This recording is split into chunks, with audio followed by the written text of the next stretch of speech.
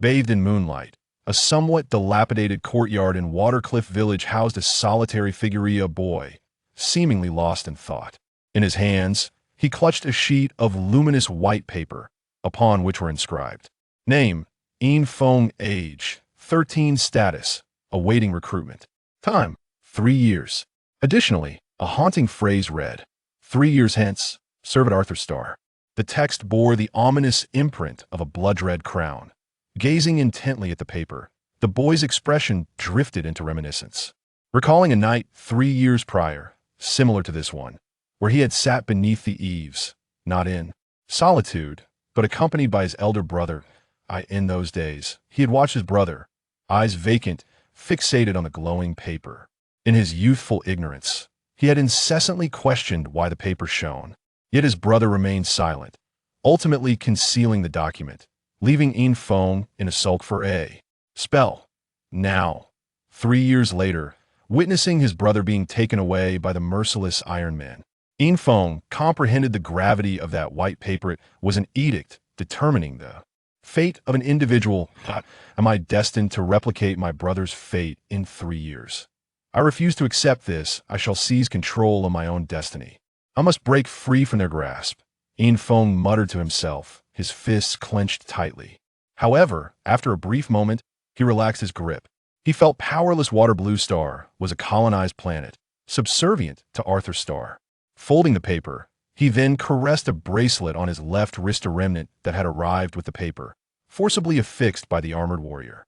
Despite his struggles, he could not break free. That it was said that once dawned, if one did not perish, they would inevitably be taken away by those Iron Men in 3 years, leaving this land behind.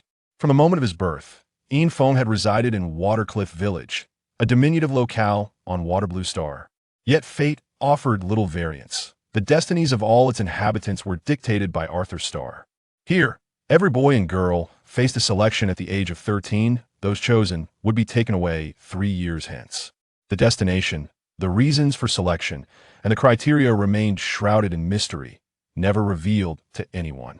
Moreover, Arthur Starr selected individuals of various ages for labor, which explained Ian Fong's solitude. His parents had departed when he was still very young. Amidst endless memories, Ian Fong succumbed to slumber, dreaming of his father, mother, and brother. As dawn broke, Ian Fong rose early, as was his custom.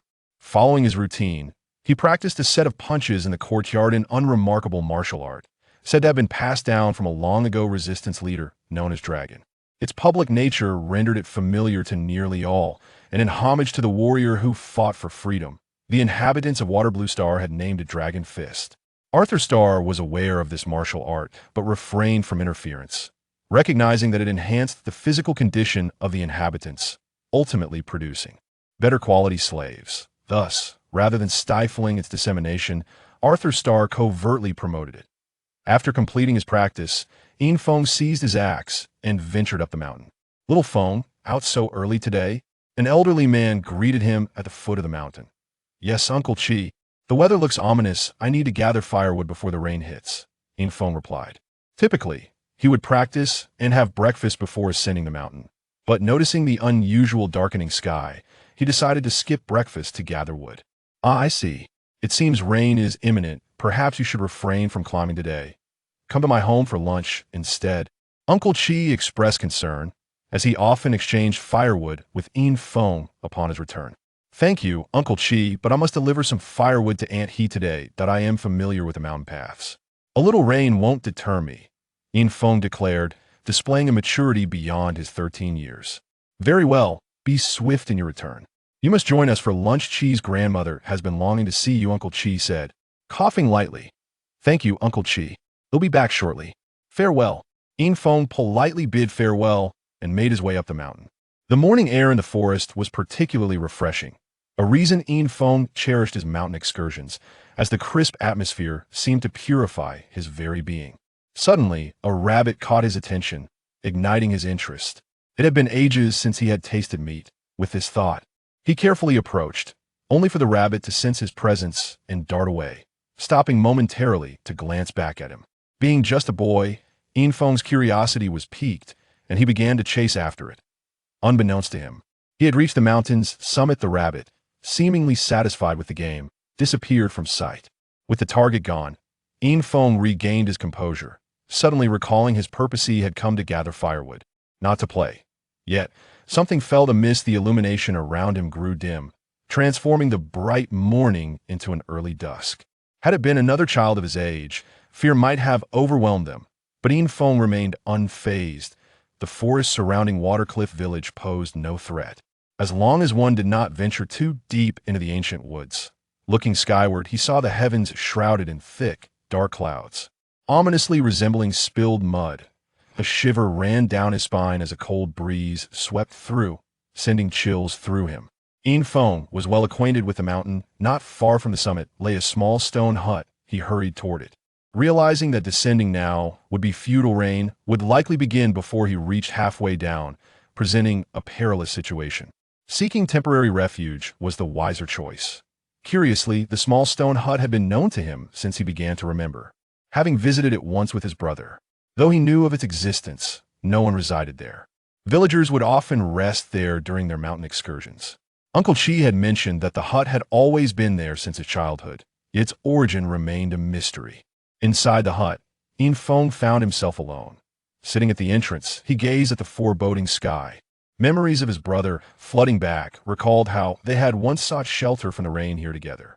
Unbeknownst to him, tears welled in his eyes, and a wave of pent-up emotion surged forth. Unrestrained in the absence of others, the grief that had long been suppressed finally erupted. The sound of rain cascaded down, synchronizing with his sobs, transforming into a torrential downpour. Thunder rumbled ominously, sending shivers through Yin Feng, as if the very sound reverberated in his ears. The cacophony of wind, thunder, and rain enveloped him entirely, and his weeping ceased. Though he had witnessed such tempestuous weather before, he had never felt it so intimately. The thunder resonated within him. Unlike anything he had experienced, the sky seemed to unleash a wrathful storm, with lightning illuminating the heavens as if to annihilate the land below. The dense clouds loomed like ancient beasts, ceaselessly belching forth flashes of light. Chapter 2. The Duel of the Master Swordsman and the Spaceship. The scene before Yin Feng resembled that of an apocalyptic nightmare, evoking a profound sense of dread within him. The mountain winds roared violently, and nearby trees toppled like mere matchsticks, causing Yin Feng to shield his eyes and scream in terror. Despite his usual bravado, the sheer force of nature laid bare the innate fear that resides within humanity. The solitary village at the foot of the mountain was enveloped in a tempest of thunder and rain, appearing utterly helpless. Peering through the gaps between his fingers, Yin Feng caught sight of this grim tableau, his heart swelling with concern for the villagers, unaware that he too was ensnared in peril. Time slipped away, and the storm showed no sign of abating. Instead, it intensified with alarming fury. The village below had vanished behind a curtain of rain, obscuring Yin Feng's view entirely. His mind was awash with anxiety for his safety and the well-being of the villagers. Suddenly, a brilliant beam of light pierced through the dense clouds, as if some celestial force had broken through the gloom, casting a majestic column of illumination upon the earth. The space between heaven and earth appeared sanctified by this radiant shaft, leaving Yin Feng momentarily mesmerized. In the midst of this darkened world, the emergence of such a brilliant light reminded him of the beams that filtered through the cracks of his dilapidated cottage back home. Before he could fully absorb the spectacle, two colossal spaceships burst through the clouds, their thunderous roars causing the surrounding storm clouds to coalesce around them as if drawn by an unseen force. The stark contrast of the moment rendered Yin Feng speechless. He had heard tales of a formidable force known as technology, the foundation of Arthur Starr's might. Yet it was only now that he comprehended the true extent of its power. Just moments ago, the sky had been shrouded in tempest. Now, it was a canvas of clear blue, leaving him utterly astonished. However, a nagging question lingered in Yin Feng's mind. Why had these ships appeared here? The black dragon insignia emblazoned upon their hulls only deepened his curiosity, for they were not vessels of Arthur Starr, which bore crimson crowns. As he pondered, a booming voice resonated from the ships above. "Sikong Jian, you have no choice. Surrender now." Being pursued by our Black Dragon fleet for so long should be a source of pride for you." Upon hearing these words, Infong realized that the two ships were in pursuit of someone formidable. His curiosity piqued. He strained his eyes toward the heavens, attempting to catch a glimpse of the object of this relentless chase. Just then, a coarse voice, even louder than the preceding thunder, echoed across the sky. "Damn the Black Dragon fleet. If I weren't imprisoned for so long, my powers diminished, I would obliterate your fleet with a mere gesture." Infong listened intently, fully aware that someone was indeed being hunted by the two ships. Yet, no matter how he strained his eyes, he could not discern the figure. Without uttering another word, the two ships unleashed massive red nets that engulfed the entire space within Infeng's line of sight. Following this, a swarm of diminutive figures streamed from the ship's compartments. However, due to the distance, Infeng could not make out their features. Suddenly, the location where the beam of light had previously shone erupted with a tremendous azure glow, resembling a sword. It was at this moment that Infeng vaguely perceived a figure standing in midair, seemingly suspended above the ground. "Since I cannot return to my homeland, I shall fight you to the bitter end. To be buried alongside you rabble would tarnish my illustrious reputation," the figure proclaimed. Sikong Jian, the last scion of the Sikong clan, was an ancient cultivator imprisoned by the Black Dragon Empire of the Black Dragon Star Domain. Today, he had finally managed to escape amidst the chaos of battle between the Black Dragon Empire and its adversaries. Yet his flight had led him to Water Blue Star, where he was ultimately cornered. The diminutive figures released from the ships swiftly approached Sikong Jian, but before they could close the distance, a sweep of his azure light sent them tumbling to the ground as though they were mere debris. "To think you would dare to send such trifles against me, Sikong Jian," he exclaimed, effortlessly dispatching the small figures. Unbeknownst to him, one of them fortuitously hurtled toward Infeng. With a resounding thud, the ground before Infeng's modest stone house was cratered, and the unexpected turn of events sent him tumbling to the ground in shock. These were no mere small figures. Infeng had encountered smaller warriors before, equipped in steel armor that made them resemble tiny houses. Yet this one was even larger, albeit split open at the midsection, suggesting it was damaged. Nevertheless, fear gripped Infeng as he crouched behind the door, peering cautiously at the unfolding spectacle. "May heaven protect me. Please don't let them discover my presence," Infeng silently prayed. Meanwhile, the diminutive figures in the sky had been entirely vanquished, leaving not a trace of effect on Sikong Jian. "Haha, I never expected that even in such a state, you cultivators would still be formidable. Thankfully, we came in pairs. Alone, I fear we might not have subdued you," one voice declared. "Old Lu, stop chattering. I'll restrain him. You move in to capture him," another voice commanded brazenly, as if Sikong Jian were already a mere formality to subdue. "Right, let us quickly apprehend him and return. We can't afford any mischief," came the reply. With that, the two ships clanged loudly, transforming into towering steel giants in the sky. Seeing this, Sikong Jian's azure sword blazed with renewed intensity. The giants made no complex maneuvers. One reached out to grasp Sikong Jian while the other extended countless iron chains in an attempt to ensnare him. Although the giants appeared colossal, their movements were swift and deliberate. "Haha, receive my flame sword technique," Sikong Jian shouted, as his sword transformed into a fiery red hue. A sea of flames erupted around him, engulfing both giants in its embrace, momentarily slowing their approach. The sky was ablaze with fire, as if the heavens themselves were alight. Yet, aside from a slight reduction in speed, the giants remained unaffected, engaging Sikong Jian in fierce combat. His sword unleashed massive flames, preventing the steel giants from closing in, but failing to inflict any significant damage upon them. "Delightful. Haha. Enough with your probing. Your tactics cannot hope to subdue me," Sikong Jian proclaimed, emboldened by the confrontation. At that moment, the attacking giant prepared to unleash its full might, summoning a colossal blue sword that voraciously consumed the surrounding flames. With a swift motion, it lunged towards Sikong Jian, seemingly unaffected by the inferno. The giant tasked with restraining Sikong Jian enveloped itself in a thin aura of light, repelling the flames while accelerating toward him. The swift shift in circumstances left Sikong Jian surrounded by chains, offering little room for evasion, while the massive sword approached ominously. The previously clumsy giants had swiftly turned the tide of the battle. Yet, Sikong Jian did not flinch. He stood resolute, and with a flourish of his sword, he conjured a gradually expanding flame sword. As it materialized, the surrounding chains clanged as they were repelled, all retreating in disarray. The colossal flame sword roared as it met the approaching azure giant sword, resulting in a thunderous explosion that reverberated through the heavens and the earth. A fierce wind surged forth, enveloping Yin Feng, who found it difficult to keep his eyes open against the onslaught. He could only hear the voice of Sikong Jian exclaiming with triumphant laughter, "Ha ha, it is over. Everything is finished. The Sikong family is no more.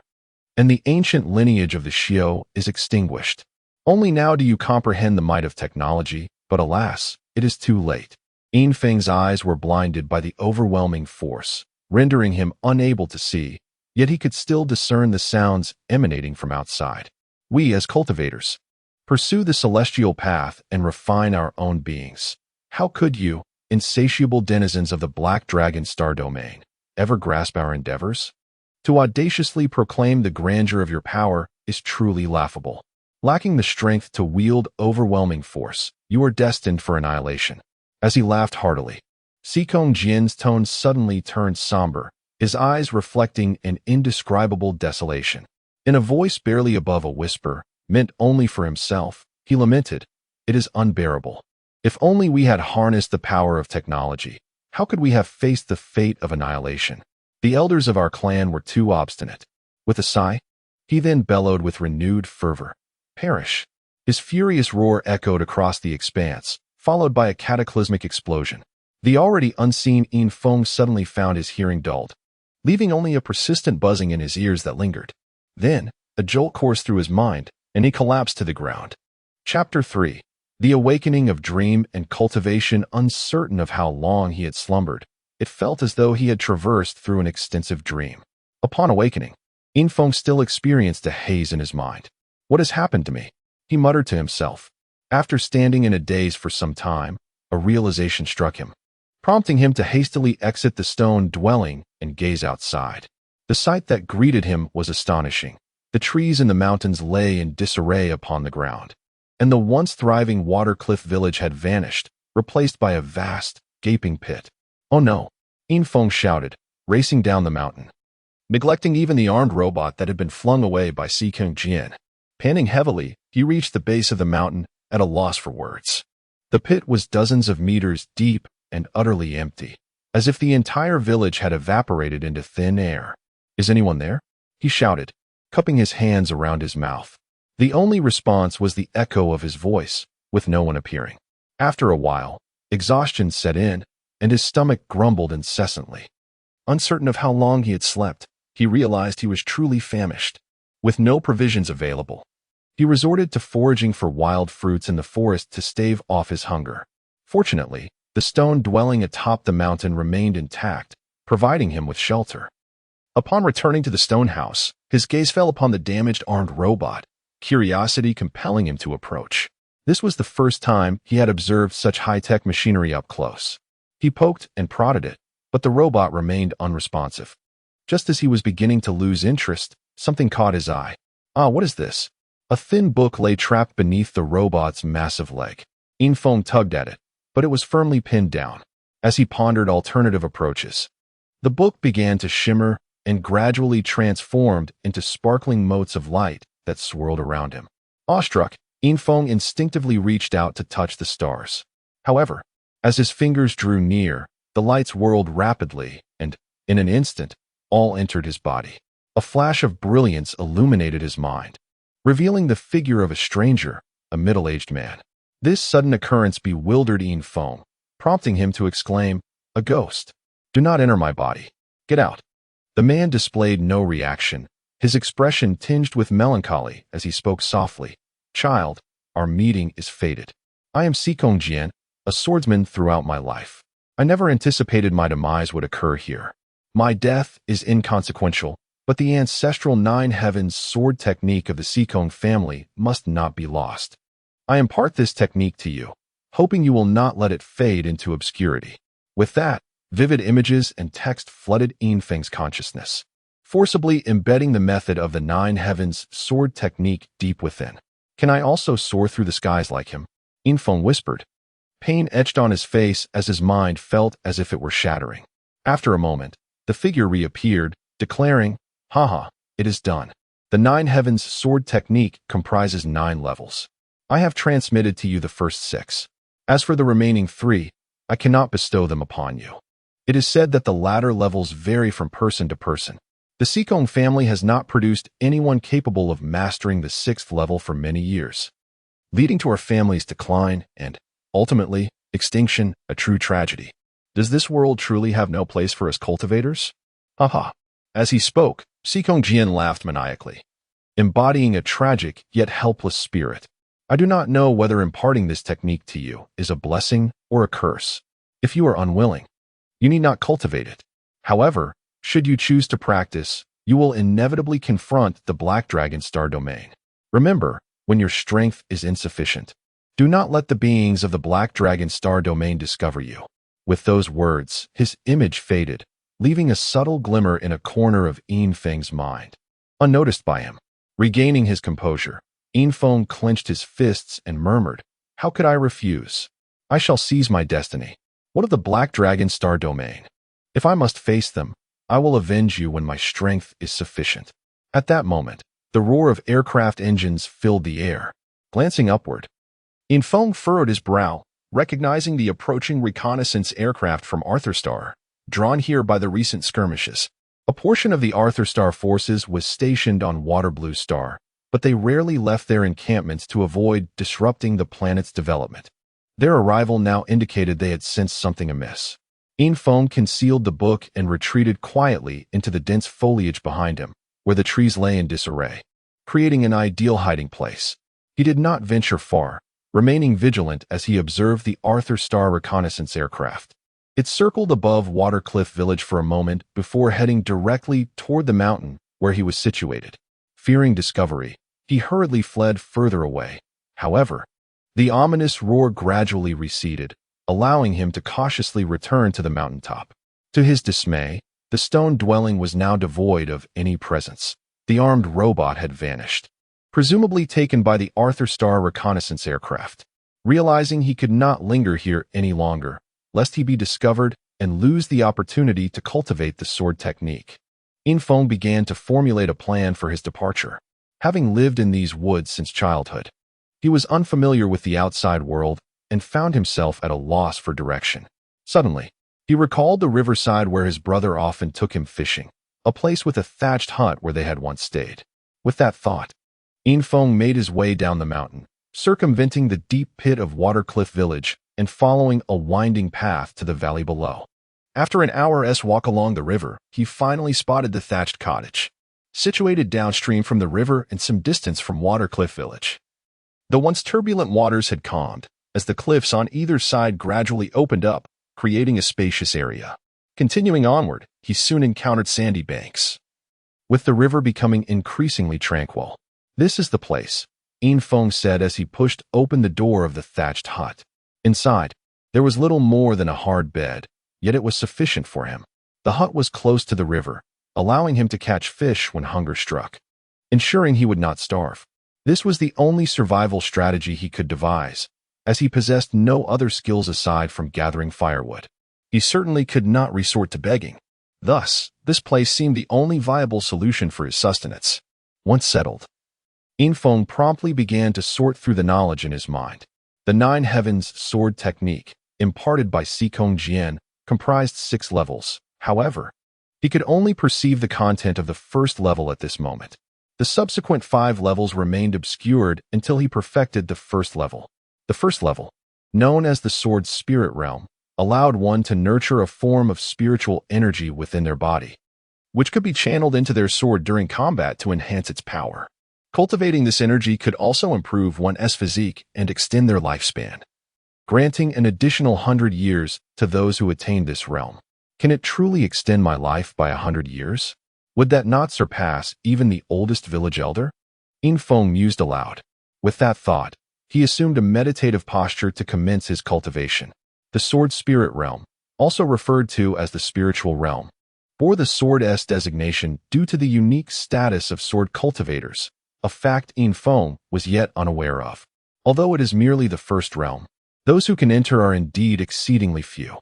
The key to successful cultivation lies in two aspects: spiritual energy and individual aptitude.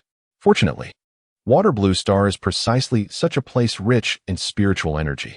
Here, technology is rather primitive, and it remains under the control of Arthur Star. However, Arthur Star has not damaged the environment, precisely due to considerations for the spiritual energy. While Arthur Star is a planet of advanced technology, it possesses its own methods of cultivation, which differ from those of ordinary cultivators. They do not comprehend the great Tao or refine themselves. Rather, they harness external forces to acquire spiritual energy. Chapter 4. The innate sword intent propels cultivation. Infiltration had once heard from the elders in the village that some individuals possess extraordinary power, like the rebellious leader, Long. However, the acquisition of such strength is not an easy feat. He had often fantasized about one day wielding power that surpasses the ordinary, even eclipsing that of Long, to undertake battles that Long could not, and to end the fate of Shui Lan Star being colonized. Each time he shared this aspiration with his elder brother, he would affectionately ruffle Infiltration's hair and chuckle, calling him a foolish boy, urging him to abandon such dreams. Each rebuke from his brother only fueled Infiltration's determination, leading him to diligently practice Dragon Fist, resulting in his seemingly frail physique harboring considerable strength. At this moment, the Nine Heavens sword technique ignited a flicker of hope within Infiltration, awakening the source of his dreams. The first tier of the sword technique revealed to him a glimmer of possibility. If he could perfect this initial level, he might possess strength comparable to Long's. Long's unique insight had allowed him to create the Dragon Fist, yet this technique paled in comparison to the Nine Heavens sword technique, appearing rather rudimentary. Thus, Long's strength was merely a shade greater than that of a fully realized first tier of the Nine Heavens sword technique, a distinction too subtle for Infiltration to grasp. Although the sword spirit realm was merely the first tier, entering it was no simple task. This was one of the reasons for the gradual decline of the Seekong family. Compared to other cultivation paths, sword cultivation presented a vast chasm that hindered many aspiring sword practitioners. The challenge of this realm lay in the birth of the sword spirit. Ordinary cultivators gather spiritual energy within their bodies to form a spiritual heart, thereby entering the spiritual realm. In contrast, sword cultivators must not only cultivate a spiritual heart, but also forge a sword heart, merging the two into one to shape the sword spirit. Thus, stepping into the sword spirit realm, Infiltration contemplated the existence of spiritual energy. The Dragon Fist he had practiced before was merely an external technique, lacking a precise method for gathering spiritual energy. However, with the Nine Heavens sword technique, he discovered detailed descriptions of spiritual energy and methods for its accumulation. He sensed a subtle shift in the air around him, an elusive presence that would have gone unnoticed without the guidance of the sword technique. This was the mysterious spiritual energy. Yet, this sensation was fleeting. Each time he sought to concentrate and explore it, it seemed to vanish, leaving him in pursuit once more. Like a cat chasing a mouse, Infiltration repeated this cycle of discovery and disappearance until the sun gradually rose from the horizon. A beam of gentle light filtered through the gaps in his thatched roof. And at that moment, Infiltration felt as though he had grasped something elusive. A wisp of refreshing energy began to approach him, eventually entering his body. Just as he intended to savor this experience, the sensation dissipated, leaving only a coolness behind as everything returned to normal. This brief encounter stirred something within Infiltration, as if he had opened a crack in the door to cultivation. Having achieved this initial success, the subsequent gathering of spiritual energy seemed significantly easier. Before long, another wisp entered his body. Hours passed, and soon beads of sweat began to form on his forehead. This first session of cultivation had astonishingly lasted over 10 hours, and he was indeed fatigued. Exhaling deeply, Infiltration massaged his slightly numb legs, wiped the sweat from his brow, and slowly rose to his feet. Perhaps due to sitting for too long, he swayed slightly before steadying himself. A hint of weariness graced his face, yet his eyes sparkled with an inner fire. I have absorbed 32 strands of spiritual energy. It's time to practice the sword technique, Infiltration murmured softly. Each tier of the 9 heavens sword technique corresponds to a specific sword technique, and the first tier's technique was named Gentle Breeze, an introductory form that could be practiced even without the accompaniment of spiritual energy. Stepping outside, he inhaled the crisp air deeply, picked up a nearby twig, and made his way to the riverbank not far away, surrounded by mountains in the distance and the shimmering waters nearby. This scenery was already a part of Infang's life. Yet today felt different. For the first time, he felt a profound urge to protect this beauty.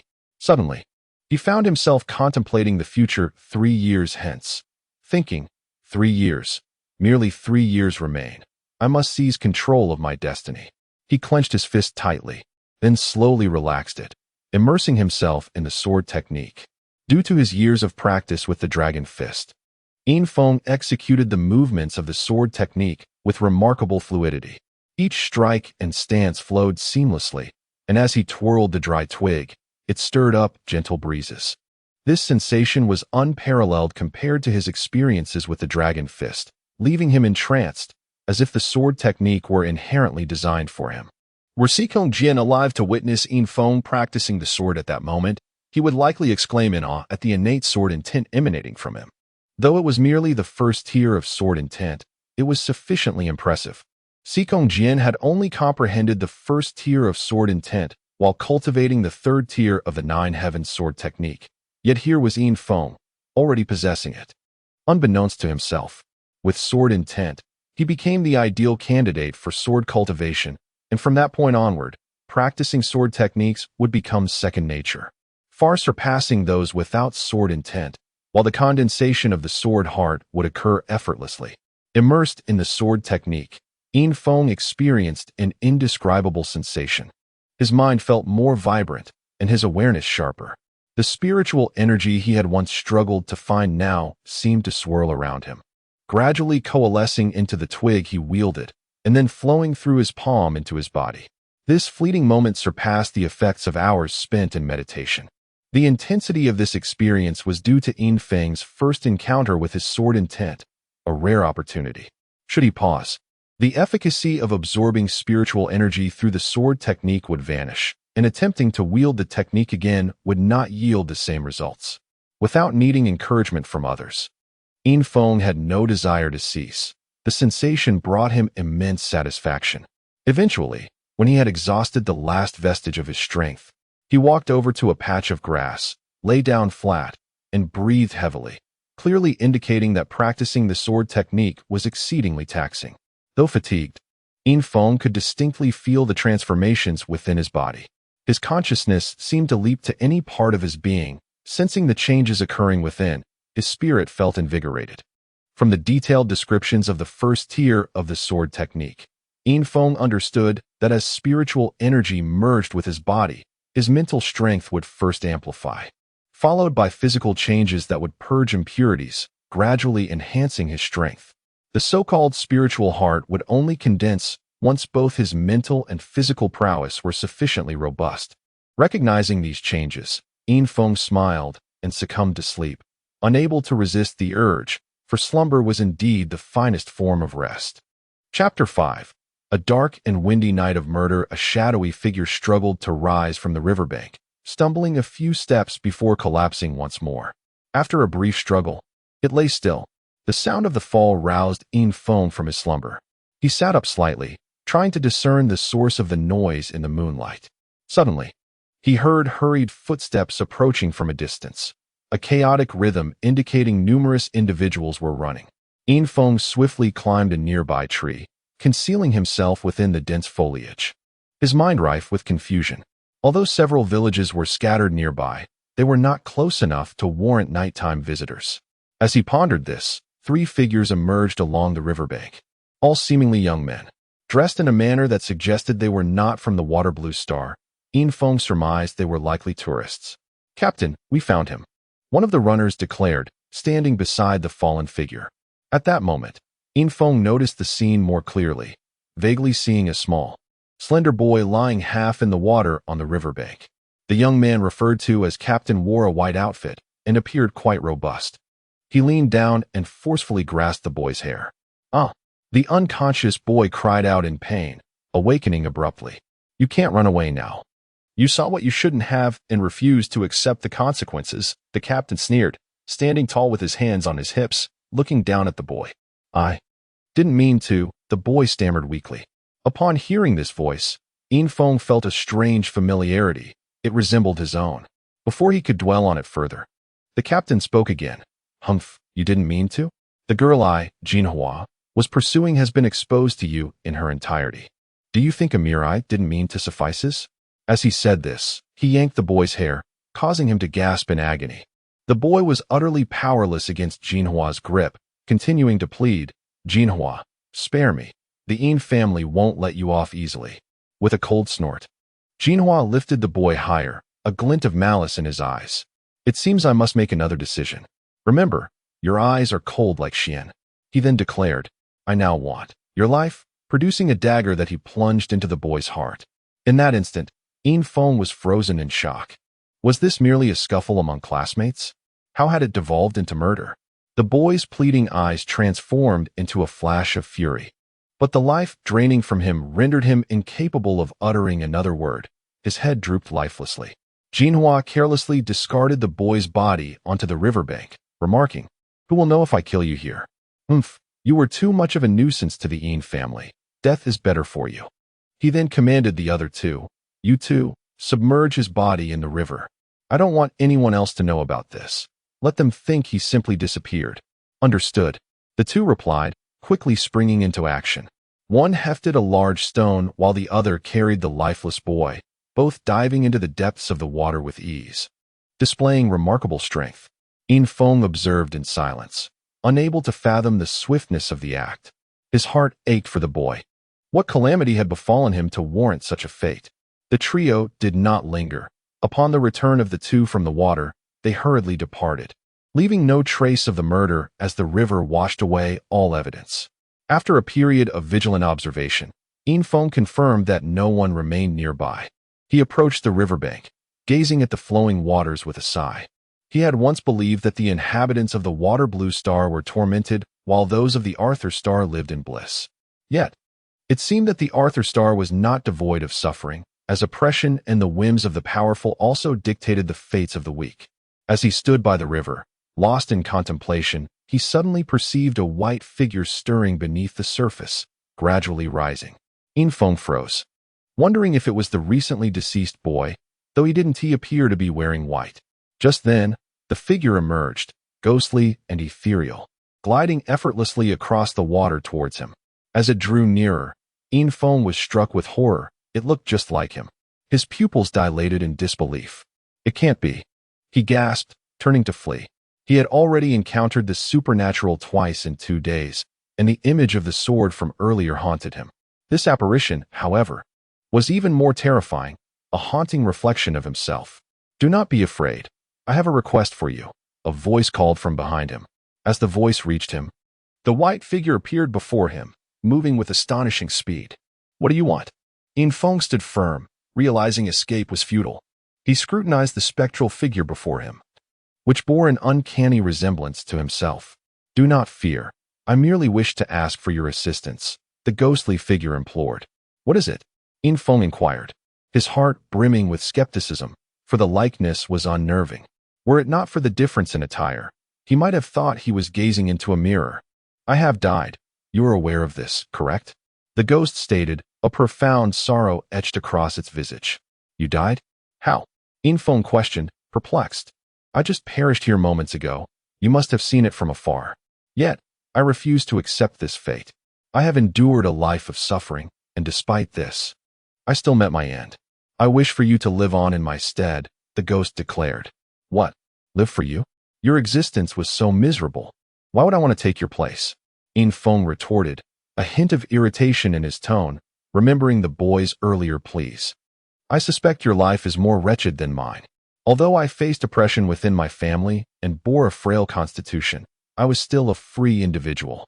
Far better than existing on a colonized planet," the ghost replied. Infong pondered this, realizing that if such an arrangement were possible, it might indeed be a fortuitous opportunity, an escape from his current existence. I might consider your request, but what benefit is there for you in this? He asked. The ghost paused, seemingly lost in thought upon hearing Infeng's tentative agreement. Chapter 6. The Rebirth of Memory Fusion. The silent specter suddenly spoke. I am Infong, hailing from the Yin family in the tranquil city of Bibbo on planet Arthur. I could have lived a fulfilling life, yet my father went missing. As the current clan leader, our family resorted to utilizing his backup genes, resulting in the emergence of the genetically engineered clan leader. Though he shares the same bloodline as I do, he is not my father, and our bond is devoid of emotion. The position of clan leader may be temporarily assumed by a genetic counterpart, yet if the next leader were to be chosen through normal succession, I would be the primary heir. Alas, I am burdened with a frail constitution, incapable of even operating the most basic mechas, clearly disqualifying me from the leadership role. The youth of the clan are numerous and talented, and this situation seems to ignite their hopes, leading to my current isolation within the family. I fear not death, but I do not wish to perish in mediocrity. Despite my physical frailty, my spirit is undeniably robust. I am passionate about science and aspire to be a scientist. I dream of a day when I achieve fame, and my missing father and mother will surely hear my name echoing across the cosmos and come to find me. As he spoke, the apparition of Infong began to waver, indicating that he could not linger for long. He continued, I can only say this much. You will come to know all about me. Let us merge. My consciousness will fade, enriching your memories. With my dying spirit, I shall liberate you from the fate of colonization. Boom. A sound reverberated in his mind like an explosion, and in an instant, Infong lost consciousness. Upon awakening, Infong was unaware of how long he had slept. When he opened his eyes again, the sun blazed high in the sky. Rubbing his sleepy eyes, he was suddenly overcome by a splitting headache. How painful! He groaned, clutching his head in agony. Scenes of unfamiliar memories flashed before him like a film reel. What are these, brother? He muttered to himself, recognizing his brother In Han among the memories. Having absorbed the entirety of the other's memories, Infong gained a rudimentary understanding of his past. Even witnessing the moment his brother was taken away, becoming a servant of the Yin family, he also learned the cause of his own demise, which stemmed from a chance encounter with the class beauty, Lung Ruoxuan, while she was bathing. The events unfolded simply. Infeng's journey to the water-blue planet with his classmates was a practical course designed to enhance their outdoor survival skills. After a day of exploration, they set up tents for the night, followed by free time. Seeing that it was still bright outside, Infong decided to wander a bit more. When he stumbled upon a secluded gully, an alarming siren pierced the air, and suddenly, Lung Ruoxuan and two girls appeared in his line of sight, looking somewhat disheveled, as if they had just emerged from a bath. He had seen nothing of consequence, yet they took it differently. The two girls beside Lung Ruoxuan furiously threatened to gouge out Infeng's eyes, prompting him to flee hastily. Unbeknownst to him, he encountered the class monitor, who had already learned of this misunderstanding and, innocently caught up in the chaos, was beaten before he stumbled off the cliff, leading to the subsequent pursuit. Infong couldn't help but feel a pang of regret for the other Infong, whose fate had been sealed by a mere misunderstanding. Contemplating how he would face these individuals in the world of Arthur, he felt an inexplicable surge of excitement. He tugged at his sleeve to conceal the black bracelet on his wrist and headed in the direction where the class monitor Jean Hua had departed. The campsite for this group of students was not far from where Infong was, even close to Watercliff Village. Upon arriving, he found everything eerily silent, the occasional sound of snoring indicating that most students were fast asleep. He stealthily approached the tent he had set up. Just as he was about to unzip the tent, someone suddenly patted him on the shoulder. Who? Infong exclaimed, startled, having sensed the presence of a formidable figure. It's me, came the voice from behind. Turning, Infong recognized it was Teacher Jifeng, the supervising instructor. Quickly lowering his head, Infong said, Teacher Ji, I got lost and returned late. A flicker of doubt crossed Jifeng's face, but he quickly regained his composure, replying, Go inside and rest. Tomorrow, You will need to explain to Teacher Kongning, who has been searching for you all night and has yet to return. Understood, Infong nodded, feeling guilty as he hurried into the tent. The next morning, the sound of a whistle jolted him awake, followed by a woman's voice calling, "Everyone rise. The last one up is responsible for cleaning duties." Infong scrambled out of the tent. He had been so anxious the previous night that he had slept in his clothes, allowing him to wake up quickly. Outside the tent, he spotted the teacher blowing the whistle. It was Teacher Kongning, one of the supervising teachers and also his homeroom instructor. She appeared somewhat weary, clearly having had a restless night. Noticing Infong as the first to emerge, Kongning approached him and said, "Infong, due to your unauthorized departure last night, I will deduct 10 points from your personal performance. Do you have anything to say?" Infong was well aware of the significance of this score. Personal performance points totaled 20, crucial for college applications. Being docked 10 points would make it far more challenging for him to gain admission. He quickly offered a sheepish smile. "Teacher Kong, I truly got lost. Please let me off just this once. I've always been well-behaved in class. Grant me this opportunity." Kongning, familiar with Infeng's background, knew that while his family was decent, he wasn't particularly valued, and his academic performance was average. However, he was not troublemaking, so she did not want to make things difficult for him. Yet, she also felt it inappropriate to let it slide entirely and feigned seriousness, saying, "I can give you a chance, but you must fulfill a condition." Infong paused in surprise and immediately inquired, "What condition?" Kongning smiled. "Isn't it true that you are the only one unable to complete the basic mecha operation? This has cost our class considerable points. My condition is that you must pass the basic mecha operation during the initial assessment next semester." For the average denizen of Arthur, basic mecha operation was a trivial task, as mechas were intertwined with daily life. Even individuals with disabilities had specially designed mechas available for use. Now, as a second-year high school student with no disabilities, Infeng's inability to perform such a basic task was quite extraordinary.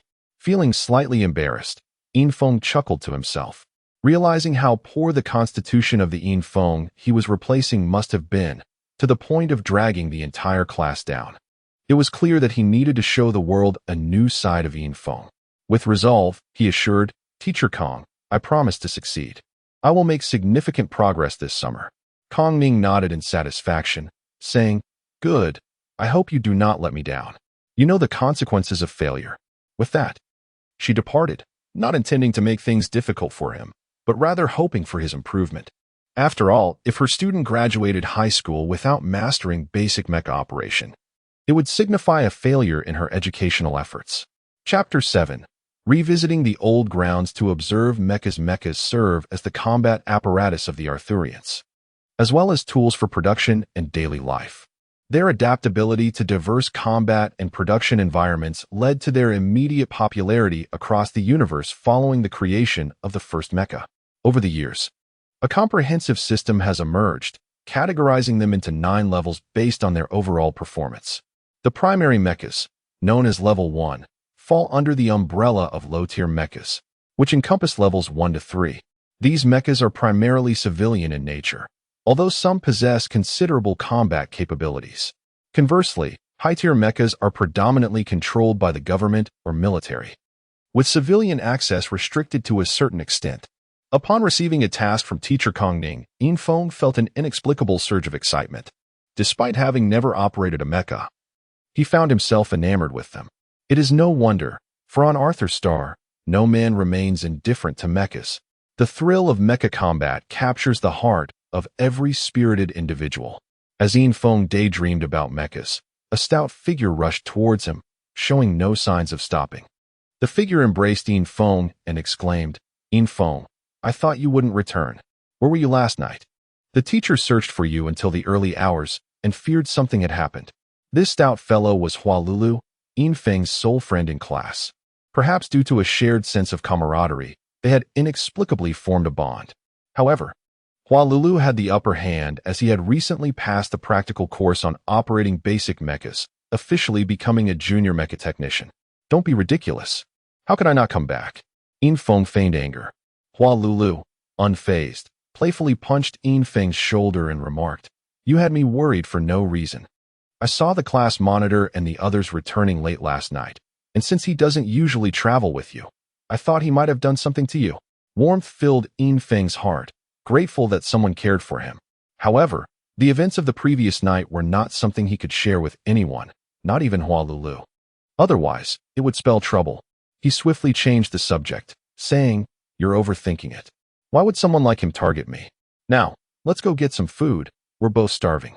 After exchanging words, they headed towards Teacher Ji Feng, who was opening a container filled with small lunchboxes to distribute to the students. Although it was an outdoor practical course, the teachers had not been so harsh as to require the students to prepare their own breakfast.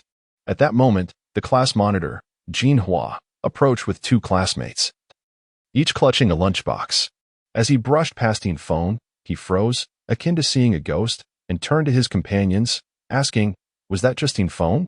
The two companions, who had been involved in disposing of Infeng's body the previous night, mirrored Jin Hua's astonishment. Upon hearing his inquiry, one responded, "It really seems to be him. Has he come back from the dead?" Before he could finish, Jin Hua quickly covered his mouth, warning, "Be careful. Don't say anything reckless. Let us assess the situation first." Infeng, having noticed Jin Hua's unusual reaction, maintained an air of ignorance, as if he had completely forgotten the events of the previous night. After collecting their breakfast, the two returned to Infeng's tent, where they were taken aback by a figure standing beside it. Lung Ruoxuan stood there, and upon seeing Infeng approach, she glanced around to ensure no one was watching before stepping forward and asking, "Infeng, are you certain you didn't see anything yesterday?" Infeng innocently nodded, responding, "I didn't move a muscle once the alarm went off." Lung Ruoxuan appeared contemplative, then replied, "All right, I believe you. We were all too impulsive yesterday, and I hope you don't hold it against us." With that, she seemed to lighten her burden and walked away with a brisk pace. Hua Lulu remained silent while Lung Ruoxuan spoke, but as soon as she left, he seemed to have made a discovery and grasped Infeng's arm, asking, "What did you see? No, what did you not see? Why would the class beauty approach you to talk? Spill the beans." Infeng dared not confess, so he recounted the incident with the alarm, which sparked Hua Lulu's imagination. With no one else around, Hua Lulu lamented, "Infeng, you're too naive. If you had evaded the alarm, you would have had quite the experience." Ha! Hua Lulu's boldness was striking. If the class monitor had overheard, it would certainly lead to a beating or worse. Infeng shot him a disapproving glance, unwilling to continue the discussion, especially since the previous version of himself had met his demise due to such folly.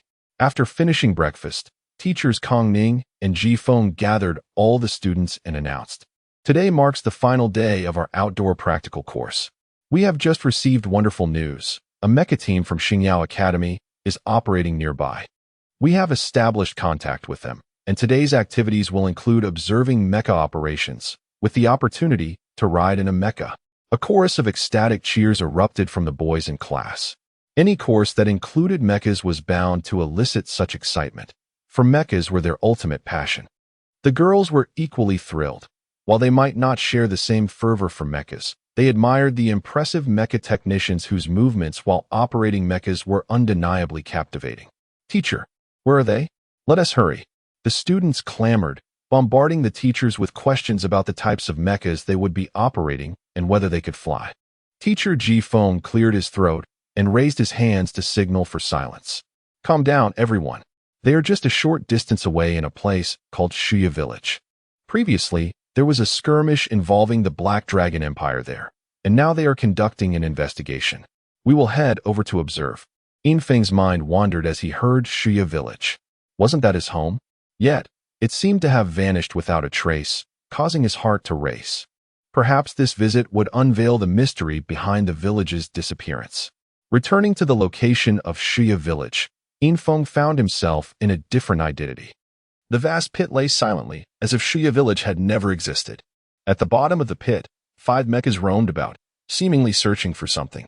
Had it been the former Infeng, he would have seen them as mere steel giants, but now he recognized them as mechas, and of a high grade at that. Oh my, the Xingyao 4th generation mechas. These are level 4 mechas, requiring at least a level 4 mecha technician to operate. Someone exclaimed, immediately identifying the 5 mechas. The Xingyao 4th generation, designed and developed exclusively by Xingyao Academy, represented the pinnacle of their engineering prowess, as all mechas in this series were crafted by students themselves. The 5 mechas appeared to have noticed the students nearby, and one of them rushed towards them, inciting a wave of cheers from the students. The ground trembled beneath the pounding of the mecha's feet, accompanied by the roaring sound of its engines, stirring the students into a frenzy of excitement. Chapter 8. A twist in the Mecha experience class. As the Starshine 4 Mecha approached the edge of the deep pit, it leaped gracefully into view before the crowd. The Mecha halted its advance and called out from a distance, "Teacher Kong Ning, long time no see." Kong Ning smiled back at the Mecha and replied, "Du Feng, I didn't expect you to become even more impressive. Let me introduce you to some of your juniors." No sooner had Kong Ning finished speaking than voices called out, "Hello, Senior, you're so handsome." Kong Ning was momentarily speechless, realizing that her students were once again fawning over someone. Du Feng, however, appeared unfazed and addressed the crowd. "Greetings, juniors. Is there anyone who wishes to experience it? I can take one person along." This statement instantly stirred excitement among the students. The mecha cabin could accommodate an additional person, albeit with a slight impact on the mecha operator's control, which was negligible during non-combat scenarios. Moreover, the passenger could experience the mecha's movements from the operator's perspective, making it a tantalizing opportunity for those who had only piloted basic mechas. Everyone was eager to volunteer, except for Yin Feng, who remained quietly in the back. Yet Du Feng noticed him and pointed, saying, "The junior at the back, it's you." The crowd parted like water, turning to see whom Du Feng had singled out. "What? It's him?" A boy next to the class leader, Jin Hua, exclaimed. His name was Cheng Fei, Jin Hua's lackey and a conspirator in buried secrets. Murmurs of disbelief rippled through the crowd. Du Feng was somewhat taken aback by the reaction. Kong Ning had specifically requested him to take Yin Feng, and he had not anticipated such a strong response. However, he quickly grasped Kong Ning's intention. She was unwilling to abandon any of her students, even if one was deemed a failure. Jin Hua, feeling displeased, whispered to Yin Feng as he was about to approach Du Feng's mecha, "You're not allowed to go." His tone was commanding, as was his usual manner. In the past, such orders would have had Yin Feng obediently complying, but this time felt different. Yin Feng furrowed his brow, recalling too many memories associated with such situations. This wasn't the first time Jin Hua had issued commands. Stopping in his tracks, Yin Feng turned a blind eye to Jin Hua and walked directly toward Du Feng. Jin Hua's expression darkened. How dare Yin Feng defy him? Others had heard his command, and in that moment, Jin Hua felt his authority challenged. Yet this was not the time for an outburst. With clenched fists, he resolved to teach Yin Feng a lesson he would not forget. Hua Lu looked on enviously as Yin Feng boarded Du Feng's mecha, having witnessed the defiance of his class leader. Meanwhile, in the cockpit, Yin Feng carefully settled behind Du Feng, exhilaration coursing through him as it was his first time in a cockpit. "Let's go," Du Feng announced. The engines of the Starshine 4 roared to life, and with a powerful leap, they plunged into the deep pit, moving away amidst the envious and jealous gazes of the crowd. At that moment, Kong Ning addressed the remaining students. "All right, don't be disappointed. Everyone will have a chance soon." Before long, 4 additional mechas arrived, each piloted by Du Feng's classmates, who also brought along a student.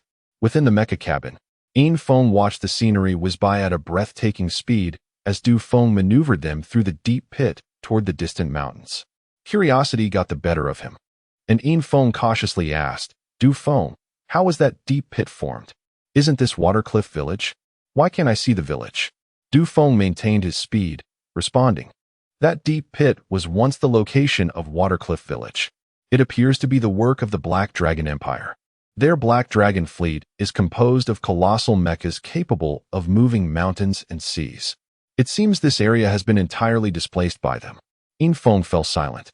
Having witnessed the might of the Black Dragon fleet, their formidable power could disperse thunder and sea alike, so moving a portion of land was surely within their capabilities. Concern for his fellow villagers gnawed at him, and he wondered if he would ever see them again. "What are you thinking?" Du Feng inquired, noticing Yin Feng's silence. "Nothing much," Yin Feng replied. "I just think mechas are incredible. Du Feng laughed heartily and added, "You should focus on building your physical strength. I heard from teacher Kong Ning that your constitution is lacking, which is the biggest obstacle to operating a mecha. You must train diligently and not let her down." Infeng smiled sheepishly, saying, "I will do my best and strive not to hold back the class or disappoint teacher Kong." Atop the mountain, things remained unchanged, except for the absence of the mecha that had been stationed in front of the small stone hut, likely cleared away. Du Feng halted in front of the stone hut and asked, "How does it feel?" Even with Infeng aboard, the Starshine 4 maintained its rapid pace under Du Feng's control. Infeng experienced a sensation unlike any he had felt before, feeling almost weightless, though he was still adjusting to the mecha's movements.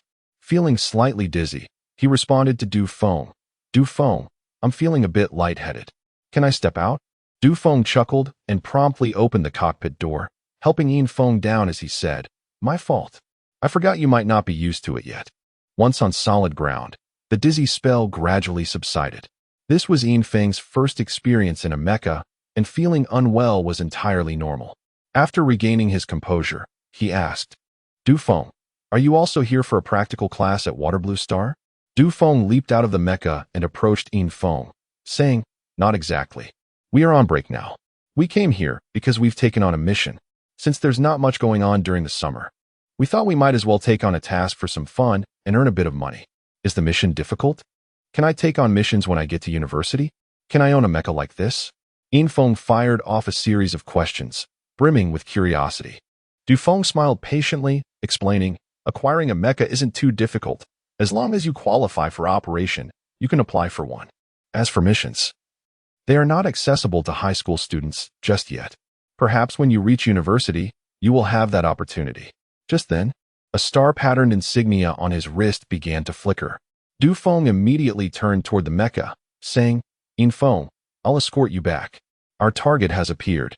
It's time to execute the mission." Infeng hurried after him, eager to learn more about the mission. "Du Feng, what kind of mission is it? Please be careful."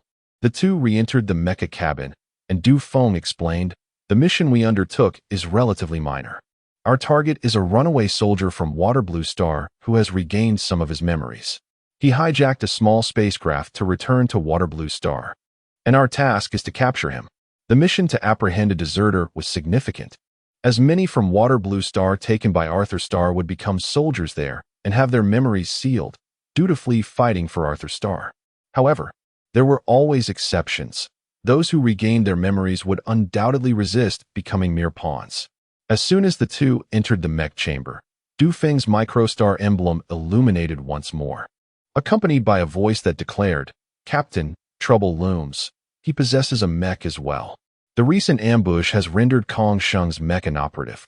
Du Feng, taken aback, responded, "Ensure the student's safety. I shall arrive post-haste." With that, the mech surged forth like lightning, descending the mountain at a speed far surpassing that of its ascent. Chapter 9. The mecha pilots of Aqua Star. Kong Ning's brow was furrowed with concern. She and Ji Feng stood before the students, teachers duty-bound to safeguard their charges, even if their capabilities were limited. In the distance, 3 resplendent starblaze 4 mechs formed a triangular encirclement around a dark, umber-hued machine. Kong Ning recognized the latter as a Vajra mech, a common model typically employed in mining and transportation. Though its frame was reasonably robust, it lacked dedicated weaponry. Of course, the iron shovel it wielded and the hammer at its waist could serve as rudimentary melee implements. In contrast, the Starblaze IVs were equipped with twin standard-issue laser cannons and a laser sword. Moreover, their exteriors boasted energy shields, a feature exclusive to combat mechs, a costly addition deemed unnecessary for production models. The equipment disparity was undeniable. Yet, Kong Sheng's Starblaze 4 was felled in a single exchange. Before its energy shield could even activate, the opponent cleaved its head off with a shovel, causing the mech to explode. Kong Sheng's fate was likely grim. The Vajra mech, surrounded by the Starblaze IVs, appeared unfazed. It shifted the shovel between its hands, an implement designed for mining, yet radiating a palpable menace. The Starblaze IVs initiated the attack.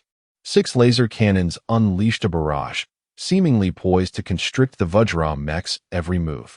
However, the situation proved more complex. As the laser cannons were raised, the Vajra mech preemptively lunged toward the Starblaze 4 on the left. Beams of laser fire grazed the Vajra mech, yet none found their mark. The mech's gait was uncanny. Its cumbersome frame displayed an unexpected litheness, nimbly evading the distant lasers, as if anticipating their trajectory. Finally, the Starblaze 4 on the left teetered on the brink of collapse. Unable to land a hit and facing the advancing Vajra mech, its pilot drew a laser sword, preparing for close-quarters combat. Yet, a sense of trepidation lingered. Rather than confronting the Vajra head-on, the pilot seemed paralyzed by its imposing presence. The other two Starblaze mechs, engines roaring, rushed to provide support, recognizing that their adversary was too formidable for any of them to face alone. The Vajra mech raised its shovel, while the Starblaze mech brandished its laser sword. Bracing for defense, all awaited the outcome of the impending clash. However, the Vajra mech's linear charge veered into a sudden arc. Despite its immense momentum, it executed a hairpin turn, eliciting gasps of astonishment. This was undoubtedly the work of a master mech pilot. The Starblaze mech's laser sword missed its target, while the Vajra mech, during the brief respite afforded by its arcing maneuver, thrust its shovel backward into the Starblaze mech's cockpit. Then, maintaining its velocity, it plunged into the dense forest. The deft strike appeared almost incidental to its departure. Everyone stood dumbfounded. The mech had fled. What had seemed like a protracted battle had ended decisively in an instant. Its power was astounding. Kong Ming's heart finally eased.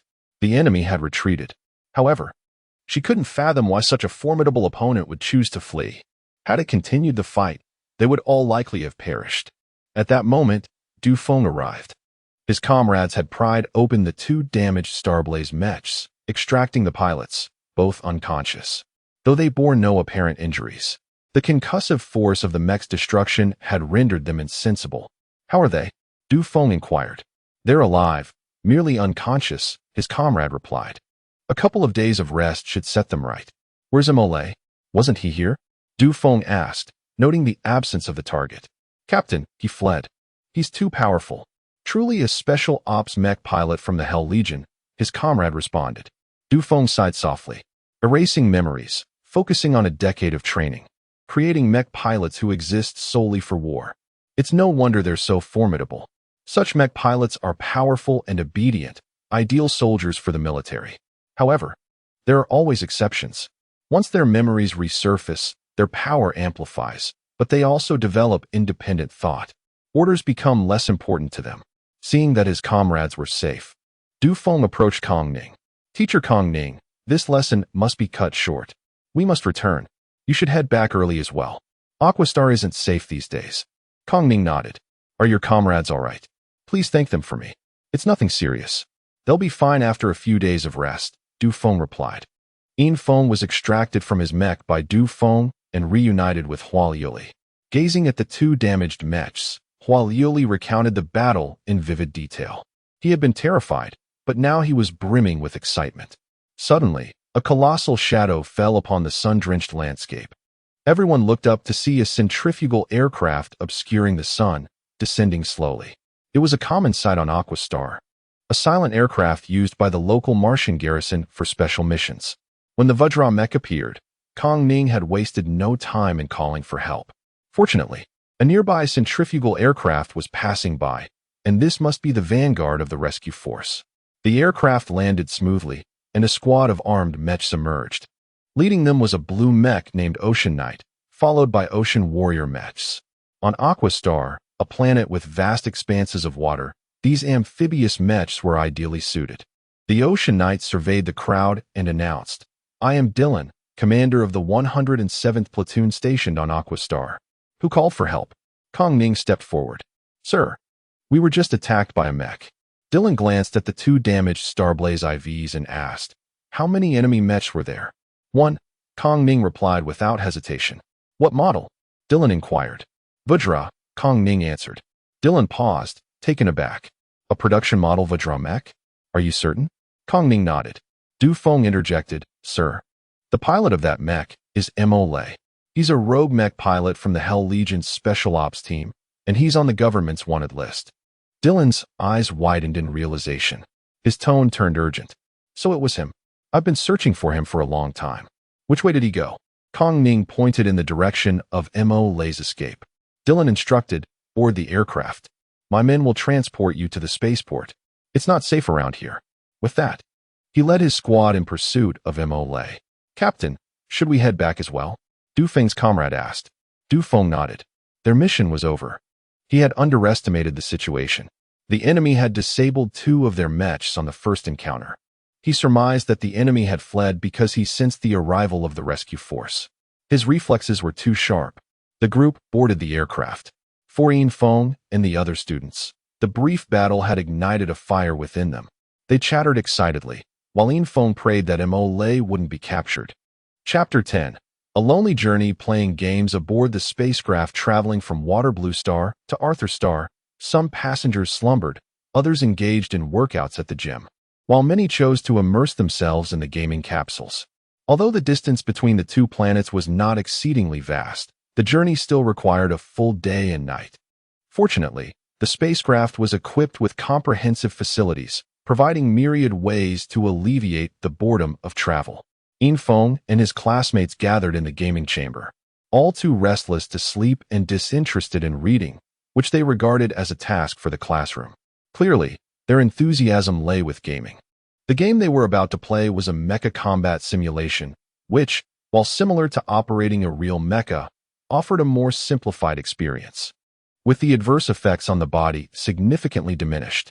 Titled Blood of the War God, the game meticulously mirrored the player's physical attributes, including speed, strength, and endurance. Thus, if one was a formidable individual in reality, they would embody that strength within the game as well. Moreover, the game provided means to compensate for physical deficiencies through energy essences, valuable in-game items that could enhance speed, strength, and endurance. However, such items were costly, making them unaffordable for the average player. As Yin Feng settled into his gaming capsule, he noticed Jin Hua glaring at him from a distance. Evidently incensed that Yin Feng dared to disregard his commands. With the teacher nearby, Jin Hua had no outlet for his frustration. Thus, he resorted to making a throat-slicing gesture towards Yin Feng, followed by a scornful finger-pointing. Yin Feng merely glanced at him before turning his attention back to the gaming equipment. Hua Lulu observed the exchange and remarked, Yin Feng, why don't we switch to another game? It seems the class leader intends to teach you a lesson in there. Yin Feng shook his head, replying, do not fear. It remains uncertain who will teach whom a lesson. In the past, Yin Feng had been a physically feeble individual, but the new Yin Feng possessed no such shortcomings. Following his memories, he seamlessly entered the game, while the lovely flight attendant carefully sealed his gaming capsule, ensuring an undisturbed experience. Initially, Yin Feng's vision was engulfed in darkness, but upon successfully entering the game, he was greeted by a brilliant light, revealing a vast plaza.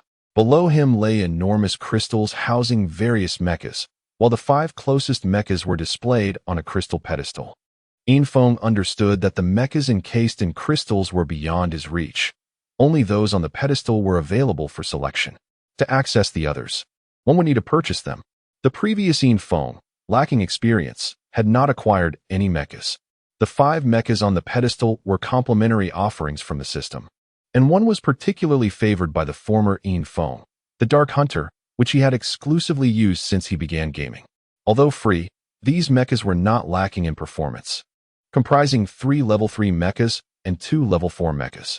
They were not the pinnacle of the mecha arsenal, but they were certainly respectable. It is worth noting that higher level mechas do not always equate to greater prowess. The best mecha is simply one that suits the user. Blood of the War God is divided into a general zone and an expert zone.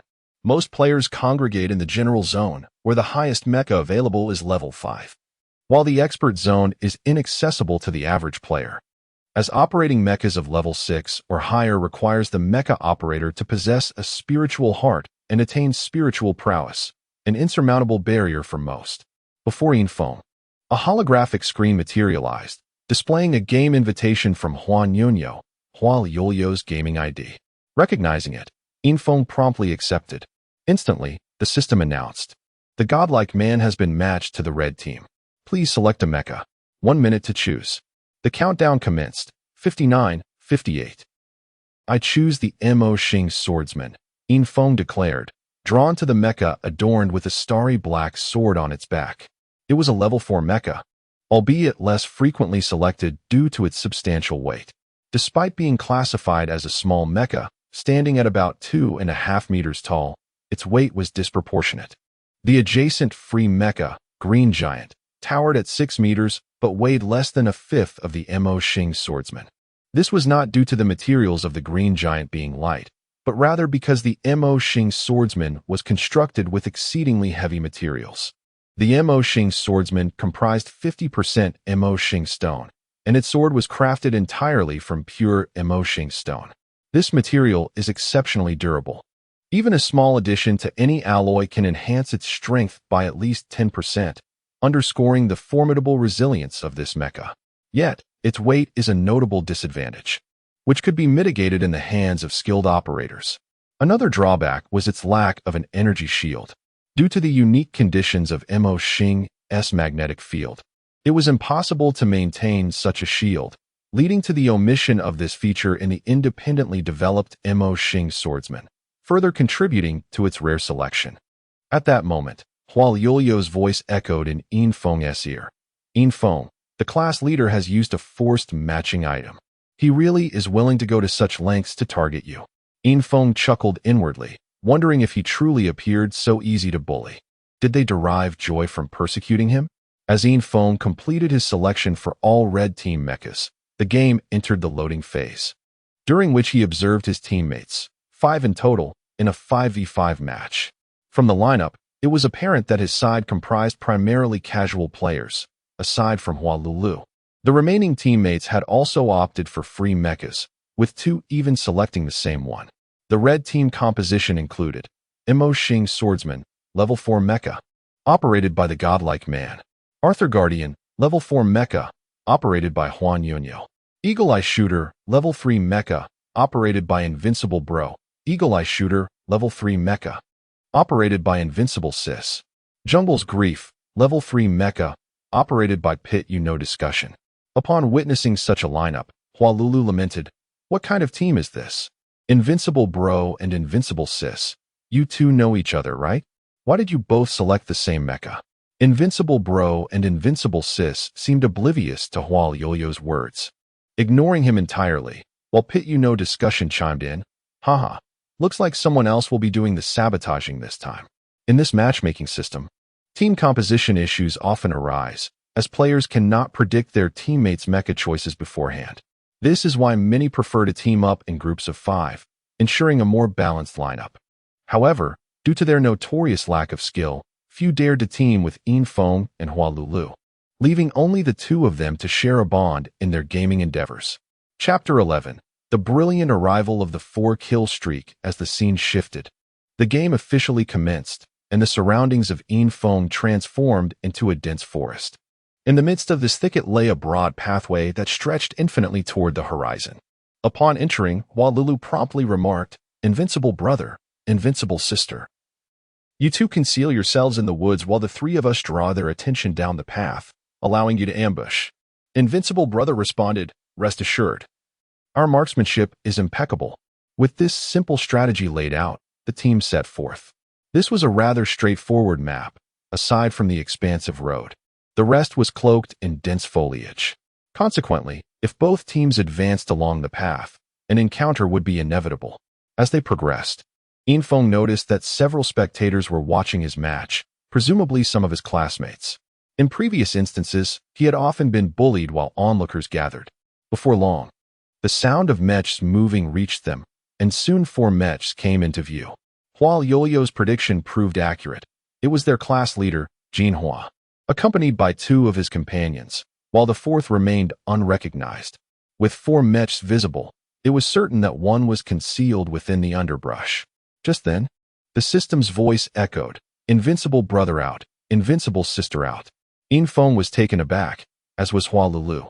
They had not even engaged in battle, yet their side had already suffered 2 losses. What a disaster. "Let's surrender. I'm done playing," he exclaimed. Charging recklessly toward the 4 Mechs, an act akin to self-destruction, eager to conclude the game and commence anew. Infiltration remained motionless, while Hua Lulu refrained from intervening, feeling exasperated by such a teammate. Suddenly, from the forest, a shadow darted forth, appearing beside the reckless Jungle Tragedy. The figure wielded a dagger that swiftly sliced through Jungle Tragedy's neck, instantly severing its head from its body. Disaster out. At this moment, the mech gradually revealed its form, a black mech, the Arthur Shadow, a self-developed fifth-tier mech from Arthur Star. In the ordinary realm, this was the pinnacle of mechs. Haha. They are indeed all novices, Jinhua declared, piloting a mech known as the Radiant War God, also a fifth-tier mech from the Radiant Star domain. Such machinery was unattainable in reality, as most individuals lacked the requisite prowess, yet within the game, it was effortlessly achieved.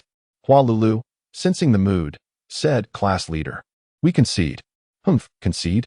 Today, I shall teach Infiltration a lesson." "You'd best commit suicide," Jinhua retorted. After neutralizing Jungle Tragedy, Arthur Shadow moved behind Jinhua and his companions, stating, "Jinhua, you handle the rest. I'm logging off." With that, he ceased movement and exited the game. Jinhua leisurely approached Infiltration, who patted Hua Lulu's Arthur Guardian, saying, "I can manage this myself. You observe." Hua Lulu obediently stepped back, only to later realize he had involuntarily complied, as though Infiltration's tone had instilled a sense of trust in him. Except for Arthur Shadow, Jinhua's Radiant War God, and the three other mechs gradually encircled Infiltration. The remaining mechs were Arthur Guardian, Jungle Tragedy, and Eagle Eye Sniper. "Kneel and sing conquer." Jinhua's mocking voice resonated, reminiscent of the weak Infiltration of yore. Silence ensued, as if a breeze had swept through. The Ink Star swordsman activated, dashing forward, responding to Jinhua with a black greatsword adorned with starlight. Boom! Before Jinhua's laughter could conclude, the Radiant War God was penetrated by the Ink Star swordsman's blade, piercing the cockpit without the energy shield having been activated in time. Jinhua's laughter ceased abruptly, and only one thought occupied his mind. The Ink Star swordsman can strike so swiftly? Due to the sword intent, when Infiltration wielded the sword, his speed and strength multiplied, transforming the once cumbersome Ink Star swordsman into a figure of grace. With a lethal strike, Infiltration immediately pivoted to attack Arthur Guardian, who had evidently sensed the sudden shift. The energy shield activated instantly, enveloping him in a pale halo as he raised his shield slightly, preparing for a counterattack.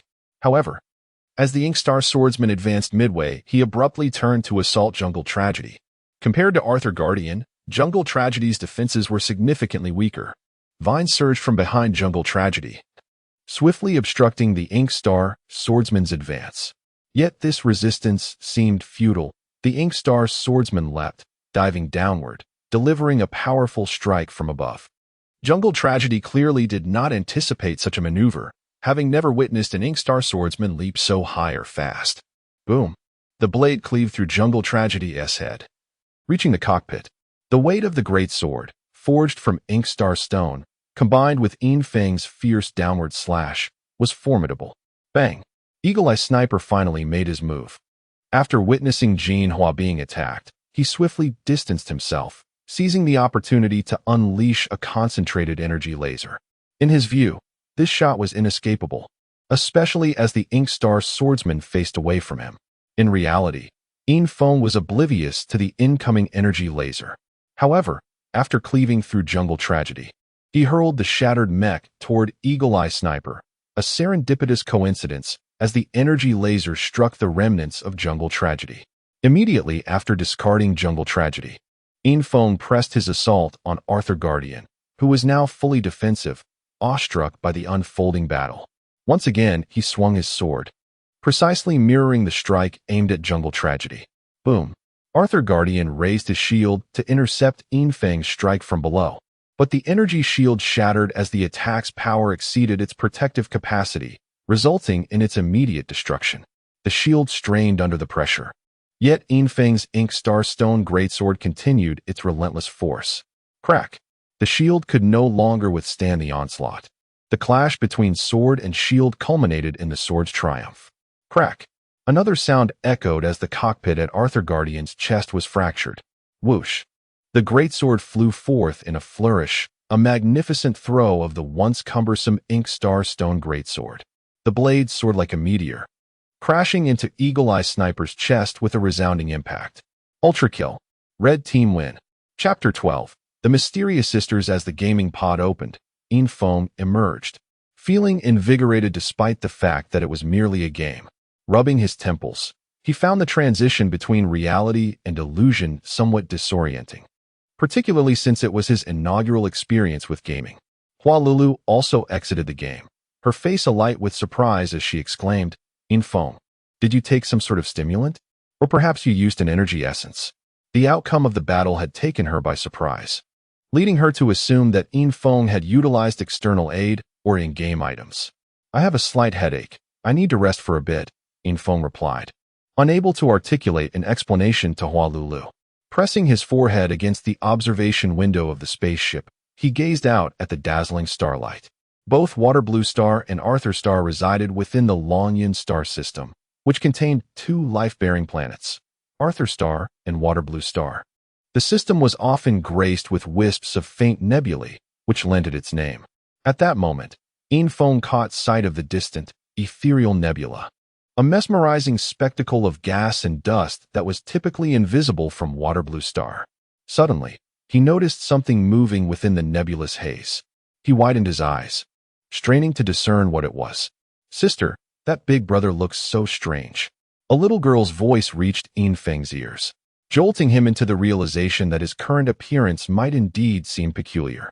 In his eagerness to see more clearly, he almost pressed his entire face against the glass.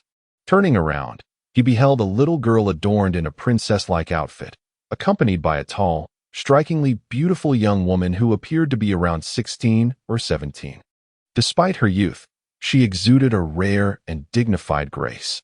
Upon noticing Infiltration's gaze, she smiled and said, "I apologize, my sister has interrupted your sightseeing." Infiltration shook his head. "It's no trouble," he replied before returning his attention to the view. The little girl, curious about what Infiltration was observing, wriggled free from her sister's grasp and rushed to the window, exclaiming, "Sister, what is that?" The older girl approached the window as well, taking a glance before answering. "That is a spirit energy collector." Only then did Infiltration recall that spirit energy was also a resource on Arthur Star, but unlike Jian, who absorbed it from the air, it was extracted from others' bodies through technological means or collected directly from the nebula, which contained a significantly higher concentration of spirit energy than the surrounding atmosphere. "Ah, so this is where you've been hiding." A discordant voice shattered the trio's tranquil observation. It was Jinhua, who had just suffered an unexpected defeat, and now, amidst the onlookers, news of his failure had already spread through the class microstar group. Infiltration had not brought his microstar with him, having forgotten it at home, so he was unaware of the circulating gossip. However, even if he had known, he would have remained indifferent. With his new identity, he felt liberated, as if he had emerged from a cage, ready to seize control of his own destiny. "I'm here quite openly. I have no intention of hiding," Infiltration stated confidently. Jinhua's face, already contorted with anger, turned a shade of deep crimson as he seethed. "I demand a rematch. You must have cheated." In truth, as soon as Jinhua concluded his gaming session, he had immediately attempted to initiate a forced match with Infiltration, seeking a one-on-one duel. However, to his dismay, he discovered that his opponent had gone offline, robbing him of the chance for a rematch. Infuriated by the comments circulating among classmates, he pursued Infiltration, hoping to challenge him once more. Infiltration chuckled softly, finding Jinhua's seriousness rather juvenile, despite being younger in actual age. "Not interested. Enjoy your game. Goodbye," he said, turning away and heading towards the gymnasium. Although he was about to embark on a life in a technological star, he could not abandon the cultivation legacy left by Jian. On Arthur Star, there were publicly accessible cultivation methods, often integrated into classroom teachings. Yet these were merely foundational techniques that lacked the capacity to foster spiritual awakening and merely served to enhance physical well-being. Moreover, not everyone possessed the aptitude for cultivation. Many aspired to it yet found themselves utterly incapable. "Be careful, big brother." The little girl who had been peering out the window with Infiltration called out. At that moment, Jinhua could no longer restrain himself. He lunged at Infiltration, throwing a punch aimed at his head with all his might. Fueled by a surge of murderous intent, Infiltration sensed the impending danger behind him, astonished that Jinhua would brazenly attack in such a public setting. Without a sword in hand, Infiltration's abilities were merely average. He had only just begun his cultivation journey. Although gifted, he had yet to fully develop his potential. Just as he managed to slightly turn his head, he felt the rush of wind from the punch and regretted his momentary lapse in vigilance. A resounding clash echoed as Jinhua collided with the wall, while Infiltration stood motionless, taken aback. The source of the commotion was none other than the little girl's older sister, who had moved from her previous position to stand behind Infiltration. At such a young age, harboring such malicious intent merits a lesson, she remarked, her demeanor transformed from dignified to fiercely spirited. Clearly, she had retaliated against Jinhua, sending him crashing into the wall. Having accomplished her task, she took the little girl by the hand and began to depart. The girl glancing back at Infiltration with a smile that seemed to convey, "You owe me a favor." A sneak attack from behind. Jinhua, your tactics are becoming increasingly despicable, Infiltration taunted, turning his back to head towards the gymnasium. In the VIP compartment of the spaceship, the sisters who had just aided Infiltration were leisurely watching a movie. The little girl, sipping from a box of yogurt, asked, "Sister, why did you help him? Was it because of me?" Her sister lifted a small teacup from the table, taking a delicate sip before responding, "That boy possesses an exceptionally strong spirit. Perhaps he could be of use to us in the future. By letting him owe us a favor now, we can draw him closer later." Upon hearing this, the little girl appeared somewhat disappointed, pouting her lips in a sulky manner. "I thought you helped him because you noticed me and wanted to assist him," she huffed.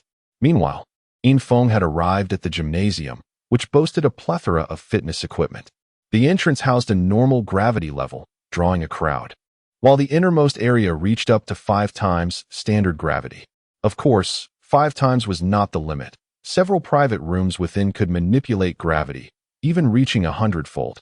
But such facilities were not accessible to the average person. Infiltration resolved to spend the remainder of his journey here, determined to enhance his strength. Chapter 13. The home of Infiltration and Arthur Starr. In the picturesque city of Arthur Starr, Infiltration resides in a charming little villa. Despite a slight diminishment in his status within the family due to his physical condition, his living environment remains quite pleasant. The quaint house features a cozy living room on the first floor, several bedrooms on the second, and entertainment facilities on the third. Originally designed for a family of 3, it now accommodates only Infiltration and 1 servant. Reclining comfortably on the sofa in the living room, Infiltration curiously surveyed the bright, somewhat dazzling lights around him. This place far surpassed the meager cottage he had in Waterblue Star. "Would you like something to drink?" a gentle voice inquired. Turning towards the source, Infiltration saw a young woman in a maid's uniform approaching. This was Wang Yun, a servant who had been by his side since childhood. Although only slightly older than Infiltration, he often referred to her as Sister Yun, while she called him Little Feng in private and addressed him as Young Master in public. Perhaps due to the tension of being in the Infiltration household, he genuinely felt parched.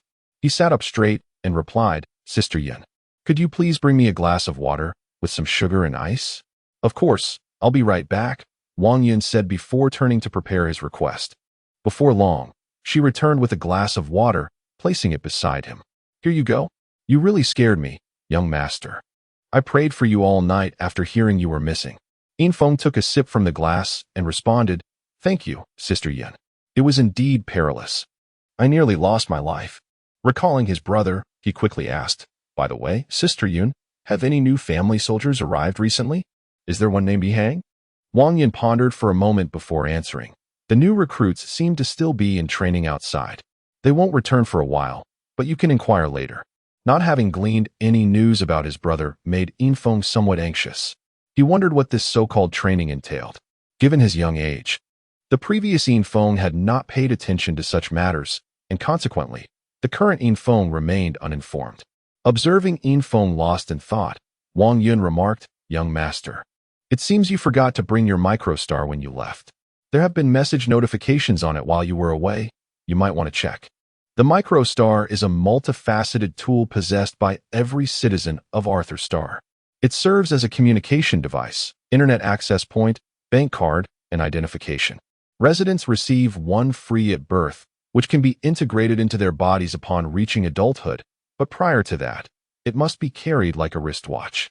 All right, I'll check it now, Infong replied, dashing upstairs. He was well aware of the MicroStar's capabilities, which would allow him to uncover the information he desired. Upon entering his bedroom, Infong spotted his MicroStar, which resembled a wristwatch. He glanced at it, and then at the black bracelet on his wrist. Akin to a ticking time bomb, uncertain of what the future held in 3 years. Taking a deep breath, Infong donned the MicroStar, positioning it perfectly over the black bracelet. As he connected his thoughts to the device, several messages immediately appeared before him. One was from his classmate, Hualulu, stating, "Infong, where have you been? Why haven't you returned yet? Be careful, the class monitor hasn't come back either." This message was sent while Hualulu was in Waterblue Star, and he had not seen it as he did not have his MicroStar with him. After reading Hualulu's message, another notification lit up. It was from a girl. Infong recognized her as Mu Lungshan, a girl he had once harbored feelings for, who had just sent a confession before he left for Waterblue Star. Eagerly, he opened her message, his heart racing as if a rabbit were about to leap from his chest. Though it was not his confession, the sentiment felt similar. However, the message contained a harsh rejection. "I do not like sickly children who become breathless after running a few steps. I do not like useless individuals who cannot even operate a basic mech." The bluntness of her response struck at the core of the former Infong's insecurities.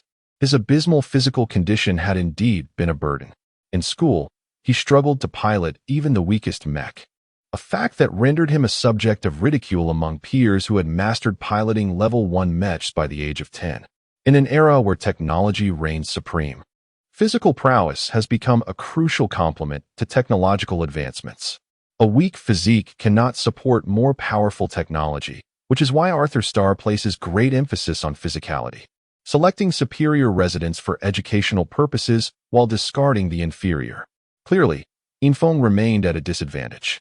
A bittersweet smile tugged at Infong's lips, mingled with sympathy for the former version of himself. That Infong was gone, and had he been present, such a blow would have left him despondent for quite some time. With a casual click, he deleted Mu Lungshan's message. He found it perplexing how children at such a young age understood the concept of confessing feelings, as children in Watercliff Village were oblivious to love at that age. He accessed the search function on the MicroStar, intending to learn more about the martial arts techniques transmitted by Sikong Jian. Upon entering the keywords, an abundance of information appeared. Among them, a particular title captured his interest: The Demise of the Sikong Family, the Mightiest Sword Cultivators. He clicked on it swiftly, carefully reading through the pages. The more he delved, the more astonished he became. It turned out that in the contemporary world, technology had become the dominant force, while practitioners like Sikong Jian were labeled ancient cultivators, adhering to a philosophy that revered nature and eschewed technological aid, relying instead on age-old cultivation methods. While the methods remained unchanged, the laws of nature had evolved, making traditional cultivation less effective. The power derived from pure cultivation paled in comparison to that achieved through technology. However, this did not render cultivation obsolete. Rather, the synergy of both could unleash unparalleled power, leading to an insatiable curiosity regarding ancient cultivation families, as they held the most authentic cultivation techniques. Upon finishing his reading, Infong fell into deep contemplation. The reason for the Sikong family's downfall was indeed as he had discovered. The article mentioned that all but the young clan leader, Sikong Jian, perished in battle, with his whereabouts unknown. The Black Dragon Empire, which orchestrated this assault, seemingly did not acquire the Sikong family's techniques. Those ancient cultivators chose to end their lives through self-detonation rather than surrender, though such claims were merely internet gossip and should not be taken at face value. In Arthur Star, martial arts techniques are incorporated into the educational curriculum, primarily focusing on spiritual energy methods, which are provided free of charge and are insufficient for solidifying a spiritual heart. In prominent families and at auctions, more comprehensive techniques are available, though they come at a steep price, often representing the very foundation of a family. As Infong absorbed information about his new home, nightfall crept in, and an incident arose at a covert training base of the Infong family. The alarm blared at the hidden new recruit training base. As a ship adorned with a golden skull hovered above, dozens of amphibious mechs descended from the sky, swiftly breaching the Infong training facility. Despite the base's formidable armed forces, they responded quickly. However, the overwhelming strength of the descending mech forces resulted in a swift defeat. Numerous new recruits undergoing training were systematically taken away. A golden-hued skeletal spaceship housed a middle-aged man clad in a meticulously tailored suit, who gazed intently through a large screen at the newly arrived recruits. Observing their somewhat vacant eyes, the man inhaled deeply from the cigar perched between his lips, then forcefully hurled it to the ground. With a decisive stomp, he extinguished the still smoldering cigar, as if to release a pent-up frustration. Folding his arms across his chest, he addressed Dr. Chin, inquiring, "Is there any hope for these individuals?" A weary voice emerged from behind him. "It is difficult to say. The longer this drags on, the more challenging their recovery becomes. The families on Arthur Star are indeed ruthless. They have turned once normal individuals into these living corpses. Then let us expedite the rescue," the middle-aged man replied, retrieving another cigar from the box on the table. Chapter 14. The disturbance caused by spiritual chi breakfast the following morning. The Een family was as tranquil as ever, as if the assault on the new recruit base had never occurred, the news having been effectively suppressed. Family soldiers form the cornerstone of every clan. They are not merely instruments of warfare, but also serve as a daily source of spiritual energy, akin to a dairy cow, contributing to cultivation during peacetime. The pursuit of spiritual cultivation is equally fervent on Arthur Star, though it is not characterized by the arduous self-discipline typical of traditional practices. With the aid of technology, individuals here can harness the cultivation achievements of others, thereby enhancing their own efficiency in cultivation. The Een family possesses a unique cultivation method known as the Gale Heart technique. This wind attribute technique, once cultivated by an ordinary person, significantly enhances their speed and fortifies their physique. However, upon reaching a certain level of mastery, one can condense their spiritual heart and enter the spiritual realm. Nonetheless, it is widely rumored that the Gale Heart technique is incomplete. Had it been whole, the Een family would surely be far more formidable. Despite its flaws, the technique was acquired at a tremendous cost. And even in this era where cultivation is not the prevailing trend, it retains irreplaceable value. Once the new recruits of the Een family have been thoroughly indoctrinated into mindless automatons, they will have the Gale Heart technique forcibly instilled within them. This process enables the family soldiers to continuously absorb the spiritual energy from the heavens and earth, though at least half of this energy is siphoned off and ultimately distributed among the clan members according to their rank. The citizens of Arthur Star, perhaps accustomed to technology, possess a significantly lower proportion of individuals with cultivation physiques compared to Aqua Blue Star. For those incapable of cultivating, the siphoned spiritual energy becomes their sole opportunity for enhancement, leading to a fierce competition among various families for the selection of young individuals with cultivation potential from Aqua Blue Star each year. The reason these youths are not brought to Arthur Star until the age of 16 is that if they are too young, forced installation of the technique could potentially destroy their innate physique. Even if successful, it would reduce the compatibility between the technique and their natural endowment. Infong was fortunate. Before him lay the fruits of others' cultivation. Early that morning, Sister Yin had prepared breakfast for him, placing a sealed glass vial beside the bread and milk, within which a faint green gas swirled. Infong knew this was the spiritual energy allocated to him as the direct descendant, meant to enhance his physique. Despite the infusion of spiritual energy, his constitution remained weak, and he couldn't fathom how long he could survive without it. With a bitter smile, he picked up the sealed vial, but as he gazed at the undulating green gas, an inexplicable wave of nausea washed over him. What was this feeling? His previously hungry stomach suddenly turned queasy. Observing Infeng's distress, Sister Yun urged, "Xiao Feng, quickly open it and inhale." That will stimulate your appetite. As per their usual routine, the spiritual energy in the vial served as Yin Feng's appetizer, a necessity each morning to maintain his health. Without it, he would distinctly feel his body weaken. Suppressing his nausea, Yin Feng unscrewed the thin straw from the sealed vial. A wisp of faint green gas immediately escaped. However, as he inhaled, the wave of nausea surged over him, compelling him to quickly pinch the straw.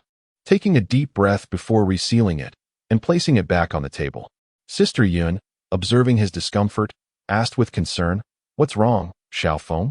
Should I call a doctor?" Yin Feng waved his hand dismissively, replying, "No need, I'm just a bit tired. I'll go take a nap." With that, he turned toward his bedroom. "That won't do. We must call a doctor," Sister Yun insisted, clearly worried. She was well aware of Yin Feng's condition, and his unusual refusal to absorb spiritual energy today alarmed her greatly. Yin Feng gave a wry smile, but did not stop her, proceeding upstairs. The spiritual energy in the vial made him feel quite uncomfortable. Though vibrant green in appearance, it seemed to harbor an elusive quality, as if something hidden lurked within, provoking an instinctive aversion in Yin Feng.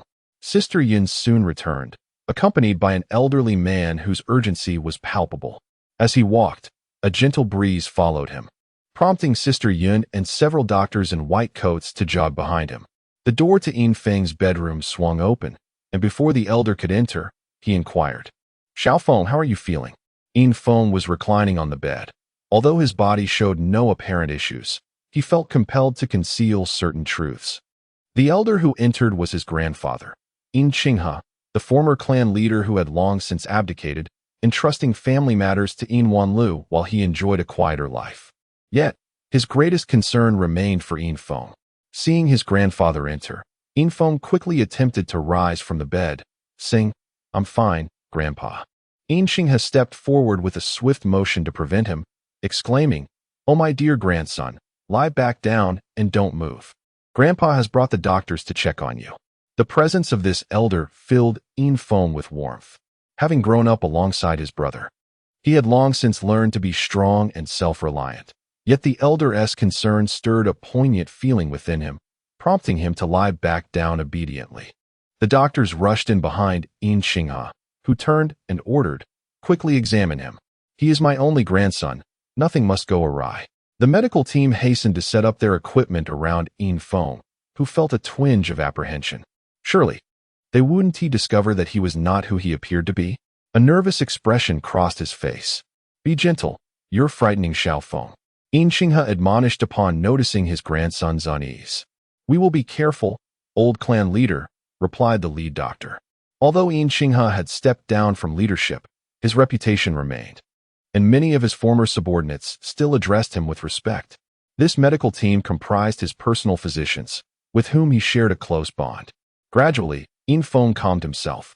The examinations should not reveal anything out of the ordinary about him, aside from changes in his physique. This posed no real threat, as Arthur Starr's identification methods focused on the soul. While the body could be replicated, the soul could not. Watching the busy doctors, Yin Feng felt his tension dissipate, and his mind once again turned to the mysterious green spiritual energy that had triggered his bodily anomaly. Chapter 15. Frail Constitution Due to Poisoning Elder. The young master's health is perfectly normal, except what? Wang Lin, you've been with me for so long. Why are you being so hesitant? Speak. Yin Qinghe urged anxiously. Hearing the leading physician, Wang Lin, paused mid-sentence. Prompted by Yin Qinghe, Wang Lin abandoned his contemplation and stated, "The young master's health seems significantly improved. His vitality is robust, far exceeding the average for his age, surpassing even the most exceptional young prodigies in Azure Wave City. I find it hard to believe and wonder if the equipment malfunctioned, which is why I hesitated." Yin Qinghe was stunned. Vitality rivaling Azure Wave City's prodigies? This seemed impossible for his grandson, who had been frail since childhood. He was far behind even ordinary individuals. He had overheard discontent within the family, suggesting that the spiritual energy Yin Feng consumed could have made a pig enlightened. Yet Yin Feng's health showed no improvement, instead deteriorating. Check again, with different equipment. Yin Qinghe instructed, agitated. A second examination commenced.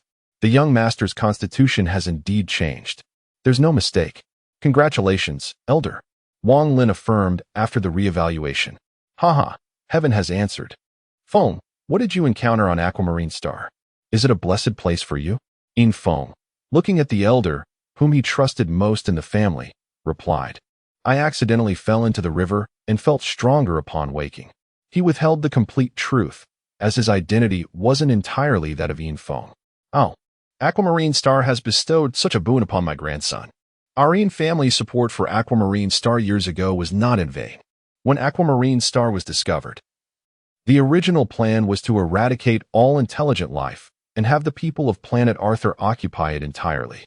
However, many factions opposed this, advocating for the protection of a completely natural planet and its gradual utilization, which would yield greater benefits than immediate occupation. Thus, Aquamarine Star was preserved but remained a colony. Grandfather, I want to show you something, Yin Feng said, intending to show Yin Qinghe the green spiritual energy vial. What is it? Let your grandfather see, Yin Qinghe responded, delighted and intrigued by his grandson's offer. Yun, bring me the unused spiritual energy from this morning, Yin Feng requested. Yun complied and fetched the vial containing spiritual energy. Yin Qinghe was slightly surprised by what Yin Feng showed him. It was a vial of spiritual energy, typically used by underage members of the family. He didn't find it particularly noteworthy, but since his grandson wanted him to see it, he examined it closely, even inhaling a trace of the green energy. After a moment of contemplation, he said, It seems no different. What do you find peculiar? Haven't you relied on this to sustain your health since childhood? Yin Feng sat up straight and stated firmly, Grandfather, I feel there's something wrong with this. I can't pinpoint the difference, but I sense something amiss. Yin Qinghe frowned slightly, inhaled another trace of the green spiritual energy, and ultimately shook his head. He handed it to Wang Lin, saying, Take it to the lab for analysis. Remember, tell no one. Wang Lin nodded and accepted the vial. Yin Qinghe then addressed those present, You have all served me for years. I don't want anyone outside this room to know what transpired today, especially about Yin Feng's improved health. Keep it secret for now.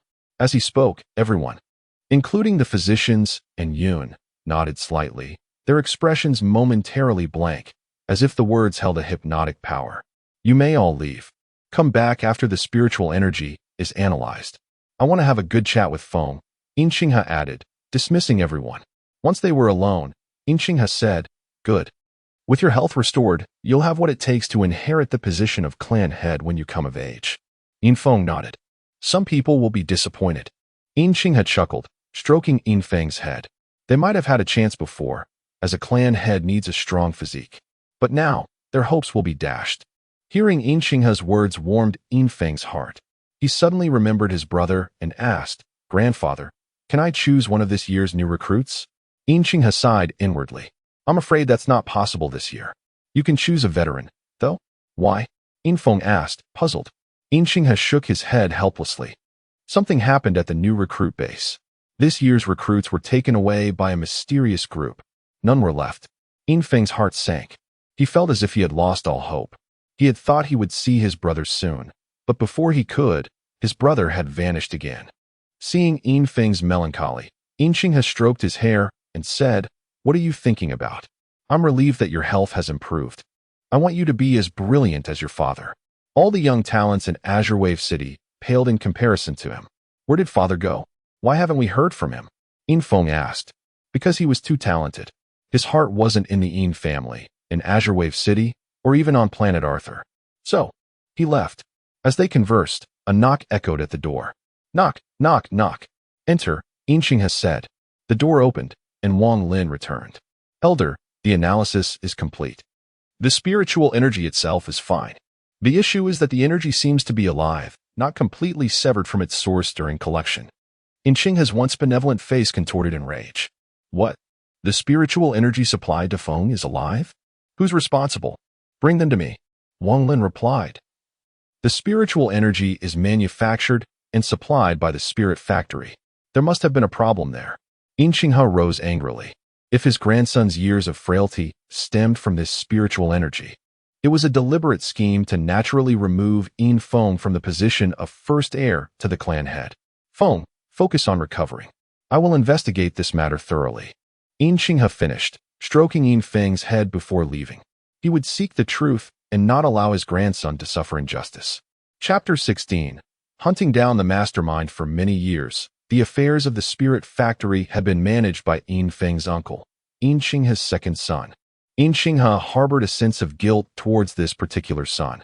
Throughout his life, he had two children, Yin Wanlu, born of his wife, and Yin Wanyun, born of a concubine. These half-brothers followed vastly different paths in life. Early on, Yin Wanyun, aware that he would never inherit the position of clan leader, grew resentful. He left the family to establish his own power, but his endeavors met with difficulty, and he offended dark forces. Only after the Yin family paid a significant price was his life spared. From then on, he seemed to abandon his ambitions. Yin Qinghe, not wanting him to cause further trouble, entrusted him with the tranquil task of managing the Spirit Factory. As Yin Qinghe arrived at the Spirit Factory, a pang of bitterness struck his heart as he observed the orderly flow of equipment. Yin Wanyun possessed considerable capabilities. Yin Qinghe was well aware of his performance at the factory. He was as leisurely as if he were on vacation, delegating all daily affairs to others, concerning himself only with proposing broad development directions. Despite this hands-off approach, the Spirit Factory thrived, benefiting not only the family, but also making inroads into the wider market. With a touch of melancholy, Yin Qinghe chuckled ruefully. He entered the Spirit Factory's administrative building, where the greeters at the entrance bowed respectfully upon seeing the old clan leader. Some even moved to follow him, but Yin Qinghe quickly interjected, "No need to bother with me. Return to your duties." He walked straight toward Yin Wanyun's office without looking back. As Yin Qinghe pushed open the door, a plume of white smoke billowed out, carrying a strong odor of tobacco. Yin Qinghe frowned and coughed twice. Through the haze, he could make out Yin Wanyun sitting in his office, a voluptuous woman in his embrace. Hearing the cough, Yin Wanyun hastily shoved the woman away and rushed out of the office, straightening his slightly disheveled attire. "Father, what brings you here? Why didn't you give me a heads up?" he exclaimed. Yin Qinghe gazed at his son with affection. "It seems life here is quite agreeable," he remarked. Yin Wanyun chuckled sheepishly. "Indeed, I relish my current existence," he replied. Yin Qinghe smiled ruefully, his face etched with helplessness. He questioned whether sheltering Yin Wanyun had been a wise decision, providing him with such a comfortable life while simultaneously stifling his future prospects. Yin Qinghe fell silent, and Yin Wanyun followed suit. They stood there for a moment until Yin Qinghe finally broke the silence. He knew that his son had undergone a drastic change in temperament since his setback, and would avoid speaking whenever possible. If he spoke, Yin Wanyun would respond, whereas he might have completely ignored someone else. "The cause of Xiao Feng's illness has been identified," Yin Qinghe announced. Yin Wanyun's eyes lit up, his gaze fixed on Yin Qinghe, waiting for him to elaborate. But Yin Qinghe seemed to be deliberately prolonging the suspense. Under Yin Wanyun's intense gaze, he turned and began walking back the way he had come. After 3 steps, he added, "The spiritual energy Xiao Feng used was alive." Yin Wanyun's eyes widened. The half-smoked cigarette he held was crushed in his hand. Living spiritual energy, he understood its implications all too well. "This is outrageous," Yin Wanyun hissed. His previously listless figure seemed to grow taller, and a powerful aura emanated from him. He strode towards the office of Yin Ji, the Spirit Factory's deputy director. Bang! Yin Wanyun kicked open Yin Ji's office door, but Yin Ji was nowhere to be seen. Instead, Yin Ji's secretary was terrified, her face ashen. "Where's Yin Ji?" Yin Wanyun roared. The secretary recognized Yin Wanyun, of course, but she had never seen him lose his temper. Normally, Yin Wanyun was approachable and rarely interfered in the company's affairs, only offering guidance on major development strategies. As long as the overall direction remained on course, Yin Wanyun paid little attention to the inner workings of the Spirit Factory. "He's hosting clients in the conference room," the secretary stammered, her voice trembling. Yin Wanyun was radiating an intense, murderous aura. Yin Wanyun would not normally be privy to such matters as hosting clients, but he knew the location of the conference room. He kicked open the door, and the room, previously filled with the sounds of discussion, fell silent. Yin Ji clearly did not expect someone to kick down the door during a meeting. He slammed his hand on the table and stood up, intending to see who had dared to barge in. At that moment, Inwanin stormed into the room. Inji's angry expression immediately vanished, replaced by a smile. "Oh, it's Director Ian," he said obsequiously. These clients were just discussing. He realized that the other man's aura was off. Having risen to his position through merit rather than connections, he possessed considerable strength. He sensed the palpable intent to kill emanating from Ian Wanyun. He could not fathom the reason for this, and his mind raced, considering every possible explanation. There seemed to be nothing that could have provoked such a reaction. However, one matter might have angered the Ian family, though Ian Wanyun himself might have wanted to pursue it. Countless thoughts swirled through his mind, but they could not alter the present situation. Inji shouted and retreated to the corner of the room. A series of crackling sounds emanated from his body, and countless blue metal plates appeared, quickly covering his entire body. This was a miniature mecha suit, or armor, capable of rapidly arming the user without the preparation time required for a full-sized mecha. It retained all the functions of a regular mecha, and its unique materials ensured that even the lowest performing models could rival fourth-tier mecha. The other conference attendees scattered in surprise. Ian Wanyun eyed the fully armored Inji and chuckled. "It seems you've been lining your pockets these past few years," he said. "You've even managed to get your hands on the latest Blue Shadow mecha." Inji cleared his throat nervously. "Director Ian, what is the meaning of this? I've been working diligently, all for the sake of the family." Ian Wanyun seemed to have regained his composure. He approached Inji, his tall frame still imposing even before the mecha-clad man. "For the sake of the family, you say? I'm here today, and you know what that means. Tell me, who is the mastermind behind the poisoning of Ian Fong? Reveal the culprit, and I might spare your life." Inji's heart sank. So that was it. How had they found out? Wasn't Ian Wanyun supposed to be feuding with Ian Feng's father? Why would he come to his aid? A torrent of thoughts flooded Inji's mind.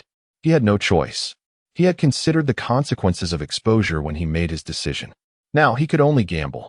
A flash of white light emanated from Inji's waist, and a laser sword sprang out. He had no other option. The laser sword lunged toward the unarmed Ian Wanyun. Chapter 17.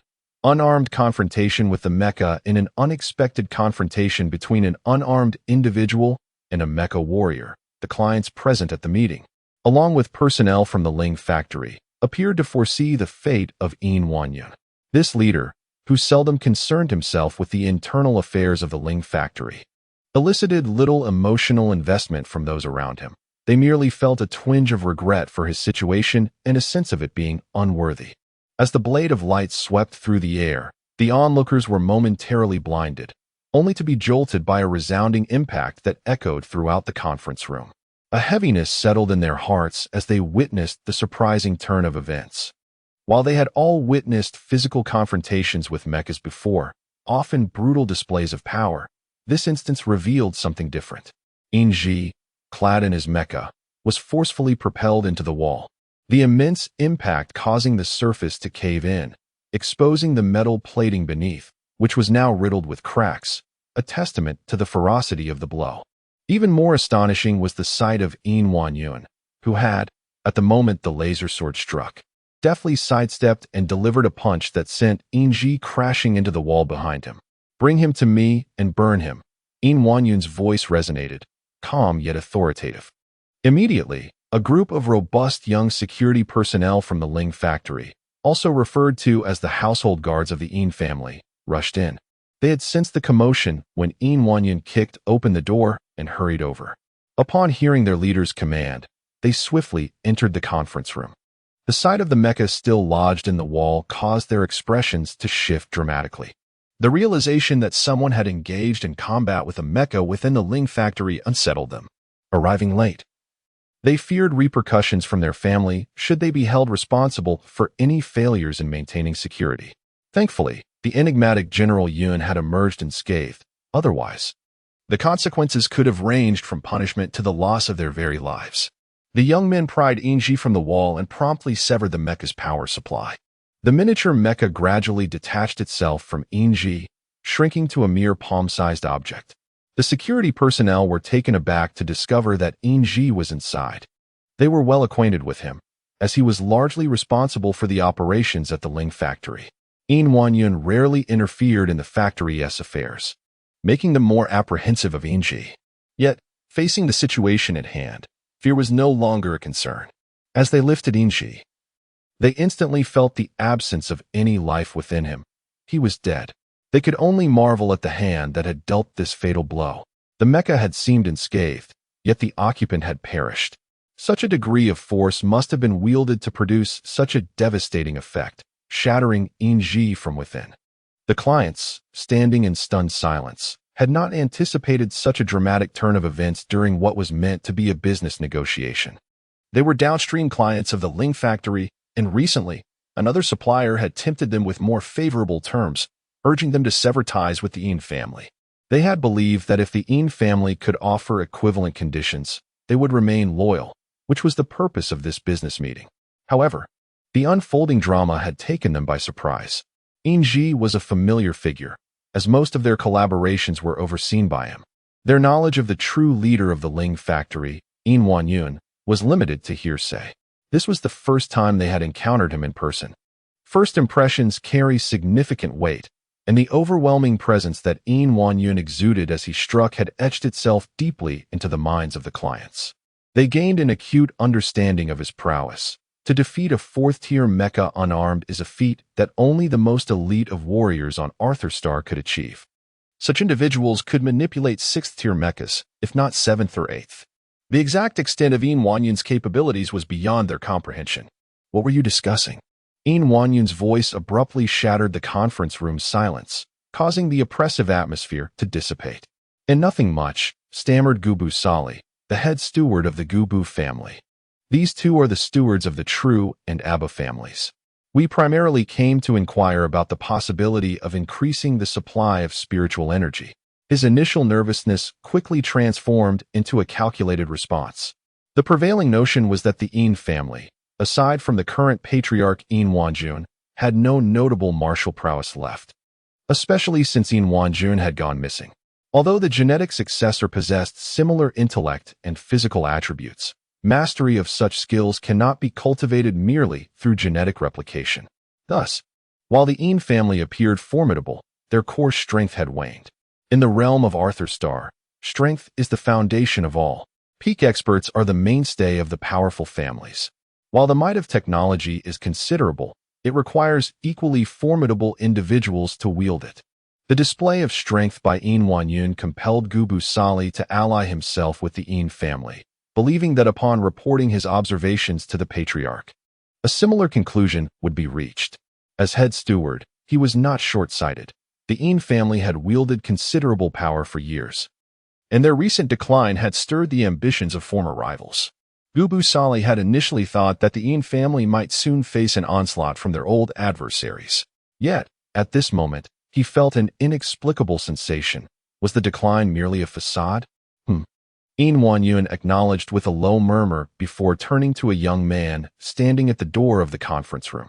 In Huan, the young man, referred to as In Huan, momentarily froze before stepping forward.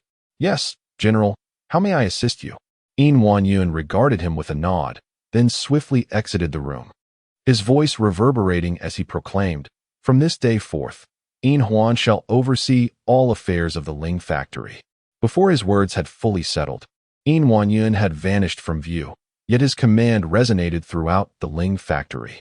Every individual within the establishment received the directive simultaneously, evoking memories of the past when In Wanyun had first arrived, issuing a single command that entrusted all responsibilities to Inji. What? I'm to be in charge of the Ling factory? But I'm still a newcomer. In Huan murmured in disbelief, yet he soon clenched his fists. The confidence conveyed in Wanyun's voice ignited an unwavering determination within him. He was resolute in his commitment to elevate the Ling factory's operations. What did it matter if he was a newcomer? He had acquired substantial management knowledge and reassured himself in his mind. Manager In Huan, please take a seat here. A former secretary of Inji, having recovered from her initial shock, warmly invited him to occupy the chair previously held by Inji. In Manager, shall we discuss the specifics of our collaboration? Gubu Sali, being astute, recognized the potential in the young man who had unexpectedly gained Yin Huanyun's favor. He dared not show any sign of complacency. In that instant, Yin Huan became the focal point of the conference room, and the Ling factory swiftly mobilized. All matters previously handled by Yin Ji were promptly reassigned to Yin Huan, ensuring the seamless continuation of operations. A well-structured and rational system would not falter. Even with the change in leadership, having returned to his office, Huan Yunin, whose cigarette was never far from his grasp, found himself in profound contemplation by the window. The demise of Ji Yin severed a critical thread, and he was acutely aware of the extent of his involvement. His intention was merely to inflict grievous harm. Yet an unforeseen force within Ji Yin led to his untimely end. However, the matter could not simply conclude there. Huan Yunin felt a tinge of helplessness. It was commonly known that he and his brother, Huan Luyin, were at odds, with some possibly assuming that he desired harm to befall his brother's only son, Feng Yin. Yet, this sibling rivalry was merely a manifestation of his ambition to surpass his brother. It did not signify animosity. They were brothers, bound by blood, free to compete and diverge, but any harm inflicted upon his brother's family would be akin to plunging a blade into his own heart. The cataclysmic event at the Spirit Vein factory had a profound impact on Yin Feng.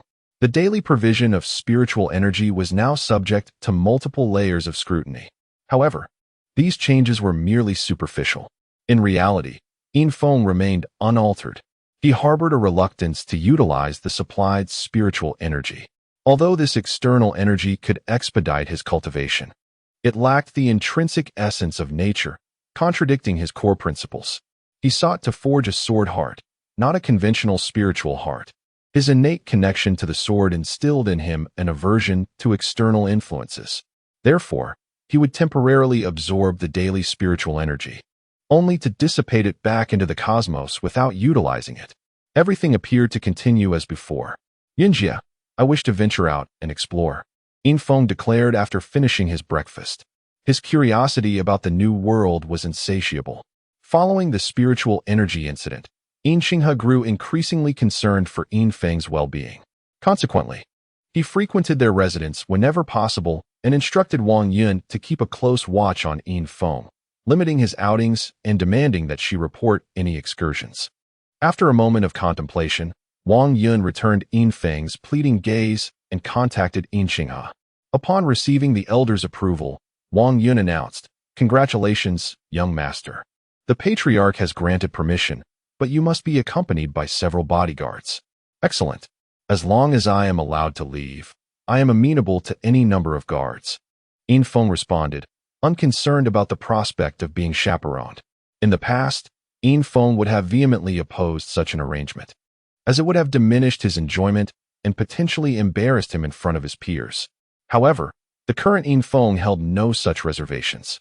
He was a stranger in this new world, and the presence of companions would provide a sense of security. Perhaps he would eventually tire of their company, but for the time being, he welcomed it. Wang Yun was elated by Yin Feng's reaction. She had watched him grow up over the years and felt a sisterly affection for him. She had been saddened by his confinement and was now delighted that he had received the patriarch's permission. "Where would you like to go, young master? Do you have any plans?" she inquired. "Yinjia, please refrain from addressing me as young master. Henceforth, simply call me Xiao Feng." "I dislike the title," Yin Feng requested. He felt uncomfortable with the honorific. While others might relish such recognition, he, a boy from a mountain village, found it unsettling. "Very well, Xiao Feng. Where shall we go?" Wang Yun acquiesced without hesitation. In truth, she preferred the name Xiao Feng, as it evoked the feeling of having a younger brother. She had no siblings or relatives. Her earliest memory was of her training within the Yin family and her subsequent interactions with Yin Feng. The training facility had transformed her from a vulnerable girl into a resilient warrior at the tender age of 16. However, her encounter with Yin Feng and her assignment to manage his affairs had softened her heart. She cherished her role and felt as though she had rediscovered something lost, a sense of sisterly affection. She had often fantasized about having a beloved younger brother before the age of 16, but that part of her life was irretrievably lost. "I have no idea, Yinjia. Why don't you accompany me?" Yin Feng suggested. He felt an inexplicable fondness for Wang Yun and believed that her presence would enhance his enjoyment. A flicker of excitement crossed Wang Yun's eyes, but she reluctantly shook her head and replied, "I am afraid that is impossible. Family regulations prohibit me from leaving the Yin estate without explicit orders, and I am not permitted to request permission to do so." Yin Feng was disappointed by her response. He had become somewhat familiar with the Yin family's rules and found it difficult to adjust to their restrictive nature, particularly those that curtailed personal freedom. "If I were to become the patriarch, I would abolish all of these unreasonable regulations," Yin Feng declared vehemently. He had gained a greater understanding of his position and knew that upon reaching adulthood, he would inherit the position of family head, effectively displacing his artificial father. However, he recognized that achieving that goal would be challenging and that he would need to meet the family's expectations in terms of strength. "Xiao Feng will undoubtedly become the family head," Wang Yun affirmed with unwavering hope. Ding dong. The doorbell rang, and Yin Feng eagerly opened the door to find two burly young men standing before him. "Young master," they announced in unison. "I am Bai Xiao. I am Bai Wan. We are responsible for your safety during your outing." Yin Feng scrutinized the two bodyguards and inquired, "Are you brothers?" "Yes," they replied simultaneously. Their response is concise and their expression somewhat impassive. They appeared to be men of few words. Yin Feng nodded and said, "Very well, let us depart. However, I have one request. You may accompany me, but you must maintain a certain distance." "Understood," the brothers responded in unison. "Farewell, Yunjia." Yin Feng called out to Wang Yun before entering the Mo Yun flying vehicle parked nearby. Bai Xiao and Bai Wan followed closely behind. Bai Xiao took the driver's seat. Although the vehicle was equipped with an autopilot system, a driver was still required. The Mo Yun was a compact flying vehicle that served as a basic mode of transportation. However, the Mo Yun series was considered high-end on the planet Arthur. The vehicle resembled a dark cloud with a sleek black exterior. Yin Feng settled into the back seat of the Mo Yun and curiously examined the array of illuminated instruments on the dashboard. He recalled their functions from his other memories. But seeing them in person was a different experience. "Bai Xiao, may I take the controls?" Yin Feng inquired, unable to suppress his curiosity. He was eager to operate the vehicle himself. Thanks to his other memories, he was familiar with flying vehicles, and the intelligent driving system made operation relatively simple, even allowing for complete autonomous control.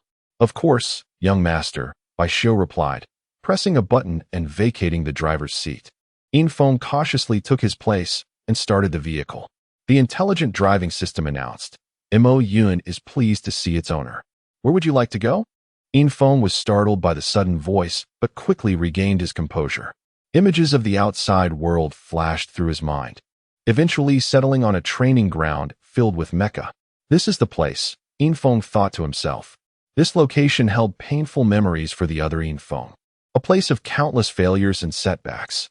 Consequently, the memories associated with it were deeply ingrained. "Bibo City Mecha Master Guild," Yin Feng declared with unwavering resolve. "Destination confirmed, Bibo City Mecha Master Guild. Please select a driving mode." A route immediately appeared on the display screen. Yin Feng glanced at it and said, "Autonomous driving." Autonomous driving mode confirmed. Estimated time of arrival, 23 minutes. Preparing for departure. Following a 3-second countdown, the Mo Yun flying vehicle launched into the air like a black lightning bolt, ascending rapidly and soaring into the distance. Chapter 19. Taunts at the guild entrance. Unbeknownst to Yifeng, his mere outing had already captured the attention of many, including Yin Qinghe, who was concerned for his safety, and others with ulterior motives.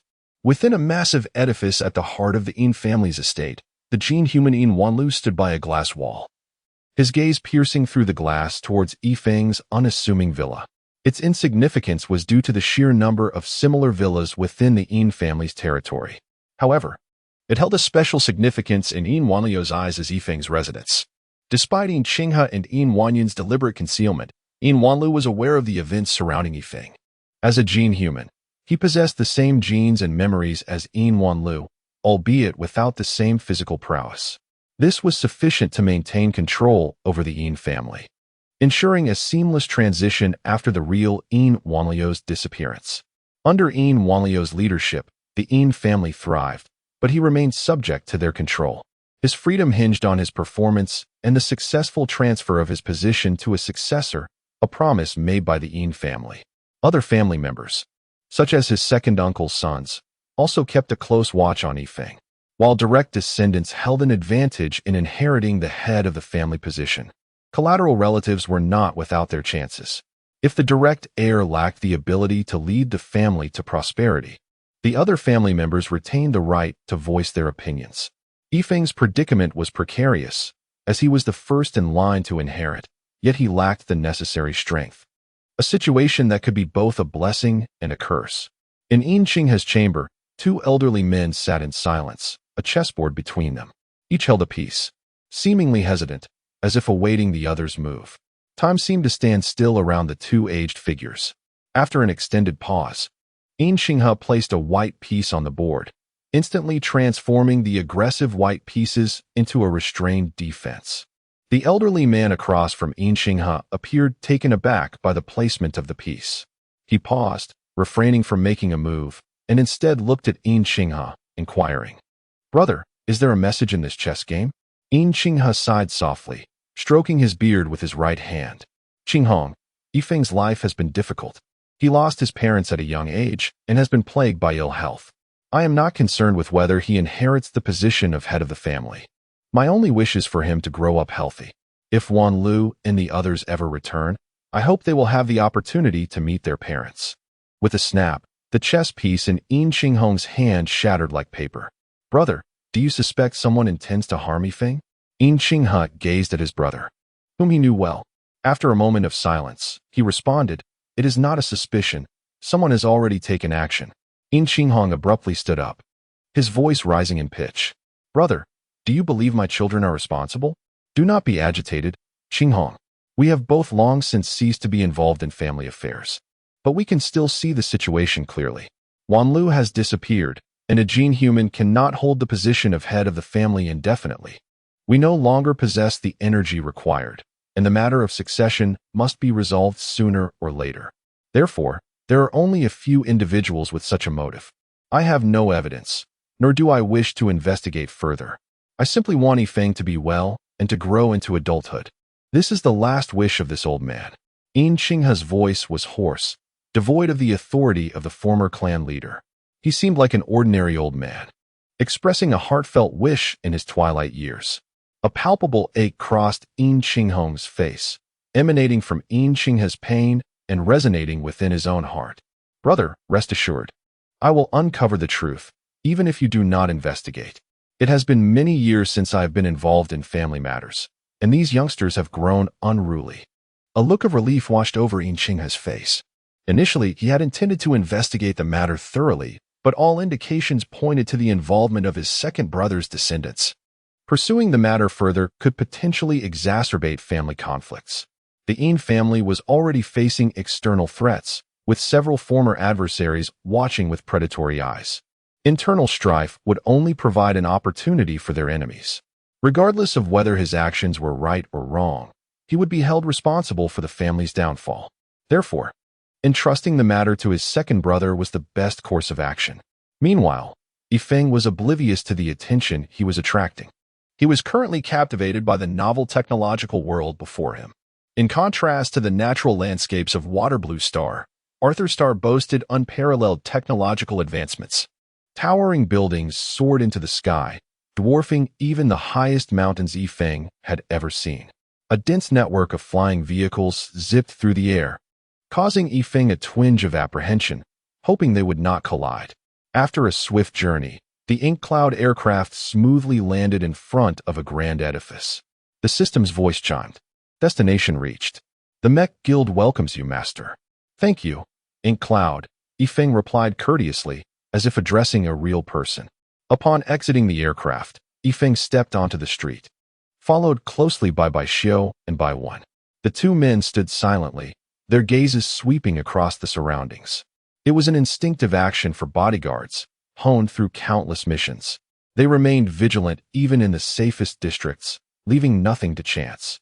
"Brothers, I am going inside," Yifeng announced before heading toward the entrance of the Mech Guild. The steps leading to the guild were steep, with people hurrying past. Yifeng, on the other hand, walked at a leisurely pace, captivated by the material of the steps. Having traversed mountain paths and stone steps since childhood, he had never encountered such a surface. The silver-gray steps lacked the luster of metal, yet they possessed a metallic elasticity. Yifeng's steps were heavy, but surprisingly, they produced no sound, which intrigued him the most. Well, if it isn't Yifeng? Back for another mech warrior test? A sarcastic voice shattered Yifeng's contemplation, drawing him back to reality. He turned towards the source of the voice. A slender young man with golden hair stood perched atop the steps, looking down at Yifeng with a smirk. He held a half-smoked cigarette in his right hand. Noticing Yifeng's gaze, his eyes sparkled with amusement. He removed the cigarette from his mouth, exhaled a smoke ring, and continued, "Let me guess. Is this your 33rd or 34th attempt? Oh dear, I am starting to lose count. Can anyone remind me?" His mocking tone was akin to grating noise.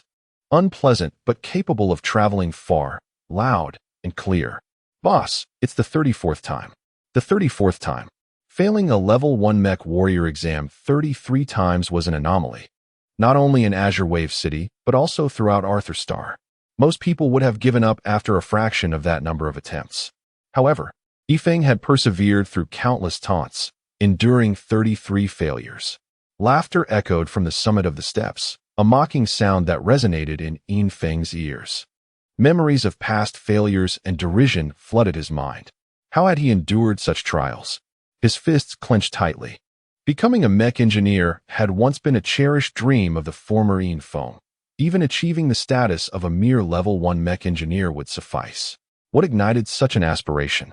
From a young age, he had been aware that his father was the most esteemed mech engineer in the illustrious city of Baibo. Chapter 20.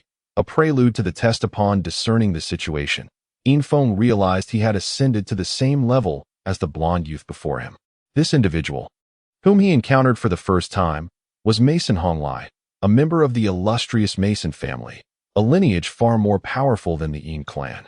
The Mason family of Bibo City was merely a branch, yet even this offshoot possessed strength rivaling that of the Yin family, which emboldened him to jest with Yifeng so audaciously. Behind Mason Honglai stood several others, one of whom was familiar to Yifeng, his class monitor, Jinhua. In the past, Jinhua had commanded respect within their classroom, but now he merely occupied the role of a subordinate to Mason Honglai. The nature of their relationship was lost on Yifeng until now. It seemed that Jinhua's previous aggression towards him may have been instigated by Mason Honglai, or perhaps he was the mastermind behind it all. In an instant, a thought flickered through Yifeng's mind. The merged essence of his soul ignited an uncontrollable animosity towards Jinhua. Vengeance was certain, yet he resolved not to alert his adversaries. With a cold snort, he cast a brief glance at Mason and his entourage, maintaining his pace as he strode towards the entrance of the Mecha Engineer Guild. This scene darkened Mason Honglia's expression. The once inconsequential Yifeng now regarded him with an air of disdain, a stark contrast to the timidity he had previously exhibited, where he would cower and respectfully greet him. This time, however, Yifeng had not uttered a single word, save for that cold huff, which betrayed a deep-seated hostility.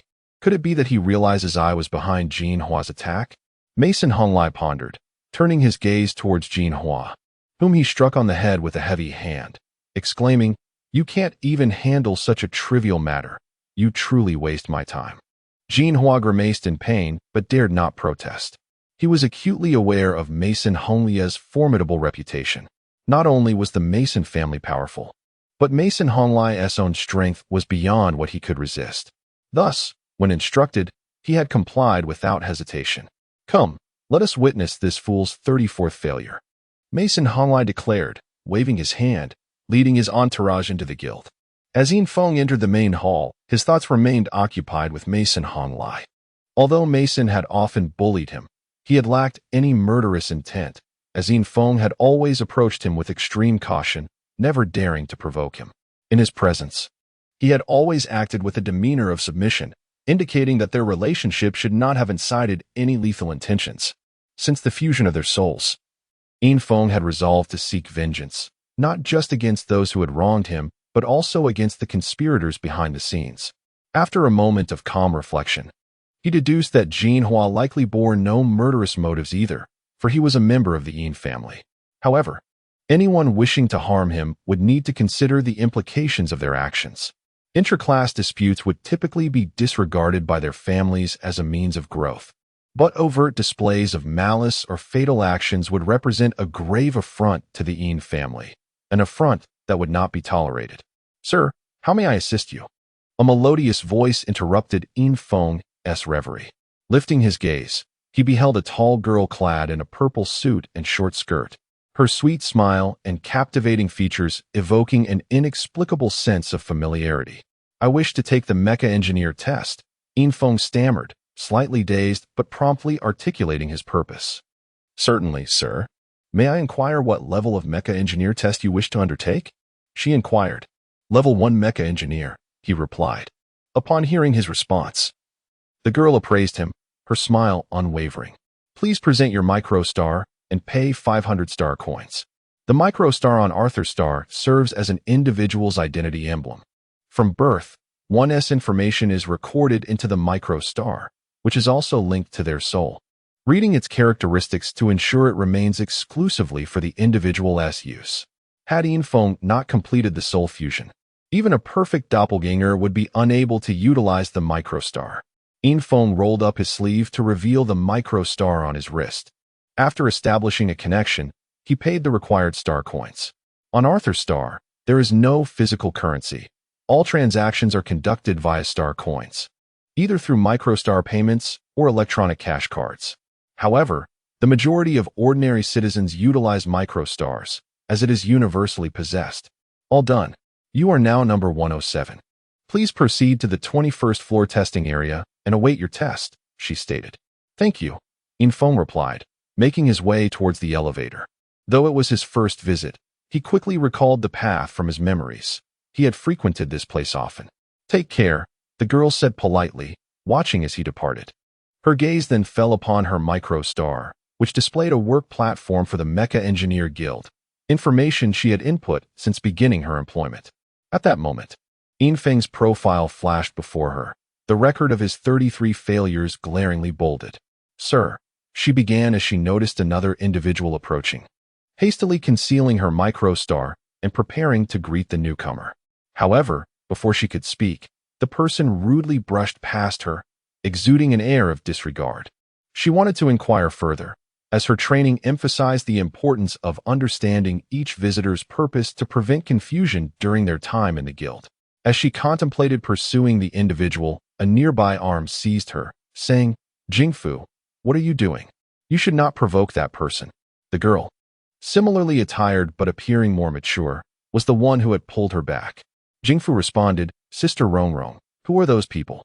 Rongrong smiled as she observed the departing figures. I didn't expect you to encounter such significant individuals on your first day. Jingfu's expression turned quizzical. What makes them significant? The one who just left is the young master of the Mason family, Mason Honglai. The others with him are also scions of various families. The younger boy you attended to is from the Yin family, the one I mentioned who has failed 33 times. Giggling, Jingfu appeared to share a friendly rapport with Rongrong. So that's Infiltration. He seems quite determined, doesn't he? Rongrong paused, then admonished, Silly girl, you're missing the point. Infiltration is inconsequential. Just avoid provoking Mason Honglai. We'll discuss this more after work. She had anticipated that Jingfu would be intimidated by Mason Honglai's status, thankful for her intervention.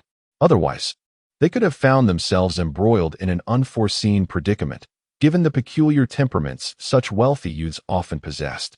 However, to her surprise, Jingfu's focus was instead on the so-called fool Infiltration.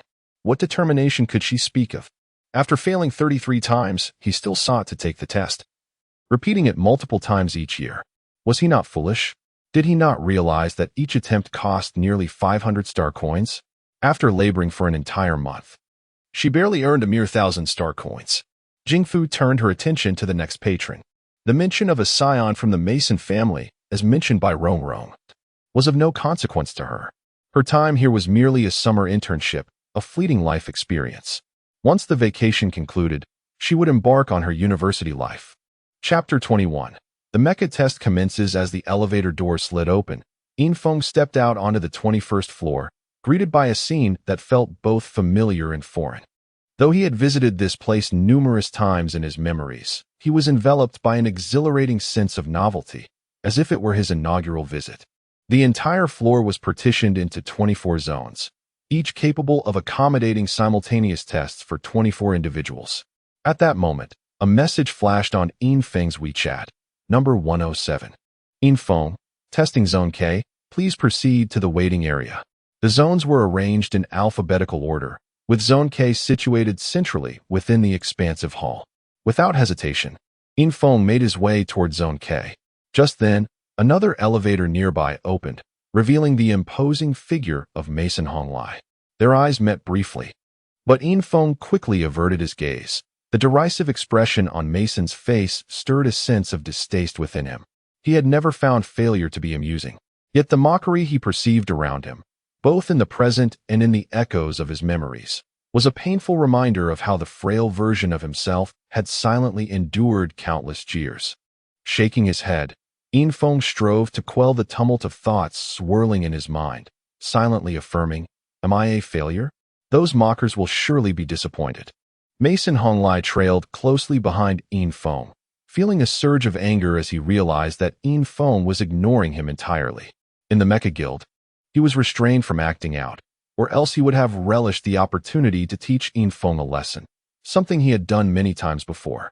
However, he understood the gravity of the situation. While embarrassing Infong was acceptable, crossing the line was not. Especially for members of noble families where reputation often held greater weight than life itself. "Boss, that kid has entered Zone K. Should we go take a look?" Jinhua remarked as Zhang Tian's figure disappeared through the entrance to Zone K.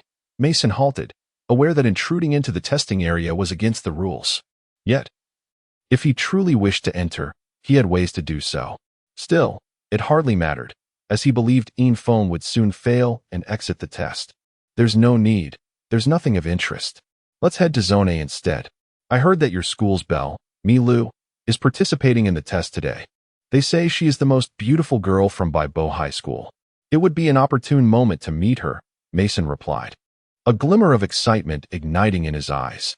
Jinhua paused for a moment, momentarily taken aback, before quickly responding with a grin. "You certainly have your ear to the ground, boss. How did you manage to scoop up that news?" Upon hearing that the campus beauty was present, Mason and his entourage quickly shifted their focus away from Infong and made their way to Zone A. Meanwhile, Infong had entered the testing waiting area, where another individual was still undergoing their test, nearing its conclusion. The examination for a Level 1 Mecha Master was relatively straightforward, requiring the pilot to navigate a 1,500-meter obstacle course within a specified time frame. During the course, there would be shooting distractions. If struck, the time would increase. Before Infong lay the entire testing venue, stretching 1,500 meters from start to finish, to be completed within 30 seconds. The course featured small ponds, hills, and vines, with 3 testing guns positioned along the sides that would sequentially fire 3 times. The bullets were low in power, but if struck consecutively, an additional 5 seconds would be added to the total time, and speed would be diminished. Infong had thoroughly familiarized himself with the rules. The difficulty of the test was not daunting, being merely an introductory evaluation. However, even this basic test necessitated a certain level of physical aptitude, assessing a Mecha Master's operational proficiency and reflexes. While simple, it was comprehensive. Before long, the preceding test concluded, and a boy of approximately 10 emerged, his expression betraying the weight of disappointment. Infong had observed the latter part of his test, while initially fluid. The boy's mecha had lost balance after being struck by a testing gun. Though the imbalance lasted but a moment, regaining speed took time, resulting in a final time of 32 seconds, 2 seconds short of passing. It was no wonder the boy felt disheartened. Nevertheless, such a performance was commendable for someone of his age, leaving ample hope for future success, albeit necessitating another testing fee. With the completion of the test, several robots promptly emerged to repair the alterations incurred during the evaluation. The microstar on Infeng's wrist emitted a notification, number 107, Infeng. Please enter the testing zone to familiarize yourself with the mecha. You have 10 minutes to prepare. Infiltration promptly entered the testing area, where industrious robots continued their repairs while the testing mecha was transported to the starting position of the course. The test mecha was a basic model, the Celestial Soldier Armor, considered a classic. During the initial stages of mecha development, the Celestial Soldier Armor laid a significant foundation. Known for its simplicity in construction and durability, leading to its widespread adoption across various nations in the cosmos, thereby illuminating the importance of mecha technology and directing human research in that realm. Once the microstar on Infang's wrist connected and verified his identity, the mecha's hatch swung open, an unembellished entry method akin to a car door opening.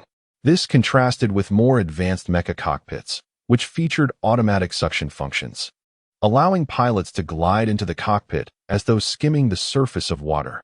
Beneath the Celestial Soldier Armor's cockpit lay a small lift, facilitating the pilot's entry. As the cockpit was positioned nearly 2 meters above the ground, making access challenging for an average person. Gazing at the lift, a flood of memories surged through Infang's mind, akin to opening a box of recollections. Here lay countless moments belonging to him. Even if they pertained to a different version of himself, the emotional resonance was palpable. He recalled his first test vividly. He had been so eager that before the lift had reached an appropriate height, he leaped from the platform, brimming with confidence and hoping to enter the cockpit more swiftly. However, what awaited him was a painful fall, as his frail body was injured from a height of around 2 meters, resulting in a disheartening retreat. That was his first testing experience. It seemed every test had been fraught with misfortune, and the outcomes were always predictable. Yet, he had never resigned himself to fate. The reason was simple. He aspired to become a mecha master.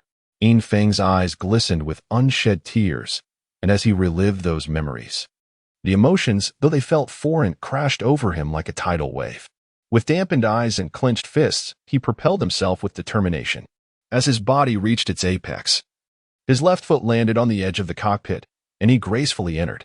Chapter 22. The ultimate time achiever Infang deftly pressed the activation button of the mecha, and immediately, sensors enveloped his entire body. The once still Celestial Soldier Armor swayed slightly upon activation. The compatibility is quite satisfactory, Infang mused to himself.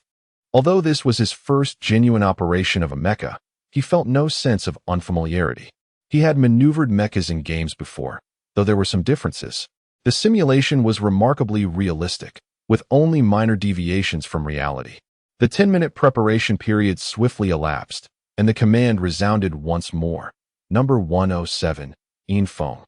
The test will commence in 10 seconds at the sound of the starting gun. Please be prepared. Instantly, Infang ceased his warm-up, positioning himself firmly at the starting line.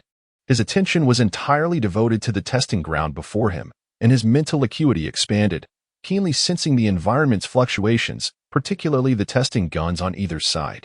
With the previous boy's experience as a cautionary tale, Infang understood that evasion was imperative. With a bang, the command gun fired. Infang lunged forward like a ferocious beast. Standing nearly 4 meters tall, the Celestial Soldier Armor covered over 6 meters in a single stride, launching forth like a released cannonball and landing with the force of a meteor. The sounds of clanking reverberated as the sandy terrain, muddy swamps, and small hills presented no hindrance. Infang's physique had long surpassed that of an ordinary person. The disparity between his current self and the past was monumental. What once appeared as formidable obstacles now seemed as trivial as walking on flat ground. With a powerful push from the summit of a hill, Infang propelled the mecha high into the air, attempting to leap directly over the pond below. Such an action, if successful, would undoubtedly save considerable time. Yet it simultaneously heightened the risk. Should the testing gun fire at that moment, he would find himself in a precarious position without any means of support in midair. The testing system possessed a degree of intelligent judgment. At this moment, Infang's maneuver would likely be deemed a misstep or an opportunity for attack. All 3 testing guns seemed eager not to miss this prime chance, activating simultaneously. 3 gunshots echoed like a single chord, with testing projectiles hurtling towards him from 3 directions. A direct hit would not only slow him down, but could also result in a fall into the water, complicating any subsequent acceleration due to the increased resistance of the water. In the waiting area, a girl stood, awaiting her test. She appeared delicate and slender, perhaps around 14 or 15 years of age. Clad in a white tracksuit, her exquisite features radiated an angelic aura, creating a picturesque scene all her own. Her eyes were fixed intently on the celestial soldier armor soaring through the air, which, in her gaze, resembled a target utterly exposed to the trajectory of the incoming projectiles. The inevitable descent seemed all but certain. As the testing projectiles drew near, the mecha executed a sharp turn. The first projectile grazed the surface of the armor as it spun. Almost simultaneously, the other two projectiles arrived, and the roar of the mecha intensified, signaling the pilot's exertion of greater effort. The armor, initially in a striding stance, transformed its position, turning sideways and rotating, allowing the projectiles to narrowly miss by mere millimeters. With a resounding crash, the mecha landed, the soft earth by the pond unable to withstand the immense impact, creating a deep crater. Yet, in an instant, the celestial soldier mecha leapt back into the air, its speed seemingly unimpeded, transforming the force of its descent into velocity. With the threat of the projectiles behind him, Infiltration unleashed his full speed, becoming a whirlwind of mecha that swept across the testing ground. The chaos left in his wake might have appeared tyrannical to onlookers. Yet Infiltration knew this was a manifestation of his still developing control over his strength. His training had not spanned a lengthy period, and he lacked mastery over his newfound power. This became particularly evident when exerting himself to the fullest, especially with the mecha amplifying his abilities, rendering control even more challenging. Fortunately, at this moment, all destruction would not bear a cost for him.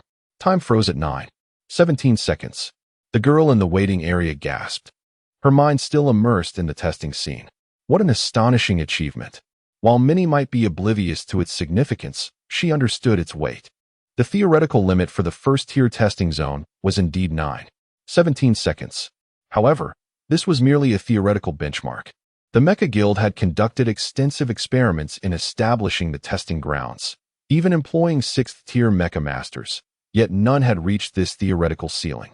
The inherent limitations of the Mecha prevented an unlimited enhancement of the pilot's capabilities. Theoretically, a 3rd-tier Mecha Master could attain the 1st-tier limit. Higher levels merely augmented technique. Infiltration emerged from the cockpit, wiping the sweat from his forehead. Though the test had been brief, it had nonetheless taxed his stamina. He glanced at the microstar on his wrist, which promptly illuminated. Congratulations, you have become a 2nd-tier Mecha Master. Infiltration was taken aback. Was this not a test for 1st-tier Mecha Mastery? How had he ascended directly to the 2nd tier? He then read the accompanying note.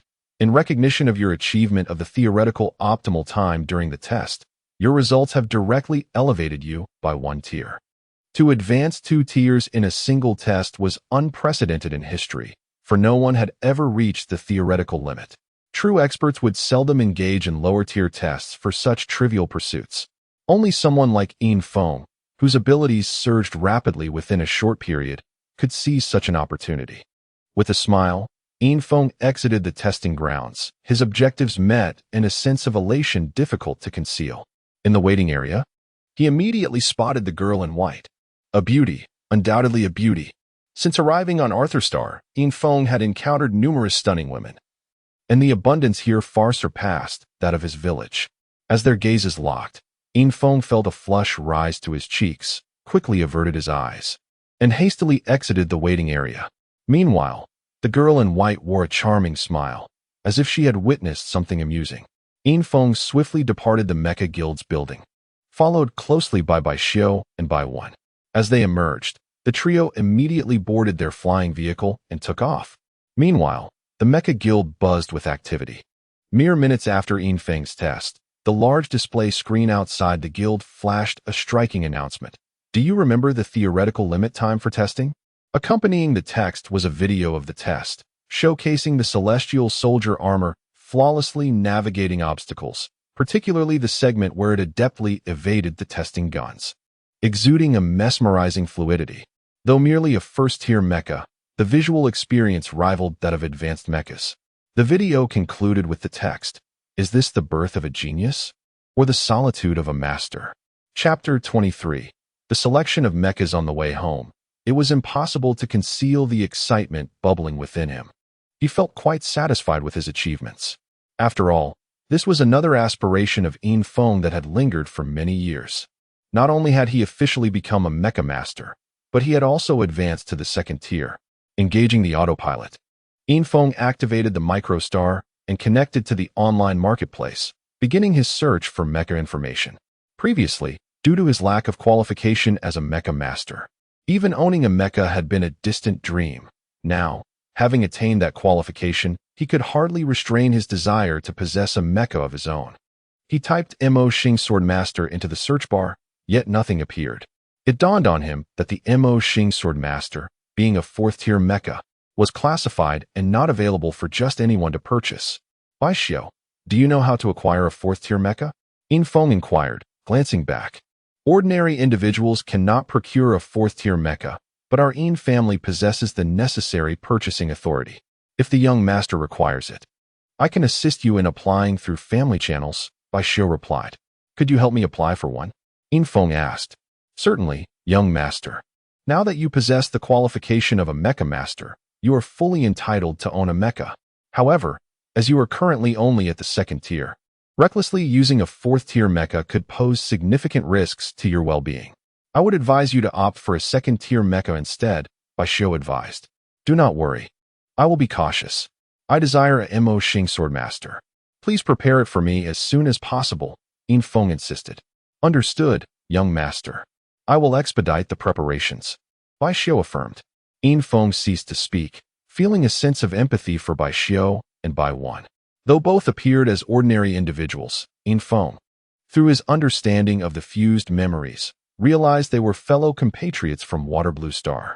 Their former memories had been erased, and the implanted artificial chips had irrevocably altered their subconscious minds, their fates now tightly bound to the Yin family. Reflecting on this, Infiltration could not help but feel fortunate. Had he not encountered the phenomenon of soul fusion, he might have found himself in a similar situation as Baishio and Baiwan 3 years hence. This led him to think of his brother, who, by all accounts, should have recently arrived at Arthur Star and was fortuitously absorbed by the Yin family. However, he was taken aback to learn that the Yin family's new recruit camp had mysteriously emptied overnight, leaving Infiltration completely devoid of leads, compelled to continue his search. Upon returning home, Infiltration found the Yin family in a state of unrest.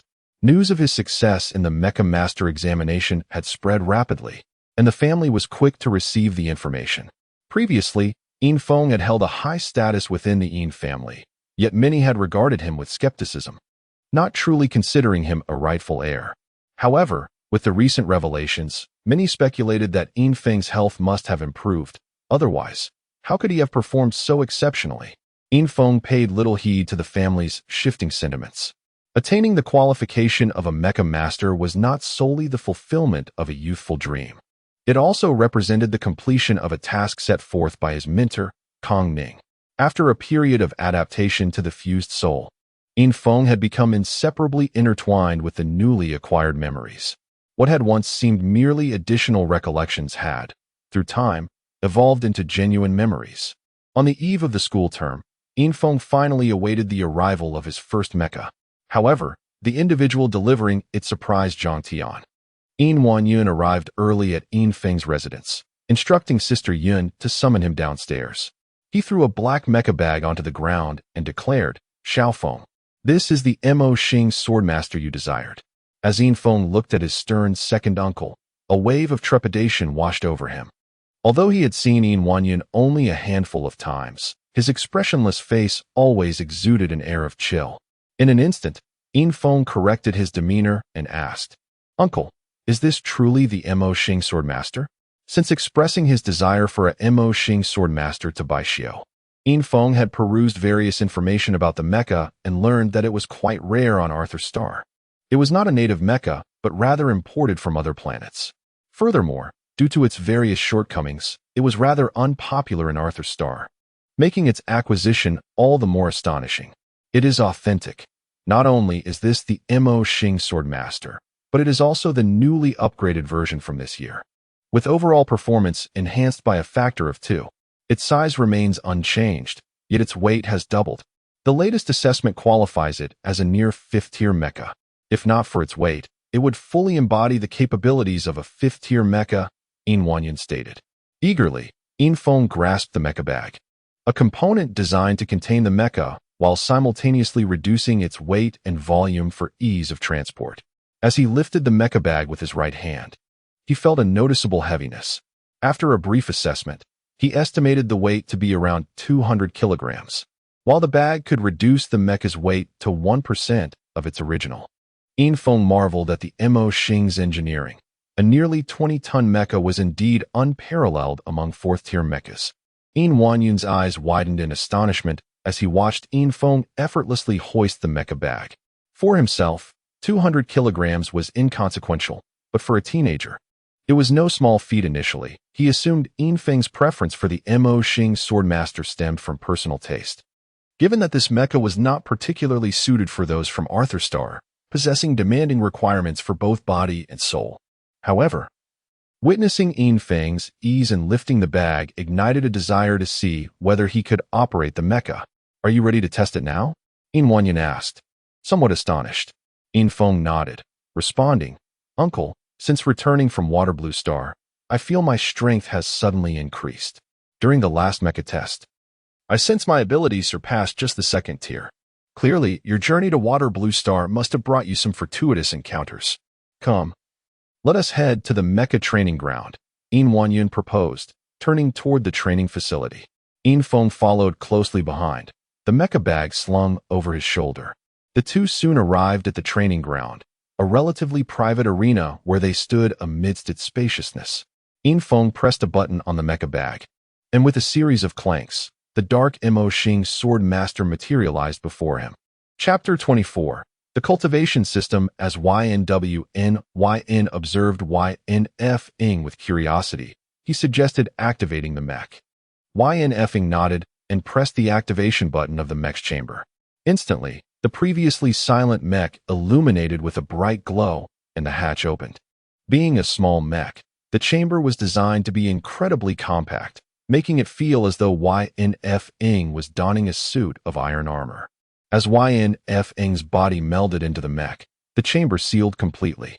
The Mechs swordsman stood quietly, while YNF-ing experienced the sensation of merging with the mech, which felt far more tangible than a mere game. YN watched intently, fully aware of the weight of the Mechs swordsman, particularly the latest version, which few could operate even among the Mechs people of the same rank. However, he was filled with anticipation for YNF-ing.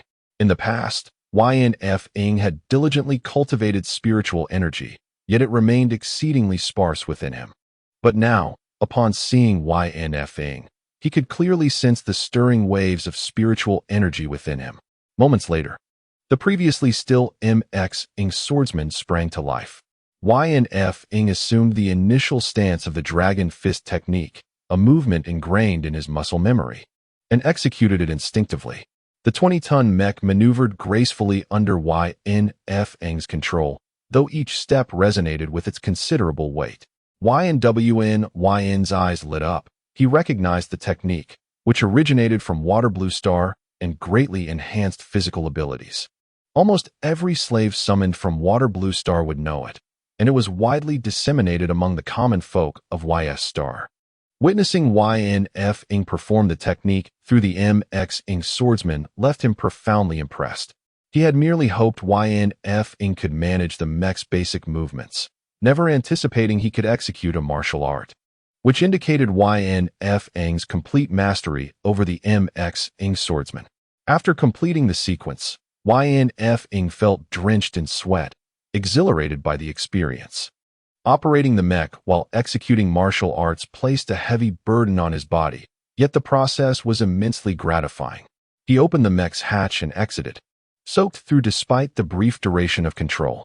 Upon witnessing YNF-ing's performance, YN inquired, "Xiao F-ing, what stage is your spiritual energy cultivation at?" Wiping the sweat from his forehead, YN shook his head and replied, I'm not quite sure. Uncle, could you enlighten me? Previously, you were unable to cultivate, relying solely on external spiritual energy to nourish your body. However, it seems this nourishment has had some effect, at least enhancing your perception of spiritual energy. If I am not mistaken, after practicing the Dragon Fist from Water Blue Star, you naturally began to cultivate spiritual energy. Many before you have indeed opened the door to spiritual cultivation through it. YN nodded, though the reality was not as YN described. He had trained his body well since childhood. Yet he had no awareness of spiritual energy until by chance he inherited the legacy of the SKing sword, which enabled him to cultivate it. Seeing YN nod, YN continued. According to the standards of the universe, spiritual cultivation is divided into 3 stages: initial spirit, earth spirit, and heaven spirit, each further divided into 3 tiers: low, middle, and high. I see that your spiritual energy fluctuations suggest you are at the initial stage of initial spirit. Uncle, what was my father's realm? YN asked, recalling memories of his father, who had been the pride of the YN family. His departure had significantly diminished the family's strength, prompting them to devise a plan to replace him with a clone to stabilize their position. However, clones, despite their intelligence, could not replicate the ability to cultivate spiritual energy. Your father attained the intermediate Earth Spirit stage by the age of 28. You may not grasp the significance of such a realm yet. But let me put it this way. On YS Star, there are fewer than 100 known at the Earth Spirit stage. Your father was the most brilliant genius of his time, yet he ultimately chose to leave, as the world of YS Star was too small for him. YN's expression turned wistful, recalling the rivalry with his brother that had begun in his earliest memories. His brother had always been a figure to look up to, and after his departure, YN realized he might never catch up. So, his father was so formidable. Although YN had known of his father's significance to the family, he had never fully comprehended it until now, having stepped into the realm of cultivation himself. Noticing YN's earnest attention, YN said, now that you have stepped into the world of spiritual cultivation, you are fully eligible to practice the family's ancestral technique, T&J-Ju. Close your eyes. I shall impart the first level to you. YN nodded obediently. Although he had learned the foundational techniques in his youth, his physical condition had prevented him from progressing, leaving him without the opportunity to study the family's treasured art.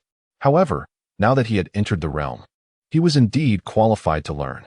YN's finger touched YN's forehead, transmitting a vision into his mind. Having experience with the GTN sword technique, YN quickly grasped the essence of the first level of T&J-Ju, memorizing it in mere moments. Compared to the GTN sword technique, T&J-Ju was relatively easier, as its core focused on condensing the spirit heart, while the GTN sword technique required the more complex task of condensing the sword spirit. Once YN completed the transmission, he observed YN, who soon opened his eyes. Did you memorize it so quickly? YN asked. YN nodded, saying, I remember it. Uncle, you know I may have been physically weak, but my mind is sharp. YN smiled. Indeed, talent encompasses both physical prowess and intellectual acuity. However, do not become complacent. You must make up for the years of wasted cultivation time. YN replied earnestly. I will strive to not disappoint you, uncle. Very well. Go home and take a good bath. School starts tomorrow. Return and make me proud. YN said, preparing to leave. As YN turned to depart, YN hurriedly asked, Uncle, what is your current realm? Without turning back, YN replied, It took me 10 years after your father's departure to catch up to his realm.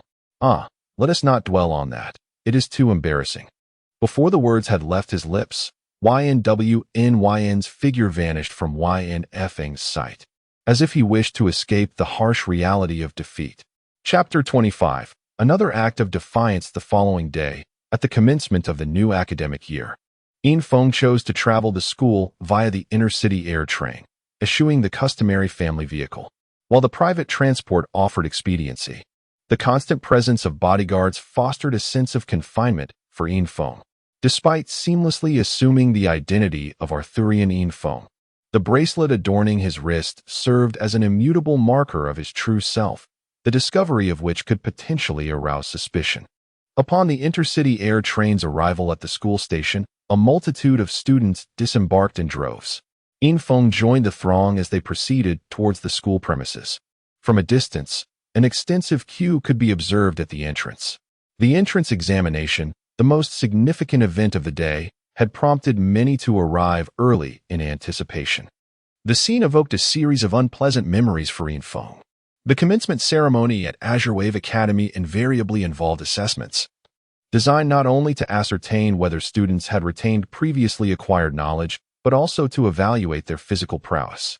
The latter was invariably a harrowing experience for Infong. As Infong stood at the entrance, lost in reminiscence, a tap on his shoulder startled him. While Yoli materialized at his side, inquiring, "Infong, what occupies your thoughts? Are you fretting about the assessment again?" Awakening from his reverie, Infong acknowledged the profound impact of his memories.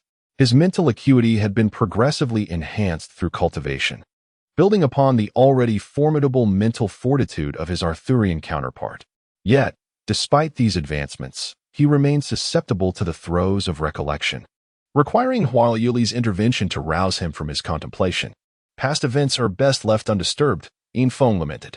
"These commencement assessments have consistently been a source of torment for your comrade." "I knew you would be concerned about the assessment," Huayuli responded.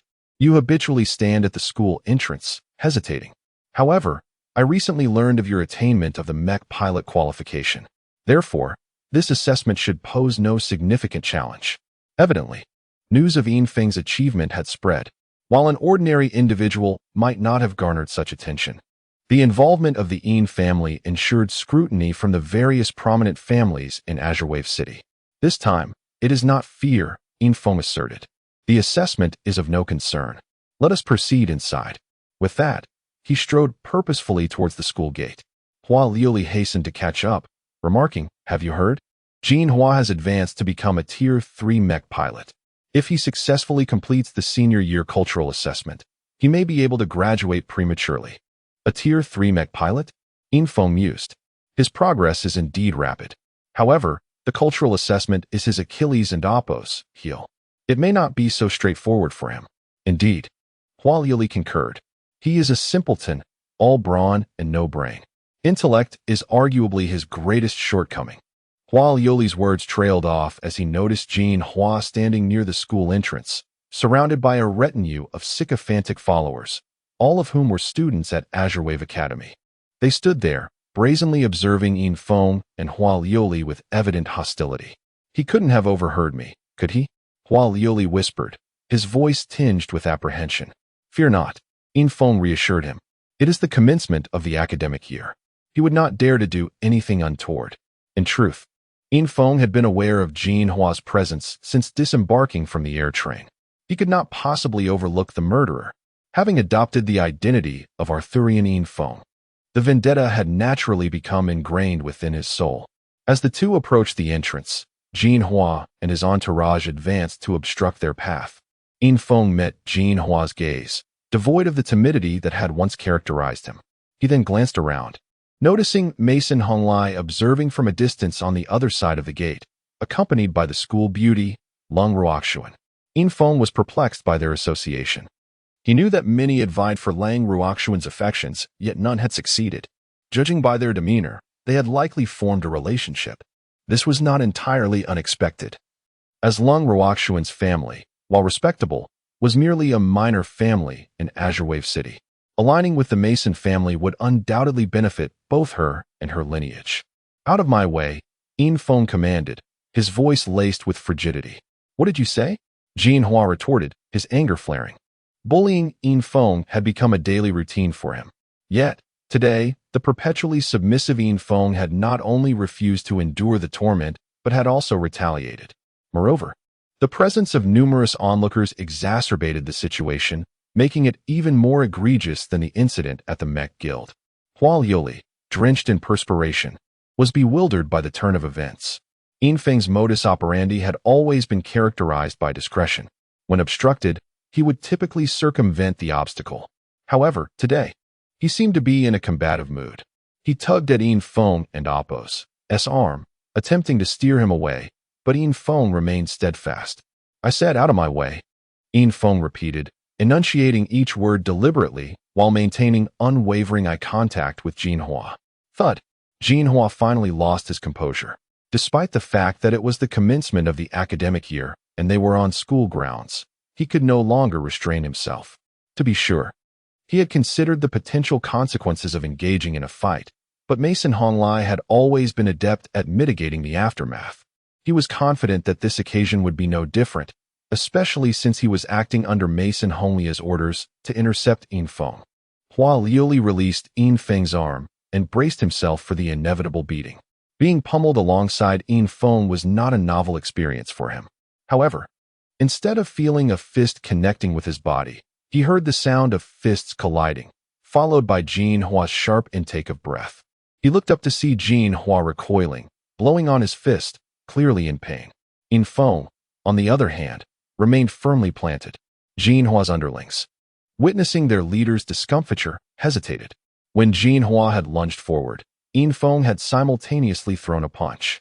The two fists had collided directly, resulting in Jinhua's loss of balance and subsequent retreat. This spectacle instilled fear in them. Whistle. A piercing whistle cut through the air as school security guards pushed through the throng of onlookers. "Which class are you from?" one of the guards demanded. "Fighting is prohibited on school grounds." Upon recognizing Infeng and Jinhua, he immediately understood the situation. There was no need for further inquiry. The two were well known to him, and this was not the first time he had intervened to rescue Infeng. "Humph, let's go," Jinhua spat, realizing that the arrival of the security guards had thwarted his opportunity to strike. He promptly departed, accompanied by his cohorts.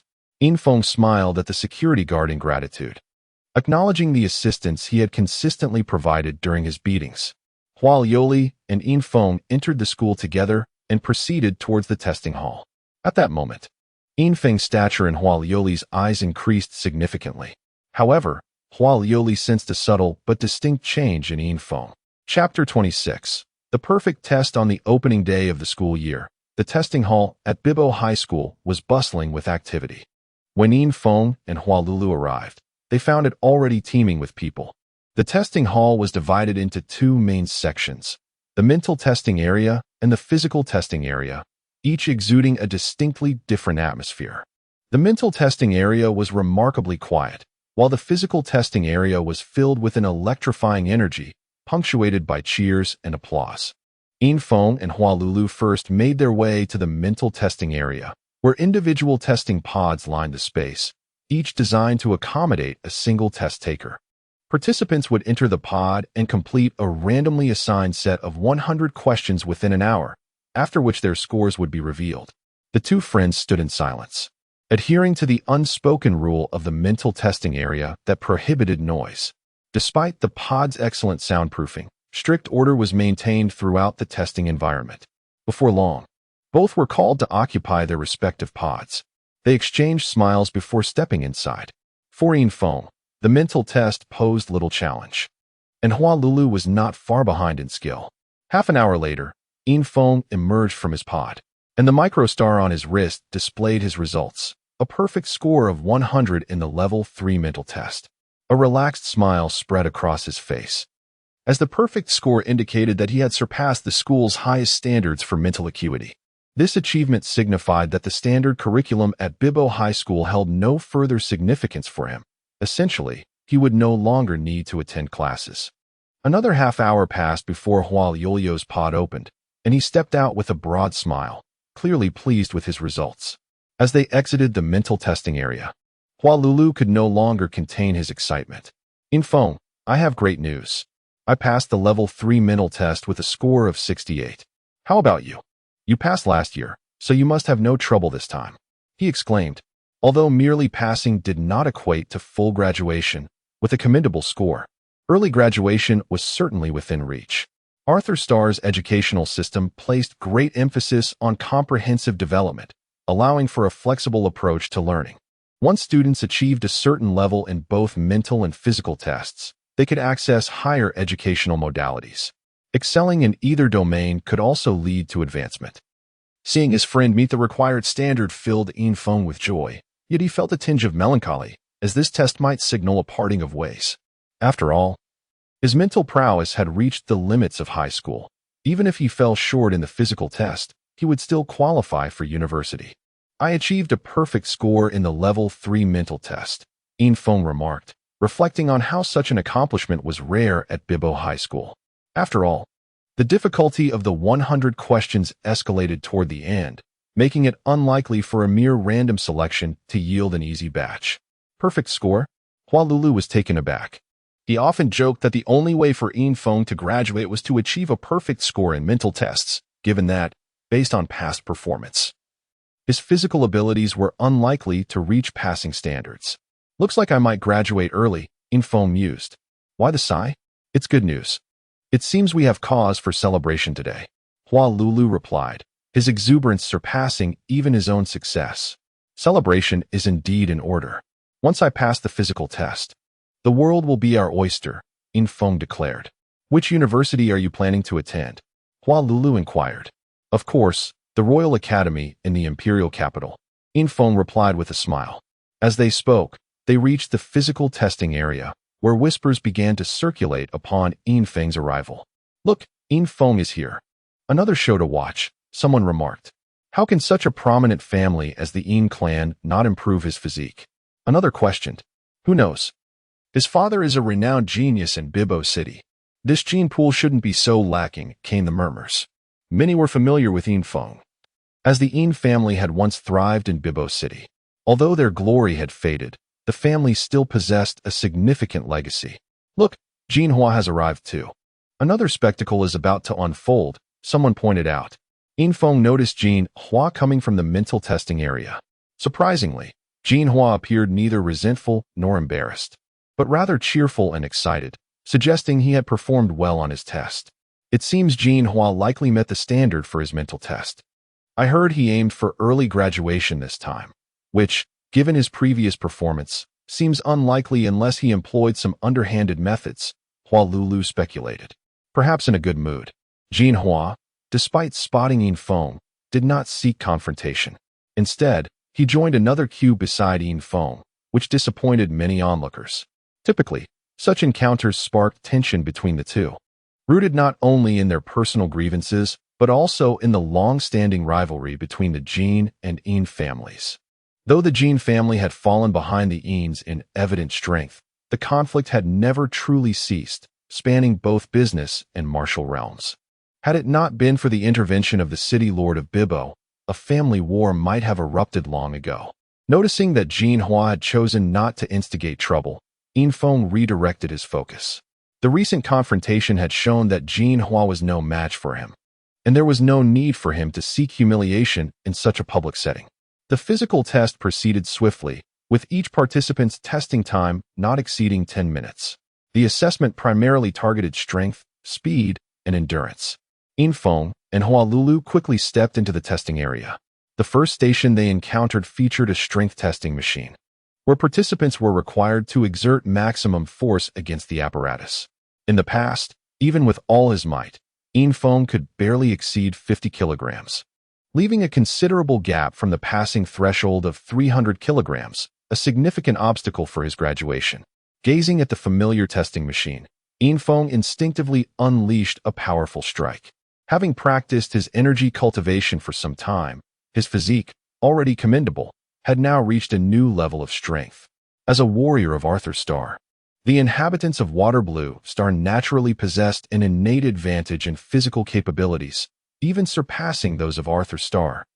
Though their civilization had emerged later and thus fell to colonization, a gust of wind swirled from Infang's fist as he struck. Before his punch landed, the wind had already reached the machine, and with a resounding crash, the strength index soared dramatically. Chapter 27.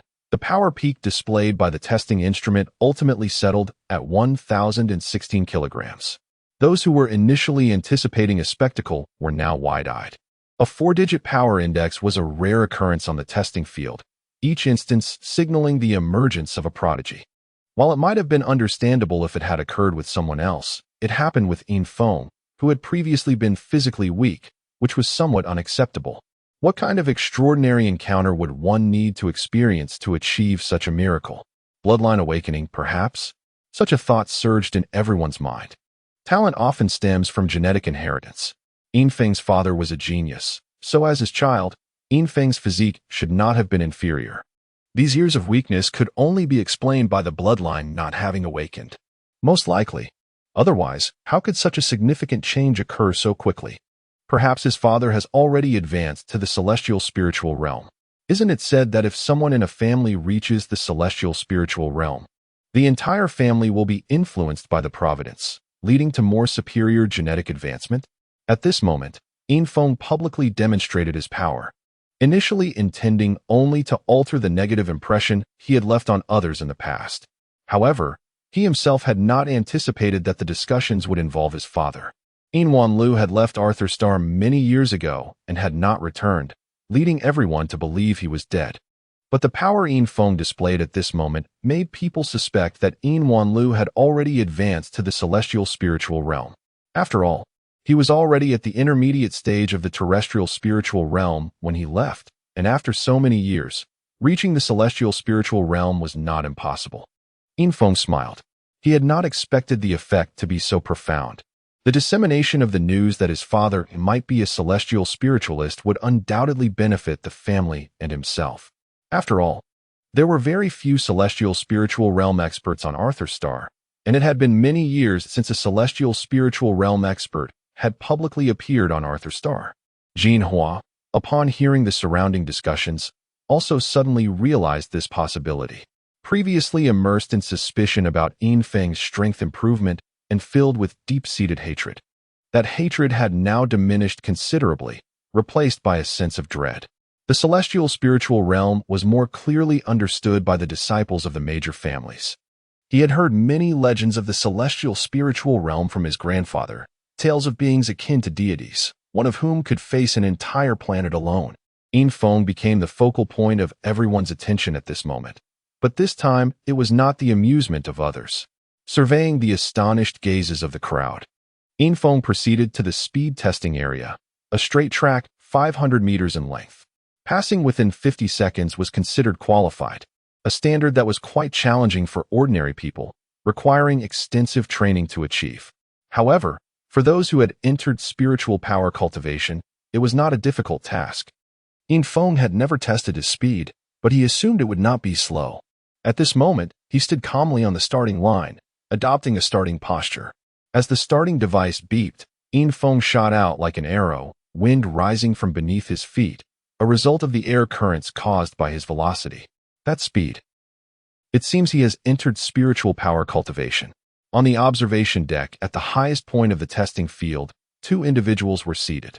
The speaker was none other than Arthur Kailong, the principal of Bibo Middle School, and beside him was Luo Tianhai, the city lord of Qingbi Wave City. Indeed, the Yin family has finally produced another spiritual power cultivator, crossing the threshold. This Infiltration, as the heir of the Yin family, can be considered legitimate. However, those who seek to replace him will likely not give up so easily, Luo Tianhai remarked.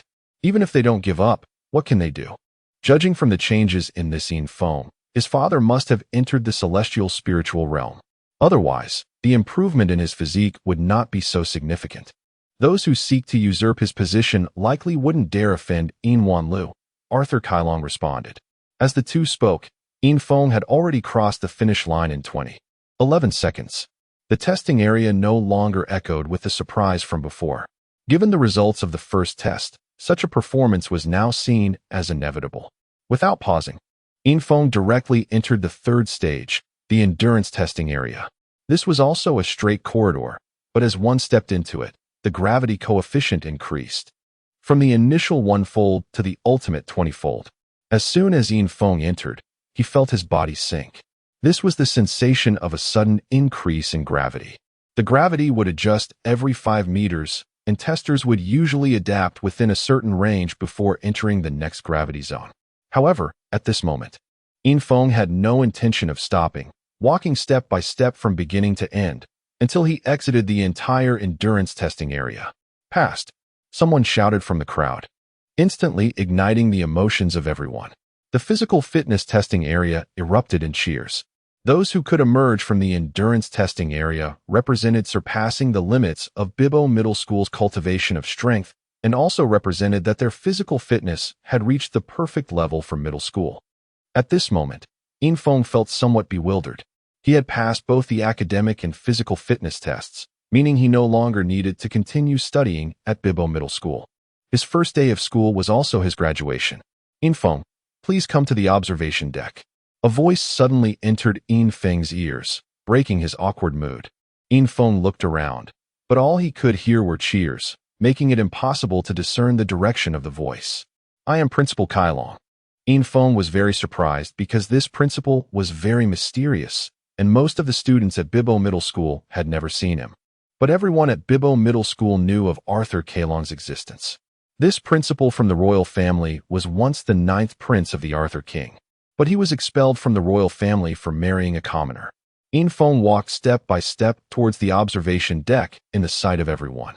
At this time, everyone saw that there were 2 figures appearing on the always empty observation deck. Look, there's someone on the observation deck. Someone shouted. Immediately, someone with sharp eyes shouted, "It's the city lord." The city lord had a very high reputation among the common people because the family forces were too strong compared to the common people. If there was no city lord to manage a city, then the fate of the common people might not even be as good as the residents of a colony planet like Waterblue Star. Infeng naturally knew the city lord. He walked to the observation deck and said, "I have seen Principal Kailong. I have seen City Lord Tianhai." Haha, good. Our Bibbo city has another spiritual power cultivator, Luo Tianhai said, feeling very good at the moment. The number of spiritual power cultivators in each city can reflect the overall strength of the city. Infeng, your performance today has fully met the standards of Bibbo Middle School graduates. I think you can graduate early. Bibbo Middle School is no longer capable of cultivating you, so I would like to be your recommender. I wonder which university you would like to go to, Arthur Kailong said. Infeng was moved when he heard that the principal wanted to be his recommender. Ordinary graduation is completely different from having a recommender. With Arthur Kailong's recommendation, he could directly enter the re-examination of any school he wanted to go to. Royal Academy, Infeng said without hesitation, because this is the best university on Arthur Star.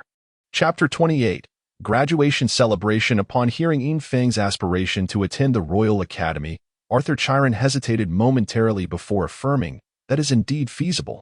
Having attained the rudiments of spiritual power, you are eligible for admission.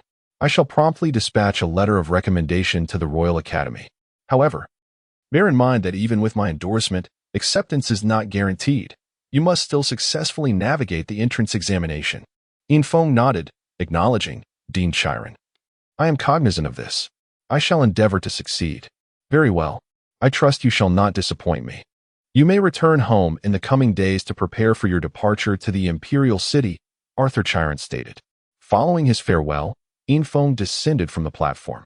The auditorium, having briefly erupted in cacophony, reverted to the order of the assessments, though many continued to cast curious glances at Zhang Tian.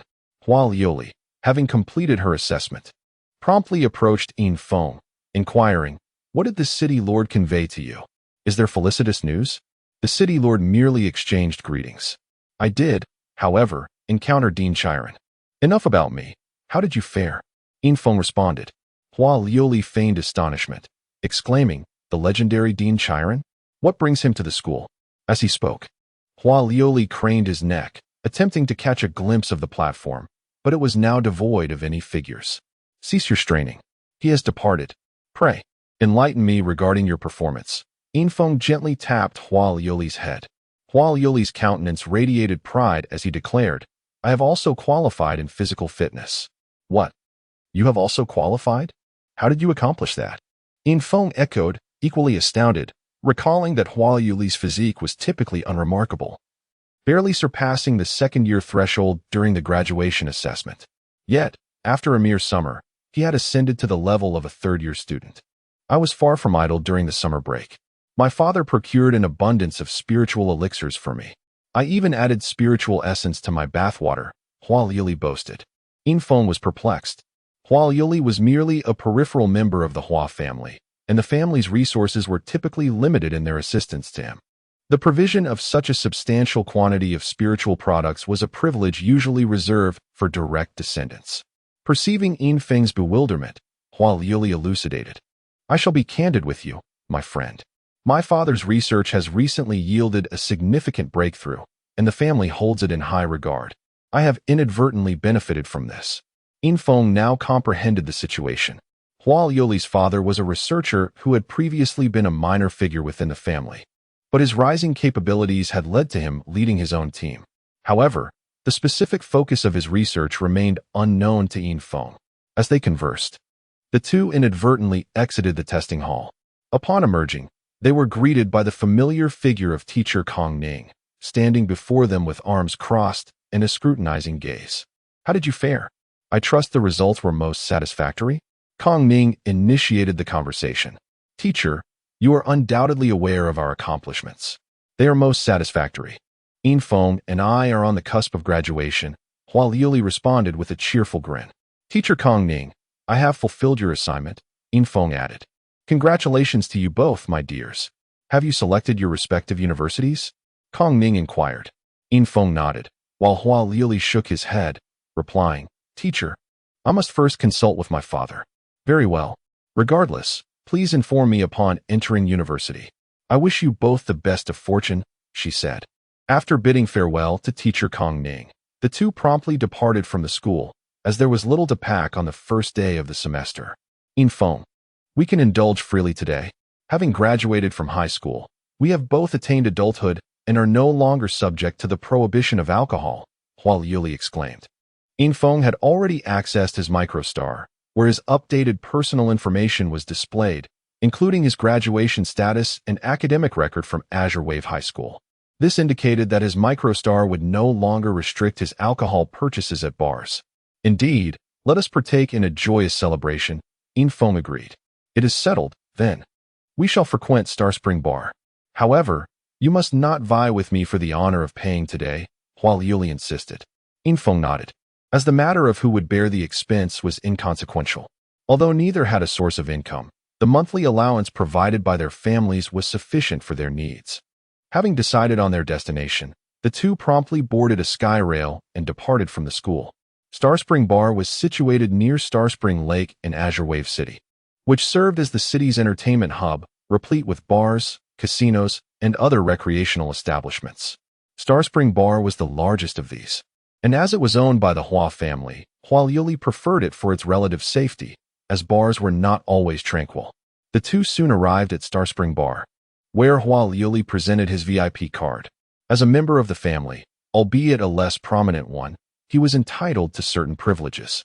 The two casually selected a corner seat, and Hua Yuli promptly ordered drinks from a waiter. Infeng was unfamiliar with bars. He recalled having visited one in his memories, but the actual experience differed from his recollections. The boisterous music was unlike anything he had encountered on the Blue Planet. The sensual dancers and impassioned choreography on stage stirred Infeng's heart. Infeng, your face is flushed, and you have not even imbibed any alcohol, Hua Yuli remarked, as if he had discovered the most amusing thing in the world, and teasingly poked fun at Infeng. Regaining his composure, Infeng glanced at Hua Yuli, slightly embarrassed, and responded, Is my face indeed flushed? This is uncharacteristic of you. In the past, you were indifferent to such beauties, Hua Yuli observed, implying that he had brought Infeng to such establishments before. However, Infeng's poor physique at the time may have hindered his development, rendering him oblivious to the allure of the opposite sex. Yet, the present Infeng was markedly different. On the Blue Planet, marriage was permitted at the age of 13, and many chose to procreate before their 16th birthday prior to their departure. However, Infeng's youth and the mutual dependence between the brothers had prevented his elder brother from marrying before being conscripted by Arthur. People evolve, and who could have foreseen that we would graduate prematurely? Infeng explained. Well said. We are improving with each passing day. Let us drink to that. Hua Yuli promptly raised the beverage brought by the waiter, preparing to drain it in one gulp. The two had sampled alcohol in the past, but only surreptitiously. The sensation was entirely different from the present experience. Infiltration raised his glass, and the two drained their drinks in unison. The pungent liquor caused both to immediately cough. This drink differs from what we imbibed in the past. What sort of alcohol were you filching? Infiltration inquired while coughing.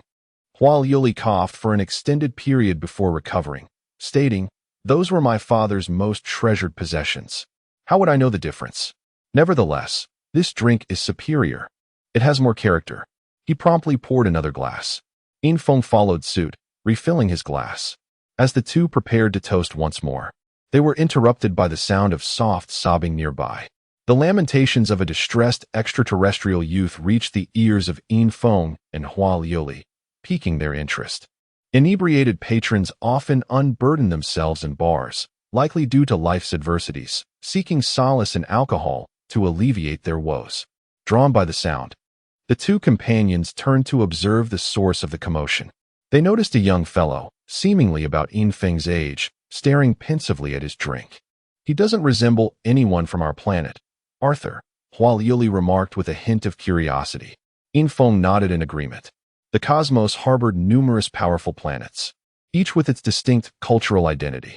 Arthur did not exclude residents from other planets. As long as they could remit sufficient intergalactic credits, they were welcome to experience Arthur's culture.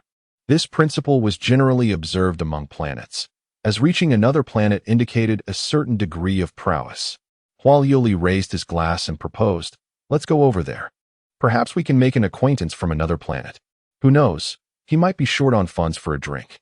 "Indeed," Infiltration chuckled. "Perhaps our friend is in dire need of some libations." "Nonsense," Huaoli retorted incredulously. "Anyone who can afford to come to Arthur is hardly destitute." As they conversed, the two approached the forlorn youth and seated themselves across from him. They finally got a clear view of his countenance. As they suspected, he was unlike the Arthurians. His face was ordinary, yet more handsome, but his most striking feature was his white pupils. Sensing the presence of others, the weeping ceased, and the youth with white pupils looked up at Infiltration and Huaoli. "Do you gentlemen have any spirits to spare?" the white-pupiled youth inquired. Infiltration noticed that the table was littered with empty bottles, and the last one in his hand was drained as they sat down. "Of course," Huaoli replied. "Waiter, bring us 10 more Vickermans." This was the drink Infiltration had been enjoying. Seeing that the youth had consumed over a dozen bottles and still appeared lucid, he surmised that it must be similar to what he had been drinking earlier. He wanted the youth to experience true spirits. "From which planet do you hail, my friend? And why are you alone?" Huaoli asked. The youth hesitated before replying, "I come from..." He paused, seemingly reluctant to reveal his origins. "I hail from a distant galaxy." "Never mind, you wouldn't know it anyway." Huaoli did not press further, but instead raised his glass in a toast. And the youth reciprocated. The youth picked up a bottle of Vickerman, a renowned Arthurian liquor, unlike the red wine he had been drinking. He tilted his head back and drank it as if it were water, but the pungent flavor coursed through his senses. Unlike Infiltration and Huaoli, who coughed and sputtered, the youth remained composed. It was as if the intoxicating effects of the previous drinks had been washed away. "This has a distinctly different sensation," the youth remarked, clearly pleased. He then took another swig, leaving Infiltration and Huaoli in awe. The difference between individuals was astonishing. While they savored small sips, he quaffed it as if it were water. After a few rounds, the youth's wariness toward Infiltration and Huaoli dissipated. They were all of similar ages, and after a few drinks, they felt like old friends. The youth revealed the reason for his distress during their casual conversation. The youth, named Lin Yujia, had left home after a dispute with his family and had inadvertently arrived on Arthur. After paying 100,000 credits, he had obtained temporary residency. However, his curiosity led him to gambling, where he squandered his savings of 1,000,000 credits, leaving him virtually penniless. Infiltration and Huaoli were surprised that the youth was so wealthy. Credits were far more valuable than Arthurian coins and were used in intergalactic trade. All advanced planets accepted them, particularly for importing goods from other planets. Therefore, a planet's credit reserves were crucial. 1,000,000 credits was a considerable sum even for Infiltration and Huaoli, who came from prominent families. Infiltration and Oppos. S latest edition of the Moxing Swordsman cost only 10,000 credits. Brother, you're too profligate, Infiltration jested, slightly inebriated. 1,000,000 credits, gone with the wind. Indeed, Hua Liuli added. Which casino did you lose it in? Let's go and win it back. Hua Liuli grabbed the youth's arm, ready to head to the casino. Lin Yujia brushed off Hua Liuli's hand and said, I can't go. I'm broke. I think the casino was called. He paused. Vientiane Cloud Pavilion. Infiltration was taken aback by the name. It was all too familiar. It was an asset of the Yin family, but it was controlled by his second uncle. Infiltration knew of his second uncle, but they were not close. As his father's cousin, he had distanced himself from Infiltration after his father's departure. Infiltration, isn't that your family's casino? We have to help Brother Lin recoup some of his losses, Hua Liuli declared, completely drunk. Neither of them had experience with gambling. As high school students, they were ineligible to enter casinos, while foreigners like Lin Yujia faced minimal restrictions on Arthur.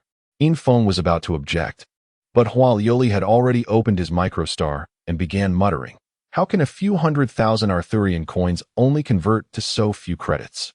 Infiltration realized it was too late. Hua Liuli had already exchanged all of his Arthurian coins for credits. His microstar financial account displayed 10,000 credits and a few Arthurian coins. Clearly, he had depleted his Arthurian coins to obtain the 10,000 credits. Infiltration checked his account. He had slightly more than Hua Liuli, but it amounted to only a few 100,000 Arthurian coins. These were his savings. He decided not to hold back and exchange them for 10,000 credits as well. We've already graduated, Infiltration said. Let's experience gambling today. If we win, we'll help Brother Lin recoup his losses. Seeing that his newly acquired friends were willing to gamble for him, Lin Yujia became excited. Although he had ultimately lost money, he had initially won a considerable amount. He could only hope that his friends could help him recover his losses. Chapter 30. Casino High Roller. Having never before set foot in a casino, both Infiltration and Hua Liuli were bubbling with excitement. Their spirits further elevated by the alcohol they had consumed. Wanxing Cloud Pavilion was under the stewardship of Infiltration's second uncle, Wanwan. Memories of this uncle were scarce in Infiltration's mind, but since discovering that his previous physical ailments stemmed from spiritual energy poisoning, Infiltration harbored a growing suspicion toward his family, with his second uncle being the prime suspect. As the head of another branch of the Yin family, the second uncle was a prominent figure, and should Infiltration fail to inherit the family fortune, his uncle stood a significant chance. Lin Yujia, which one are you playing? Infiltration inquired. Upon entering the grand hall, he was met with a dazzling array of games. Despite the advanced nature of information networks and his familiarity with casinos, being here in person evoked a sense of both excitement and unfamiliarity. Lin Yujia pointed to a slot machine. This one. Hua Liuli eagerly approached the machine. Infiltration noticed that the jackpot displayed on the screen had reached a staggering 1,000,000 star coins. Undoubtedly, a substantial portion of that sum had been invested by Lin Yujia. Although he had never played before, Infiltration was familiar with the rules. This particular slot machine at Wanxing Cloud Pavilion was a popular model, offering a chance to win 80% of the accumulated jackpot upon landing 3 crowns. Hua Liuli plopped down in front of the slot machine. After a brief perusal of the instructions, she connected her microstar to the machine. This connection allowed for seamless betting and direct deposit of winnings into her microstar account, ensuring a voluntary, fair, and trustworthy transaction process. The minimum bet is 100 star coins. Hua Liuli exclaimed. Infiltration, your second uncle set the bar a bit high, don't you think? There are cheaper options over there. Infiltration gestured toward another row of slot machines. Although similar in design, those machines had a jackpot of only a few 100,000 Arthur coins, with a minimum bet of 100 Arthur coins. No, we're here to support Yujia. When would those machines ever pay out? Hua Liuli retorted. Despite the steep minimum bet, she was not interested in the alternatives. After her complaint, Hua Liuli confidently placed her bet, setting the reels in motion. Lin Yujia watched with bated breath, her eyes glued to the spinning wheels. Ding! As the reels came to a halt, an apple, a smiley face, and a banana appeared before their eyes. 100 star coins gone just like that. Hua Liuli immediately started another round. Infiltration closed his eyes. Just as the reels stopped, he experienced a mental illusion. As an observer, his mind had conjured the actual result instead of 3 crowns. With his eyes closed, Infong felt his mental perception sharpen, a result of the spiritual energy nourishing his soul. His already powerful soul had ascended, granting him an extraordinary sense. Although his eyes were shut, Infong felt he could perceive more than when they were open. He saw Hua Liuli and Lin Yujia, and even their beating hearts and flowing blood. He had an unobstructed view of the slot machine's inner workings. As Infong focused a wisp of his mental energy on the spinning reels, he sensed a slight hesitation, as if they were being influenced by an external force. Even this slight pause filled Infong with astonishment. Mental energy could actively interfere with the movement of matter. While tales of mental power abounded, they were often relegated to the realm of the supernatural. Some researchers even speculated that spiritual energy cultivation could give rise to this ability, but the probability was so low that it could not be considered a reliable assumption. Under Infeng's influence, the reels finally stopped, revealing 2 crowns and a handgun. A smile crept across Infeng's face. His interference had been effective, although his initial attempt had not been entirely successful. So close. What a pity, Hua Liuli lamented, her hands already initiating another spin. This time, Infong was more adept at interfering with the reels. As Hua Liuli started the machine, he immediately began to exert his mental control. Moments later, the reels came to a stop. Yes, 3 crowns, Hua Liuli shrieked with excitement. Simultaneously, the casino's overhead display flashed the words "Big Winner," and Hua Liuli's location became the center of attention. Lin Yujia's eyes widened in disbelief. The grand prize had actually been won by her friend. Even though she would only receive 80% of the total jackpot, it was still a substantial return on her investment. Yujia, let me give you back what you lost, Hua Liuli offered. Unaffected by the money and still focused on their original goal, Lin Yujia declined. No, I'll take the loss as a lesson. This is your winnings, I can't accept it. Unable to persuade Lin Yujia, Hua Liuli relented. Infong interjected, let's not talk about the money yet. We've only won a little. We need to keep going and then split the money after we've won it all. Infong then sat down at another slot machine. This one had a smaller jackpot. Only a few 100,000 star coins, but still a considerable sum. Within 15 minutes, Infong had played all 20 of the star coin slot machines at Wanxing Cloud Pavilion, emptying their jackpots. A glance at his microstar revealed a balance of 4 million star coins. Hua Liuli and Lin Yujia were dumbfounded. Every spin by Infong resulted in 3 crowns. As if he were controlling the reels. Infong, how did you do it? We're going to be rich today? Hua Liuli asked in disbelief. After witnessing Infeng's subsequent plays, she realized that his influence had likely played a part in her own win. Let's talk about it later. We're being too conspicuous. Infong cautioned. He had noticed many unfriendly eyes on them. Winning the grand prize repeatedly was bound to attract attention. Many patrons had even stopped playing, simply watching Infong create a series of winning streaks. As the trio stood up to leave, they were surrounded by a dozen men in black. Huh, you think you can just leave after winning all that money? Tell us how you cheated, a burly man in a vest said as he stepped out from the crowd. A smoldering cigar clenched in his teeth. Chapter 31. A high-stakes gamble. Infong stood before Hua Liuli and Lin Yujia, raising his gaze to meet the imposing figure of the man smoking a cigar. In all matters, evidence is paramount. You allege cheating. Do you possess any proof? At that moment, the cigar slipped from the man's lips. He had never seen Infeng's face clearly before, merely observing from a distance. Now, however, he recognized him. How could he not know the heir of the Yin family? Young Master Yin, what brings you here? This place is not meant for you, he stammered. Perceiving Infong as still an ungraduated high school student, thus ineligible to gamble according to the laws of Arthur Starr, a flicker of doubt crossed his mind. Oh, how unfortunate. I just acquired the qualifications today, so I thought I'd accompany a couple of friends for some fun.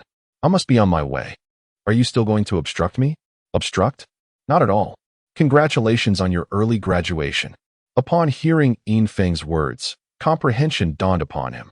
The rumor had it that young Master Yin had transformed from his previously inept state, and witnessing him now validated those claims in his heart. The men in black instantly stepped aside, creating a passage as all eyes turned towards Infong and Hua Liuli. who were preparing to leave. Just then, a voice rang out. Xiaofeng, since you're here, why not stay and play a bit longer? Why the rush to leave? The voice was familiar. Even before seeing the speaker, Infeng knew who it was. Approaching them was Yin Liang, the eldest son of Yin Feng's second uncle, clad in a white suit. Clearly, he had to intervene when his subordinates failed to stop Yin Feng.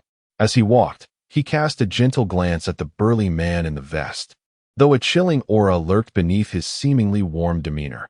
Sensing this, the man in the vest suddenly appeared deflated, his earlier bravado evaporating.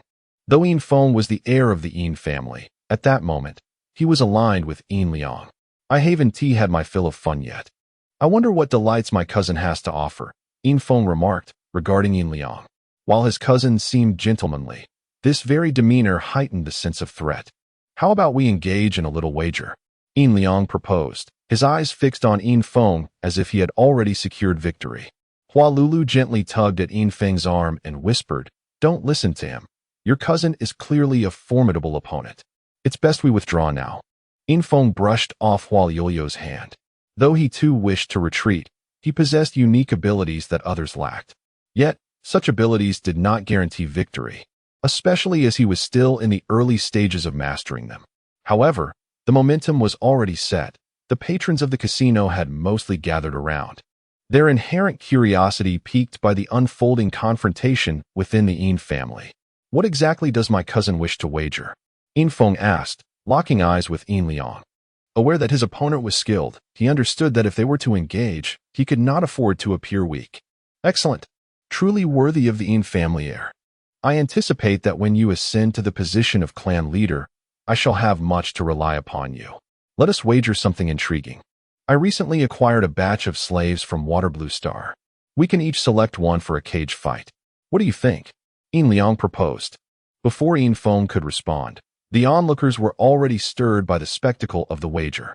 Cage fighting was a favored gambling method among the aristocracy of Arthur Star, combining both entertainment and a test of the participants' discernment and abilities. "Agree to it," someone in the crowd shouted. At that moment, Yin Feng felt a pang in his heart. Before arriving at Arthur Star, he had believed that the conscripted inhabitants of Waterblue Star merely became soldiers. However, upon receiving Yin Feng's memories, he learned the harrowing truth.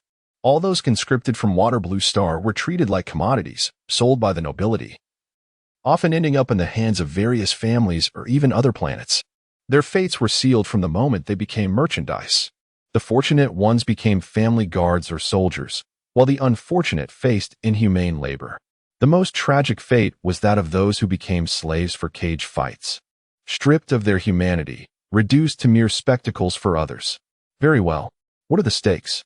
Yin Feng replied coldly. Despite his deep-seated aversion, he recognized that he could not refuse this moment. He was now a citizen of Arthur Star, and to decline would be to show weakness.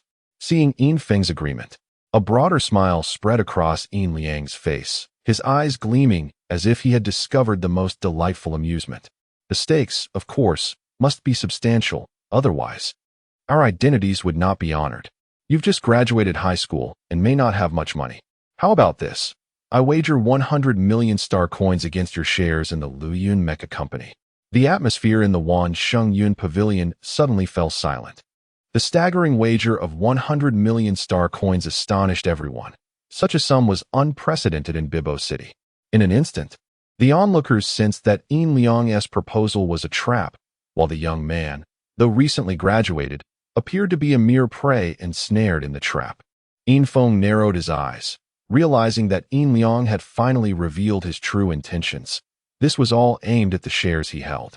Though he had yet to inherit the position of clan leader, he possessed a significant stake in the company, which was fully controlled by him as it was founded by his father, Yin Wanlu.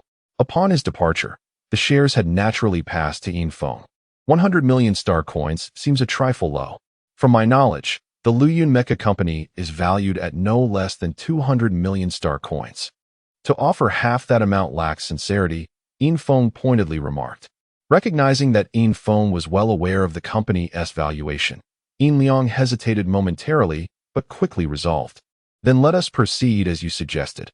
I shall wager 200 million star coins." At that moment, he was resolute. For both he and his father had long coveted the Luoyuan Mecha company. Having never had the opportunity to intervene, he could not let this chance slip away. The 200 million star coins would deplete nearly all of his liquid assets, but he could not afford to hesitate now. Let us prepare to begin, Infong stated. Very well, let us head to the arena, Yin Liang declared, leading his entourage out of the Wan Sheng Yun pavilion toward the fighting arena. Infong followed suit, and the crowd of onlookers quickly dispersed, calling for their friends to join them at the arena. Chapter 32. A calculated despair. The arena in Azure Wave City was singular, a sanctuary for unrestrained combat. Within its confines, fate held dominion over life and death, with the law offering no sanctuary. This gave rise to the brutal entertainment of cage combat. In the selection area, slaves were displayed like livestock on tiered platforms. As Yin Feng followed Yin Liang into the area, a renewed sense of dread washed over him. The reality was far more disturbing than he had gleaned from his memories. Shackled at the hands and feet, the Terran slaves were clad only in loincloths. Prospective buyers could readily assess their physique. Undeniably, those presented in the selection area were remarkably robust, their powerful musculature attesting to their physical prowess, which naturally commanded a high price. Yin Liang halted before a particular platform housing roughly 30 slaves, each bearing a tag emblazoned with the Yin family crest, signifying their status. Xiaofeng, you may choose any of these slaves. If none satisfy you, you may select from other platforms, the cost of which I shall bear, Yin Liang offered. Yin Feng began scrutinizing the slaves, who appeared to be in their early 20s. Unlike the 16-year-old conscripts, they had clearly resided on Arthur for some time. Their eyes betrayed a timidity, a supplication to those who observed them. Having undergone memory erasure and the implantation of memory chips, they had long forgotten their origins, reduced to mere tools or playthings for the affluent. Yin Liang, are you also selecting from these? Yin Feng inquired after his assessment. The use of his given name signified Yin Feng's stance. Those who could not be considered family were not entitled to courtesy. Yin Liang frowned slightly, seemingly taken aback by Yin Feng's familiarity, which was considered impolite within the family. My selection is complete. You need only choose your combatant, Yin Liang stated. Is this not a deceit? Was it not agreed that each would select one? You have already chosen, leaving us with the remainder. How can one be so unscrupulous? Hua Liuli interjected. He had harbored resentment since Yin Feng agreed to the cage fight, and it finally erupted. This was an indisputably unfair wager. Their opponent had already chosen his gladiator and was awaiting their inevitable defeat, all according to plan. I made no such promise that Yin Feng would choose first. Furthermore, I have offered you the opportunity. If none here please you, you are free to select from other platforms, Yin Liang retorted with disdain. As Hua Liuli attempted to retort, Yin Feng silenced him, stating calmly, Yin Liang, since you have made your selection, would you not reveal your choice? Surely that is permissible, given their opponent's advantage. It was imperative to gather intelligence. Naturally, Yin Liang replied, instructing his attendant to present his chosen slave. The attendant soon returned with a Terran whose muscles appeared on the verge of bursting, exuding immense strength. Towering at nearly 2 meters, he appeared to be around 30 years old, the prime of a slave's physical condition. This specimen was undoubtedly of the highest caliber in the selection area, possessing formidable spiritual energy cultivation, which he would not have relinquished for the brutal cage fight had he not once awakened his memories. What do you think? Is my selection satisfactory? Yin Liang inquired smugly. Yin Feng and Hua Liuli scrutinized the slave, inwardly assessing his capabilities. While finding a suitable match in the selection area would be challenging, it was not impossible. However, Yin Liang's confidence suggested that there was more to the slave than mere physical prowess.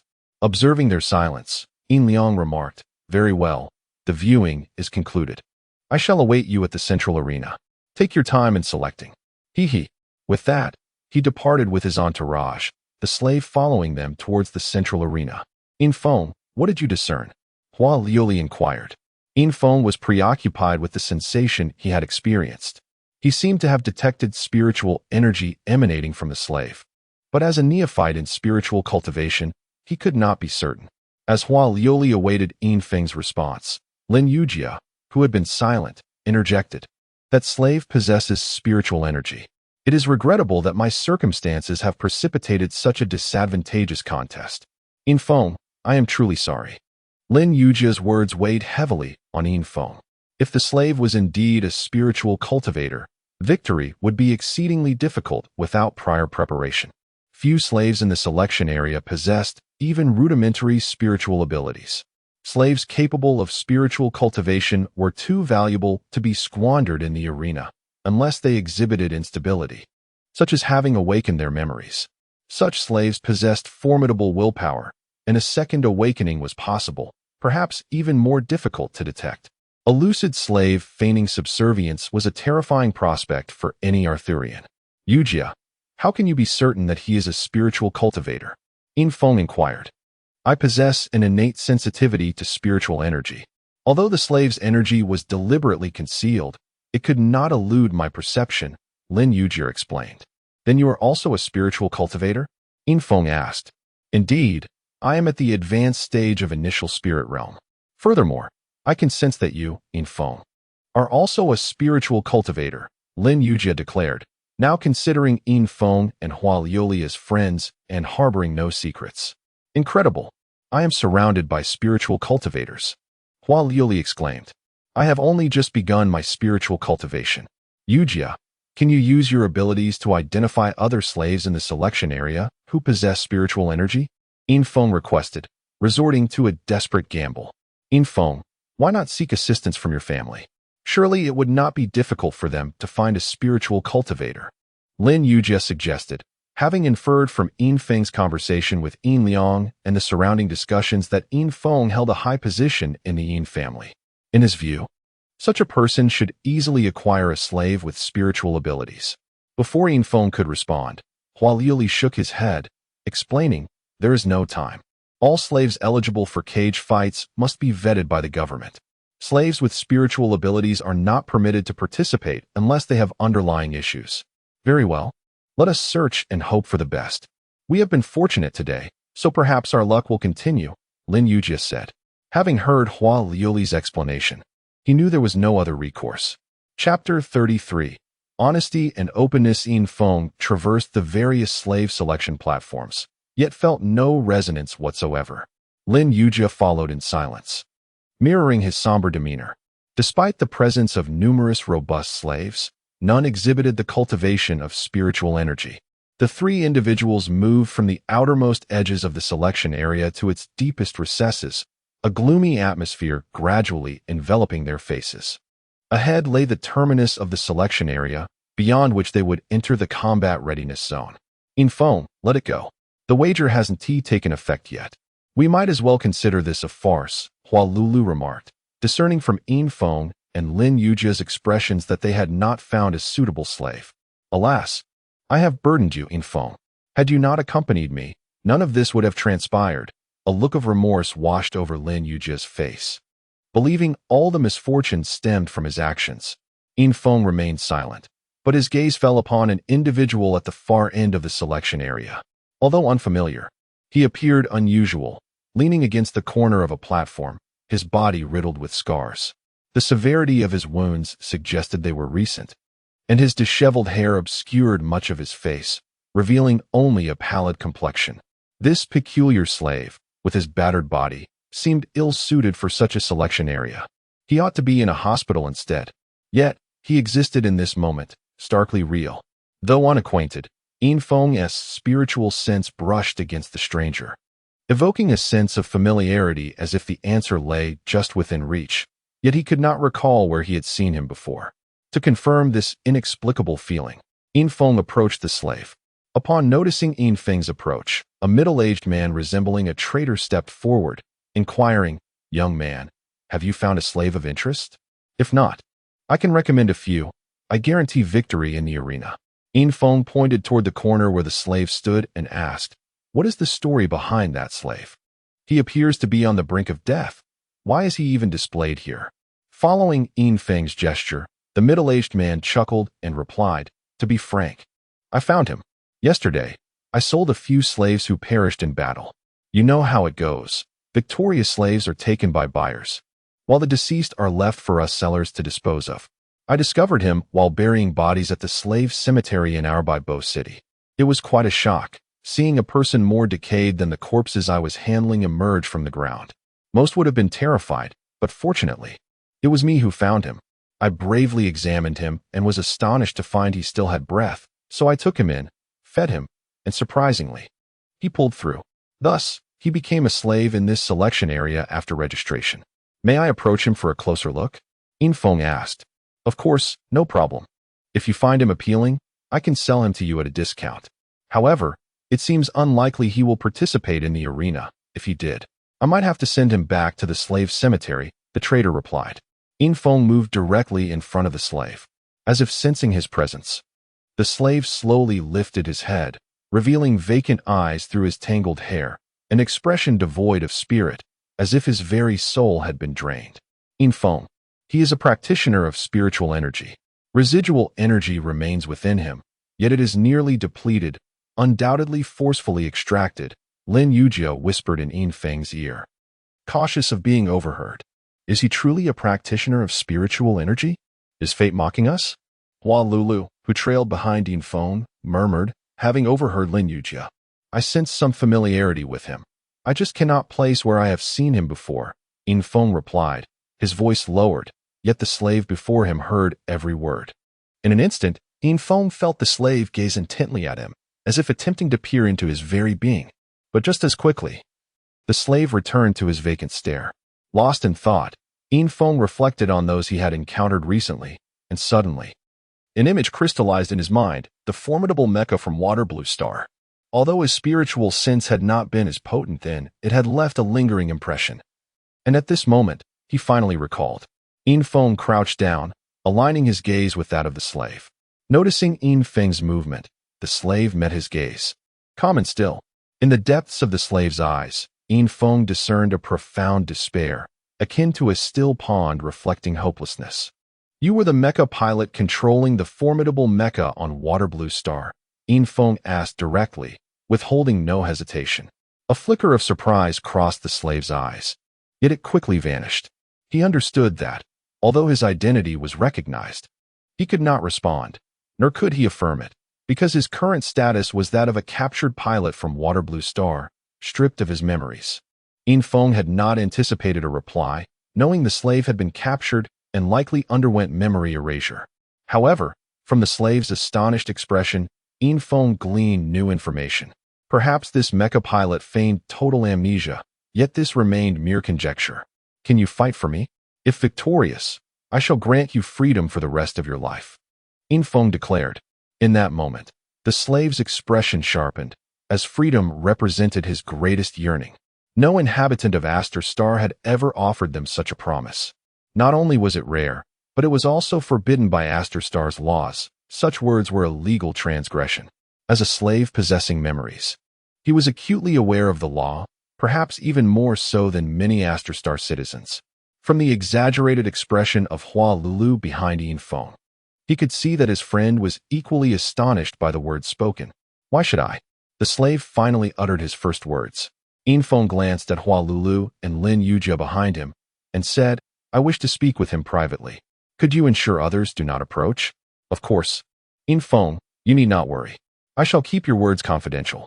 However, I advise you to tread carefully. Such discussions should not occur in public, as it could lead to serious consequences, Hua Lulu cautioned. What do you mean? What could land us in jail? Lin Yujia queried, perplexed. Let us converse over here.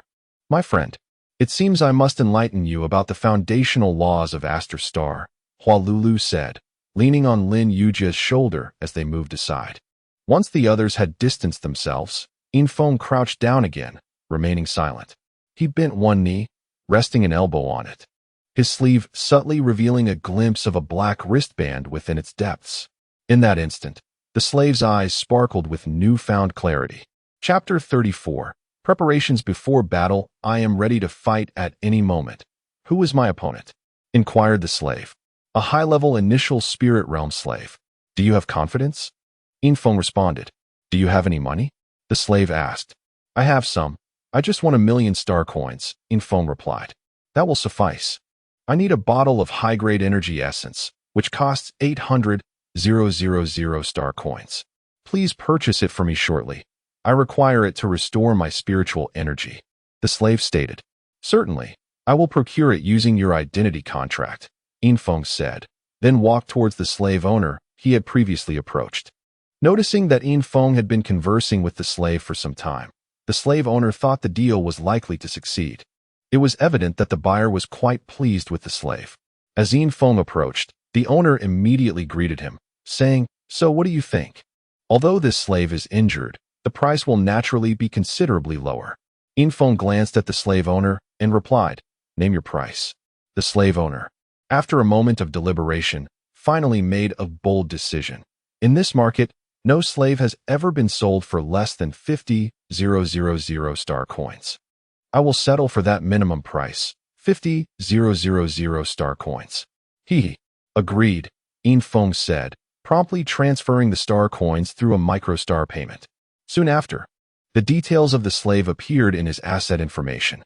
From the information, Infong learned that the slave's name was Lei, and his origin was listed as Arthur Starr, with the acquisition occurring within the last few days. Realizing that these details were fabricated by the owner, as it was not easy to ascertain the origins of a found slave, Infong continued. "Infong, are you truly going to let him take the stage?" Hualulu asked, astonished by Infeng's choice.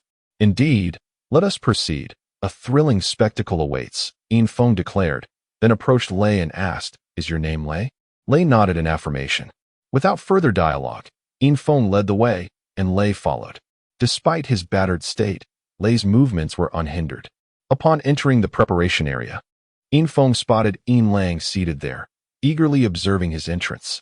Curiosity filled his mind as he wondered what kind of individual Infong would select. When he noticed Lei trailing behind, a mocking grin spread across his face. "Haha, I say, little Fong, no matter how self-deprecating you may be, you shouldn't choose an injured slave. He might collapse before the battle even begins," Liang taunted. Ignoring Liang's provocation, Infong approached the preparation area administrator and said, "I would like a bottle of high-grade spiritual essence." The administrator skillfully retrieved a vial of energy essence from a sealed box, saying, "High-grade energy essence, 1,000,000 Arthur coins, or 800,000 star coins." "Star coins will suffice," Infong replied. The administrator examined the slave behind Infong and asked, "Is this for him?" Infong nodded and accepted the energy essence after making the payment. "Young man, I suggest you purchase a medical essence as well to treat your slave," the administrator advised. "How much?" Infong inquired, knowing that medical essence could swiftly heal external injuries, provided the individual was still alive. 1,000,000 star coins, the administrator stated. "Bring me a bottle," Infong said, paying once more. Seeing Infeng's eagerness to spend, the administrator's smile widened, as both the energy and medical essences would yield him a substantial commission. "Here you go, wishing you victory," the administrator said as he handed over the medical essence. Infong approached Lei and said, "Here, use this to recover quickly." Lei took the energy essence from Infong but disregarded the medical essence entirely, stating, "I only need this." With that, he pierced the vial's tip into his body. In a matter of moments, the essence flowed into Lei, and discarding the empty vial, he closed his eyes. Having been deprived of spiritual energy for so long, the influx of new energy prompted immediate circulation within him. "Infong, the slave you selected is remarkable." He absorbed an entire bottle of high-grade energy essence without a trace of waste. "Did you notice? Not a single drop leaked. This indicates that this slave possesses at least high-level initial spirit realm strength," a voice remarked. "Perhaps I have stumbled upon a treasure," Infong chuckled. The unfolding events did not escape the notice of Liang, who observed with skepticism. He believed that forcibly enhancing one's internal energy with essence could never rival the strength of his own slave, who had been cultivated through diligent training. "I am ready," Lei said after familiarizing himself with the flow of energy within. "Then let us commence," Infong replied, heading towards the arena, followed closely by Liang. As they approached the entrance to the arena, an administrator emerged to guide them in signing the combat agreement, subsequently leaving Lei and Liang's slave behind. The spectator area was now bustling with attendees, with bets soaring to 200 million star coins. The anticipation for the battle was palpable, even with limited preparation time. News of the event had spread throughout Bibo City. The arena could accommodate 50,000 spectators, and at that moment, every seat was filled.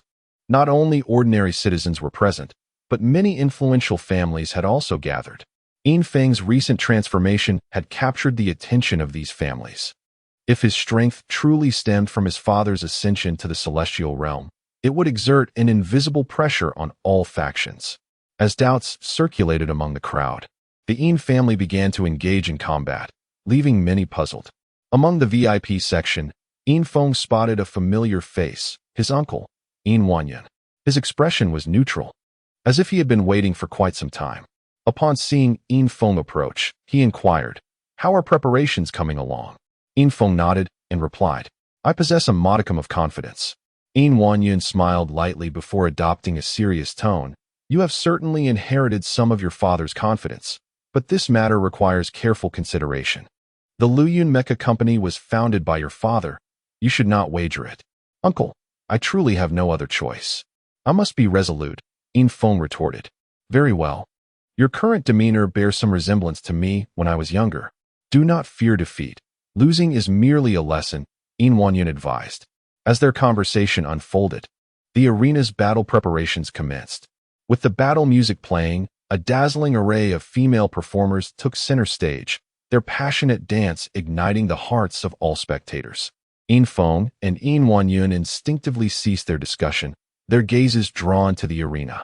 At the center stood a colossal iron cage, with an entrance at each end, poised for the combatants to prepare for their entrance. The doors would close behind them, remaining shut until one party fell, at which point they would reopen. Chapter 35. The cage fight begins. Ladies and gentlemen, I am Mark, and it is my distinct honor to host today's cage match. It is said that the stakes for today's contest are a staggering 200 million star coins.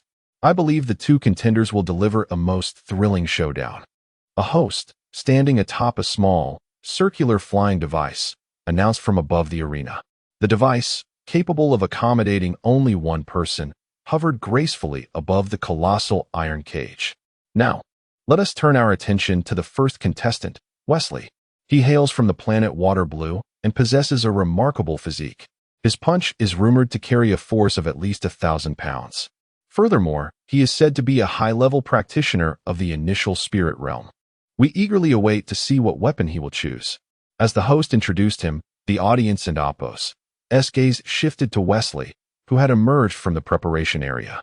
He strode purposefully towards the armory, where a dazzling array of weapons were displayed.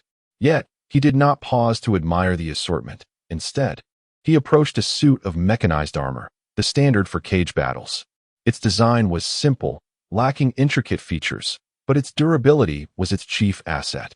Most combatants preferred to refer to it as armor, for it lacked an energy source, relying entirely on the user for power. However, if one could harness spiritual energy, their speed and strength would be significantly enhanced. Thus, spiritual practitioners often opted for this armor in battle. Wesley swiftly donned the armor and took up two of the largest iron hammers from the weapon rack, wielding one in each hand. He brought them together with a resounding crash, the sound reverberating throughout the arena. It was evident that he was a powerhouse, exhibiting an intense passion for heavy weaponry. The audience, filled with enthusiasts of strength-based warriors, erupted into cheers at the sight of Wesley's ferocity. They relished the prospect of a clash of might, fervently hoping that his opponent would match his caliber. Otherwise, a single blow could conclude the match prematurely, rendering their tickets a poor investment. As the crowd's anticipation reached a fever pitch, Ray made his entrance. Scars marred his body, devoid of embellishment, as he quietly stepped into the preparation area. While Ray possessed a robust physique, he appeared somewhat frail compared to Wesley, especially given the fresh scars that hinted at his current state of recovery. What do I see? It seems Ray, Wesley's adversary, is not in optimal condition. From my vantage point, I observe that his scars appear to be recent. How can he participate in this match? Mark, the host, remarked. The audience responded with a chorus of discontent, as Ray's entrance dashed their hopes for a climactic duel. What was promised to be a peak confrontation now seemed to devolve into a mere display of dominance. Though the scene could be bloody, it lacked the allure of spectacle. Do not despair, dear audience. Although Ray may not be in the best physical condition, he has prepared thoroughly. It is said that his master procured high-tier spiritual essence and medical elixirs for him, so I believe his current state may not reflect the reality of his capabilities. Mark reassured, sensing the crowd's disappointment and igniting a flicker of hope. What a perplexing mindset the wealthy possess. Instead of investing in such costly spiritual and medical essences, why not simply acquire a more powerful slave? This individual, covered in scars, must have lost a previous battle. Murmurs of speculation arose from the audience as they assessed the disparity in strength between the two competitors. Unperturbed by the surrounding chatter, Ray calmly approached the armory. Selecting a long spear, he waited thoughtfully before stepping out. His nonchalant demeanor did not escape the notice of those present, yet his expression remained inscrutable, leaving many to ponder whether he was merely putting on an act. Yin Liang, observing this moment, felt an inexplicable jolt in his heart as Ray grasped the spear, as if something deep within him had been stirred. What a charade, he muttered under his breath, mocking his momentary lapse in confidence. As Mark noted both contestants were ready, he ceased his jests about Ray and declared, "Very well, Ray has selected his weapon. Let the match commence." The cage door opens, and the contestants enter. Ray and Wesley stepped into the vast iron cage, the doors slamming shut behind them. Wesley glared at Ray, a surge of anger rising within him. He had chosen armor, while his opponent had not. If Ray were an ordinary person, it would be one thing, but he had clearly utilized spiritual essence, which should have afforded him the benefits of armor. The mere act of foregoing it was an affront to Wesley. "You will pay for your arrogance, boy," Wesley growled menacingly. Ray remained silent, raising his spear with a single hand, pointing it directly at Wesley, a gesture that spoke volumes of provocation without uttering a word. "Prepare to die," Wesley roared, unleashing his power. His armor surged with energy, propelling him to the pinnacle of speed. Though he was a warrior of strength, he was far from slow. In fact, his velocity surpassed that of many fighters, overshadowed by his formidable might. With the weight of his armor and his own mass, Wesley charged forward, embodying a relentless force. His heavy footsteps echoed like cannon fire, crashing toward Ray, as his dual hammers swung down mercilessly. The audience braced themselves for the impending clash of steel and flesh, astonished by the unexpected speed of this so-called strength warrior. With a deafening crash, the sound of metal meeting earth reverberated through the arena. In an instant, Ray deftly sidestepped the crushing blow, his movements a stark contrast to his prior sluggish demeanor. Having evaded the strike effortlessly, Ray's expression shifted from calm to furrowed brows, as he was reminded of someone from his past, a childhood companion who bore a striking resemblance to Wesley. Though their physiques had diverged greatly over the years, the essence of their beings remained hauntingly similar. Time may alter one's appearance, but the core essence of a person is often unchanged, leaving echoes of familiarity even in the absence of memory. While Ray contemplated these thoughts, Wesley launched another attack, but Ray continued to evade with uncanny precision. As time ticked away, Wesley's assaults grew more frantic, yet he could never land a hit on Ray. The audience held their breath, each attack and dodge a precarious gamble, teetering on the edge of fate. Suddenly, Ray's heart seemed to awaken to a profound realization. He had confirmed his suspicions and, summoning his spiritual energy, shouted at Wesley, "Leave us." His voice resonated like thunder in Wesley's ears, though others remained oblivious to the utterance. Chapter 36.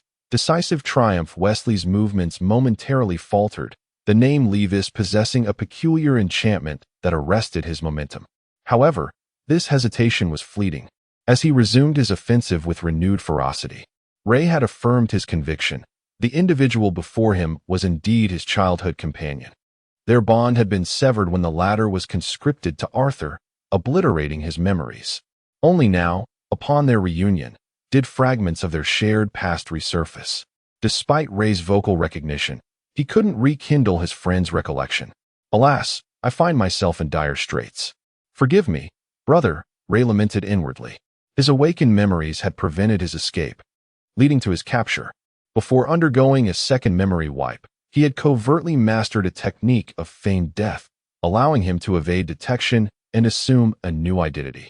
Now, he faced a dilemma: slay his friend or expose himself. Wesley's twin hammers descended once more, but this time Ray didn't merely evade. Instead, he met the assault with the tip of his spear, using the point of contact as a fulcrum, with the spear shaft as a radius. He executed a graceful arc through the air, repositioning himself behind Wesley. A swift, unadorned thrust followed, piercing Wesley's armor at the waist with brutal efficiency. Snap! The sound of shattered vertebrae echoed through the arena, accompanied by Wesley's agonizing shriek. The spear, like a formidable spike, impaled Wesley, pinning him to the ground. The shaft quivered, as if in a macabre dance, while its master, Ray, stood aside, transfixed, observing Wesley's desperate struggles. The arena fell into hushed silence. After prolonged combat, everyone had perceived Ray as a mere dodger. Yet, when he finally struck, it was with devastating precision. Wesley lay prostrate, his upper body convulsing in agony. The excruciating pain radiating through his nerves seemed to drain his strength.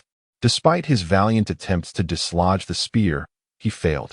His lower body, now devoid of sensation, bore testament to the shattered spine, the conduit of bodily innervation. He was reduced to a helpless lamb awaiting slaughter. "Kill him! Kill him!" the spectators roared, urging Ray to end his opponent's suffering. In the arena, there was no room for compromise, only life or death. Ray was expected to terminate Wesley's existence, not prolong his agony. Ray seemed deaf to the crowd's demands. He circled Wesley, as if studying his torment. Only he knew the internal conflict that raged within him. To kill was a simple act, but to save required insurmountable conditions. Yin Liang's face was ashen. He had never anticipated Wesley's vulnerability. He could almost envision the 200 million star coins slipping through his fingers and into Yin Feng's coffers. Ray is excessively cruel, allowing his opponent to bleed to death. Some murmured, "The people of Waterblue Star are indeed primitive, possessing hearts of stone." The outcome of the match was already decided. What remained was the final act. But the drawn-out wait proved unbearable for some. While killing could be instantaneous, witnessing a man's deliberate demise was an agonizing ordeal. "Levis, awaken. Levis," Ray transmitted telepathically, his persistent pleas resonating in Wesley's ears. Beneath his apparent agony, Wesley's soul was engaged in a fierce battle. He had once awakened his memories, but the subsequent memory wipe had buried them deep within his subconscious. Triggered by the intense neural pain, these dormant memories threatened to resurface. The violent convulsions masked the fact that Wesley was on the precipice of rediscovering his past.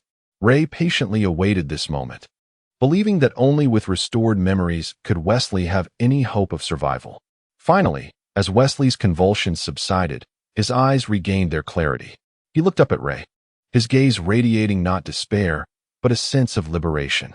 "Ray, thank you." "In this," Wesley whispered weakly, his words barely audible. "Levis, you're awake. Don't speak or move. Listen to me. I'll impart the art of feigned death. Your survival hinges on your fortune." Wesley's eyes, once filled with resignation, now flickered with renewed hope. He was acutely aware of his condition. Though severely wounded, he was not mortally wounded. At worst, he would be paralyzed. His greatest fear was that only one of them would survive. With the art of feigned death, he would have a chance to deceive his captors. As time trickled by, the audience grew restless. The protracted wait for a slave's demise was a waste of their precious time. Finally, as the crowd dwindled, Wesley breathed his last. The life detection system emitted a series of beeps, signaling his demise. The massive cage slowly opened, and the host, Mark, reappeared above the arena. He yawned and announced, "What an enthralling yet protracted battle. After a marathon of anticipation, we finally have our victor, Ray." Upon hearing the announcement, Yin Feng received a notification on his microstar, confirming the deposit of 200 million star coins into his account. The wagering agreement, now legally binding, ensured the immediate transfer of funds upon his victory. Ray, however, displayed little jubilation. He approached Yin Feng with an impassive demeanor, as if he had merely completed a routine task. As he drew closer, he noticed In Won-yun seated beside In Fong. In Won-yun returned his gaze. Avoiding his uncle's eyes, Ray knelt before In Fong and then stood behind him. "Little Fong, your slave possesses remarkable skill. You have a keen eye for talent, acquiring such a formidable warrior," In Won-yun praised. "Uncle, it was merely luck. I almost conceded defeat," In Fong replied modestly. In Won-yun rose to his feet, saying, "Luck is also a component of strength. I have faith in you. Enjoy yourselves. I must return." With that, he departed. As In Won-yun left, Hua Lulu and Lin Yujia approached. His presence had created an atmosphere that stifled their conversation. With his departure, they felt a sense of relief. "In Fong, congratulations," Lin Yujia said, relieved by In Feng's victory. Hua Lulu was more direct, asking, "Having won so much money, how do you intend to celebrate?" "The choice is yours. I'll cover everything," In Feng declared. He then turned to Ray and inquired, "Ray, what reward do you desire?" For his valiant efforts, In Feng sought to reward him handsomely. "I desire Wesley's corpse," Ray replied, his eyes burning with fervent longing. Chapter 37. Covert Investigation. In Feng strode directly to the administrator of the arena and inquired, "Was Wesley's body taken away by In Liang?" The administrator, upon recognizing the victorious In Feng, immediately smiled and responded, "Master In Liang did not take Wesley's body. He left early. The corpse has already been processed, and we have the authority to handle it as we see fit." "Oh, I happen to have a keen interest in it. Might it be possible for you to sell it to me?" In Feng asked. "Certainly. A body of a spiritual practitioner can be yours for 1,000 star coins." The administrator replied. The deal was struck, and In Feng promptly paid the fee. He turned to Lei, who was following him, and instructed, "The remaining matters are now in your hands. Once you have taken care of it, come find me at the In residence." Lei nodded and asked, "Could you give me the healing essence?" Earlier, when In Feng had offered it, he had declined, but now he was requesting it. Although In Feng was uncertain of Lei's intentions, he chose not to pry and handed over the healing essence. He then produced an unnamed star coin card and said, "There are 100,000 star coins on this card for you to use. I must take my leave." With that, In Feng departed with Hua Lulu and Lin Yujia. With 200 million star coins, In Feng felt a sense of security. Although his time on Arthur's Star had been brief, he had already realized that financial resources were indispensable for enhancing one's power. He could even purchase vast amounts of spiritual energy with star coins. However, he would not choose such a method, as the Nine Heaven Sword technique had its own requirements for spiritual energy, and that which was artificially produced lacked the essence of nature. As they exited the arena, it was already late at night. Unbeknownst to them, the three had spent an entire day together. It was a time when one would typically return home to rest, yet Lin Yujia, lacking a home, suddenly felt a sense of confusion. "Yujia, where are you staying?" In Feng observed Lin Yujia's thoughts and asked, "I was staying at the Starry Sky Hotel, but I was thrown out after losing all my money. I'm not sure where to go now," Lin Yujia replied, feeling somewhat embarrassed. "Why not come stay at my place?" In Feng suggested. Before Lin Yujia could respond, Hua Lulu chimed in, "That's a splendid idea. I'll join as well. After all, I don't have classes to attend. We three brothers can plan our lives for the next few days together." "Then I'll go too," Lin Yujia said. His mood considerably lifted. Having agreed on a destination, the three made their way to In Feng's small house. Despite the late hour, having played throughout the day, none of them felt the slightest bit tired. Upon arriving home, they immediately headed to In Feng's gaming room, engaging in games while discussing their future paths. In stark contrast to the leisurely pursuits of the trio, the various news reports were a tremendous torment for the genetic being, In Wanlu. Even though it was deep into the night, he, as a genetic entity, was bound by a precise biological clock and felt no inclination to sleep. As a replica of In Wanlu, he possessed the same intellect, yet he lacked the ability to cultivate spiritual energy, perhaps due to the laws of the universe. While his body was a perfect copy, his sensitivity to spiritual energy was severely dulled. Unless the original perished, the replica would never experience the sensation of spiritual energy. In Wanlu was in poor spirits, sinking deeply into a vast sofa. while two young female secretaries gently massaged him, applying both strength and care. Although the knowledge of his status as a genetic being was no longer a secret, his power within the Yin family remained substantial, primarily due to his innate management abilities. As Yin Wanlu reveled in his massage, a sudden knock echoed through the door. He abruptly opened his eyes and commanded, "Come in." A robust man dressed in black entered, glancing at the two female secretaries without uttering a word. Yin Wanlu promptly instructed, "You two, leave the room." The secretaries obediently exited, and the man in black knelt before him, stating, "Patriarch, we have gathered the information you sought. There have indeed been some strange occurrences during Yin Feng's journey to Waterblue Star." "Oh, what precisely happened?" "Elaborate," Yin Wanlu urged, his interest piqued. Being a highly intelligent genetic being, he immediately connected Yin Feng's changes to the Waterblue Star, prompting him to send someone to investigate discreetly. Our team conducted a covert investigation on Yin Feng's classmates who accompanied him to Waterblue Star. From an accidental drunken revelation by their class leader, Jin Hua, we learned that they plotted against Yin Feng and even attempted to drown him. However, inexplicably, he returned to the class camp the very next day. The man in black reported, "Resurrection? How credible are drunken claims?" Yin Wanlu inquired, "Patriarch, this matter has been confirmed to be 100 true. I've bribed several individuals who participated in the murder alongside Jin Hua and obtained identical accounts of the event. Following their descriptions, we located the site where his body was submerged, discovering it beneath a stone at the riverbed," the man in black stated. Upon hearing this, Yin Wanlu's face first revealed an expression of incredulous shock, followed by a long-lost smile. He realized it had been days since he had last smiled. This implies it is not a resurrection, but rather the existence of a substitute. Could this Yin Feng also be a genetic being? Or is the one who died the actual genetic being?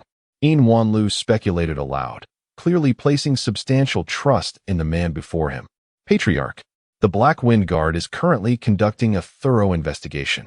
I believe we shall soon obtain the current genetic analysis of Yin Feng, at which point everything will be clarified," the man in black assured. "Excellent. I wish to know the results swiftly. Furthermore, I've heard that Yin Liang lost 200 million star coins, a sum substantial enough to disrupt his financial chain. This presents a prime opportunity to strike directly against him. The Yin family's branch intends to seize the main family's assets. We must ensure they experience severe consequences. 200 million star coins is merely an appetizer," Yin Wanlu declared. The Yin family had branched into main and subsidiary families since Yin Xing's time, and while the subsidiary family had benefited from the support of the main family, their ambitions had been growing ever since Yin Wanlu's disappearance. Such aspirations were intolerable to the genetic being, Yin Wanlu. "Rest assured, Patriarch, the operation has already commenced," the man in black affirmed. "Very well. Once the mission is accomplished, the Black Wind Guard will be generously rewarded. You may leave," Yin Wanlu instructed, and the man in black promptly exited the room. The Black Wind Guard could be said to be founded by Yin Wanlu himself. Upon ascending to the position of Patriarch, he had secretly prepared to establish his own power, and thus, the Black Wind Guard came into being. However, this force did not wholly belong to the Yin family. It merely served as a vassal under Yin Wanlu's command. Chapter 38. Disturbance in the hospital. The insistent beeping of the microstar abruptly roused three slumbering youths in the gaming room, who had succumbed to exhaustion after a night of play. "Hua Lulu, your microstar is ringing." Yin Feng nudged Hua Lulu. However, Hua Lulu seemed oblivious to Yin Feng's words and, with a groggy hand, attempted to silence the persistent notifications, unaware that they would not cease. "Wake up. It must be urgent." Yin Feng decisively pulled Hua Lulu upright. The incessant alerts indicated that the sender was of great importance to Hua Lulu, among those he particularly cared for. "All right, I'm awake. Who is it? I haven't had enough sleep yet." Hua Lulu rubbed his bleary eyes and answered the microstar. A beam of light emitted from the device, projecting the image of a middle-aged woman into the air. "Mom, what's wrong?" Hua Yoyo's drowsiness evaporated at that moment. The image depicted a woman in what appeared to be a hospital room, her face streaked with tears, radiating profound sorrow. "Lulu, hurry to Tianquan Hospital. Your father is on the brink of death." Without a moment's hesitation, Hua Lulu sprang to his feet, disregarding his shoes, and dashed out, his mind in a state of turmoil. Infeng hastily grabbed his clothes and followed suit. Perceiving the sudden change, Lin Yuzhou awoke, bewildered as he watched his two friends rush out, momentarily stunned by the unfolding events. "Yunjia, please look after my friend. I'm going out with Hua Lulu," Infeng called out as he rushed outside, where Yunjia was still preparing breakfast. "Wait, have something to eat before you go?" Yunjia shouted after him. But Infeng's figure had already vanished.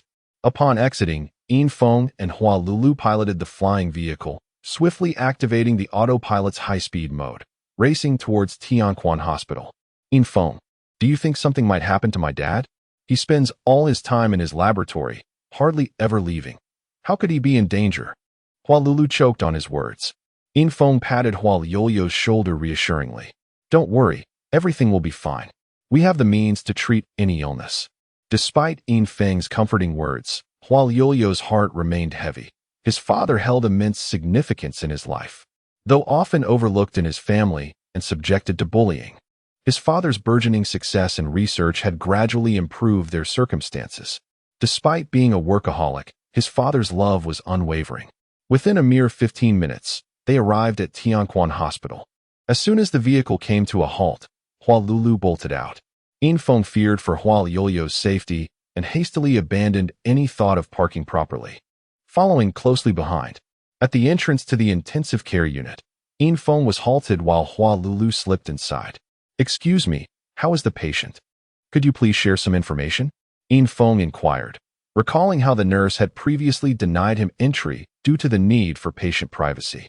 The nurse replied in a formal tone, "The patient's condition is quite critical. Both brain and body have sustained injuries, and there is a possibility of death at any moment." "What caused such trauma?" Infeng pressed on. "I'm sorry, but we cannot divulge patient information. If you have no further inquiries, please wait in the designated area." "It is essential to maintain silence," the nurse stated firmly. Seeing he could glean no useful information, Infeng settled into the waiting area. Just as he did, he sensed two piercing gazes upon him. Following the sensation, he spotted two men clad in black observing the surroundings from a distance. From their attire, he discerned they were guards of the Hua family, akin to their subordinates. Both bore various injuries that had been hastily treated. He contemplated approaching them to inquire about Hua Yoyo's father, but the guarded expressions told him that such an effort would likely yield no results. Not long after sitting, Infeng suddenly heard a commotion. A man clad in a deep blue robe appeared before him, flanked by a dozen individuals who surged through the waiting area. The two Hua family guards who had been seated immediately rose to greet him. Infeng recognized the man as Feng Tianzong, the chief steward of the Hua family, a figure of considerable authority within the clan, overseeing matters that the patriarch neglected. Feng Tianzong proceeded directly to the entrance of the ICU, whereupon nurses promptly intercepted him. Startled by the sudden influx of people, "Are you going to stop my own family members from entering?" the steward demanded. "The patient requires rest and tranquility. You cannot enter," the nurse replied, her tone resolute. Though the man exuded an imposing presence, she adhered strictly to hospital regulations, which mandated minimal noise in the ICU. According to hospital policy, only 2 visitors were allowed, and since Hua Lulu and his mother were already inside, any additional entry would disturb the critical environment. "You're not in a position to impede my affairs, little nurse. I'll count to 3, and if you don't clear the way, I'll find my own means of entry," Feng Tianzong declared. The ensuing altercation swiftly captured the attention of everyone present. It was a rare sight to witness such assertiveness in a hospital, which typically operated under the protection of the city lord, who was directly under the control of the Arthur Starr royal family. However, minor issues often escaped the city lord's purview, as maintaining the city's growth depended on the support of prominent families. The commotion soon caught the attention of the hospital's security personnel, who swiftly approached. But upon recognizing the individuals as members of the Hua family, they instinctively slowed their pace. Sensing the shift in atmosphere, Feng Tianzong abandoned his countdown, signaling to his guards, who immediately flanked the nurse, rendering her powerless. Her eyes reflected helplessness in the face of brute strength, professional dedication felt absurdly trivial. Infeng sprang to his feet, a sense of foreboding gnawing at him. Though unsure of the intentions of the individuals before him, he sensed that they cared little for the safety of the patient inside. While he had limited knowledge of Hua Lulu's father, through casual conversation, he had come to understand that Hua Run was a vital research asset to the family. Such individuals were invaluable to any clan, as technology formed the foundation of their existence. Without it, spiritual power and wealth were mere ephemeral illusions, easily lost. Chapter 39. Memory extraction. Before Infeng could approach, he was already intercepted by a group of individuals. The corridor was inherently narrow, and with over a dozen people crowded in that space, it would be challenging for Infeng to reach the door even without any obstruction. Step aside. When did this hospital become your Hua family's territory? The Yin family is not afraid of you, Infeng declared, making it clear who he was. His appearance caught Feng Tianzong off guard. He had initially prepared to rush inside, but upon noticing Infeng, a trace of disdain flickered across his face. Who do you think you are? Wait until you have stopped the clan leader before speaking on behalf of the Yin family. Humph. With that, he pushed open the door and entered. Infeng realized that mere words would not deter the unfolding events. His fists clenched tightly, and he was prepared for battle. The dozen or so guards before him were formidable. As they followed the chief steward of the Hua family, they were undoubtedly the elite among guards. From several of them, Infeng could even sense faint fluctuations of spiritual energy. Steward Feng, why are you here? You must save Hua Ren. He has suffered grievously for the sake of our family. A woman's voice emerged from within the room. Although her voice was soft, it resonated clearly in Infeng's ears, and he felt his spiritual energy surge, amplifying all his abilities. Take them both away and prepare for memory extraction, Feng Tianzong commanded, disregarding others' attempts to converse with him. No, you can't do this. Bastards, I'll fight you. The room instantly descended into chaos. Forcing memory extraction could inflict tremendous harm on an individual's psyche, potentially leading to brain death. Moreover, Hua Ren was teetering on the brink of life and death, with both his mind and body in a fragile state. If the extraction were to conclude, it would likely mean the end of his life. Bang! At that moment, Infeng could no longer contain himself. The anguished cries of his friend reverberated in his heart, causing it to lurch violently. This was the situation he had dreaded the most. He had always believed that Hua Liolio's father held a respectable position within the family, but now he understood that he was merely a tool for the Hua family. Although the specifics of the Hua family's turmoil remained unclear, it was evident from their plans that Hua Ren's memories were of utmost importance to them. They could not gamble on whether Hua Ren could survive this ordeal. If he were to die, the memories would vanish entirely. Thus, they had to extract his memories before his demise. Infeng's fist struck one of the guards. The guard, caught off guard by Infeng's assault, had no time to defend himself and was sent sprawling. Infeng unleashed his full strength, amplified by his spiritual energy, showcasing astonishing power. The fallen guard's companions paid him no heed. As Infeng struck, the remaining guards surged forward, and it became apparent to Infeng that he was up against a group of skilled protectors. Each guard radiated a faint white light, a phenomenon produced by the operation of spiritual energy, indicating that they were all cultivators. Although their strength was comparable to his, Infeng felt no fear. However, the narrow corridor left little room for combat, and the guards formed a wall, preventing him from breaking through. Moreover, they seemed wary of Infeng and Appo's background, leaving him no opportunity to advance. Young Master Yin, do you intend to incite a conflict between the Hua and Yin families? This is a matter internal to our Hua family, and we kindly ask you not to interfere, a guard leader stepped forward and coldly stated. At that moment, Infeng's heart raced with frustration, wishing he had brought more allies, for he felt utterly cornered. The room fell silent. The cries of Hua Lulu had ceased, leaving only a haunting stillness. This is not a matter between the Hua and Yin families. You intend to harm my friend. Infeng gritted his teeth. Though his brief assault had been swift, he was outnumbered, and while he had not sustained significant injuries, he had absorbed a few blows. You cannot interfere in this matter. I see your strength is merely at the initial stage of spiritual awakening. while my subordinates are all at least at the same level. If not for fearing injury to you, do you think you could still stand here? The guard leader retorted. Apologies for my tardiness. Do you need my assistance? A voice suddenly emerged from behind Infiltration. He turned abruptly to see Lei, who appeared significantly improved since their last encounter. Dressed in deep blue jeans and a black leather jacket that concealed most of his wounds, only the scar on his left cheek remained glaringly visible. Yes, defeat them and rescue my friend. In that moment, Infang's sense of helplessness dissipated. He was well aware of Lei's capabilities. Despite his severe injuries and the damage to his spiritual essence from the forced extraction, his combat experience was unparalleled. Friend, it's better to avoid unnecessary conflict. The guard leader's words were cut short as a fist silenced him. Infiltration had witnessed many battles, but seeing Lei's prowess in such close proximity left him in awe. His movements were straightforward and decisive, with no flourish, yet each punch and kick landed with impeccable precision, causing the seemingly impenetrable wall of guards to stagger and falter. As Lei prepared to step into the room, he suddenly froze like lightning. A gleaming gun barrel emerged from the doorway, aimed directly at his head. Feng Tianzong stepped out of the room, a laser gun firmly trained on Lei. Lei retreated slowly, his demeanor remaining calm, devoid of any panic. As Feng Tianzong emerged, others followed. Upon seeing the fallen guards moaning on the floor, Feng Tianzong frowned slightly and remarked, "A bunch of useless fools, get back up."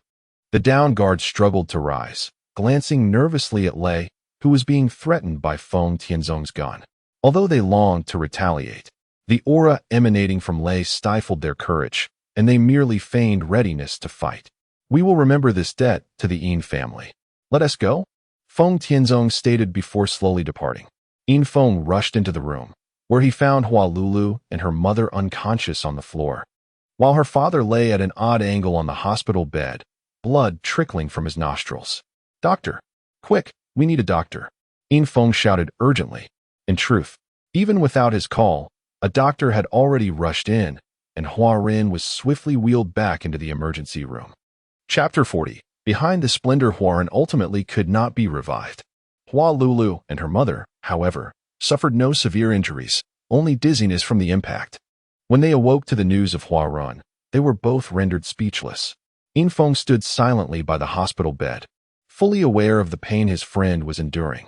He recalled the agony he felt when his own brother departed, and now, Hua Lulu faced the irrevocable separation from her father, with no hope of future companionship. Not wanting to intrude further, Infiltration, accompanied by Lei, exited the ward and gently closed the door behind them. It was a time to allow mother and daughter to gather their emotions. Observing Infang's somber demeanor, Lei exhaled a puff of smoke and remarked, "Do not dwell too heavily on this.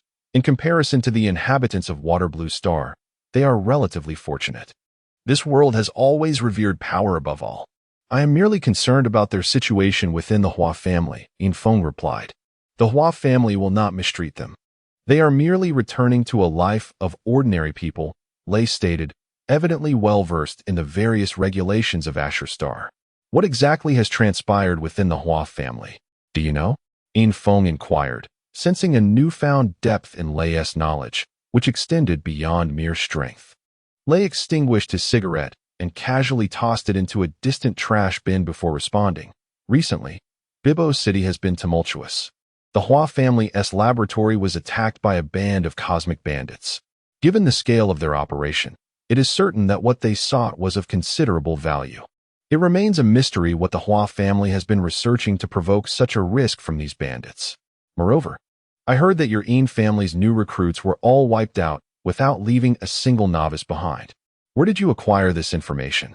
"I haven't seen anything in the news," Infiltration expressed his astonishment. He had heard whispers about the Yin family, but was completely unaware of the events surrounding the Hua family, which were undoubtedly shrouded in secrecy. "This world is more than what lies before your eyes. Not all news circulates through the microstars. Those are merely the official channels. Much information is selectively disseminated by the authorities, while certain clandestine matters have their own means of transmission. Come with me, and I shall assist you with a small task," Lei proposed. Curious about Lei's offer, Infiltration asked, "What sort of assistance?" You will find out once we arrive, Lei replied, feigning mystery. Very well, let us depart. Infong agreed, realizing that remaining behind to tend to Hualulu served little purpose, as she needed time to recover. Lei lit another cigarette and began walking towards the outskirts of the city. Bibo City was a modern metropolis brimming with technological marvels. Yet after following Lei for an extended period and traversing a dilapidated underground tunnel, the urban skyline faded, replaced by somewhat antiquated streets. After walking for over 3 hours, Infong grew puzzled as to why Lei did not utilize the sky rail or any other form of transportation. However, respecting Lei's enigmatic demeanor, he refrained from asking further. Silently trailing behind him, the scenery before them had transformed. The buildings were considerably lower, their facades worn and aged. This area was evidently beyond the reach of the sky rail, and the streets were sparsely populated, with pedestrians dressed in humble attire. What place is this? Infong inquired, grappling with the stark contrast to the opulence he had previously experienced on Asher Star. This is the old Bibo City, or rather, its predecessor. After the new city was established, the affluent gradually relocated, leaving behind only the common folk, Lei explained. Infong was filled with astonishment. Having never imagined that Bibo City harbored such a side, he had assumed that those outside the prominent families were primarily commoners, but in this moment, he comprehended the true plight of the ordinary people. It was no wonder that students at school never spoke of this place, nor had he encountered any mention of it in the microstars. It appeared to be a forgotten locale. Why do you not find it appealing here? Lei queried. In truth, it possesses a certain allure. Abandoned by the government, yet favored by the underworld, it is, in essence, a haven for criminals. His expression grew more relaxed, as if this place truly belonged to him. Criminals? Are there many wrongdoers here? Infong asked, intrigued. This area is not under the jurisdiction of Asher Star's laws. Here, you may do as you please, provided you possess sufficient strength, Lei replied. Upon finishing his statement, Lei halted, prompting Infong to do the same. The distant clamor reached their ears, interspersed with shouts and curses. Following the sounds, they beheld a narrow street crowded with people, embroiled in a fierce brawl. In stark contrast to the well-dressed individuals in the city, these people donned tattered garments, their exposed skin adorned with numerous tattoos. They are engaged in a brawl. We must take another route, Lei stated, his expression unfazed by Infeng's shock, as if such occurrences were commonplace. Infong acknowledged with a soft "oh" and continued to follow Lei as they took a detour.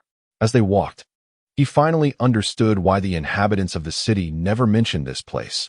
They appeared to inhabit entirely different worlds.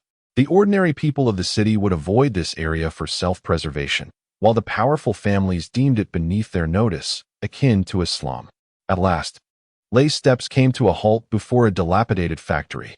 The rusty iron gate was firmly shut, the padlock bearing the marks of age, suggesting it had not been opened in years. The towering walls obscured the factory's interior, but the sounds of metal clashing hinted at activity within. We have arrived. Let us scale the wall. Be cautious not to dirty your clothes, Lei jested before vaulting over. Infong promptly followed suit, finding the height trivial for both of them. As they gracefully leaped over the wall, Infong was taken aback by the sight before him. The factory floor was lined with numerous mechs of varying sizes. Although they bore the same antiquated appearance as the streets outside, they were overall intact, suggesting they were still operational, albeit mostly low-tier civilian models. Ah, old Lei, what brings you here? A gruff voice called out. A middle-aged man, leaning on a cane, hurried over. The cane, fashioned entirely of metal, struck the ground with resounding thuds, contrasting starkly with his muscular arms. Curiously, his lower half was entirely absent below the waist. Upon observing Infong, the paraplegic veteran, Ling Shan, displayed a hint of displeasure. Inquiring, "Is this your new master?" Lei nodded, continuing, "Let's dispense with that topic. I heard you're involved in the manacle removal business. How's that venture progressing?" "Hush, old Lei. One must be circumspect in their speech. When have I ever engaged in such activities?" The paraplegic veteran feigned innocence, as if apprehensive about Infong discovering such information. After all, this sort of undertaking cannot be openly flaunted, as it encroaches upon the interests of the royal family. Observe his cautious demeanor, Infong. Allow me to introduce you. This is Ling Shan, a comrade from my time in the Hell Legion. He is not from planet Aquamarine. He is a genuine native of planet Arthur. Greetings, Uncle Ling Shan. There seems to be a misunderstanding. I am merely Lei's nominal master.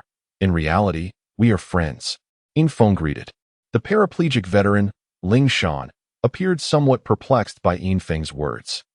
He was adept at observation and could discern from Infeng's attire that he hailed from a wealthy family.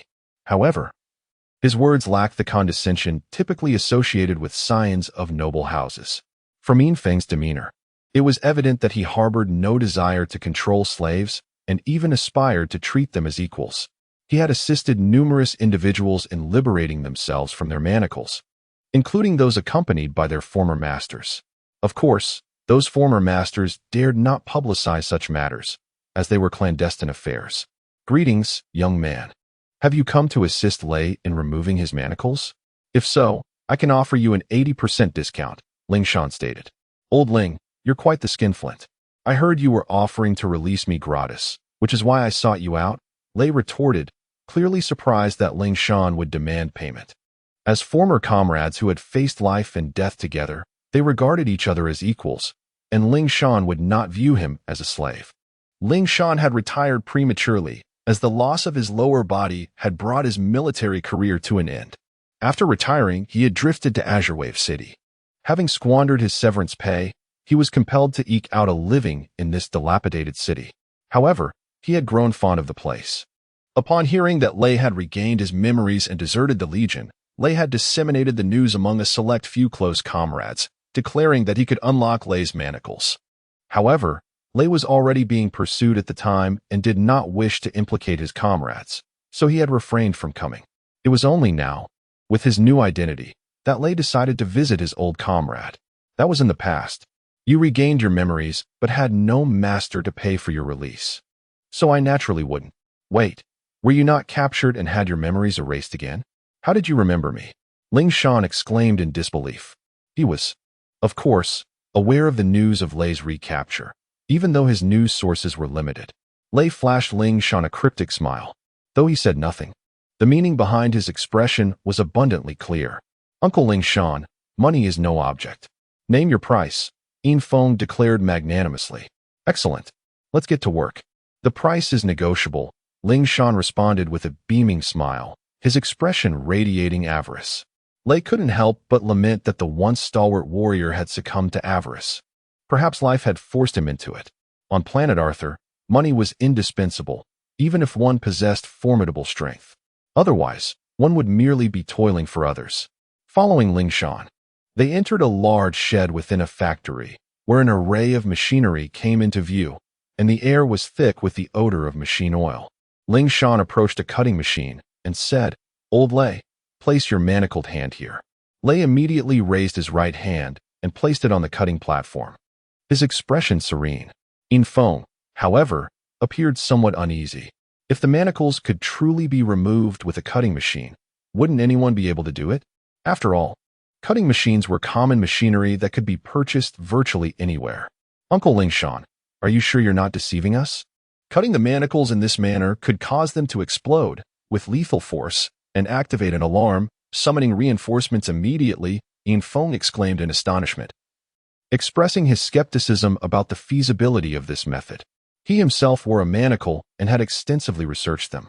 The manacles were equipped with a self-protection mechanism that would trigger an internal self-destruct sequence upon forced removal.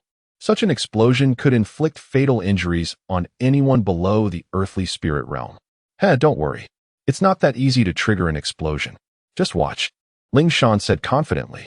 Removing manacles was not something that just anyone could accomplish. Fortunately, he was one of those individuals, and he had earned a considerable sum of money over the years using this skill. However, he was unwilling to leave this place and had instead established his dilapidated factory. As he spoke, Ling Shan began to work, first securing Lei's arm to the operating table. Then, he discarded his crutches and climbed onto a seat that could secure his body. Next, he activated the cutting machine. This was an X-116 laser cutting machine, one of the most advanced laser cutting machine models on planet Arthur, particularly adept at cutting metal. However, using it to cut a manacle still attached to one's hand seemed somewhat unnerving. Although the laser's energy had been reduced, it was still not something the human body could withstand. Old Ling, it seems your spiritual power cultivation has made new progress, Lei remarked. He could see more clearly that if Ling Shan could cut the manacle on his wrist under such circumstances, then Ling Shan must have advanced. My body is already crippled, yet I unexpectedly managed to cross that threshold, gaining at least 300 years of life. Is this disability a blessing or a curse? Ling Shan quipped. It's naturally a blessing. With lifespan comes time to wait. Once the toxins in your body dissipate, you'll naturally be able to recover your full health, Lei said. It's not that easy. I originally thought that I could expel the toxins after advancing, but I never expected them to advance along with me, Ling Shan said forlornly. He had initially seen hope when he advanced, but he later realized that things were not as simple as he had imagined. Infong did not fully comprehend their conversation. His attention was now entirely focused on Lei's arm. He observed that Lei's entire arm was covered in a layer of white, frost-like substance, appearing crystalline white. The outer ring of the black manacle had also transformed into a white protrusion. All of these changes were due to the transmission of Ling Shan's spiritual power.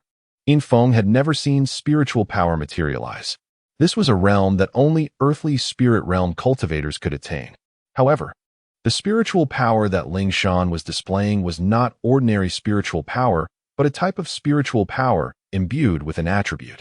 Such spiritual power was exceedingly rare among spiritual power cultivators. Chapter 42. Removing the bracelet, the frost on Lei's arm thickened, yet he felt no chill, only a cool sensation. At this moment, Ling Shan was exceedingly serious. Although the output of spiritual energy consumed little of his strength, the precision required in its manipulation was immensely high. Infong observed in silence. The ice attribute of spiritual energy was indeed rare. In the initial spirit realm, spiritual energy did not exhibit attributes, as it primarily focused on enhancing the individual internally. Only upon reaching the earth spirit realm would external manifestations of spiritual energy occur, and at that juncture, attribute-specific manifestations would become apparent. After a considerable passage of time, the laser cutter in Ling Shan's hand finally activated, emitting a slender beam of bright light from the incision. Though it appeared minuscule, a terrifying temperature lurked within. The moment the laser made contact with the frost covering the bracelet, a sizzling sound ensued. As the frost was violently eroded, Ling Shan's forehead was now beaded with sweat, indicating that the critical moment had arrived. Though only a few seconds elapsed, it felt like an eternity. As a beam of laser reflected off Lei's arm, Ling Shan swiftly shut off the cutter. Following the path of the reflected laser, Infong beheld that beneath the black bracelet, the ice attribute of spiritual energy had formed a mirror, reflecting the laser and preventing any harm to Lei. Impressive, Old Ling. Your mastery of ice attribute spiritual energy is exceptional, Lei remarked, feeling a sense of unprecedented lightness. Infong watched this unfold, his heart swelling with excitement. He was aware that certain individuals in the black market specialized in removing bracelets, but such encounters were rare. Yet through Lei, he unexpectedly found an opportunity. If Lei's bracelet could be removed, then surely his could be as well. It's a simple task, really. Only those endowed with ice attribute spiritual energy can execute it effectively. However, this is not the end. We must find a way to dispose of the bracelet, as my ice attribute spiritual energy merely serves to temporarily seal it. Ling Shan stated. How long can it remain frozen? Lei inquired. Up to 10 hours, Ling Shan replied. Can you perform this procedure consecutively? Lei continued questioning. Certainly. I have done up to 6 at once before, though that nearly exhausted me, Ling Shan answered. Then let us not hastily dispose of it. Conveniently. We have another bracelet here. Once you remove it, we can deal with that, Lei said with a smile, turning his gaze toward Infong. Without hesitation, Infong rolled up his sleeves, revealing the black bracelet on his arm, a development Ling Shan had not anticipated. How could he possess such an item? Was he? Ling Shan's thoughts trailed off as Lei interrupted him. Don't dwell on that, Old Ling. Just focus on removing the bracelet. All right then, let's proceed, young one. Ling Shan replied, preparing to commence his work once more. Everything went smoothly. Infeng successfully removed the bracelet. In that moment, he experienced a genuine sense of freedom. Although he had gained a new identity while wearing the bracelet, he still felt shackled, perpetually at risk of exposure. Old Ling, please escort Infeng back to the city while I take care of the bracelet, Lei said, picking up the two bracelets and bidding farewell before departing, leaving them unaware of his destination. Is it safe for him to go alone? Infeng asked.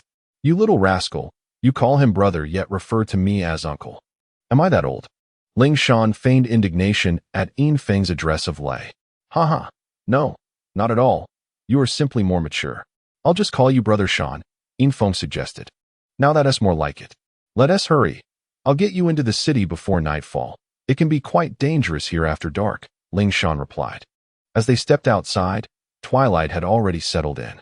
Ling Shan summoned a ground vehicle, which, unlike the airborne transports in the city, relied on wheels for movement. Let us go, Ling Shan exclaimed as he started the vehicle, a deep rumble emanating from it. Despite its antiquated appearance, the vehicle was powerful, surging forward with remarkable speed. The streets were now bustling with far more pedestrians than when they had arrived. Life here was vastly different from that in the city, with nightfall bringing a lively atmosphere. Brother Shan, may I stay and admire the night scenery? Infeng asked curiously, recalling Lei's brief introduction to the locale. That won't do. You're still quite young. Come back in a few years to experience it, Ling Shan replied. I'm not that young. I've completed my high school graduation exam. Both my intellect and physique have reached adult standards, Infeng contested. Not quite. That merely indicates you possess certain adult capabilities. Psychologically, you're still a minor. Don't let the theories of Arthur Starr distort your worldview, Ling Shan advised. Infeng nodded, acknowledging the validity in Ling Shan's words. Your name is Infeng. What is your relation to the Yin family? Ling Shan inquired. I am indeed a member of the Yin family. My father is Yin Wanlu, Infeng responded. Yin Wanlu. So you are the heir of the Yin family. I have heard of your father. He is quite the genius. Could it be that his disappearance led to your family's decision to place the bracelet upon you? Oh dear, my mind is wandering again, Ling Shan remarked, slapping his forehead to dispel the thoughts. Infeng chose not to elaborate, keeping his secrets close. Not even Lei could be privy to his true circumstances. He allowed others to speculate freely. Before long, Ling Shan delivered Infeng to the other side of the tunnel, where the vehicle came to a halt. Young one, it's time to disembark. I can't accompany you any further, he said. Infeng opened the car door, stepped out, and bid farewell to Ling Shan before entering Baibo City. He then took the aerial train to Tianquan Hospital. Having been away for a day, he returned to find the sky darkened. In the hospital ward, Infeng did not see Hualulu. After inquiring with the nurse, he learned that both individuals had left early. They had merely suffered concussions and were otherwise unharmed. Utilizing his Mo Yun flying vehicle, Infeng returned home, where Lin Yujia had awaited his arrival all day. However, he was not lonely, engrossed in the game blood of the war god. He was still battling when Infeng arrived. At this moment, Infeng lacked the inclination to play. He opened his communication device and messaged Hualulu. Have you returned home? Did your family give you any trouble? After a lengthy pause, there was no response. Sitting on the sofa in the living room, Infeng turned on the video to unwind from the day's experiences. Chapter 43. Taking over the company upon returning home. Infeng had scarcely settled in when Yin Qinghe arrived. Seeing his grandfather, he rushed to greet him, inquiring, Grandfather, why are you still awake at such a late hour? It had been several days since Yin Qinghe had last seen his grandson. The news of Infeng's early graduation from high school was still hard for him to believe, although he had noted the significant improvement in his grandson's physical condition. He had not anticipated that he would complete his studies ahead of schedule. I came to see you. You've been so excited about graduating that I couldn't catch a glimpse of you during my previous visits, Yin Qinghe remarked. The two engaged in conversation for quite some time, primarily discussing which university Infeng wished to attend. When Yin Qinghe learned that his grandson aspired to enroll in the Royal Academy, he expressed his full support, acknowledging it as the finest university on Arthur Starr, renowned for its superior educational resources and student body. After Yin Qinghe departed, Lin Yujia emerged from the game room upstairs. his face still alight with excitement from their earlier gaming session. Infong found it puzzling that Lin Yujia, despite being from a technologically advanced planet, was so enthralled by the experience. Yujia, which place boasts more advanced technology, your hometown or here? Infong inquired. Lin Yujia, eager to share his thoughts, began to recount his day. However, Infeng's question prompted him to reflect. The technological advancements in my hometown differ from those here. We experience no warfare, so our innovations are primarily focused on enhancing daily life, unlike the weapons development prevalent here. Overall, I would say we are further advanced. Our space technology has reached its zenith, rendering us almost invisible to ordinary civilizations, Lin Yujia explained. From Lin Yujia's words, Infong glimpsed a world he longed for. A civilization devoid of war held a profound allure for him.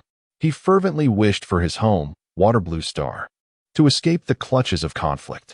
Indeed, that sounds like an enchanting world, Infong mused. Infong, I find myself quite bored here. Why not help me find some tasks to occupy my time? Lin Yujia suggested. What could I possibly assign you? I am soon to embark on my university journey. Why not accompany me? Infong proposed. Lin Yujia shook his head. I have little interest in school. Instead, how about this? You own a mecha company, right? Let me manage it for you. To be honest, mechas are what intrigue me most about this trip. You wish to manage the mecha company? Infong exclaimed in astonishment. The company was merely nominally his, and he had yet to even visit it. Lin Yujia, of similar age, exhibited the audacity to take on such a responsibility. Are you hesitant? Don't underestimate me. Although we are of similar age, my education surpasses yours significantly. Back on my planet, I have nearly attained the highest academic qualifications, Lin Yujia stated proudly. Infong remained skeptical, countering, if you were so accomplished, why then did you end up here, losing everything? As if struck by a sensitive topic, Lin Yujia deflated, replying, I've told you, our developmental focus is different. Gambling is non-existent in my land, and even alcohol is absent. My ability to escape secretly should suffice as proof of my capabilities. Infong pondered for a moment. Though still somewhat unconvinced, he began to formulate a plan. The mecha company indeed required a trustworthy individual at the helm. If Lin Yujia could successfully manage it, it would validate his competence. If not, it would not hinder the company's progress. Very well, it's settled then. We shall visit the Luyun Mecha Company tomorrow, and I shall entrust its management to you. Yes, you will not regret this decision, I assure you. Lin Yujia exclaimed with enthusiasm. Seeing Lin Yujia's exuberance brought a smile to Infeng's face. Yet thoughts of Hualu Lu clouded his joy. Perceiving Infeng's unease, Lin Yujia, regaining his excitement, asked, Is something troubling you? You and Hualu Lu vanished early this morning. Indeed, Hualu Lu's father has passed away, Infeng replied. He conveyed the details of Hualu Lu's situation to Lin Yujia, who appeared genuinely concerned. Shall we visit him tomorrow? The lack of response might indicate trouble, Lin Yujia suggested. It should not be too serious. He is merely an ordinary member of his family. There is no reason for them to make things difficult for him. I trust he will be all right in due time, Infeng reassured. The Hualu family is truly despicable. I only realized how many villains exist in this world after leaving my hometown, Lin Yujia lamented. Observing Lin Yujia's naivete, Infeng could hardly imagine the kind of world he inhabited. The two conversed a while longer before retiring for the night. The following morning, Infeng rose early and roused Lin Yujia. The two then piloted the ink cloud flying vehicle to the Luyun Mecha Company, located in the industrial district of Bibo City. Close to the In family's new recruit training camp, they arrived during peak hours. As they approached the entrance, security promptly halted them. You too halt. Where are your work IDs? Infeng had not anticipated being obstructed on his first visit to the Luyun Mecha Company. He activated his microstar, revealing his identity, causing the security guard to be taken aback. Oh, the boss has arrived. Please come in. Naturally, Infeng bore no ill will toward him, leading Lin Yujia directly into the company toward the administrative building. The security guard quickly relayed news of Infeng's arrival up the chain of command, and within minutes, the entire company was aware that their true boss had come. As Infeng entered the administrative building, He was greeted by a line of impeccably dressed employees standing at attention. Those who arrived after him lingered at a distance, observing the proceedings. "Young master, you have finally arrived." A middle-aged man in a suit stepped forward. Infong recognized him. Prior to his arrival, he had reviewed the profiles of all the senior executives at Luyan Mecha Company. The man before him was none other than the current chairman, Changa, a capable member of the family. He had previously served as Wanlu's assistant and had been appointed to manage the company upon Wanlu's departure. "Uncle Changa, let us find a private space to discuss matters so as not to disrupt the others' work," Infong suggested. "Of course, let us proceed to the conference room," Changa replied. Once in the conference room, Infong stated directly, "I am here to take over the company's management." "What are your thoughts, Uncle Changa?" Changa was taken aback by Infong's forthrightness, but felt little surprise. The company had always belonged to Infong. He had merely been managing it on his behalf. "That is certainly agreeable. I have awaited this day for quite some time. However, are you not supposed to attend university now? It is not I who will be taking over directly, but my friend here. I wish for him to represent me fully within the company," Infong clarified. Changa scrutinized Lin Yujia, who was currently brimming with enthusiasm. Despite his youth, Changa perceived a depth of wisdom in the boy's gaze. "Everything shall proceed according to your arrangements. I shall gladly step aside and allow you to take the reins. Finally, I can take a breather," Changa sighed in relief, clearly having borne considerable burdens over the years. Chapter 44. A damsel rescued. Infong departed the Raging Tides Mecha Corporation alone, while Lin Yujia remained. As soon as Infong settled into his dark cloud flyer, his microstar device illuminated with a message from Hua Lulu. "Infong, Mother and I have gone to Cloud Dream Star. I'll seek you out once she's regained her composure." Cloud Dream Star was the ancestral home of Hua Lulu's mother. The demise of Hua Run had inflicted profound emotional trauma upon her, leaving her heartbroken. Hua Lulu was compelled to escort her mother back to her birthplace to mend her psychological wounds. The Hua family held little allure for them now, and conversely, the family regarded them as inconsequential. "Take care, brother," Infong responded tersely. It seemed like only yesterday the three of them were sharing drinks and laughter, yet now they were destined to go their separate ways. Infong, too, was preparing to leave Azure Wave City. With the commencement of university drawing near, he had to arrive in the Imperial City early to participate in the Royal Academy's supplementary examination. As Infong prepared to activate his dark cloud flyer and return home to gather his belongings, a knock echoed from the flyer's window. He saw Lin Yujia peering through. Opening the window, Infong inquired, "What brings you out here? I entrusted the company to you, and you're already shirking your duties?" "Shirking? Not at all. I'm here to give you something," Lin Yujia replied, tossing a white bracelet into the flyer. "What's this?" Infong asked, furrowing his brow. He had just removed a black bracelet, and now he was being presented with a white one. He harbored an inherent aversion to bracelets. "This is called a Sumera bracelet. You couldn't buy one even if you tried. To use it, simply communicate with it using your mental energy." "All right, farewell," Lin Yujia said before promptly departing. Following Lin Yujia's instructions, Infong attempted to engage the bracelet with his mental energy. Upon initial contact, his eyes widened in astonishment. Within the bracelet lay a spatial dimension, distinct from the compression principle of a mecha backpack. This was a genuine, self-contained space. As Infong brought a bottle of beverage near the bracelet, it vanished directly into the bracelet's internal dimension. Overjoyed, Infong realized it was nothing short of a divine artifact. Although the space wasn't vast, it encompassed 100 cubic meters. From that moment on, Infong harbored no aversion toward the bracelet, and he immediately fastened it to his wrist. Activating his dark cloud flyer, he returned home, packed his luggage, and took his meteorite swordsman. Then, he bid farewell to Qinghe. At Azure Wave City's spaceport, Infong had already reserved a ticket for the intercity airship. This time, the spaceport was familiar to him, having visited it once before. Following the spaceport's directions, Infong arrived at the waiting area for the airship bound for the Imperial City. The waiting area was far from tranquil. Upon entering, Infong discerned the sounds of a dispute ahead. Following the noise, he recognized familiar faces. Jinhua and Mason Honglai's cronies had formed a circle, punctuated by lewd laughter. Within the circle, a girl's sobs could be heard. The waiting area's hall was already populated with numerous passengers, yet they all seemed to turn a blind eye. Infeng furrowed his brow. It was an unfortunate coincidence. Jinhua and Mason Honglai seemed to appear wherever he went, and their encounters never boded well. He strode directly toward them. At this point, Infeng overheard snippets of their conversation. Apparently, the girl had grazed Mason Honglai's clothing, causing a tear. Consequently, they were relentlessly harassing her. Who's this? A bunch of grown men bullying a girl? Is that what you call being a man? Infeng's derisive voice preceded his arrival.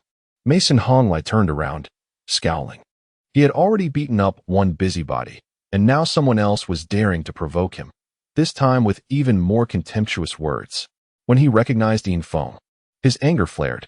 Infeng, are you trying to meddle in my affairs? In conjunction with Mason Honglai's voice, Jinhua cracked his knuckles. He had suffered at Infeng's hands before, and upon reflection, he attributed it to his own carelessness. He had been seeking an opportunity to redeem himself, and now it had presented itself unexpectedly. Infeng didn't pause. He surged forward with explosive force, delivering a devastating punch directly into Jinhua's abdomen. Jinhua's eyes widened in disbelief. He hadn't anticipated Infeng striking so abruptly, without any warning. Like a kite with a severed string, Jinhua was sent flying. Mason Honglai was equally stunned. Infeng's speed was even greater than he had previously witnessed. Jinhua and himself were the strongest among their group, and even he couldn't have evaded that strike.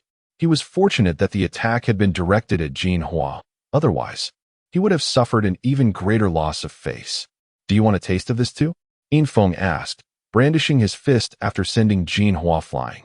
He no longer needed to conceal his animosity toward Mason Honglai. Given the opportunity, eliminating him was what he desired most. Just wait and see how arrogant you can be. You'll regret this when we get to the Imperial City. In the end, Mason Honglai chose to exercise restraint, but he couldn't resist uttering a few menacing words. With that, Mason Honglai had his henchmen help Jinhua up. They retreated to the center of the hall and sat down, watching Infeng's departure. Infeng felt the importance of strength even more acutely. He imagined that his feelings when facing the Hua family's experts were probably similar to Mason Honglai's at this moment. At this point, Infeng noticed the girl who had been surrounded. One of her two large suitcases had been kicked apart, with items of clothing spilling out. The girl was huddled on the ground, her eyes still glistening with tears. "Miss, it's all right now. Stand up," Infeng said. The girl had witnessed Mason Honglai and his entourage leaving. She was staring at Infeng in a daze. Upon hearing Infeng's words, she immediately stood up and said, "Thank you. We've met before. Do you remember me?"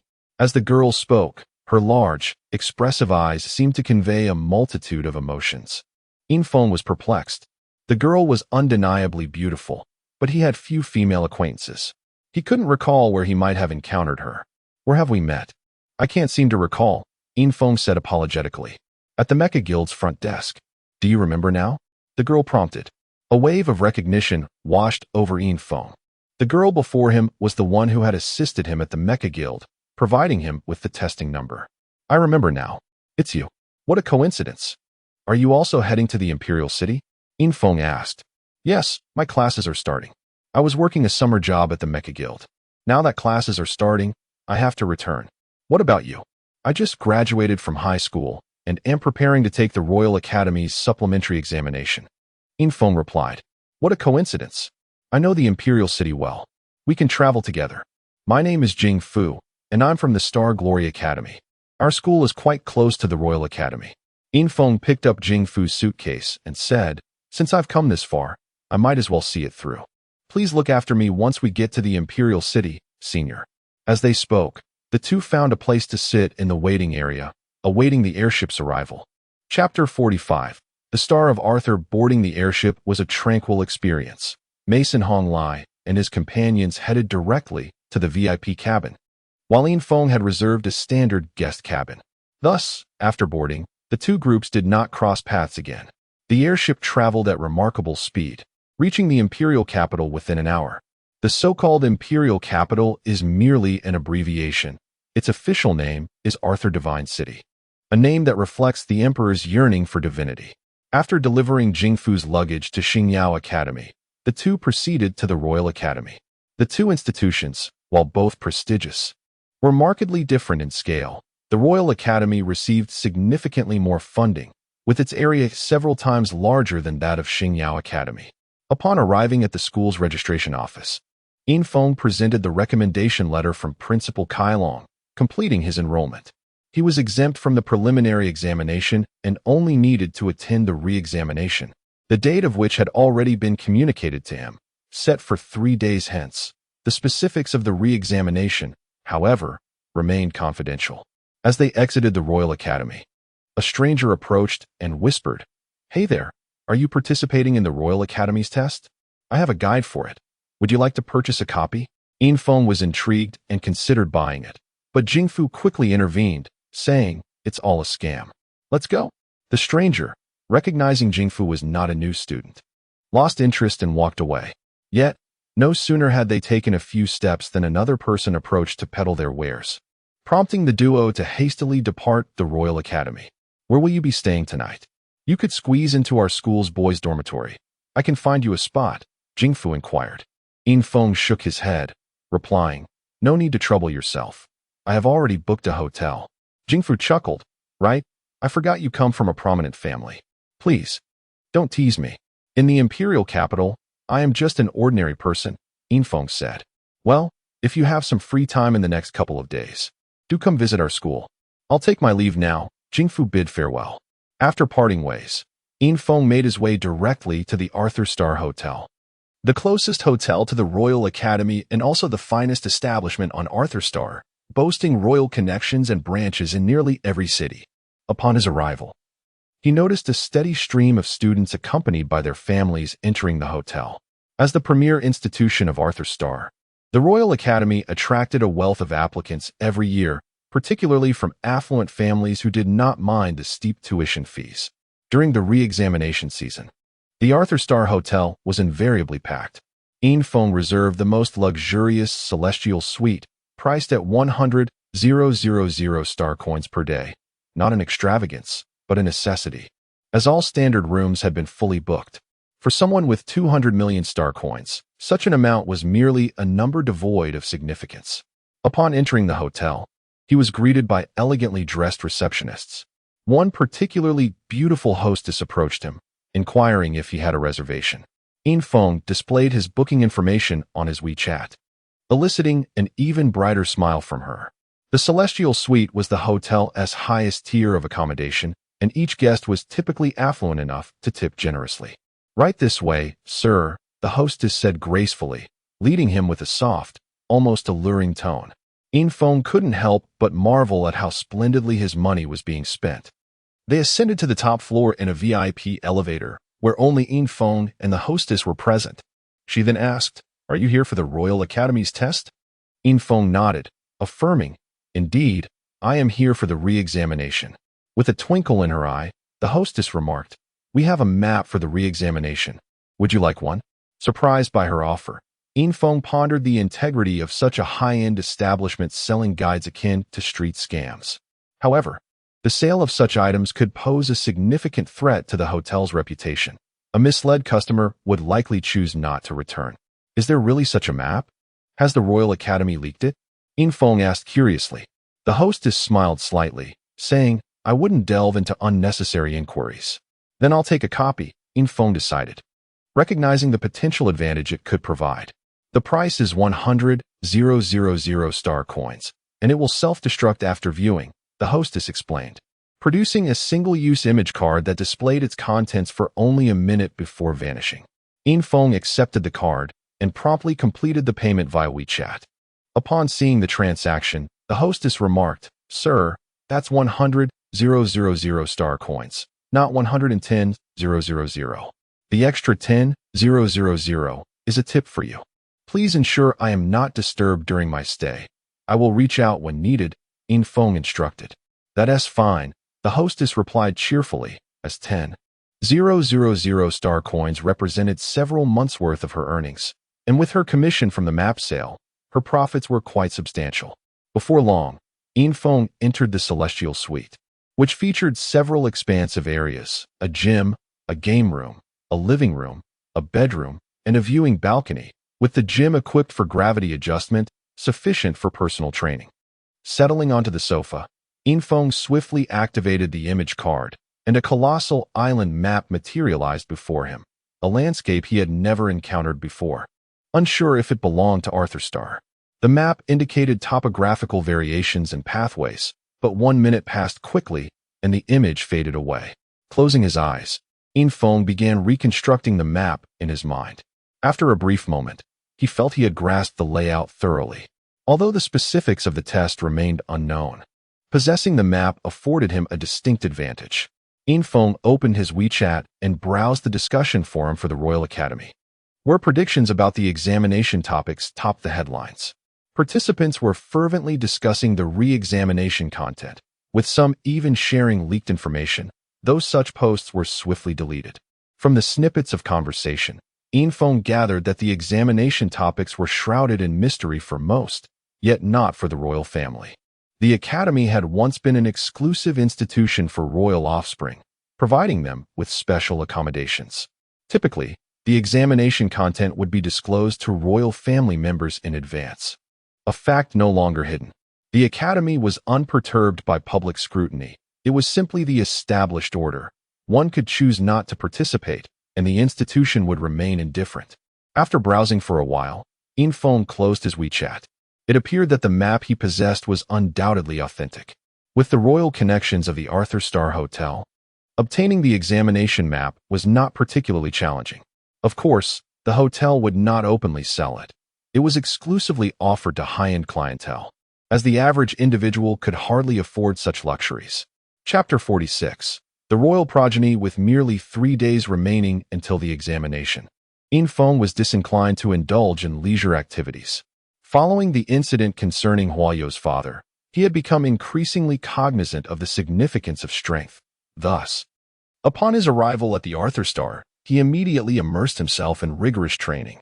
His spiritual core had already solidified, and the 9 Heavens sword technique required more than mere passive absorption of spiritual energy. It necessitated the execution of sword techniques. Only when one's comprehension of the sword techniques reached a fundamental level could the spiritual core gradually be transformed into a sword spirit. In the exercise room of the luxurious suite, Infong adjusted the gravity to 5 times its normal level, a suitable intensity for practicing sword techniques. Any higher would merely result in enduring the weight, hindering his understanding of the sword moves. The first level of sword technique, named the Autumn Water Sword Method, involved strikes as swift as the wind, yet imbued with flexibility. After practicing the technique 5 times in the expansive exercise room, Infong was drenched in sweat. Yet the spiritual energy within him felt more concentrated than ever. After a brief respite, Infong resumed his practice, continuing for 3 days. His comprehension of the sword technique had merged with his instincts, yet his spiritual core remained unchanged. At that moment, Infong realized the arduous nature of mastering the 9 Heavens sword technique. Perhaps having a mentor would have been advantageous, but self-study made understanding exceedingly challenging.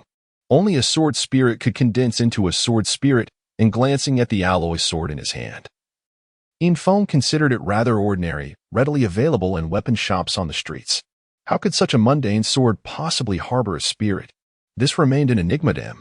After a shower, Infong exited the luxurious suite.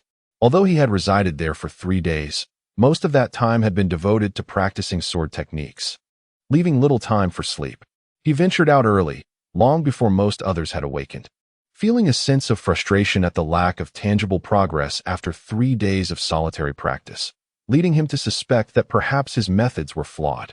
Due to his early departure, the hotel lobby was nearly devoid of patrons, save for a few staff members on duty. After checking out, Infong made his way to the Royal Academy.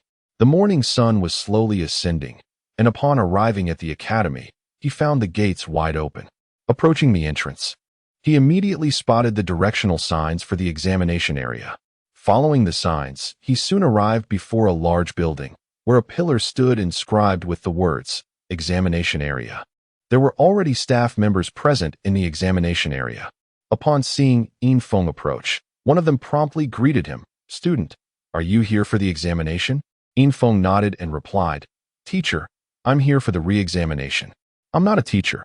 I'm merely a student from the year above you. If you pass the examination, you may call me senior. Let me check your registration information." Infiltration opened his MicroStar device, where his registration information displayed the examination area number 116. "Follow me," said the staff member, leading Infiltration to his designated spot. They stopped beside a peculiar gaming chair, and Infiltration found himself puzzled, unsure of what the test entailed. Was it a game? "Don't ask anything. Just sit in the chair, put on the gear, and wear the helmet. You'll understand everything." The staff member seemed to sense Infiltration's confusion and quickly explained. Infiltration settled into the chair, but refrained from donning the equipment immediately. He glanced at the time and realized there was still over an hour until the examination began. Looking around, he initially thought he was the only one who had arrived early, but as he observed further, he noticed several others already seated and seemingly in a state of readiness. Quickly donning the gear, Infiltration felt the surroundings whirl rapidly, and soon after, it felt as if his body was levitating. A dizzying sensation washed over him, but it subsided quickly, and he felt the solid ground beneath him. The scene before him transformed entirely. The examination area had vanished, replaced by an expansive ocean, with him standing at the shore. Infiltration reached down to touch the ground. The damp sand felt remarkably real, and a gentle sea breeze carried a hint of saltiness. "Brother, shall we team up?" A voice called out from behind him, and he turned to see someone standing on a low cliff, calling to him. "Can we team up for today's examination?" Infiltration shouted back. The individual, noticing Infiltration's response, leaped down from the cliff with agility, clad in a camouflage combat uniform, resembling a soldier. "Brother, how strong are you?" Before Infiltration could fully grasp the situation, the person charged at him, throwing a punch towards his face. Caught off guard, Infiltration barely had time to react. He swiftly tilted his head to evade the incoming punch and retaliated with a knee strike aimed at the assailant's abdomen. "Ah, that hurts. Brother, you're too ruthless. I merely wanted to gauge your strength." The man in camouflage doubled over, clutching his abdomen. "My apologies. It was a reflex," Infiltration replied nonchalantly, though inwardly he mused. "You initiated the ambush, and now you blame me for being too harsh? Not bad, not bad. Your strength barely meets the criteria to team up with me. I'm Arthur Roy. How about we form a team?" Upon hearing the introduction, Infiltration realized he was speaking with a member of royalty, and teaming up with a royal should surely be advantageous. "Why did you choose me instead of teaming up with someone else? Surely there are more royals participating?" Infiltration inquired. "Indeed, I don't mind sharing. The examination details are not a secret to us, as the Royal Academy is essentially our family's domain. Participating in this test is merely a formality. There are a total of 41 royal progeny participating, and each team can have a maximum of 4 members, which left me as the lone one," Arthur Roy explained. "Perhaps you are the weakest among the 41. Otherwise, why would they leave you alone?" Infiltration remarked. "You've misjudged. I'm merely a bit of a loner. It has nothing to do with strength. Don't assume that just because you managed to hit me, you're superior. I was holding back," Arthur Roy countered. "Very well, let us form a team. Where are the other 40? I don't see anyone else around," Infiltration asked, curiously scanning the area. They've long since gone to familiarize themselves with the map. Why would they wait idly here? "If I weren't waiting for a teammate, I would have joined them already," Arthur Roy replied. "Then shall we also familiarize ourselves?" Infiltration suggested. Despite having viewed the map's projection, he knew it could not compare to first-hand exploration. "Dream on. Do you think you can just wander wherever? Let us stay here and wait for teammates. When someone arrives, you can challenge them. Anyone we can't defeat can join our team. Those we overpower can leave," Arthur Roy stated. Infiltration was left speechless.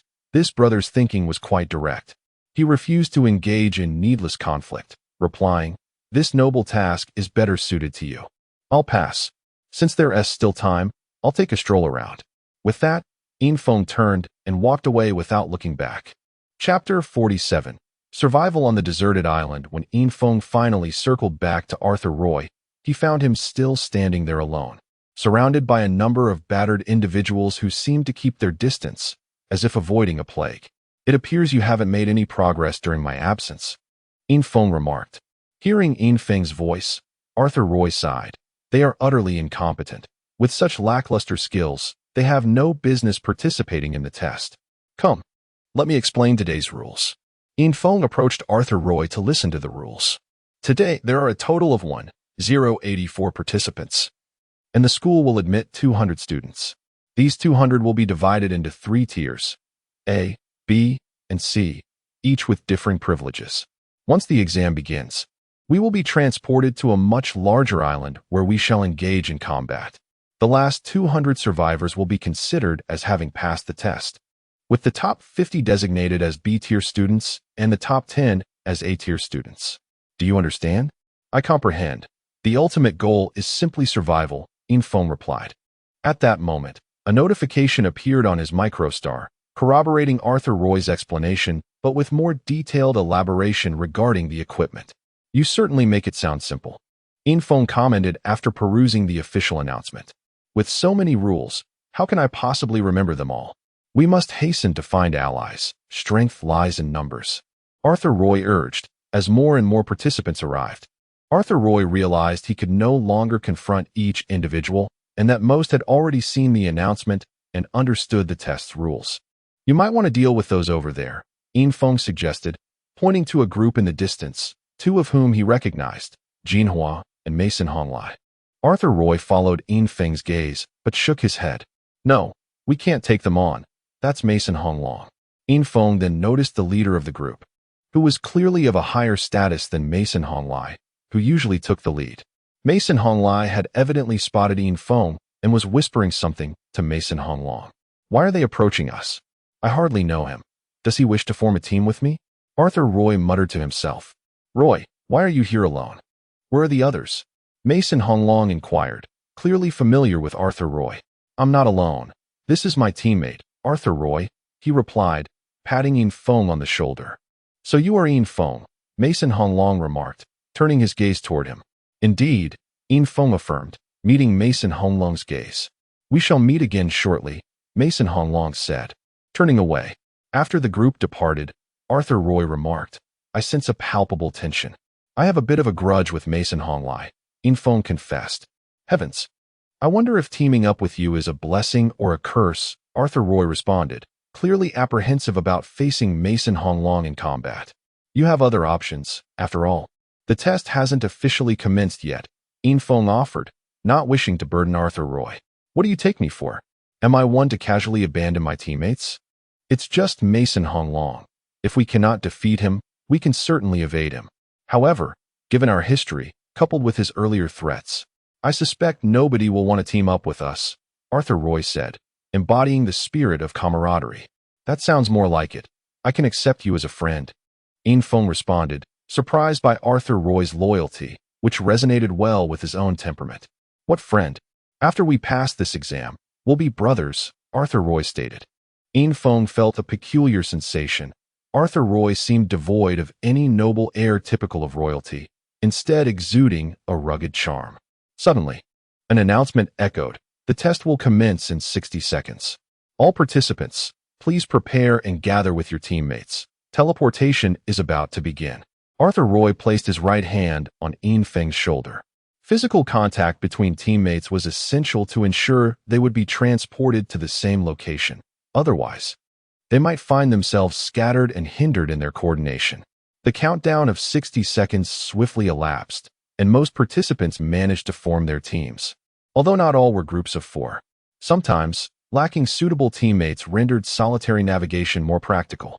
The scene shifted again, and when they set foot on solid ground, Infiltration and Arthur Roy found themselves in a dense jungle. Hurry, we need to find equipment, Arthur Roy urged. Infiltration followed closely, as the dim light of the jungle limited visibility. Nevertheless, Arthur Roy seemed to navigate confidently, heading purposefully in one direction. Before long, they encountered a few rows of houses. Upon entering one, they discovered scattered pieces of equipment on the floor, including a mech backpack. Arthur Roy skillfully donned the backpack, put on a bulletproof vest, and picked up a short-range D-type laser gun along with a magazine of laser ammunition. Now we're secure. Having weapons brings a sense of safety, he declared. What kind of mech is this? Infiltration inquired. The Xingyao Mark IV, a Tier 4 mech. Just right. I've just attained the qualification of a Tier 4 mech engineer. Arthur Roy replied with a grin. Infiltration picked up a metal sword from the ground, as no other weapons were available. Just then, he suddenly heard footsteps approaching from a distance, and he felt his instincts sharpen in this world. Someone is coming, Infiltration announced, quickly moving to the window to observe. Arthur Roy, sensing the gravity of the situation, also cautiously approached another window. Shortly after, a 4-person team drew near, all seemingly unarmed and just emerging from the thicket. Prepare to die? Arthur Roy exclaimed, leaping out of the window. He fired his laser gun, swiftly taking down one of them. The remaining 3, realizing the danger, immediately scattered. Infiltration felt exasperated. Could he not have waited for them to come closer? There might have been a chance to eliminate them all, but that was no longer feasible. Seeing the remaining 3 didn't run far, but instead entered a nearby house. Infiltration quickly followed, leaping through the window. Upon entering, he saw one of them picking up a cold weapon, a metal knife, while still facing away from him. Without hesitation, Infiltration struck from behind, ending the individual's life. Arthur Roy was not idle either. He followed another person into the house, and, before they could arm themselves, used his laser gun to eliminate them. However, the last individual had vanished. Not bad teamwork, Arthur Roy remarked, raising his hand in a gesture of camaraderie. Next time, could you refrain from being so aggressive? It would be better to wait until they are closer, Infiltration suggested. Seeing unarmed individuals makes it hard to resist. Haha, I'll definitely be more cautious next time. Arthur Roy chuckled. They searched through 6 houses, but found no additional weapons. Chapter 48. The Master of Hide and Seek. After scavenging for equipment, Infiltration was left with nothing but a sword. He could not help but feel envious of Roy's fortune. 6 houses had yielded most of the gear in the one Roy had chosen. Roy, where shall we head next? Infiltration inquired. Despite having studied the map, he still struggled to ascertain his exact location within this unfamiliar territory. He could only observe the routes, and at present, there were no prominent roads surrounding the houses. Just follow me, Roy replied confidently.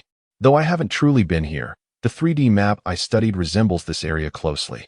We are currently situated on the northern edge of the small island. We still have time. Let us search for more equipment. Without hesitation, he set off in a particular direction.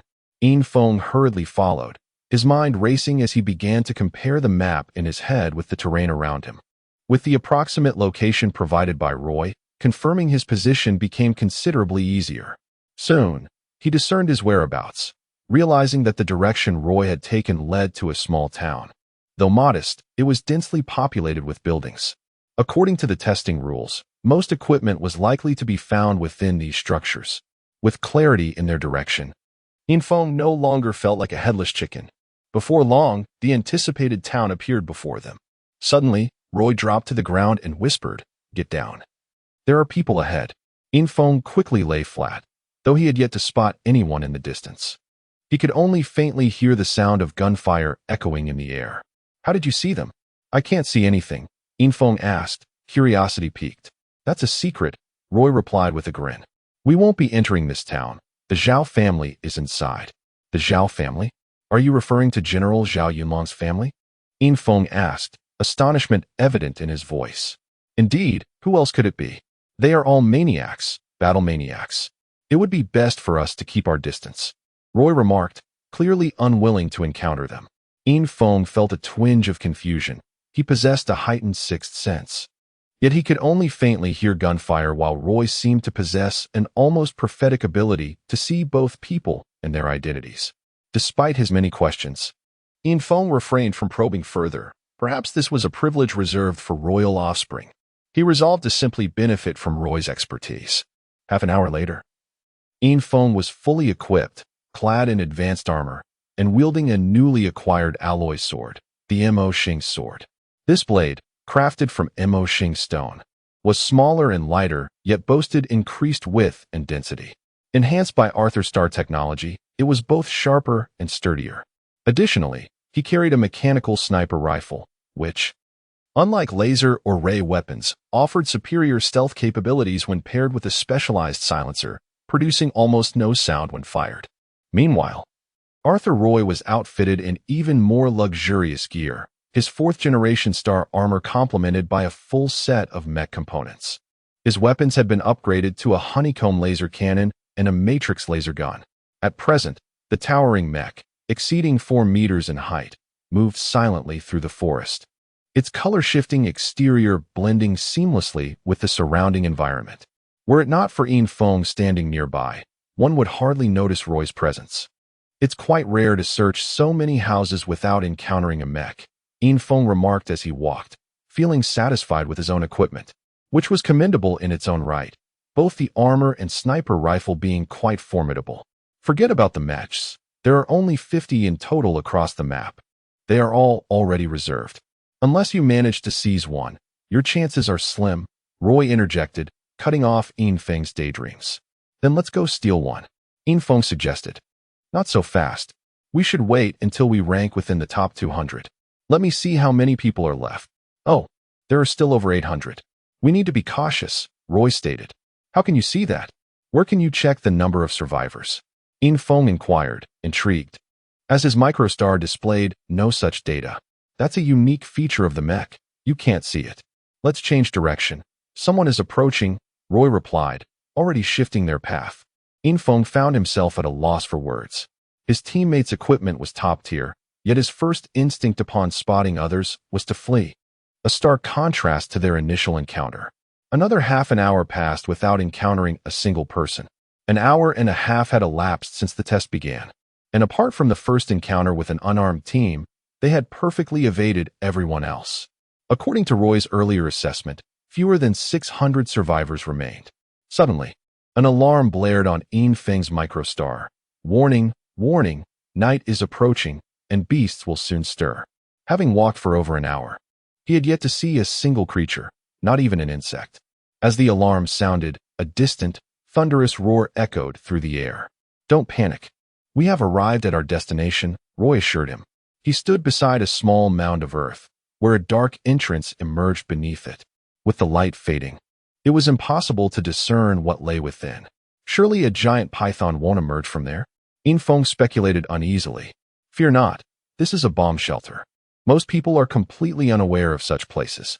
It took me countless days and nights of research to discover this gem, Roy explained.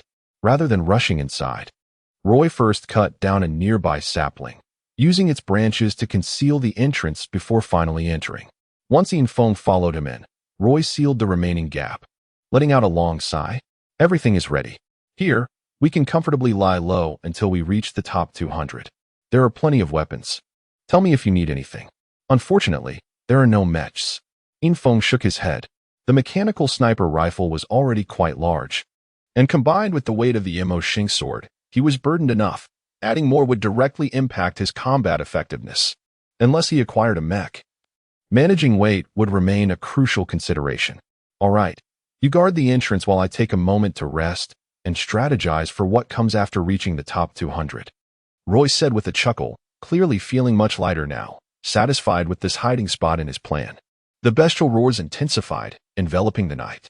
Within the bomb shelter, faint glimmers did little to illuminate the cavernous space. Yin Feng retrieved the mechanical sniper rifle from his back. This type of rifle was not widely favored on planet Arthur due to its instability compared to laser and beam-based models. The trajectory of its bullets was susceptible to external factors, making the more direct and stable laser and beam-based rifles more popular. Moreover, its magazine capacity was far inferior, holding only 5 rounds compared to the hundreds offered by laser and beam-based alternatives, and it lacked the ability for continuous firing. Firearms were not entirely foreign to Yin Feng. In Shuya village, he had encountered his brother's hunting rifle, which his brother gifted to him before his conscription, teaching him its use.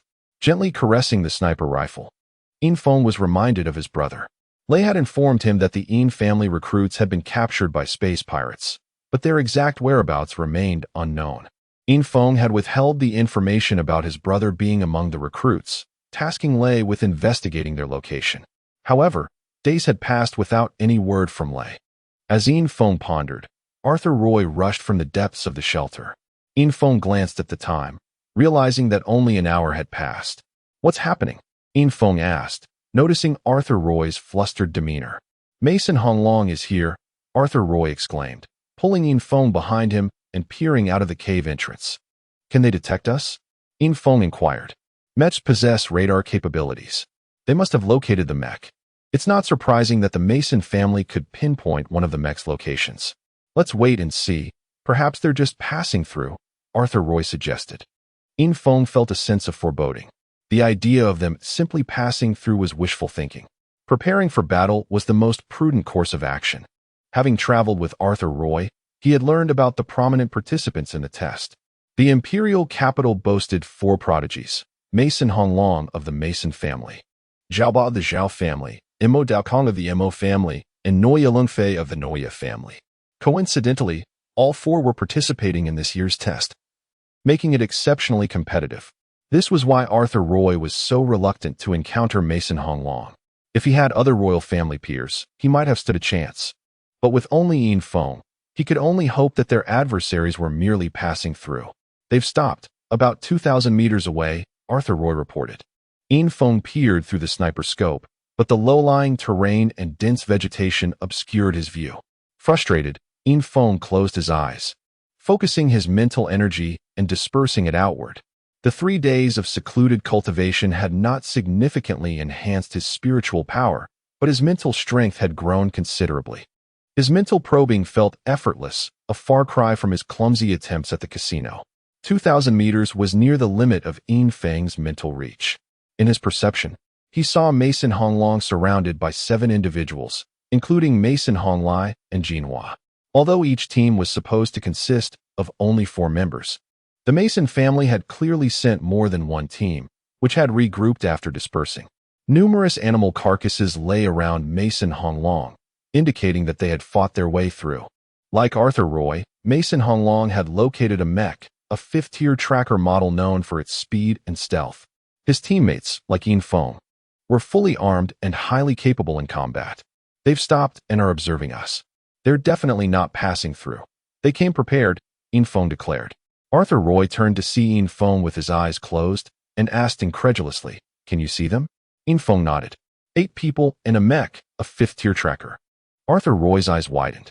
During the test, the royal family had the privilege of seeing the names, distances, and locations of other players, but not their equipment. While he could see Mason Honglong and his team, he was unaware of their gear. He had assumed they had a mech, as that was the only way they could have found him, but knowing and seeing were different. He was unaware of the mech's model. Good heavens. Do you possess a divine eye, or do you have even higher clearance than the royal family? Arthur Roy exclaimed in astonishment. "Prepare for battle. They're moving," Infong said, as Mason Honglong ordered his team to flank them. "There's no way we can win this. A 5th-tier tracker piloted by Mason Honglong himself? Let's get out of here. Luckily, I have one trick up my sleeve," Arthur Roy said, retrieving a remote-controlled bomb from the mech storage compartment. He dug a hole in the ground, planted the bomb, covered it up, and then led Infong deeper into the shelter. "Can we outrun their radar?" Infong asked. This shelter has a hidden exit," Arthur Roy replied. They ventured deeper, the light growing brighter. Suddenly, Arthur Roy grabbed Infong and propelled them forward. At the same time, a deafening explosion erupted behind them. The entire shelter shook, but its robust construction withstood the blast. However, a cloud of dust billowed toward them. Infong spotted a massive armored vehicle ahead. Arthur Roy leaped into the driver's seat, the 4-meter-tall mech warrior fitting snugly inside. Infong was tossed into the passenger seat, feeling as if he were lying on a giant bed, unable to even fasten the seatbelt. The vehicle was clearly designed for mech warriors. "This is a bug, right?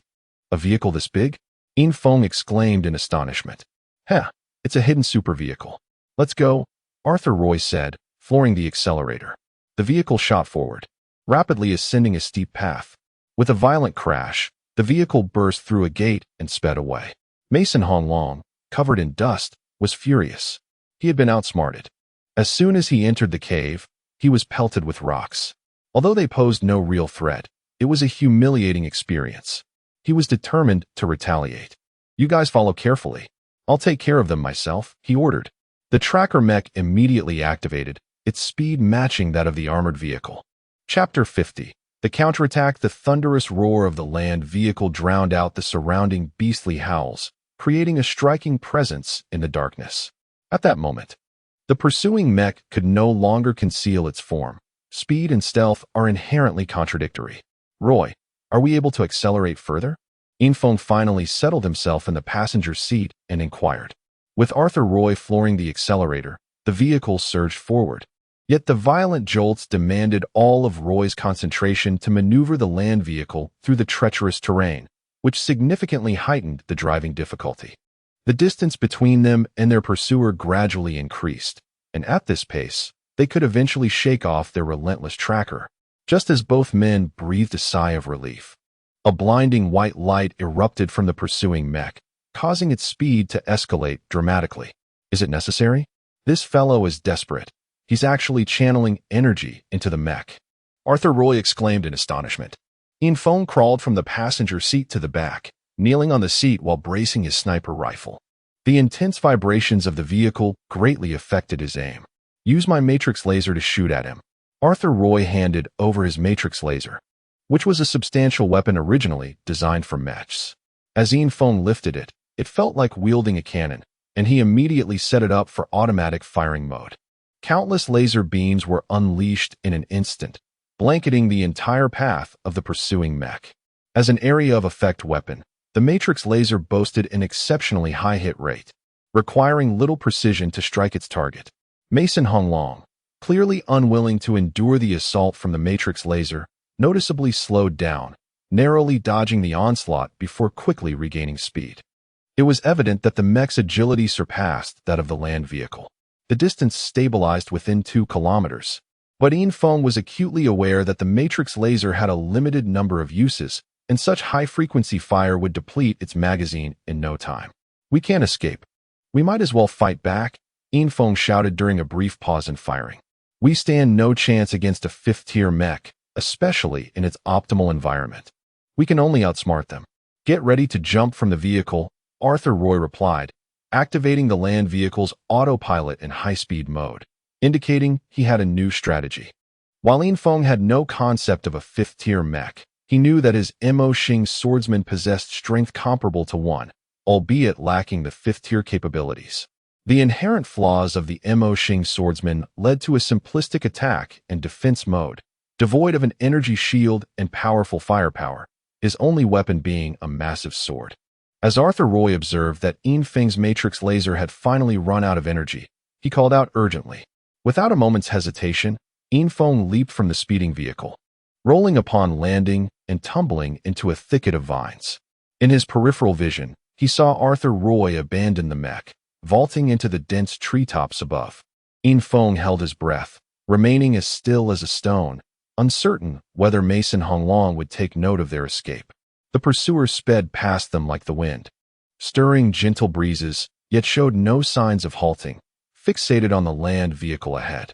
Once the pursuer was far enough away, Arthur Roy promptly descended from the tree, beckoning Infong to follow him back toward the air raid shelter. Can't his radar detect us? Infong voiced his concerns. Of course not. Radars can only track other mechs. We must return. The most dangerous places often provide the greatest safety, Arthur Roy explained. By the time they returned to the air raid shelter, dawn had broken. Along their journey, they had managed to eliminate several beasts, escaping relatively unscathed. Instead of entering the shelter directly, the two ascended the nearby high mountain. According to Arthur Roy, Mason Honglong and his companions had gathered inside the shelter, evidently seeking refuge from the perils of the night. They had chosen not to pursue Mason Honglong any further. Atop a protruding cliff, Infong and Arthur Roy cautiously crawled, their gazes fixed upon the air raid shelter below. I have good news to share. We made it into the top 200, Arthur Roy announced. So easily. Infong expressed his surprise, as their journey had been relatively devoid of peril, aside from the lurking threat of Mason Honglong. For us, it was indeed straightforward, but the reality is far from easy. Over 800 have already perished, Arthur Roy revealed. Isn't it somewhat unjust for those who have been eliminated? Infong mused. Having gleaned much insider knowledge from his journey with Arthur Roy, the Royal Academy granted special privileges to the royal family, akin to an unfair advantage during the tests. While ordinary individuals could only be pawns in this game, perhaps one could be remarkably strong, but when faced with a fully armed mech, the scales of fate had already tipped. It is indeed unfair, yet it is beyond our control. What lies ahead is bound to be a frenzied moment. Let us strive to annihilate the Mason family members, Arthur Roy declared, his demeanor shifting from the previous evasion to one of heroic resolve. Arthur Roy produced a mechanical sniper rifle, identical in design to Ian Feng's. Previously, he had not needed it while in his mech, but now, having discarded the armor, he opted for this weapon. You haven't used this model of sniper rifle before, have you? Arthur Roy inquired. Ian Feng nodded. I rarely use firearms. Oh, you seem like a good child. Allow me to introduce you. This sniper rifle is called the Kiss of Satan, with an effective range of 5,000 meters, a bullet caliber of 7.62 millimeters, a projectile weight of 9 grams, a magazine capacity of 5 rounds, and an attack interval of 0.36 seconds, Arthur Roy elaborated. Clearly well-versed in firearms. Understood. What should I do next? Ian Feng asked. Wait for them to emerge and aim for their heads. Stay alert. They should be coming out soon, Arthur Roy instructed, his expression shifting to one of intense focus as he concealed himself in the grass, surveying the scene below. Ian Feng quickly centered his thoughts, aware that Arthur Roy could see the positions of the others and was undoubtedly spotting individuals preparing to exit. Although lacking experience with the sniper rifle, Ian Feng felt a sense of familiarity with the weapon in his memories. Arthur Xing Ian Feng had held a deep passion for firearms. Despite his poor physique hindering his mech operations, firearms required less physical prowess, allowing him to delve deeply into marksmanship. Chapter 51. The Avatar of the Gun God. As the day broke, Mason Honglai and his companions emerged from the air raid shelter one by one. Boss, your brother hasn't returned yet. Is everything all right? Jean Hua inquired cautiously. The Mason family had afforded him a position, which he appreciated, yet he understood that it was merely a matter of familial interest. Although Mason Honglai was in the fray, he knew all too well that the temperament of the master could be quite unpredictable. A single misstep could earn him a beating, and his own family relied on the Mason family for its advancement. With Mason Honglong's departure, the remaining individuals clearly rallied around Mason Honglai, and Jean Hua's question echoed the curiosity of the group. No cause for concern. None of the test participants can threaten my brother. Let us proceed as planned to the Little Tian Shan. My brother's mech is tracking in that direction, and I believe he has resolved the situation and proceeded to the rendezvous point, Mason Honglai asserted. Ian Feng possessed keen hearing and caught snippets of their conversation as Mason Honglai exited. However, he refrained from firing, as the terrain favored Mason Honglai's position on a slope, affording him a vantage point. A shot would reveal his location, allowing the enemy to take cover in the sniper's blind spot. Remain calm.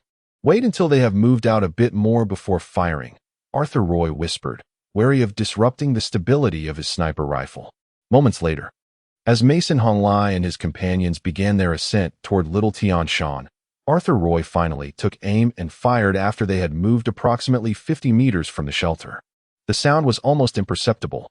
The last member of the Mason family staggered before collapsing, and simultaneously, Ian Feng pulled the trigger. The sequence of shots rang out, and by the time the first victim hit the ground, all 7 had succumbed. What on earth? Who killed them? Mason Honglai exclaimed, having removed his helmet from the testing seat, while Jean Hua and the others gradually regained their senses from the simulation. They appeared utterly bewildered, unable to comprehend the situation. Young master, I didn't see anything, one of them murmured, still dazed. Mason Honglai's eyes burned with rage. In an instant, 7 lives had been extinguished. They had sensed something amiss when the first shot rang out, yet before they could react, they were all felled. This was undoubtedly the work of a sharpshooter, or rather, a master marksman, who had executed 7 headshots in under 2 seconds. Boss, it seems we've been ambushed by a fully equipped team of snipers, Jean Hua lamented, feeling frustrated. He had hoped to leverage the Mason family's strength, but found the remaining individuals woefully inadequate. It was uncertain whether their adversaries were too formidable or if they themselves were simply too weak. Mason Honglai opened the leaderboard, and upon seeing himself ranked 182nd, he sighed in relief, grateful to have passed the test. Otherwise, he would have had no explanation upon returning to the family. He then scrutinized the kill details, where the name Infiltration stood out prominently, the crimson letters appearing as if they were still dripping blood. Infiltration, it's this Infiltration again. I must make it my mission to eliminate you. Mason Honglai seethed, his hatred for Infiltration reaching unprecedented heights. Previously, he had merely looked down upon him, but now he was consumed by fury. Meanwhile, Arthur Roy, still engaged in the test, casually chewed on a blade of grass. Content. I knew I had an eye for talent. Your marksmanship is only slightly inferior to mine, he remarked with a smirk. Infiltration did not contest this, as he had claimed 3 of the 7, while Arthur Roy had taken 4. Their shooting skills were comparable, with Arthur Roy's advantage stemming solely from his initial strike. The opponents were too weak. It lacked excitement, Infiltration mused, surprised by how his shooting felt even more intuitive than he remembered. The big fish is still out there. Mason Honglong will surely return. Just wait, Arthur Roy declared, seemingly oblivious to the earlier pursuit by Mason Honglong, convinced that he was merely a distant prey. The 2 men continued to wait, growing increasingly impatient as Mason Honglong's figure remained absent. Didn't they mention that Mason Honglong designated Little Tianshan as a meeting point? He can't have truly gone there, Infiltration speculated. Little Tianshan, why didn't you say so earlier? That was the destination I set for autopilot. Arthur Roy suddenly sprang to his feet, having grown restless after lying in wait for nearly 2 hours. It's too far, I didn't catch it clearly, and I'm not entirely certain, Infiltration replied. We need to move quickly, night is falling, and this area is becoming unsafe, Arthur Roy urged. Infiltration glanced at the microstar for the time. They still had about an hour until darkness fell. Numerous notifications began to appear, revealing the number of survivors and other pertinent details, indicating that the remaining participants had secured their entry qualifications, and the announcement of remaining numbers was intended to expedite the testing process. How can there only be 54 survivors left? That's astonishingly swift, Infiltration exclaimed, having just seen the count at over 200. It seemed that nearly everyone had perished in the time they had awaited Mason Honglong. The slaughter begins once the number drops to 200, otherwise, everyone hides. With such a vast map, it would take days to complete the test otherwise, Infiltration concluded. The remaining survivors were either exceptionally strong or possessed unique abilities, allowing them to survive the first 2 days and nights. Given the expansive testing ground, the royal family would naturally take on the role of clearing out the competition. Then why bother going to Little Tianshan? We could simply wait for others to find us. Infiltration suggested. That one do. I haven't had my fill of killing yet. Mason Honglong dared to lay hands on me. I'm determined to take him down. We must hurry, or we'll be outpaced, Arthur Roy insisted. Infiltration couldn't help but feel exasperated. Arthur Roy held a grudge. Yet the distance to Little Tianshan was considerable. Moreover, both were unarmored, while the royal family was equipped with mechs. By the time they arrived, the battle would likely have concluded. Silently, they advanced, with Infiltration continuously monitoring the data on the microstar. The count remained stagnant at 54 survivors. It seemed an eternity since the last casualty had occurred. As night descended, the pristine white peaks of Little Tianshan emerged before them, flickering flames illuminating the snowy summit. We're too late. The battle has already begun. Run ahead. If I can't kill him, I must at least humiliate his corpse, Arthur Roy declared. Hastening forward with his target in sight, no longer concerned about conserving his strength. Chapter 52. Observing the changes. Little Tianshan stands as the highest point amidst the low-lying islands, having become the ultimate battleground. Here, Mason Honglong has gathered not only the members of the Mason family, but also the formidable trio of Zhao Ba, Mo Daokong, and Noi Yilingfei. They are well aware of the content of this examination and its unspoken rules. No single family can contend against the royal clan. Only through the alliance of the 4 families can they hope for a greater chance of success. Infiltration and Arthur Roy jogged towards Little Tianshan, and as their destination drew near, they halted in their tracks. Nearby, a battered mech continued to smolder, its model unrecognizable, while a dozen others lay scattered along the ascent. The intensity of the battle was indeed fierce. The renown of this year's 4 top contenders was well-deserved. 40 Mechs unable to subdue them, Arthur Roy remarked. Through the scope of his sniper rifle, Infong observed the summit where the conflict raged on. For Mechs were encircled by over 20 adversaries. Having retreated under pressure to the mountaintop, eliminating numerous royal Mechs along the way. Yet, the overwhelming numbers had ultimately forced them into a defensive position. Who holds the upper hand? Infong inquired, puzzled by the unfolding scene. Despite being surrounded, the attackers hesitated, as if each held their own reservations about risking their lives. At this juncture, survival was the priority, which restricted their potential. The 4 individuals, inherently stronger, were merely at a disadvantage due to their numbers, given the opportunity. They could swiftly eliminate the royal Mechs. To be frank, I have more faith in Mason Honglong and his companions. The royal students this year are hardly impressive. Their ability to push the 4 to this extent stems solely from privilege and numerical superiority, Arthur Roy stated, clearly dismissive of his own kin. The Arthur clan, as royalty, produced numerous offspring each year, but excellence was not guaranteed. Is it not your brethren who reject you, but rather your own unwillingness to team with them? Infong queried, having previously assumed it was others who shunned Arthur Roy. However, it now seemed that Arthur harbored doubts about his relative's capabilities, seeking out stronger allies instead. Paths diverging do not conspire together. They intend to besiege Mason Honglong and his companions openly, while my strategy is to play the shadows. Since their plan is already in motion, we shall observe, but it would be prudent to draw closer for a better view, Arthur Roy replied, cautiously advancing. Infong quickly grasped the situation. Though he had yet to fully comprehend Arthur Roy's true prowess, his marksmanship was exceptional, coupled with a devious mindset. He was indeed a formidable presence. The 2 crept through the underbrush, pausing 1,000 meters from the battleground. Beyond this point lay the barren mountaintop, where venturing further would expose them to danger. In the presence of so many Mechs, they appeared too vulnerable, especially as they lacked the strength to combat Mechs alone. Their only advantage lay in their sniper rifles. As they drew closer, the tide of battle shifted in alignment with Arthur Roy's expectations. The originally outnumbered 24 royal Mechs found themselves caught off guard as Mason Honglong seized the moment, simultaneously unleashing an assault that dismantled 4 Mechs in an instant. The 4 then burst forth from the encirclement, rapidly dispersing in different directions, clearly opting for a strategy of divide and conquer rather than a unified stand.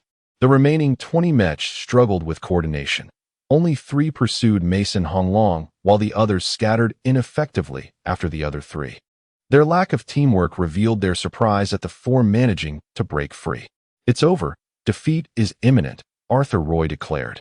As Mason Honglong emerged from the fray and noticed merely 3 pursuing Mechs, he swiftly retreated and executed a rapid turn, his body spinning like a top. His curved blade sliced through the first 2 Mechs, rendering them inert, while the final Mech collided with him, greeted by an upward thrust from his twin blades. In the blink of an eye, his sequence of movements was complete, and the 3 pursuers had failed to inflict any damage. As the only 5th-tier Mech present, his capabilities far surpassed those of the average Mech, making the destruction of 3 an effortless task. Now fully engaged, he unleashed his speed, achieving remarkable results after previously being constrained by the enemy's numbers. We must seize the opportunity and eliminate this group quickly.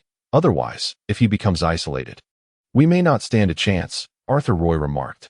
The 2 lay hidden in the grass, their sniper rifles calibrated and ready, yet they lacked the vital opportunity. The formidable defenses of the Mechs necessitated precision in targeting. Infong possessed extensive experience with Mechs, having retained knowledge from Arthur Starr, understanding their structure and specifications thoroughly. As he tracked the 5th-tier Mech, he noted its weaknesses. Its pursuit of speed rendered it lightweight and thin, a notable vulnerability. Aiming at the Mech's power source located at its lumbar region, Infong recognized that this area, though robustly protected by the surrounding Mech, could not be entirely shielded due to the need for mobility. In moments of significant movement, gaps would inevitably appear, a minor flaw overlooked by most Mech designers, as few could exploit such openings. At that moment, The mech appeared as a wolf among sheep. After dispatching his pursuers, he immediately set his sights on Neue Lungfei, the only female among the four. She was pursued by a total of 8 royal mechs, clearly targeted as the softer target. However, Neue Lungfei was anything but easy prey. She maneuvered an Athena B-type mech, a hybrid of human and beast, which, despite being a 4th-tier model, presented challenges equivalent to a 5th-tier mech. Its performance was exceptionally balanced, excelling in both offensive power and speed. With a spear in her right hand and a shield in her left, Neue Lungfei expertly maintained her distance from the pursuing mechs. Her mechanical panther providing stability, creating the illusion that they were on the verge of catching her, yet the reality was a prolonged and elusive chase. Chapter 53. The Rebound Trajectory. Mason Honglong piloted the tracker in pursuit of Neue Lungfei. Although there were 8 royal mechas, he felt no fear. As long as they coordinated well, 8 mechas would be no challenge. Observing that Mason Honglong had dealt with his adversary and was now assisting her, Neue Lungfei deliberately slowed her speed, seemingly allowing the mechas behind her to catch up. Just as the closest mecha fired its laser cannon, Neue swiftly positioned her shield, which then expanded dramatically, enveloping her completely. Her steed opened its mouth wide, releasing several chains that shot forth like a massive net, intent on ensnaring all 8 mechas behind her. However, the 8 pilots were not to be underestimated. Upon witnessing her move, they quickly dispersed. It was impossible for one mecha to ensnare 4 of equal rank. As the 8 mechas scattered, they found themselves confronted by the tracker, which had closed the distance. The separation of their targets presented the tracker with opportunities to strike them down individually. With a series of swift cuts from his curved blade, Mason was able to destroy 3 mechas almost instantaneously. Just as he aimed for a 4th, a soft sound echoed, followed by a sharp clang. A bullet struck the door of the tracker's cockpit, narrowly missing its critical weak point. Though the door was made of bulletproof glass, providing protection against typical firearms and even laser weapons, it was particularly vulnerable to mechanical sniper rifles, especially the formidable Kiss of Satan. Renowned for its exceptional penetrating power, truly a nightmare for any bulletproof barrier, Mason quickly retreated, seeking to distance himself from the imminent threat he sensed. The bullet had nearly found its mark. If it struck home, it could result in severe injury or worse, for beyond that glass lay his very life. Retreating faster than he had approached, he felt a sudden whoosh as he shielded the small window of his mecha's cockpit, which he considered a blind spot. The sound of impact rang out twice, and the tracker's once vibrant exterior dimmed as its energy reserves were depleted. Mason's eyes brimmed with trepidation. The opponent's marksmanship was nothing short of extraordinary. The second shot had directly hit his energy core, a target that should have been nearly impossible to aim for through the mecha's reinforced shell. The skill involved in utilizing the bullet's ricochet off the mecha's armor to strike the energy core was simply unfathomable. Time was slipping away for Mason. The severed energy source indicated that the mecha had exhausted its operational reserves. At this moment, the only force capable of propelling the mecha was his own spiritual energy. However, the distinction between augmenting the mecha's power and directly supplying it was significant. The former consumed energy moderately, while the latter drained it in vast quantities. Lungfei, beware of the sniper. I hope you can hold on, Mason urged, his voice resolute. The remaining 5 mechas had completely surrounded him, clearly aiming to eliminate him while he was vulnerable. The tracker was not far from the other 5 mechas. Upon realizing its energy source had failed, the mechas turned back, closing in on the tracker. Without utilizing laser cannons or other heat weapons, they raised their cold steel weapons, whether swords or spears, for they were most adept at finishing off a fallen foe. Neue Lungfei, upon hearing Mason's warning, felt a surge of murderous intent. Yet, as she surveyed her surroundings, she detected no anomalies. Her gaze fell upon the thickets below. If enemies lurked in ambush, the mountaintop was not an ideal position, for it offered no cover, while the greenery below provided the perfect concealment. Brilliant white light enveloped the tracker, rejuvenating its energy. Though this power did not emanate from the mecha's core, but rather from the mech technician controlling it. In an instant, Mason's spiritual energy, surged through the mecha. With a sudden burst, the tracker, once akin to a lamb awaiting slaughter, sprang into action. Mason wielded his curved blade with blinding speed, unleashing dozens of strikes in the blink of an eye. In that moment, he pushed his speed to its limits, his blade's shadow swirling around the 5 royal mechas as if dozens of curved blades appeared. The sounds of shattering metal echoed as the 5 seemingly victorious mechas fell to ruin, their commands crumbling in the wake of the tracker's brilliance. With a resounding crash, the tracker fell after executing a flawless quintuple kill, releasing plumes of black smoke from its crevices. At that moment, Arthur Roy gave a thumbs up to Infiltration, filled with admiration for the latter's earlier shot, which had been nothing short of divine inspiration. He had fired the initial shot, lamenting his miss, only to be followed by Infang's perfectly timed follow-up, as if he had anticipated all of the tracker's movements. Yet, with the tracker's demise, the presence of the 2 individuals was now exposed. A sniper concealed on the battlefield posed a significant threat to all. Noya Lungfei refrained from rushing to aid her remaining 2 comrades, recognizing that the adversary's remaining mechas no longer posed a danger to their alliance. The most pressing threat now stemmed from the hidden sniper. This side of the battlefield was eerily quiet. Infiltration and Arthur Roy watched Noya Lungfei with bated breath, neither daring to make a move. They exchanged no words, both waiting in silence for Noya's next action. Should she choose to support her teammates, they would seize the opportunity to strike. Cautiously, Noya Lungfei moved her body, her shield maintaining its enlarged form, effectively concealing her and her steed. Yet, even this left her feeling uneasy. Her piercing gaze scanned the nearby foliage, but revealed nothing out of the ordinary. Suddenly, a loud bang erupted as the tracker's cockpit door swung open from within, revealing a pair of powerful arms that pushed it aside. Noya raised her shield, guarding her vital points as she glanced over. Mason Honglong emerged, his appearance cloaked in darkness as he gasped for breath, clearly having been stifled inside the mecha. The smoke from the damaged machine was almost suffocating. In that moment, a gunshot rang out, and Mason Honglong exploded into action.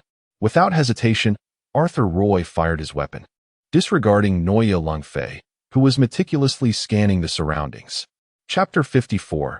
Exposed position. Infiltration sensed an impending threat, as the mecha itself was equipped with a certain auxiliary system. Although the sniper rifle was fitted with a silencer, the decision to fire in a situation where the mecha was actively scanning the area, especially in an environment that was not overly complex, was questionable. Noya Lungfei's gaze was fixed on the location of Arthur Roy. She had been observing the jungle below, briefly glancing at Mason Honglong, yet her attention remained primarily on the underbrush below. When the sound of gunfire erupted, she immediately discerned its approximate direction. With the mecha's analysis, the area where Arthur Roy was positioned became her focal point. Arthur Roy offered Infiltration an awkward smile, as if to suggest that it wasn't his fault for being unable to resist. Mason Honglong's head was simply too enticing. The thrill of revenge was exhilarating. Infiltration gave him a thumbs up, the meaning of which could be interpreted as either praise or sarcasm. After a brief exchange of glances, he resumed observing Noya Lungfei. Although Noya Lungfei had sensed Arthur Roy's general position, all she could see was a thicket. She would not act rashly until she understood what lay behind it. From the remaining numbers, she knew there was at least one more royal, who most likely possessed a mecha. However, her radar had not detected the position of the opposing mecha. This circumstance left 2 possibilities. Either there was truly no mecha present, or the mecha possessed exceptional stealth capabilities, impervious to radar detection. Ultimately, Noelle chose to believe the former, reasoning that among low-tier mechas comparable to her own, none would opt for advanced radar evasion technology. If it were a higher-tier mecha, she would not even have the right to make eye contact with it. A sniper-type mecha equipped with a long-range cannon could easily penetrate the shield she held. At last, the Athena B-type mecha took its first step forward, its mechanical jaws emitting a terrifying roar that matched its razor-sharp teeth. In that moment, both Infiltration and Arthur Roy felt a sense of despair. Perhaps if they had been piloting different mechas, separating could have offered one of them a chance at survival. Yet, this beast-human hybrid mecha could split into 2. Albeit with diminished power, but still formidable in the absence of an opponent's mecha. As the distance closed, Arthur Roy, unwilling to surrender, fired another shot from his sniper rifle. The massive shield appeared to possess some magnetic field, and even though Arthur aimed at a part of the body outside the shield's protective range, the bullet veered off course as it neared the shield, completely losing its target. A cold smile flickered across Noelle Lungfei's face. She was taken aback that the opponent had not yet conceded defeat and would still choose to shoot. She had plenty of methods to counter mechanical sniper rifles, provided she was prepared. The magnetic field of her shield was activated. Since mechanical bullets were typically made of metal, they would undoubtedly be affected by her shield's magnetic field. In her eyes, her opponent was already at a loss, and she advanced slowly, offering no opportunity for a comeback. Arthur Roy chuckled helplessly. He realized there was no way out. Had he possessed a mecha, he could have fought back, but now, it seemed he had no choice but to surrender. Ahem, don't come any closer, I surrender. Arthur Roy suddenly stood up decisively and declared. Infiltration widened his eyes, astonished by his teammate's unpredictable behavior. Truly, he was a man who could both yield and resist. Declaring surrender, he immediately raised his hands. Noelle Lungfei was equally surprised by the fragility of his psyche. Doubts crept into her mind as she asked, "You stepped forward so decisively. Do you have other teammates?" She glanced around, searching for any sign of allies. "Not at all. It's just me," Arthur Roy replied as he moved toward Noelle Lungfei. "Still putting on a brave face even when death is imminent? Do you think I can't see the number of survivors?" Noelle Lungfei scoffed, fully aware that two individuals remained hidden in the shadows. Arthur Roy gave a bitter smile, clearly having overlooked that detail, and awkwardly halted his advance.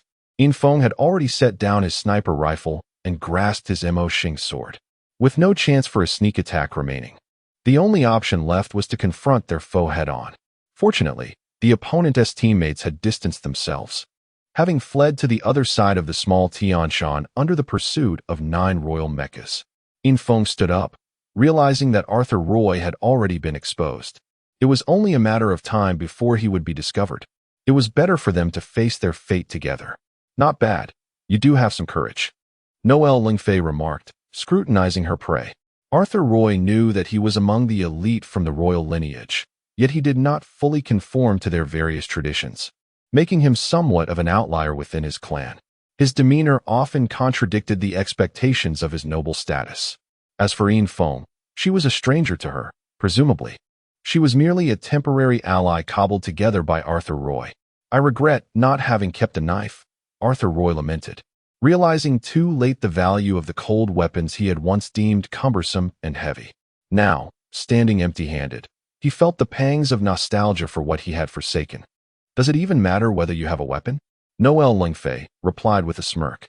"You are merely at the intermediate level of your awakening. Even without the assistance of a mecha, you are no match for me. As for your friend, I imagine he is even weaker than you.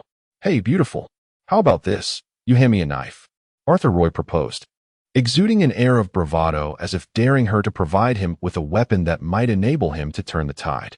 "I would love to give you a knife, just to ensure you meet your end with full understanding. However, I have none to spare." "Your words are nothing but a waste of time," Noelle Lungfei replied, evidently impatient to conclude their encounter. "Who says there's none? Aren't there 2 curved blades over there? Hand them to me, and let us settle this one-on-one." Arthur Roy pointed to the nearby wreckage of a tracker, where 2 intact, curved blades lay. Noelle Lungfei noticed the 2 blades as well, seemingly intent on ensuring Arthur Roy's defeat was absolute. She began to walk backward toward the wreckage, remaining vigilant all the while. Just as Noelle Lungfei moved away, increasing the distance between them, Arthur Roy suddenly produced several smoke bombs, hurled them with force, and shouted, "Run." In an instant, he activated his escape, dashing down the mountain while Infiltration understood the opponent's intent the moment he unleashed the smoke bombs. As the smoke billowed, enveloping a vast area, visibility plummeted. Noelle Lungfei's eyes burned with rage. 2 prey within her grasp had employed a trick. The mecha split into 2, pursuing in the general directions she anticipated. Amidst the smoke, a pair of bright eyes fixated on her, yet she remained oblivious to their presence. Chapter 55. the triumph of seizing the armor amidst the swirling mist. Noya Lungfei deftly maneuvered the humanoid mecha while the beast form was controlled remotely. Having departed from her mechanical panther, the mecha's speed diminished significantly, yet it remained vastly swifter than any human. Suddenly, the charging mecha came to an abrupt halt as a sharp weapon materialized before it, only registering the impact upon collision. At that moment, Infong firmly pressed his moxing sword against the opposing mecha, its razor-sharp blade piercing through the mecha's compartment. From the sensations transmitted through the sword, Infong knew he had undoubtedly struck the mecha pilot. The ground beneath him had formed a crater from the force of the impact, which felt as though it might shatter his body. Yet Infong persevered. The moxing sword did not disappoint. How could this be? Noya Lungfei's voice resonated with disbelief. She could not fathom the audacity that empowered her adversary to withstand her mecha with merely a sword. It was unfathomable how he had accurately calculated her position. Her current velocity was not slow, while one might discern a general direction by sound. Pinpointing her trajectory and preemptively arriving to accurately strike the mecha compartment was an improbable feat. One miscalculation would lead to failure. With a swift motion, Infong withdrew the moxing sword and stepped aside as the mecha crashed to the ground, rendering him momentarily blind. However, this blindness posed little hindrance to him. His formidable mental prowess allowed him to sense his surroundings accurately, enabling precise judgments even with his eyes closed. As the smoke gradually dissipated, only Infong and the fallen mecha remained in the jungle, with the mechanical panther standing despondently nearby, rendered immobile without its pilot as commands. Arthur Roy had long since vanished from sight. Opening the mecha compartment, Infong found nothing within. Those eliminated would instantaneously vanish from this world, leaving the mecha once again unclaimed, though the wound in its compartment still bore witness to the battle. Infong entered the mecha compartment. Although he had never operated the Athena B-type mecha, he was intimately familiar with its specifications. This audacious design, merging humanoid and beast forms, demanded exceptional skill from its pilot. Lacking the requisite ability, the beastly mount would hinder rather than assist. Nonetheless, this challenge was trivial for Infong. His immense mental strength granted him extraordinary control capabilities. As the Athena B-type mecha rose once more, the mechanical panther rushed towards him, and with a graceful leap, he mounted its back, waving his hand holding the light sword. Infong shook his head. The sword felt exceedingly light, almost weightless, rendering it unwieldy for one accustomed to heavier blades. While the shield in his left hand conveyed a substantial heft. Scanning the surroundings, he still could not discern Arthur Roy's figure. A glance at the radar revealed that only 7 mechas remained, one isolated, while the other was evidently being pursued by 5 others. Infong dashed towards the solitary mecha. The mechanical panthers sped with remarkable swiftness, and within moments, they had reached the mountain summit. Upon crossing the peak, he beheld the isolated mecha, which stood stationary, repairing its damage. Scattered around it lay 4 downed mechas. Infong immediately recognized them as belonging to the royal faction, while the one undergoing self-repair was the Starshine 4 mecha. Upon seeing the Athena B-type ascend the summit, the pilot of the Starshine 4, Zhao Ba, gestured in a victorious manner, feeling a sense of relief wash over him. After vanquishing the 4 mechas that had trailed him, he noted that only 1 mecha remained on the other side. Uncertain whether it was Mason Honglong or Noya Lingfei, he dreaded the prospect of facing a royal mecha, for his condition was already dire. The 4 mechas pursuing him had coordinated their efforts remarkably well. Although he had eliminated them, he had paid a heavy price. Should another mecha join the fray, his remaining combat prowess would scarcely suffice for escape. From the opponent's movements, Infong discerned a misunderstanding. After all, his mecha represented Noya Lingfei. Urging the mechanical panther forward, he sped towards the Starshine 4. In his hand, the light sword had been replaced by his moxing sword. Although slightly smaller than the light sword, it did not impede his mecha's functionality. Zhao Ba observed the returning Athena B-type, his previously relaxed demeanor tightening once more. He noted the absence of the light sword, now replaced by the dark moxing sword, a stark contrast that immediately alerted him to the shift. Halting his self-repair, Zhao Ba seized a long spear, yet it was too late. As he began to touch the spear, the Athena B-type closed in, and the mecha's severe damage hampered his movements. Before he could react, the Moxing sword struck downwards. The mechanical panther's momentum combined with Yin Feng's deft maneuvering resulted in a single decisive blow, severing the Starshine IV's head. The mechanical panther then executed a swift turn, and Yin Feng thrust the sword into the mecha's compartment. With a resounding crash, both the mecha and its pilot perished simultaneously. Without a second glance at the fallen mecha, Yin Feng charged towards the remaining 6. The 5 mechas, guided by Mo Daokong, gradually retreated from the little heavenly mountain. Throughout this pursuit, he had remained primarily in a defensive stance, piloting a heavy armored mecha known as the Mo Xiong Heavy Mecha, a bionic design inspired by the formidable Mo Xiong of Arthur Starr, naturally powerful and resilient. The Mo Xiong Heavy Mecha was not particularly swift, thus it struggled under the relentless pursuit of the 5 royal mechas. Many times, he found himself enduring their assaults, yet he understood these attacks were merely a nuisance. In terms of defense, few mechas of the same tier could rival the Mo Xiong Heavy Mecha. His strategy to lure the 5 mechas away from the little heavenly mountain stemmed from confidence in his abilities. His defenses could withstand their attacks for a considerable duration, allowing his allies to dispatch other mechas and subsequently return to aid him in conquering the remaining 5. All of this hinged upon his ability to restrain them, preventing their support for the other royal mechas. As the battlefield dwindled to a single mecha, Mo Daokong recognized that the moment for counterattack was imminent. The lone survivor was undoubtedly Mason Honglong, for as the sole 5th-tier mecha on the battlefield, he possessed an inherent advantage in survival. Chapter 56. A resounding victory. The Athena B-type emerged within Mo Daokong's line of sight, contrary to his expectations. Rather than being a pursuer, it was a source of intrigue that sparked joy within him. If it were indeed a pursuer, the collaboration to eliminate the royal mechas would be significantly easier. However, a duel between the two would be inevitable, and he would likely be the one to lose. In contrast, with the Athena B-type on his side, his chances of victory would increase substantially, as 2 individuals would suffice to vanquish the royal mechas. Yin Feng stood at a distance, refraining from advancing.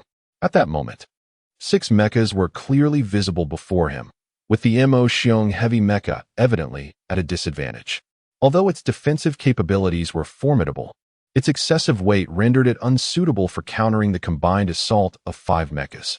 While it could withstand their attacks, prolonged defense would likely lead to mutual destruction. This despicable woman, Mo Daokong internally lamented, realizing that he had no reinforcements.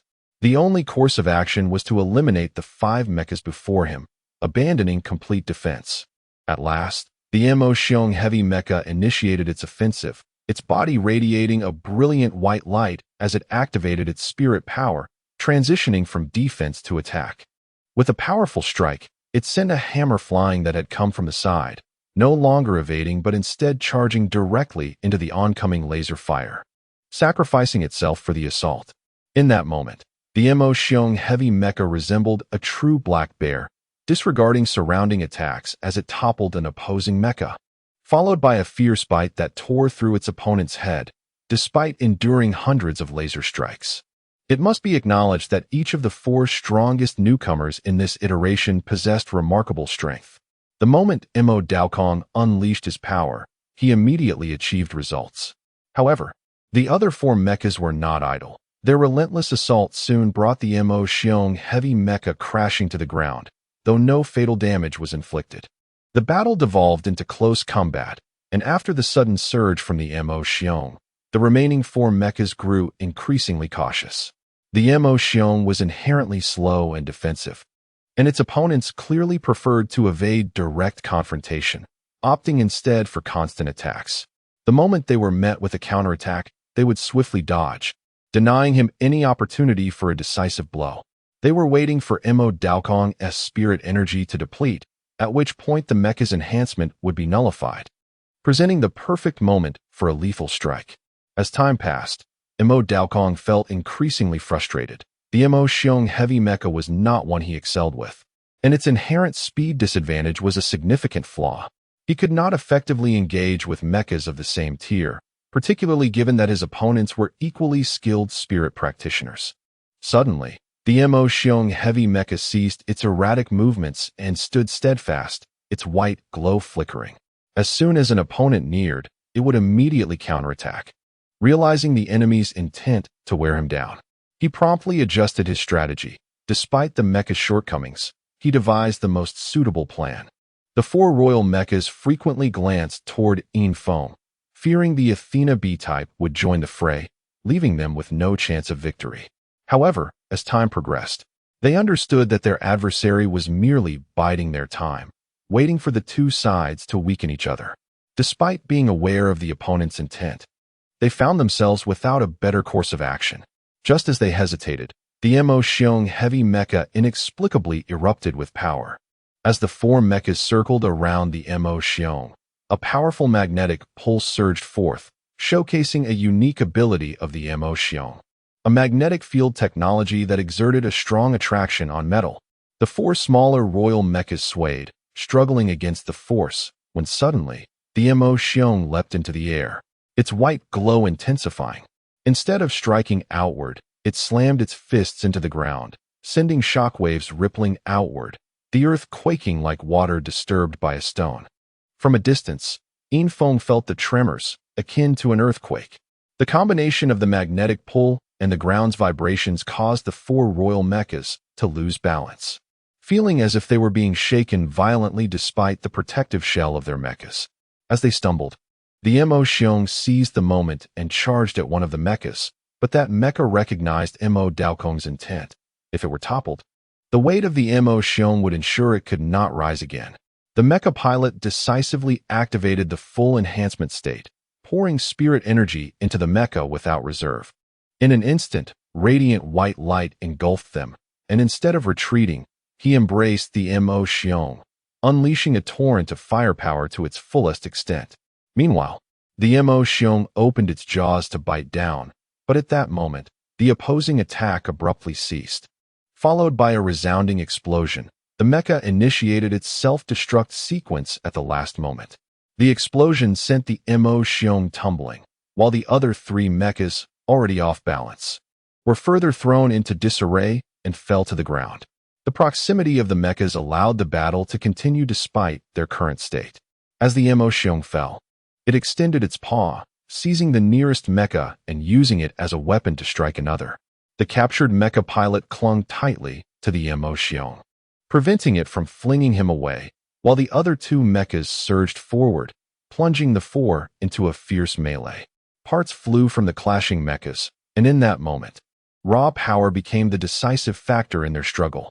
Finally, as the four mechas ceased their movements, Infiltration surveyed the scene of entangled combat, uncertain of who would emerge victorious. Just then, a notification chimed in his ear. "Congratulations, your team has become the final survivors of today's test. The test will conclude in 1 minute." Victory arrived unexpectedly, culminating in a mutual destruction. After patiently waiting a minute, the scene before him faded away. Infiltration removed his helmet and looked around, noting that most of the testers had departed. Only 6 remained, one of whom approached him. With a glance, Infiltration recognized him as Arthur Roy, a fellow tester. "Hey, you did well.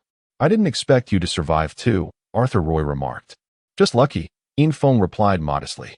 "From now on, we're both students at the Royal Academy. If you need anything, don't hesitate to reach out," Arthur said, adding Infiltration as a contact on their messaging platform. The others cast Infiltration glances that seemed laden with menace. "Be careful, Infiltration. I've got things to attend to, so I'll be on my way," Arthur warned, and from his expression, Infiltration understood the need for caution against certain individuals. This test had undoubtedly created animosity with several parties. After advising Infiltration, Arthur departed, and as Infiltration exited the testing grounds, he felt several pairs of eyes upon him, their gazes sharp enough to pierce. Chapter 57. An invitation from the senior at the entrance of the Royal Academy. Mason Honglong and others awaited the final survivor, Infiltration, an outcome none of them had anticipated. While Infiltration did not recognize the individuals at the door, he was familiar with Mason Honglong and Mason Honglai. Despite their fierce gazes, Infiltration felt no fear. It was broad daylight and at the Academy's entrance, making it an inappropriate moment for confrontation. However, he resolved to be more cautious in the future, ignoring the murderous stares directed at him. Infiltration strode past the entrance and gradually walked away. "This young man possesses some courage," remarked Noya Lingfei, observing Infiltration with interest as he distanced himself. Although she had been defeated by his ambush, she respected his audacity. Under similar circumstances, she would have likely fled. Yet, he had dared to launch a surprise attack on her and succeeded. Is that considered bravery? He merely watched as I took on 5 opponents and won by default. What skill is that? Mo Daokong grumbled, clearly dissatisfied. In his view, Infiltration's passive victory was a sign of incompetence. You think you can challenge him first? Not a chance, he's mine. He ambushed me while I was repairing my mecha. He's truly despicable, Xiaoba responded, feeling humiliated by his defeat during the test. He had expected assistance from his teammates, only to be met with a sharp Mo Xing sword, leaving him heartbroken. There will be plenty of opportunities to deal with him after school starts. Farewell for now, Mason Honglong stated. He had been waiting to observe Infiltration's true abilities, as many data points from the test were not visible. Upon Infiltration's exit, he activated his portable testing device, which clearly indicated that Infiltration was merely at the initial stage of the initial spirit realm. In his eyes, such a level of power was that of a novice, easily dealt with given the chance. After walking a few blocks, a familiar voice called out, "How did your test go?" Infiltration turned to Si Jingfu, the girl he had rescued previously. "What are you doing here?" he inquired. "I heard you were testing today, so I came to see how you performed. I spotted Mason Honglai and others at the school gate, so I hid over here to wait for you," Jingfu explained, clearly reluctant to approach Mason Honglai and his companions. "Oh, it went well. I should be first," Infiltration replied with a smile. "Wow, first place. That is impressive. However, I've heard that the top spot at the Royal Academy is usually claimed by members of the royal family or prominent families from the capital, as the resources awarded for first place are immensely valuable to these families. You need to be cautious. Someone may be keeping an eye on you," Jingfu cautioned, glancing around as if to confirm that someone might indeed be watching. "I have a royal companion who also secured first place, so I shouldn't offend the royal family," Infiltration said, feeling a bit awkward. Having little experience interacting with girls, he found himself blushing as they conversed at the street corner. Noticing Infiltration's flushed cheeks, Jingfu giggled. Although she was merely 2 years older, her maturity showed, and she found his expression amusing. "Why is your face so red? What are you thinking about?" she teased. Infiltration's face turned even redder. Jingfu had dressed simply during their first encounter, but today she wore a light touch of makeup, enhancing her beauty. "And no, it's nothing. I'm just hot," he stammered, quickly wiping the sweat from his forehead. "All right, I won't tease you anymore. You haven't eaten, right? I'll treat you to a meal as thanks for helping me the other day. How does that sound?" Jingfu said earnestly. Infiltration nodded eagerly. "Sure. Where are we going to eat? I'm not very familiar with the capital. I won't tell you just yet. You'll find out when we arrive." Jingfu replied playfully, her mood evidently uplifted. "Looks like there's a surprise awaiting me. I'll leave it to you, senior," Infiltration said, following Jingfu as they walked down the street. They chose not to take any transportation but strolled along the boulevard. Jingfu was evidently adept at conversation. Despite it being Infiltration's first outing with a girl, he felt no awkwardness. Eventually, they arrived in front of a towering building. After entering, they took the elevator. Infiltration vaguely recognized the building from his initial visit to the capital. It was likely the tallest in the city. However, being inside imparted a different sensation. As the elevator ascended, he watched other skyscrapers recede beneath him. Upon reaching the top, the display indicated, "You have arrived at the 1001st floor. Welcome to the Pinnacle Hotel. We've arrived. What do you think of the view?" Jingfu asked, moving to the glass railing to gaze into the distance, clearly enamored with the scenery. Following her gaze, Infiltration beheld a panorama of high-rise buildings and the wide river winding through the city. "Sir, how many guests?" A waiter approached them. "2," Infiltration replied. Snapping back to reality. "Do you have a window seat?" Jingfu inquired. "Yes, please follow me," the waiter responded. Under the waiter's guidance, Infeng and Jingfu reached a window-side table. The Pinnacle Hotel was modest in size and decor, but offered a delightful view of the capital. They casually ordered a few small dishes. Just as they finished ordering, a crowd suddenly entered the hotel, quickly filling the already cramped lobby. The newcomers were dressed in lavish attire, each adorned with royal insignia, unmistakably members of the royal family, and they appeared quite youthful, around 16 years of age. At that moment, the hotel owner hurriedly emerged from the back, alerted by the unusual commotion. The arrival of numerous royal offspring was a situation he could not afford to offend. In the capital, any slight against the royals could lead to dire consequences. Welcome, esteemed young masters. I apologize for the inadequate reception. How may I assist you? The hotel owner said, his face beaming with forced smiles. You are the owner? We have reserved the entire venue for tonight. I expect no other patrons to be present, one of the young royals stated imperiously. Of course, esteemed young masters. Please wait a moment while I clear the place. The hotel owner responded hastily. In the Grand Pinnacle Hotel, an uninvited assembly's demand for evacuation ignited immediate discontent among the patrons. However, upon recognizing the identities of these individuals, all grievances were suppressed. Scions of the royal family were notorious for their arrogance, often acting without considering the ramifications, secure in the knowledge that their families would handle any repercussions. Adhering to the principle of avoiding unnecessary conflict, most acquiesced to the proprietor's offer of complimentary service and departed. Infeng, seated by the window, furrowed his brow. He had naively believed that acquiring the status of an Arthurian resident would ensure equality. Yet, his experiences on Arthur had revealed that equality was merely a chimera. As evidenced by the present situation, though the law did not explicitly grant the royal family any privileges, they possessed an inherent sense of entitlement. After all, the laws were promulgated by the royal family, and their ultimate interpretation rested with them, effectively rendering the law a mere instrument of their will. Infeng, let us depart. This is truly inopportune. I did not anticipate encountering such a predicament, Jingfu remarked apologetically. Infeng nodded in assent and rose, with his female companion in tow. This was not a moment for impetuosity. Following the flow of patrons toward the exit, his gaze inadvertently ascended toward the royal progeny, orchestrating the commandeering. Infeng's eyes lingered as he discerned a familiar visage. Arthur Roy was among the royal scions, though conspicuously relegated to the rear, winking at Infeng. A realization dawned upon Infeng. These callow aristocrats were likely celebrating their successful completion of the trials, soon to be his fellow students. Halt! I am addressing you. Cease your advance. As Infeng proceeded, a voice boomed from behind. Instantly, several figures materialized, obstructing his path. Jingfu, visibly unnerved, clung tightly to Infeng's back. In that instant, Infeng appeared to be her sole source of support.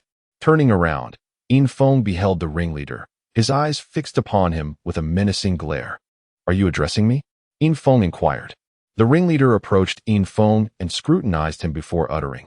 I find your countenance vaguely familiar. What is your appellation? Infeng. Oh, it is you.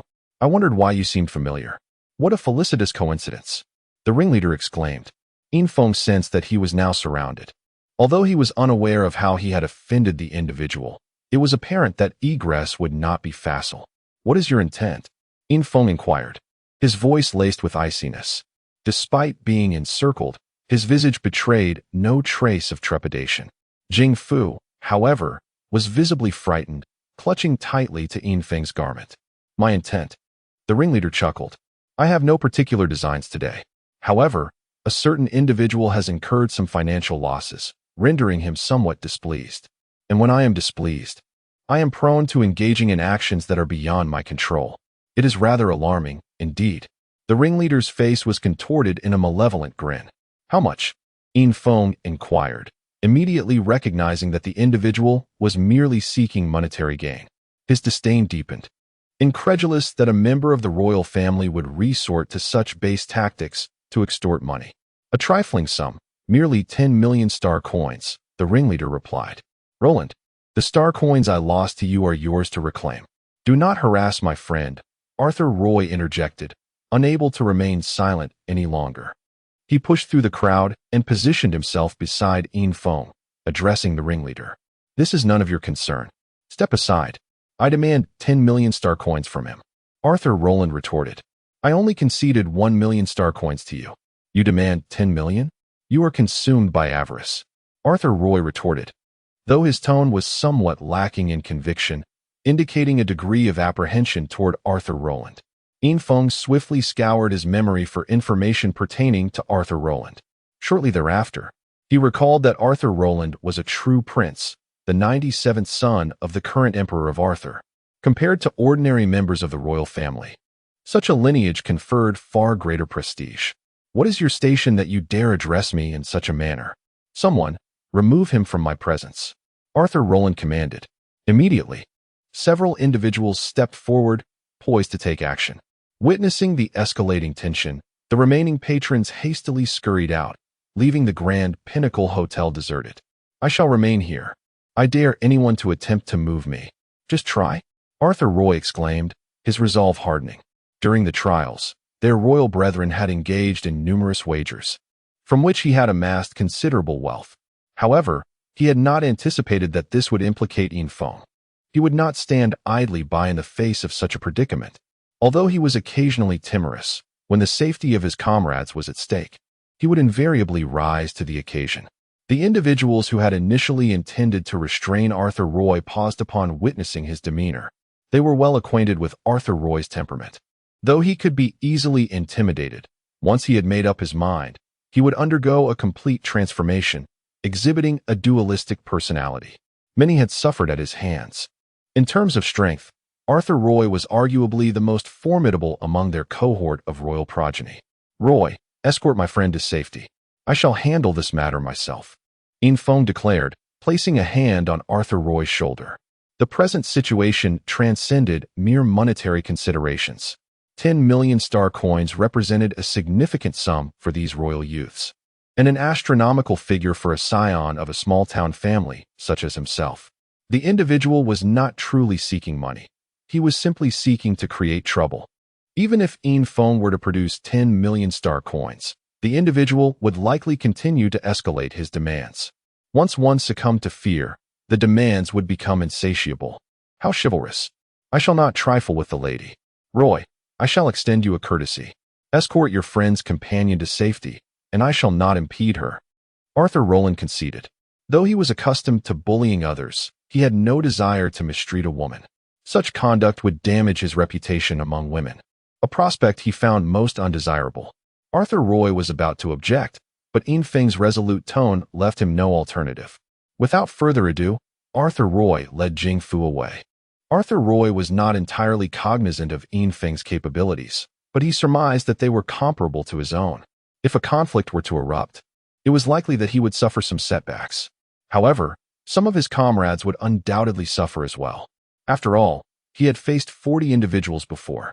Although he had been thoroughly trounced on that occasion, those who had wronged him had suffered similar fates, with several of them sharing a hospital room. As Infiltration watched Arthur Roy lead Jing Fu away, he felt a sense of reassurance. Based on the information he had gleaned from Arthur Roy, Infiltration surmised that the 40 royal scions he was facing were all cultivators at the initial stage of the nascent spirit realm. However, many of them had achieved their cultivation through artificial means, resulting in a significant disparity compared to those who had cultivated independently. Chapter 59. Mecha Showdown. In the grand lobby of the Pinnacle Hotel, the proprietor felt a twinge of anxiety. Initially, he had assumed it was merely a simple reservation. Yet the current atmosphere suggested that violence might erupt. He feared that a brawl would not only mar the hotel's pristine environment, but also lead to substantial material losses and potentially disrupt operations due to subsequent renovations. In his heart, he silently prayed, "Please, let there be no fighting. The hotel depends on its business." However, events seemed to be unfolding in a manner he dreaded. The young man, who had been encircled, displayed a disdainful demeanor after his female companion departed, showing no intention of settling the bill. "Boss, it appears they are about to fight. Should we suggest they relocate?" the lobby manager remarked, reflecting her evident concern, as the hotel's prosperity directly influenced her earnings. The hotel owner furrowed his brow, reluctant to propose a change of venue before any altercation had commenced. He feared that even suggesting it might provoke a confrontation. There's no need for haste. 40 against 1 shouldn't create too much commotion, he reassured himself, confident in his assessment. After all, he perceived the royal scions as somewhat frivolous, yet their prowess as spiritual cultivators was undeniable. At that moment, Infiltration addressed Arthur Roland defiantly. I possess plenty of star coins, yet I refuse to give you any. Arthur's eyes flared with rage. He had anticipated that Infiltration would concede, lamenting his insufficient funds or pleading for leniency. Instead, he received a brazen challenge. Boy, are you seeking death? Arthur gritted his teeth, enunciating each word with palpable fury. Are you certain you wish to fight here? I am not as easily intimidated as you might think. Infiltration retorted. Although he stood alone, he carried a mecha on his back. While the law prohibited the use of mechas in public spaces, self-defense was not a violation. However, should he resort to using his mecha publicly, he would be guilty of operating without a license. As he had only recently attained the qualification of a second-tier mecha artisan. Not so easily intimidated, huh? I am eager to see what you possess that warrants such confidence, Arthur declared, signaling to his companions. Instantly, they brandished sticks, rhythmically striking their palms while casting cunning glances at Infiltration. Arthur, stop wasting time and just beat him, someone urged, clearly eager for confrontation. In their eyes, few families in the Empire commanded their respect, and Infiltration was not among them. As Infiltration's mecha backpack gradually emerged, he unzipped it amidst the onlookers. The Mech's swordsman materialized behind him, causing the ground to tremble with its weight. The vibrations drew everyone's attention, and Infiltration was momentarily taken aback by the realization of the mecha's heft. Had it been an ordinary structure, the building might not have withstood the pressure, but the Pinnacle Hotel's robust and resilient architecture managed to accommodate it. The hotel owner felt a pang of regret as his heart raced with the quaking floor. The reality deviated significantly from his expectations, and he was left perplexed by Infiltration's origins. Such a young boy possessed a mecha of considerable weight. Even with the backpack's assistance, it was still substantial. As the mecha appeared, everyone instinctively recoiled.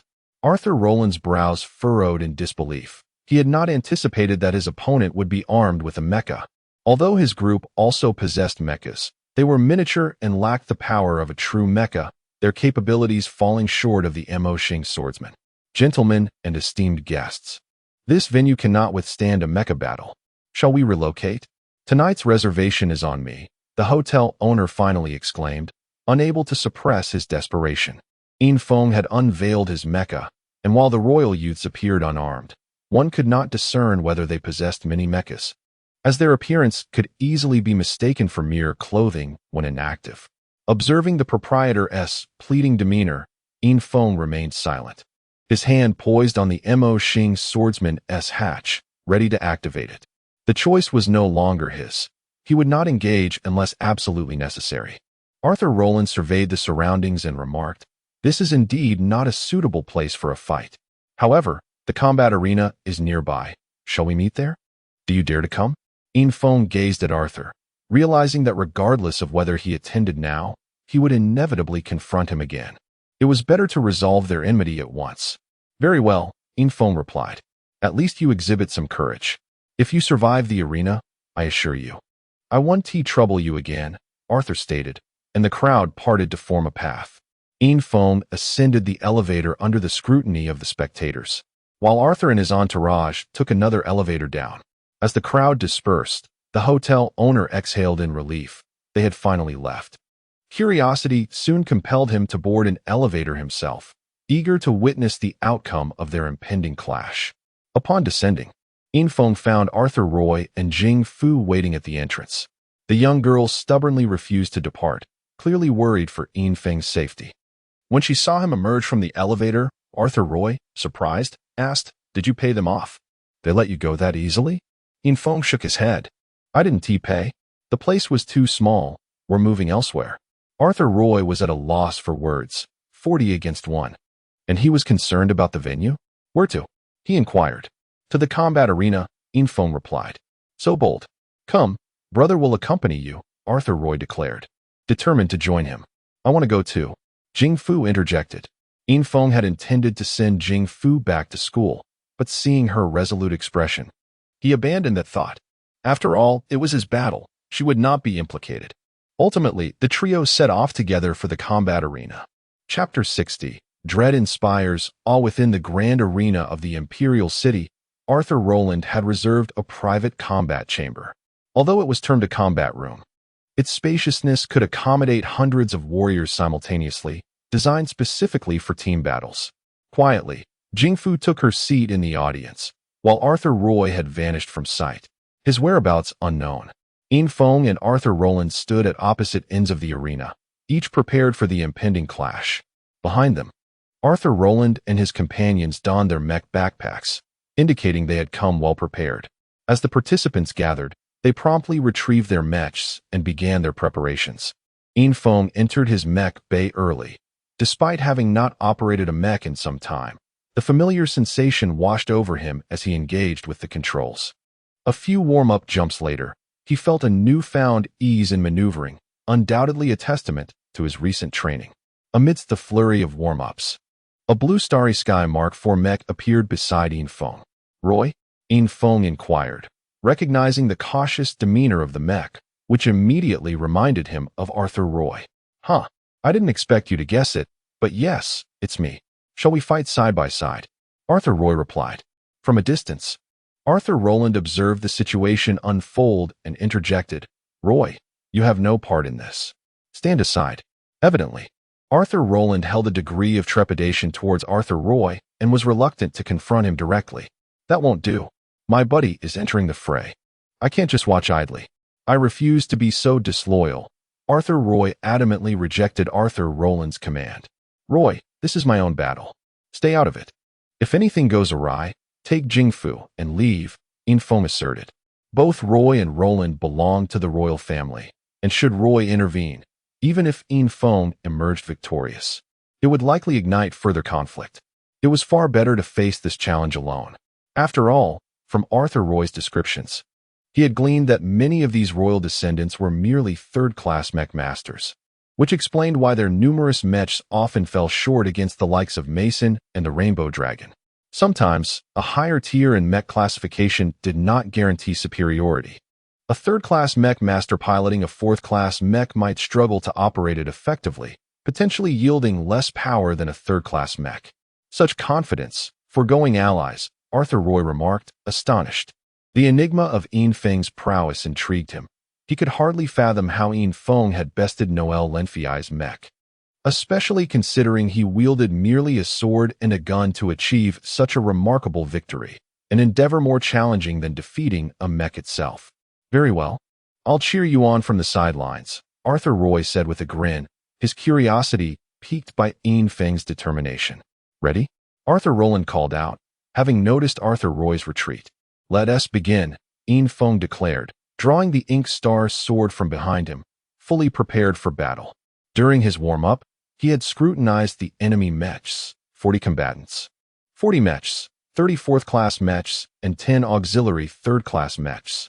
Although the third-class mechs lacked offensive power, their supportive capabilities were invaluable, particularly as beast-hunting mechs capable of firing strong adhesive ropes while maintaining remarkable speed. The 34th-class mechs were of diverse designs, each tailored to the individual's preferences, reflecting their unique battle styles. As Yin Feng signaled the commencement of battle, the opposing mechs eagerly readied themselves, though they maintained a semblance of decorum. The first to engage was a fourth-class mech, the Royal Guard, a balanced mech in both offense and defense, with moderate speed and straightforward operation. Equipped with an enhanced laser cannon on its left arm and a massive alloy blade in its right. Without hesitation, Yin Feng propelled his mech forward. Since his opponent had opted against a mass assault, he would seize this opportunity. The two mechs hurtled towards each other, despite the ink star sword's weight. Yin Feng maneuvered it effortlessly, far exceeding expectations in speed and closing the distance in an instant. The Royal Guard, taken aback by Yin Feng's swiftness, barely activated its mech before the ink star sword struck like a black flash. The massive blade swung down, and the Royal Guard hastily raised its alloy blade in defense. Clang! The collision of the Ink Star sword and the alloy blade echoed through the arena. Infiltration wielded his sword as if it were a knife, leaping into the air to deliver a downward strike. The alloy blade, fragile as parchment, shattered upon impact, and the Ink Star sword continued its descent unabated. Crack! The mech split apart, and Infiltration deftly evaded the cabin, unwilling to take a life, especially that of a royal, as it would only invite more trouble. The damaged mech, incapable of further combat, exploded, and although the mech pilot inside would not perish, injuries were inevitable. The swift turn of events jolted Arthur Roland, who had not anticipated such ferocity from his opponent. The Royal Guard, though not particularly strong, had been a reliable test of stability, yet it fell in a single blow. Instinctively, Arthur Roland recoiled, realizing the threat posed by the Ink Star sword, which now surged towards him without hesitation. The atmosphere shifted, and the previously confident demeanor of Arthur Roland's team evaporated in the face of Infiltration's ruthless assault. The high and mighty arrogance dissipated as all Mechs activated their energy shields. The sudden illumination of the shields appeared absurd. They were meant to be employed only in dire circumstances, as activating them consumed energy and hampered maneuverability. Fools! Arthur Roy cursed from a distance, his exasperation palpable. Raised in royalty, these individuals had developed a habit of bullying the weak and fearing the strong, and as battle commenced, they succumbed to overwhelming intimidation. Infiltration seemed to enter a heightened state. The adversary's cowardice only bolstered his confidence, and he felt an intimate connection with the Ink Star sword. Closing in on Arthur Roland, he perceived the panic in his opponent's eyes. To be honest, Infiltration himself was astonished by his newfound speed. Another strike descended, but as it did, a flurry of attacks followed from all sides. Observing Infiltration target Arthur Roland, several Mechs sprang into action, unleashing a barrage of ropes to intercept him. The auxiliary Mechs, initially designed for support, reacted first, firing their ropes with precision. Yet, a faint white light glimmered along the Ink Star sword, unnoticed by Infiltration.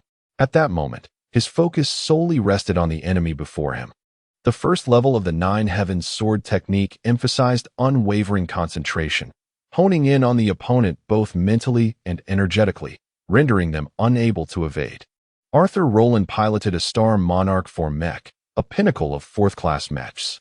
Its defensive and speed capabilities were exceptional, with performance metrics rivaling those of fifth-class mechs, while maintaining the operational complexity of a fourth-class mech. An extraordinary feat, but even so, how could Arthur Roland hope to withstand the might of the Ink Star sword? The rope, seemingly akin to strands of hair, was swept aside as Arthur Roland reluctantly raised the shield in his left hand, while his right hand was still engaged in propping up a piece, clearly lacking confidence in the strength of his left arm. Chapter 61.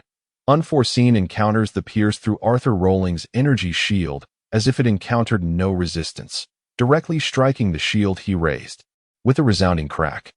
The remarkably sturdy shield shattered instantaneously, and undeterred, swiftly grazed his mechanical arm.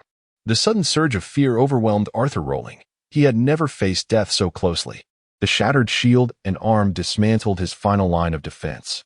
It is essential to note that battles in the combat arena are grounded in reality, starkly different from the experiences in tests or games. When the Mecha cabin ruptured, the defenses of the flesh felt utterly insignificant. "Spare my life, I surrender," Arthur Roland shouted at a rapid pace, his voice thunderous, fearing that Infiltration would not hear him. This was the first time he had been so thoroughly defeated by a peer. In that instant, the poised to strike was deftly maneuvered by its blade striking the Mecha just as it approached the cabin. A resounding boom echoed as the Star Emperor 4 collapsed to the ground. Arthur Roland felt a surge of blood erupt from his mouth. The immense shockwave had inflicted internal injuries, making him dread to contemplate the consequences had they delivered a direct blow. All fell silent. Time seemed to stretch into mere seconds, yet came to a halt. Arthur Roland's surrender signified the cessation of the battle, and in that moment, they felt a sense of relief that it had concluded so swiftly. Had it continued, one of them might have been the next to be toppled. They withdrew his sword, gazing quietly at the fallen Star Emperor 4. The cabin door slowly opened, and Arthur Roland clambered out, his complexion pale, with faint traces of blood at the corner of his mouth, evidently from a hasty wipe. Nevertheless, he emerged with an air of nonchalance, gracefully leaping to the ground from the Mecha cabin. I concede. Infong, I never expected you to be this formidable. We have no complaints about losing in this test, Arthur Rowling admitted, devoid of his earlier arrogance, now resembling an ordinary individual, his earlier hostility replaced by a calm demeanor. Infong was taken aback by this drastic transformation, momentarily unsure of how to respond. Just then, Arthur Roy approached and remarked, I had warned you. However, experiencing a setback is beneficial for the young. Upon uttering this, Arthur Roy placed his arm around Arthur Rowling's shoulder, and the two appeared to share an unspoken bond, devoid of the previous tensions that had existed between them. My apologies, Infong. I have a keen interest in the strong. Hearing from Roy about your prowess piqued my curiosity, leading to this trial. I did not anticipate your strength to far exceed our expectations. I would like to count you as a friend. What do you say? Arthur Rowling said earnestly, extending his right hand in anticipation of Infeng's response. At this moment, Infeng finally grasped the situation. It had all been an elaborate act. One played the villain, while the other played the hero, their ultimate goal to gauge his true abilities. Observing Infeng's contemplative expression, Arthur Roy chimed in, Infeng, this is my best buddy. Don't be upset about what just transpired. See, you also displayed your might in front of your girlfriend, so it wasn't a total loss, right? Ahem. She is not my girlfriend. But that aside, it's all well. Roy is my friend, and naturally, his friends are mine as well. I gladly accept your friendship. Infeng replied, shaking Arthur Rowling's hand. That's the spirit. At our Peak Hotel, we drink to our heart's content. Haha, Arthur Roy exclaimed. Not tonight. I'm with my senior. Infeng quickly declined, glancing towards the observation platform where Jing Fu awaited eagerly, relieved to see him engaged in cheerful conversation after the battle. That's no problem. My friends all have girlfriends too. When the time comes, their girls can join us, and we shall drink as we please, Arthur Roy insisted, clearly unwilling to let Infeng depart. After consulting with Jing Fu, Infeng escorted her back to school, as it was getting late, and she preferred not to linger outside. She was, after all, a model student, and staying at a hotel until the wee hours was not her style. The group returned to the Peak Hotel, where the proprietor awaited them at the entrance. He had intended to watch the battle, but upon learning that Arthur Rowling had opted for a private match, he refrained from intruding. However, upon observing Infeng's jovial demeanor with the others, he immediately discerned the outcome and promptly returned to the hotel. Welcome back, young masters. All beverages are prepared. The hotel owner greeted the group as they entered. Infeng had previously experienced nightlife at the Huayu Bar, but this was his first time drinking with such a lively crowd. They spent the night imbibing and conversing until dawn, gaining deeper insights into the royal family and Arthur Starr. Being part of the imperial family, Arthur Rowling and Arthur Roy possessed a broad perspective and extensive knowledge. Yet, their lives within the royal confines were fraught with hardship. Despite their outward arrogance, they were among the lowest ranks within their family. The imperial family was vast, with Emperor Arthur boasting over 100 sons. As the 98th son, Arthur Rowling remained inconspicuous among his many brothers, yet he bore the weight of fierce competition. Arthur Roy's situation was even more dire. His parents had long since passed, and he had no means to uncover their identities. Yet from various clues, he inferred that their deaths were intricately linked to Emperor Arthur. He was once one of the princes vying for the throne, but all useful information had been eradicated. Fortunately, he had been but a blank slate of an infant at that time. Otherwise, he might have met an untimely demise. Infeng could empathize with their plight. After departing from Shia village, he felt the world grow increasingly complex. The notion that one could annihilate all siblings for the sake of a throne was unfathomable, and the bloody rivalry among siblings began at birth. Arthur Rowling had survived numerous life and death encounters to reach his teenage years, which made him more cognizant of the value of life, even pleading for mercy when he recognized he could not withstand the impending blow. After a night of revelry, Infeng returned to the Arthur Starr Hotel and entered his suite. Exhausted, he lay on the bed as the effects of alcohol began to take hold, inducing a drowsy sensation. As slumber enveloped him, he felt as though he had returned to his homeland, once again catching a glimpse of his brother's silhouette at the doorstep. Chapter 62. Purchasing information in the tranquil Watercliff village, Infong cherished a serene life with his brother, Shan. Suddenly, an enormous iron hand descended from the heavens, seizing his brother away. "No, don't take my brother," Infong shouted in despair. Awakening abruptly, he found his surroundings had shifted to a familiar suite. Wiping the sweat from his forehead, he exhaled deeply, realizing it was merely a nightmare. As he drew back the curtains, he noticed the sky outside had already taken on the hues of dusk, having unknowingly slept through the entire day. Upon opening WeChat, he discovered several unread messages from Jingfu, inquiring whether he had awakened and if he had plans for the evening. "I'm sorry, Senior. I have a few matters to attend to tonight. I'll come find you later," Infong replied silently, as he had already arranged his evening affairs. From Arthur Roy, he learned that the imperial capital possessed organizations that no other city had, armed with first-hand information from the cosmos. While they were not omniscient, they certainly held knowledge that was unknown to others. For a sufficient amount of currency, one could acquire valuable intelligence. Exiting Arthur Star, Infong boarded the aerial tram to the northern outskirts of the imperial capital. Much like Baibo City, the closer he approached the edge, the less prosperous the city appeared. Upon arriving at the station, he noticed the platform was surprisingly desolate compared to the bustling city center.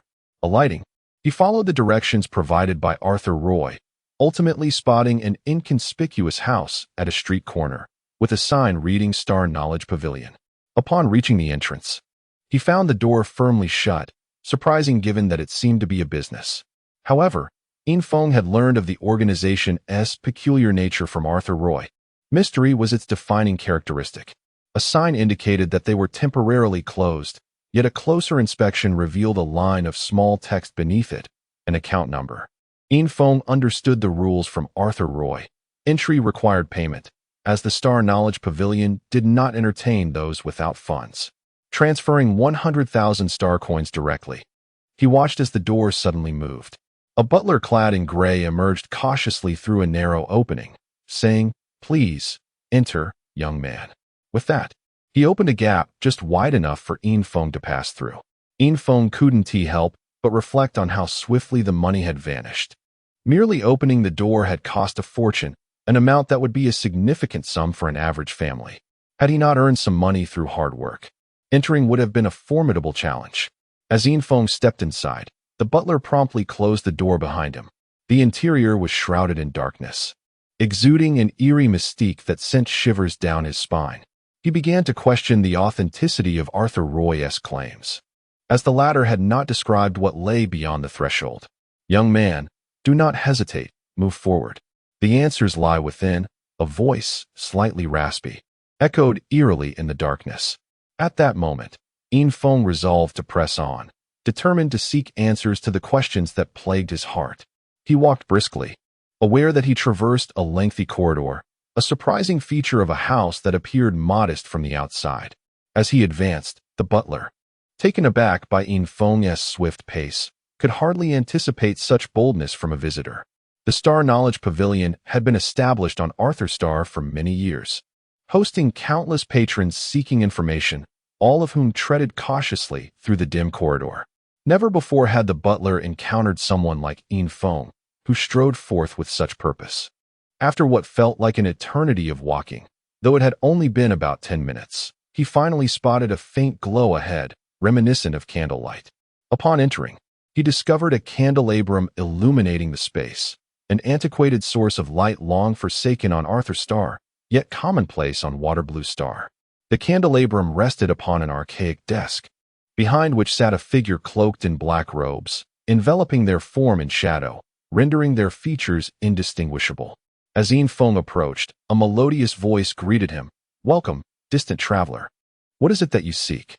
Upon hearing the voice, the figure turned towards him, and through the dim candlelight, Infong discerned that it was an elderly woman, her face lined with wrinkles, a stark contrast to her youthful voice. Momentarily taken aback, Infong quickly regained his composure, realizing this was not the time to ponder the disparity between appearance and voice. "Grandmother, "I'm searching for someone," he stated. Upon hearing Yin Feng's words, the old woman retrieved a crystal orb from her sleeve. The candlelight intensified as it passed through the orb. Placing it on the table, she instructed, "Hold the orb with both hands and envision his likeness." Obediently, Yin Feng cradled the orb, and the image of his brother, Yin Shan, surged into his mind. After a brief moment, the old woman spoke. "Rest assured, the person you seek hails from Waterblue Star, correct?" Surprised, Yin Feng nodded, astonished that she could deduce his brother's origin from such fragmented visuals. "Grandmother, you are incredible. You guessed it so quickly. Surely you must know where he is now?" Yin Feng exclaimed, his excitement growing as he felt a renewed sense of hope in locating his brother. "His name is Yin Shan?" the old woman inquired, without responding to Yin Feng's earlier question. "Yes, that is correct. Yin Shan," Yin Feng replied, his eyes shimmering with anticipation. "A deposit of 10 million star coins is required, and I will provide you with a response in 7 days. If I locate him, an additional 40 million star coins will be necessary. If not, the deposit will be fully refunded," the old woman stated. "Absolutely, I will transfer the funds immediately," Yin Feng replied, without a moment's hesitation, impressed by the straightforward information she had revealed.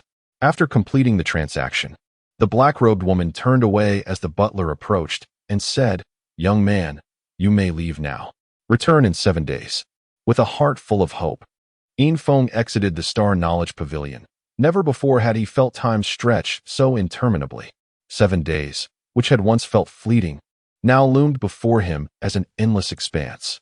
After Yin Feng departed, the gray-robed butler approached the black-robed woman and remarked, "Miss, I am curious why a mere individual from Waterblue Star would invest 50 million star coins to discover his whereabouts. What is it about this Yin Shan that holds such value? I am equally intrigued by that young man. Please, gather information on him.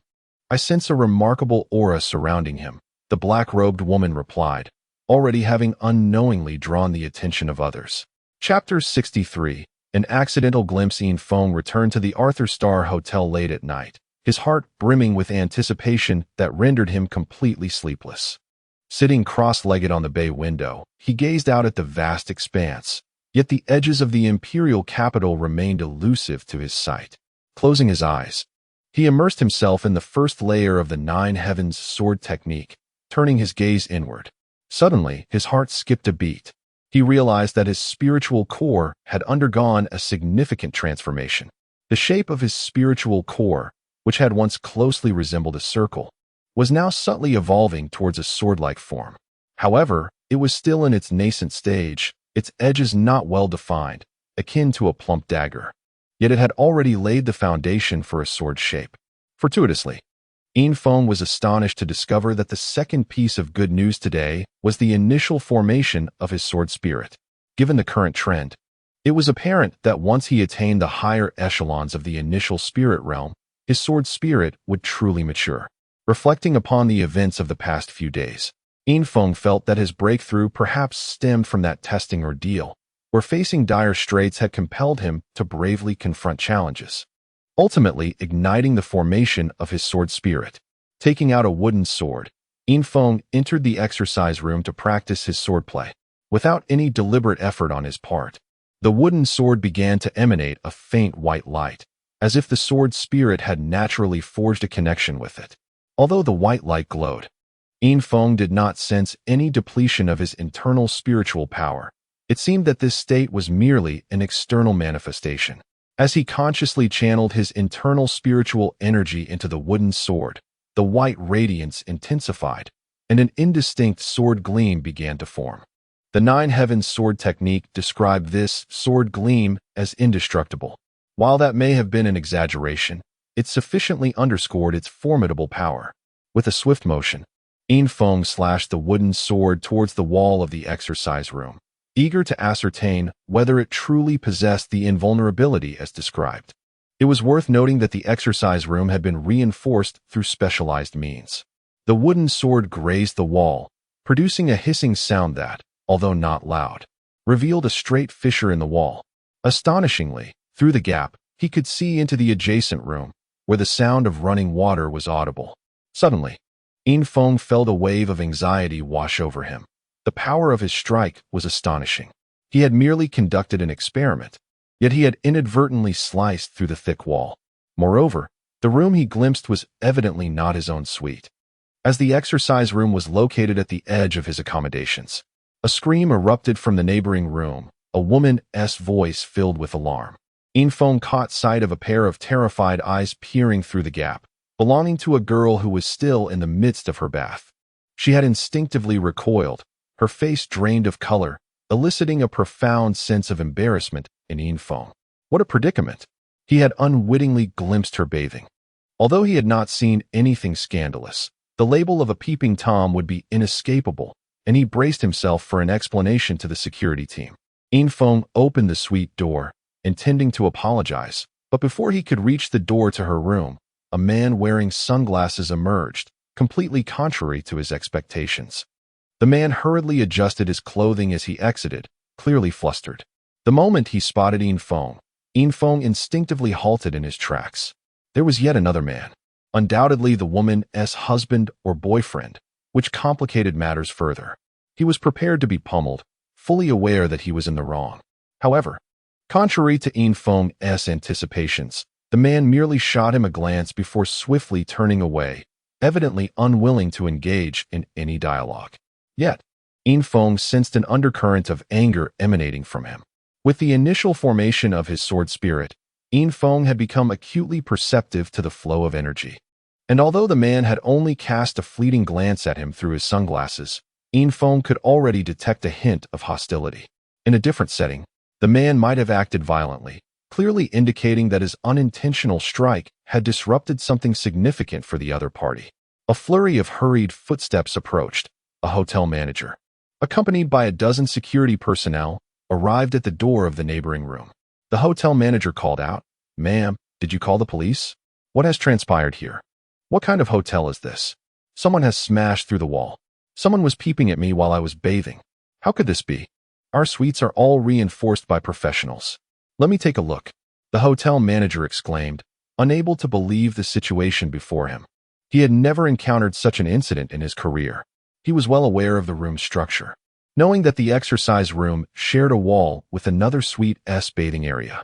"Manager, this is a misunderstanding," Infong interjected urgently, realizing that he could no longer remain silent. Upon hearing Infong's voice, both the manager and the security personnel turned to look at him. The hotel manager queried, "Sir, are you a guest in the adjacent room?" Infong nodded and replied, "Indeed, I am staying in the adjacent room. I inadvertently struck the wall while practicing my swordplay, and I did not anticipate that it would break, unintentionally disturbing this lady. I sincerely apologize." "Unintentionally? You think just saying it was unintentional absolves you of responsibility?" A woman emerged from the room, her hair still damp, clearly the one Infong had seen earlier. Infeng's eyes widened as he beheld her. She appeared to be around 30, tall and fair-skinned, with captivating eyes that, despite their anger, exuded an undeniable charm. It was a face that no man would easily forget. When the woman noticed Infeng's youthful visage, she was taken aback, having expected to confront a lecherous older man, only to find a young boy whose immaturity was evident. Her anger lessened considerably, yet she quickly recognized that his ability to breach the wall suggested he was no mere child. "Little boy, where are your parents? Bring them out," the woman purred, her expression shifting entirely, her tone imbued with a hint of flirtation. "Sister, I'm all alone. It was genuinely my mistake that caused the wall to break. How about this? If I caused you any loss, I will compensate you," Infong stammered, his face flushing at her somewhat suggestive words. "You are Infong, aren't you?" the hotel manager inquired. Infong nodded affirmatively. "This lady is indeed correct. The only person registered in this room is Mr. Infong," the hotel manager clarified. "Oh, it seems this little fellow is quite intriguing. Which family do you hail from?" the woman inquired. Upon learning that Infong was alone, she immediately considered his background, realizing that a young boy staying in the most luxurious suite of the Arthur Star Hotel must come from a wealthy family, undoubtedly backed by significant familial influence. "I come from the family of Bo City," Infong responded. The woman appeared to ponder the Yin family momentarily before saying, "You mean the Yin family of Yin Wanlu?" Yin Feng was surprised that she mentioned his father's name, clearly indicating that his father's renown surpassed that of the Yin family in the imperial capital. Indeed, Yin Feng affirmed with a nod. "Very well. Sister will accept your compensation. However, since you have disrupted my plans, the compensation will not be simple. When I have determined the amount, I shall seek you out," she said, laughing melodiously. "Now, let me take down your WeChat, so you will await my summons." Reluctantly, Yin Feng added her on WeChat, only to discover that her name was Arthur Chiome, a member of the Arthur royal family. "All right, sister must take her leave now. Goodbye," Arthur Chiome said with a smile before departing, leaving the hotel manager standing in stunned silence, having never anticipated such a peaceful resolution to the incident. "Manager, what about the damage to the room?" Yin Feng asked, acutely aware that he would need to compensate for the destruction. "Right away, we'll fix it. Please wait a moment," the hotel manager replied, immediately instructing maintenance to repair the room. In just half an hour, the wall that had been damaged was restored, and no mention of compensation was made. Upon returning to the room, Yin Feng lay down and immediately fell into a deep slumber. As for the matter of compensation mentioned by the other party, he could only wait and see what conditions they would require. Chapter 64. A new beginning. Early the next morning, Yin Feng awoke with anticipation, having slept only a little, yet feeling invigorated rather than tired. This day marked the commencement of the new academic year. After checking out of the hotel, he made his way towards the Royal Academy. As he approached the entrance, he was greeted by the sound of jubilant music. The Royal Academy placed great importance on the first day of school for newcomers. Each year, the Academy held 2 admissions events, one before the summer break and another prior to the start of the academic year. The summer admissions were broader, allowing participation without recommendations, thus offering more slots. In contrast, the pre-semester admissions were more selective, targeting only outstanding students or those with connections, resulting in a limited number of spots but a significantly higher quality of applicants. Upon reaching the entrance of the Royal Academy, Yin Feng was taken aback by the throngs of people. The crowd was far larger than during the testing period, consisting not only of students but also parents accompanying them, as well as volunteers from various student organizations promoting their clubs. The atmosphere was bustling and lively. Observing the new students being surrounded by upperclassmen, Yin Feng felt a pang of disappointment. Why was no one coming to assist him? He was unsure where to report, feeling as though he did not embody the essence of a newcomer. Involuntarily, he glanced at himself and quickly recognized the primary difference between himself and others. Thanks to the spatial wristband gifted by Lin Yujia, he carried no visible luggage, appearing more like a seasoned student than a newcomer. After all, it was uncommon for a new student to arrive empty-handed. The reporting area was not difficult to find. The path from the school gate to the registration area was lined with promotional materials from various clubs, guiding newcomers along the way.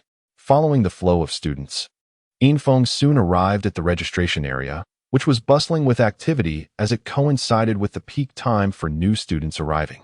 Numerous windows were lined with long queues. He casually joined the back of one of the lines, and at that moment, he truly felt like a newcomer. Noticing that almost every new student sported different badges on their arms, Yin Feng understood that these were representative of their respective clubs or teams. The Royal Academy encouraged students to form their own teams, fostering both teamwork skills and streamlined management. Simply managing the leaders of each team sufficed to oversee all students. "Classmate, I see you haven't joined a club yet. How about joining our Apocalypse Alliance?" Just as Yin Feng began to embrace his identity as a newcomer, he was approached by a boy clad in a shirt embroidered with the words Apocalypse Alliance.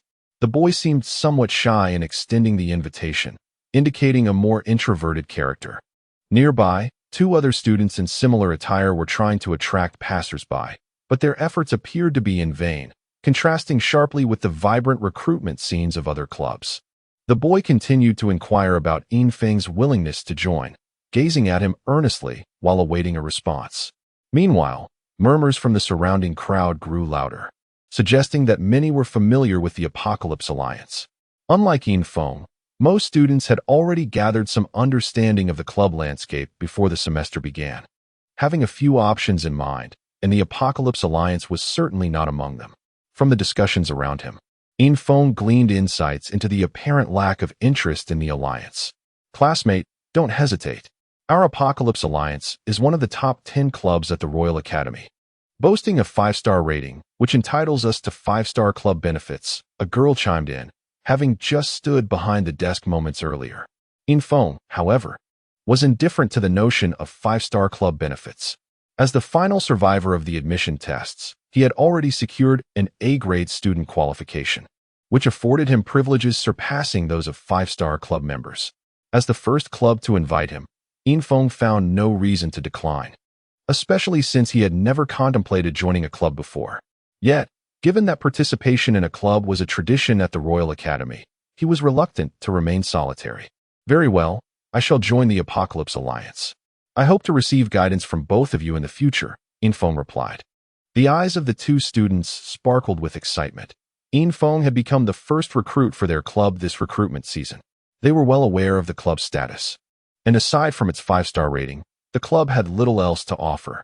Moreover, such a high rating could sometimes be a double-edged sword for the club's survival. Yes, the two members of the Apocalypse Alliance exclaimed, high-fiving each other in their exuberance, which made Infong feel somewhat bashful. After presenting his microstar for the official invitation, Infong was formally inducted into the club. On his microstar, he noted the listing for the Apocalypse Alliance, proudly displaying its 5-star rating. In the entire Royal Academy, there were only 10 clubs with such distinction, and the Apocalypse Alliance ranked 10th. However, the number of members displayed a disheartening count of merely 4, starkly contrasting with the hundreds or thousands in other clubs. Let me introduce you. This is our leader, Lung Fifan. I am Meng Wushuang, and the student at the reception is Wang Yilin, Meng Wushuang elaborated. At that moment, Infong became acquainted with the entire membership of the club. His gaze lingered on a notice that seemed to announce the club's impending dissolution, stating that at least 10 members were required to maintain its status. Should the membership fall short, the club faced disbandment. Our club is on the verge of disbandment? Infong inquired in astonishment, a thought he had not anticipated. Today, we will definitely gather 10 members, Lung Fifan asserted, though it was clear he himself held doubts about the feasibility of that statement. Unless they encountered 6 more newcomers unaware of the situation, reaching the requisite number would indeed be a formidable challenge. Only 10 members? That doesn't seem too difficult. Considering the abundance of new students, Infong reassured himself, feeling more at ease. Continuing to wait in line for registration, Meng Wushuang and Lung Fifan resumed their quest for potential recruits. After they left, a fellow new student tapped Infong on the shoulder, stating, "Brother, you've fallen into the trap." "What do you mean?" "This is still a 5-star club," Infong queried, intrigued. "Just search for information on the Apocalypse Alliance on your microstar, and you'll understand," the new student replied.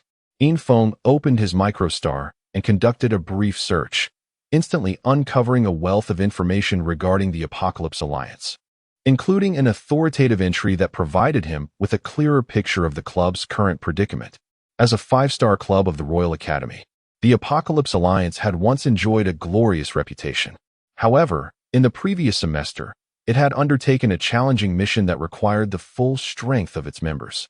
Regrettably, they encountered a band of cosmic marauders, resulting in a devastating defeat that nearly annihilated the club. Only 3 new members who had not participated in that mission remained, rendering the club nearly non-existent. The remaining trio were comparatively weak and unable to compete with other clubs, facing relentless pressure from rival organizations. This semester, if the membership did not reach 10, the club would face the dire threat of dissolution. Infong quickly realized why the Apocalypse Alliance struggled to recruit. It was not merely a matter of diminished strength, but perhaps also due to hostility from other clubs. As a once prominent organization, it surely had made many enemies within the Royal Academy. However, Infong harbored no regrets. He resolved to embrace his situation as it was. Chapter 65. The 4th level half-mecha master having completed the registration process, Infong bid farewell to the 3 members of the Apocalypse Alliance and proceeded to locate the dormitory assigned to him. The Royal Academy's dormitories are all designed as four-person suites, and Infeng's room is in Building 3 of the Bamboo Garden, room 517. Upon his arrival, he found the dormitory bustling with activity. Students' parents and others filled the space, some organizing bedding while others tidied up, creating a lively atmosphere. It must be said that the facilities at the Royal Academy are indeed commendable. Each suite is not merely a cramped room, but rather a spacious arrangement where each person enjoys their own private bedroom, complemented by a modest living area. Upon entering the remaining room, Infeng retrieved his luggage from his spatial wristband, having prepared bedding and other necessities in anticipation of a lengthy stay. "Are you here alone?" inquired a student peering into Infeng's room. "Yes, what's your name?" Infeng responded. "I'm Lu Ku, pleased to meet you. From now on, we shall be roommates." Lu Ku replied with a cheerful grin. "Please take care of me. Are those your family members outside?" Infeng asked curiously, noting that Lu Ku's room was the most populated, with the entire wall stripped and replaced with high-quality polymer wallpaper, clearly indicating a high standard for their living environment. "No, they are all servants sent by my family. My parents are too busy to send me off. Honestly, I feel more liberated without them here," Lu Ku said, leaning closer to Infeng and whispering, "Look at our other two roommates. Their parents have been nagging them since the beginning, warning them not to eat out or wander alone in the capital. I would have found that exhausting." Infeng chuckled. "By your account, I must be the most free of all." "Absolutely. I envy you. I initially planned to come alone, but at the last minute, they assigned me a few servants. I couldn't stop them, so I let them fuss about. Brother, do you have any plans? If not, shall we explore the campus together?" Infeng nodded in agreement. He was unfamiliar with the campus, and, as it would be his home for the next 4 years, he was eager to discover what the Royal Academy had to offer.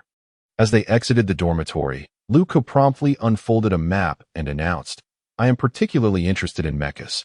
How about we make our first stop the Mecha simulation base?" Infeng glanced at the map in Lu Ku's hands. The Mecha simulation base was not far from the Bamboo Garden dormitory. As the Royal Academy's Mecha simulation facility, it allowed students to experience nearly all mechas available on Arthur Star, even providing the opportunity to participate in Mecha Master assessments directly. This was one of the privileges of the Royal Academy, and although the tests here were not as formal as those conducted by the Mecha Guild, they offered a more comprehensive evaluation of a Mecha Master's abilities, with simulations closely mimicking real operations. "I share your interest in mechas. Let us proceed there," Infeng replied. "Fantastic. This university is bound to be even more exciting," Lu Ku exclaimed, his passion for mechas evident. In truth, the inhabitants of Arthur Star hold a universal admiration for mechas. However, many must set aside their passions for the sake of survival, a luxury that affluent students do not need to forego. Despite the influx of students gathering at the school entrance for orientation, by the time the two arrived at the simulation base, it was already filled with participants engaged in simulations. The central screen was divided into numerous sections, each displaying videos of individuals taking part in the simulation. Surrounding the main screen were various stationary simulation mechas. Although they could not move, once a user entered a mecha, the simulation program would activate. From the outside, the mechas appeared motionless, yet participants were transported to an alternate reality, reminiscent of a game but far more immersive. The types of mechas varied widely, with higher-tier models situated closer to the center. Several towering 9th-tier mechas loomed near the main screen, each towering over 10 meters, resembling small skyscrapers. However, within the spacious simulation base, they did not create a sense of crowding, as the ceiling soared over 100 meters high, matching the height of the 9th-tier mechas. "Wow, 9th-tier mechas. Such sights are rare for ordinary folk," Lu Ku remarked, his eyes glimmering with fascination. Although the displayed mechas were all simulations, they were crafted to a 1-to-1 scale and matched the original materials precisely. If the simulation systems were disabled, these mechas could function like standard mechas, though most of the weapon systems were inoperative for safety reasons. Infeng was equally captivated, having never encountered so many mechas in one place. Though he had seen many in games, they paled in comparison to the reality before him. He felt fortunate to have chosen the Royal Academy, It truly was a university with unparalleled facilities. Are all these mechas available for free experience? Infong inquired, curious about the simulation base's offerings. Such a large-scale mecha simulation system would indeed be a paradise for enthusiasts. Not entirely free, as you might expect. Our school categorizes students into 3 levels, A, B, and C, each with distinct privileges. Only A-level students can experience mechas above the 6th tier, while those below the 6th tier have no restrictions. However, each experience does incur a fee, as the maintenance costs for such an extensive facility are astronomical, Luku explained, demonstrating his familiarity with the simulation base's regulations. Infong nodded in understanding. The school's policies and fee structures seemed reasonable, given that few impoverished individuals could attend the Royal Academy. In this era, financial resources are vital for personal advancement. Those who attend the Royal Academy are generally regarded as formidable. Are you planning to experience that mecha? Infong asked, noticing Lu Ku's eager demeanor as he scrutinized the mechas before them, his eyes sparkling with excitement. I dream of experiencing a 9th-tier mecha, but my current skills are insufficient. Spending so much money would yield little benefit. It's better to start modestly with a 6th-tier mecha, which I should be able to operate adequately, Luca stated, revealing his identity as an A-level student. What tier mecha master are you? Infong asked. Luca pondered for a moment before replying, I am a 4.5-tier mecha master. I nearly passed the 5th-tier exam. Infong was taken aback. He had never heard of a 4.5-tier mecha master, indicating Luca's evident pride in his designation. Sensing Infeng's bemusement, Luca declared, I've made up my mind. I will experience a 5th-tier mecha and simultaneously obtain my 5th-tier mecha master qualification. What about you? Infong. What tier are you? I am currently only a 2nd-tier mecha master, Infong admitted. Don't lose heart. From now on, I've got your back. And today you'll witness the emergence of a 5th-tier mecha master, Luku proclaimed, excitement radiating from him. 5th-tier mecha masters were a rarity among this year's students, mostly belonging to the A-level category. With that, Luca headed toward the 5th-tier mecha area. Chapter 66. The roommate's failure. Kalu ultimately came to a halt in front of a mech that Infong had previously encountered. It was the tracker, which he had seen Mason Honglong utilize during a test. This is the one, Kalu remarked, and with deftness, he paid the experience fee. The mech chamber opened, and Kalu promptly climbed inside. At that moment, Infong examined the instructions, discovering that each experience session cost a staggering 500 star coins, and this was merely a 5th-tier mech. The higher the tier of the mech, the more expensive the experience fee. However, considering the experience as a trial for a mech engineer, it was quite economical, for the cost of each test would not be less than the fee here. As Kalu entered the mech chamber, the simulated mech immediately illuminated, and a screen lit up behind it. This screen, albeit smaller than the colossal one at the central base, displayed the same testing video, allowing viewers to observe closely. On the screen, Kalu maneuvered the tracker through a dense forest. Since he activated the testing mode, an enemy icon appeared in the top right corner. Defeating the enemy would signify the successful completion of the test. The enemy was another mech of the same model, piloted by a system-simulated 5th-tier mech engineer. If Kalu could overcome it, it would demonstrate his own 5th-tier capabilities. Kalu did not rush to seek out the enemy. The visibility within the forest was limited. Activating the mech's radar, he quickly discerned the opponent's location. Casually brandishing the curved blade in his hand, Kalu familiarized himself with the mech's controls. He had ample practice with the tracker, being close to the 5th tier himself, thus maneuvering it felt natural. He refrained from immediate aggression, biding his time for the enemy's approach. Before long, another tracker appeared within his line of sight. It was nearly identical to Kalu's, though its coloration blended more effectively with the forest, granting it a slight advantage. Upon spotting Kalu, the opposing mech sprang to life, a faint white light enveloping it, evidently. The simulation system had replicated the level of a novice 5th-tier mech engineer, commencing with the manifestation of spiritual energy. Kalu, also at the novice 5th-tier level, mirrored this action as the enemy activated. His mech's right leg retreated while his left arm held the blade forward, adopting a stance that awaited the opponent's assault. The speed of the tracker, already adept at swift maneuvers, allowed it to close the distance instantly. A downward slash with the curved blade was met with a swift parry from Kulu's mech. The impact reverberated, causing Kulu to stagger back 2 steps despite his preparations.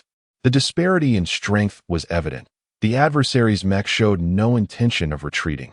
A second strike followed, the enemy's body leaning right as it glided forward, slashing at Kulu's mech's left side. Kulu was taken aback by the opponent's overwhelming force. Was this truly the strength of a genuine 5th-tier mech engineer? Before he could ponder further, the enemy's second strike was already upon him. In a flurry, Kulu anchored his left leg and pivoted around it, bringing his right-hand blade down in an attempt to counter the incoming attack. The clash of metal rang out as their blades met, and Kulu exerted all his strength to deflect the enemy's blade away from his body. In the midst of this, he thrust his left foot forward, shifting his weight to the right as he executed a spin, aiming his left-hand blade at the opponent's left abdomen, the location of the mech's core. A successful strike would guarantee victory. However, given the opponent's 5th-tier capabilities, evading such a thrust would not be a simple task. As Kulu's movement reached its apex, the enemy's mech lowered its right hand to the ground, executing a sweeping kick that showcased its superior speed. With a resounding impact, Kulu's tracker was struck on the right leg, losing balance and teetering dangerously. The enemy did not relent. Instead, it leaped into the air, spinning rightward as it brought its blade down once more. In a state of imbalance, Kulu had no choice but to raise both blades defensively to meet the assault. Clang, clang. The sounds of metal colliding echoed as Kulu's mech was forced to the ground. Fortunately, the enemy's blade failed to pierce Kulu's mech's body, as all attacks were intercepted by the blades in his hands. Nonetheless, his situation was dire. His mech lay sprawled on the ground, struggling to evade and using its blades as shields, incapable of rising. The opposing mech, already faster than Kulu, gained an even greater advantage now that he was down. The sound of clashing blades filled the air as Kulu could only defend himself. Several times, he failed to completely block the enemy's strikes, but fortunately, none found their mark in vital areas.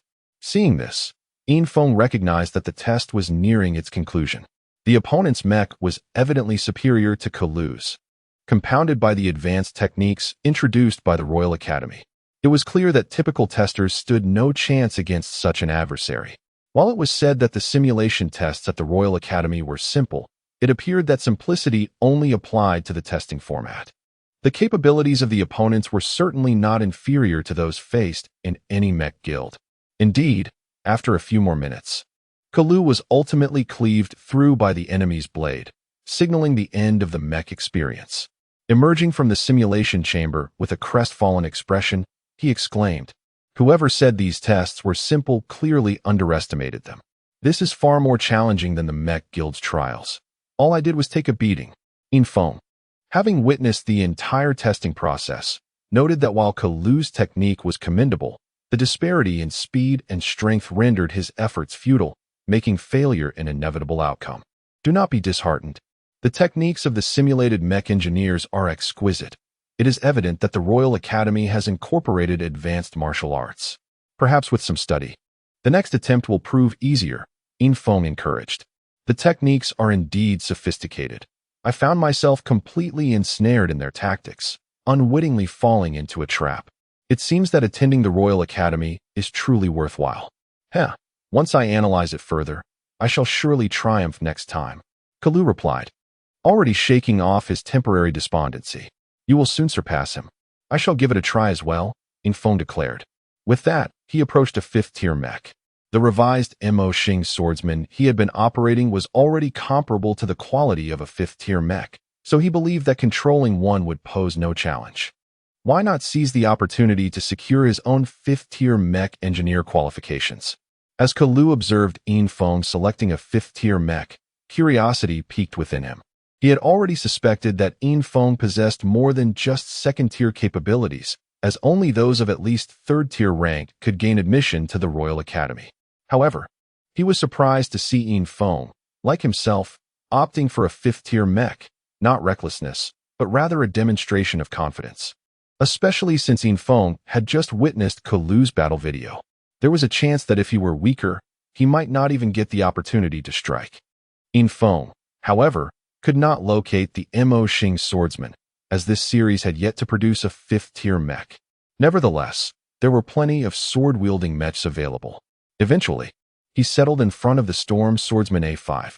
Chapter 67. The realization of advertisements before Infiltration stood a mecha belonging to the Storm Swordsman series. This series encompasses levels from 4 to 9, with its power escalating alongside the rank. It is undoubtedly one of the most renowned series on Arthur Star. Unlike the colossal swords wielded by the Mo Star swordsman, this mecha brandishes a slender longsword, its blade narrow and lightweight, crafted from alloy. The design of the sword indicates that this model excels in agility rather than brute strength. Although the longsword is remarkably sharp, its lightness renders it somewhat disadvantaged in forceful confrontations. Observing Infiltration's choice of mecha, Kulu's eyes widened. The Storm Swordsman is the flagship product of the Storm Mecha Company, located in the Black Dragon Star region. Each year, Arthur Star procures a significant number of mechas from this company, and the Storm Swordsman is among the favorites, primarily due to its aesthetic appeal. Many enthusiasts overlook its actual capabilities. Among the users of the Storm Swordsman, 9.5 out of 10 utilize it for showmanship, with only the remaining half genuinely mastering its use. Kulu is one of the countless admirers of the Storm Swordsman, yet he belongs to the majority who merely wield it for style. Even a 5th-tier mecha master would struggle to maneuver the Storm Swordsman, let alone his own 4.5-tier level. With a hint of anticipation, Kulu watched as Infiltration entered the mecha chamber. Inside, Infiltration skillfully donned his control gear, and soon he experienced a dazzling array of visuals flashing before his eyes. When the images settled, he found himself in a vast grassland. Distant mountains hazily visible on the horizon, the true distance obscured, and beneath him lay grass reaching up to his knees. Far in the distance, he spotted a small figure, undoubtedly another Storm Swordsman. Gently lifting the storm sword from its sheath, Infiltration felt a wave of familiarity wash over him. The first form of the Nine Heavens sword technique had seamlessly integrated into his everyday swordplay. At this moment, he merely executed a preliminary posture, and an extraordinary sensation enveloped him. The Storm Swordsman was adorned with numerous apertures, which naturally opened as the mecha powered up, creating currents of air. As he raised the sword, Infiltration immediately sensed the flow of air around him, marveling at the mecha's ingenuity. When a pilot utilizes spiritual energy for assistance, they can manipulate the speed and angle of each aperture's emission, thus generating varying wind forces. Theoretically understood, yet not everyone can achieve this in practice. It requires not only a keen perception of airflow, but also a substantial mental fortitude to control each aperture's operation. Infiltration couldn't help but admire the technological advancements from the Black Dragon Star region. Although both were 5th-tier mechas, this technology had completely surpassed that of Arthur Star's domestically produced 5th-tier mechas. The tier classification on Arthur Star primarily relies on the materials and the mecha's demonstrable power. But in this moment, Infiltration sensed a distinct technological prowess within the Storm Swordsman. This was not merely a matter of material composition, but a deeper scientific strength. Drawing forth the sword from its sheath, Infiltration felt the air slicing through the thin blade, which, surprisingly, also contained minuscule apertures. Had it not been for his formidable spiritual energy, he would have remained oblivious to their existence. As the distant Storm Swordsman approached, Infiltration observed a current of air swirling around the opponent's body. This was a fundamental application of airflow. Most capable mecha pilots reach this level, and for fans of the Storm Swordsman, effectively utilizing airflow to enhance speed is deemed mastery. However, the grand displays seen in official promotions of the Storm Swordsman are far from reality. Coincidentally, Infiltration had previously watched and studied these promotions, yet at the time, like many fans, he failed to grasp the underlying intricacies, dismissing them as mere exaggerated advertising. The testing mecha, accelerated by the airflow, rapidly closed the distance to Infiltration. They were now within striking range of the Storm Swordsman. In combat, the most common maneuver of the Storm Swordsman involves a swift charge once within striking distance. Often, Opponents are caught unawares, swiftly defeated in a single blow.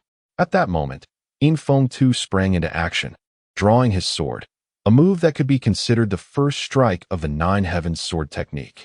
With its unique technique for drawing the sword, as Infiltration unsheathed the storm sword, a current of air rapidly formed. As anticipated, the sword's motion conjured a miniature tornado, which howled forth, instantly lifting countless blades of grass in its wake. Heavens, is this an advertisement? Kalu's eyes widened in astonishment. Such a spectacle was familiar to him. As a fan of the Storm Swordsman, he had seen the official promotional videos, and the scene before him mirrored them perfectly, though it appeared even more powerful than the advertised effects.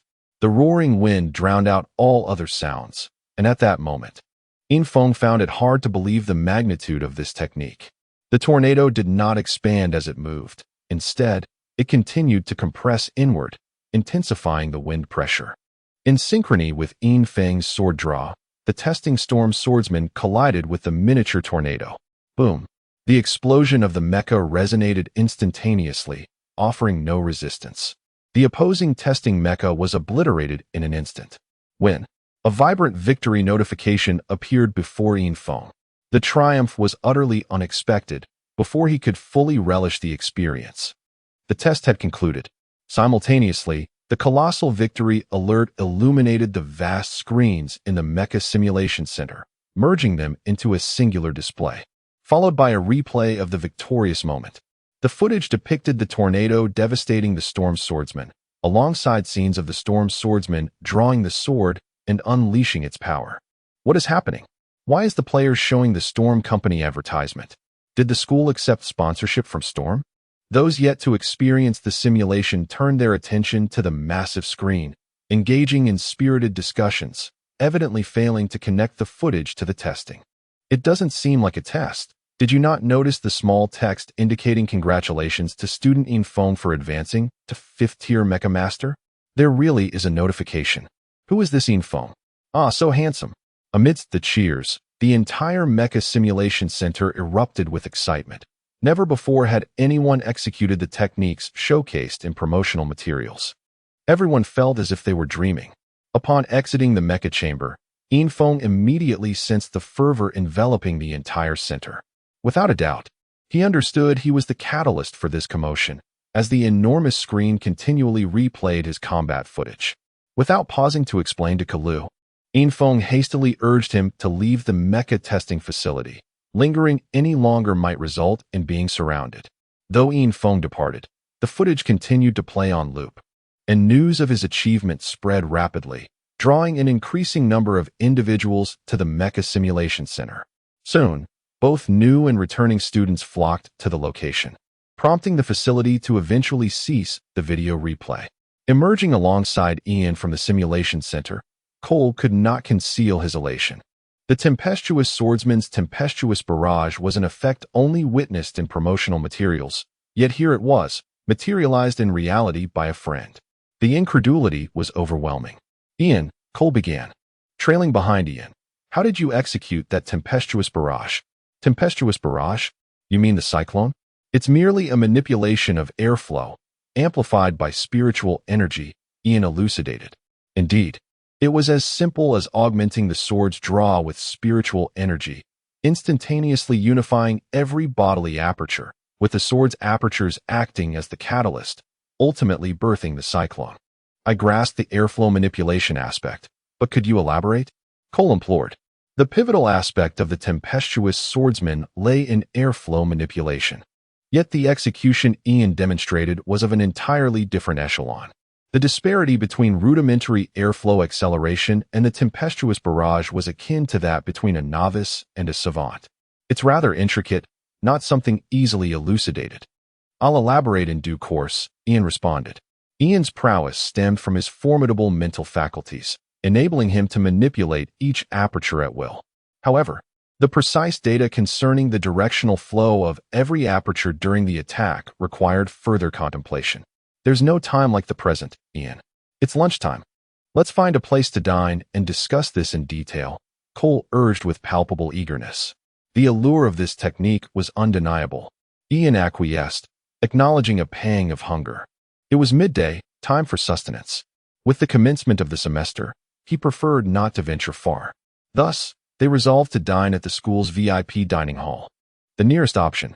Ian, behold the complete 3D model of the tempestuous swordsman 5A, Cole exclaimed, projecting the model from his microstar device.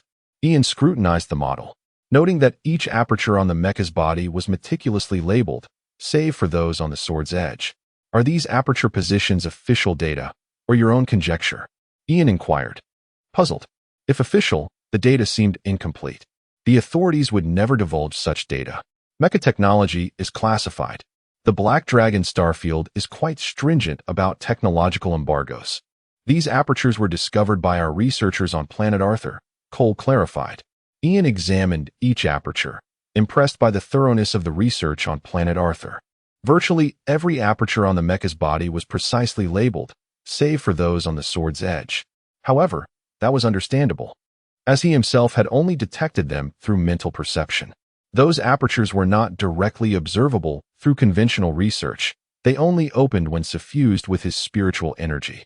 This, perhaps, was the crux of the tempestuous swordsman's technology. Without the guidance of the sword's edge apertures, the tempestuous barrage is unattainable. The core of the tempestuous barrage emanates from the sword's edge.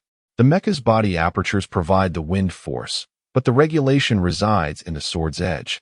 Your model's apertures are incomplete, Ian declared, revealing his discovery.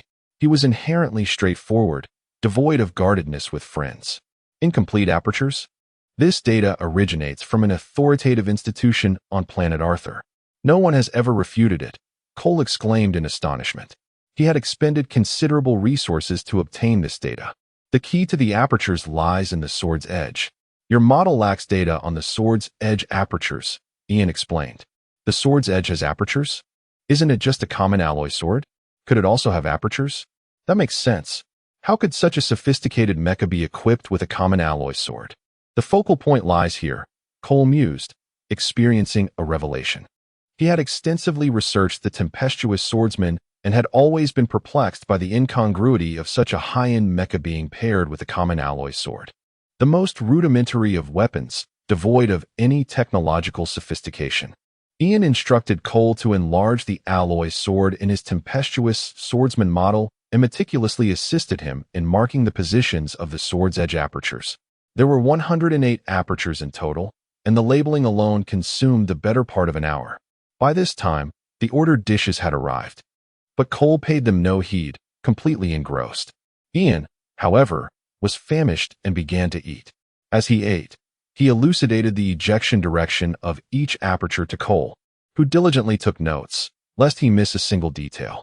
What had initially been an instinctive execution was now, under Cole's persistent questioning, being recalled by Ian, aperture by aperture. Fortunately, his formidable mental faculties and memory served him well, enabling him to remember all the data. By the time he had finished explaining all the apertures, the afternoon was well advanced. Ian had long since sated his hunger, but Cole had not touched a drop of water, a testament to his unwavering devotion to the tempestuous swordsman. Done. I've explained everything I know, without reservation, Ian declared. Cole seemed somewhat unsatisfied. His microstar electronic notebook filled with densely packed data spanning dozens of pages. Ian, you're a genius, Cole exclaimed excitedly. From the data Ian had provided, he had already begun to simulate the perfect airflow manipulation for the tempestuous barrage in his mind. Grumble. Cole's stomach audibly protested. He was truly famished. Ignoring the now cold dishes, Cole quickly filled his stomach and declared, I must find a place to thoroughly study this data. I'll contact you when I have news. With that, Cole departed, his mind completely consumed by the tempestuous swordsman's data, leaving no room for anything else. Observing Cole's infatuation, Ian chuckled. He wondered whether this state was beneficial or detrimental. He couldn't help but recall his first encounter with Arthur on planet Arthur. What kind of formidable soul could exist in a soul state after the death of the physical body? The powerful mental energy that resulted from their fusion endowed Ian with a unique perception of all things. Thinking of Arthur, Ian was reminded of the wish the latter had entrusted to him, to become famous throughout the universe and to find Arthur's father. At this thought, Ian clenched his fist.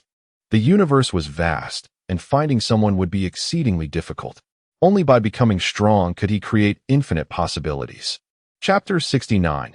A timely assistance. As Kalu embarked on his research of the Mechs, Infong found himself alone, stepping out of the school cafeteria.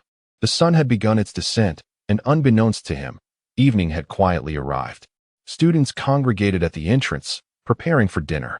A notification chimed from his microstar, revealing a message from Arthur Roy. Infong, have you arrived at school? Have you joined any clubs? Infong replied, I am already at school and have joined the Apocalypse Alliance. After sending the message, he made his way towards the designated spot for the Apocalypse Alliance. Despite the late hour, the enthusiasm for recruitment remained fervent. Numerous students were diligently inquiring about various clubs, with each recruitment area bustling with activity. In stark contrast, the Apocalypse Alliance appeared desolate, with 3 members sitting listlessly at a table, lacking the fervor they had displayed earlier in the day. How is the recruitment going? Infong inquired upon entering. The 3 members looked up upon seeing him. Meng Wushuang responded with a hint of indignation. The situation is not optimistic.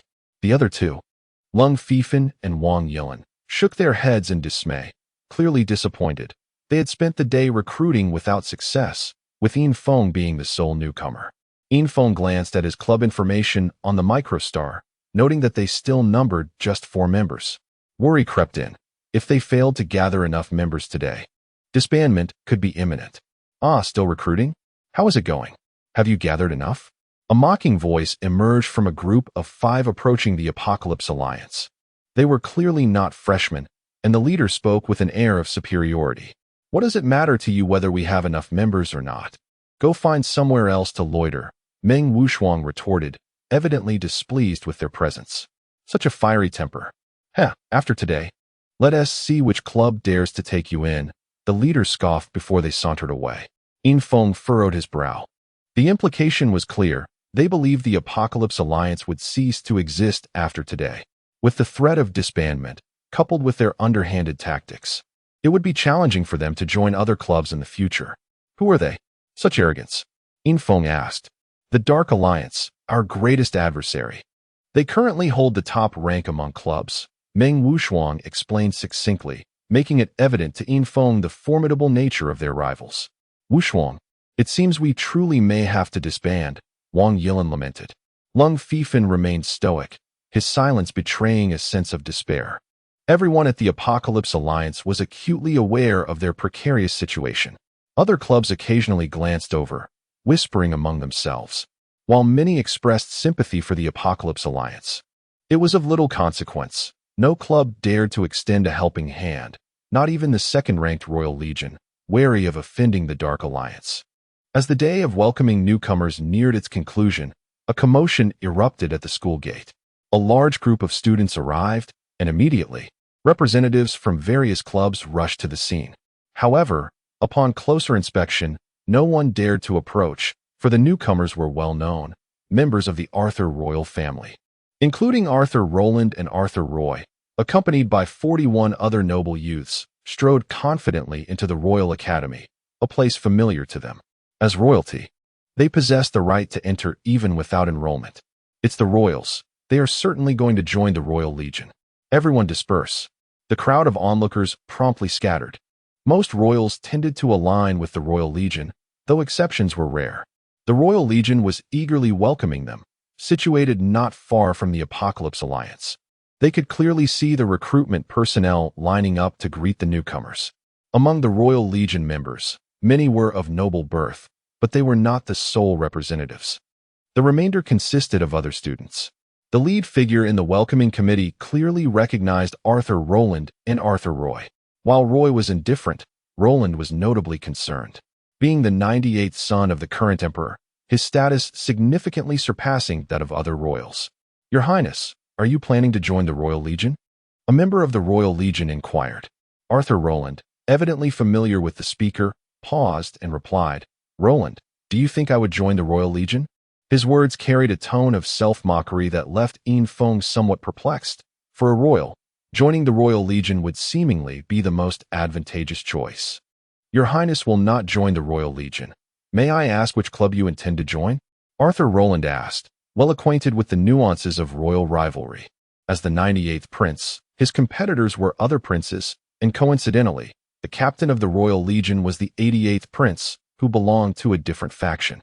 With numerous princes vying for supremacy, alliances were formed, and while allies could negotiate amicably, relations with those outside the alliance were markedly less cordial. Arthur Roland could not afford to subordinate himself to a non-allied club. Do you know where the Apocalypse Alliance is? Arthur Roland asked, searching for their recruitment area as they walked. The Apocalypse Alliance? Your Highness intends to join them? Arthur Roland replied, surprised. The Apocalypse Alliance was on the brink of disbandment. But as a prince, Arthur Roland possessed the power to rescue them. With his royal status, he could easily gather 10 followers. And even the Dark Alliance would think twice before resorting to underhanded tactics against him, as matters involving princes required adherence to rules. Indeed, it is the Apocalypse Alliance. Where are they? Arthur Roland confirmed. I shall lead you there, though you should exercise caution. The Apocalypse Alliance is experiencing some difficulties, Arthur Roland cautioned again. Given Arthur Roland's status, joining any club would guarantee him a prominent position, leaving him under no obligation to choose a beleaguered club like the Apocalypse Alliance. Roland, have you ever witnessed me waver in my decisions? Arthur Roland stated resolutely. With that, Roland ceased his objections and guided him towards the Apocalypse Alliance. At that moment, Infiltration appeared composed, while the remaining 3 members were nearly beside themselves with joy. Though they had not overheard the entirety of the conversation between Arthur Roland and Arthur Roy, they grasped the essence of it. Infiltration, how could you be so inconsiderate? Sneaking off to join a club without informing us. Arthur Roland chided, having developed a genuine respect for Infiltration's abilities despite their brief acquaintance. It was my oversight. Next time, I shall treat everyone to drinks as an apology, Infiltration replied. Astonished that these 2 royal friends would choose to join him in the club, an unexpected boon indeed. All right, it's settled then. You shall host the next gathering, Arthur Roy declared. Having remained silent until now, finally feeling inclined to speak. Enough of the chatter. Let us register your membership first. We shall have ample time for drinks later, Arthur Roland instructed, immediately directing the others. At that moment, Meng Wushuang and the others squinted their eyes in disbelief. Even the usually stoic Lung Fifan wore an uncharacteristic smile. The fortunate turn of events was utterly unexpected. Just as they had been contemplating disbandment, they had inadvertently welcomed over 40 new members at the cusp of the welcoming festivities. Chapter 70. The first night of enrollment, the day of orientation swiftly passed, and the rhythm of school life began to settle. Every evening at 10 o'clock, returning to the dormitory became a necessity. Upon returning, Infiltration found that the parents of his roommates had already departed, leaving the doors of the 3 rooms closed. Through the windows, he could see that his roommates were still awake, though it was unclear what they were engaged in. However, as soon as Infiltration pushed open the door to his own room, he was greeted by the sound of 3 doors opening, revealing his 3 roommates emerging from their quarters. At last, you are back, exclaimed Kalu, unable to conceal his excitement as he rushed forward to embrace Infiltration, only to have Infiltration deftly evade him. No, I'm not fond of men, Infiltration jested. Kalu quickly halted, stating, Infiltration, I have thoroughly contemplated this theory, but I cannot locate the 108 apertures of the sword's edge. It's not just me. They too are equally baffled. Infiltration turned his gaze towards the other 2 roommates, who, though somewhat agitated, refrained from inquiring as eagerly as Kalu, given their lesser familiarity with him. If you can't find them, it indicates a deficiency in mental strength. Perhaps you should consider ways to enhance it, Infiltration suggested, aware that improving mental prowess was a far more arduous task than augmenting spiritual energy, as it remained a relatively uncharted domain with scant research conducted. Hello, Infiltration. I am Bai Yongyan. I watched your testing video. It was truly remarkable, better than the advertisements from Storm Corporation. How did you achieve that? Another roommate chimed in, introducing himself as Duan Yun, who expressed his eagerness for future camaraderie. Greetings, we shall all be roommates henceforth. No need for formality. Let us look out for one another. Infiltration replied amiably. Indeed, we are brothers now. Since we are not from the imperial capital, we must support each other. But Infiltration, what do you mean by mental strength? Can this also be cultivated? Kalu inquired, puzzled. The methods for cultivating mental strength are quite rare. Typically, only families well-versed in divination pass down such techniques, Duan Yun noted, revealing his familiarity with the subject. That complicates matters. Secret family techniques are seldom shared unless through theft. Kalu remarked, his mind evidently calculating.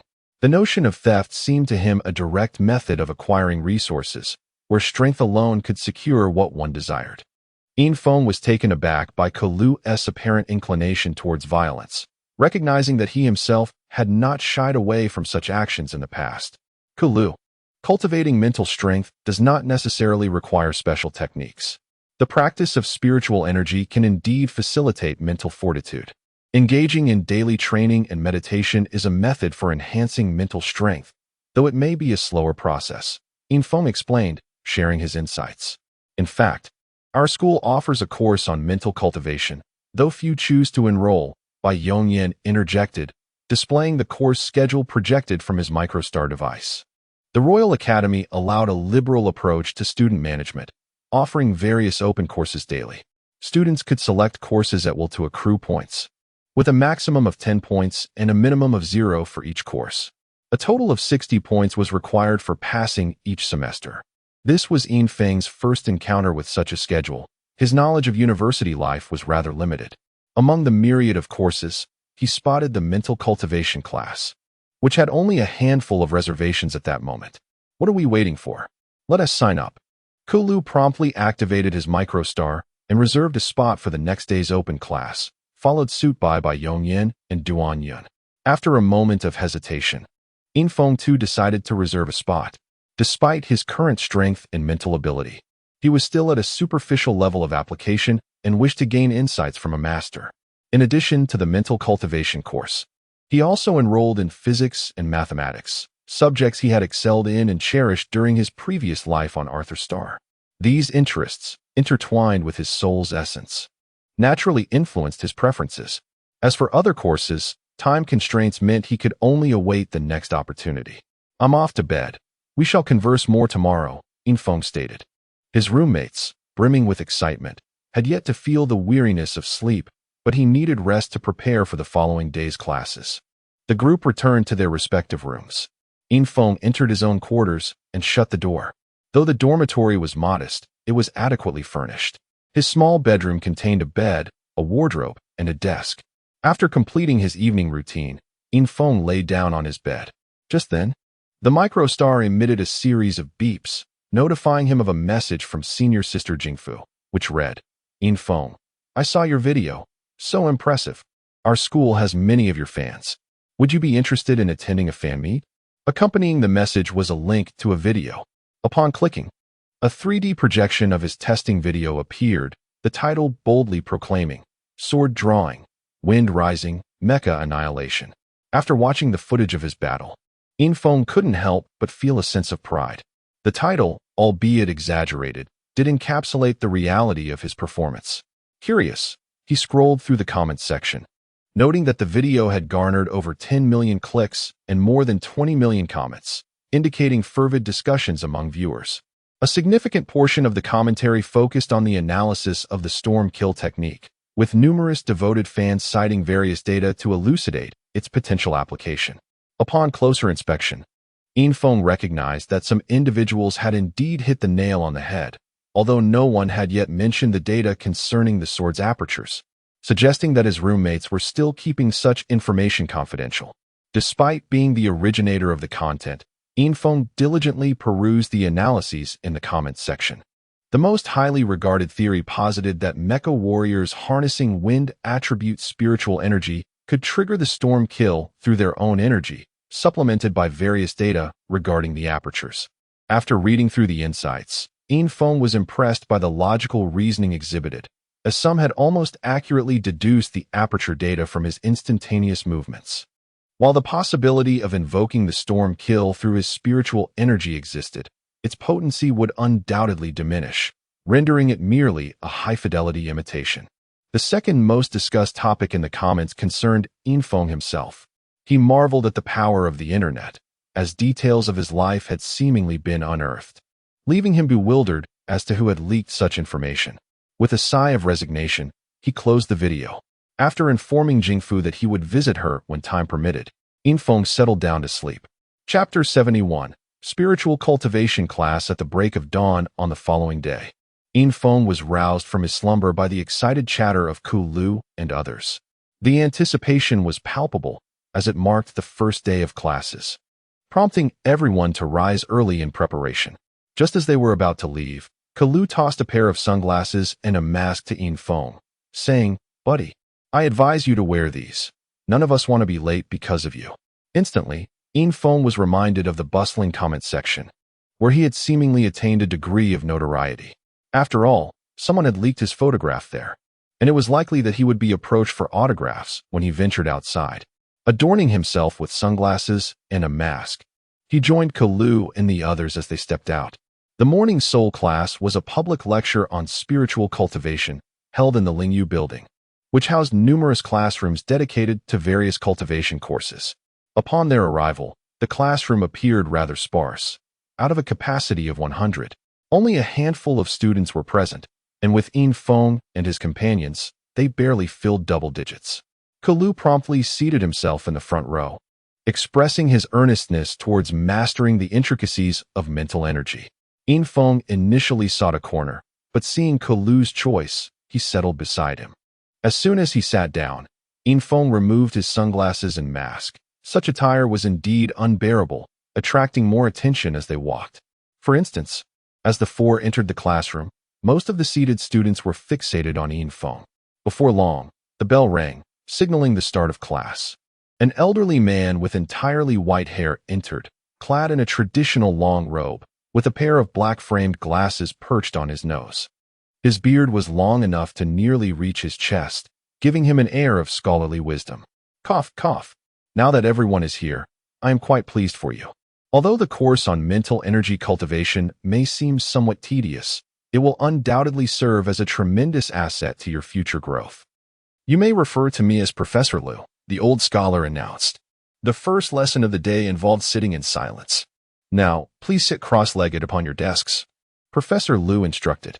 Everyone was taken aback. This was far from the conventional high school style of learning, where proper decorum was emphasized. Without hesitation, Ku Lu leapt onto the desk and assumed a cross-legged position. After a moment's hesitation, the others followed suit, complying with the professor's directive. Once all were positioned, Professor Lu spoke with measured cadence. Now, close your eyes and use your mental energy to sense your limbs, your internal organs, and every inch of muscle, skin, blood, and nerves within your body. Take your time to explore. Upon hearing this, the professor himself settled into a meditative posture. Infeng followed suit, slowly attuning himself as instructed. His formidable mental energy allowed him to perceive his own body as though through an inner vision, clearly observing the state of every part. On the other hand, the majority of the others struggled, many furrowed their brows, while sensing spiritual energy was second nature to them as cultivators. Achieving introspection of the entire body proved to be a formidable task. As Infeng delved deeper into his introspection, he suddenly sensed another surge of mental energy colliding with his own. It was evident that the other party sought to probe his body. Yet Infeng's mental energy enveloped him entirely, forming an impenetrable barrier. He found himself in a direct clash. Professor Lu murmured in surprise. Each year, his classes were sparsely attended, and many students dropped out along the way. Those who truly earned credits under his instruction were few and far between. The cultivation of mental energy thrived on persistence and innate talent. Lacking either, it was better to abandon the endeavor altogether. The strength of Infeng's mental resistance was the most formidable Professor Lu had ever encountered. As they made initial contact, he felt a sudden jolt of pain in his head, a backlash from the disparity in their mental energies. How can he be this strong? Professor Lu thought to himself. Yet he dared not probe Infeng further. His interest was piqued. As a professor specializing in mental energy, he had delved deeply into the subject, including aspects of the soul. Infeng, step outside for a moment, Professor Lu beckoned, approaching him. Infeng opened his eyes and followed the professor outside. Once there, Professor Lu remarked, Infiltration, your mental energy is remarkably strong. You need not engage in basic exercises. I have a manuscript on the application of mental energy that you may peruse. Should you have any questions, feel free to ask me. Additionally, you are welcome to schedule your next stage of spiritual cultivation classes alongside the second-year students. I will grant you full credit for the first-year mental energy course. Infiltration was elated to receive Professor Liu's manuscript, which contained precisely the insights he sought. Furthermore, the opportunity to study mental energy techniques alongside second-year students was undoubtedly advantageous, indicating that he had effectively completed part of his first-year credits ahead of schedule. Upon returning to the classroom, Infiltration settled into the last row, immersing himself in Professor Liu's manuscript while occasionally glancing at the others who were practicing. Sitting in silence was no small feat. Maintaining concentration on mental energy for extended periods was mentally taxing. Occasionally, students awoke from their meditative states to stretch, yet throughout the duration, Liu remained steadfastly focused, embodying the essence of a monk in deep meditation. The morning session passed swiftly, and just as class was nearing its end, a throng of students suddenly surged towards the entrance of the spiritual cultivation room. It was evident that classes had concluded early for some, but the gathering at the door of a public lecture on spiritual cultivation was rather peculiar. Professor Liu furrowed his brow. The classroom he had selected was arguably the most secluded corner of the Lingyu building, located on the northwest corner of the top floor. Any students from other classes would not typically pass by here. His choice was deliberate, as the cultivation of mental energy required a quiet environment conducive to prolonged introspection. After decades of teaching, he had never encountered such a situation. Look, that's Infiltration. Wow, he is quite handsome. Professor Liu, visibly irritated, shut the classroom door, though the din continued to seep in. In that moment, Infiltration understood the commotion.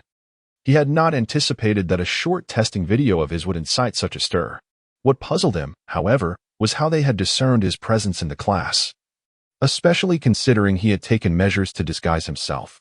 All right, that concludes today's lesson. You may continue to reflect on your own. In the next class, I will provide a detailed analysis of the key points of sitting in silence. Professor Liu finally declared, unable to endure the ruckus any longer, as the clamor disrupted the concentration of the students still engaged in meditation. As Liu emerged from his meditative state, he immediately sensed the unusual atmosphere around him. With his quick wit, he promptly connected the dots to Infiltration, and together with a few others, they hurriedly escorted him out of the classroom amidst the curious gazes of their peers.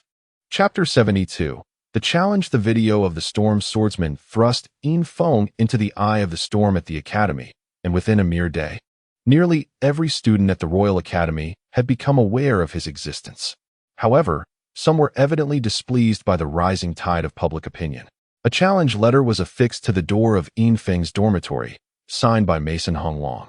Simultaneously, the news of the challenge spread rapidly across the school's forum, instantly drawing the attention of the entire academy to Infiltration. The challenger, Mason Honglong, was widely regarded as the strongest among the four great masters of this cohort in the capital. The enmity between Infiltration and Mason Honglong quickly became the subject of heated discussion in the forums. It was rumored that the top master of this cohort had suffered a crushing defeat in the assessments, with Infiltration being one of the final survivors. Whispers suggested that Infiltration had merely lucked into victory, leaving many to wonder if Mason Honglong was unwilling to accept such an outcome. Could someone who merely capitalized on chance wield the storm kill? Anticipation grew as discussions about the impending duel heated up. Following Mason's invitation, he mobilized his forces to fan the flames of excitement. Yet, to his surprise, his past was unearthed, igniting a fury within him. However, the situation had escalated beyond his control, with voices both supporting him and backing Infiltration, resulting in a cacophony of opinions. Infiltration had scarcely begun his academic journey before facing a challenge. It seemed his university life would be anything but dull. Liu, upon seeing the challenge letter on the dormitory door, felt no apprehension, for in his eyes, Infiltration was an absolute genius of Mecha. Mason Honglong is no simple opponent, he remarked thoughtfully. He is undoubtedly the strongest among the four great masters of this cohort. Indeed, he is formidable. I witnessed him during the assessments. He was at least a 5th-level mecha master.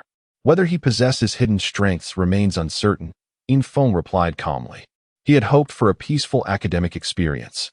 But fame brought with it a host of troubles.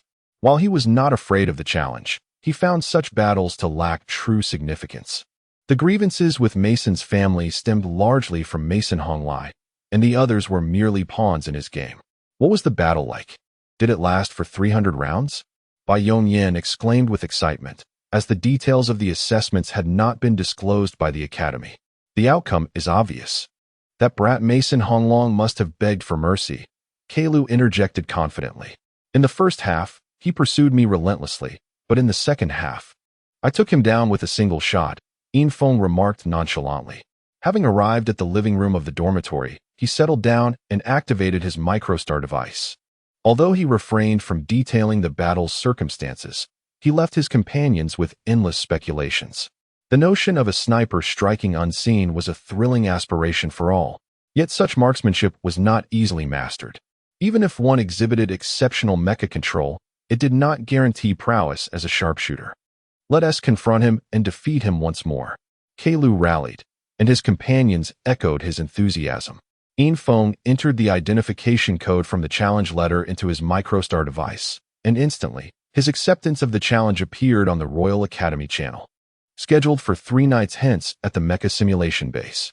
However, the challenge mode specified restricted mechas, not allowing just any mecha to be selected.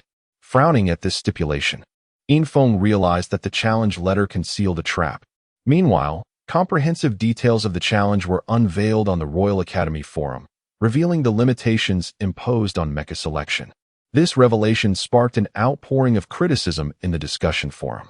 The restricted list lacked the Storm Swordsman, and as Infiltration was currently in the spotlight, the audience yearned to see him wield the Storm Swordsman in combat, only to find it entirely excluded from the permissible options. This exclusion was a significant blow to their expectations. In truth, Mason Honglong harbored a certain trepidation regarding Infiltration's Storm Swordsman. The complete video of the assessment showed Infiltration standing motionless until the decisive moment, with opinions divided on whether such a technique required extensive preparation or could be executed instantaneously, echoing the claims made by the Storm Corporation. Mason Honglong undoubtedly hoped that Infiltration's final strike was the product of a lengthy build-up, yet he feared the latter scenario, as it would render Infiltration an exceedingly formidable adversary, thereby undermining his own confidence. As Infiltration examined the list of restricted mechas, he recognized most as being 5th to 6th level. While he was familiar with these mechas, he had not operated them practically. His 3 roommates joined him in this analysis. Infiltration, it is said that Mason Honglong excels in the Dragon Knight series of mechas. Perhaps he will opt for one of them, Kailu noted.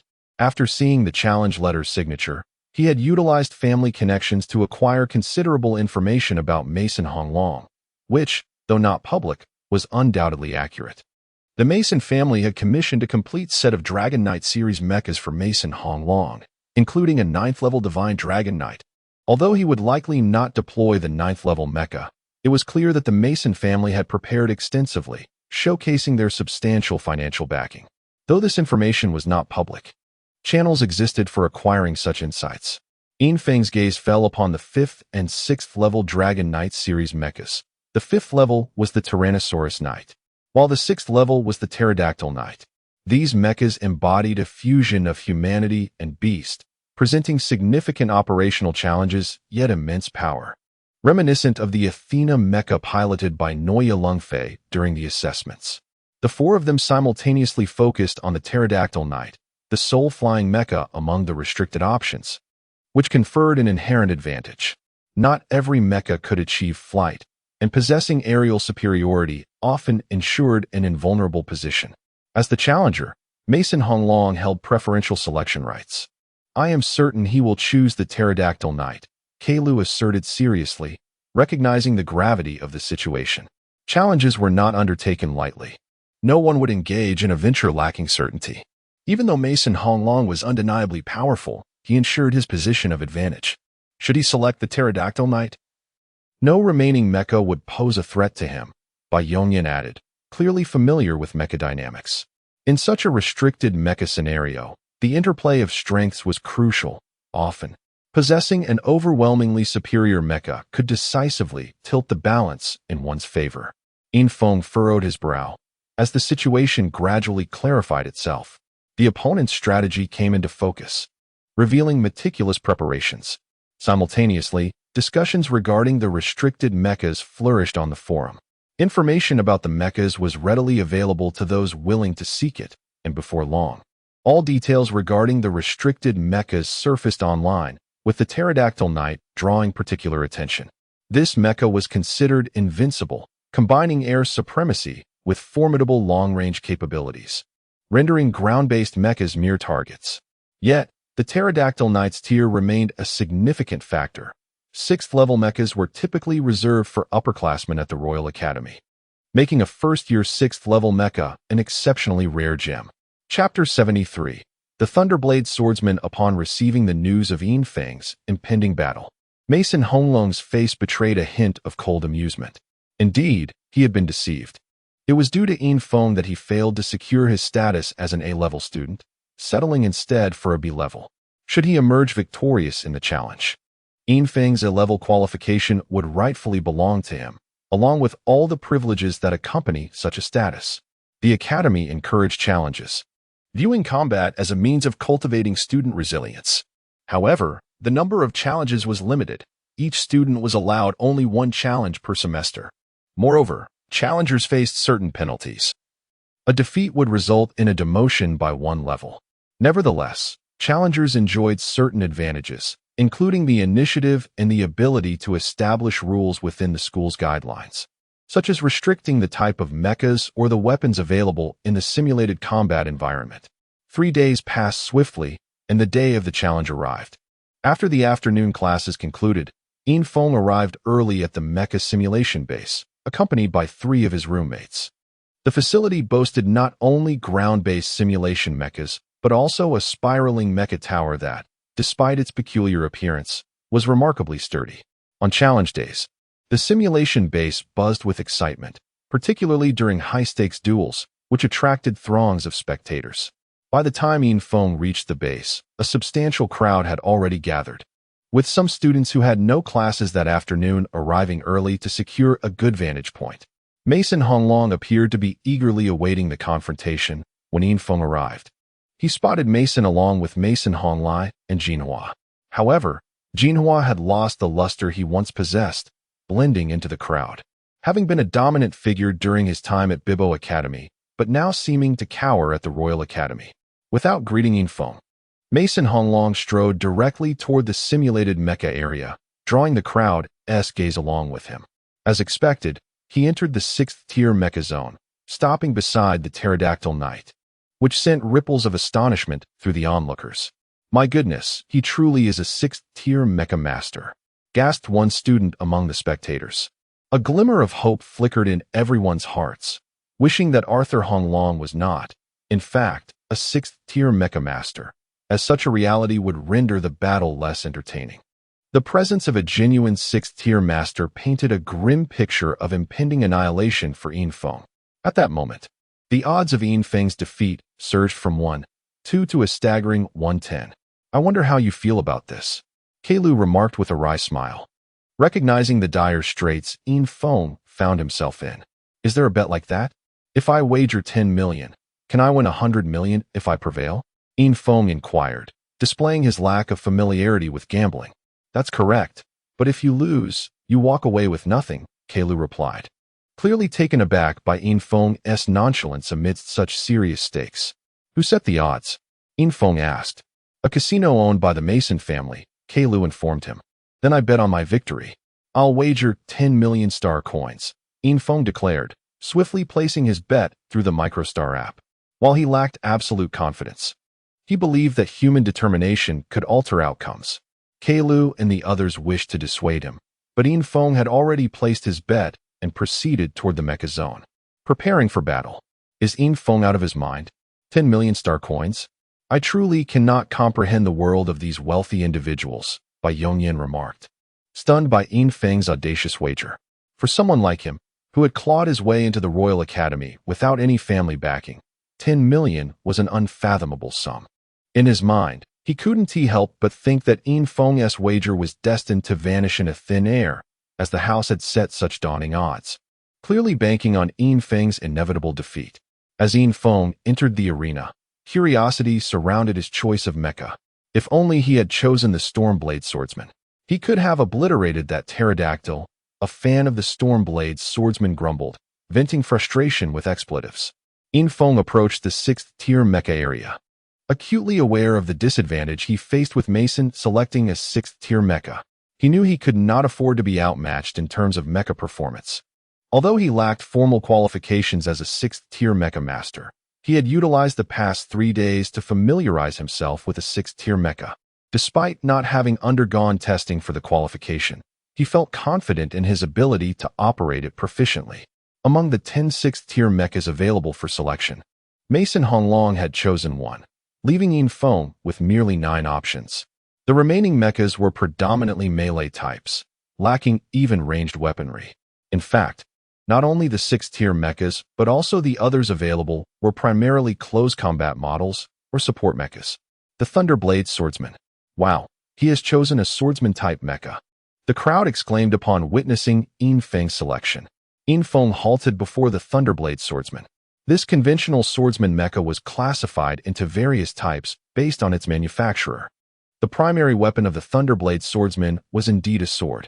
Similar to the Mo Star Swordsman, this sword was distinctive, forged in the tempestuous environment of Thunderstar. Imbued with elemental lightning properties, the mecha's body was composed of thunderstone, a material that generated the awe-inspiring spectacle of rolling lightning on Thunderstar. A realm that posed a perilous challenge for most, yet was inhabited by the Thunderstar people. The Thunderblade Swordsman was a collaborative creation of the Thunderstar inhabitants and the Black Dragon Star domain, whose technological limitations were offset by their inherent strength, establishing them as a vassal power within the Black Dragon Star domain.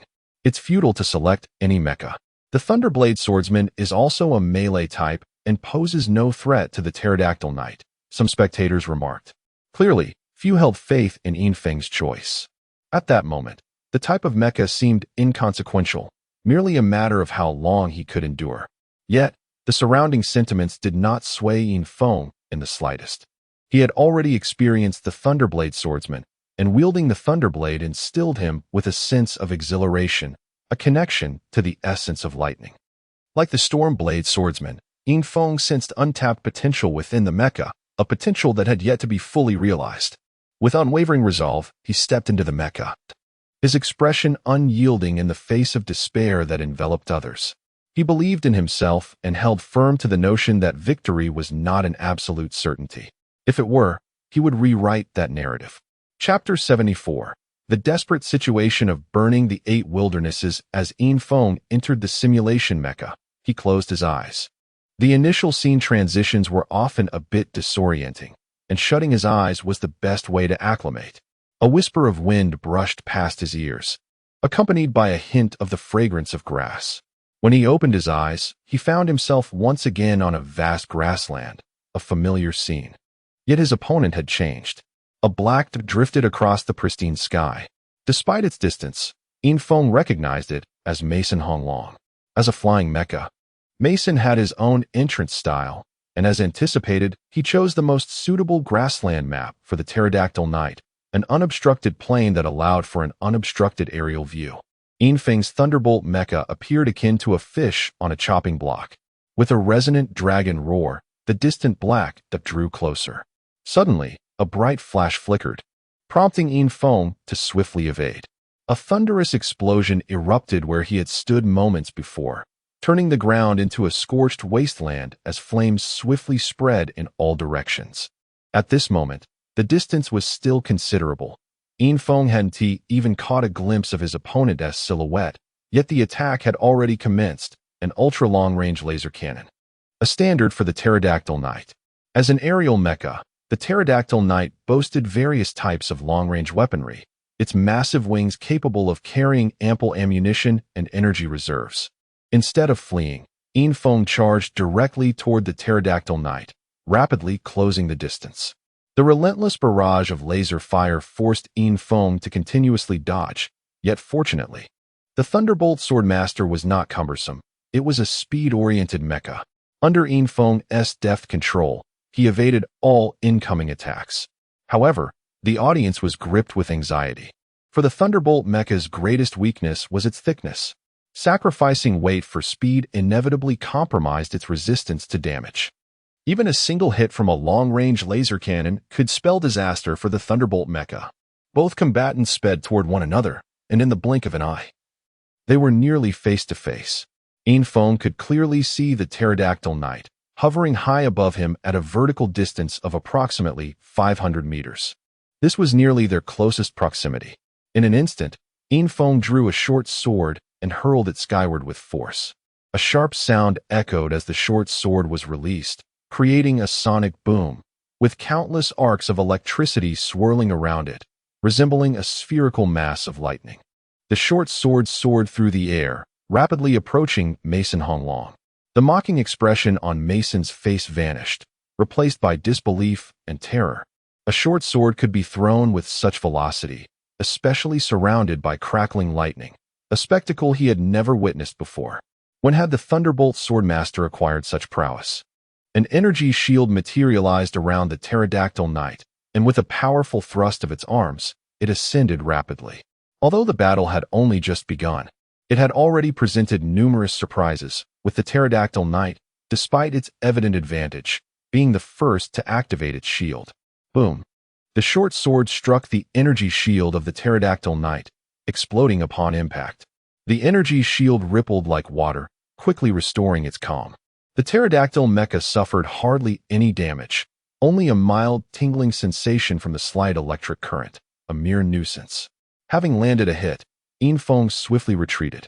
Although his self-created technique had struck, its effectiveness was evidently minimal, and he knew his opponent would not grant him another opportunity at such close range. Mason Honglong had ascended to around 1,000 meters, maintaining that height while unleashing a barrage of firepower. The sounds of laser cannons echoed relentlessly and simultaneously. High-speed honeycomb laser guns activated. Infiltration felt a multitude of stars igniting behind him, followed by laser impacts encircling him. The high-density area bombardment swiftly locked onto every path available to Infiltration. The retaliatory assault arrived with astonishing speed, and Infiltration's swordplay had humiliated Mason Honglong, who felt a pang of shame despite not suffering any injury. "Come down and face me, Mason Honglong." Infiltration's voice echoed amidst the cacophony of artillery fire as he activated an open channel, his words resonating in the live broadcast for all to hear. Those who had been unable to see the Thunderbolt Swordmaster's figure now understood that he was still in the fight. However, Mason Honglong offered no response, instead bombarding the area below with renewed vigor. At that moment, it wasn't just laser cannons and high-speed honeycomb laser guns. A plethora of T-type bombs were being launched. Each T-type bomb was capable of obliterating a fifth-tier mecha and now rained down like a deluge, causing the ground to erupt in a series of deafening blasts. Fire spread rapidly across the grassland, the flames most intense at Infiltration's position. Yet Mason Honglong could no longer discern the Thunderbolt Swordmaster amidst the smoke and flames that enveloped the area, obscuring visibility entirely. The mecha simulation base fell into a brief silence. This was undeniably a massacre. Aerial mechas, regarded as the aristocrats of their kind, had chosen an open plain for combat. This was sheer bombardment, requiring no exceptional skill. As long as one could control the mecha, the firepower would compensate for any lack of technical finesse. Once the bombardment ceased, Mason Honglong maneuvered the pterodactyl knight in a circle above the area where Infiltration had been. His gaze was fixed downward. Yet the radar indicated that the Thunderbolt Swordmaster had vanished. Under normal circumstances, the absence of detection meant the mecha had been destroyed. After all, the simulation system did not come equipped with radar jamming devices. Yet the victory alert had not sounded, indicating that his opponent still lived. This firepower is overwhelming. Kalu finally regained his composure from the shock of the bombardment. His knowledge of mechas was profound, albeit primarily theoretical. The data suggested a power level far less apparent than that observed in actual combat, especially when combined with specific scenarios, amplifying its effectiveness. "It's over," Feng's 10 million is likely lost, Bai Yongyan remarked with a hint of despondency. Such formidable bombardment should have rendered any 6th-tier mecha nearly impossible to survive. Observing the pterodactyl knight's circling form, it was evident that the Thunderbolt Swordmaster had likely lost all capacity for action. Where has he gone? Where could he possibly be? Mason Honglong mused aloud, peering down from his elevated vantage point, yet he could find no trace of Feng. The smoke from the explosions and the raging fires on the grassland created intense visual interference. Not only could he not locate the Thunderbolt Swordmaster, but the comprehensive views on the large screen also revealed no sign of him, as if he had vanished entirely. The flames seemed to burn eternally, spreading relentlessly, and the heat intensified. Even high above, Mason Honglong could feel the searing warmth. When will this inferno end? Can the simulation system's flames burn indefinitely? Such thoughts surged through countless minds, as this was an unprecedented scenario. Chapter 75. A ray of hope. Dark clouds slowly gathered in the sky, and before long, the heavens were shrouded in a thick overcast. With the rumble of thunder echoing, a torrential downpour suddenly descended upon the fire-ravaged prairie. It's raining. The system's mechanism has extinguished the flames. Our aerial advantage is gone. Someone shouted from the crowd. At that moment, the skies had become perilous, with lightning cleaving through the firmament. Do you remember the glimmer of hope that was once spoken of? It has indeed arrived, prompting bursts of laughter from the throng. That singular sliver of hope lay in the absence of aerial dominance, a situation brought about solely by the apocalyptic changes of the tempestuous weather. Now, the Pterosaur Knight faced a monumental crisis in the skies. Mason the Rainbow Dragon was compelled to lower his flight altitude. The closer he approached the clouds, the more he felt the terrifying pressure within them, as the lightning harbored the raw power of nature. A 6th-tier mech was insufficient to withstand the might of the natural world. Yet, despite his predicament, he felt little trepidation. The Thunder Swordmaster's disappearance from radar indicated that his mech had sustained irreparable damage, leaving Mason unafraid of the incapacitated adversary. The rain revitalized the prairie, washing away the thick smoke that had lingered. People scoured the ground for traces of the Thunder Swordmaster, but the once lush landscape had been reduced to an endless expanse of charred earth, rendering their search futile. Whispers of speculation filled the air.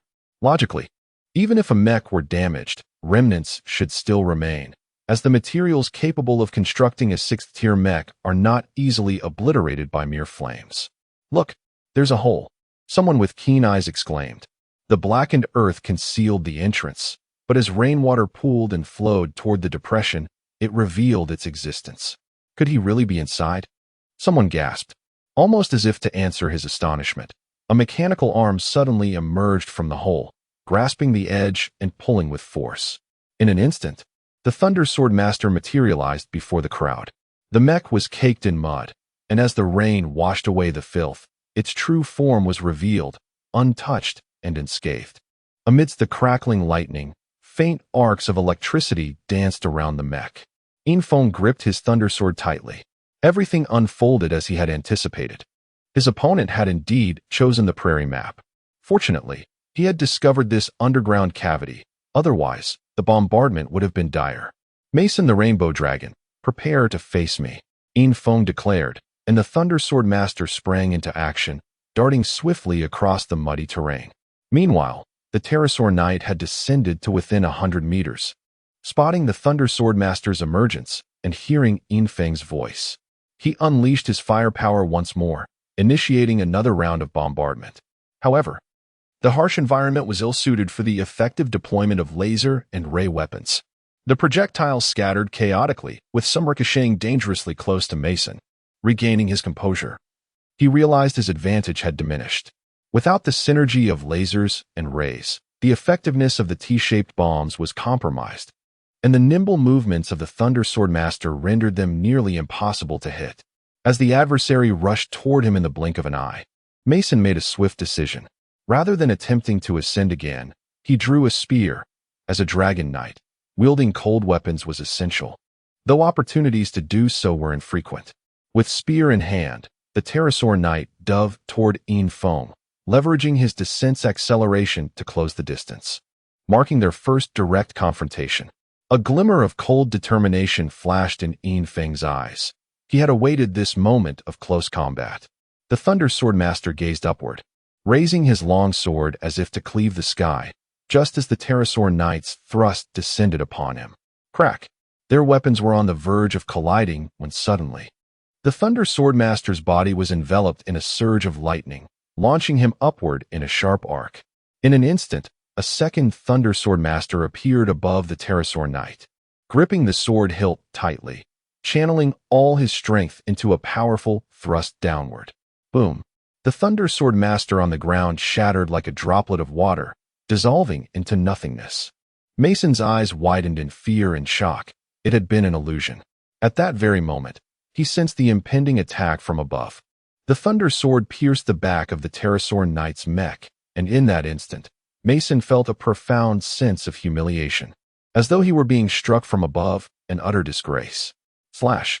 As the Thunder Sword embedded itself in the mech, a brilliant flash of lightning descended from the heavens, striking the sword hilt and sending a powerful current coursing through Mason's mech, igniting countless arcs of electricity. A pained expression etched itself onto Mason's face. Although it was merely a simulation, the sensations were strikingly vivid. The intense current compelled his body to convulse involuntarily. Even his very soul seemed to tremble, rendering the agony akin to a fate worse than death. Infiltration wins. The announcement resonated like music from the heavens to Mason's ears, and the stinging sensation of the electrical current dissipated, the stark contrast causing him to faint. Wow, Infiltration is so dashing as a swordsman. The crowd erupted in cheers, countless girls gazing adoringly at the climactic battle, where the thrust of the sword radiated an aura of dominance, complemented by the lightning spectacle, rendering the Thunder Swordmaster a figure of divine power. Please, what's so dashing about him? I'm far more handsome, came a taunting voice, clearly dissatisfied with Yin Feng's appeal to the ladies. But such remarks were swiftly drowned out by the girls' excited shrieks. Infiltration emerged from the simulation mech of the Thunder Swordmaster, while on the other side, the school's emergency team began attending to the Pterosaur Knight. Though it was merely a simulation, the potential for danger remained. Casting a fleeting glance, Infiltration moved on, aware that his opponent's condition was not severe, merely a faint from the pain. As he walked away, he opened his microstar, noting 1,000,000 star coins had been deposited. He couldn't help but chuckle. Gambling had seemingly become his golden path to prosperity. Under the watchful eyes of the crowd, Infiltration departed the simulation base, knowing at that moment that an ordinary life was now a distant memory. Chapter 76. Weekend mission. In the blink of an eye, 5 days at school had swiftly passed. For Infiltration, these days had been remarkably splendid, as he had become one of the most renowned students among the new cohort. Upon the conclusion of the last class on Friday afternoon, Infiltration received a summons from the club. Although weekends were typically not designated for academic pursuits, they served as an opportune moment for clubs to showcase their presence. The university at Arthur Starr was more attuned to reality. Students were not merely confined within the walls of the academy, but rather sought to demonstrate their value in society. Every weekend, the school assigned various tasks to the clubs, varying in complexity. The more challenging tasks promised greater rewards, yet they also bore substantial risks, occasionally even life-threatening. As a 5-star club, the Apocalypse Alliance boasted its own activity room. Upon Yin Feng's arrival, he found all 45 members assembled, most of whom were newcomers, still in the throes of novelty regarding club missions. As Infiltration entered, Arthur Roy remarked, "Infiltration, you've certainly made quite the impression at school these past few days. How does it feel?" Infiltration offered a wry smile. "I didn't intend for it to be this way. Often, events just seem to find me. However, I haven't encountered you or the others lately. I wonder what courses you've chosen.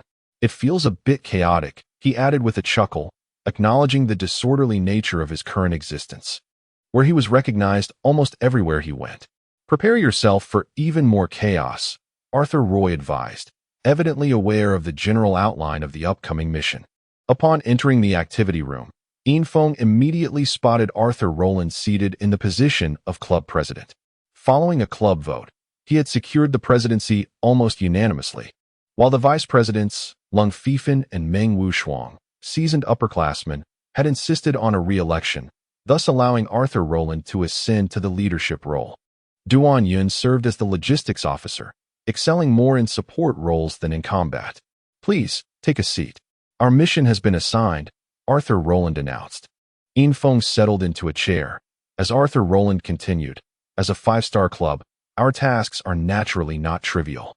However, considering the majority of our members are newcomers, the school has afforded us some leniency this time. Our mission for this weekend is to eradicate a bandit den. The difficulty level is not high. Reports indicate that this group of bandits possesses only a dozen mechs, the strongest being merely Tier 4. This should be well within our capabilities. I will share the detailed mission information on the club channel for everyone to review." After Arthur Rowland dispatched the detailed information, the members eagerly opened their microstars. Infong scanned the mission details, noting a difficulty rating of 3 stars, while carrying a certain degree of danger for clubs of 3 stars and above. Such risk was relatively minimal and not life-threatening. However, for clubs below Tier 3, the dangers were considerably more pronounced. At present, although the Apocalypse Alliance was classified as a 5-star club, its overall strength resembled that of a 3-star club, making the mission appropriately challenging for them. Mission summary: eliminate the sand bandits. A plea for help has come from Lanju village, located 200 kilometers north of Gusha City, which has been besieged by bandits, resulting in heavy casualties. Reports suggest that this assault is the work of a gang known as the Sand Bandits. The Arthur government has issued this college task, urging swift action to eliminate the bandits and restore peace to Lanju village. The summary was brief, taking only a minute or two to review. At this moment, Arthur Rowland stated, "We plan to depart tomorrow morning. Gusha City is not far from the imperial capital, and we expect to arrive in Lanju village by noon. I have already learned the exact location of the bandits. We shall launch our assault while they are napping, aiming for complete annihilation. Does anyone have any objections?" "No. We're all in your hands. After all, you are the president," Arthur Roy replied nonchalantly, seemingly disinterested in the task. The notion of confronting a haphazardly assembled band of bandits with inferior equipment struck him as utterly uninspiring, as they only dared to prey upon remote villages and would never approach any city. Such a mission lacked any semblance of challenge. "Roy, although the task's difficulty is not high, we must still prepare adequately. We cannot afford to be complacent," Lung Fifan cautioned. As an experienced student, he was well aware that a seemingly simple mission could become exceedingly complex due to unforeseen variables. He recounted a previous mission undertaken by the Apocalypse Alliance, where a 5-star task had ultimately resulted in the complete annihilation of his comrades. "I will ensure impeccable preparation and maintain optimal combat readiness," Arthur Roy asserted, the gravity of past events weighing heavily on him as he acknowledged the respect owed to his fallen teammates. "President, I would like to acquire a Storm Swordsman 6A. Do you know of any channels through which I might procure one?" Infong inquired. The Storm Swordsman series was quite popular on Arthur Star, yet avenues for acquisition were limited, making it challenging to obtain one. The digits following the series name indicated the Mechs tier, while the letters denoted its quality. Categorized into 4 grades: A, B, C, and D, with A being the highest and rarest quality, typically inaccessible without special channels.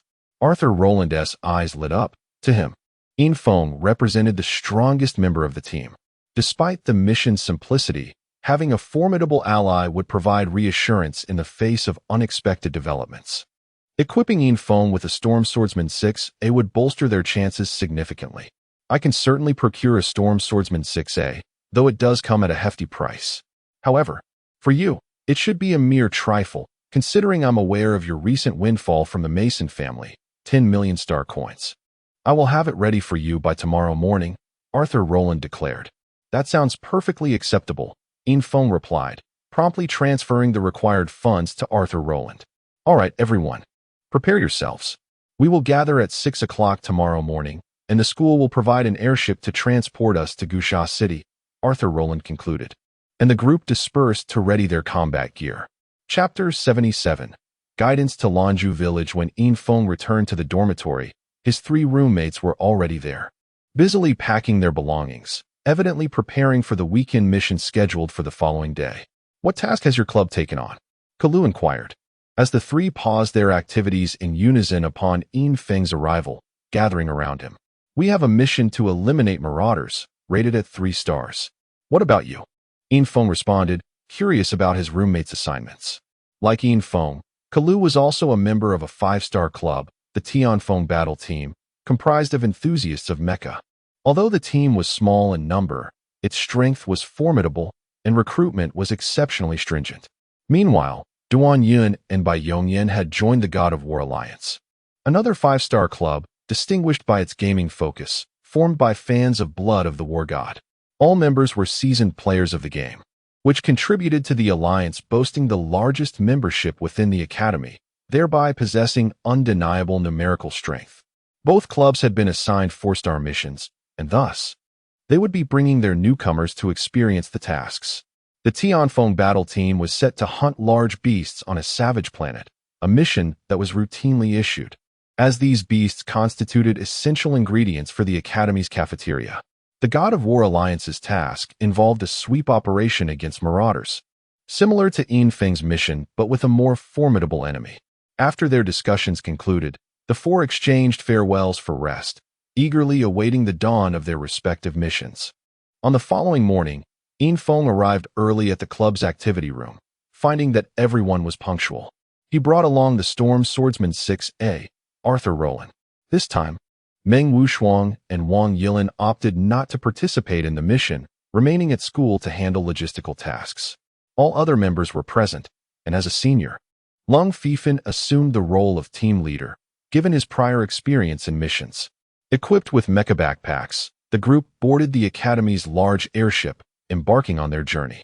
The voyage was brief, and upon reaching Gusha City, the airship landed at the air terminal. The 4 then switched to a land vehicle, proceeding towards Lanzhou village. This was not Yin Feng's first experience riding in a land vehicle, yet the environment this time was markedly harsher. The farther one ventured from the major cities on Arthur, the more challenging the conditions became. Remote villages posed greater dangers compared to the old city. Upon leaving the city, Yin Feng felt an exhilarating sense of freedom, a sentiment shared by all. The governance of the Arthur government was primarily confined to urban areas, with lax management in regions beyond the cities. Even when laws were transgressed, authorities often turned a blind eye. Although the sky was overcast, the absence of towering buildings contributed to a less oppressive atmosphere. The land vehicle sped along, raising clouds of dust, and soon they arrived at Lanzhou village. Contrary to Yin Feng's expectations, it did not resemble the small villages of Waterblue Star. Despite its remoteness, the village was well equipped. Surrounded by a river with vast stretches of blue bamboo lining its banks, standing out as a rare oasis amidst the desolate desert, the noise of the land vehicle attracted the villagers' attention even before their arrival. Several low-tier mechas appeared on the opposite bank. These were not combat models, but rather agricultural mechas, which the villagers utilized for both farming and defense against threats. The land vehicle bore the Royal Academy's emblem, and when it reached the riverbank, a mobile bridge had already been set up, allowing the vehicle to cross the river smoothly and come to a halt on the opposite side. Arthur Roland, seated in the lead vehicle, disembarked to find a group awaiting them, presumably the village leaders. "Which one of you is the village chief?" "I am Arthur Roland from the Royal Academy, here to undertake the task of eliminating bandits." "Greetings, I am Edwin, the chief of this village. Please allow me to escort you to the village for some rest, and I will prepare a feast to welcome you." An elderly man in a long robe and spectacles stepped forward. "Chief Edwin, there is no need for such formality. Let us discuss the situation regarding the bandits here.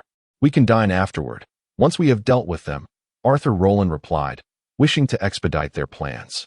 It was nearly noon, and as per their strategy, they intended to launch their assault during the villagers' midday rest.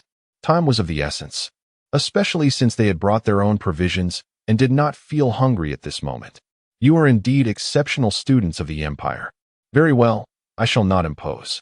The Sandflow Bandits are one of the larger groups of marauders in this desert.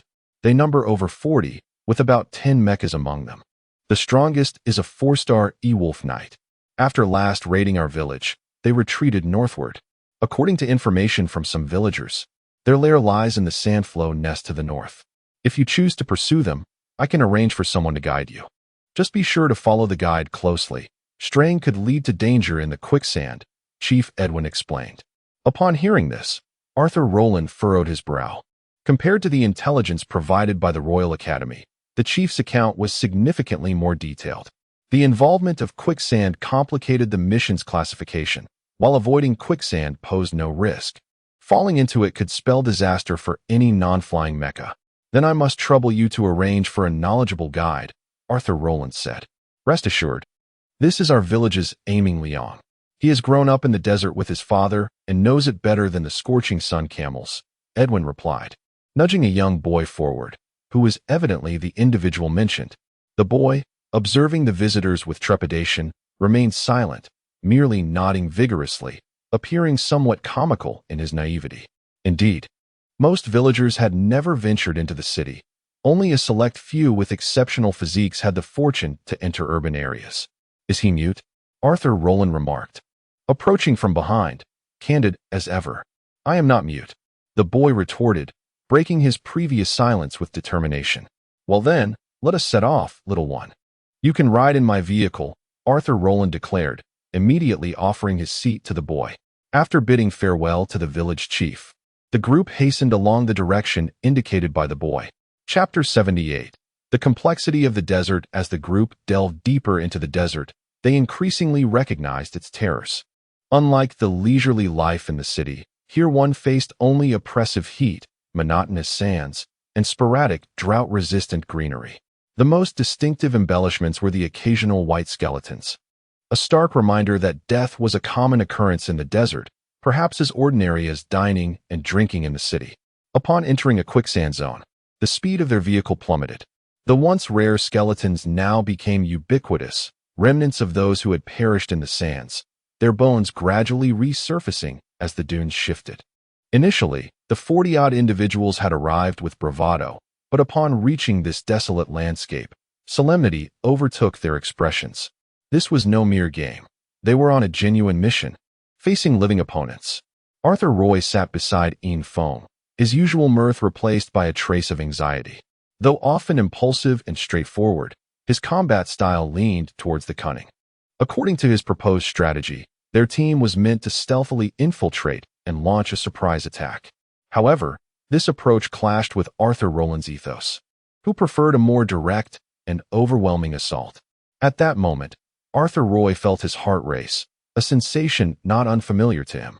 Possessing a strong sixth sense, he often navigated dangers in games adeptly, yet he had never experienced such trepidation in reality, having encountered little peril in the imperial city. This state of anxiety was unsettling. In Feng, while maintaining a stoic facade, was lost in thought. He had never truly comprehended the might of Arthur Starr until entering school, where he realized Arthur's strength was well-earned. The harsh realities of university tasks were far more brutal than those encountered in high school. What once seemed entertaining now revealed its inherent dangers. Prepare for battle, maintain your distance, and do not stray too far. Arthur Rowland's voice crackled through the vehicle's intercom, shattering the contemplative silence.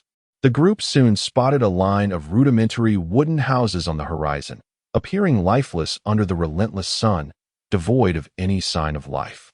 This situation is amiss. We cannot advance further, Arthur Roy shouted into the vehicle's intercom, his earlier apprehensions solidifying into certainty. Roy, follow orders. There's nothing unusual. Merely a band of marauders, Arthur Rowland replied, clearly dismissing Roy's concerns, asserting his authority as the team leader with absolute command. Captain, it feels somewhat peculiar.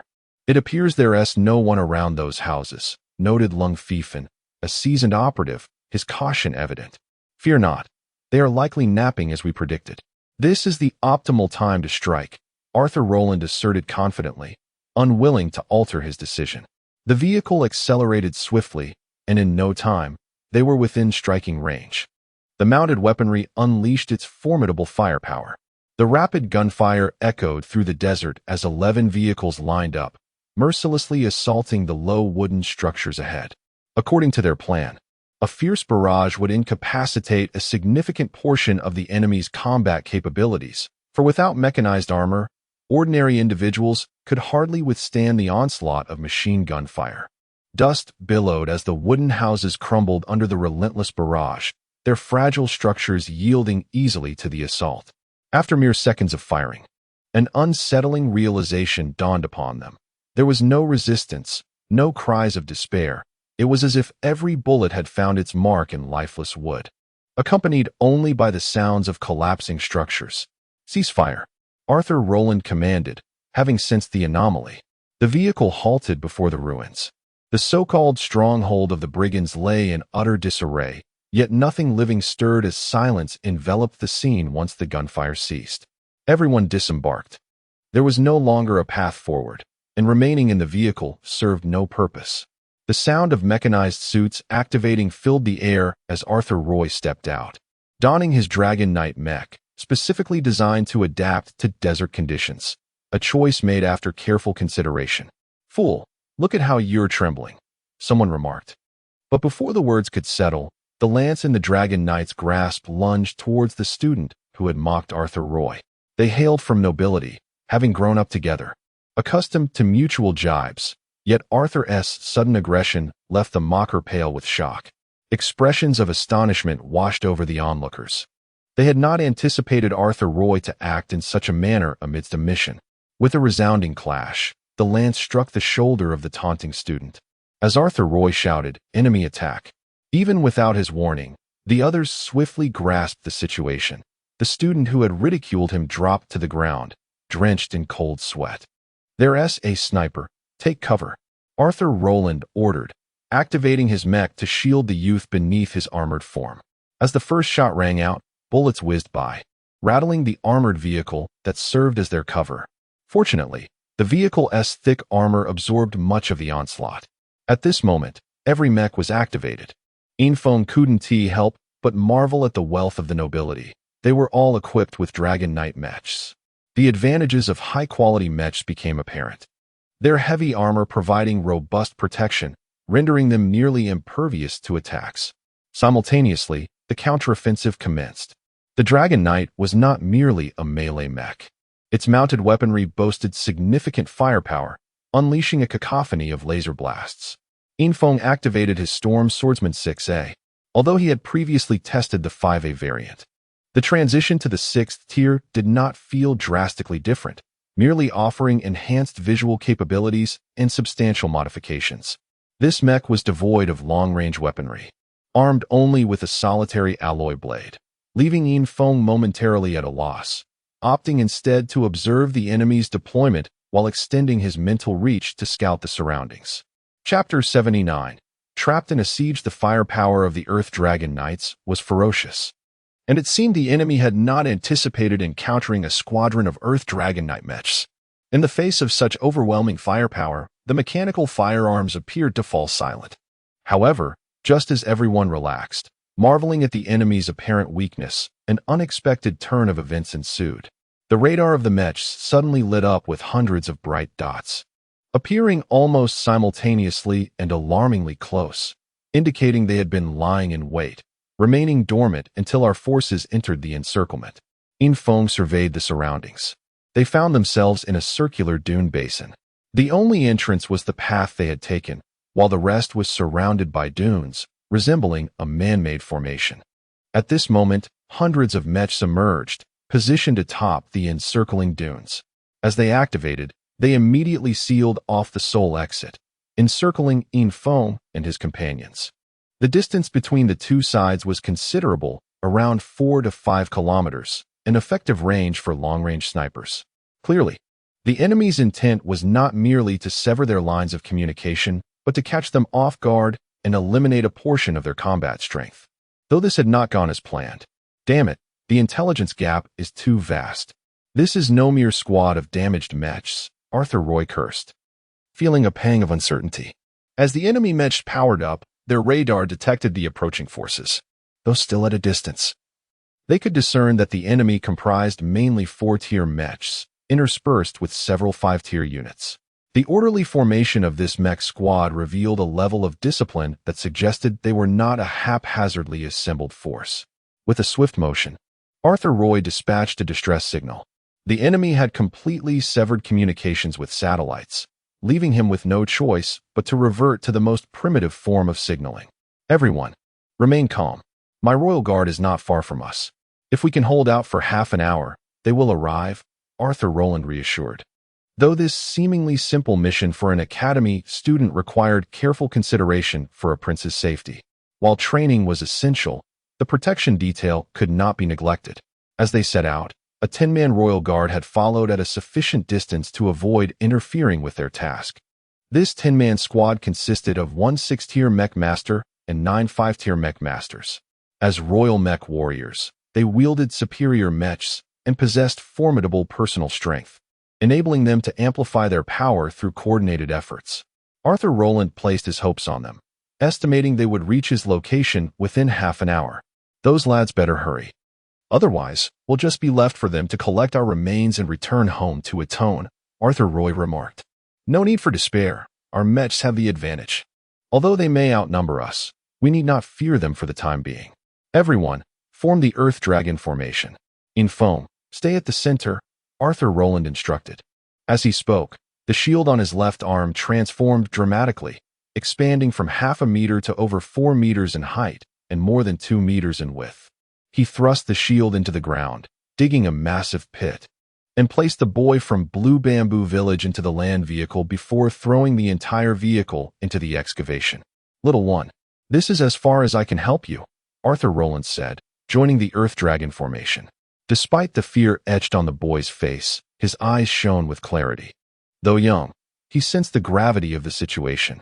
He felt fortunate to have a moment's respite, while the older warriors outside would have to confront the danger head-on. The Earth Dragon formation was inspired by the Earth Dragon Knight Mechs. The formation took on a shuttle-like shape, with massive shields on either side for protection, flanked by long-handled scythes. At the forefront, the leading mechs bore colossal dragon-riding guns, followed by those wielding dragon flame laser cannons, with the rear units combining dragon flame laser guns and large shields. The formation was established almost instantaneously, and Ian Fong could not help but admire the synergy among Arthur Roland and his companions. This was undoubtedly a team with considerable coordination. He pondered why they had appeared so lackadaisical during their previous encounters, perhaps due to underestimating him.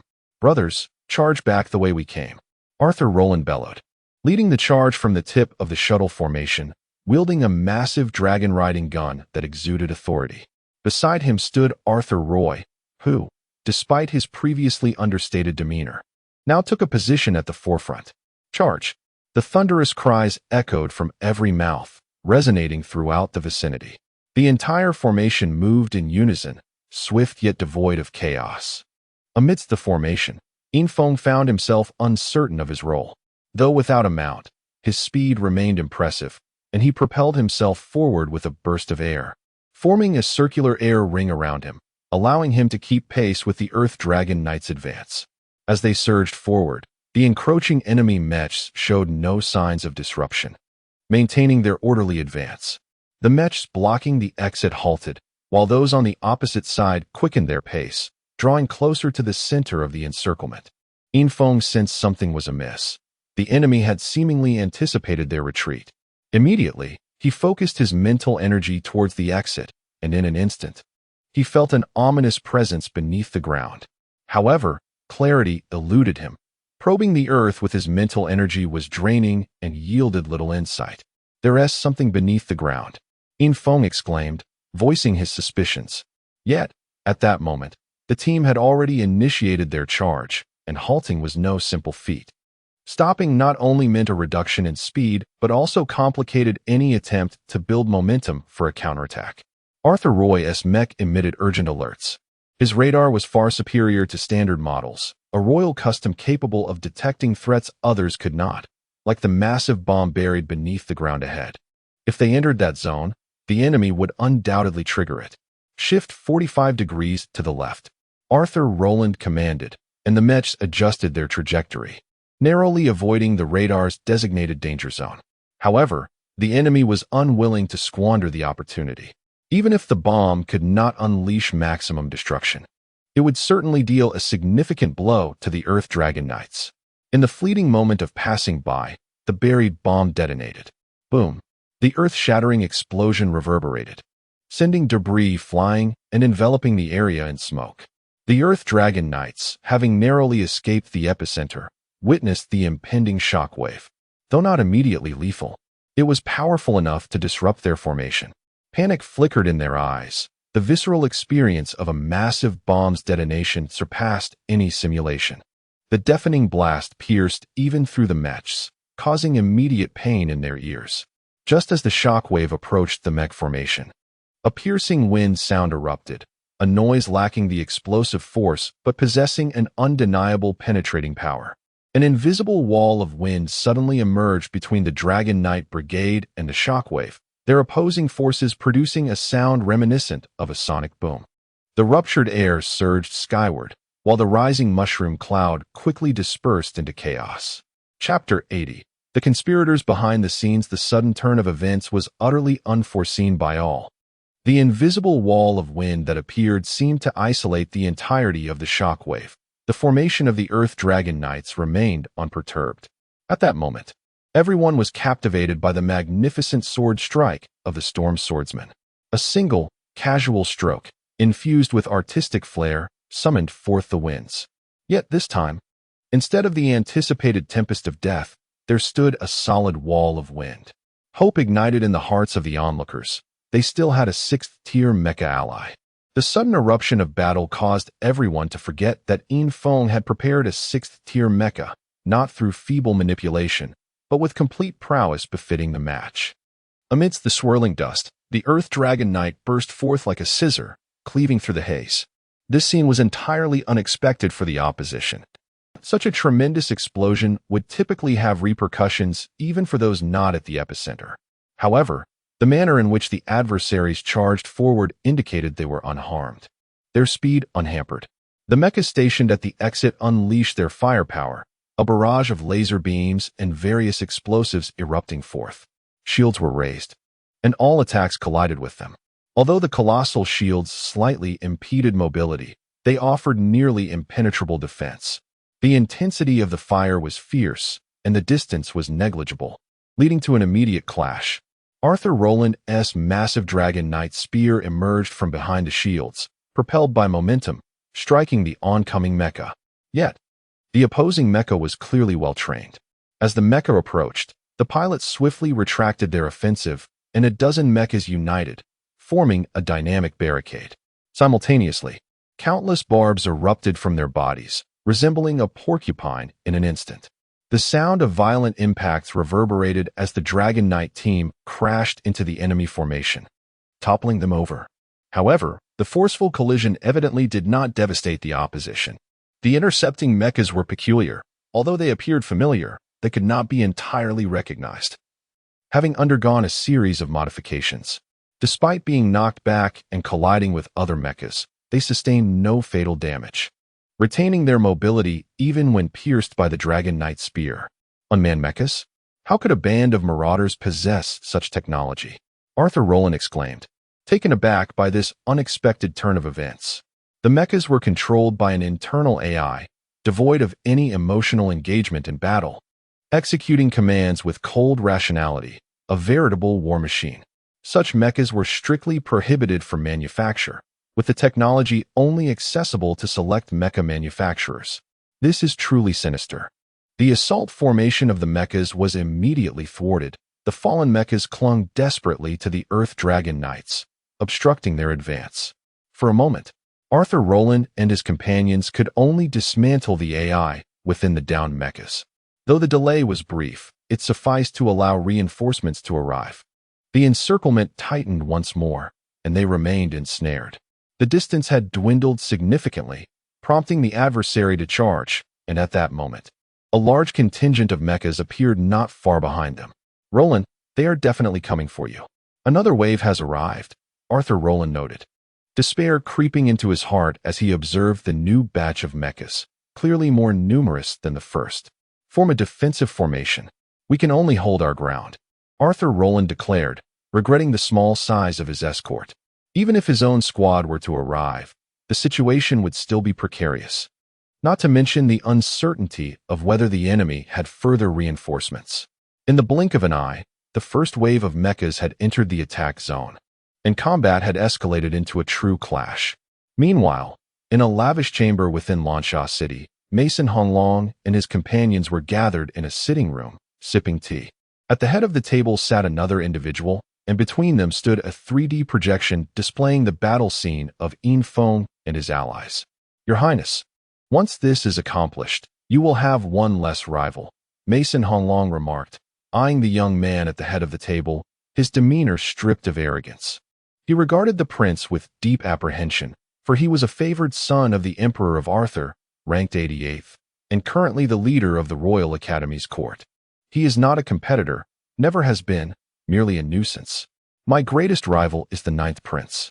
It is no wonder that Arthur Rowland stands among his ranks. I cannot be blamed for my ruthlessness, the 88th prince replied. His mother was the emperor's most cherished consort, thus receiving preferential treatment from the emperor himself. He was named Arthur Roman, relatively young among the princes, yet fiercely competitive, one of the most likely candidates for the throne. Indeed, I have overestimated his significance.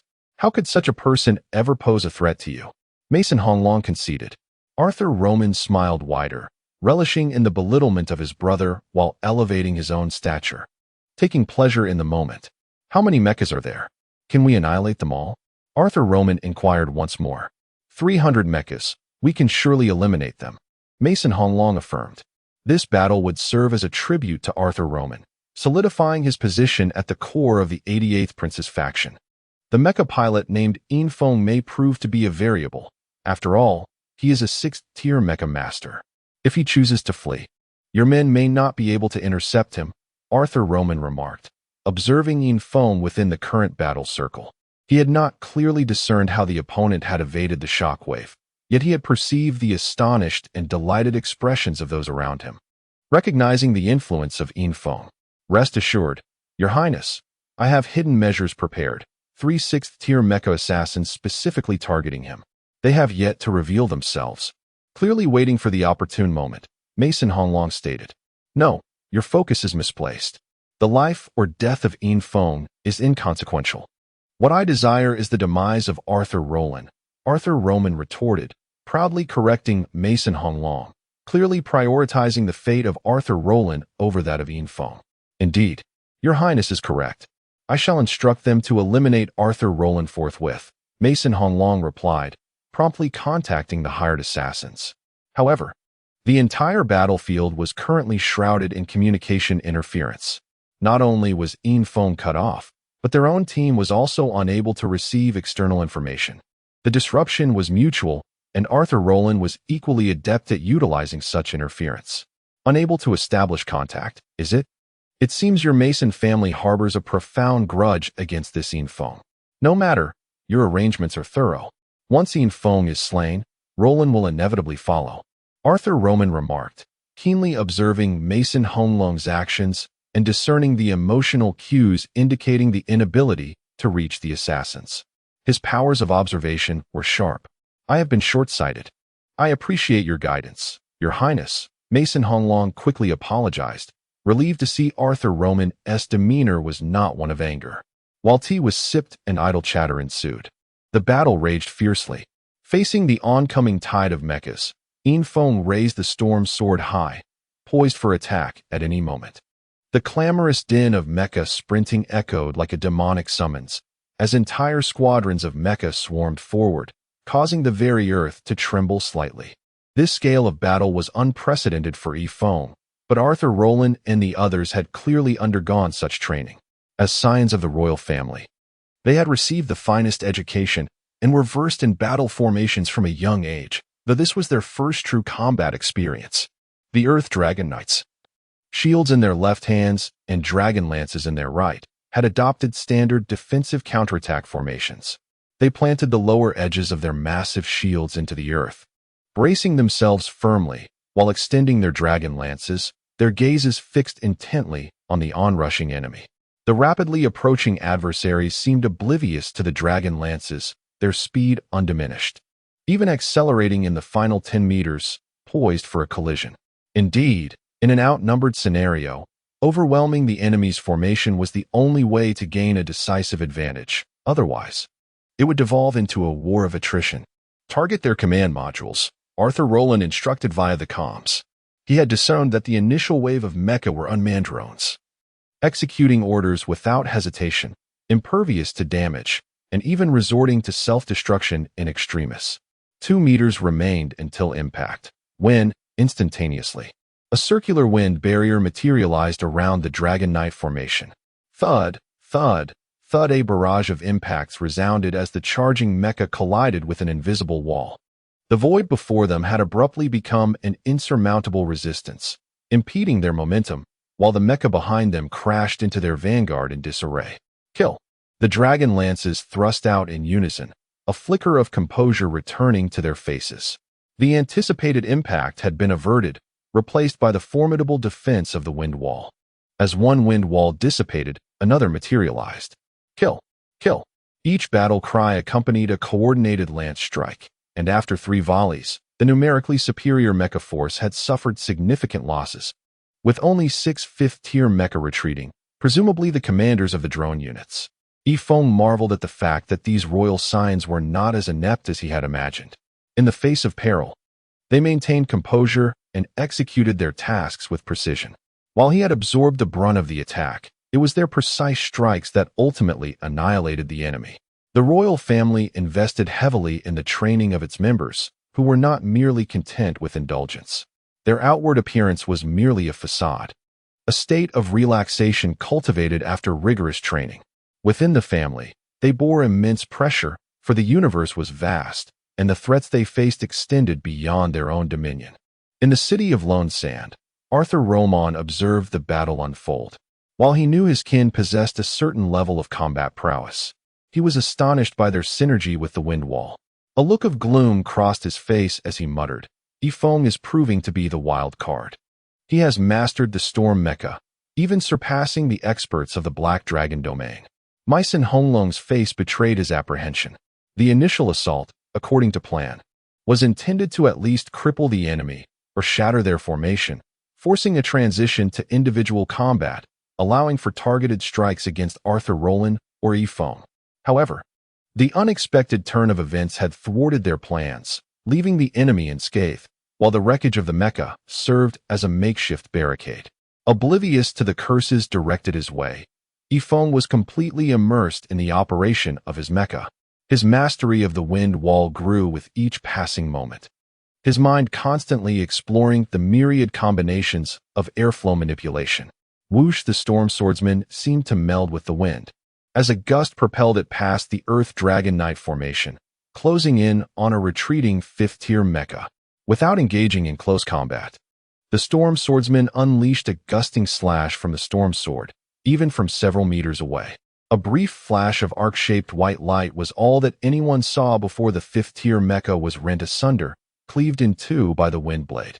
This, the terrified cry of the pilot within the sundered Mecha, seemed to echo even as it was being torn apart. Fear gripped not only him, but all who witnessed the scene. A casual strike, yet with such devastating power. The remaining 5 Mecha, as if beholding a demon, turned tail and fled. They had come to command the Mecha, never imagining that they would be forced to retreat in such disarray. Like a gust of wind, its movements defied perception. One moment the storm swordsman was stationary, the next a wind blade appeared behind the fleeing 5th-tier Mecha. Simultaneously, the storm swordsman seemed to teleport, appearing instantaneously elsewhere.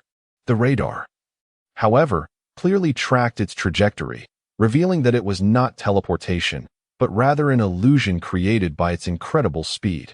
The remaining 5th-tier Mecha seemed to explode simultaneously. The battlefield fell silent, as the faces of the Earth Dragon Knights within their Mecha were filled with awe. They finally understood the exorbitant price of the Storm Swordsman. They had previously dismissed it as mere marketing hype and the inflated value driven by zealous fans, but now they grasped the hidden potential of the Mecha.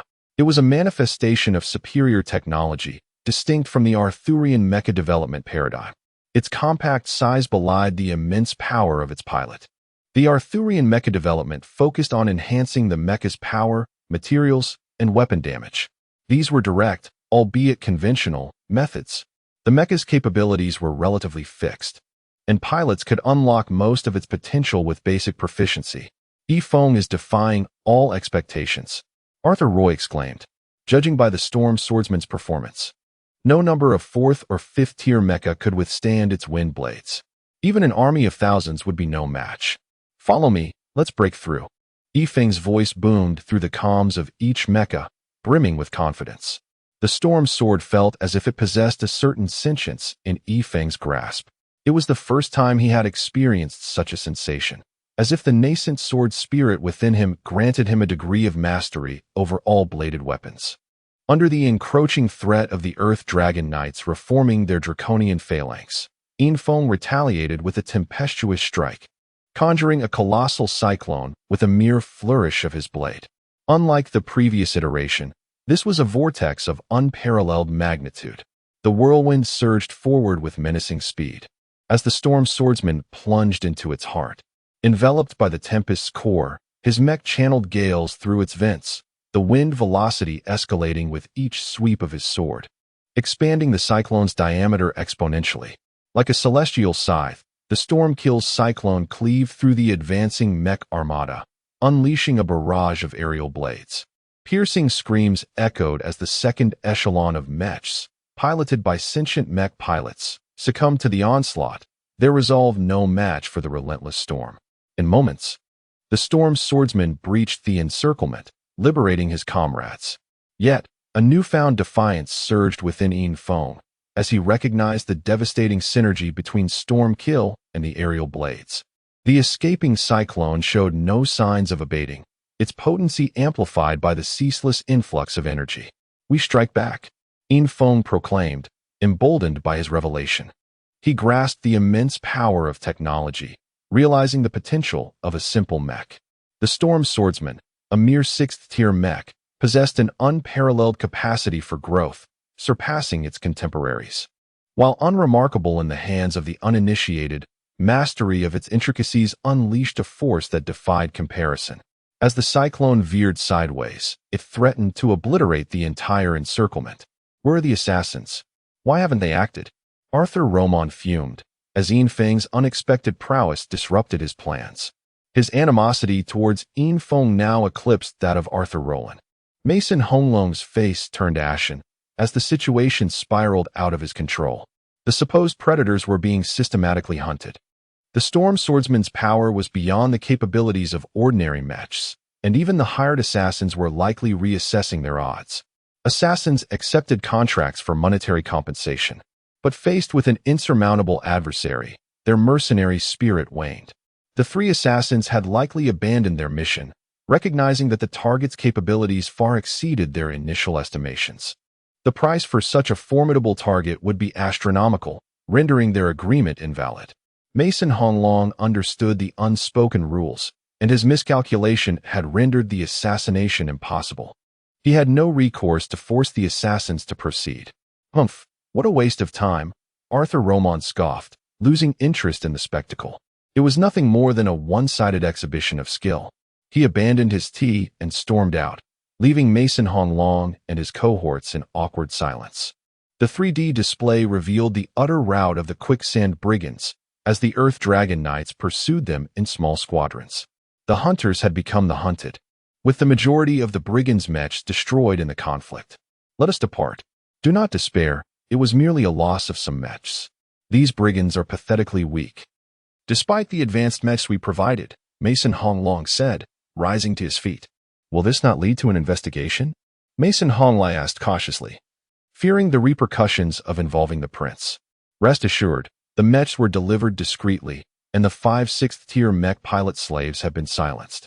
Their identities have been erased, and their deaths will prevent any tracing back to us, Mason Honglong assured, confident that his machinations would remain concealed. In the desert, the Earth Dragon Knights regrouped. Surrounded by the wreckage of countless mechs, the corpses of the brigands lay scattered about, along with the wounded and dying. Roland, we interrogated them all. The supporting mechs were provided by the 6th-tier mech pilots we eliminated, but they are all dead. We cannot trace the source, Arthur Roy reported. Despite their best efforts, the answers remained unchanged. The 6 mech pilots were the sole orchestrators, and their corpses yielded no further clues. I expected as much. The enemy would not leave any traces. Let us gather our belongings and return to complete the mission. The battle footage has been recorded, and this was certainly not a 3-star mission. I will request a difficulty upgrade to 5 or even 6 stars, Arthur Rowland declared. Info, your contribution was invaluable. I will submit your achievements to the Academy. Await your reward with anticipation, Arthur Rowland said, expressing his gratitude to Info. Without the Storm Swordsman's intervention, the outcome would have been disastrous. There is no need for such formality. We are a team, and I merely fulfilled my duty. It is getting late. Let us prepare for our return, Info replied. Very well, let us gather our belongings and depart, Arthur Rowland said. The disabled mechs were left behind, and the brigands' corpses were collected as required by the mission. Leaving the Land Rovers behind, they escorted the youths of Blue Bamboo Village back to their home. They did not linger in Blue Bamboo Village, instead returning directly to the Academy, while the abandoned mechs became a significant boon for the village. Back in the capital, the group disbanded. Infong returned to his dormitory, while Arthur Rowland and his comrades returned to the royal palace to investigate the day's events. Infong returned to his dormitory alone, his 3 roommates likely still on missions. The day's battle had left him physically and mentally exhausted. The constant exertion of his mental faculties during the battle had taken its toll. He collapsed on his bed and immediately fell into a deep slumber. That evening, Arthur Rowland uploaded the battle footage to the Microstar network, seeking to bolster his request for a mission upgrade. To his surprise, the video became an instant sensation, rocketing to the top of the charts overnight. Chapter 83. Half good news. The morning following the completion of his task, Infong rose early. This day was the one he had agreed upon with the Star Knowledge Pavilion, and though no specific time had been mentioned, for Infong, the earlier, the better. This was his second visit to the Star Knowledge Pavilion, and this time, he felt less out of place as he followed the servant to the dimly lit little black room. You've arrived. The information has been confirmed. Once you pay the final amount, I will disclose the details to you, the old woman in the black robe said, her profile turned toward Infong, her right hand caressing a crystal ball. Although her voice was somewhat hoarse, it sounded to Infong like the most exquisite music. Upon completing the payment, which he executed with practiced ease, Infong reflected that this was not his first experience with such transactions. The transfer was remarkably convenient. The individual you seek, Inshan, hails from Watercliff Village on Arthur Star. After being requisitioned to Arthur Star, he was purchased by the Een family of Baibo City. Subsequently, he was kidnapped by the Underworld Legion and has now become one of their ranks, currently undergoing rookie training. His location is likely within the rookie training camp of the 9th Legion of the Underworld, situated in the asteroid belt of the Black Dragon Star Domain, approximately 304. 6 light years from Arthur Star, the old woman informed him, her accuracy in pinpointing the location impressive. Black Dragon Star Domain, Infong silently repeated.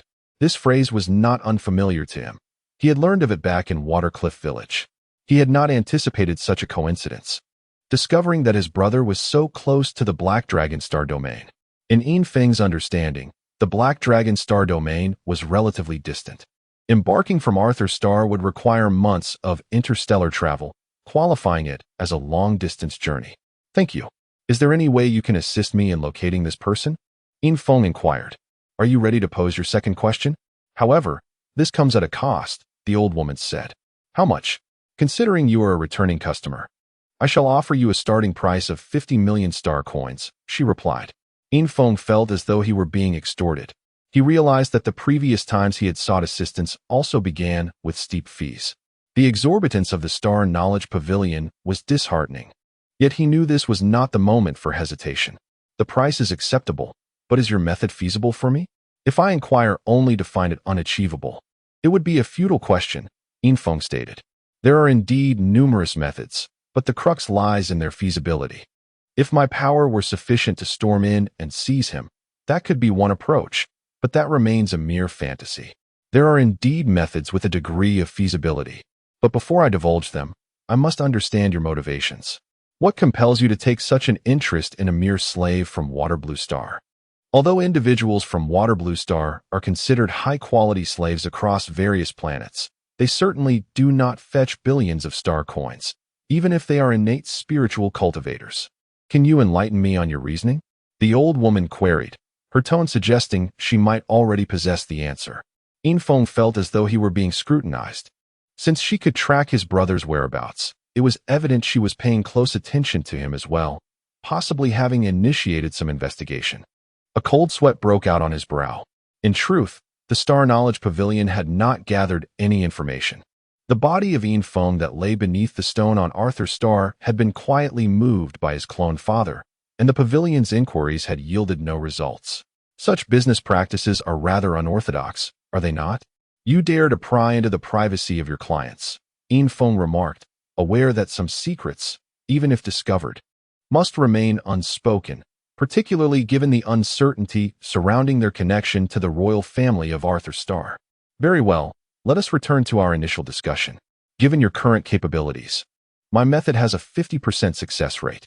Whether it can be realized is uncertain. Are you willing to purchase it? The old woman inquired. I shall buy it. Infong decisively agreed, completing the payment.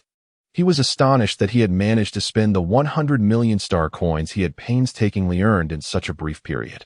Fortunately, the funds had come with relative ease. As the old woman observed Infeng's completed transaction, her gaze deepened with intrigue. It was remarkable to her that a young man could so casually produce such a sum. She had already investigated his background. While he belonged to a prominent family in his city, such wealth was not typically bestowed upon children.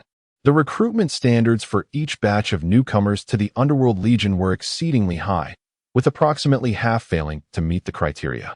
Whether due to physical inadequacies or psychological unfitness, such individuals would then be auctioned off on the black market.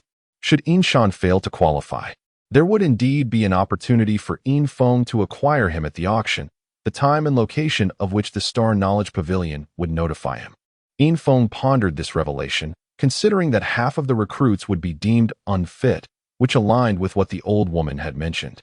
Sensing the doubt in his heart, she continued, rest assured, the Underworld Legion values its warriors greatly. Each participant in the rookie selection is exceptionally skilled. Although the selection process is rigorous, it does not result in fatalities. Being eliminated does not equate to weakness.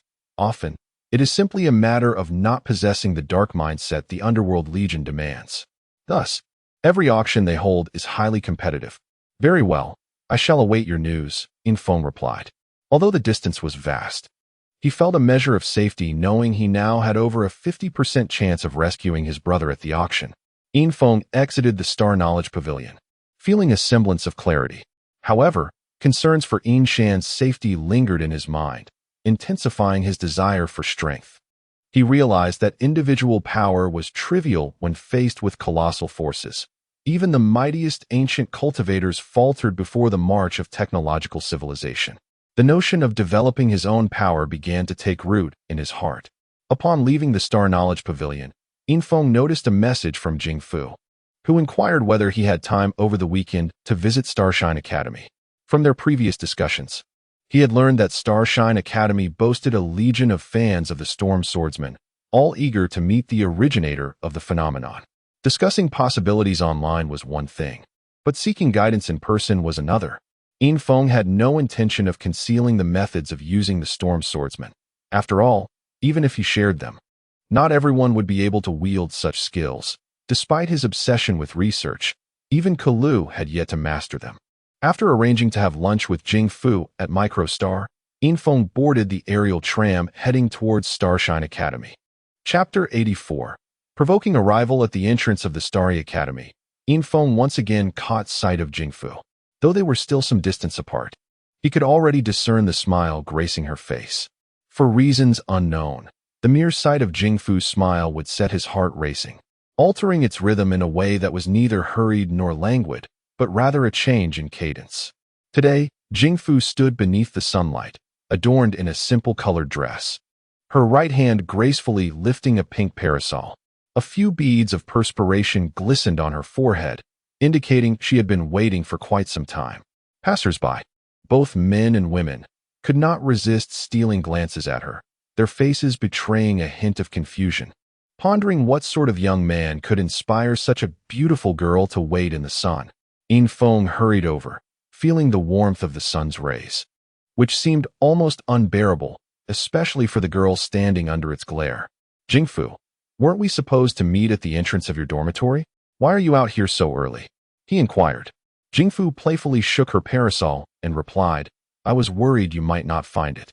And since I had no pressing matters, I thought I would come out to wait for you. With that, she stepped aside, and Infiltration followed, saying, Then today you shall guide me. Next time, you must wait for me obediently. Hee, no problem. Let me show you the scenery I enjoy every day. Jingfu said with a charming smile that remained as enchanting as ever. Often, one can appreciate the beauty of the scenery in silence, but when shared with another, that beauty seems to transcend into something sublime. Jingfu always believed the school was beautiful. The paths to class, the dining hall, and the exits, all were lovely. Yet today, it felt as if the trees were beckoning to her, the flowers smiling in her direction, as if all around had come to life. In Infiltration's eyes, however, there was only Jingfu. The surrounding scenery seemed to pale in comparison, as if it were merely an embellishment to her presence. At that moment, even in a desert, the beauty would be undeniable. After days apart, Infiltration was astonished at how his feelings had evolved. Initially perceiving her as just a friend, he now felt a flicker of longing within him. What are you daydreaming about? Have you memorized the route? Jingfu finally reached the front of the dormitory, which resembled a flower basket, its roof adorned with long, cascading vines and fragrant blossoms, creating an illusion of being immersed in a sea of flowers. Yes, I've memorized it. Infiltration replied in a fluster, surprised that a brief moment of distraction had not gone unnoticed. Would you like to go inside and sit for a while? Jingfu teased. Infiltration, taken aback, stammered, Is that allowed? Of course not. Haha, come on. Let's go eat, and you can try the food at our school. Jingfu interrupted his thoughts, displaying a hint of playful pride. Infiltration chuckled ruefully, realizing he had let his imagination run wild for a moment. The two walked side by side through the Starry Academy, with Jingfu naturally drawing attention wherever she went. A fact Infiltration had not fully appreciated until now. They did not seek a private room, but instead took their meals directly to the bustling dining hall. Despite it being the weekend, the hall was filled with students. As soon as they sat down, Infiltration felt a peculiar gaze upon him. A group of individuals who had entered the dining hall after him were seated not far away, their eyes scrutinizing his every move with an intensity that was hard to ignore. Jingfu, ever watchful, noticed Infiltration's distraction and commented, Those sitting over there are my classmates. Don't pay them any mind. Infiltration, still perplexed, replied, I can't shake the feeling that they are looking at me with hostility. Could it be because of you? Jingfu laughed, a hint of pride in her voice. I have many admirers, and you are the first boy I've openly dined with. Do you feel the pressure? Not really. Haha, Infiltration replied, though the pressure he felt stemmed primarily from the captivating girl before him, while the others faded into insignificance. Seeing Infiltration's confident smile made Jingfu beam as well. Just then, someone sat down at the table beside them, empty-handed but with a gaze fixed intently on Jingfu. Jingfu's expression soured as she turned away, unwilling to give him another glance. The man, however, broke the silence. I've asked you out several times, and you've turned me down. Now you're dining with this pretty boy. What does that mean? Do you look down on me? He said with palpable disdain. Infiltration, now aware of the situation, assessed the man before him. He appeared somewhat mature, his muscles bulging with an explosive strength that was intimidating, standing nearly 2 meters tall, like a small giant seated next to them. What do you mean? You're just ugly. Can't you see that? Infiltration retorted boldly, determined not to let Jingfu engage with the rude man. The muscular man was taken aback, never expecting Infiltration to respond, let alone with such provocation. Ugly? No one has ever dared to describe me that way, he seethed, his anger escalating at the audacity of this young boy. You little punk, what did you say? Repeat that, the muscle-bound man growled, suddenly rising to his feet. In that moment, Infiltration appeared somewhat fragile, as he was only 13 and looked around 16 at most. Though he was tall, at about 1 meter 80, he still paled in comparison to the hulking figure before him. Infiltration, don't be rash, let us go? Jingfu urged, quickly grabbing his arm, astonished at his boldness. Infiltration gently patted Jingfu's hand, signaling her not to worry, then remarked, so you're not just ugly. You're a bit deaf as well. Bang! The muscular man lunged forward, his muscles quivering in rage. It had been years since anyone had spoken to him this way. Since first grade, he had bullied older students and had rarely encountered an opponent. Even at the prestigious Starry Academy, he seldom faced challenges. Yet here was someone openly provoking him, igniting his volatile temper. Amidst the commotion, a scream pierced the air, not from Infiltration, but from the onlookers, particularly the girls who, upon witnessing the muscular man's aggressive move, instinctively covered their eyes. His notorious reputation for brutality preceded him, known throughout the school for leaving chaos in his wake. Chapter 85. The duel for the goddess. Contrary to the anticipated scene of bloodshed, the two figures stood silently, the muscular man's fist firmly halted by Infiltration's palm. Despite his relentless exertion of force, it was as if his hand met an unyielding wall. Infiltration was taken aback by the sheer power behind the blow. Ever since the formation of the sword spirit within him, his strength had multiplied exponentially. He believed himself unmatched within the initial spirit realm. Yet this muscular opponent compelled him to summon every ounce of his strength. At that moment, while Infiltration appeared at ease, every muscle in his body was engaged in resistance. Who is this lad, capable of withstanding the tyrant's punch? Whispers began to circulate. The muscular man was notorious within the school, known as the tyrant, revealing his foul temper alongside his commendable strength. Although he had yet to ascend to the earth spirit realm, he had perfected the initial spirit realm, merely a step away from advancement. Yet today, he found himself thwarted by a seemingly unassuming boy. His face flushed with embarrassment. In front of an audience, he could not overpower the girl's delicate companion. This humiliation stung, yet no matter how he intensified his effort, his fist remained immobile. He was forced to reassess Infiltration's identity. Though brash, he was not merely brawn without brains. Battle required intellect. Impressive, young man, the tyrant conceded, but claimed the goddess from my side is no simple feat. I challenge you to a duel. Having failed to subdue his opponent with a single strike, he recognized that their confrontation would not be resolved in mere moments. Rather than inciting unnecessary chaos within the school, he opted for a direct challenge. After all, a duel fought for one's affection would surely capture the attention of the goddess. At that instant, he noticed her gaze upon him, filling him with a sense of pride. Typically, she hardly acknowledged his presence. Indifferent to the tyrant's thoughts, Infiltration had no desire for a pointless skirmish, especially since Jingfu was already urging him not to accept. With that, he turned to leave, disregarding the tyrant's intentions, with Jingfu closely trailing behind. Are you even a man? If you walk away today, don't blame me for bullying her in your absence, the tyrant taunted. Observing that Infiltration was unfazed by his words, he felt compelled to provoke further. Surely, if the boy truly cared for the goddess, he would rise to the challenge. And even if he were to lose, it would be with honor.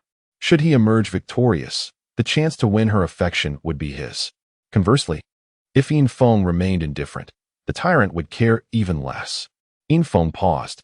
While he could ignore trivial challenges, he could not overlook a threat. He could not remain at Starshine Academy indefinitely, and should the tyrant exploit his absence to harm Jingfu, even verbally, it would be intolerable. The crowd, initially prepared to disperse upon Infiltration's departure, now widened their eyes in anticipation of the outcome. Ignoring Jingfu's protests, Infiltration turned and declared, I accept your challenge. Very well, state your name. I wish to submit a formal challenge, the tyrant replied, excitement glimmering in his eyes. Demonstrating strength in front of the goddess was an opportunity too splendid to pass up. Infiltration of the Royal Academy. Infiltration. The tyrant's smile faltered momentarily. He recalled Jingfu mentioning Infiltration's name, but he had dismissed it at the time. Now, with the Royal Academy attached, memories flooded back, particularly the viral video showcasing the Stormblade, whose prowess had utterly overwhelmed the 6th-tier mech. Huh. Fortune favors me. If I can best the Stormblade, who knows? Perhaps this will make headlines. The tyrant mused, nonchalantly clicking to accept the duel request on his microstar interface. Unlike a typical challenge, this was a fair battle, devoid of any advantages for either side. Oh my, the Stormblade Infiltration has arrived at our school and is about to duel. Am I dreaming? Smack. Does that hurt? Brother? It hurts. Good, that means you're not dreaming. Get lost, I'll show you. Amidst the audience, a brawl erupted, excitement finally surging forth. The buzz of exhilaration spread like wildfire, igniting the entire cafeteria, and soon the entirety of Starshine Academy was abuzz with the news. With the weekend devoid of classes, such thrilling events attracted many eager spectators. Infiltration, I hope you possess the rumored strength. At least give me a warm-up, the tyrant remarked. Without a glance towards him, Infiltration merely observed the notification on his microstar device, a duel request from the tyrant. He clicked to accept and inquired, how shall we proceed with the duel? Naturally, according to the rules of dueling, life and death are fated, the tyrant replied. Infiltration frowned. Dueling diverged from mere challenges, often culminating in real combat. Although the Academy would bolster protective measures, improving Mech's safety features and curtailing performance to prevent catastrophic failures, the inherent risks of actual combat remained, with consequences ranging from serious injury to death. Very well, let it be as you say, Infiltration acquiesced. Excellent. 1 hour hence, we shall meet at the Starshine Academy duel arena. Fear not. While our mechs may not rival those of the Royal Academy, we have a full array of types available. The tyrant declared, elatedly departing. He could scarcely contain his eagerness to confront the Stormblade. To him, the Stormblade's formidable reputation was little more than a flashy display. In both tests and missions, he had faced nothing but weak opponents.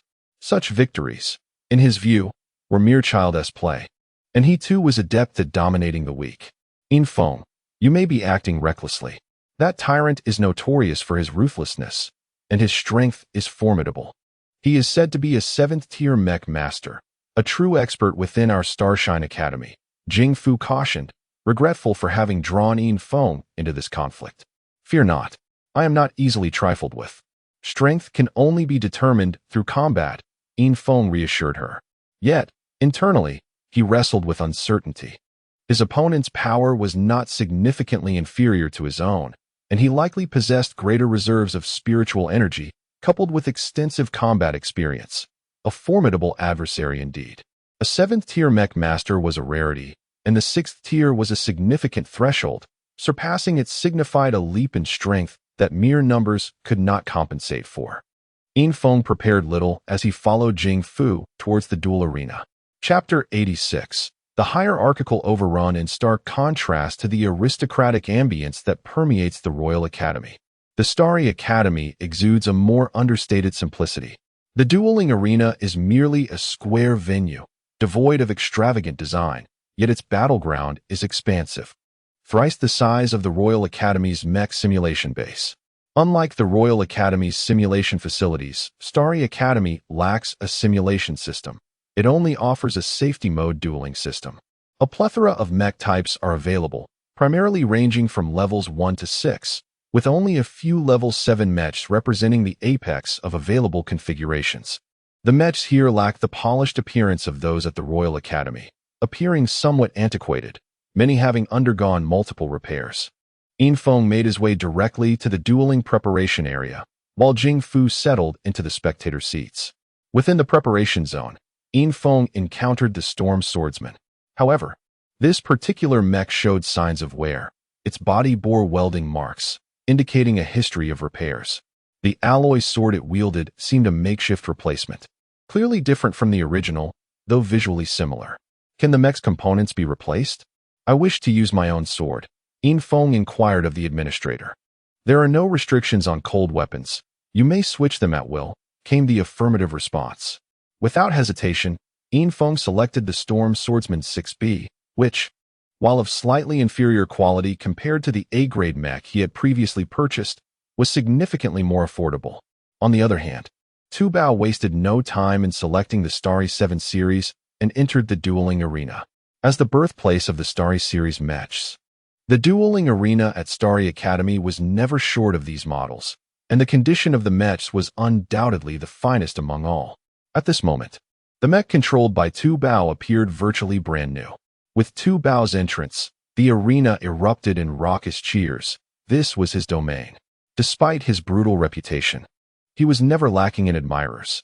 In this era where strength equated to status, power was revered. Even before stepping out of the preparation zone, Yin Feng could feel the fervent atmosphere in the dueling arena, a wild energy that was absent from the Royal Academy. Perhaps the latter had long since been tainted by aristocratic airs, rendering its emotional expression much more restrained compared to the vibrant atmosphere of Starry Academy. Replacing the Storm Swordsman's 6B's blade with his own 6A Storm Sword, Yin Feng promptly entered the mech and made his way towards the dueling area. As he emerged from the preparation zone, the crowd's attention was immediately drawn to the Storm Swordsman. Though the mech made frequent appearances in the arena, its victory rate was notably low. Those who chose it were often met with derision. Yet today, as Yin Feng stepped forth, silence enveloped the arena, for he seemed capable of wielding the Storm mech with finesse. Oh yes, he has chosen the Storm Swordsman. Storm, storm, storm. The crowd erupted in fervent cheers. An extraordinary display of support for a student from another academy. Hidden beneath the facade of the Starry 7 mech, Tu Bao's expression turned icy. He felt as though he were the visitor in this arena. As the duel commenced, both combatants took their positions. With a swift motion, a laser beam, as wide as a bowl, erupted forth. Tu Bao struck first, opting for a long-range assault. Yin Feng sidestepped, narrowly evading the laser that singed the edge of his mech's shoulder, vaporizing the material upon contact. In that instant, Yin Feng's spirit surged. Encountering a level 7 mech for the first time, he understood the vast disparity in power, completely incomparable to those below level 7. While lower-level mechs might also be armed with laser weapons, their efficacy was limited, primarily serving to wear down the opponent or strike at weak points. In contrast, the weapons of level 7 mechs appeared to amplify their destructive capabilities exponentially. Even a mere graze could result in vaporization, a feat beyond the protective measures of any mech, regardless of its defenses. Fortunately, the higher the weapon's energy, the longer its charge time. By observing Tu Bao's posture and the angle of his weapon, Yin Feng could anticipate the attack and prepare to evade. It was crucial not to wait until the weapon was fired to dodge.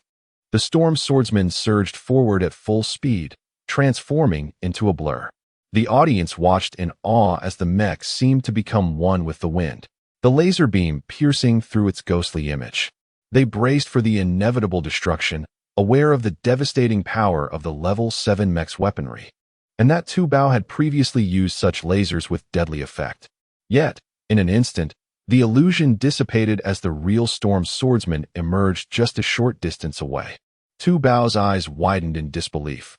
He felt overwhelmed by the pace of the battle. However, he did not falter in his assault, unleashing a barrage of laser fire. He understood that allowing his opponent to close the distance would be perilous. He had no confidence in his ability to evade the Storm Swordsman's speed, even in his own level 7 mech. Thankfully, his laser cannon kept firing, forcing Yin Feng to evade, making it difficult for him to close the gap. As Yin Feng acclimated to the mech's capabilities, he noted the performance disparity between this B-series mech and the A-series he had previously piloted. While the material difference was negligible, the precision in construction was somewhat lacking. The distribution of air holes was less dense, and their diameters slightly larger, leading to a decrease in wind pressure, which directly affected the mech's agility. After circling the arena thrice, Yin Feng felt akin to a fly, constantly swatted by Tu Bao's relentless laser fire. Yet aside from the initial grazing hit, he had evaded further damage. Feeling confident in the mech's performance, Yin Feng executed a sharp turn, abandoning the periphery of the arena and launching himself toward the center where the Starry 7 awaited. Tu Bao sensed a fierce gust approaching and unleashed a rapid 3-shot burst from his laser cannon. Such a tactic would come at a cost. Following this triple shot, his cannon would require a minute to recharge. Yet, the 3 beams effectively restricted a significant portion of the space in front of him. Nevertheless, the Storm Swordsman wove through the gaps of the 3 lasers with uncanny precision, appearing to move slowly, yet it was merely an illusion. In the blink of an eye, Infiltration closed the distance to Tu Bao. In that moment, Tu Bao realized that his ranged weapon had become ineffective, leaving him with no choice but to engage in close combat. Though he had harbored reservations, he could not afford to dwell on them any longer.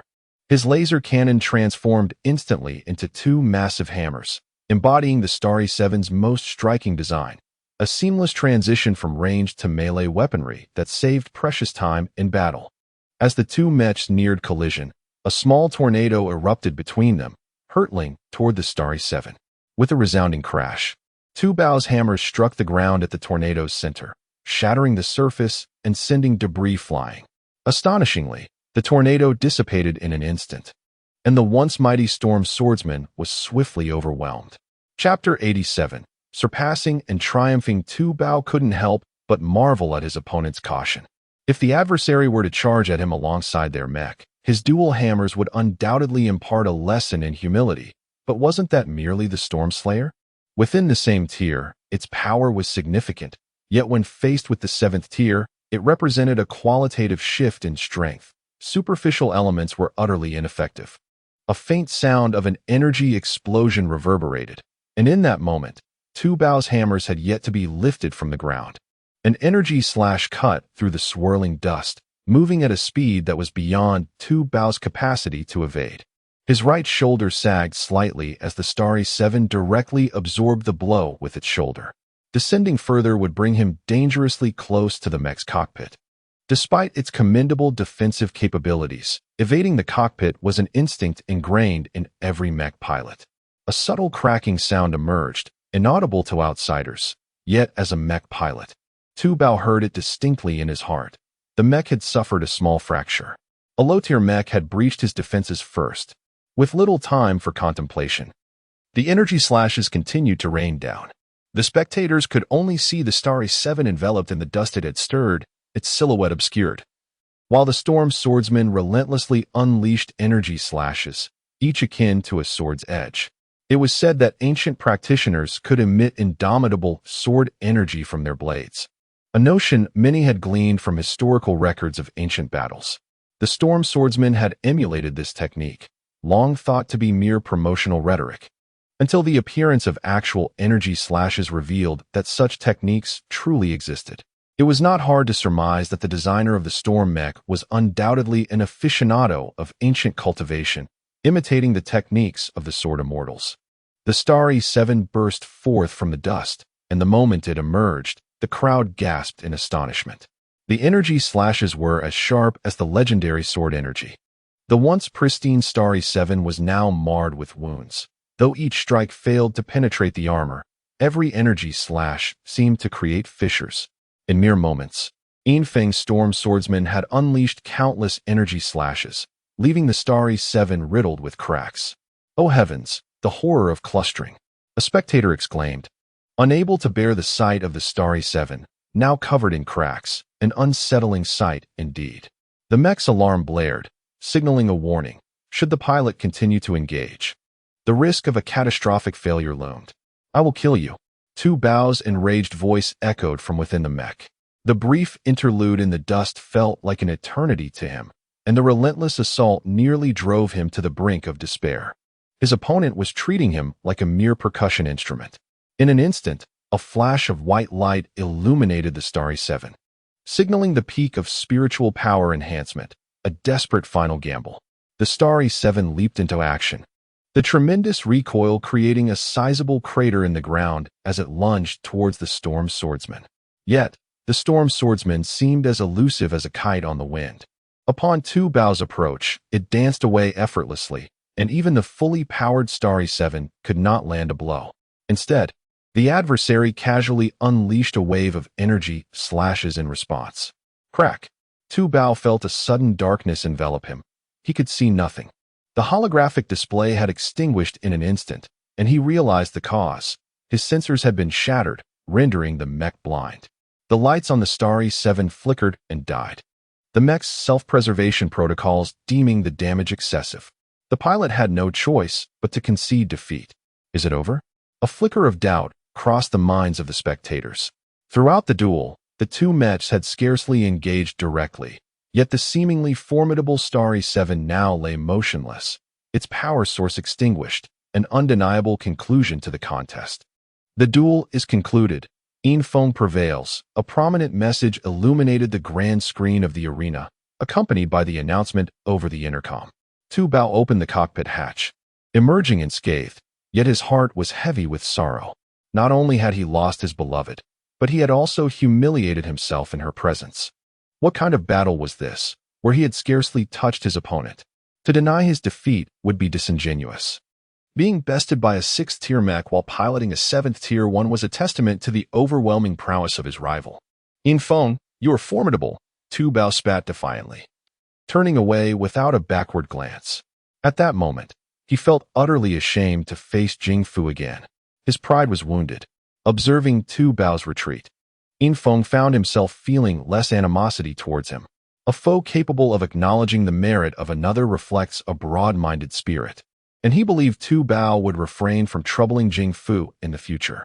Exiting the arena, Infiltration immediately spotted Jingfu waiting for him at the entrance, surrounded by a throng of admirers. At that moment, Infiltration realized leaving would be a challenge. The fans had long anticipated his arrival. They had an abundance of questions regarding the Storm Swordsman.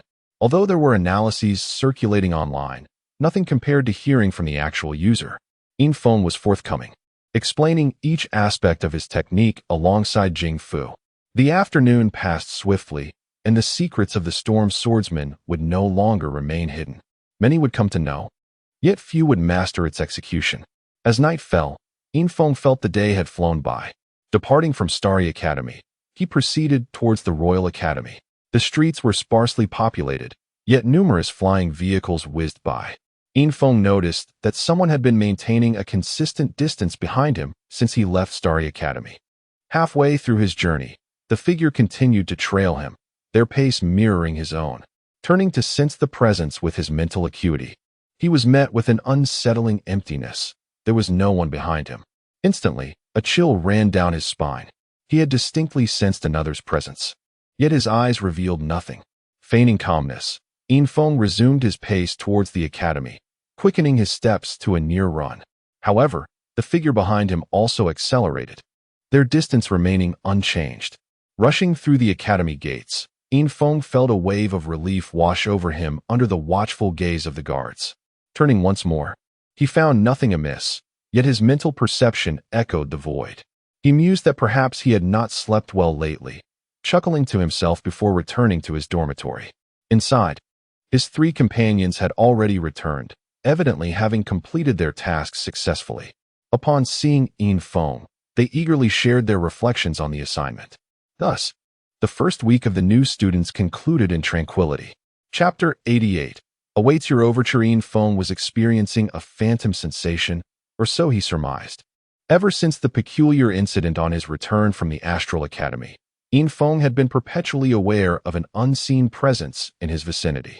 He deemed it non-existent because he could neither perceive nor approach it, and he was unable to shake it off. This persisted for several days, and the sensation remained unrelenting. Infiltration even contemplated whether he was afflicted by some ailment, but medical examinations yielded normal results. As time elapsed, he grew accustomed to the presence. Fortunately, it remained imperceptible unless he consciously engaged his mental faculties, thus not disrupting his daily life. The guild's assignments had also become more manageable. The backlog of tasks accumulated over the summer break was largely resolved within the first week, and subsequent assignments were significantly less demanding. The Ascendant Alliance's operations were gradually stabilizing, attracting new students in addition to its original members. Many were drawn by Infiltration's presence, seeking his personal guidance. Infiltration had also made new discoveries regarding the Storm Swordsman technique. The sword's subtle vents were often overlooked, since they were so easily missed. He treated the entire blade as one large vent. This led to the development of a simplified version of the storm execution, which, while not as potent as the full version, still possessed approximately 30 of its power. Even this reduced potency was remarkably impressive. Consequently, the Ascendant Alliance's members uniformly adopted the Storm Swordsman style, albeit with varying grades and qualities of swords. One weekend morning, Infong abstained from the customary lie-in. Although he had recently reduced his involvement in assignments, physical training remained essential. Early morning runs had become a habit. The Royal Academy's athletic field was essentially a colossal garden, with verdant trees delineating individual spaces, each tailored to a specific function. Encircling the entire garden was a broad track, 50 meters wide and 10 kilometers long, sufficiently spacious even for mecha races. Reaching the track's edge, Infong inhaled deeply, filling his lungs with the crisp morning air. He surged forward like an arrow, his mental energy radiating outward. Once again, he sensed the intangible presence. Over time, Infong had essentially transformed it into a source of motivation, running at full tilt as if to outpace it. Yet, regardless of how exhausted Infong became, the presence remained quietly in his wake. In addition to the spectral presence, Infong also noticed another individual, a girl seated on an elevated platform. The track was surrounded by numerous high platforms, offering panoramic views of the entire athletic field. Infong had observed the girl on platform 9 on numerous occasions. He vaguely recalled that she had been there the first time he came for a morning run. Showdown, why does he always run so frantically? Shouldn't long-distance running be more of a leisurely jog? The high platform was not occupied by a solitary girl. While one girl typically stood at the forefront, another remained behind her. The former gazed at the scenery, while the latter simply observed the former. "Princess, I do not know." The girl in black responded. "I've told you, don't call me princess at school. Call me Xiao Shi." "What do you think motivates him to run like that?" the girl at the front inquired. Xiao Shi, perhaps he hails from a primitive village, accustomed to being chased by wild beasts, the girl in black ventured. "Hee, that's an amusing notion. Perhaps only someone accustomed to being pursued by wild beasts would run with such fervor. I've heard from classmates that there are many underdeveloped regions on planet Arthur, with harsh environments. Is that true? Could Infong be from such a place?" The girl, addressed as princess, asked, her voice filled with curiosity. "I have not investigated him, so I do not know. But I am aware that some places are indeed quite inhospitable. Even worse than the colony planet Aqua," Xiaodai replied. "Aqua? I've seen it on the micronet. It's so beautiful. It's just that father still doesn't permit me to leave planet Arthur. I really want to visit," Xiao Shi exclaimed. "His decision is wise. It is quite perilous there. You're all deceiving me. I've seen on the micronet that the people there are simple and honest, albeit quite wretched. We should grant them freedom." "Princess, you are mistaken. Please do not speak such words to others. It would displease your father. He won't find out. I'm only telling you." Xiao Shi fell silent, resting her hands on the platform's railing. She enjoyed watching the scenery from there, as well as the people running within it. "Xiaodai, I want to go for a run. Will you accompany me?" Xiao Shi inquired.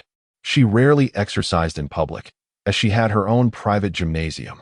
Moreover, she had never actually exercised when visiting this place. "Wherever you go, I will accompany you," Xiaodai assured her. "You're the best." Hee, Xiao Shi giggled. She then scampered down the platform, having observed from above that Infong was about to complete a lap. Infong typically ran 5 laps each time he came. Xiao Shi descended the platform and entered the track. The expansive track evoked a unique sensation within her. While she had access to private facilities, they lacked the grandeur of this setting. The ground felt somewhat hard, but she quickly adapted after a few strides. As she entered the track, she spotted Infong, who had just completed a lap. He was still moving at a brisk pace. He also noticed Xiao Shi, recognizing her instantly as the girl from the high platform. A judgment based on his mental perception. She possessed an aura of nobility, distinct from that of ordinary aristocrats. This aura conveyed a sense of superiority, similar to Arthur Rowland, yet also markedly different. Seeing her smile at him, Infong was momentarily taken aback, but he maintained his speed and returned the smile. In the radiant morning light, their exchange appeared ordinary, yet it marked their first encounter. "He smiled at me, but why doesn't he slow down? Am I not beautiful enough?" Xiao Shi wondered, feeling a touch of disappointment. "Of course not. You are the most beautiful. Didn't he smile at you?" Xiao Dai countered. "I've heard from other classmates that the boys at school all try to chat up beautiful girls. Why doesn't he try to chat me up when I'm so beautiful?" Xiao Shi lamented. Xiao Dai remained silent for a long moment. Xiao Shi was no ordinary girl, raised in a sheltered environment. Her understanding of the outside world was largely derived from the micronet, resulting in a mindset that differed from most ordinary people. Sure, not everyone is compelled to chat up pretty girls, nor does everyone feel the need to chat up every pretty girl they see. Furthermore, not every pretty girl is guaranteed to be chatted up, Xiaodai explained. You make it sound so complicated. But I'm going to wait here for him to chat me up. I want to see when he'll speak to me first, Xiao declared, as if in defiance.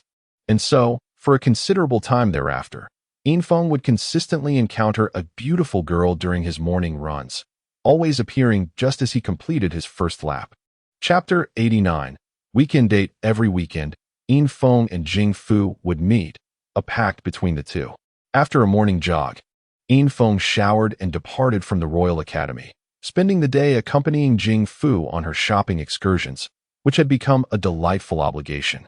As long as he was with Jingfu, joy enveloped him.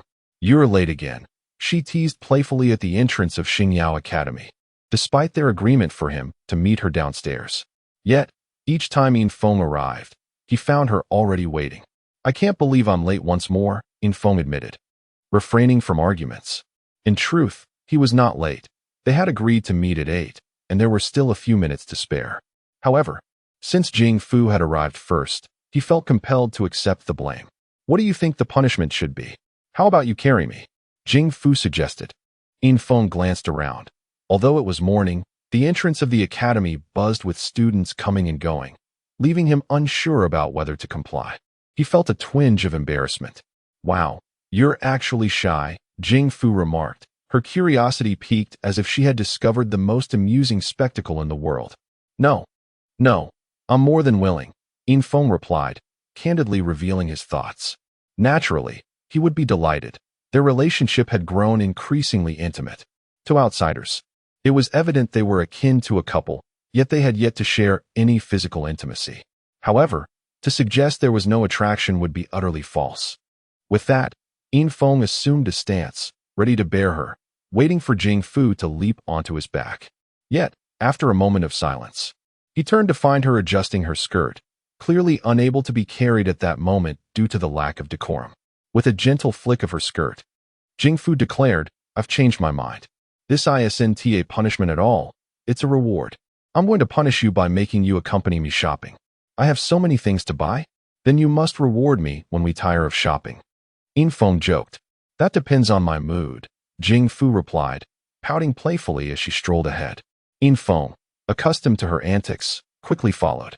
Infeng never quite understood why girls adored shopping so much. Sometimes, they could spend an entire day browsing without purchasing anything. When alone, he would find it unbearably tedious. However, being in the company of a beautiful girl altered his perspective entirely. Unlike their usual aimless wandering, Jingfu exhibited a strong sense of purpose today. Amidst their laughter, they arrived at the auction house in the capital. Infeng had never been to such a place, but he was aware that rare items, even slaves, were often sold at auctions, much to the delight of many. Are we going into the auction house? Infeng asked curiously. Yes. I heard that today they will auction a starry sky spirit stone, Jingfu replied mysteriously. In that moment, Infeng comprehended her excitement. The starry sky spirit stone perfectly aligned with the aesthetic of the Arthurian race, hailed as the most exquisite gem. Beyond its beauty, it contained a unique power, distinct from ordinary cultivation. The essence of starlight within it promised rejuvenation and vitality, with studies suggesting it could slow aging. Thus, the appearance of such stones always captivated countless women. Today's auction must be teeming with beautiful women, Infeng remarked. Even with all those beauties. You better not look around, Jingfu feigned annoyance, accustomed to their playful banter. With you by my side, I have no eyes for anyone else. Infeng quickly reassured her as they reached the auction house entrance. A server approached, inquiring, Do you have an invitation? Why is an invitation necessary today? Aren't we usually allowed to enter freely? Jingfu asked, puzzled. Apologies, but today's auction is rather special, requiring certain conditions for entry. If you lack an invitation, proof of assets amounting to 10 million star coins will suffice, the server explained diplomatically, clearly skeptical of the two young people's qualifications based on their modest attire.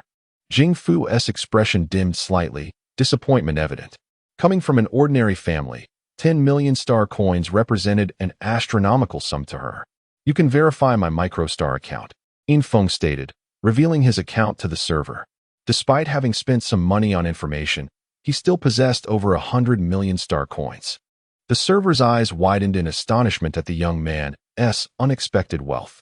Please, sir, do come in, he urged, leading Infong into the auction house. Jing Fu's face lit up with excitement. She hadn't realized Infong was so affluent. Although she knew he hailed from the Yin family of Bibisheng, it was quite a feat for a student without inheritance to accumulate such wealth. Suddenly, she recalled the rumors surrounding Infong, particularly the tale of his high-stakes gamble with his relatives. She had assumed it was mere gossip until this moment. Realizing the truth behind it, someone had indeed wagered over 100 million star coins. The mindset of the wealthy was beyond her comprehension. As they entered the auction house, it was already filled with patrons, the atmosphere hushed, whispers barely audible. Everyone exhibited an impressive level of decorum. Not a single soul raised their voice. Under the server's guidance, Infong was led to a distinguished seating area on the second floor, affording a clear view of the auction stage.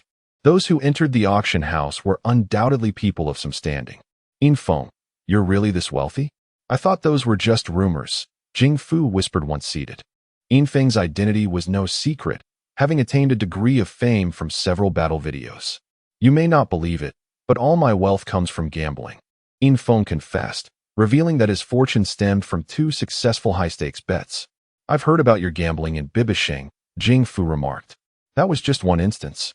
I also wagered on my victory against Mason Honglong, Infong continued, sharing a secret known only to a few of his dorm mates. Ah, you're so wicked. Not only did you defeat him, but you also took his money. Jing Fu laughed. That's why it feels like the money came too easily. Today, tell me what you like, and I'll bid for it. Though, I fear I cannot afford the Starry Sky Spirit Stone, Infong said. No need. I won't be buying anything today.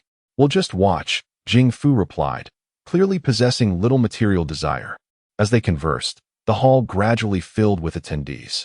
While they chatted, Infong's gaze wandered, and suddenly he spotted a familiar face, a stunning beauty gazing at him with an intriguing intensity, her eyes sparkling as if they could emit electricity. Chapter 90. Take the shot. It is not every acquaintance one wishes to encounter, particularly in the case of the individual before him. Infong found himself face-to-face with Arthur Chiome, the woman he had inadvertently spied on while she bathed. He had nearly forgotten her existence, so meeting her again in the auction house was unexpected. Infong could only silently hope that she would refrain from making any outrageous demands, especially since Jing Fu was still by his side. With a mere smile and a nod, Infong averted his gaze, not wishing for Jing Fu to discern his past connection with Arthur Chiome, a memory that was far from illustrious. The allure of the starry spirit stones was profound among the young women present. Nearly every private room within the auction house was filled with them, each girl seemingly entranced, unwilling to part with their youth. After a considerable wait, a middle-aged man clad in a tailcoat approached the center of the auction stage. He surveyed the audience and proclaimed, "Ladies and gentlemen, esteemed guests, I represent the Arthur Auction House in welcoming you. I wish you all the best in acquiring the treasures you desire. Let us commence with the first item for auction." His voice resonated powerfully, carrying a magnetic quality that echoed through every corner of the auction house. As he finished speaking, a stunningly attractive woman in a short skirt approached the stage, delicately holding a box. Under the gaze of the audience, she gently opened it, and a brilliant light emanated from within, illuminating the room. When the box was fully opened, a dazzling gemstone was revealed, its brilliance nearly blinding. This first item, known as the Radiant Stone, was indeed remarkable in its luminosity, retaining its peak vitality. This exquisite gem could shine for at least a millennium. With a starting bid of 100,000 star coins, increasing by no less than 1,000 star coins per bid, the auction commenced. As the auctioneer's voice rang out, bids quickly began to emerge. 150,000 star coins, 150,000 once, 160,000 star coins, 200,000 star coins. With the final bid concluded, The auctioneer scanned the room for further offers. 200,000 once. 200,000 twice. 200,000, third and final time, bang. Sold. With the gavel strike, the radiant stone was secured by a middle-aged man in the front row. The typical market price for such a stone hovered around 200,000. So he had reached his limit. Although this particular stone shone a bit brighter than the average, the difference was not substantial enough to significantly affect its value. With the conclusion of the first auction, the atmosphere was charged with excitement. The caliber of an auction is often reflected in the value of its initial item, and a starting bid of 100,000 heralded the promise of thrilling offerings to follow. Next, we have the second item for auction, a piece of jewelry. Allow me to caution you that it is quite special. Now, let our lovely attendant present it to you. Again, it was the same attendant, but this time she donned an exquisite, understated ancient costume that subtly accentuated her form, with a delicate lavender ribbon fluttering at her shoulder, seemingly animated by an unseen breeze. At that moment, the auction house was enveloped in an air of anticipation, yet the ribbon danced with a life of its own, immediately distinguishing itself. Can any lady guess what our next auction item will be? The auctioneer inquired, feigning mystery. Why is that ribbon moving on its own? Someone in the audience could no longer contain their curiosity. Infong too was captivated by the ribbon's display. The girl on stage were nothing extraordinary, devoid of any high-tech devices that could create such an effect, yet the ribbon swayed as though it were under the influence of some mystical force. Indeed, this lady possesses keen insight. Our second auction item is that very purple ribbon named Xiling Kong. It is not a product of modern technology, but rather an artifact crafted by ancient cultivators. Its intricacies elude contemporary scientific analysis and has now become a treasured antique, yet its allure remains undiminished, the auctioneer explained, taking his time before commencing the bidding, allowing the audience to ponder its worth. For many, this was an embodiment of art, an expression unattainable by technological means, passed down from ancient practitioners. Although the lineage of ancient cultivation has perished, many remnants of its legacy continue to enchant. It is truly beautiful, Jingfu remarked, her fascination evident. Women are often drawn to such ethereal objects, and the ribbon's gentle swaying seemed to possess an irresistible charm that captivated every woman who beheld it. Infeng noticed Jingfu's gaze fixed intently upon the ribbon, and he realized she was not alone. Every young woman present shared a similar expression of enchantment, while the men displayed indifference. "Do you like it?" Infeng inquired. Jingfu nodded, momentarily diverting her attention back to him. "I do, but it must be quite expensive. It's best to simply admire it." Upon hearing this, Infeng had already made up his mind to acquire it. After all, a ribbon, albeit charming, was merely an ornament. The auctioneer had not elaborated on any special functions it might possess, indicating that it lacked extraordinary capabilities. As a decorative item, its price likely would not reach exorbitant heights, especially with the main event, the Starry Spirit Stones, yet to come. All right, I trust you have all reached a decision. The starting bid is 1 million star coins, with a minimum increment of 10,000 star coins. Let the bidding commence. 200,000 star coins. A booming voice declared. Following the sound, Infeng spotted a middle-aged man accompanied by a stunning woman who was draped over him, her body nearly entwined with his. However, it was not the man's physique that captivated her. Rather, her gaze was fixated on the ribbon worn by the attendant. The opening bid had already doubled, clearly disrupting the thoughts of many bidders. After a brief silence, another voice rang out. 230,000 star coins. 231,000. 290,000. The price steadily climbed, and Infeng couldn't help but marvel at the abundance of wealth surrounding him. For a mere piece of jewelry, the bidding had approached 3 million star coins, an undeniable luxury. 400,000 star coins. The same booming voice resounded once more, as the man decisively escalated the bid. He had quietly lit a cigar, taking a leisurely puff and blowing a smoke ring toward the beautiful woman in his embrace, who was now positively ecstatic, reveling in the vanity of a man spending lavishly on her. At this moment, the middle-aged man appeared resolute in his pursuit, while the hall fell into a hushed silence, suggesting that this price had shattered many bitter psychological thresholds. Further increases seemed futile. 400,000 once. The auctioneer's expression mirrored the excitement of the crowd. A fourfold increase from the starting bid was beyond his initial expectations. 400,000 twice. 400,000 third and final time. 600,000. A higher bid interrupted the auctioneer's countdown. Chapter 91. Buy one get one free. The auctioneer, visibly pleased, revealed a contented expression as the price soared to 6 million, far exceeding his expectations. When the hammer was raised for the second time, he felt confident that no one would contest this price. Yet, a middle-aged man boldly announced 8 million, glancing at Infiltration with a knowing look. Infiltration pondered, deeming it too extravagant and unworthy. Jingfu interjected, expressing her fondness for the item, but feeling it was only worth around 1 million, and now it had surpassed her mental threshold at 8 million. As long as it delights you, it is worth it, Infiltration replied with a smile, continuing to bid. 10 million, he declared, and the middle-aged man smirked, shrugging as if to concede, realizing that this price had exceeded his own expectations. Is there anyone willing to raise the bid? If not, this gentleman has won. The auctioneer announced. 10 million, once, 10 million, twice, 10 million, thrice. Ding! 10 million sold. Congratulations to this gentleman, the auctioneer exclaimed excitedly, as the attendant approached Infiltration's private booth. His microfinance account was immediately debited by 10 million star coins. A ribbon was swiftly delivered to Infiltration, accompanied by a cargo list that clearly stated, 1 purple silk ribbon, 1 slave girl. Infiltration was taken aback. This was rather unexpected. He contemplated refusing but hesitated upon seeing the girl's personal information, which distinctly noted, origin, water blue star.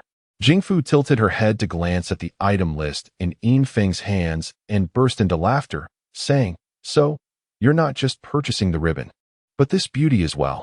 Infiltration felt increasingly embarrassed, unaware of the auction rules. Everything on the auction block was deemed merchandise, even a living person, as exemplified by the slave girl before him, who was meant to enhance the allure of the auction item while simultaneously being an item herself.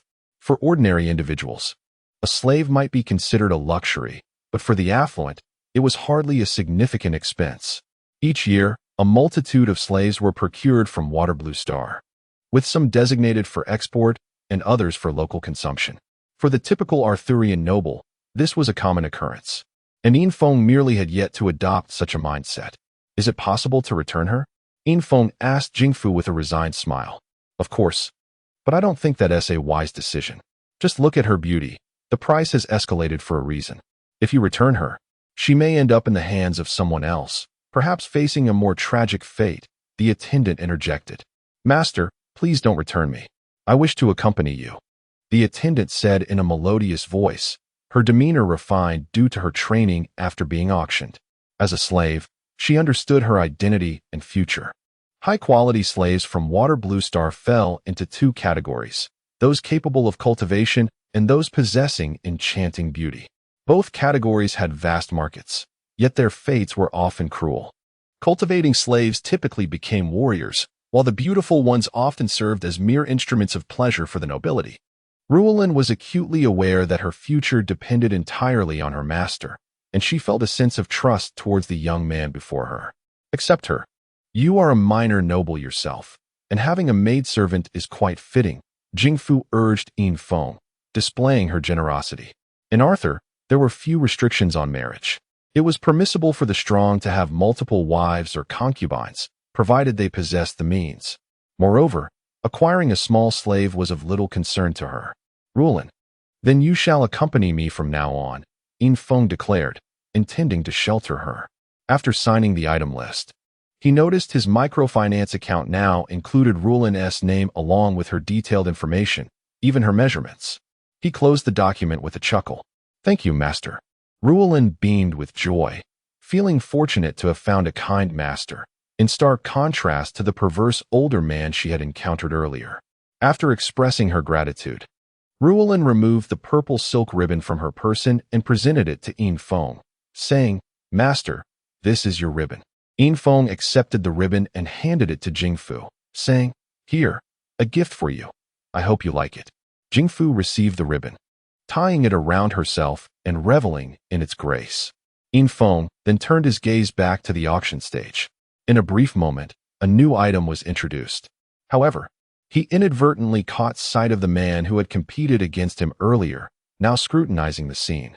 Though Infong sensed that the man was not focused on him, but rather on Ruland behind him, a server beside the man was listening intently to his words, seemingly oblivious to the server's presence, and his interest in the women around him had noticeably waned. Infong was unaware of their conversation, as the private booths had a degree of soundproofing. Unless one spoke up, it was difficult for the outside world to overhear. Yet, Infong realized that their discussion might pertain to him, as the server had glanced in his direction. Considering the location of the man's booth, it was evident that he held a significant status within the auction house, as the amenities there were notably more lavish than those of an ordinary booth. Although he was a stranger, Infong could surmise that this individual was no ordinary person. The third item on the auction block was another piece of jewelry, a hairpin with protective capabilities, capable of withstanding a full-force strike from a 7th-tier mech. The starting price was 5 million, but it quickly escalated to 10 million. Such protective adornments were favored by the nobility, as life itself was the most precious commodity. Without it, all else was rendered meaningless, ensuring that this type of item would fetch a sky-high price. Despite the initial starting price of 5 million, the final sale price reached 80 million, a predictable outcome in the auction house, where items of this nature always incited fierce bidding. Infong refrained from further bidding on subsequent items, which were predominantly jewelry, lacking significant appeal for him. Jingfu, however, was quite taken with them, but they couldn't purchase everything. Meanwhile, Infong noticed that Arthur Chiome had not placed a single bid throughout the auction, appearing uninterested in all the items sold thus far. Unbeknownst to them, they had now reached the 9th item for auction. In this moment, Infong observed a flicker of emotion on Arthur Chiome's face, clearly indicating that she had come specifically for this item. Chapter 92. Natural Temptation. Though the auctioneer wore a mask of calm, his eyes burned with fervor. All preceding items were merely appetizers, while this final piece was the true centerpiece of the auction. Ahem, I need not spell it out for you all. You surely have guessed what it is. Indeed, it is the Celestial Spirit Stone. I shall personally unveil its mysterious veil. The auctioneer could scarcely contain his excitement. Such an item represented a magnificent highlight in his professional journey. The Celestial Spirit Stone lay upon a tray, covered by a crimson cloth, skillfully presented by a new attendant on the auction stage. As she departed, the auctioneer solemnly stood before the audience, carefully peeling back a corner of the red fabric. A soft, ethereal glow emerged, momentarily disorienting onlookers with its enchanting light, distinct from the blinding brilliance of lesser gems. Gradually, a milky white stone revealed itself, a thumb-sized gem with a flat, octahedral form, appearing diminutive yet strikingly captivating. One glance was enough to ensnare the gaze, rendering it impossible to look away. How wondrous! Someone exclaimed, unable to suppress their astonishment. This sentiment echoed in the hearts of all present.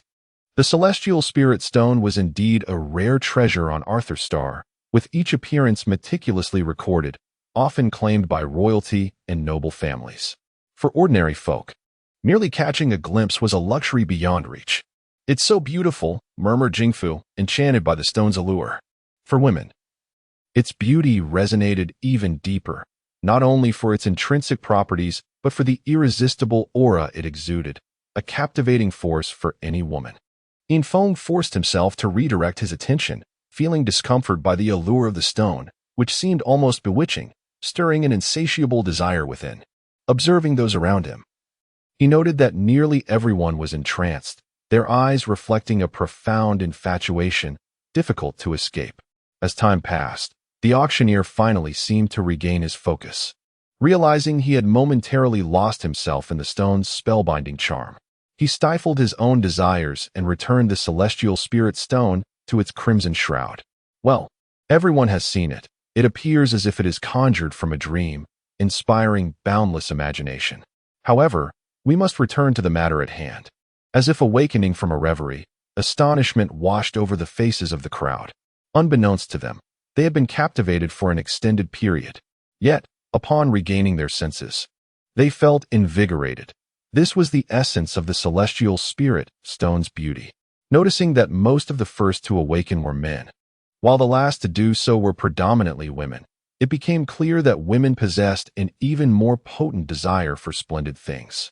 Now, let us return to the main event and commence the bidding, starting at 500 million star coins, with increments no less than 10 million star coins. The auctioneer announced with steady cadence. Infeng's perception of wealth transformed. He had previously assumed star coins were merely a form of high-end currency. However, within this circle, star coins were the standard for transactions, and the starting bid of 500 million was beyond his entire fortune, leaving him feeling impoverished. 600 million. The first bid echoed, not from the center of the auction stage, but from above. The venue soared several stories high, and all eyes turned upward to a woman obscured in the shadows of a private box. As she called out her bid, she casually lit a cigarette, exhaling a ring of smoke that drifted carelessly. The Noya family has arrived. It seems they are determined to win this time, murmured someone in hushed tones, recognizing her identity. Infeng noted this in silence, unfamiliar with the woman. Rumor has it that members of the royal family are also present. It appears the royal family will likely secure this item, another voice added. 700 million. Came the next bid, voiced by Arthur Chiome, a familiar figure to Infeng.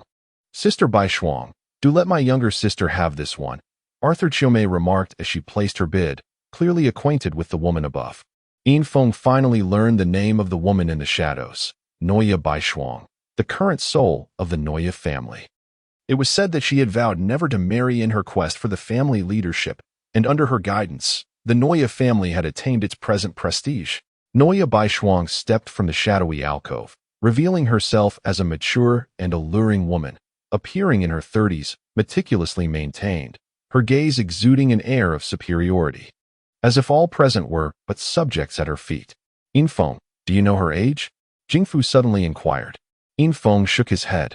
He had heard of Noya Bai Shuang, but had imagined her to be a middle-aged woman, if not a gray-haired matron. Yet the woman before him defied such expectations. Take a guess, she prompted. After a moment's thought, Infeng replied, 30? Jingfu stifled a laugh, whispering, I knew you would guess wrong. She is said to be over 50. Infeng was taken aback. Although Arthur Star inhabitants were known for their youthful appearances, the notion of a woman in her 50s resembling one in her 30s was astonishing. At this moment, the auctioneer wore an awkward expression. According to auction protocol, guests were prohibited from colluding to drive down prices. Arthur Chiome had clearly breached this rule, yet he dared not speak up, for she belonged to the royal family. A core member no less. Not even the auction house's behind-the-scenes figures would dare to offend someone of her stature. Sister Chiome, you are still young. Your sister cannot wait any longer. Let us each rely on our own merits, Noya Bai Shuang continued, raising the bid to a staggering 10 billion star coins, an amount monumental for any participant. 11 billion, Arthur Chiome countered. In that moment, the auction hall was dominated by the exchanges of these two women, one representing the Noya family, the other a key figure of the royal family.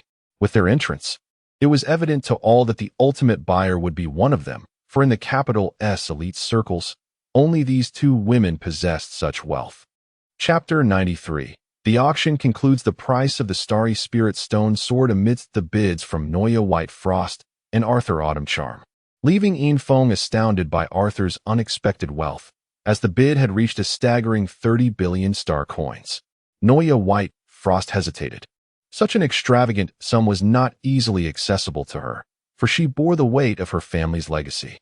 30 billion star coins represented a significant liquidity for the Noya family, and expending such a fortune on a stone for beauty enhancement seemed imprudent. After all, similar stones had been auctioned in other star domains at prices far below 30 billion. It was a matter of fate. Many wealthy individuals might not possess the means to participate in such an auction. Autumn Charm, dear sister, I concede to you, Noya White Frost contemplated inwardly. Thank you, dear sister, Arthur Cold Fay replied, a look of relief gracing her features. Securing the Starry Spirit Stone for 30 billion star coins exceeded her initial budget. Yet the acquisition felt worthwhile. After all, no amount of money could rival the value of youth. Born into royalty, she had never wanted for wealth, especially with the strongest man of the entire Arthur Star by her side. Thus, the auction drew to a close, and Arthur Autumncharm obtained the coveted Starry Spirit Stone. As she prepared to depart, she cast a lingering glance back at Infiltration, her expression imbued with an unmistakable intrigue. "It appears that sister is looking your way," Jing Fu remarked, keenly observing the moment. Arthur Autumncharm had become the focal point of the gathering, standing beside Infiltration, her gaze seemingly fixated upon him. "Is she truly looking at me?" Infiltration responded, befuddled by her expression, unable to comprehend the significance of her gaze, especially considering she was accompanied by a man. "Come on, confess. Do you two know each other?"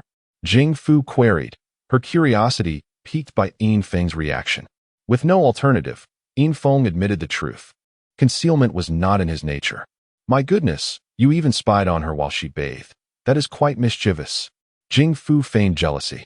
Just as Infiltration was about to clarify, a server knocked at the door, signaling the end of the auction and the imminent departure of the attendees.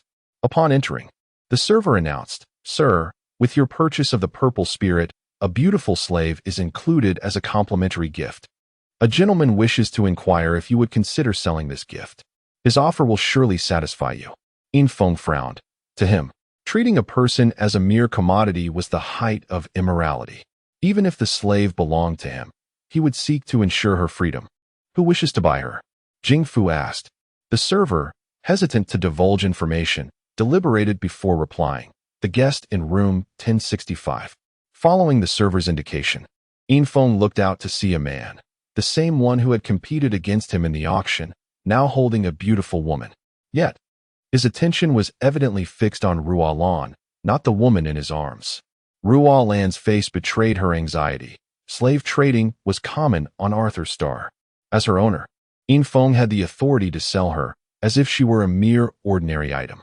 In fact, she might even be regarded with less value than an object, as Waterblue Star supplied a plethora of slaves each year, rendering it a buyer's market. "Tell him we are not selling," Infiltration asserted firmly, rising to take each girl by the hand as they left the private room. Ruolan's smile blossomed as Infiltration voiced his refusal. When he clasped her hand, she offered no resistance. Her acceptance was genuine, not merely a result of training.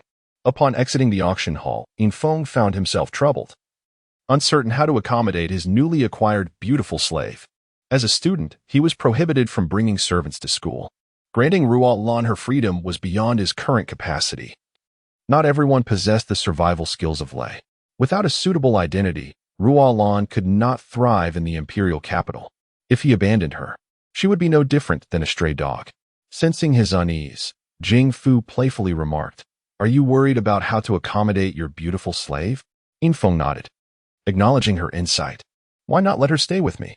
Our school has fewer restrictions. Students can have their own slaves accompany them. And they can even apply for student status, although not all courses are available to them." Infiltration was surprised to discover such an arrangement existed at Starry Radiance Academy. Yet it conveniently addressed his current dilemma. He turned to Ruolan and inquired, "Ruolan, what do you think?" Ruolan hesitated but ultimately nodded, saying, "I will follow my master's arrangements." Though her knowledge was limited, she pondered why Infiltration did not wish to keep her by his side. Despite their brief time together, she recognized the bond between Jing Fu and Infiltration. In her eyes, Jing Fu now resembled a mistress. Following her, while not ideal, seemed a reasonable solution. However, her moment of hesitation reflected emotions a slave ought not to possess. In her training, obeying her master was paramount, and she had never encountered anyone seeking her opinion. When Infiltration first solicited her thoughts, she found herself contemplating, ultimately agreeing with her master's decision, an act considered improper for a slave in the eyes of others. "Look, she still seems reluctant," Jing Fu commented. Unlike Infiltration, she held deep-seated beliefs about slavery, viewing Ruolan as pitiable yet ultimately a slave, an ideology ingrained from childhood on Arthur Star. To her, slaves were akin to pets. And seeing Jing Fu's expression prompted immediate skepticism. Panic washed over Ruolan as she hurriedly knelt, exclaiming, "No, no, Ruo Lan merely feels sorrow at leaving her master. Infeng had not anticipated such a reaction. He viewed Ruo Lan's emotions as normal, a reflection of her desires. Yet, to Jingfu, it was indicative of a slave's improper behavior. Chapter 94. Diverging perspectives. If Lan knelt on the ground, a profound fear enveloped her. From the very inception of her memories, she had been instilled with the imperative of obedience. Yet, she had just subconsciously chosen to contemplate. This was an experience entirely foreign to her. What is happening to me? Why would my master choose to ask me? Shouldn't I simply follow his commands without question? Despite her trepidation, Lan's heart ignited with introspection. For the first time, she began to reflect on her own thoughts, having always expressed her actions in accordance with prescribed protocols. Jingfu, I believe there is nothing wrong with her possessing her own thoughts. From the essence of life, we are all the same. Infeng chose to stand by Lan's side. Although he held a fondness for Jingfu, he could not forsake his inner principles. Jingfu was taken aback. She had never anticipated that Infeng would counter her. In her view, Infeng, being an Arthurian and a scion of a prominent family, should have been indoctrinated more thoroughly with the belief that slaves are mere tools. Yet, Jingfu pondered Infeng's words carefully. In terms of the essence of life, they were all beings, all human, with little distinction. The only disparity lay in the fact that Arthurian civilization was significantly more advanced than that of Waterblue Star, and this advancement dictated the status of individuals. Your line of thought is perilous, Jingfu finally remarked after much contemplation. Such notions are in direct violation of Arthurian law, which delineates the status of slaves and stipulates that Arthurians cannot treat slaves as equals. Only through strict adherence to these legal stipulations can the institution of servitude endure. Otherwise, the day will inevitably come when it will be overthrown. At that juncture, the inhabitants of Waterblue Star and Arthura will become indistinguishable. As there are no prominent physical differences between the two, Infeng suddenly awoke to the gravity of his situation. Due to their close relationship, he had momentarily forgotten to conceal his innermost thoughts. Jingfu's reminder jolted him back to the reality of Arthurian law. If his current thoughts were exposed, it would indeed be perilous. His face flushed in an instant, and he felt a wave of heat sweep over him. At that moment, he yearned to defend Lan. Yet he recognized that within Arthura, any utterance could be monitored, especially in a public setting. Patience was his only recourse. I have been remiss. Please take Lan back. For now, consider her your servant. Whatever expenses you incur, just let me know, and I shall reimburse you, Infeng said somewhat dejectedly. The grievance in his heart was a burden he bore alone. This was not truly his sentiment. Even though their relationship had evolved into something romantic, he still felt compelled to conceal his innermost feelings. Master, why did he leave? Lan murmured softly, her eyes only able to perceive Infeng's desolate silhouette as he departed without waiting for her response. I do not know. His thoughts are peculiar. What does he mean by being remiss? It is clearly a dangerous notion he harbors. Let us depart and allow him some solitude, Jingfu suggested. Her own spirits dampened as she toyed with the violet crystal in her hand, her mind laden with worries. Had she misspoken? It seemed that Infeng's assertions held merit. Yet those were merely fallacies meant to mislead the masses. How could he speak so earnestly? With her head lowered, Lan followed Jingfu. Yet for the first time, her mind began to grapple with the meaning of her own existence. Why must she be a servant? Where had she come from? A philosophical inquiry was unfolding in Lan's mind.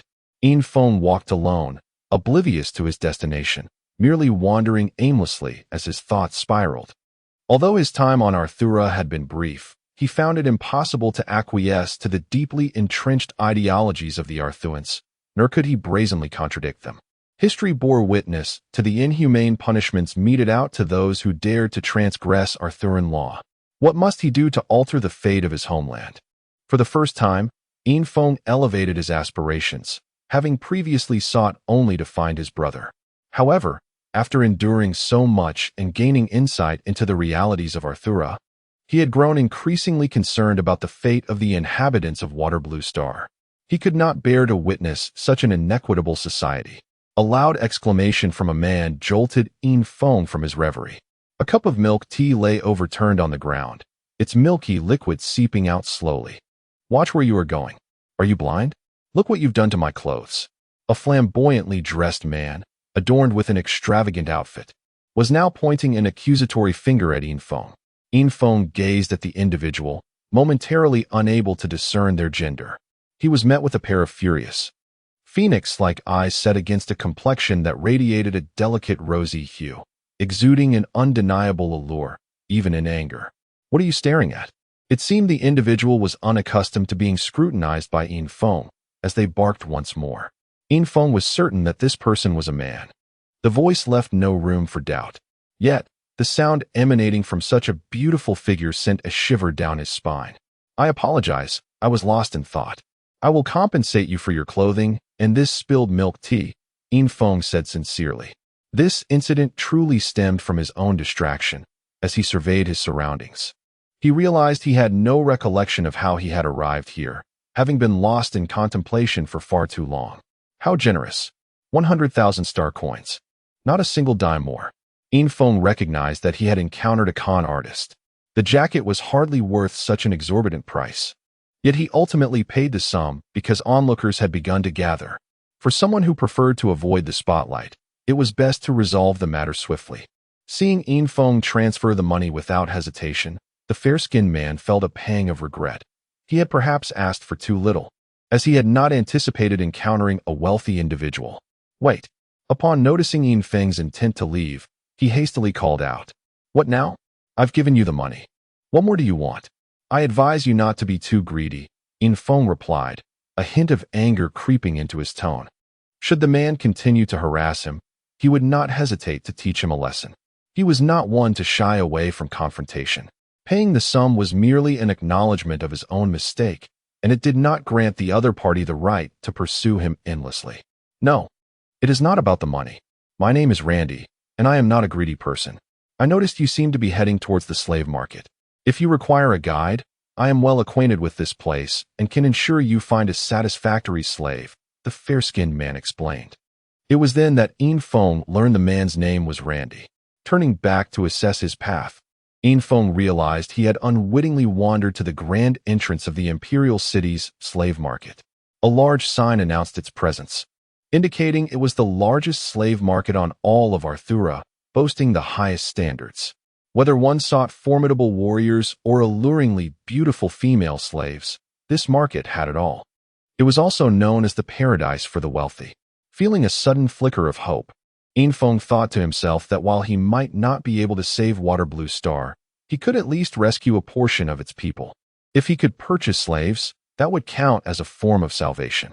With this thought, he declared, "How fortuitous. I need to buy some slaves. Please guide me." Randy's face broke into a smile. Although Infong appeared youthful, he was clearly a person of means. As an intermediary working in the slave market, Randy would receive generous commissions for each successful transaction. "Certainly. This way, please," Randy replied, his demeanor transforming into one of enthusiastic eagerness. Chapter 95. The first step to salvation. It was Infeng's inaugural visit to the slave market, located on the outskirts of the capital. Despite its distance from the city center, there was no sense of seclusion. The cacophony of voices and the incessant calls of vendors reached him long before he arrived. "Mr. Infong, what type of slave are you considering purchasing, or do you have any particular preferences? I would be glad to assist you in your selection," Randy inquired, glancing back at Infong as they walked. "I require youthful slaves, preferably fresh arrivals from this year, with robust physical attributes and a balanced ratio of males to females." Originating from Waterblue Star, Infong articulated. At this moment, he was already contemplating the establishment of his own faction. The ties to his family's influence were too entangled to serve his purposes effectively. A force composed of individuals from Waterblue Star would afford him a sense of security. "You have arrived at an opportune time. The government has recently requisitioned a batch from Waterblue Star," Randy replied. As they entered the slave market, Infong was taken aback by the scene that unfolded before him. The first sight that greeted him was a group of girls. On either side of the entrance stood large platforms, each occupied by dozens of young women clad in scant, sheer garments that barely covered their sensitive areas. Their eyes bore a vacant expression, and despite the presence of their peers, they appeared utterly isolated. This was Infing's first encounter with such slaves. He had witnessed the combat arenas in Bo City, which showcased male slaves, but this scenario was starkly different. In the past, his focus had been on their combat prowess, while here, the display was of human desire itself. The onlookers encircling the platforms varied in appearance and demeanor, often pointing and making remarks imbued with a frivolous attitude, as if these girls were mere objects rather than human beings. A heaviness settled in Infing's heart. He had thought himself well adjusted to the societal norms of Arthur Starr, but in this moment, he felt profoundly out of place. The attitude of the citizens towards their fellow humans differed greatly from their demeanor towards slaves. Born as human beings yet subjected to humiliation without the means to resist, this was the grim fate that befell the majority of slaves from Waterblue Star. Mr. Infong, have you found any girls to your liking? You should purchase them. These girls are unquestionably top-notch. Just look at their skin, their slender waists, and their long legs.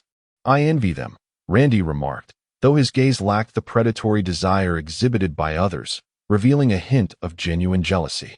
Infong felt a wave of revulsion. Randy's demeanor consistently highlighted the girl's physical attributes, and each time he spoke, Infong felt a chill run down his spine. What are the prices of these girls? Infong asked, noting that they did not meet the standards he had set. Most of the new slaves appeared to be around 16 years old, the prime age for selection. Yet it was evident that these girls had not fully matured. Their figures were striking yet undeveloped. Randy stroked his chin thoughtfully. Based on my knowledge of the slave market, these girls should be priced at 100,000 star coins. They lack the potential for spiritual cultivation and possess only a modicum of beauty. Is it truly justifiable to price them so high without any cultivation potential? Infong queried in astonishment. After all, he had acquired a formidable fighter like Lei for merely 50,000 star coins, and these girls were being valued at 100,000 simply for their looks. He recollected that when he bought Lei, the latter had been in a severely weakened state. Had the seller known Lei was a peak initial spirit realm master, he would never have parted with him for such a sum. Beauty commands a price. Men are often drawn to it. You will understand when you grow older, Randy said, patting Infong on the back. To him, Infing's question stemmed from youthful ignorance. After all, 100,000 star coins was a trifling amount for the wealthy. Infong had barely blinked when he had given Randy money earlier, indicating that the sum was inconsequential to him. Then why haven't they made a purchase yet? Look at how they're practically drooling, Infong continued. His curiosity piqued as he observed the group of men gathered there, their eyes glued to the girls, their throats visibly swallowing in anticipation. Randy felt a sense of exasperation. It was clear that the young man before him had no grasp of the socioeconomic realities of Arthur Starr. For the wealthy, 100,000 star coins was insignificant. Yet for the majority of ordinary citizens, it represented years of hard work without food or drink. Cough, cough. It's because they lack the funds, Randy replied, resigned. Most people are merely window shopping. A moment of clarity struck Infong. He suddenly comprehended the significance of 100,000 star coins. He had predominantly frequented the upper echelons of society and was thus unaware of the struggles faced by the lower classes. In truth, most inhabitants of Arthur Starr lived ordinary lives. I see, Infong said, feeling somewhat foolish for his earlier naivety. I've counted. There are a total of 96 girls. I will take them all, totaling 8 million. As for the price, it will depend on your negotiation skills. Any reduction from this price will be your tip, Infong declared, confident in his understanding of the market. His keen instincts had already informed him of the general price range through the conversations of those around him. All right, I will go negotiate with the sellers right away, Randy exclaimed, excitement evident in his voice. He was well-versed in pricing, and he knew that if he could secure a bulk deal, he might even achieve a discount of 20%. Given his established relationships with the sellers, he was confident that he could obtain an even lower price, thus pocketing a substantial tip. With that, Randy hurried off, leaving Infong to contemplate how best to accommodate these individuals. After all, his purpose for visiting was to procure a significant number of slaves, and he needed to consider their sustenance, living conditions, and future development. At this moment, Infing's account still held over 200 million star coins, and he resolved to allocate 100 million towards rescuing his compatriots. This was merely the first step, yet it was a crucial one. Taking this step marked the true beginning of his path to salvation. Suddenly, a spark of inspiration illuminated Infeng's mind. He contemplated a potential arrangement and activated his microstar communicator, dialing Lin Yujia's contact. It had been some time since he had reached out to this friend, and ever since he had sent him to his mecha company, Infeng had received no updates. He had initially thought that Lin would abandon his post within days, yet to his surprise, he had persisted. Infeng, what brings you to mind? Come and see the new product we've been developing. Lin Yujia's voice echoed through the communicator, though his image was absent. Instead, Infeng beheld a figure resembling a swordsman, wielding a slender alloy blade in his right hand. Its length imparted a sense of sharpness, yet fragility. In his left hand, he held a wide scabbard, and the combination of his helmet and hair gave off an ancient warrior vibe, as if he were encased in a mecha. Infeng realized that what he was observing was not a person but a peculiar mecha, dressed in what appeared to be cotton-like fabric that swayed gently in the breeze. He had never encountered a mecha adorned in such antiquated attire before. Chapter 96. Tenderheart Infeng was captivated by the mecha showcased by Lin Yujia, which exuded an air of antiquity and possessed a unique allure for those who beheld it. Is this mecha developed by my company? Infeng inquired, sensing the intricate connections between this mecha and his own company. Indeed, this is the first combat mecha developed under my guidance, Lin Yujia replied with deep affection. From the moment this mecha was conceived, the illustrious Luyun Mecha Company is destined to make a name for itself across the cosmos. Although he lacked technological resources on his own planet, the sight of a mecha sparked a profound interest within him. It could be said that this very mecha was akin to a child he had painstakingly designed. Witnessing it now brought him immense joy. Aside from its striking appearance, does it possess any extraordinary features? Infeng queried, his anticipation for the first combat mecha from his company palpable. There are numerous remarkable aspects to it, Lin Yujia began. Firstly, the material. Though it appears light and akin to ordinary fabric, it employs vacuum nanotechnology. A mere millimeter of this material rivals the thickness of 10 meters of alloy in terms of defensive strength. I believe it can withstand impacts comparable to the 9th-tier mechas of Arthur Starr. Do you see that blade? It employs the same vacuum nanotechnology. However, as a weapon, it boasts not only astonishing defensive capabilities, but also an exceptionally sharp edge. I assure you, on Arthur Starr, it is virtually indestructible. Lastly, regarding the sheath, it is not merely for concealing the blade. Its true purpose is flight. With that, Lin Yujia activated the mecha, forcefully tossing the sheath into the air. It soared, tracing a circular arc before returning. As it descended, the mecha leaped upon it and ascended into the skies, revealing that the sheath itself was a miniature flying device. Infeng was left astounded. Such maneuverability was unprecedented, and this level of technology was beyond the current capabilities of Arthur Starr, at least. It was something he had never witnessed nor heard of before. What do you think? Impressive, isn't it? Lin Yujia said proudly. This design heavily relies on the technological support I provided. Once the mecha is launched, it is bound to create a sensation throughout Arthur Starr. Indeed, it is impressive. However, can this mecha be mass-produced? Infeng posed the crucial question. The distinction between creating a single mecha and mass-producing them was monumental. Achieving commercialization would necessitate a phase of mass production. Lin Yujia's excitement was abruptly dampened. Mass production? That is no trivial matter. If such a mecha could be mass-produced, the overall military strength of Arthur Starr would undoubtedly surge. Yet, the reality is that crafting a single unit is far from simple. It demands significant manpower and resources. Mass production presents certain challenges, but it is not entirely unattainable, Lin Yujia continued. The key lies in skilled technicians. As you can see, the construction of this mecha is exceedingly intricate. Any attempt at mass production will inevitably compromise some performance. I plan to categorize it into 3 grades: A, B, and C.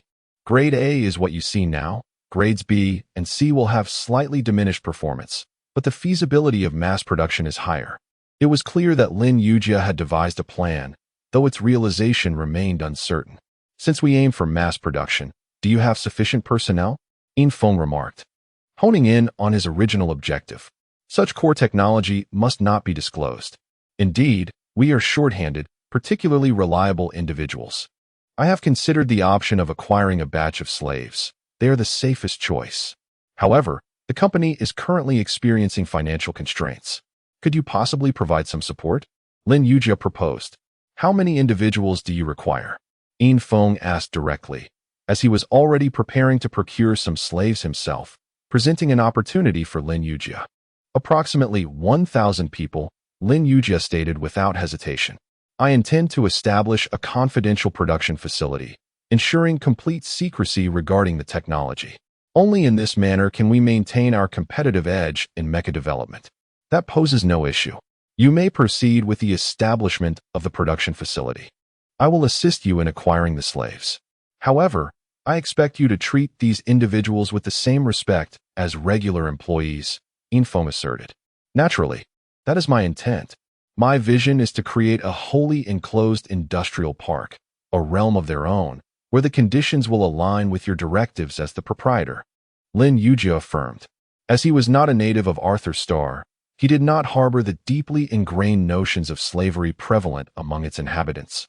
His choice to employ slaves stemmed solely from a desire for confidentiality rather than cost-effectiveness.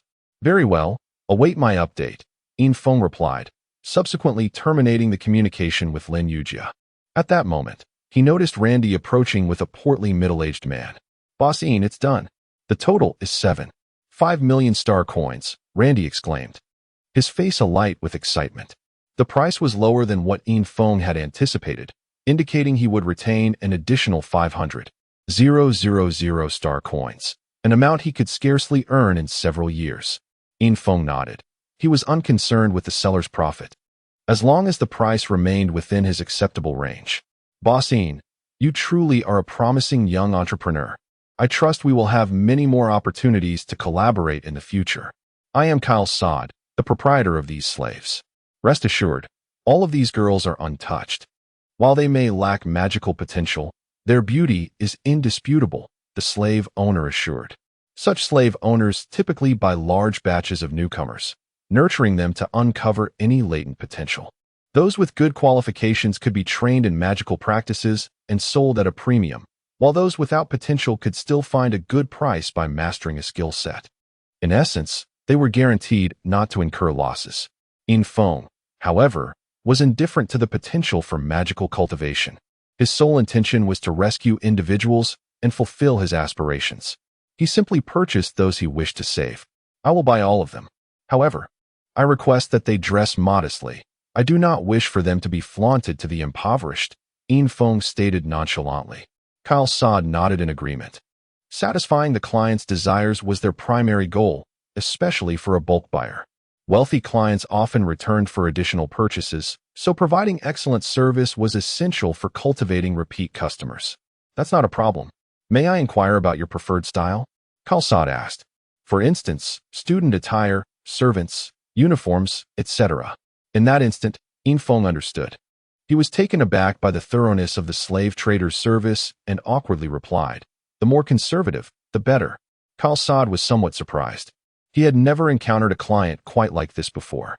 However, he quickly deduced that Infiltration was not particularly mature, clearly just a wealthy young heir. That is certainly manageable. Delivery in 1 hour, Kyle Saad confirmed. The request for conservative attire posed little challenge for him. It did not align with his usual style, as his slaves were typically showcased in a more glamorous manner. Having completed his first transaction, Infiltration continued alongside Randy, delving deeper into the slave market. According to Randy, the new slaves were located in the innermost depths, an area publicly traded by the Arthur Star government. Unlike the outside world, prices here were fixed, leaving no room for negotiation. Yet the costs were the lowest as the offerings were quite primitive, having undergone no training aside from memory erasure. Chapter 97. Random purchase. Walking from the entrance to the innermost depths of the slave market, Infiltration felt his heart bleed.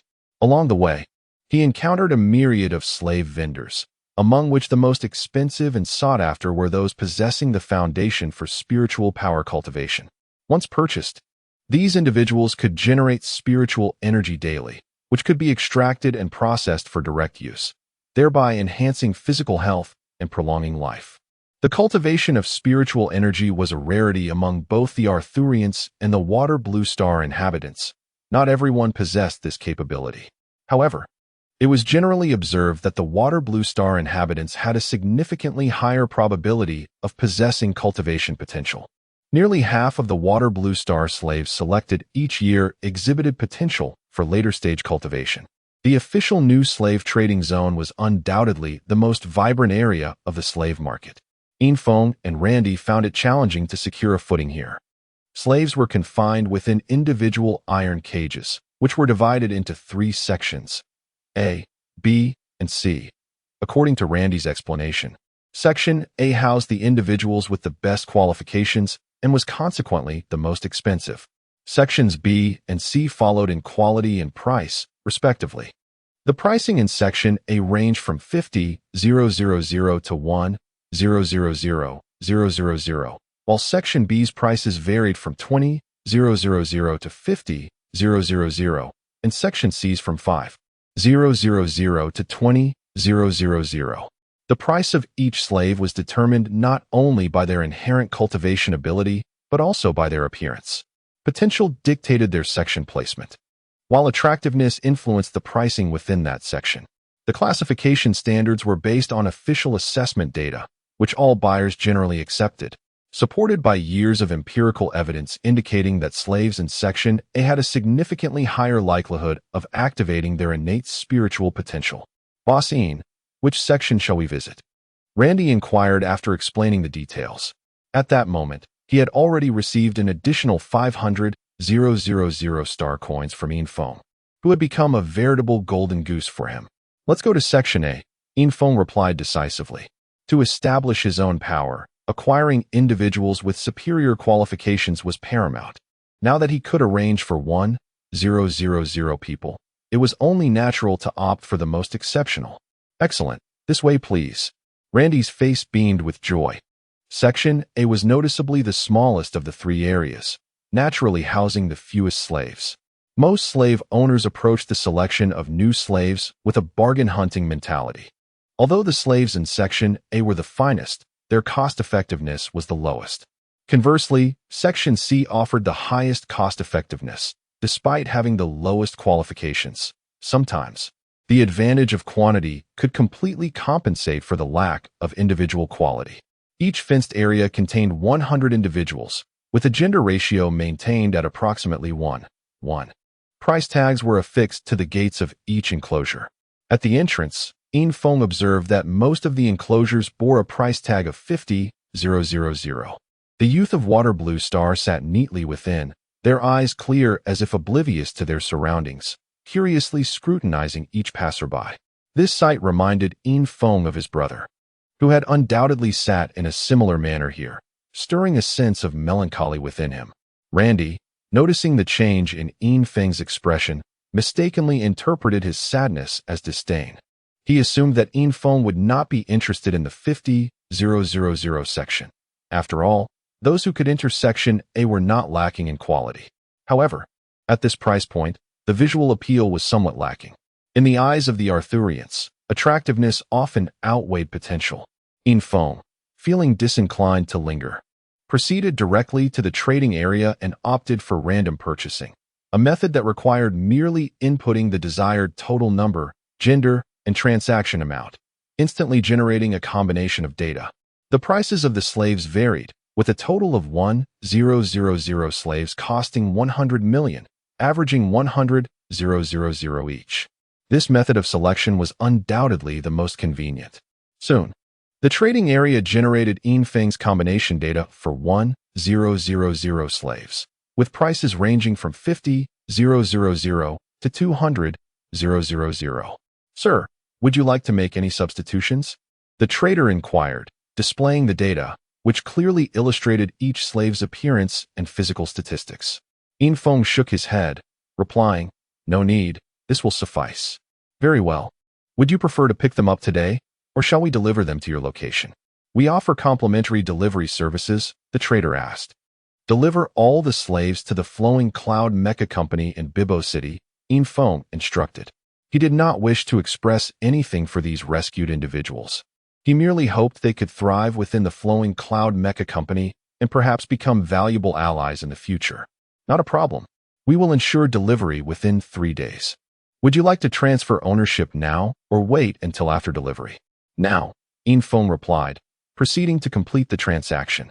The transaction of 100 million was finalized in mere minutes, prompting the trader to cast a look of astonishment at Randy. Each trader had specific quotas, and it was evident that the trader Randy had found for Infong was a friend of his. Such a swift transaction was a rare occurrence for them both. In that moment, Randy felt a surge of excitement, silently praying that it truly was a fortunate day and that they had encountered a benefactor. Mr. Infong, it has been a pleasure serving you. I hope to assist you again in the future, the trader stated. Infong nodded and prepared to depart. Feeling increasingly reluctant to remain in such a place, Randy hurried after him, asking, Mr. Ian, is there anything else you require? Would you not like to take a look around? I hear that a princess from the Water Blue Star is participating in an auction today. Would you not want to see her? At this moment, Randy had elevated Infong to a position of great esteem, his words dripping with respect. Infong, who had intended to leave, paused. He had heard the village elders mention the elves, a highly enigmatic race dwelling in the perilous abyssal forest of Water Blue Star. Despite the Arthurian conquest of Water Blue Star, the abyssal forest remained unconquered. From the information provided by the Arthurian records, Infong understood that this inability to conquer was due to the peculiar magnetic field there, which interfered with any metallic objects entering the forest. Almost any mecha that ventured into the forest would fall silent, unable to reactivate. Such unconquerable territory attracted countless Arthurian adventurers. To them, the abyssal forest was a land of exploration. The authorities heavily promoted the elves residing within, enticing adventurers to explore the forest, and those who returned invariably struck it rich. For not only were there elves, but also an abundance of rare fruits and precious gems. It was once reported that someone emerged with a primordial spirit fruit, a fruit that, even if consumed by someone without any spiritual potential, would propel them into the initial stage of spiritual cultivation. In addition to these extraordinary treasures, the elven race was particularly alluring. Each elf possessed breathtaking beauty, regardless of gender, commanding astonishing prices on Arthurian markets. Infeng's curiosity and compassion were reignited. Compared to ordinary people from Water Blue Star, the fate of captured elves was often more tragic. Due to their unique physical characteristics, their memories remained intact. Yet they lived under the relentless oppression of their circumstances. Chapter 98. The elf following Randy to the innermost part of Area A. Infong caught sight of an elf on a high platform from a distance. With elongated ears, alabaster skin, and a slender figure, she was bound to a colossal pillar, her limbs ensnared by black chains that rendered her utterly immobile.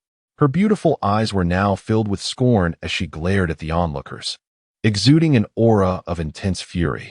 Elves are known for their pride. Once, they reigned supreme on Water Blue Star, looking down upon humanity. However, upon facing the colonization by Arthur Star, they realized that humans could indeed be formidable, even surpassing them in strength.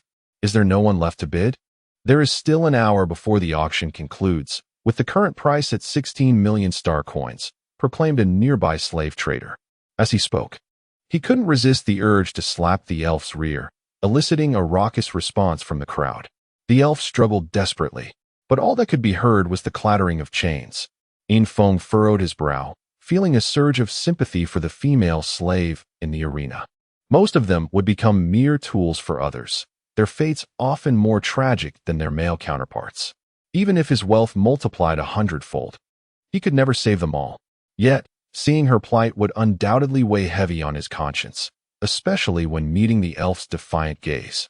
He understood that, for her, death might be the best escape. Unlike humans, every elf possesses an immense sense of dignity. While some humans might choose to endure humiliation or submission, elves would not. This is a consideration for every potential buyer, as most owners of elves ultimately lose their charges. The desire for death is an easy choice for both humans and elves alike. That elf is breathtakingly beautiful, I wonder if you've ever seen a male elf. Equally stunning. Randy exclaimed, cradling his face in his hands, captivated by the elf on the pillar. Yet, in Infeng's eyes, he perceived not lust, but a sense of envy and longing. He found himself somewhat speechless regarding his guide, but compared to other men who unabashedly displayed their desires, Randy seemed far more agreeable. What is the typical price for elves? You mentioned she is a princess. Would she not be more expensive? Infeng inquired, assessing the elf on the pillar. Elves are quite rare here, generally priced around 20 million. Do not underestimate this final hour. Prices can skyrocket. Whether or not she is truly a princess is uncertain, as every auction claims their goods to be royalty. However, I do not recommend purchasing one. Caring for an elf is no simple task.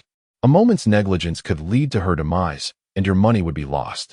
Many treat them as disposable, merely seeking a fleeting thrill, Randy explained, clearly well-versed in the matter. Infeng surveyed the crowd. Although there were many spectators, very few were actual bidders. To his surprise, he spotted a familiar face, Mason Honglai, amidst the throng, accompanied by several others, among whom was only Jin Hua that Infeng recognized. Randy, ever vigilant, glanced in the direction Infeng was looking. Though he did not know Mason Honglai, he recognized the family crest adorning the man. Those individuals are from the Mason family. It seems they are likely to secure today's auction. The Mason family is exceedingly wealthy, and the man leading them bears a high-ranking Mason insignia, indicating he is an important scion. These young lords surely wish to indulge themselves. Alas, that elf is in dire straits. Look at how many of them there are, Randy remarked, displaying a rare expression of sympathy, which was a rare sight among the Arthur Star populace. Help me bid. I want to acquire her. But I do not wish for them to see me, Infeng stated. Randy's expression turned reluctant. Offending the Mason family was not something he desired. I will give you 100,000 as a bidding fee, he offered, revealing a flicker of temptation, though he remained undecided. 200,000, Infeng countered. 300,000, Randy's eyes widened, already having secured 500,000, yet he wouldn't mind more. 250,000 deal? Randy quickly intervened, halting Infeng's escalating bids. This was absurd. The price had been climbing steadily, only to suddenly drop, and had he waited a moment longer, it could have plummeted another 100,000. All right, you will increase your bids by 100,000 star coins until we secure her. I will be waiting nearby for your updates, Infeng said, unwilling to compete directly with Mason Honglai. His remaining star coins were limited, and he feared that Mason might inflate the price indefinitely due to his own involvement. After all, Infeng's fortunes were self-earned, while Mason's wealth came chiefly from his family. While he had no precise knowledge of Mason's wealth, he understood from common discourse that the Mason family was one of the wealthiest clans on Arthur Star, second only to the royal family. In terms of power and influence, they were on par with a few other families, but in terms of wealth, they were vastly ahead. Time flew by, and after half an hour had passed without further bids, the price remained fixed at 16 million, as shouted by Mason Honglai. The slave trader atop the platform appeared increasingly bored, occasionally teasing the elf, each instance provoking uproarious cheers from the crowd. As the final 5 minutes dwindled, someone shouted, 18 million. The voice did not belong to Randy but to another individual, indicating the auction's climax had arrived. Previously silent out of deference to the Mason family, it was now imperative to act decisively. Mason Honglai frowned, glancing at the source of the bid, a rather portly middle-aged man, whose belly resembled a basketball. After his bid, the man smiled at Mason, as if to apologize, but Mason would not accept such goodwill, viewing anyone who defied him as an adversary. 18.5 million, Mason Honglai declared, directing a menacing gaze at the rotund man, who remained unfazed, still grinning as he replied, 19 million. The price was nearing the true market value of the elf, and no one wished to inflate it excessively. Mason sensed that his intimidation had failed to instill fear in the man, realizing that securing a bargain was now out of reach. He promptly declared 20 million star coins. This was the elf's genuine market price, as historical auctions had averaged around this figure. It would not rise significantly higher. The corpulent man shrugged, as if conceding the bid to Mason. A smug smile spread across Mason's face. 20 million star coins was a substantial sum for him, considering that as a student, his family would not support him with excessive funds, and he had no personal income to draw from. Thus, the current price remained within his acceptable range, and he began to imagine the pleasures that awaited him. 21 million star coins. An unexpected voice jolted Mason Honglai from his reverie. Chapter 99. Rescue. To everyone's astonishment, a new bid emerged. It is essential to note that most individuals present could easily recognize the emblem of the Mason family. This was precisely why Mason Honglai flaunted his lineage with such audacity. The family's prominence endowed him with a unique stature.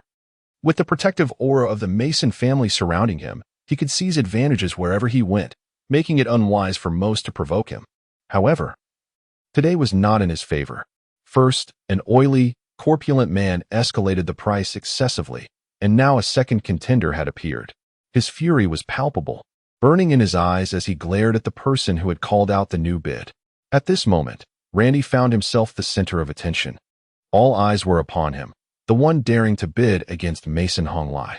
He chuckled awkwardly. "Don't look at me. I'm merely an agent." A voice from the crowd remarked. "I thought it was someone of significance. Turns out it's just that effeminate fellow." Clearly, many were familiar with Randy, as he was engaged in this very trade, possessing numerous acquaintances within the slave market. Mason Honglai paid no heed to the other's attempts to deflect blame. Anyone who dared to compete with him was met with his wrath. He felt an overwhelming urge to eliminate his rival, but knew that such a course of action was out of the question. The laws of the empire were stringent, and even a member of the Mason family could not escape retribution for murder in broad daylight. 21 million. Mason Honglai growled, his voice dripping with malevolence, revealing the murderous intent within. 21.1 million. Randy responded without hesitation. Having already taken a stand against Mason, he realized that his actions would offend not only him, but also Infiltration, the man he had previously aligned with. The die was cast. He had no choice but to continue down this treacherous path. Should he secure this fortune, he could easily find a place to hide until the storm passed. Such a sum, as long as it was not squandered on mere indulgence, would sustain him for many years. 21.5 million. "Kid, you're playing with fire," Mason Honglai screamed, disregarding all decorum. The bidding had surpassed expectations, and the figure he had just announced was the zenith of his financial capacity. His aim was not merely pleasure. He sought to profit from the acquisition of the spirit. At this juncture, the price was nearly the entirety of his Micron financial account. While borrowing money was an option, it would only serve to further humiliate him. Moreover, he remained ignorant of the limits of his opponent's bidding capacity or the identity of the individual backing him. Thus, continuing to bid was a perilous gamble. 21.6 million. Randy declared, unperturbed by the threats. For someone of his disposition, once he set his sights on something, he would not easily be swayed. The price had stagnated at this juncture, surpassing the designated auction time. However, this did not impede the bidding's outcome. The final price would only be locked in if no further bids were placed within 10 seconds after the time elapsed. Randy consistently countered the moment his adversary announced a new price. "Randy, congratulations on your successful bid," the slave trader beside the spirit remarked. Such a substantial transaction entrusted to Randy would undoubtedly yield a considerable commission, and it was clear that he would profit immensely. "Aha, after this deal, I suppose I should retreat into the shadows," Randy replied with a hint of resignation. Being targeted by the Mason family was perilously dangerous, even in the capital, where one could never predict the lengths to which they might go. "Where is your client? Are you acting as a full agent? Or will he be settling the payment himself?" the slave trader inquired. Randy glanced in the direction of Infiltration, who was now approaching him. The price was settled, and Infiltration showed no intention of evading. Transferring animosity towards Randy was never his aim. He merely wished to secure the spirit more effectively. Mason Honglai also noticed Infiltration, and at that moment, a tumult of emotions swirled within him. How was it that he encountered Infiltration everywhere? And why did he consistently thwart his plans?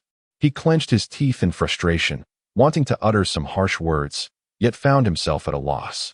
In the face of his adversaries, he possessed no real threat. Even his brother Mason Honglai had been bested by Infiltration, let alone their small entourage. Feng smiled disdainfully at Mason Honglai. If he chose silence, Feng was determined not to let the matter rest. Mason Honglai, if you have something to say, direct it at me.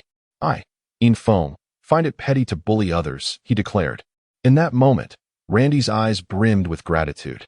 He had initially thought Feng would remain in the shadows, allowing him to bear the brunt of the Mason family's ire.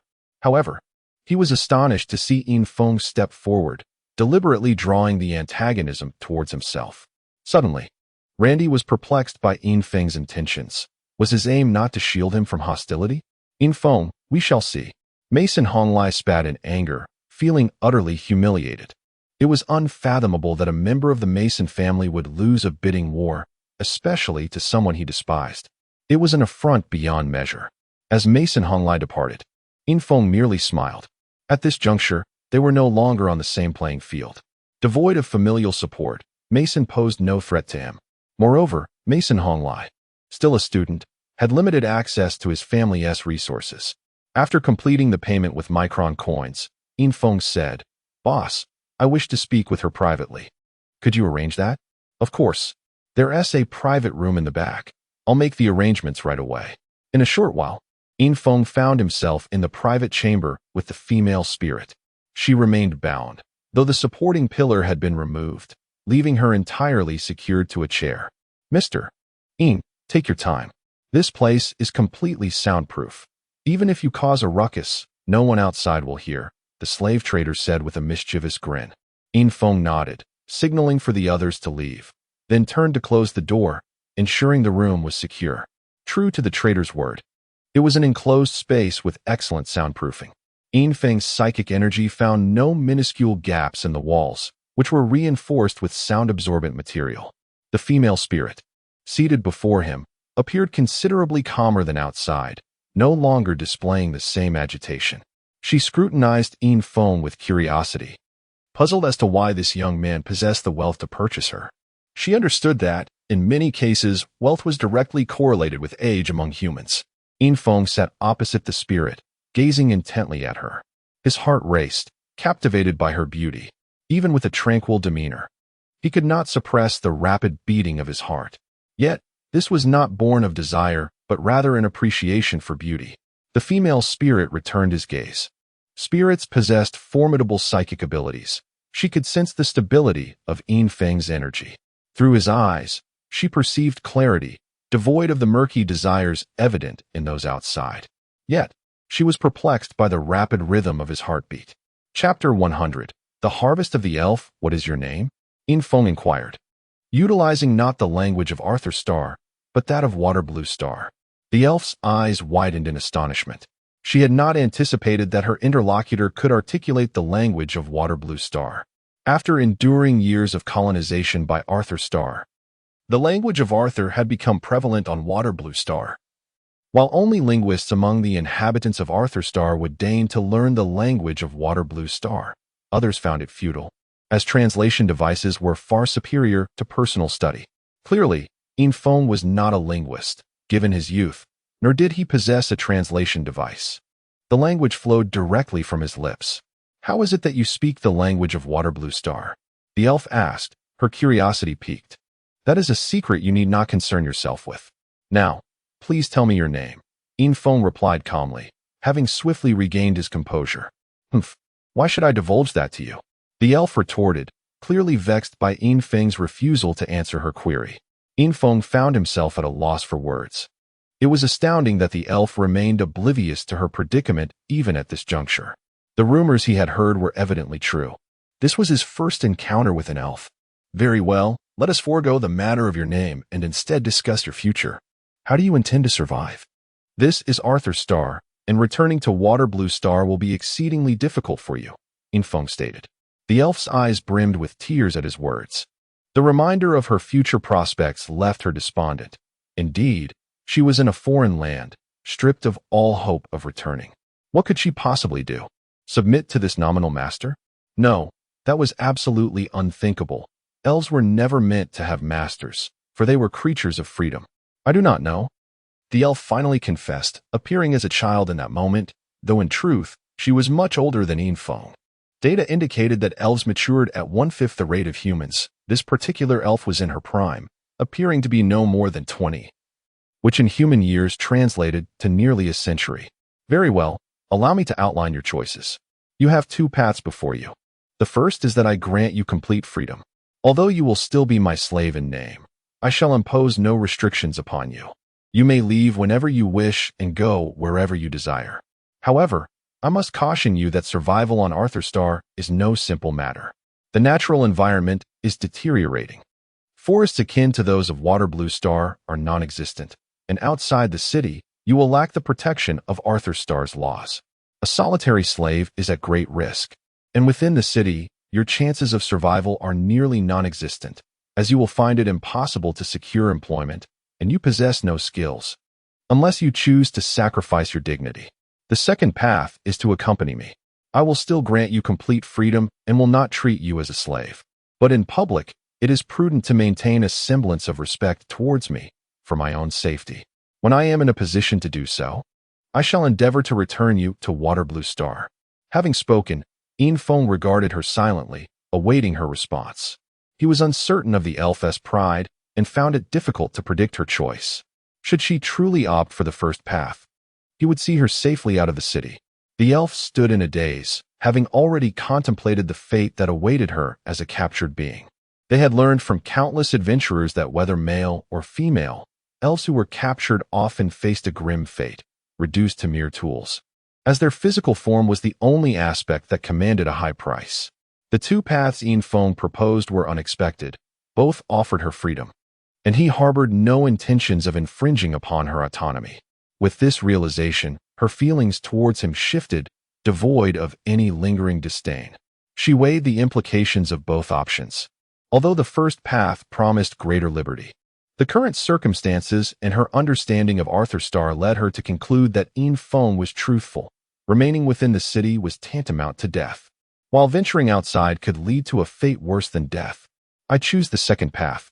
I will follow you, but you must keep your word, the elf declared resolutely. Recognizing this as a pathway to hope, Infong smiled, who said elves lack the capacity for compromise. When the seed of hope germinates, no sentient being would reject it, and elves were not inferior to humans in intelligence. With that, Infong severed the ropes binding the elf. You are free now. The elf stretched her limbs, a look of joy illuminating her face. For so long, she had been confined, as those around her feared she might take her own life. At this moment, she felt akin to a bird released from its cage. For reasons unknown, she sensed that Infong would not harm her. This instinct, inherent to her as an elf, led her to trust him. Thank you. My name is Zerway. What is yours? The elf inquired. Infong, let us depart. We need to find a place for you. He replied, opening the door. For Infong, this day had been eventful, having acquired his first slave at the auction, which stirred something within him, ultimately leading to the purchase of over 1,000. As they exited the private chamber, Zerway quietly followed Infong, saying nothing. She was astute enough to understand that silence was her protection as well as his. Upon seeing Infong emerge, Randy approached eagerly, accompanied by the slave trader, who regarded Zerway with keen interest. To him, it seemed Infong might require some coercive means to successfully take the elf, given how difficult they were to tame. Yet now, he witnessed a serene and composed elf, an almost miraculous sight. How on earth did you manage that? The slave trader exclaimed, astonished. Never had an elf left his premises without being bound hand and foot. Let us proceed, Randy. They should be ready by now. Infong replied with a smile directed at the slave trader, offering no further explanation, and instructed Randy to lead the way.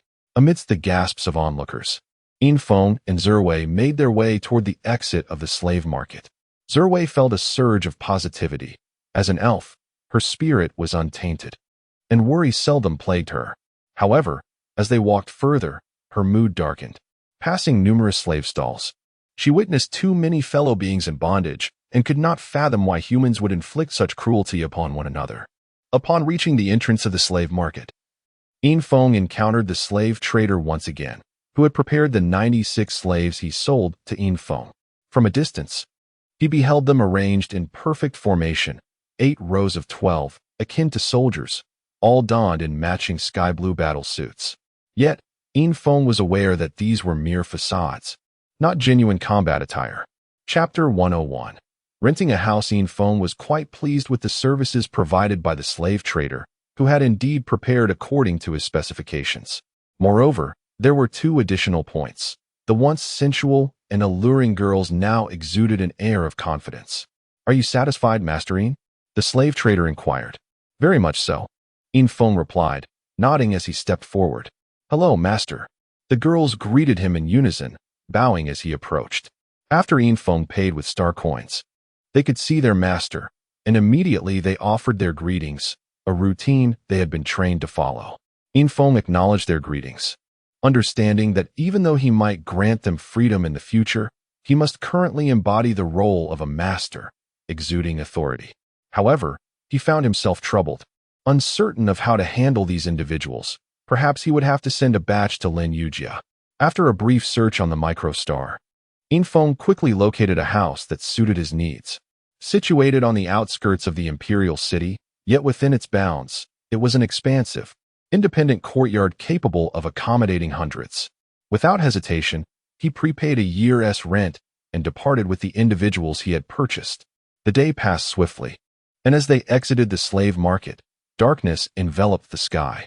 The elf trailed behind Infiltration, gazing at this unfamiliar world with wide-eyed curiosity, while the girls behind her appeared somewhat anxious, unsure of where their master would lead them.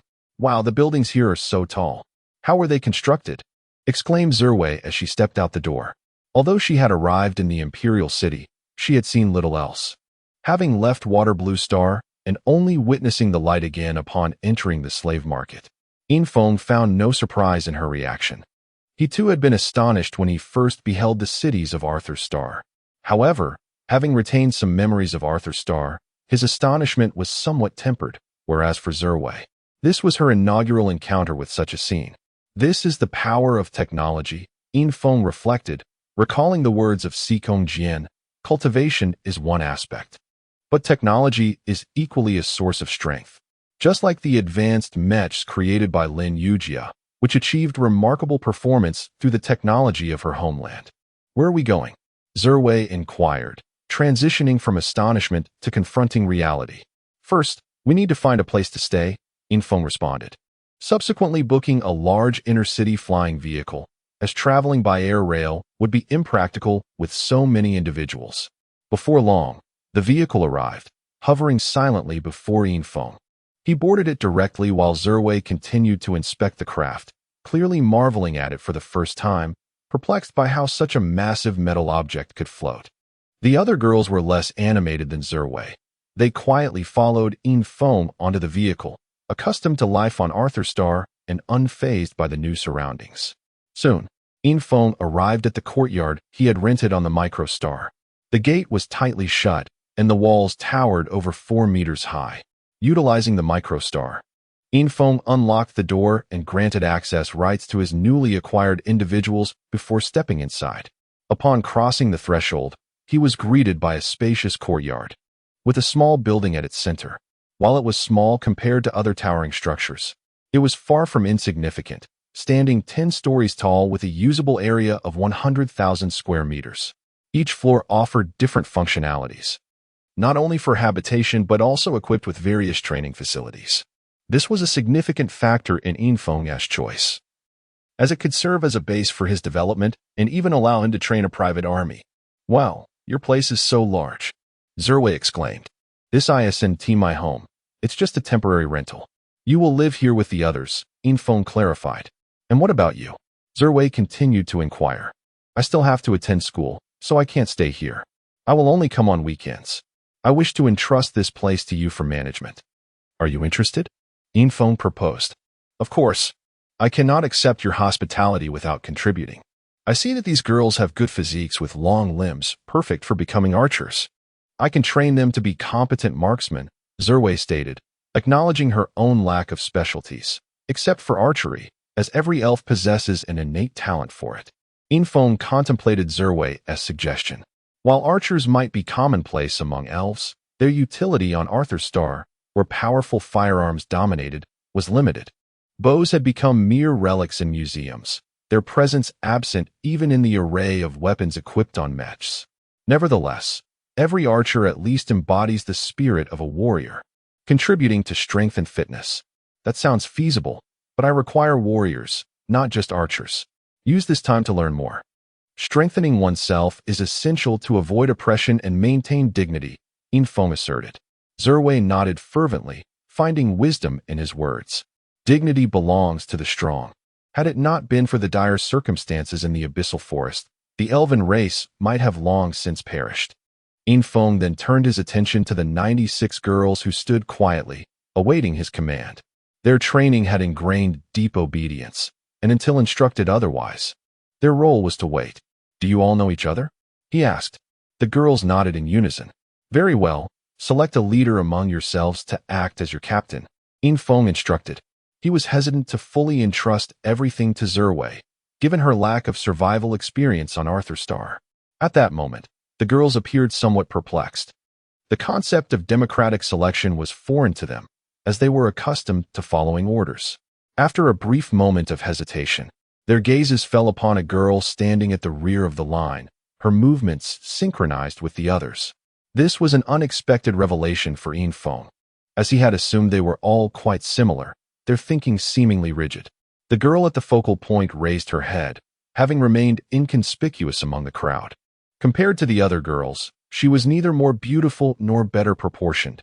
She lacked any outstanding qualities in this assembly of beauties. Yet, when she looked into Infiltration's eyes, he perceived something different, a spark, like a flame of wisdom igniting within her gaze. What is your name? Infiltration directly inquired. Replying to the master, my name is Chu Tingqing, the girl responded. Very well, from today onward, Zerway will serve as captain, and you will be the vice-captain. I hope you both can become formidable warriors rather than mere ornamental figures. Are you willing to accept this responsibility? Infiltration asked. In that moment, the girl's eyes seemed to illuminate entirely. Infiltration saw not a soulless being, but an individual with her own thoughts. Even without awakened memories, she possessed a mindset distinct from ordinary slaves. I will follow the master's arrangements, Chu Tingqing affirmed, stepping forward from the back of the line to stand beside Zerway. From Infiltration's conversation with Zerway, she understood who he referred to. Although she did not know the other was an elf, she recognized they were both Infiltration's slaves. Since he had placed her on an almost equal footing with Zerway, she believed she too deserved similar treatment. All right, I will leave this in your capable hands. Remember to contact me if anything arises, Infiltration concluded, handing Chu Tingqing and Zerway each 1,000,000 star coins for their daily training and living expenses before departing without a backward glance. As she gazed at Infiltration's departing figure, Chu Tingqing felt a sense of bewilderment. While she and her companions had been trained to serve men, it was evident that their master had not acquired them for such purposes. Unlike other girls, her thoughts were vibrant and alive. The prospect of becoming a warrior was far more appealing than merely serving men. Unconsciously, she clenched her fists. Chapter 102. Event news. Having departed the courtyard, Infiltration returned to the Royal Academy, feeling considerably lighter in spirit. Even the hallucination that had accompanied him for an indeterminate time had vanished. Under his mental perception, he could no longer sense that presence. He had left in the early morning, while his roommates were still asleep, but upon his return, it was deep into the night. Infiltration assumed his roommates would be slumbering, yet as he opened the dormitory door, he was greeted by 3 exuberant smiles. The 3 of them were gathered on the sofa in the living room, utterly engrossed in the 3D projection before them, oblivious to the sound of Infiltration entering. Cautiously approaching from behind, Infiltration was curious to discover what video could so captivate his companions. Before his eyes unfolded a fierce mecha battle, unlike simulated matches. This was genuine combat. From the explosive mechs, Infiltration could see a mech pilot bleeding from 7 orifices. He glanced at the channel broadcasting the event, which bore the emblem of the Star Alliance, currently airing a battle from the Black Dragon star domain. Infiltration understood that the Star Alliance encompassed 5 major star domains: Black Dragon, Mo Yuan, Chaotic, Galactic, and the most powerful, the Celestial Domain. The Celestial Domain exists independently from the other 4, rumored to be situated within a temporal black hole at the center of the four domains, representing an alternate dimension of time and space. The headquarters of the Star Alliance is located within the celestial domain, which selects a new generation of powerful individuals every 3 years to enter its realm, with only 100 spots available. Behind these spots lies the allocation of resources. The Star Alliance controls the distribution of resources across the 4 major star domains, meaning that the more slots one secures, the greater the resources available over the next 3 years. Thus, the various star domains exert every effort to secure resources, resulting in a competitive system where every 3 years, they hold internal mech competitions before proceeding to inter-domain showdowns, collectively referred to as the Celestial Domain Mech Master Championship. What Infiltration beheld was the regular season of the Celestial Domain Mech Master Championship for the Black Dragon Star Domain. Unlike ordinary simulated contests, this championship places heavy emphasis on real combat, with each qualified contestant having undergone trials of iron and blood. Beyond the interests of the star domains, for the contestants, entering the celestial domain signifies a remarkable leap in strength. Any expert returning from the celestial domain possesses the capability to annihilate planets.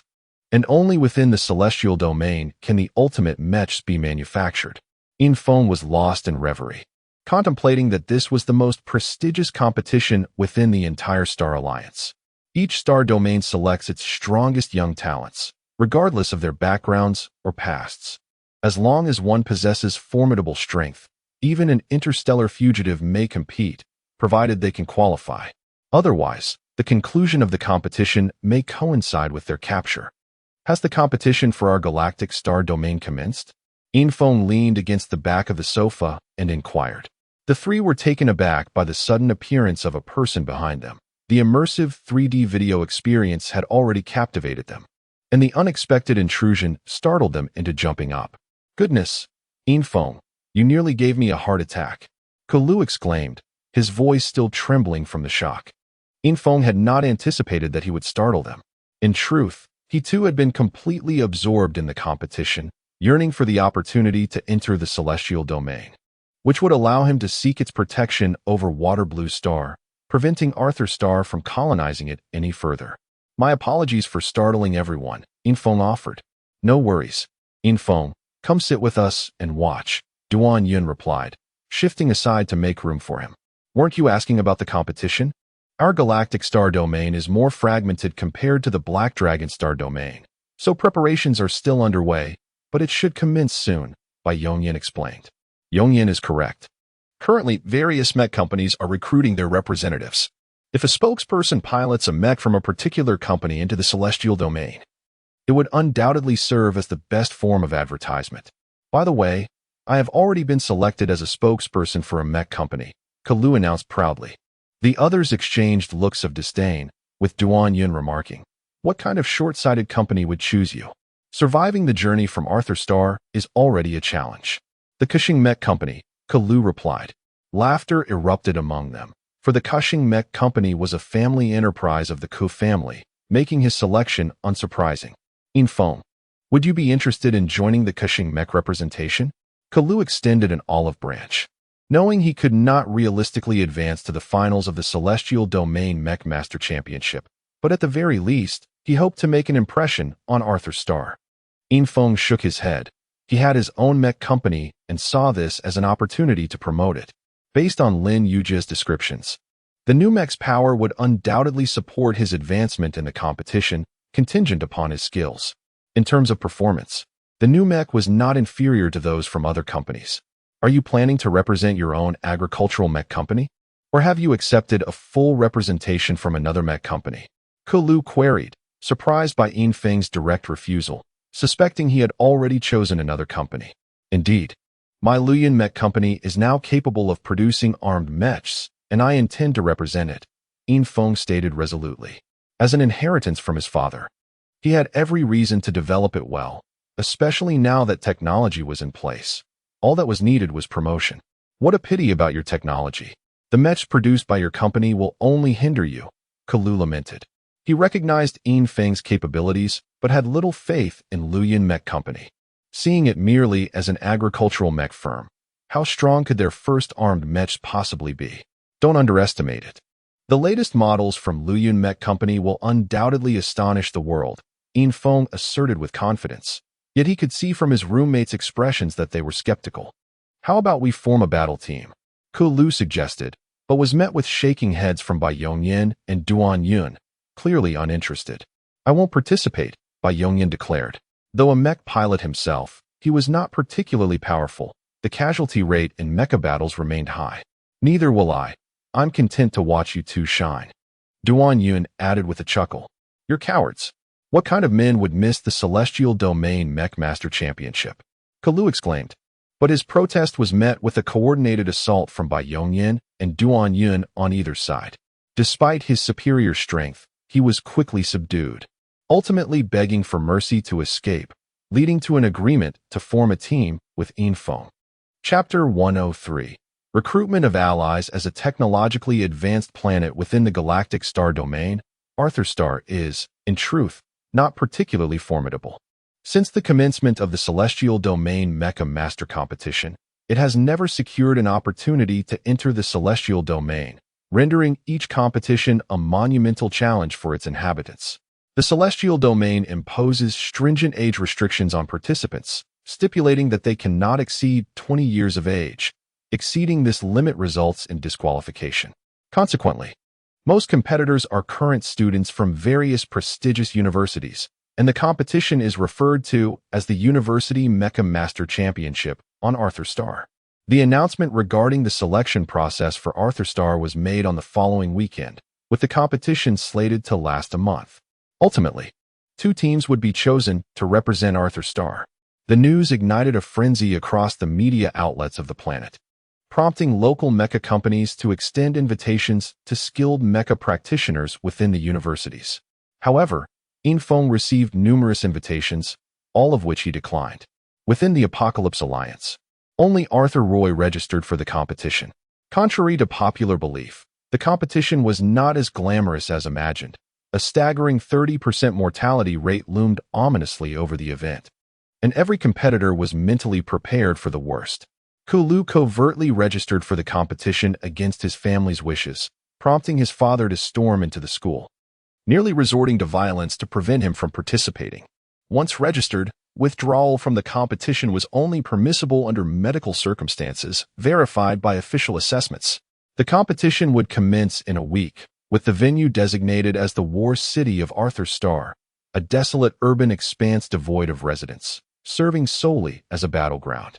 Surrounding the War City were several elevated platforms, allowing spectators to observe the entire arena.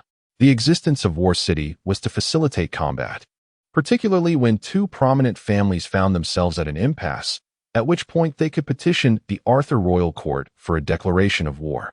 However, such conflicts were strictly contained to avoid impacting the lives of ordinary citizens. After registration, Infong and his companions began preparations for the impending competition. With only 3 members in their team, they were short of the required 5. Infong did not concern himself with the recruitment of additional members, as Ku Lu had already posted a recruitment notice on the university's forum. The message read, Stormblade Master Infong seeks 2 teammates for the Celestial Domain Mecha Master Competition, accompanied by several of Infeng's battle videos.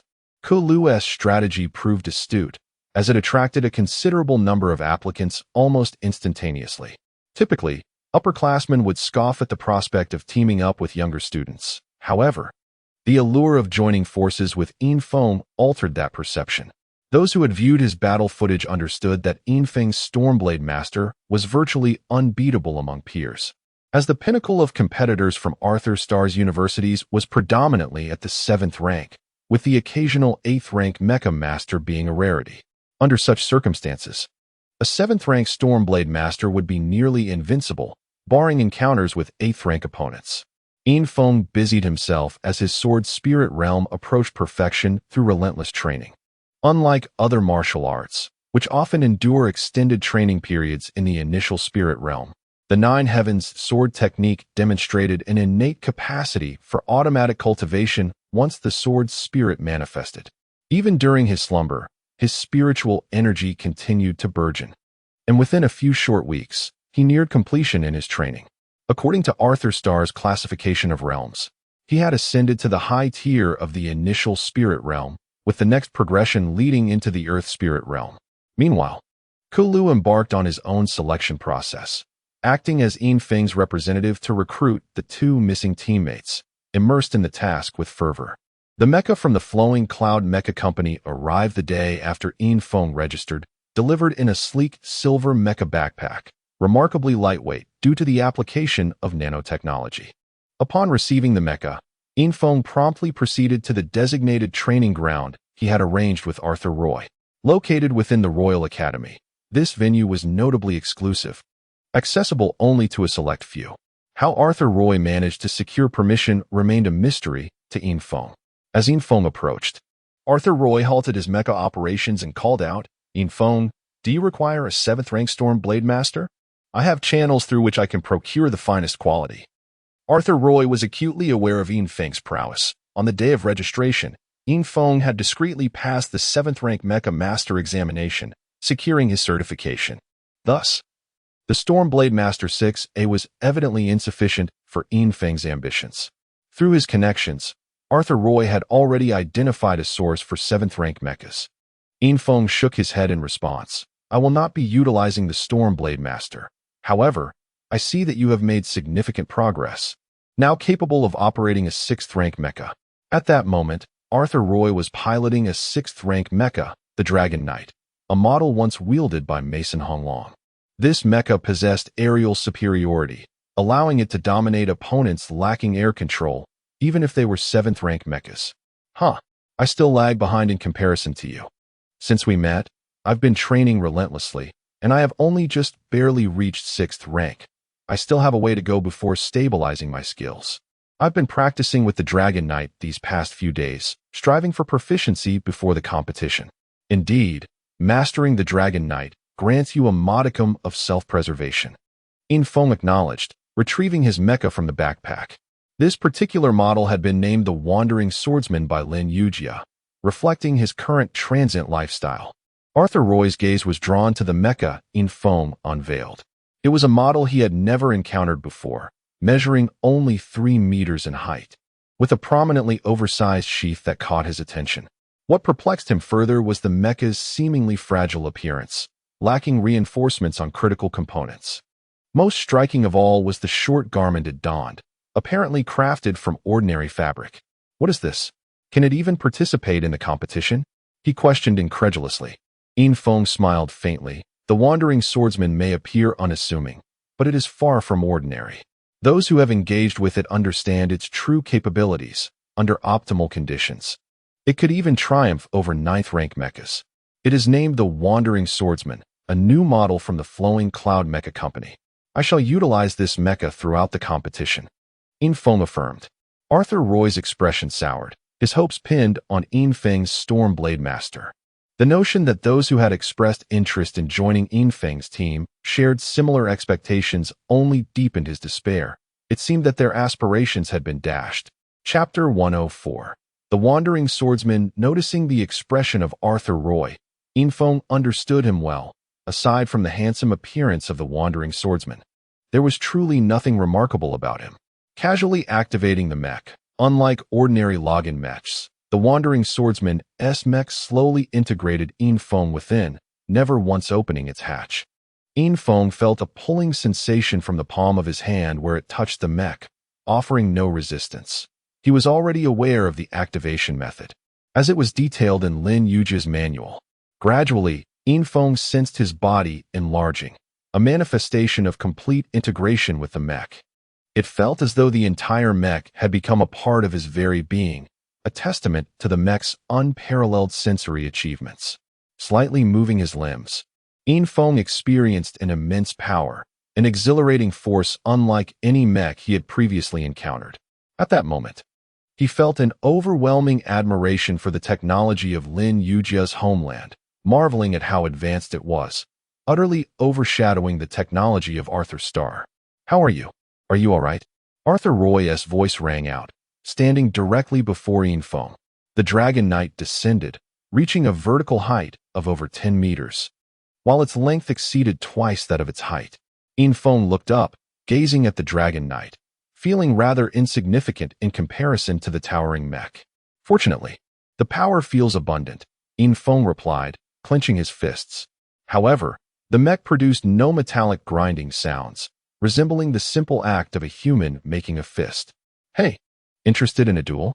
Arthur Roy asked with a mischievous glint in his eye. If Infiltration had been using any other mech, he would have had no inclination to challenge him, but the one before him was evidently fragile. Even a mere brush from his laser gun could spell disaster. This was a splendid opportunity for showcasing once their team was complete. Are you sure? Infiltration inquired, astonished that Arthur Roy dared to challenge him.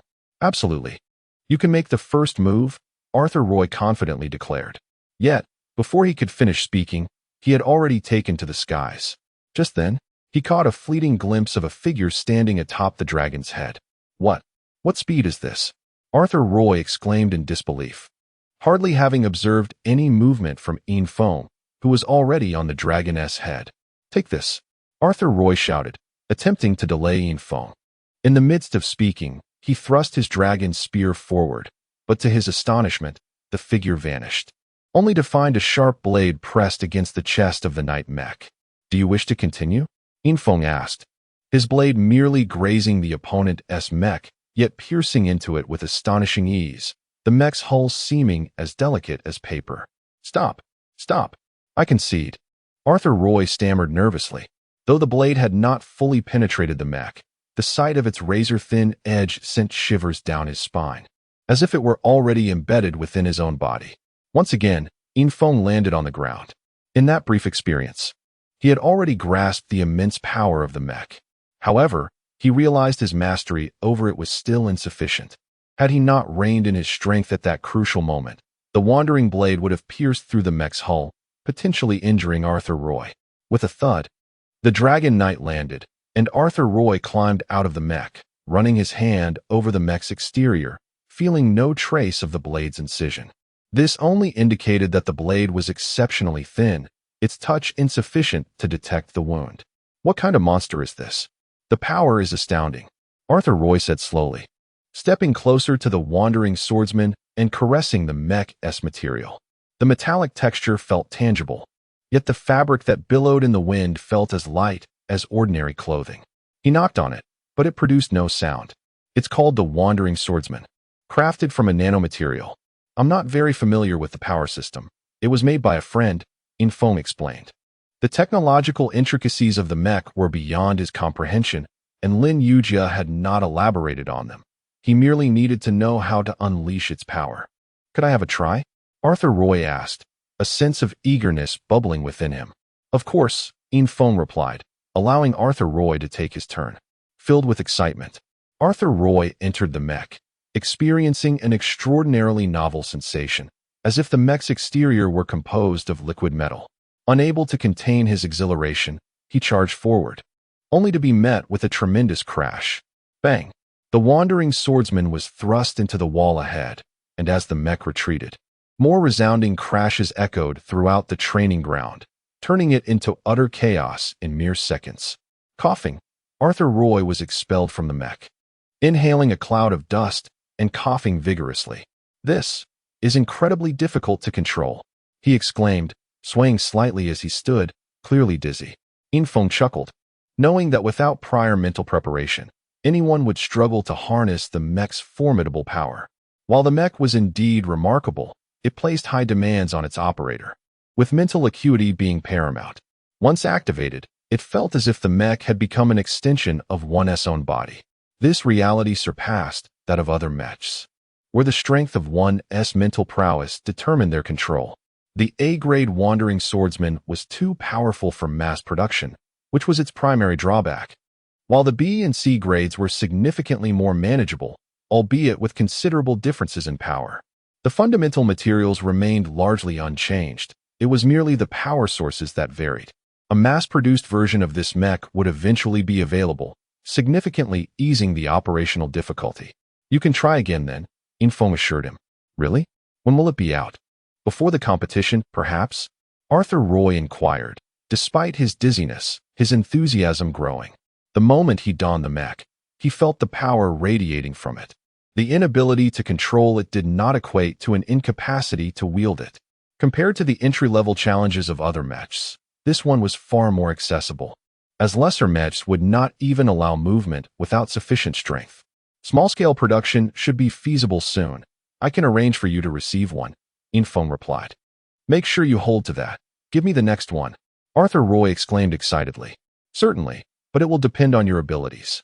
You should train diligently in the meantime, Infong advised. Now, let us continue sparring, but you cannot use that mech again, Arthur Roy said, having invited Infong solely to improve.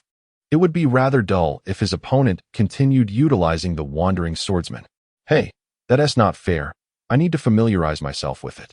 However, I can promise not to use the blade, Infong responded. Arthur Roy ultimately nodded, feeling reassured by the absence of life-threatening danger. He did not anticipate that the following days would be a grueling training regimen, one that would leave him battered by countless blows. Chapter 105, Satellite City No. 8 time passes swiftly, and before they knew it, a week had elapsed. Infong and his team boarded the airship destined for the War City. Alongside Infong, Roy, and Kulu, there were 2 additional teammates, Lin Qing'er and Luo Xia, both stunning senior students. Their prowess was not particularly formidable, being mere 6th-tier mecha masters. Yet their beauty had already garnered considerable renown. Infong found himself somewhat exasperated with the unreliable Kulu. He himself was a liability. Yet the recruitment process seemed to prioritize looks over strength. Although 6th-tier abilities were not insignificant, they could only be regarded as rather ordinary in the context of competition. Nevertheless, with the team assembled, Infong had little choice but to accept the situation. Roy, who had initially grumbled about Kulu's choice of teammates lacking strength, quickly forgot his complaints upon seeing the 2 beautiful girls, instantly adopting the mantra of friendship first, competition second. On the airship, each of the 2 young men accompanied a lovely lady, leaving Infong somewhat isolated. Clearly, the 2 were more adept in matters of romance than he was. However, the girls' attention seemed to be directed toward Infong. Even as they conversed, their glances frequently wandered in his direction. Yet, they soon noticed that Infong was rather taciturn. Speaking little upon their initial meeting, and once aboard the airship, he simply closed his eyes to meditate, prioritizing mental preparation for the upcoming competition. This vessel was specifically designed to transport competitors to War City, heading towards Satellite City No. 8. The majority of the passengers were students from the imperial capital, comprising 10 teams and a total of 50 individuals. Upon their arrival at Satellite City No. 8, they encountered numerous others who had arrived ahead of them. Based on their registration numbers, each team would be randomly allocated to one of 8 different satellite cities. As soon as they landed, Infong and the others received their mission cards, which indicated that the journey from Satellite City No. 8 to War City was merely a trial. Only those who succeeded would enter the final competition. However, this journey was fraught with peril, not only from the environment and ferocious beasts, but also from rival teams. Infong examined the mission card in his hand. Each contestant received one, and his card bore a golden crown emblem. Same old routine, he thought. Tomorrow morning we set out. The first team to arrive and collect 40 emblems will truly advance. Kulu casually tucked the mission card into his bag, stating that the rules had remained largely unchanged over the years, familiar to him. Though he had not heeded Kulu's words, Infong diligently reviewed the card. It contained various reminders, indicating that one need not push themselves too hard. If they could not endure, they could relinquish their emblems, and a rescue team would promptly be dispatched. However, losing an emblem signified failure and elimination from the competition. Infong, you set up the tent. We'll go explore, Roy said with a mischievous grin. Infong felt somewhat bemused. The 2 were clearly adept in the realm of romance, having quickly grown close to the 2 girls. Nodding in agreement, Infong began to erect the tent. Although referred to as a city, Satellite City boasted few buildings. The walls were merely tall. Contestants were required to set up tents for their first night, as this was a fundamental survival skill necessary for adapting to the forthcoming competition. The environment within the Satellite City was quite pleasant, with a river flowing through it, making the riverbanks the most popular spots for habitation. Yin Feng, disliking crowds, opted for a secluded clearing in the woods, where all the greenery was artificially cultivated, providing ample space between the trees for his tent. Having secured the tent's four corners, Yin Feng was preparing to pull the lines when he suddenly noticed someone approaching, and his brow furrowed. Fate had brought him face to face with members of the Mason family once more. There were 10 individuals in total, evidently 2 teams, among them Mason Honglong. While the others were unfamiliar to Yin Feng, though he recognized the Mason family emblem on their attire. Ceasing his work, Yin Feng stood up and faced the approaching group. Yin Feng, what a surprise to see you again, Mason Honglong remarked as the 10 encircled him. What do you want? Yin Feng asked coldly, his senses sharpening. Nothing much. Just curious about your teammates. Thought I'd keep an eye on them, Mason Honglong replied. Yin Feng felt no fear of Mason Honglong. Having reached the pinnacle of the sword spirit realm, he could easily overpower ordinary practitioners of the initial spirit realm. He feared no one of his rank. But his teammates were another matter. They were clearly there to make up the numbers. You'd best keep your distance from them, or you'll regret it, Yin Feng warned. Why waste words with him, young master? Just take him down, one of the burly men beside Mason Honglong suggested. Yin Feng had noticed this man the moment he appeared. Among the group, he exuded the greatest strength. Although Yin Feng could not discern his exact realm, he could sense the intense energy radiating from him, suggesting he was a half-earth spirit. Half-earth spirit? Yin Feng speculated aloud. Quite perceptive. I underestimated you, but you've misapplied your insight. You've offended the Mason family, Mason Honglong replied. Then come at me. Let's see what you've got, Yin Feng challenged. The satellite city prohibited fighting, so their encounter was merely a display of bravado. A real confrontation would surely unfold during the competition, as engaging in a brawl beforehand could jeopardize their chances. Dream on. We'll meet again tomorrow. Enjoy your night in fear, Mason Honglong sneered, turning to leave with his companions. Clearly, he recognized that this was not the time for confrontation. The crucial moment awaited them the following day. Watching them depart, Yin Feng narrowed his eyes. It was time to gather intelligence. Although Mason Honglai had not participated, targeting Mason Honglong was a viable option. However, retaliation would sever ties with the Mason family entirely. For now, it was merely a feud among the younger generation. Killing Mason Honglong would invite the wrath of the entire Mason family. Thus, it was imperative to act covertly.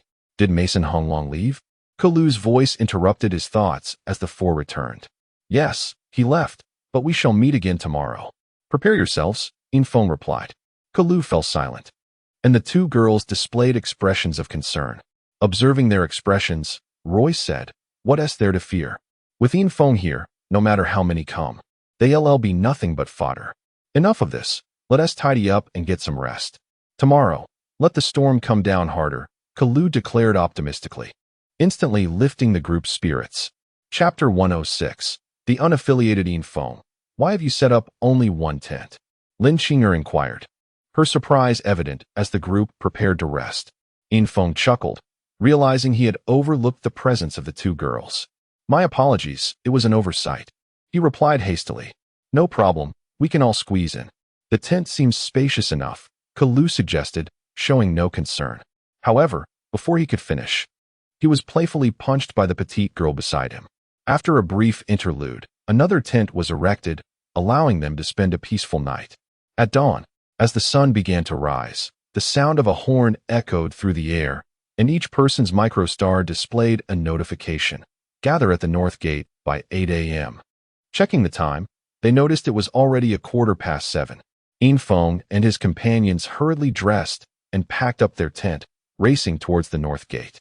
Perhaps still adjusting to the discomfort of sleeping outdoors, the 4 of them, apart from Yin Feng, appeared quite disheveled and bewildered. Due to the urgency of the morning, they had barely managed to prepare before setting off, awakening only when the horn sounded.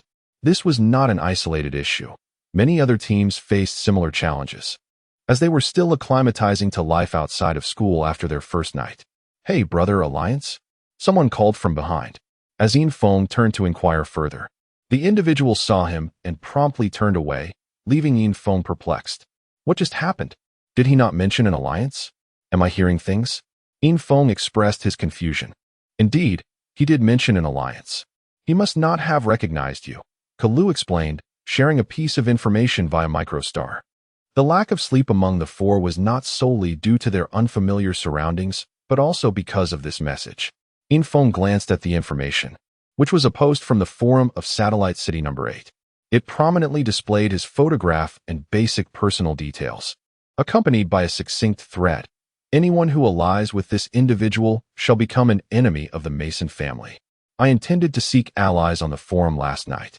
But with this message circulating, it seems unlikely anyone will want to ally with us now. We may have to rely solely on ourselves, Kalu continued. We all saw it. Infong, your storm swordsman is fine, right? Lin Chinger asked. Before their departure, she had not even met Infong or Arthur Roy, thus unaware of the type of mecha he would utilize. This is a significant issue. He didn't even bring the storm swordsman, Arthur Roy remarked, jokingly. He was aware that Infong would rely on the wandering blade, which he had witnessed in action and knew its formidable strength. What? My goodness, you didn't bring the storm swordsman? What are you here for? Kalu exclaimed, realizing he had been preoccupied with recruiting allies and had neglected to discuss strategies with Infong. He had not taken the competition too seriously, considering the abundance of seasoned competitors, particularly from higher grades. I already informed you that I am endorsing the Luyun Mecha Company, thus I must use their mechas, Infong replied. Kalu cradled his head in despair, lamenting that even survival might be a challenge and questioning whether they could even pass the first round. I have never heard of the Luyun Mecha Company, Luo Xia asked, who had remained silent until now. It's my family's company, specializing in agricultural mechas, Kalu replied disheartened. He felt guilty for having promised the two ladies that the storm swordsman would not be in play. Oh, then what are we supposed to do? Luo Xia's disappointment was palpable. She had hoped to ally with a strong competitor, but felt let down. Don't worry, I still have my Dragon Knight. We can always fly over. With me around, we'll be fine, Arthur Roy boasted, showcasing the fact that the Dragon Knight was not a mecha that just anyone could afford. As they conversed, they arrived at the North Gate, where many had already gathered. I trust you all have familiarized yourselves with the competition's rules. You have 3 days to reach War City and collect enough badges to qualify. Remember, if you wish to concede, do not hesitate to call for help. No one is permitted to harm those who signal for assistance. Such actions will lead to disqualification and legal repercussions. Now let us commence. Cheers erupted as teams activated their mechas and surged through the city gates, the sounds of clashing metal resonating thunderously. Do not panic. Competing ahead may intensify the rivalry. We'll depart a bit later, Arthur Roy advised. Once the majority had departed, the group activated their mechas. Arthur Roy chose the Dragon Knight. Kalu opted for the 5th-tier support mech, Speedster, while Lin Chinger utilized the 6th-tier mech, Starshine 6, and Luo Xia went for the 6th-tier Dawn Archer. After activating their mechas, the 5 exited the city, spotting ambulances racing away in the distance, indicating that battles had already commenced. Roy, the aerial targets are too conspicuous. We risk being targeted. Let us stick to the ground, Kalu suggested. The Speedster transformed into a large ground vehicle, adept at speed despite its relatively low combat power. Being a high-quality version custom-made for him, Roy quickly retracted the Dragon Knight and retrieved another mech, identical to Infong's, but it was an emergency version, significantly inferior in performance, yet crafted with high-quality materials that ensured top-tier defense. Are you two here for a fashion show? Luo Xia teased, admiring the wandering blade's aesthetic appeal. Its flamboyant design harmonizing beautifully with its metallic form. My apologies, I also represent the Luyun Mecha Company, and this is a limited edition mech, of which there are only 2 in existence, Arthur Roy replied. Hurry into the vehicle. Let us hope for good fortune, and we can dash through, Kalu urged, feeling a slight confidence in his mech. Although it was still a 5th-tier machine, its materials and power had been optimized significantly, allowing for high-speed off-road travel. With proper acceleration, even a 7th-tier mech would struggle to keep pace. Infong refrained from elaborating. The wandering blade was highly deceptive, unless one witnessed its true power. Few would believe its capabilities, for its technology was far ahead, almost resembling a miracle to the untrained eye. Activate! Kalu shouted, instantly powering up the Speedster. The massive vehicle's rear erupted with intense flames, propelling them forward with such force that everyone felt a powerful push against their backs. In mere seconds, their speed soared to several hundred kilometers per hour, surpassing many flying mechas. Chapter 107. The Lone Warrior's first battle after merely a few minutes of advancement. Kulu's flying machine reduced its speed as a vast expanse of forest appeared ahead, necessitating a cautious approach. The vigilance of everyone heightened. Having avoided earlier competitive collisions by departing later, yet they were inevitably confronted with the lurking dangers posed by those with ill intentions. The vehicle came to a halt before the forest, revealing numerous teams that had conceded defeat along the way, with shattered mech fragments scattered about. However, the forest before them appeared pristine, devoid of any apparent danger, a stark contrast that heightened their apprehension.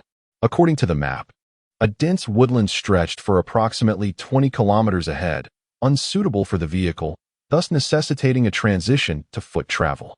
Kulu remarked. Although he was not driven by the pursuit of accolades, his preparations had been thorough. I shall lead the way, he declared, with Roy bringing up the rear, while Kulu, Lin Qinger, and Luo Xia will occupy the middle. Is that acceptable? Asked Infiltration. Roy nodded, though Kulu and the others seemed incredulous. Are you too certain that the two Mechs from the Lu Yun Mech Company will suffice? Kulu inquired, concerned about the inherent risks associated with leading and trailing. Perhaps Luo Xia and I should take the lead and the rear instead. Both of us are certified 6th-tier mech pilots, Lin Qinger suggested, clearly lacking confidence in the two's diminutive mechs. That won't do. I'm a man, and I can't let you two girls occupy such perilous positions, Roy insisted, though he felt quite self-assured. Despite donning the same wandering blade mech, his performance was notably superior to Infang's, as he had spent an entire night familiarizing himself with its capabilities. Though still an unstable 6th-tier pilot, he felt undaunted even against 7th-tier opponents. Roy, are you looking down on us girls? How about a duel? Luo Xia retorted, displeased by Roy's words. Roy immediately panicked. He had been pursuing Luo Xia throughout their journey, and their rapport had been pleasant until this moment. Xia, I didn't mean it that way. Let's not even talk about dueling. I concede. Infiltration, feeling exasperated, was taken aback by Roy's lack of decorum in addressing the girls. Ahem, there's no need to bicker. I know Roy's capabilities well enough. I feel secure with him at the rear. It's settled, Infiltration declared, emphasizing that this was not the moment for disputes. Indeed, let us heed Infiltration's wisdom. Kulu concurred, though he harbored reservations about Infang's mech. Nevertheless, Kulu retained a modicum of faith in him, especially since the team was inherently led by Infiltration, who had yet to exhibit a commanding presence.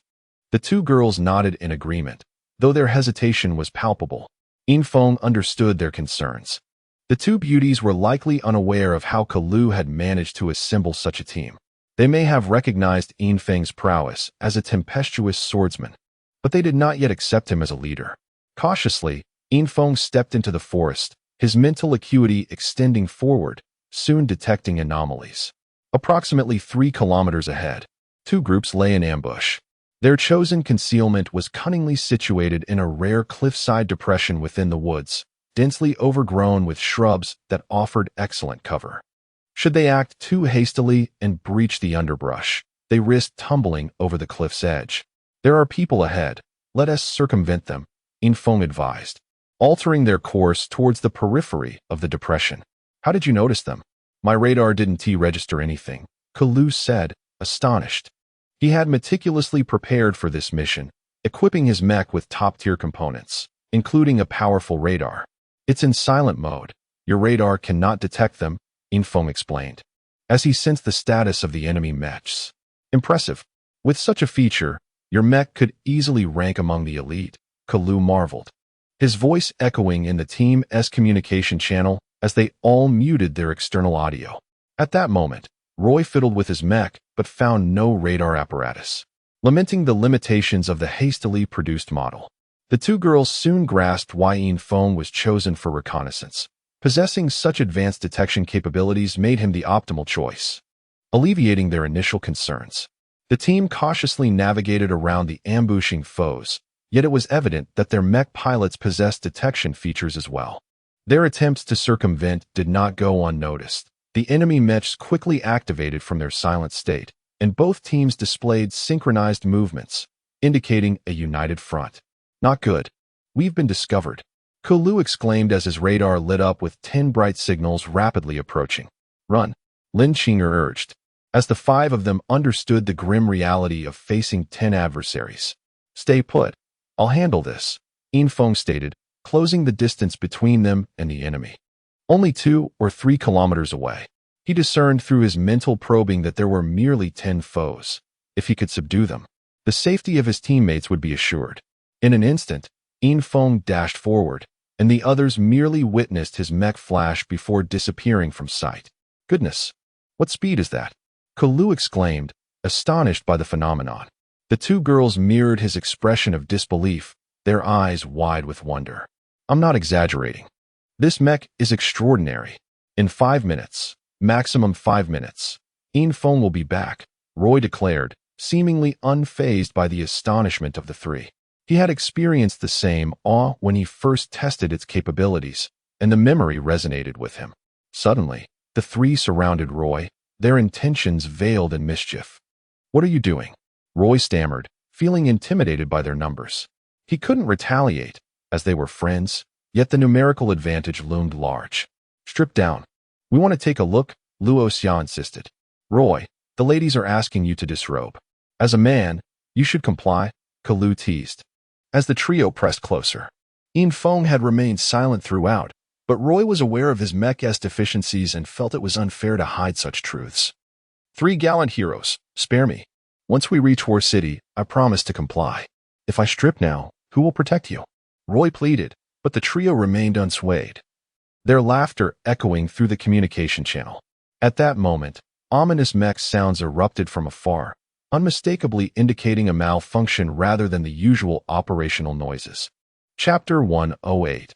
The emergence of divine might. Roy and Kulu observed 10 flares rising amidst the jungle, a final display of brilliance from the vanquished.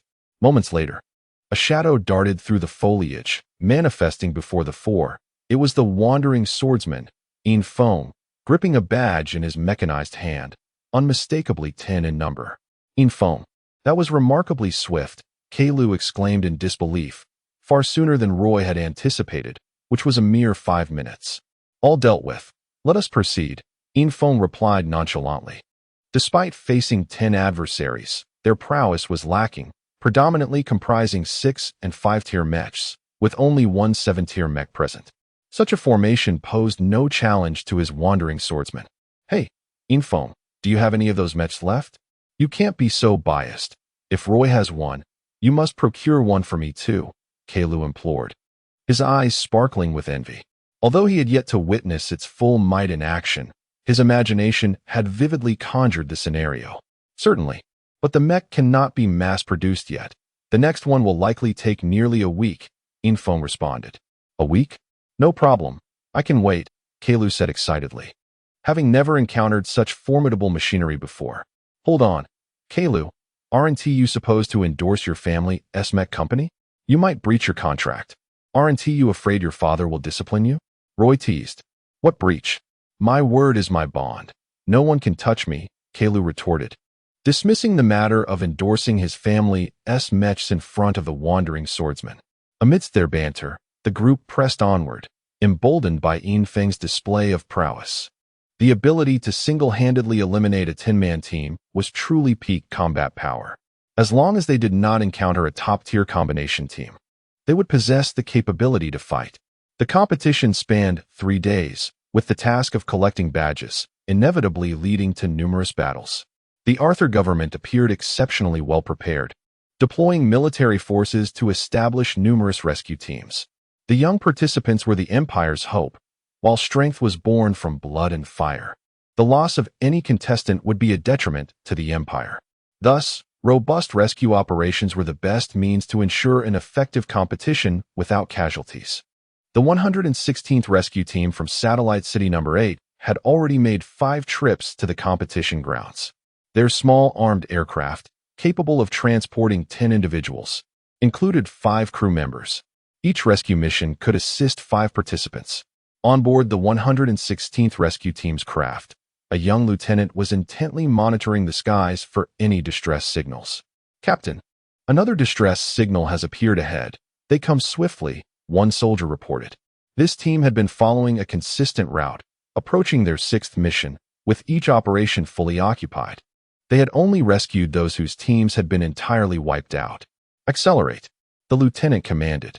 Soon, the aircraft landed at the desert's edge, where the sandy terrain met the jungle.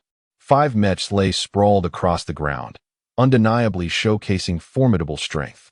The lieutenant, seasoned in combat, swiftly identified the models and tiers of the fallen mechs.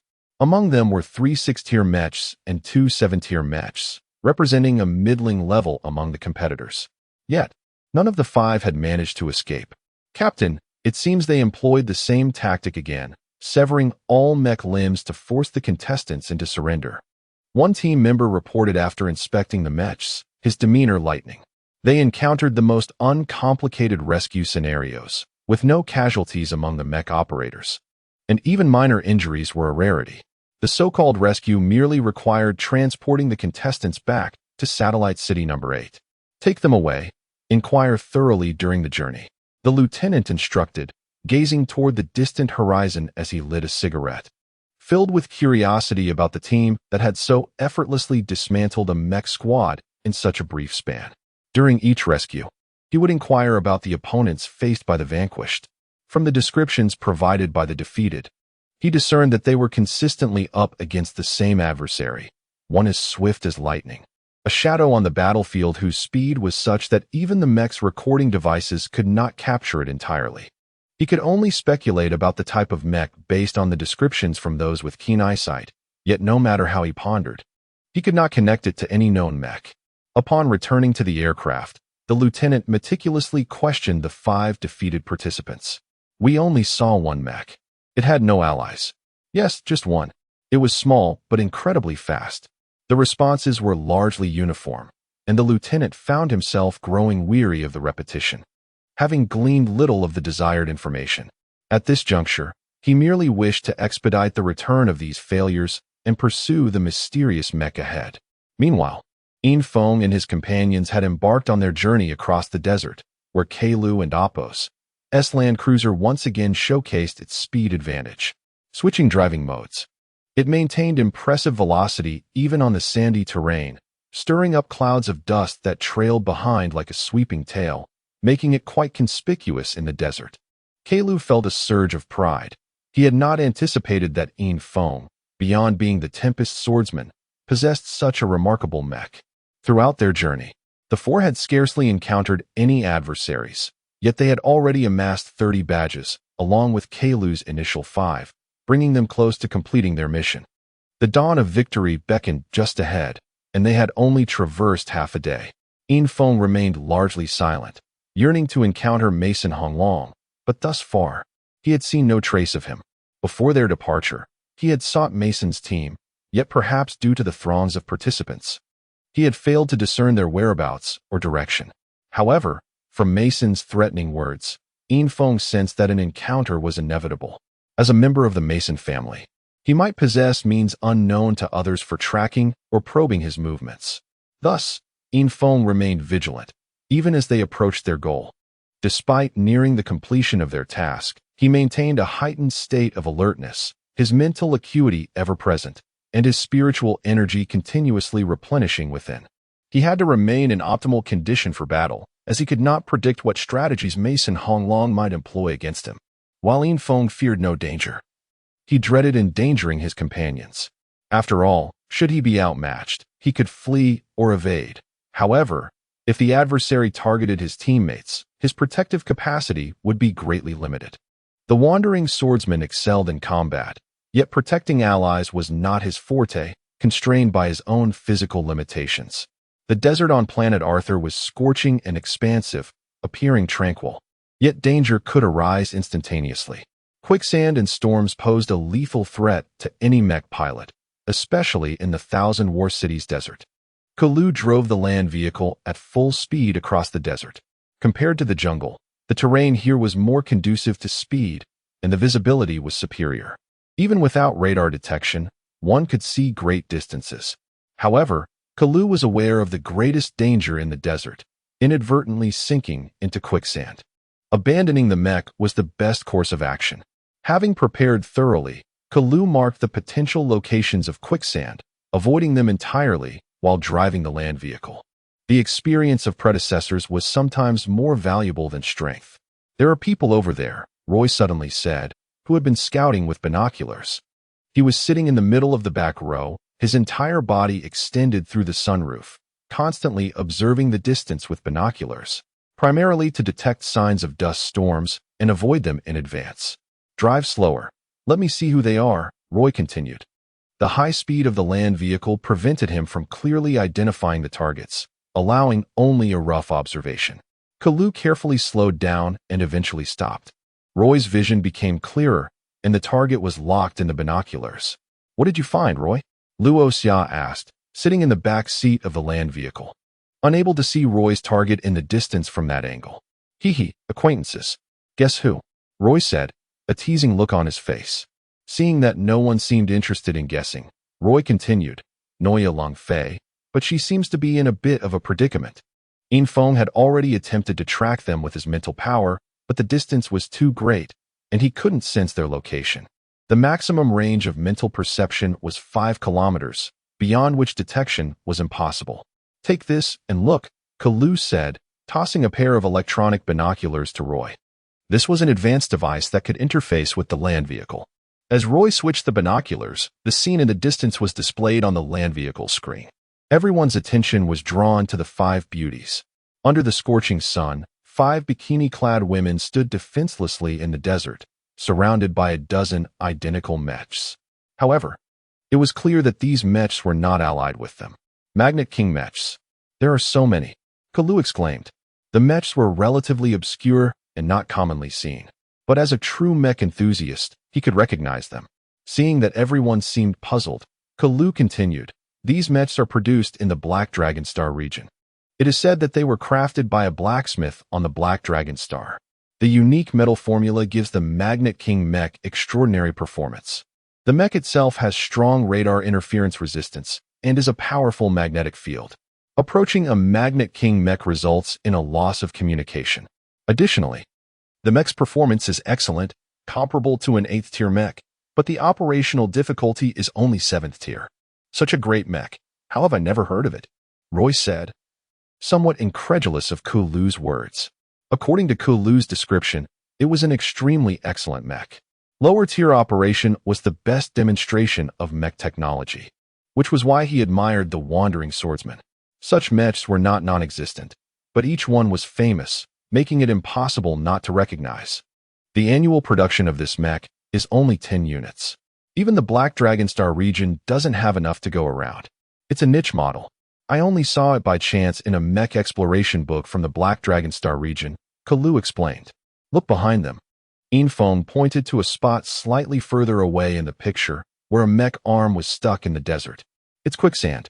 That's the arm of a war goddess 7A. Noya Longfei is said to be most skilled with the war goddess series. That's Noya Longfei's mech. They're stuck in quicksand," Roy said, clearly knowledgeable about Noya Longfei. "That's not right. There's no quicksand marked on the map," Kalu said, puzzled. Not only was there no quicksand marked, but it was also marked as an oasis. Where did the oasis go? It was completely absent from the screen. "Your antique map is just for reference. You actually took it seriously. The desert is fluid. There are no permanent locations," Roy said. Although they didn't understand what had happened, it was clear from the image that Noya Longfei was under threat. They couldn't even send a distress signal. The 5 women's bare bodies offered no place to hide a signal flare. The 2 girls in the car remained silent. Noya Longfei's plight made them feel uncomfortable. As girls, they could empathize with her feelings. "Shall we go save them?" Lin Qinga finally said, clenching her teeth. Making such a decision was not easy. There were over a dozen mechs comparable to 8th tier mechs, likely 3 teams of 5. Save them? With what? These aren't the small fries who robbed us before. They're absolute peak combat power. Our force in Satellite City 8 can at least rank in the top 3, Kalu said, clearly not considering a rescue. Then, I'll stay here and send a distress signal. At least it can attract the rescue team, Luo Xia said. Absolutely not. That would put you in danger. The rescue team will take too long to arrive. They could kill the 5 of them and then kill you. Lu rejected again. The 2 girls both looked at Infeng. Infeng was the strongest in the group and had always acted as the leader. At this moment, they could only see if Infeng had any ideas. Arthur Roy, Infeng said, Infeng, why don't we save them? Noya Lungfei and Mason Honglong aren't allies. They only formed an alliance during the exam due to pressure from the royal family. Privately, they are bitter rivals. Moreover, she is a good person, not a villain. Infeng had already made a decision. He couldn't stand by and watch someone die. Although he had fought with Noya Lungfei, they had no animosity. He hadn't even seen Noya Lungfei since they had been at the Royal Academy. Saving them is a must. These people are clearly trying to silence them. We saw them here, so they must have noticed us. I think as soon as the car starts, we'll face their pursuit, Infeng said, expressing his thoughts. In his opinion, the opponents must have discovered them. No, these guys are blind. The Magnet King mech has a huge flaw. The magnetic field is too strong, causing its radar and other devices to malfunction. They can't detect us at all, Lu explained. That makes things easier. We can ambush them, but not too many people. Roy and I are enough, Infeng said. Originally, he was hesitant to take action due to the risk of exposure. If they got too close, the opponents would kill Noya Lungfei and the others, and their efforts would be in vain. After discussing, Infeng and Roy jumped out of the land vehicle and cautiously approached Noya Lungfei. Chapter 110, The Hope Lotus navigating around a small sand dune.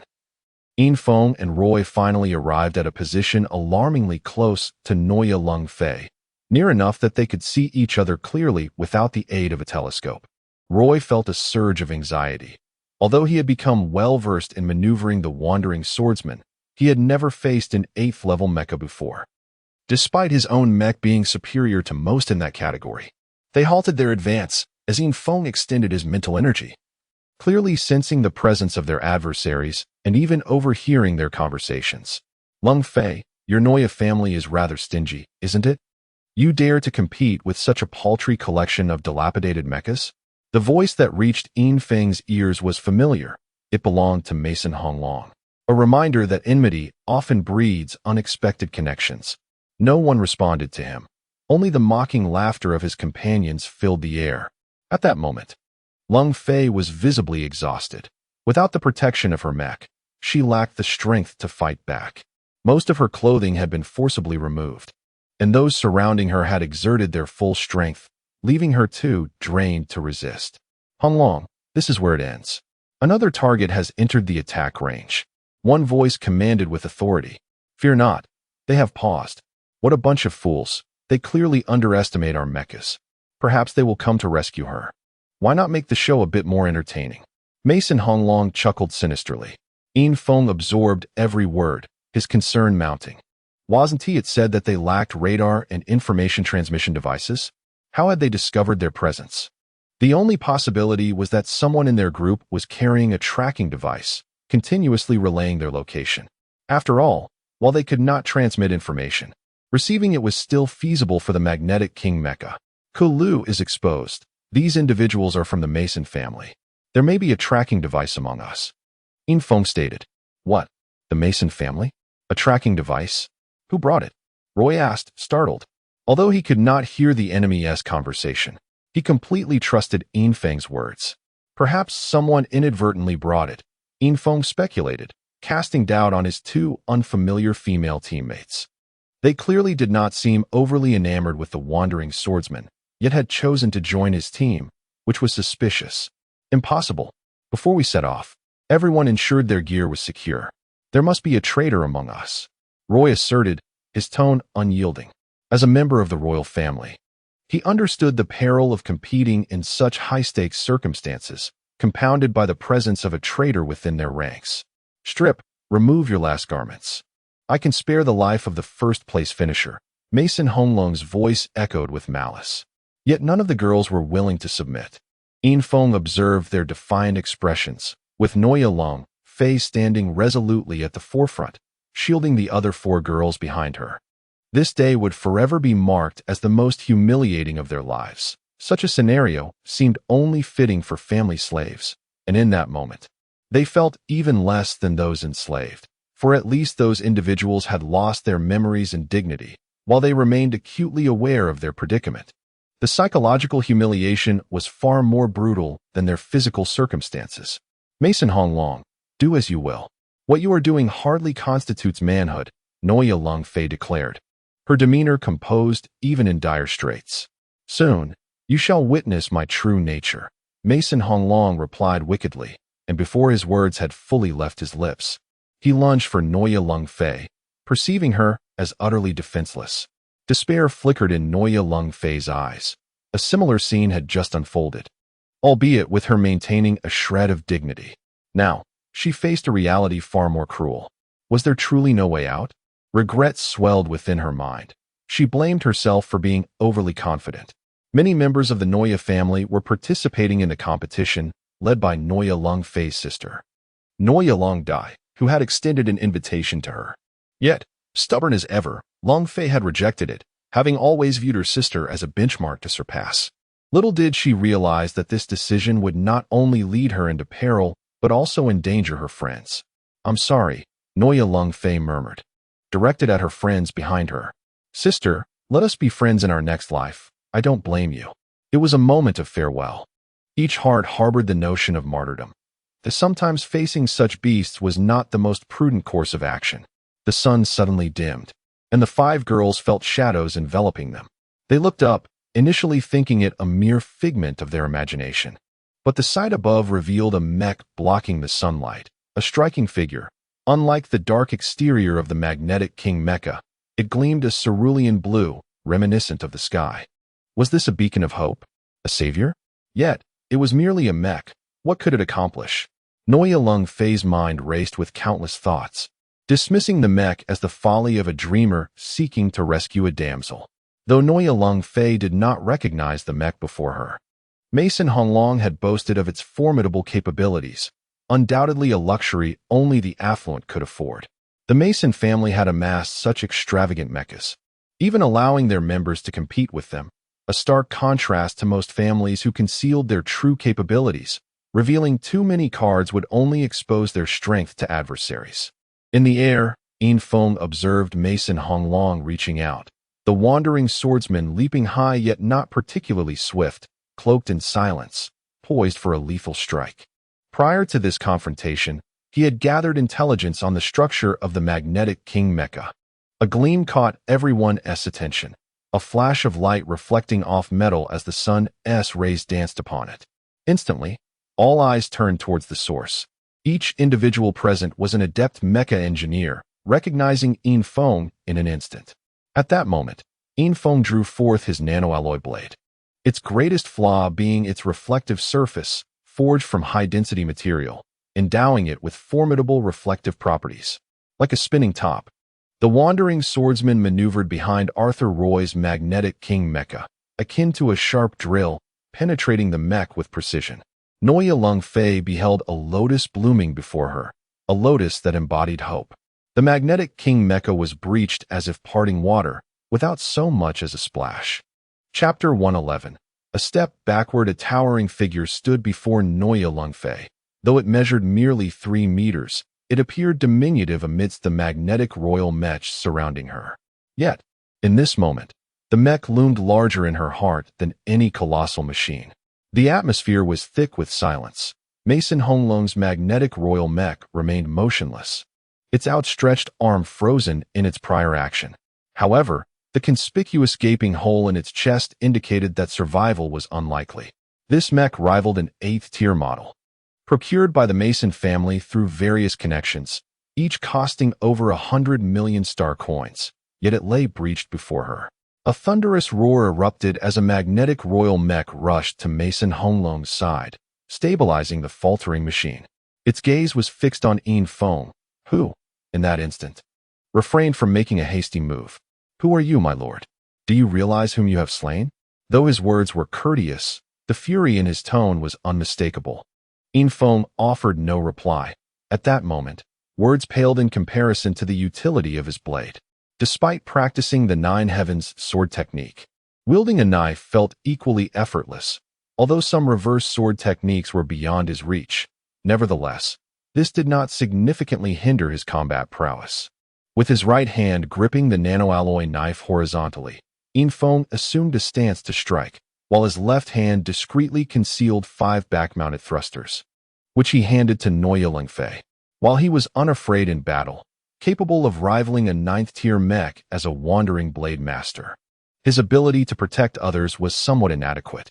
Neue Lungfei's eyes sparkled, although the arrival of the wandering blade master alleviated her despair. The uncertainty of whether he could rescue her lingered. After all, sheer strength did not guarantee the salvation of 5 unarmed girls. Yet, the thrusters ignited a flicker of hope within her. If they could ascend, they might escape a considerable distance, providing ample time for the hero before her to confront the enemy. Infiltration's silence left his adversary perplexed. An unidentified master was impossible for him to gauge. Senior. He is Mason Hongyu of the Mason family, one of the top 10 masters of the Hong lineage, far stronger than Mason Honglong, Neue Lungfei whispered, clearly anxious that Infiltration might underestimate the formidable presence before him. Mason Hongyu cautiously maneuvered the damaged magnetic royal mech, his gaze unwaveringly fixed on Infiltration. At that moment, neither party felt compelled to act rashly. Infiltration was concerned for the safety of those behind him, while his opponent struggled to assess Infiltration's strength. The instantaneous attack that had obliterated the magnetic royal mech left them utterly astonished. Such an existence was unprecedented to them. Neue Lungfei and her companions donned the back-mounted thrusters with caution, while Mason Hongyu finally transported Mason Honglong's mech to a safe distance. He peered into the breach of the mech, then activated the hatch's opening mechanism. As the shattered door swung open, a heavy package tumbled forth, surprisingly shaped like a person. Infiltration furrowed his brow. He had indeed felt the sensation of piercing flesh in that fleeting moment, even witnessing blood spurt forth. Logically, his opponent should have been obliterated. Yet the sight of the package caused him to doubt his earlier thoughts. Mason Hongyu unwrapped the package, revealing Mason Honglong's head, which emerged with a painful scream. He was alive, albeit grievously injured, his body nearly shattered. Had it not been for the mech's emergency system activating, he would have been reduced to mere fragments. My lord, please take them away. This debt will be noted by the Mason family, Mason Hongyu stated, clearly unwilling to engage further. They required a living Mason Honglong to bring back, as that was what the family truly needed. The so-called competition was merely a form of training, certainly not worth sacrificing lives, which explained why the family entrusted them with such expensive mechs. This debt will also be recorded by the Neue family, Neue Lungfei declared fiercely, vowing that all they had endured would be repaid tenfold by the Mason family. Infiltration walked ahead, and all magnetic royal mechs parted, the power of his strike instilling fear in each of them. We cannot let them leave like this. Mason Honglong ground out through clenched teeth. Even as he faced the loss of half his body, he remained unwilling to concede, his resentment deeply entrenched. I commanded that they depart, Mason Hongyu asserted firmly. However, his words failed to sway Mason Honglong, who was accustomed to absolute authority within his family, holding a significantly higher position than Mason Hongyu. Despite belonging to the same lineage, their statuses were entirely disparate. Do you dare defy me? Do you comprehend the consequences? Mason Honglong's rage surged. That will only be addressed once you return alive to the family, Mason Hongyu replied, clearly unfazed by the threat. He possessed a keen intuition, recognizing that the enigmatic mech before him was not something he could contend with. If he himself could not prevail, what threat could the others possibly pose? In his eyes, many noble warriors within the family possessed some strength, yet true combat ability was another matter entirely. They could bully the weak, but faced with someone stronger, their fighting spirit dwindled to nearly nothing. As they spoke, Mason Hongyu had already shed his mech and swiftly opened an outdoor emergency chamber, which rapidly inflated into a tent-like structure, creating a clean space in an instant. He then placed Mason Honglong inside, a process that appeared all too familiar. In that moment, Infiltration could not help but regard Mason Hongyu with newfound respect. The man exhibited no defense, attending to Mason Honglong without sparing him a glance, as if he were certain that Yin Feng would not strike again. Such confidence indicated that he was no ordinary individual. Noya Lungfei carefully followed Yin Feng, her mind racing with speculation about the identity of the person before her. No renowned master could compare with him, primarily due to the Mech's influence, leaving her in the dark about his origins. Though they continued under the scorching gaze of the sun, Noya Lungfei's mood had transformed entirely. The recent harrowing humiliation had almost driven her to the brink of despair, while the four girls trailing her gradually regained their composure, now curiously observing the wandering blade master. "Senior, where are we headed?" Noya Lungfei asked, having traveled a considerable distance without knowing their destination. "To a safe place, to find you some clothing," Yin Feng replied, not glancing back at the group of young women. Upon hearing his response, Noya Lungfei fell silent. It was evident that the senior before her was not one for idle chatter, yet he was undoubtedly a person who cared deeply for the girls. For a girl, clothing held great significance. Chapter 112. Entering the city, Lu Xingqiu was beside Yin Feng when Roy approached him. After Yin Feng departed, Roy took it upon himself to observe the opposing party. Noticing that they had no intention of pursuing, he promptly returned. "Lung Fei, I didn't expect our meeting would unfold in such a manner." Arthur Roy's voice resonated amidst the crowd. Noya Lung Fei gazed curiously at the newly emerged wandering swordsman. The voice sounded somewhat familiar, yet the figure was entirely encased in mechanized armor, leaving her unable to discern his identity. "May I inquire who you are?" she asked. "I am Arthur Roy," he replied. Noya Lung Fei was taken aback. The involvement of royalty was a double-edged sword. She resolved to report her experiences truthfully to her clan upon her return. "Stop dawdling and put on your clothes," Yin Feng said, tossing garments he had borrowed from the other two female team members to Noya Lung Fei and the others. At that moment, Keilu leaned forward with keen interest. Observing Noya Lung Fei, he shot Yin Feng a reproachful glance as if he still hadn't satisfied his gaze. The group donned the clothes, though they were not particularly fitting. This was especially true for Noya Lung Fei. Her alluring figure was ill-suited for Lin Qing'er's attire, leaving her in a somewhat awkward position. However, now was not the time for such concerns. "Roy, could you take me along?" "I cannot concede so easily," Noya Lung Fei implored, now dressed and approaching Roy. Despite their acquaintance, she found herself seeking his assistance, for she was not one to easily yield. "You've asked the wrong person. You should direct that question to Yin Feng," Arthur Roy replied, gesturing towards Yin Feng. Deep down, he wished to include Noya Lung Fei, but having sensed a potential traitor within their ranks from the information he had gathered, he remained uncertain. "Join us, but whether we can pass through depends on luck," Yin Feng said, and thus the matter was settled as the group resumed their journey. Meanwhile, above them, a rescue-armed aircraft was observing their movements. A young lieutenant piloted the aircraft, having just witnessed Yin Feng's decisive defeat of the Magnetic King Mech. His interest was now piqued. "Captain, someone has sent out a rescue signal. Should we respond?" One of the crew inquired. "Do not engage. We have others to cover us. Our focus should remain on this group," the lieutenant replied firmly, seemingly unconcerned with military discipline. In fact, he had once been the youngest major general, and his disregard for regulations had led to his demotion, yet he appeared unrepentant. 2 days later, Yin Feng and his companions stood before the gates of the War City. Their journey had been relatively uneventful, with most adversaries dealt with by Yin Feng himself. Although Roy had intervened on a few occasions, his primary role was to provide protection. The group halted at the city gates, where a line of Magnetic King Mechs awaited entry, each required to present sufficient badges.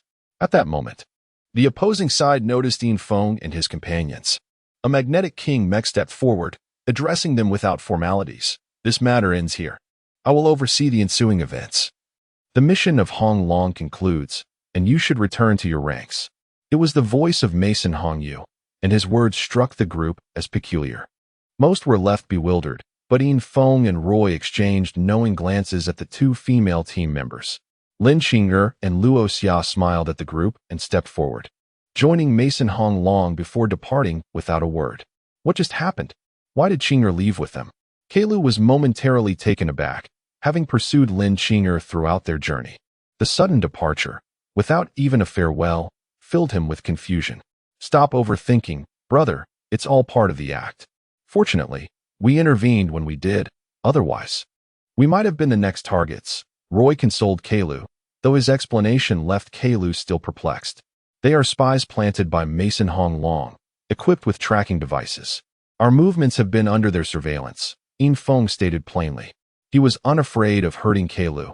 Despite their brief acquaintance, he recognized that Kalu was not overly sentimental. Thus, revealing the truth would not wound him. I can't believe I was so blind, Kalu lamented, engulfed in self-reproach. While he was not heartbroken, he felt guilty for putting the team in jeopardy due to his oversight. Don't dwell on it, my friend. We have much to accomplish ahead of us. Stay strong. Roy reassured him, patting Kalu's shoulder. We're still short 2 members. Would you be interested in joining us? In Feng extended an invitation to Noya Longfei, as he had not accumulated enough badges for 2 teams to advance, given their passive approach to combat thus far. Of course, I would love to. Noya Longfei responded eagerly, her earlier disappointment over early elimination dissipating in light of this newfound opportunity. Excellent. Let us proceed into the city, came the anticipated response. With opportunity before them, none would shy away, and In Feng could see a strong desire for victory in Noya Longfei's eyes. As a member of a prominent family, she understood the importance of progress. Finally, the group entered the War City, each member experiencing it for the first time. Their prior knowledge was based on legends, but the reality surpassed their expectations. The War City appeared as a colossal ring, with a vast battlefield at its center. The entire ring was divided into 108 identical zones, each completely enclosed yet featuring 2 entrances, one leading to the internal battlefield and the other to the outside. Upon presenting sufficient badges, the teams would be assigned to a zone. Once all zones were allocated, latecomers, regardless of the number of badges, would be deemed eliminated. Each zone represented a battle team, but the restrictions on team size were lifted here. Teams could recruit new members from the ranks of the eliminated, but only 5 could participate in battle at any given time. In Feng received his qualification for advancement, holding a badge marked with the number 49, indicating the 49th battle team zone. The group promptly followed the staff's guidance towards Zone 49. Chapter 113. Shared ideals as they entered the designated combat zone. It was not as desolate as anticipated. Instead, it bustled with numerous personnel, including mech technicians, rescue teams, and even chefs. The entire battalion would engage in a 10-day competition here, with each area functioning as a self-sufficient ecosystem, ensuring that the participants could compete without distractions. There was even a mech shop, though the mechs displayed were mere holograms. However, for a price, real mechs could be delivered to the combat zone within an hour. Many would find rare, limited edition mechs here that were difficult to procure elsewhere. As soon as Kalu entered the combat zone, he was captivated by the mech shop, which was his true objective. Although his family's mech company possessed some research and development capabilities, it paled in comparison to the high-end mechs on display. His aim was to acquire a few limited edition high-tech mechs for his family's research. Others had their own interests. The girls mostly headed off to shower. Having gone 2 days without a wash, the odor of sweat unmistakable even through perfume. Roy sought a place to sleep.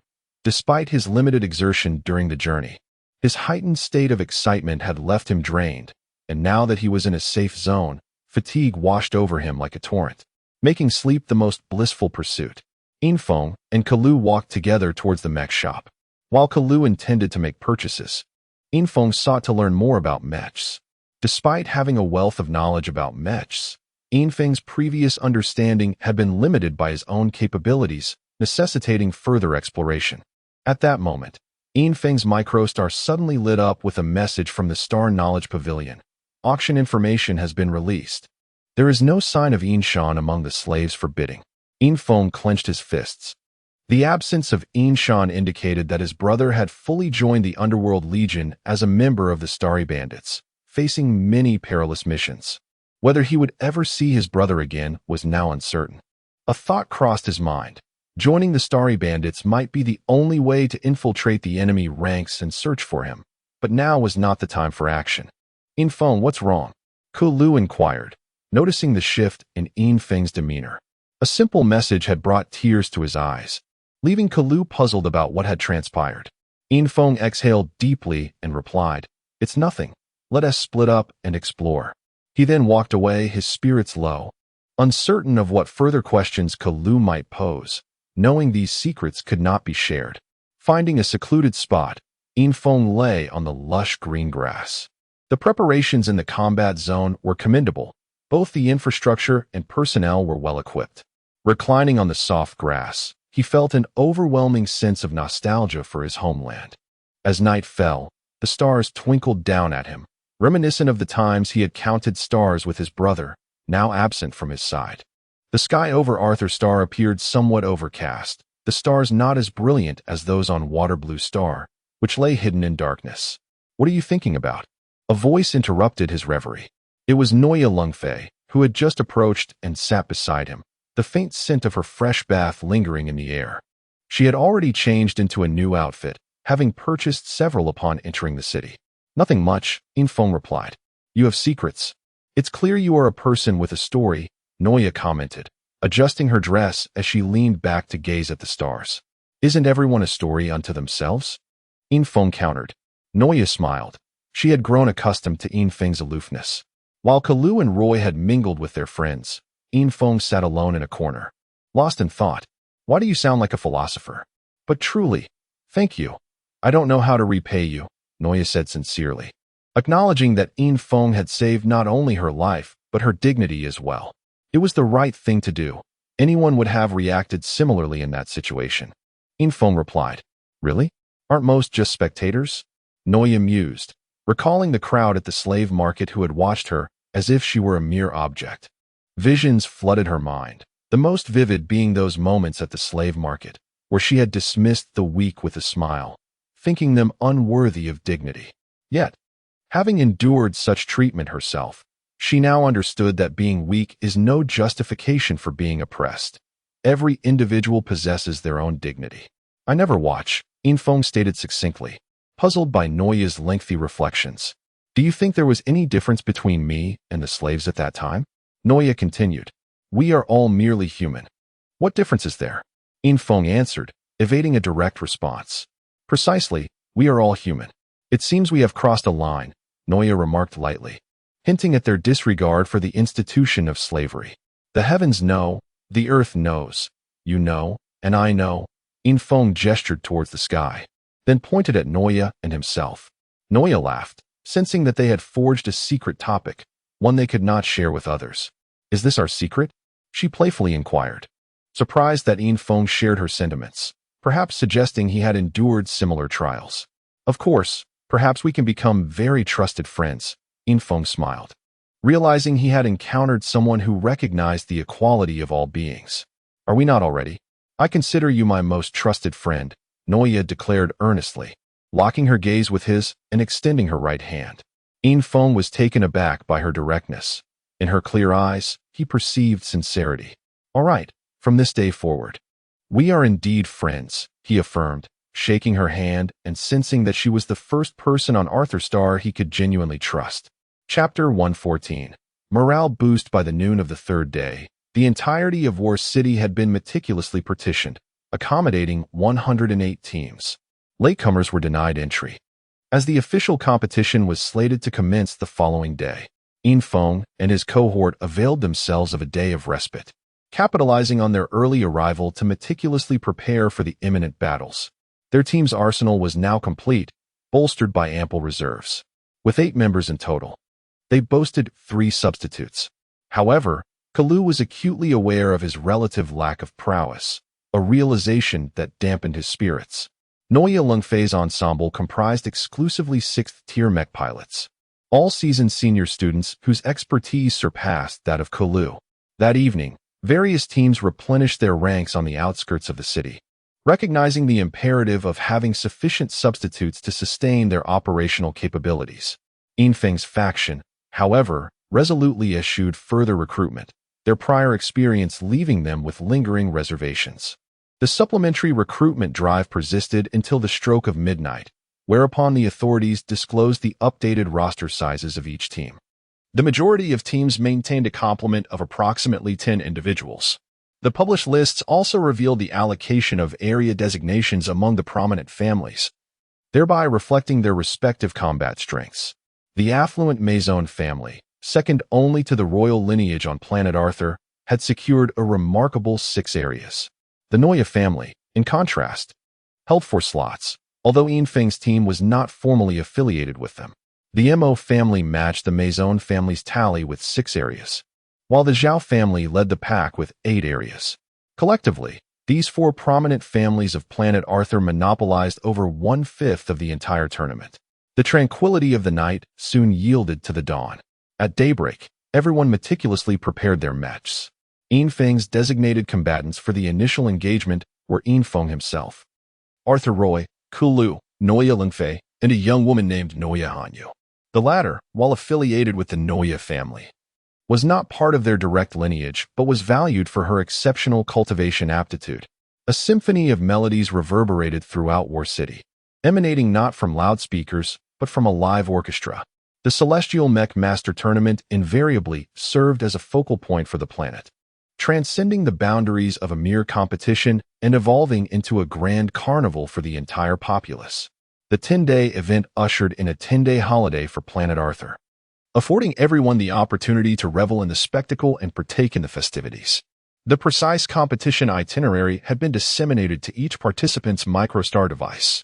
The opening day would commence with an inaugural ceremony, a grand exhibition showcasing all participating teams. As the opening ceremony's music commenced, Infeng and his comrades marched out of Area 49 in formation. Beyond the gate lay an immense arena, often likened to a battlefield due to its sheer magnitude, capable of accommodating tens of thousands of simultaneous combatants. Suspended above the center of the battlefield was a gargantuan imaging device, displaying various vantage points within the arena. With 4 distinct facets, spectators could observe the unfolding action from virtually any direction. The entrances to each area were now lined with teams standing in impeccable formation. Clad in their mechs, they seized the opportunity to exhibit their power. Cameras swept across the rows of teams, projecting their images onto the aerial imaging device, affording even distant viewers a glimpse of the proceedings. The 4 grandstands encircling War City were already filled to capacity. Tickets had been snatched up almost immediately upon the tournament's announcement, rendering them virtually unobtainable. Esteemed spectators, valiant warriors, we once again welcome you to the Grand Celestial Mech Master Tournament, where the seeds of hope for planet Arthur will be sown.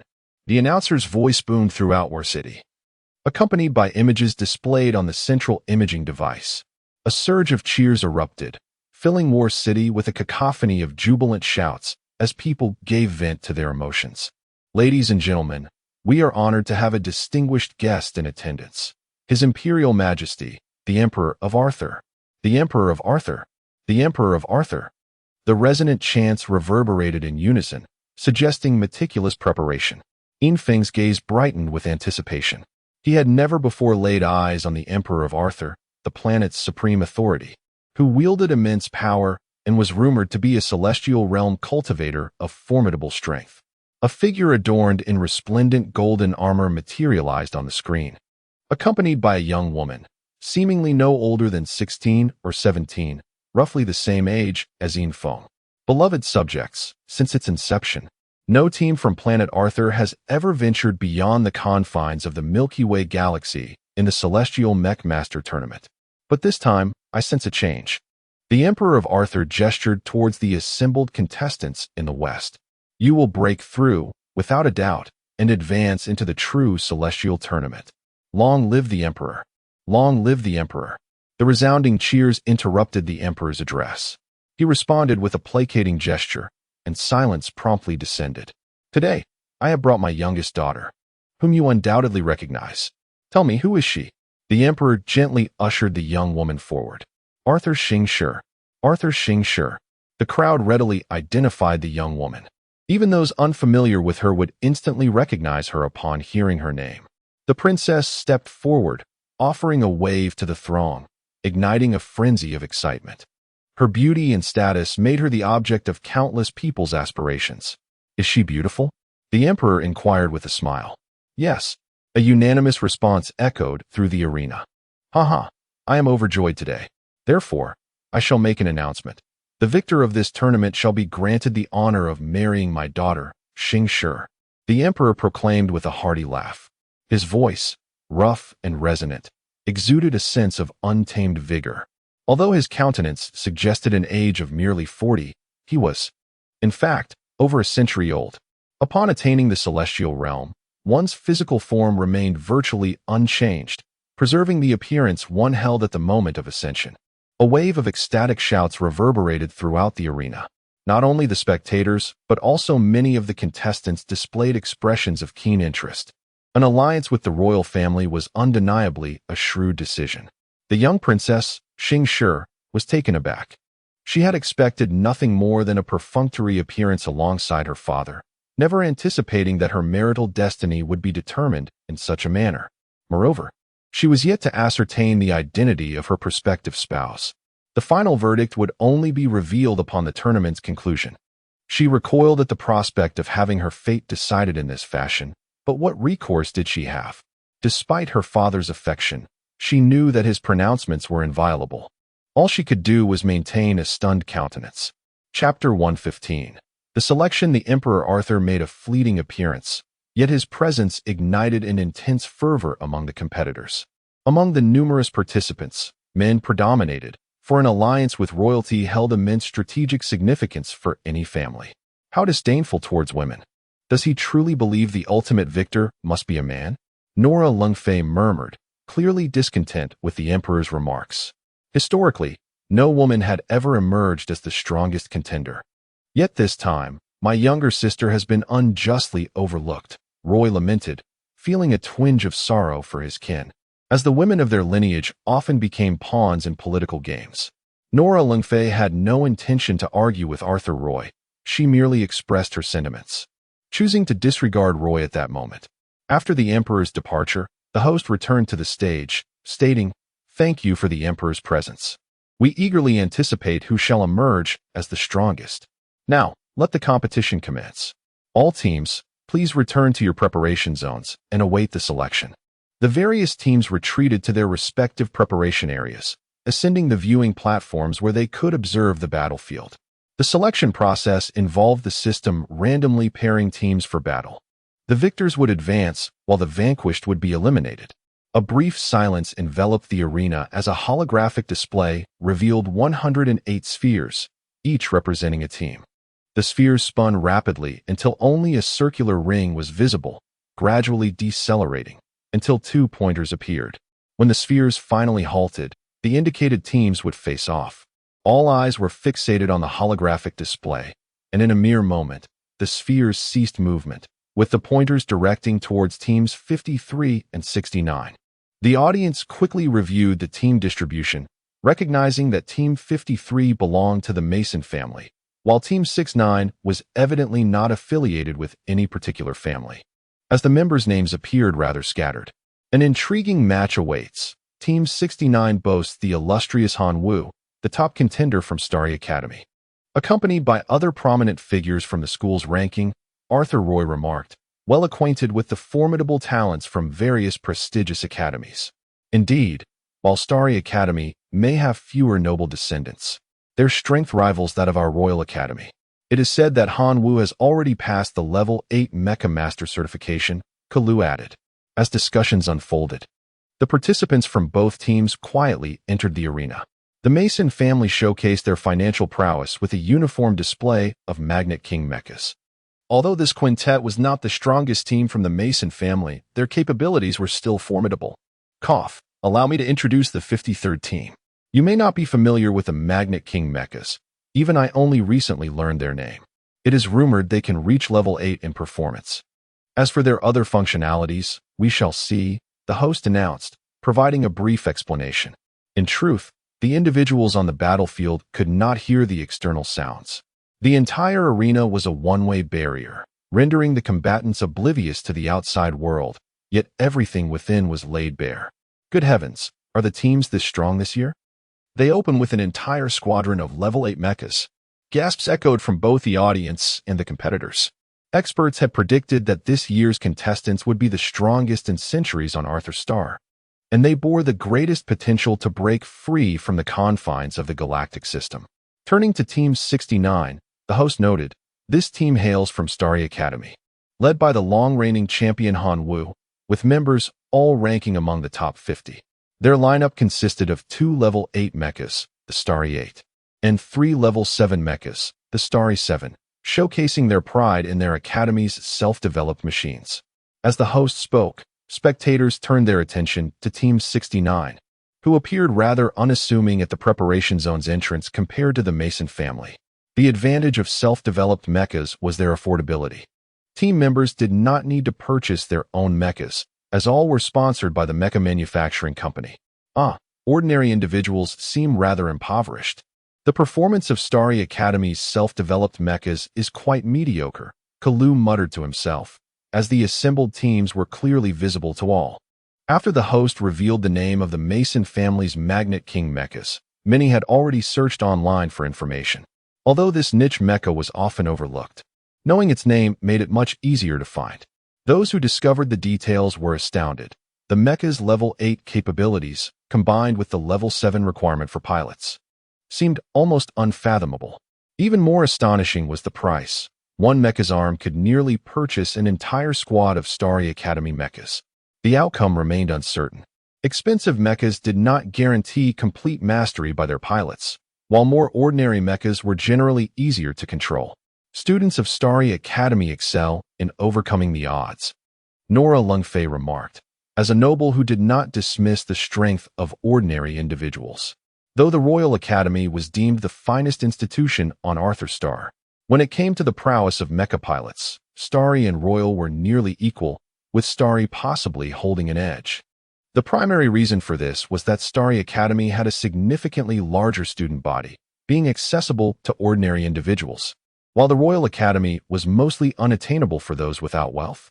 In Feng, possessing some knowledge of Starry Academy from Jingfu, observed Han Wu operating the Starry 8 mecha. Although it merely stood there, In Feng sensed an impending storm. The Starry 8 towered at nearly 15 meters, categorizing it as a large mecha. It was equipped with a high-energy laser gun affixed to its back and wielded a substantial alloy blade, representing its basic configuration. In reality, it was capable of accommodating additional equipment, but clearly, Han Wu deemed those unnecessary, preferring a melee weapon and a ranged weapon he could trust. Impressive, In Feng thought. As his mental acuity began to discern the opponent's energy, he could roughly gauge the strength of his adversary simply by drawing near with his mental focus. Conversely, he perceived only 5 rather ordinary energies emanating from the Magnet King mechas, far eclipsed by Han Wu's might. Chapter 116. Vibration positioning combat has always been inherently unfair. Much like the current battlefield where Team 69 of the Starry Academy is pitted against their opponents. The combined worth of all the mechs belonging to Team 69 could scarcely purchase a single Magnet King mech. Often, wealth itself serves as a form of power.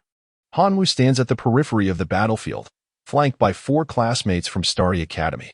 None of them hail from illustrious backgrounds, but they share an unwavering commitment to their training. As students, their opportunities to earn are limited. Most of their time is devoted to study and practice. Choosing the mechs from Starry Academy is not merely a necessity, but also a form of support for their school. Han Wu, a master of Magnet King mechs, understands that excelling at Starry Academy requires not only strength, but also profound knowledge of mechs. While the Academy may lack aristocracy, it is not deficient in intellectual resources.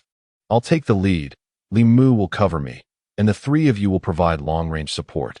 Han Wu devised a plan upon discerning that their opponents were all piloting Magnet King mechs, with only himself and Li Mu piloting the 8th generation mechs of Starry Academy. The remaining 7-tier mechs were no match for their adversaries. Even with a technical advantage, the disparity in mech performance posed a significant challenge. Be careful, cautioned Li Mu, the second strongest in their team and Han Wu's most reliable ally. The two had long since perfected their collaboration, though both were 8th-tier mech masters. Li Mu held deep admiration for Han Wu, viewing him as a rival he had pursued throughout his academic life.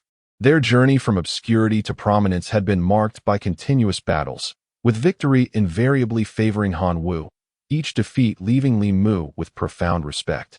Team 69 adopted an unusual formation, markedly different from the synchronized advance of the Magnet King Mechs. Han Wu led the charge, with Li Mu close behind, while the remaining three positioned themselves in a straight line, maintaining a strategic distance conducive to effective ranged attacks. Han Wu's audacity was evident as he boldly ventured forward alone. Did he not realize he was facing 5 Magnet King Mechs? Or was he simply unaware? The voice of the commentator echoed through the broadcast channel, echoing the thoughts of many viewers. Oblivious to the external commentary, Han Wu advanced steadily, gripping his alloy blade, a unique, specially customized weapon from the Starry series. Its slender, slightly thickened blade, forged from 8th generation Starry metal, gave the illusion of a sword longer than the mech itself. In reality, the blade's length was merely slightly shorter than the mech, but when combined with the length of his arm, it appeared decidedly elongated. At that moment, Han Wu leveled the blade toward the ground at an angle, allowing the vibrations from the surface to inform him of the enemy mech's movements, speed, and position. Pausing on a hillside, Han Wu recognized it as an ideal vantage point. He sensed that the enemy's trajectory remained unchanged, advancing directly toward his position in Zone 69 at a rapid yet orderly pace, indicating that the 5 were well trained. Due to the battlefield's magnetic interference, the radar systems mounted on the mechs proved ineffective, compelling the mech pilots to rely on unconventional methods to ascertain enemy locations, thereby enhancing the competition's intrigue. After all, given the limited battlefield area, if one side could pinpoint the other's location from the outset, the ensuing combat would lose its significance, rendering it more practical to create a compact arena for direct confrontation. Han Wu came to a complete stop. He had chosen an advantageous position. As long as the enemy continued their advance, an encounter was inevitable, and his location was exceptionally suited for launching an attack. His alloy blade rested on the ground, and through the faint tremors transmitted through the earth, he could roughly deduce the enemy's position, a testament to his innate sensitivity to vibrations. The spectators noted his stillness, recalling his renowned ability. Information about him had been publicly shared prior to his appearance, thanks to the rapid dissemination of online information. Yin Feng had been observing Han Wu intently from the outset. Compared to other competitors, Han Wu possessed a unique aura. Yin Feng believed the former's strength surpassed his own, though the exact extent could only be gauged upon witnessing Han Wu in action. Upon observing the enemy's chosen position, Yin Feng perceived Han Wu's exceptional combat instinct and adeptness at utilizing his environment. Yin Feng could see the 5 Magnet King Mechs advancing steadily towards Han Wu. However, as they approached the slope, the hillside would obstruct their line of sight, leaving Han Wu poised and ready. Han Wu embodied the essence of a hunter.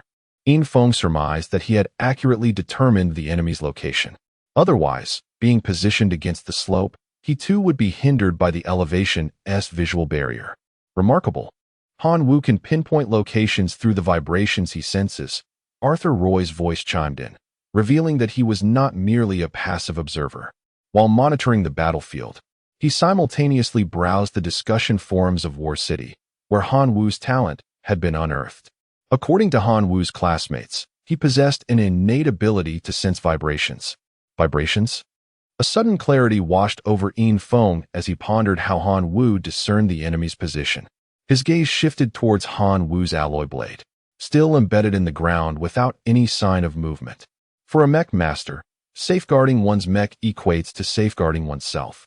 Carelessly rubbing the alloy blade against the ground would be unwise. Even the most basic mech pilots would refrain from actions detrimental to their mechs during combat, let alone the foremost master of Starry Academy. The realization struck Yin Feng with a sense of enlightenment, prompting him to commend Arthur Roy's keen insight. However, upon noticing Roy engrossed in various in-depth comments on MicroStar, Yin Feng understood how Roy had acquired such knowledge. Time passed steadily. Han Wu remained steadfast in his chosen position, while his teammates mirrored his stillness, exhibiting a remarkable unity of action without the need for verbal commands. Chapter 117. The Earth Spirit realm, the Magnetic King Mech advanced leisurely, with 5 Mechs maintaining a fixed distance from one another, a habit formed during their usual training. Each individual Magnetic King Mech boasted performance comparable to an 8th tier, and when united, their capabilities were further amplified.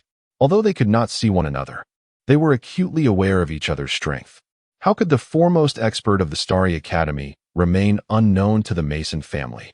Prior to the competition, they had gathered extensive information on the participants, conducting precise investigations on key individuals, and each possessed knowledge regarding Han Wu. The two teams stealthily approached, the Magnetic King Mech unaware of their presence, yet proceeding with utmost caution, always on high alert. As the distance between the two teams diminished to a mere hilltop, everyone held their breath, anticipating the end of the tedious calm that had prevailed until now. Suddenly, Han Wu raised his head, accurately sensing the position of the opposing Mechs. The colossal form of the Magnetic King Mech created a palpable tremor as it traversed the earth. With a swift motion, he sheathed his alloy blade, and the toes of his Starry 8th generation Mech lightly tapped the ground, initiating a silent and stealthy advance. Concurrently, a delicate layer of white frost enveloped his Mech, emanating a subtle luminescence. His target was the central Magnetic King Mech. As he commenced his movement, the Magnetic King Mech finally revealed its crest, allowing the Mech operator to gaze beyond the hilltop at the unfolding situation. There, he beheld a glimmering alloy blade. Merely catching sight of its radiance caused the temperature to plummet several degrees. As the blade drew nearer, the blue light on the Magnetic King Mech flared intensely, unleashing a tremendous magnetic force. Han Wu felt an inexplicable, overwhelming power surge toward him, while simultaneously, forces from 4 other directions also converged upon him. As if transmitted through the ether, invisible to the eye, a deafening roar erupted, devoid of the anticipated fiery explosion or violent collision, yet the sound resonated powerfully, akin to the air itself shattering. Han Wu felt as though he had collided with an iron wall. The momentum of his advance rebounded, compelling him to retreat involuntarily. This fleeting clash imparted a profound understanding of the Magnetic King Mech's formidable nature. The data he had encountered, derived from unreliable sources online, paled in comparison to the tangible terror of facing the genuine Mech. A serene blue light illuminated the 5 Magnetic King Mechs, and an immense suction force suddenly acted upon Han Wu. Just as he had liberated himself from the repulsive force, he was instantly ensnared by the pull, causing him to stumble forward uncontrollably. At that moment, Li Mu, who had not been too far behind, sprang into action.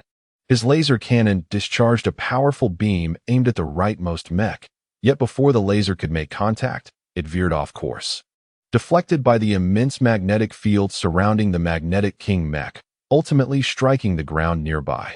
An astonishing spectacle unfolded before the eyes of the onlookers. The Magnetic King Mech, which had never before revealed its capabilities on Arthur Star, showcased its unique prowess, evoking shock and awe. If even light could be deflected, what could possibly strike it from a distance? This perplexity lingered in the minds of many. As Han Wu teetered on the brink of collapse, he managed to stabilize his Mech, propping himself up with his right hand. Simultaneously, the white glow around him intensified, propelling him forward. Utilizing the opposing Mech suction, he maximized his speed, swinging the massive alloy blade with ferocity toward the central Magnetic King Mech, targeting its most vulnerable point. In that moment, Han Wu perfectly executed the principle of leveraging force, enhancing his velocity by harnessing the opponent's pull. However, just as he was about to close in, the central Mech's suction abruptly vanished, while the forces on either side surged dramatically. Concurrently, a cavernous black void materialized at the Mech's chest, from which a bolt of lightning erupted, hurtling towards him. In that instant, Han Wu felt every hair on his body stand on end, as the surrounding suction felt like 2 powerful hands gripping him tightly, while the lightning bore down upon him like a specter of death. Han Wu recognized the nature of that lightning. It was not merely any lightning, but the Magnetic King Mech's magnetic storm lightning. If struck, his Mech would be incapacitated instantly. Though his physical body would remain unharmed, The paralysis of his mech would signify the end of his combat capability. Suddenly, a massive ice shield materialized between the Starry 8th generation and the magnetic king mech, seemingly conjured from thin air. The magnetic storm lightning crashed against the ice shield, producing only a hissing sound of corrosion, failing to breach its defenses. At that moment, the battlefield appeared to be suspended in time. The Starry 8th generation hovered in midair, its arms extended outward, a posture resulting from the two immense suction forces, creating an almost ethereal sensation of being suspended. Meanwhile, the ice shield remained in a state of levitation. After the first shield manifested, two additional shields followed suit, encircling the Starry 8th generation like three orbiting satellites. Oh my! Ice attributes spiritual energy. The host of the Earth's spirit realm exclaimed in astonishment. The first battle had unveiled a formidable presence from the Earth's spirit realm, rendering the experience worthwhile for every spectator. Achieving the Earth's spirit realm represented a transcendence of spiritual energy, transcending mere physical enhancement, and when combined with the Mech's augmentation, it could unleash devastating attacks. Do you concede, or shall we continue to fight? Han Wu's voice resonated through the Mech's loudspeaker, exuding confidence despite his passive position. As his words echoed, frost rapidly formed beneath his feet, as if animated by a life of its own, racing toward the 5 magnetic king mechs. The suction force abruptly dissipated. In that moment, it became clear to the 5 magnetic king mechs what they faced: a powerful individual from the Earth spirit realm, a contender far beyond their capacity to confront, even with their mech's 8th-tier prowess. "We concede," came the response, as the feet of the 5 magnetic king mechs became ensnared in the icy grip. The delicate frost, seemingly innocuous, swiftly enveloped the magnetic king mechs. Upon contact, the temperature plummeted drastically, rendering their legs uncontrollable as the mech sensors faltered in the face of such low temperatures. Gasps of disbelief echoed through the crowd. None had anticipated that the previously dominant magnetic king mechs would surrender in an instant, devoid of the courage to continue fighting. Yet, such a decision was anticipated. The Earth spirit realm represented an entirely different level of existence. In the hands of such a mech operator, the potential of the mech was astonishing. An imperceptibly excessive application of force could spell doom for the opponent. As both teams retreated, a heavy weight settled in the hearts of all present. The emergence of a formidable presence from the Earth spirit realm suggested that a single individual could dominate all opposing teams effortlessly. Chapter 118. Night of Shadows. The display of power by Han Wu instilled a sense of trepidation in all the participants. Such formidable beings had transcended the prowess of their peers, rendering them capable of directly entering the competitions of the galactic star domain.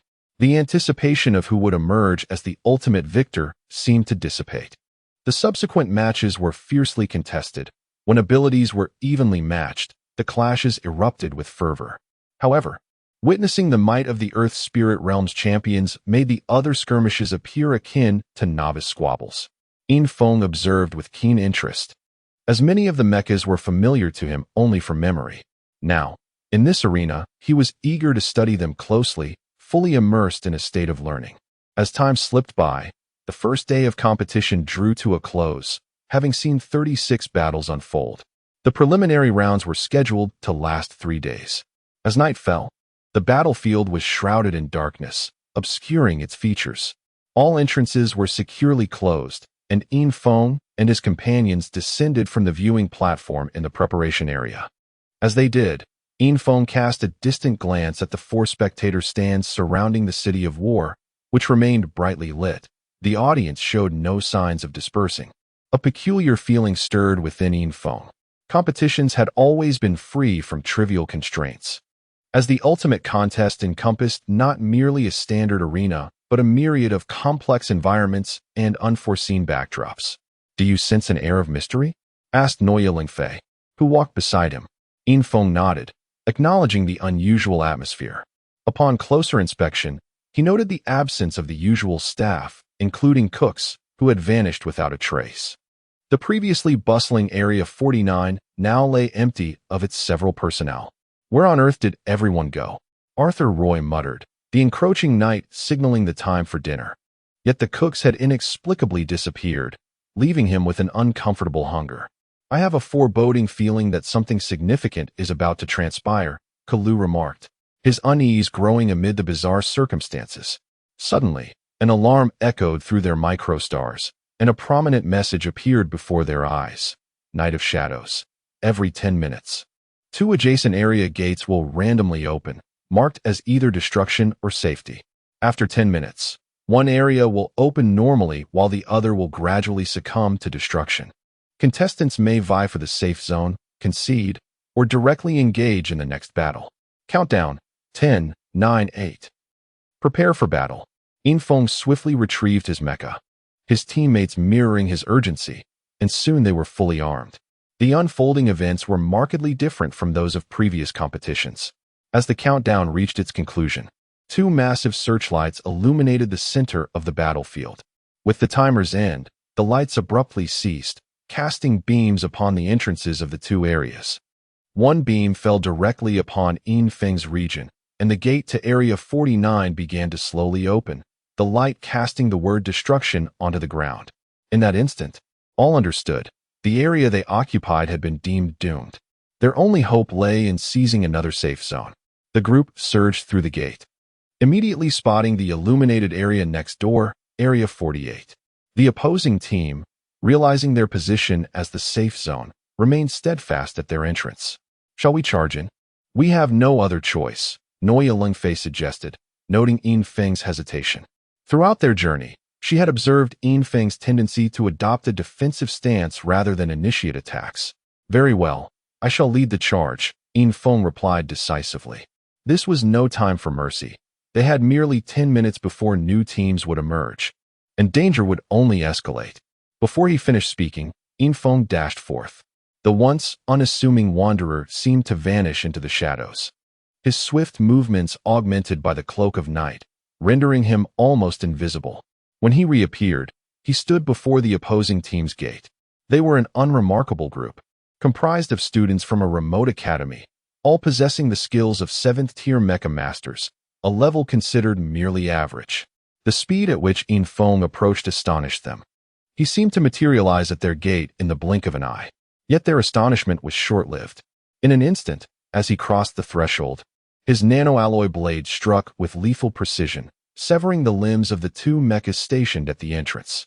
The machines collapsed in a cacophony, and chaos erupted in Area 48. The infiltration of the Wanderer's mecha into Area 48 was akin to a wolf among sheep.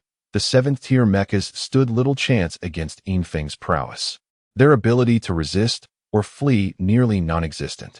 I concede. The terror induced by Infeng's combat skills shattered the remaining contestants' resolve, prompting them to surrender en masse. By this time, 5 mechas lay defeated at Infeng's feet. The 10-member squad in Area 48 had succumbed, with all but the fallen choosing to yield. As the gate to the outside world opened, the eliminated participants stepped through, casting fearful glances back at the unfamiliar wanderer whose might had left them utterly astounded. 5 7th-tier mechas had been vanquished without a single shot fired. Noya Lungfei followed closely behind Infeng into Area 48, which bore an identical layout to Area 49, showing no signs of battle.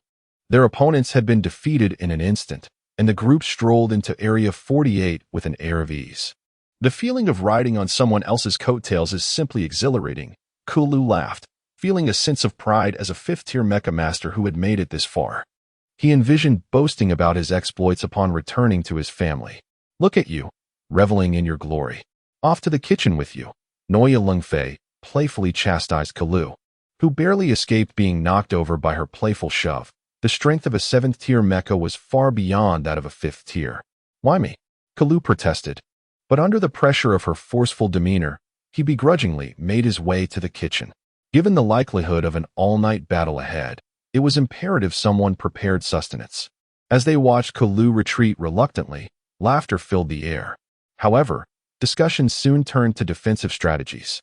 With Infeng in their ranks, the others had little to worry about, yet they knew it was essential to hone their skills, for they could not afford any weaknesses among their team. Chapter 119. unparalleled defense, Kalu did not venture into the kitchen. Instead, he ascended to a rooftop not far from the others. His culinary skills were non-existent, and he understood that Noya Lingfei had merely sent him to a secure location. As a fifth-tier mech engineer, he found himself with little opportunity to assert his presence here. 10 minutes swiftly elapsed, and a beam departed from Area 48. Simultaneously, the entire region was plunged into darkness as the power supply ceased completely, leaving the entrance wide open, as if awaiting its intruders. Through the gaping doorway, one could observe the beam maneuvering counterclockwise, bypassing the areas that had already engaged in combat. And 2 new sectors opened without hesitation.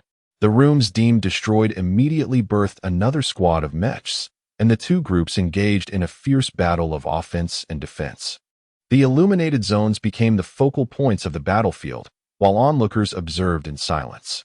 The attackers were formidable.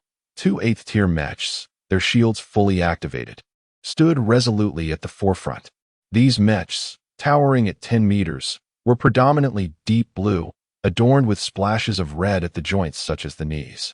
The crowd recognized these mechs, belonging to the Tianhai Mech Company from the Tianhai family, located in an island city south of Bibo City. In contrast to the mixed powers of Bibo City, the Tianhai family held absolute control over Tianhai City, a metropolis surrounded by ocean. The environment there was tumultuous, oscillating between tranquil periods and days ravaged by tsunamis, compounded by the constant threat of sea monsters.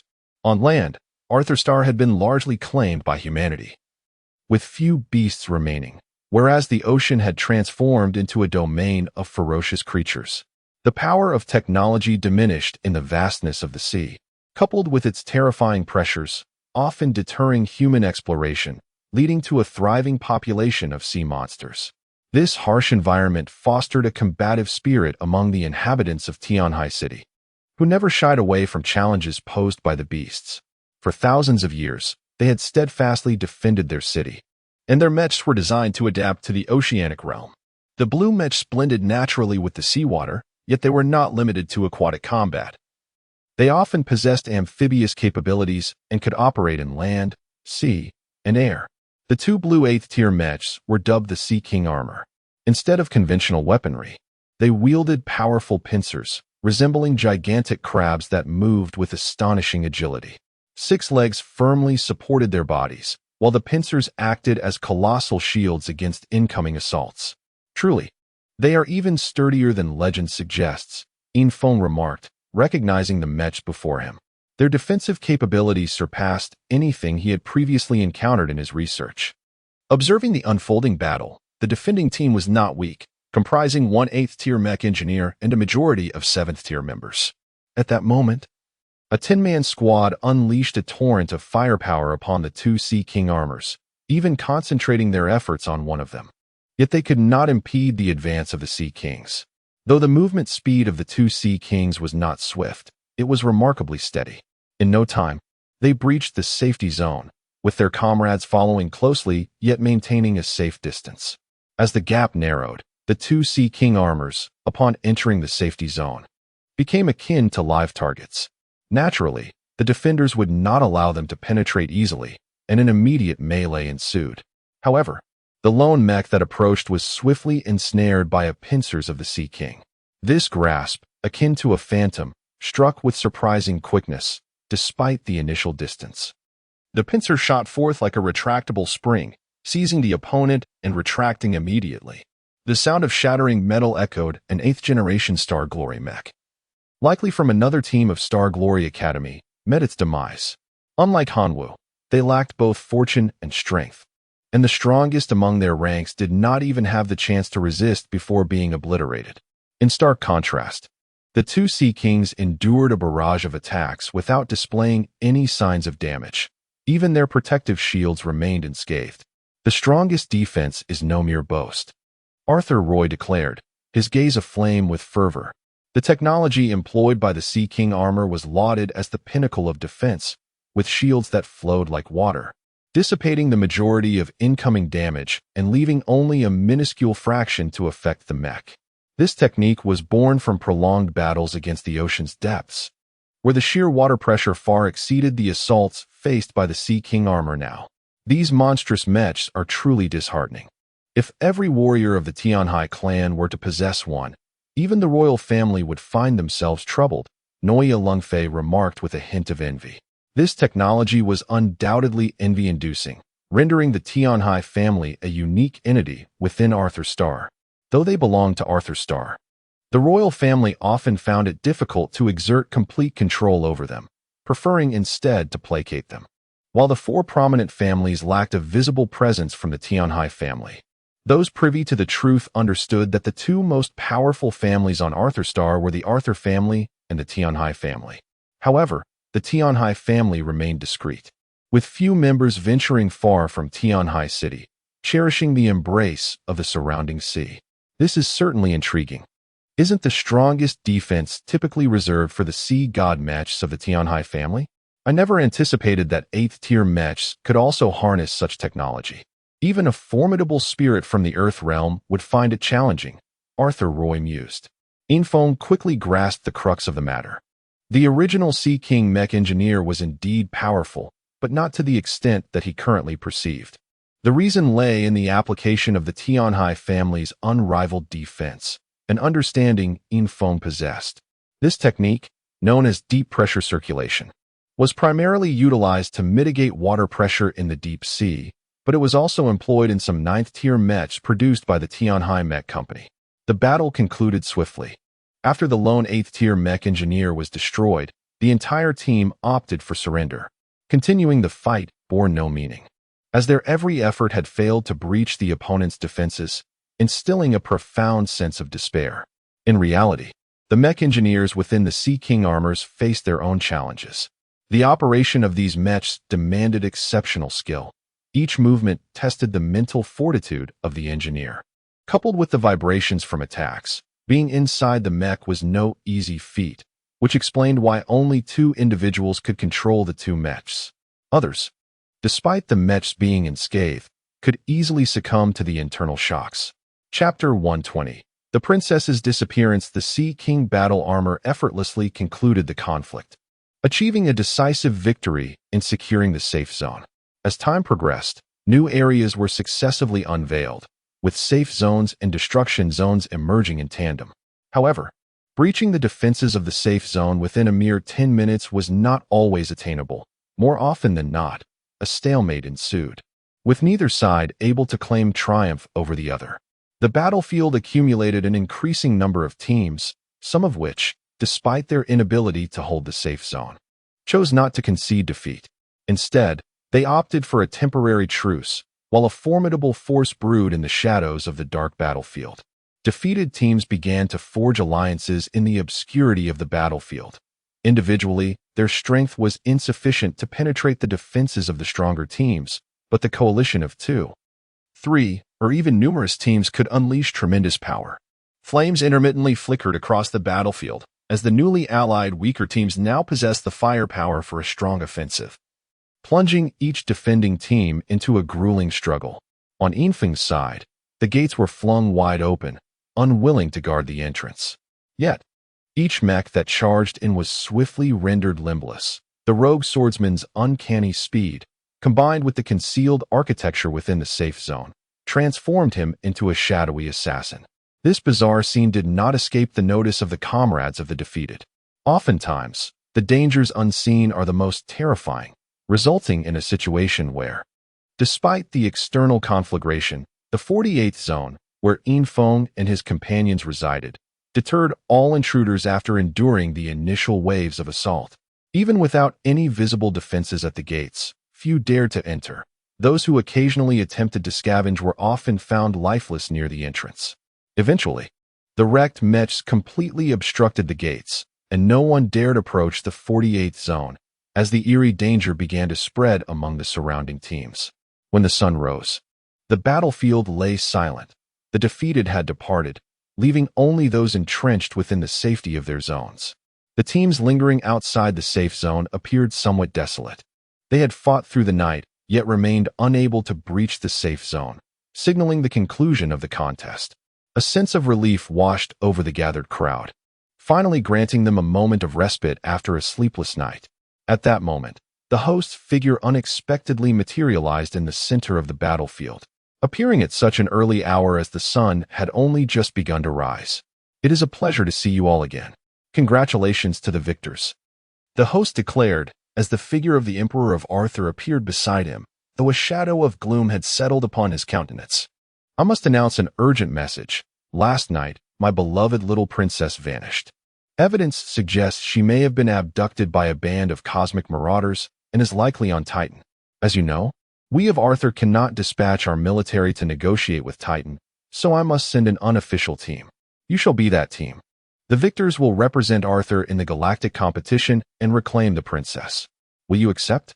The sudden revelation left the crowd in a state of bewilderment. How could the princess have disappeared overnight? This was a gift originally promised to the strongest, now transformed into a mission objective. The atmosphere was heavy with silence. The news was indeed explosive. The princess had been kidnapped, and the strength of these cosmic marauders was formidable enough to evade Arthur's space surveillance and abscond with her. Yet, no immediate response came forth. Titan, while part of the galactic system, was known for its free spirit and accommodating nature towards outsiders, but it was also fraught with peril. Alongside Titan's native powers, various factions existed, including cosmic drifters and marauders, making it exceedingly hazardous for other races. Though the competition bore its own dangers, it was considerably safer than Titan. At least there, one could surrender if overpowered. However, on Titan, no laws protected one's safety, only strength held sway. Is no one willing? The Emperor of Arthur, having waited in vain for a response, expressed growing frustration, transforming his demeanor from depression to commanding ire. He was beseeching these young individuals. What he spoke was not merely a request, but an order, albeit one he preferred not to enforce. "I, the MO family, am willing to venture into the silence," a voice suddenly interjected. The crowd turned to see the source of the sound emerging from the 37th zone, where the MO family's team was led by MO Zhong, a young man of considerable repute within the MO family and arguably the strongest among the ungraduated students. He stepped forward to accept the task. With this initial acceptance, Mason, Noya, and the Zhao family soon followed suit. Having witnessed the Emperor's expression, they understood the gravity of the situation. Within Arthur, the Emperor wielded immense power. Although he often needed to balance the interests of various families, he would not hesitate to assert his authority when his prestige was at stake. It was evident that refusing the task would bring disgrace upon the Emperor, leading to consequences far graver than merely declining. All teams chose to accept the mission, including Yinfeng, as the weight of authority rendered dissent unthinkable, regardless of the Emperor's seemingly questioning tone. "Oh, how unfortunate," Arthur Roy lamented, being the only royal among the participants. However, this fact bore little significance to the Emperor, for his standing within the royal family was exceedingly low, failing to warrant the Emperor's attention. "I call that unfortunate. I am so weak that I ought to have been eliminated long ago. I find myself envying those who have been cast aside," Kalu remarked. It was merely a competition. At worst, one could choose to concede. Yet now, it appeared that attempting to evade the task would likely result in being singled out by the Emperor as a cautionary example, particularly since the four major families had already acquiesced. "Look at you two, cowardly. What kind of men are you? It's just Titan. What is so daunting about a little walk? Sisters, are you afraid?" Noya Lungfei remarked, displaying no trace of trepidation. As a girl, she inherently possessed a spirit of adventure, which was evident in her decision to lead a team independently. "Filial sister, we are not afraid. Having come this far, what is there left to fear? The worst that could happen is death, and perhaps we might even use the Mason family as a cushion." Noya's companions echoed her sentiments. Their spirits forged resilient through their experiences, rendering them unflinching even in the face of peril. Besides, their adversaries, the Mason family, remained present, ensuring they would encounter them on Titan, potentially providing an opportunity for vengeance. While they may lack the strength, sometimes retribution requires more than mere power. A lever can tip the scale of life and death. As long as they were on Titan, the chance for confrontation would inevitably arise. Chapter 121. Titan Emperor Arthur departed. having achieved his desired outcome.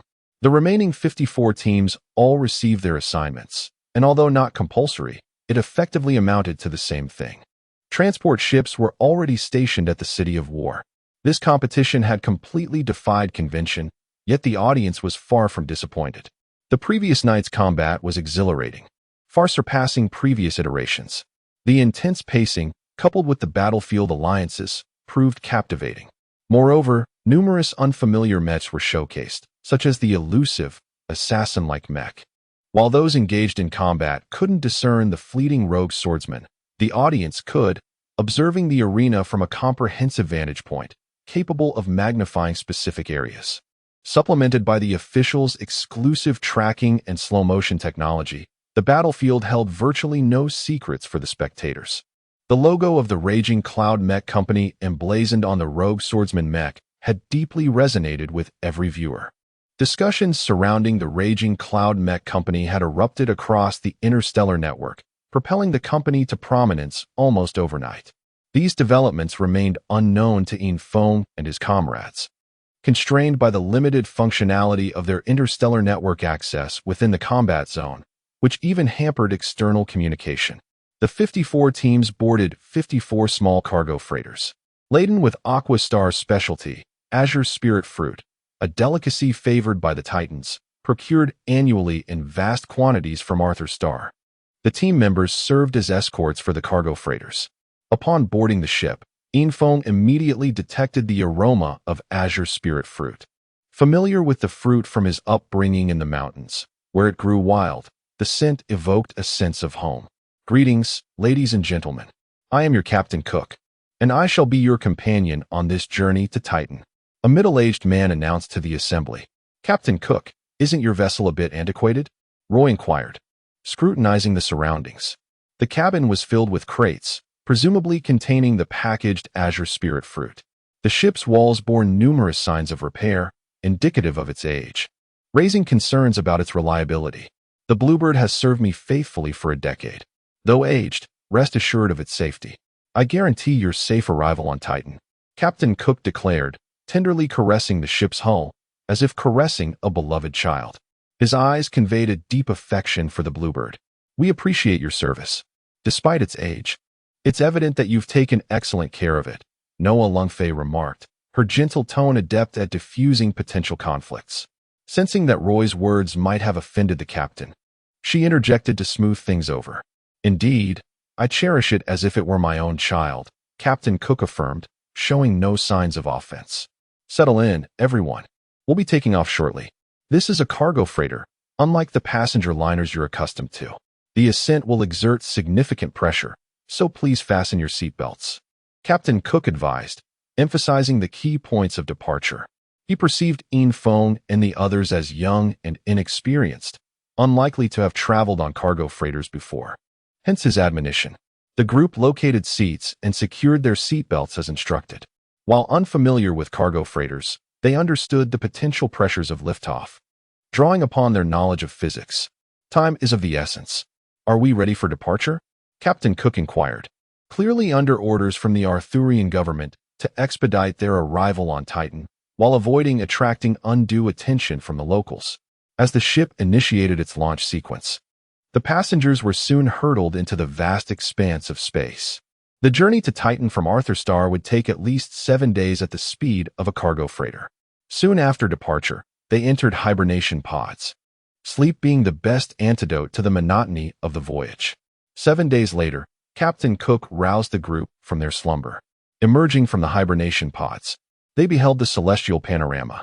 A colossal verdant planet filled their view, a sight of breathtaking beauty, with blue lakes and rivers dividing the green expanse into a mosaic of fragments. Behold, Titan. Its diameter is 15 times that of our Arthur Starr. Calculate its volume yourselves, Captain Cook announced. Their understanding of Titan had been largely confined to textbook descriptions. Witnessing its actual form evoked a profound sense of awe. Only on such a colossal planet could the Titan giants thrive. The ship's descent was gradual. The gravity here was demonstrably stronger than that of Arthur Starr. According to available data, the gravitational force was 5 times greater, making survival for ordinary individuals exceedingly difficult. Fortunately, all those participating in the test were far from ordinary. Though they would experience some initial discomfort, they would gradually acclimate to the environment. The ship eventually landed in a sprawling city. According to Cook, this was the territory of the Silver Titans, known as Thunder City. However, the city was not exclusively inhabited by Titans, but also by a diverse array of alien races. Cook, you've finally arrived. Our Azure Spirit Fruit reserves are dwindling.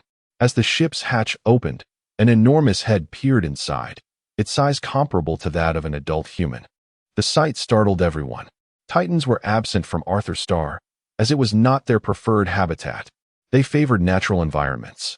This was the first time they had ever encountered a Titan giant, eliciting expressions of astonishment. "Sage, you frightened my friends," Cook exclaimed, stepping between the giant and Feng's group, indicating a close relationship with the Titan. "Hee, my apologies," the giant responded, retracting his head from the doorway. "All right, unload the cargo. Remember, it must be completed before nightfall," Cook instructed. "What? You expect us to work as porters?" Arthur Roy retorted, aghast at the prospect of being treated as hired hands, an unprecedented indignity for a member of the royal family. Feng swiftly intervened, cautioning Roy, mind your status. We are porters now. Do not reveal our true identities." Roy ultimately restrained himself, acknowledging that their mission necessitated compliance, even if it meant performing menial labor. "Very well, I shall heed your counsel," Roy conceded, proactively commencing the unloading process. The others joined in, and soon they were all busily engaged in their task. Chapter 122. Mission Clue: Everything on Titan is immense. Not only the giants, but also the creatures here are significantly larger than those in the outside world. Due to the exceedingly favorable environment, fierce beasts abound, including many magical beasts capable of spiritual cultivation, which are no less formidable than humans. Even with the assistance of Mechs, they remain formidable opponents. As the crew labored to transport a shipload of blue spirit fruits to the giant's warehouse, they were drenched in sweat. What seemed to be lightweight fruits became a daunting challenge under 3 times the normal gravity. The infrastructure here is notably inferior to that of Arthur Star, and the majority of transport relies on manual labor, as the inhabitants show little enthusiasm for altering the mundane aspects of their lives. After a day of toil, as night descended, the crew's microstars received a notification regarding the princess. The Emperor of Arthur had expended considerable resources to discover that the princess had been abducted by the Hell Legion, a faction of space bandits, who also maintain a base on Titan, located in the Chaotic Zone, a place typically avoided by ordinary folk. In outer space, the traces of the Chaotic Zone are distinctly visible. Unlike the vast greenery elsewhere, it appears as a pale gray area, primarily due to the perpetual clouds that obscure sunlight from reaching the ground. This lack of sunlight has fostered the growth of powerful creatures, where various magical beasts thrive, their robust physiques enabling them to withstand human threats. Even a 9th-tier mech would not dare to claim safety within the Chaotic Zone. The group convened, recognizing that heading to the Chaotic Zone represented their clearest lead in the current mission, though they were largely unfamiliar with it, having only gathered information from their studies. "Are you referring to the Chaotic Zone?" A voice suddenly interrupted their discussion. It was Saichi, who had stealthily approached without anyone noticing, even Infiltration. "Indeed, Brother Saichi. Are you familiar with the Chaotic Zone?" asked Noya Lingfei. "Somewhat. It is certainly not a pleasant place. It is where our Titan people banish those who have erred but are not deserving of death. However, in recent years, various extraterrestrial brigands have taken up residence there." Saichi replied. "Brother Saichi, is it convenient for us to go to the Chaotic Zone?" Infiltration inquired, as he was particularly eager to confront the Hell Legion, hoping to glean information about his brother. "It is convenient. Our city, Lightning City, has daily flights to the Chaotic Zone. However, I would advise against bringing the ladies. Especially you," Saichi emphasized, pointing out Noya Lingfei. "Why especially me?" she asked, puzzled. "Because you are exceedingly beautiful. This is a man's world, and women are a rare commodity here, belonging to the strongest," Saichi candidly remarked. Laughter erupted among the group. They were accustomed to the giant's forthrightness and found it amusing. Ultimately, They split into two teams, with Infong, Keilu, and Noya Lungfei heading to the chaotic zone, while Keilu and 4 other women remained behind to provide support. The following morning, the trio boarded a flight to the chaotic zone. Unlike the vessels from Arthur Star, this one was significantly larger but technologically inferior. Noya Lungfei, dressed in a masculine manner, appeared somewhat fragile. Upon boarding, they felt as if they had entered an alien world. The Titan race was diverse, with humans merely a fraction of the population. Seated beside Infong was a beast man with a lion's head, who nodded at him, seemingly in greeting. "Bro, what brings you to the chaotic zone?" The lion inquired, his voice loud yet articulate, speaking the universally understood star language. "Adventure? One must seek some excitement," Roy interjected. Though he felt a twinge of reluctance, risk was not in his nature, but he couldn't allow the girls to venture forth alone. "Ambitious, are we? Care to join my expedition team?" Infong quickly shook his head, unwilling to be constrained by others. Seeing their disinterest, the lion fell silent and began to doze off. The flight proceeded smoothly, and within a day, they arrived at the outskirts of the chaotic zone, in a city known as Little Chaos City, the closest settlement to the chaotic zone, with the grander Great Chaos City located at its center. Upon entering the city, Infong was greeted by various recruitment notices, among which were some from the Space Bandits. Such unsavory groups, often shrouded in secrecy, were surprisingly open here. As they perused the announcements, their attention was suddenly drawn to several corpses hanging from a flagpole, 10 in total, baking in the sun. Onlookers murmured in horror. How tragic. They seemed so young. Attempting to impersonate bandits to infiltrate the Hell Legion, but were discovered. Indeed, the Hell Legion never accepts good people. They should have known better than to fabricate stories to deceive. Such attempts are futile against the Hell Legion. Noya Lungfei closed her eyes, disturbed by the grim scene. These were students from Arthur Star, having arrived before Infong and his companions, only to meet such a swift end. Did you see that? This is the consequence. Any attempt to provoke the Hell Legion will be met with punishment, a cyclopean figure shouted beneath the flagpole, cracking a whip that struck the air above the corpses. "Those were students from our school. I knew Arthur Roy," Infong murmured to himself. His brow furrowed after arriving here. He understood that the chaotic zone had no need for virtuous souls. The more virtuous one was, the quicker one perished. His classmates had undoubtedly failed the recruitment test of the Hell Legion, which Infong surmised must have been a test of character, where a moment's lapse could reveal one's true nature. With a stoic expression, he approached the crowd, observing the arrogant cyclopean figure who clearly held sway in this street. It was evident that any member of the Hell Legion commanded respect in the chaotic city. They were the most powerful of space bandits, even as a mere faction. Crack! Another lash struck the corpses, and the onlookers cheered, finding amusement in the brutality that had become their entertainment. The whip cracked again, but this time it hung motionless in the air. Chapter 123. Provocation on the street. The one-eyed dragon is notorious in the city of Little Chaos.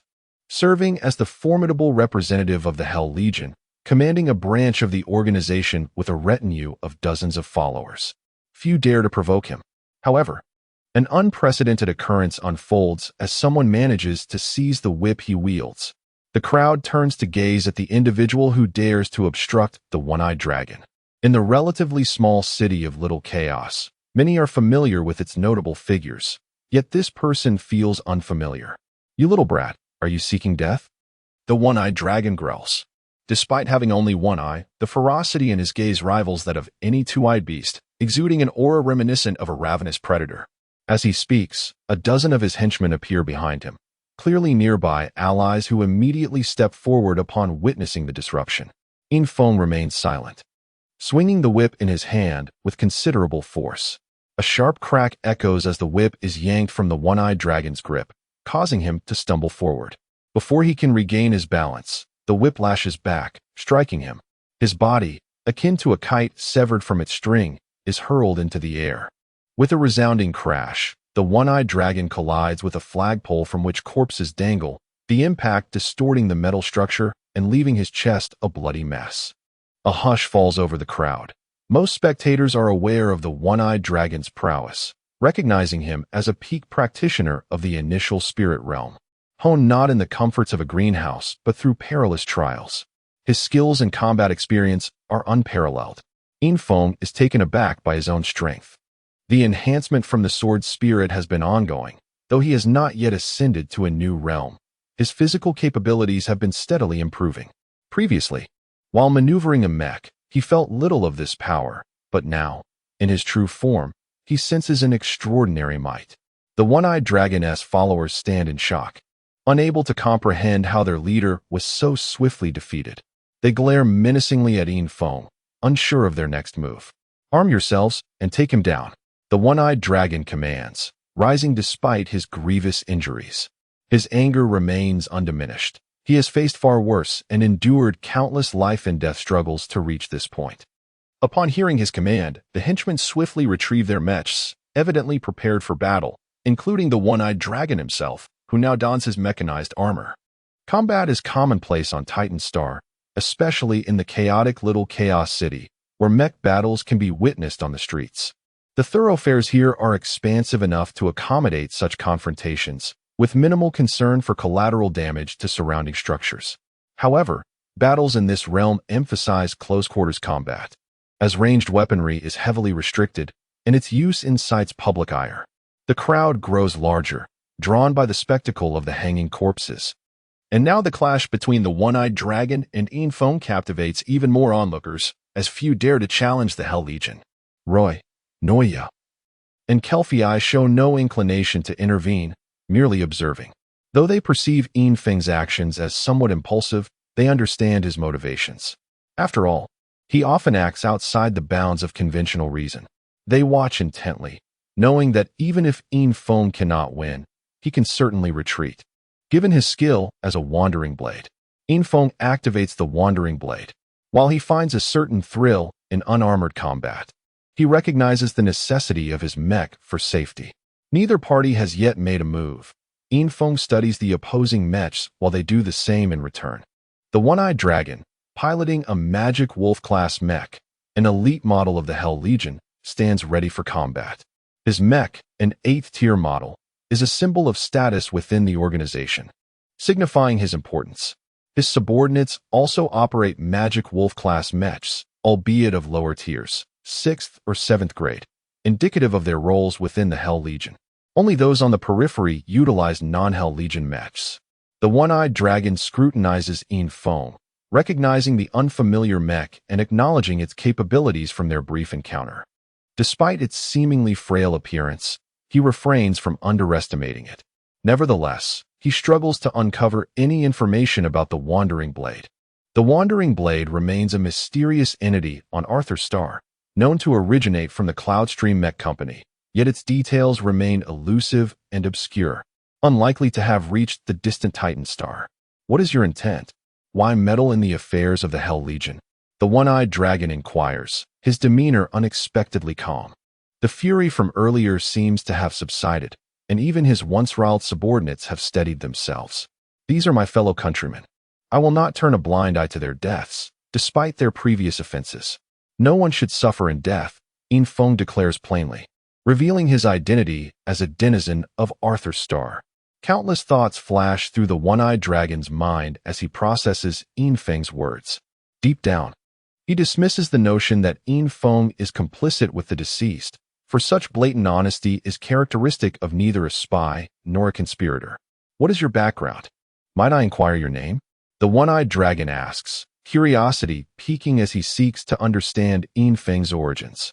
Though the Hell Legion fears no one, he harbors uncertainty about his ability to subdue this newcomer.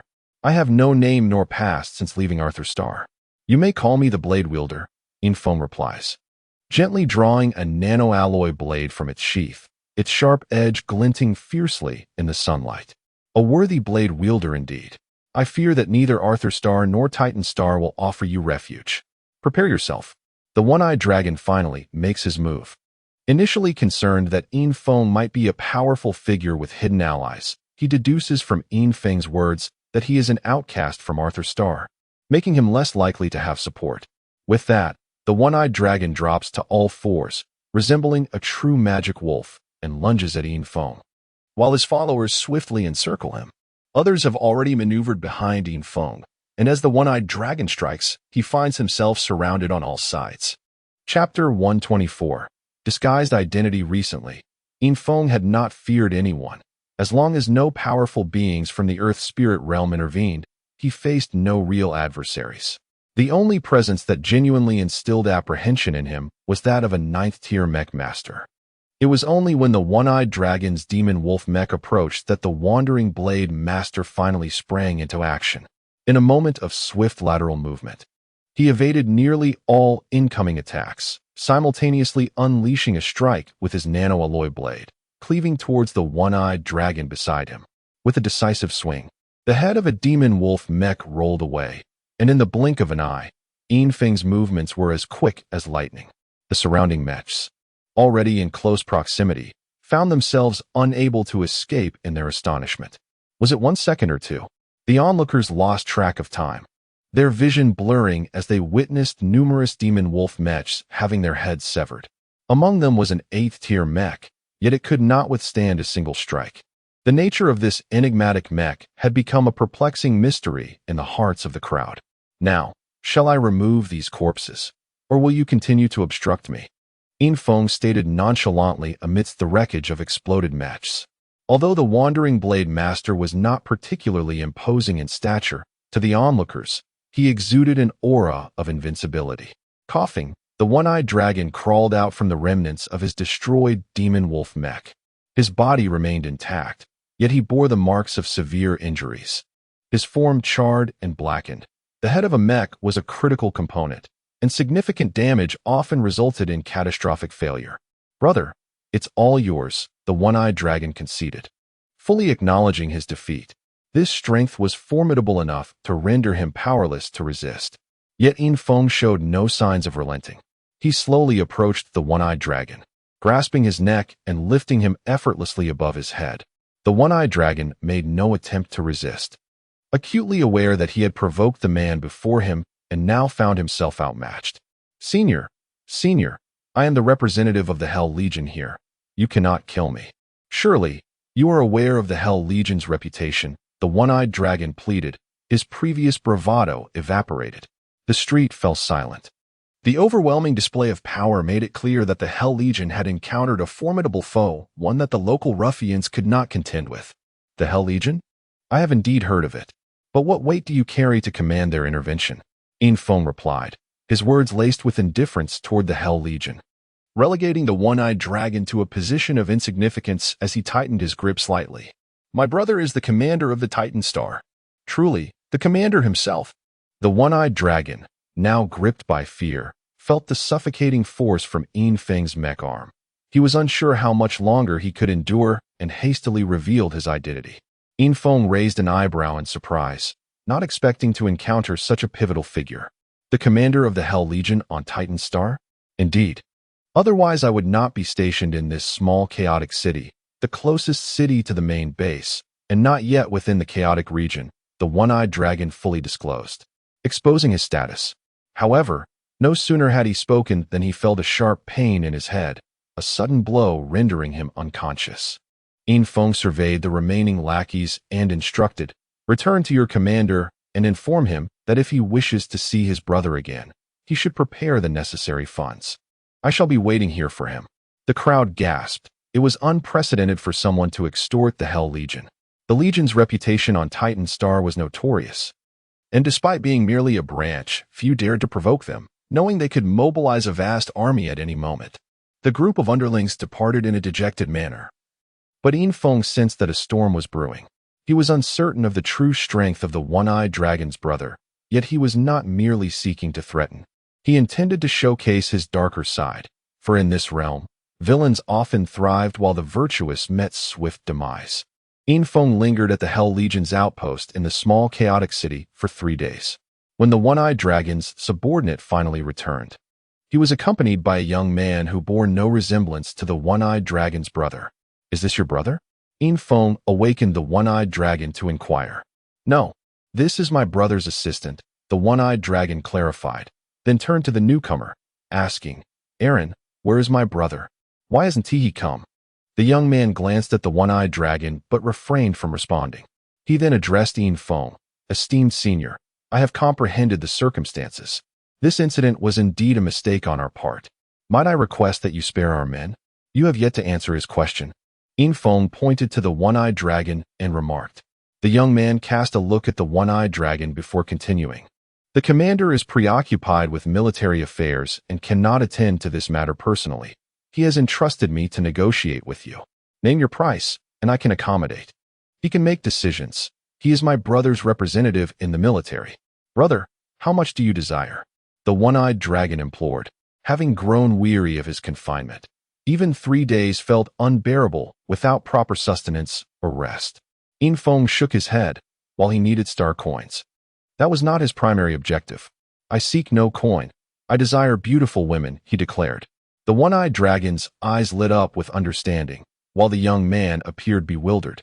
In contemporary society, beauty was hardly a rarity. With sufficient wealth, one could procure any number of attractive individuals through the slave market. Senior, that is easily arranged. What type do you prefer? The Hell Legion can certainly procure it.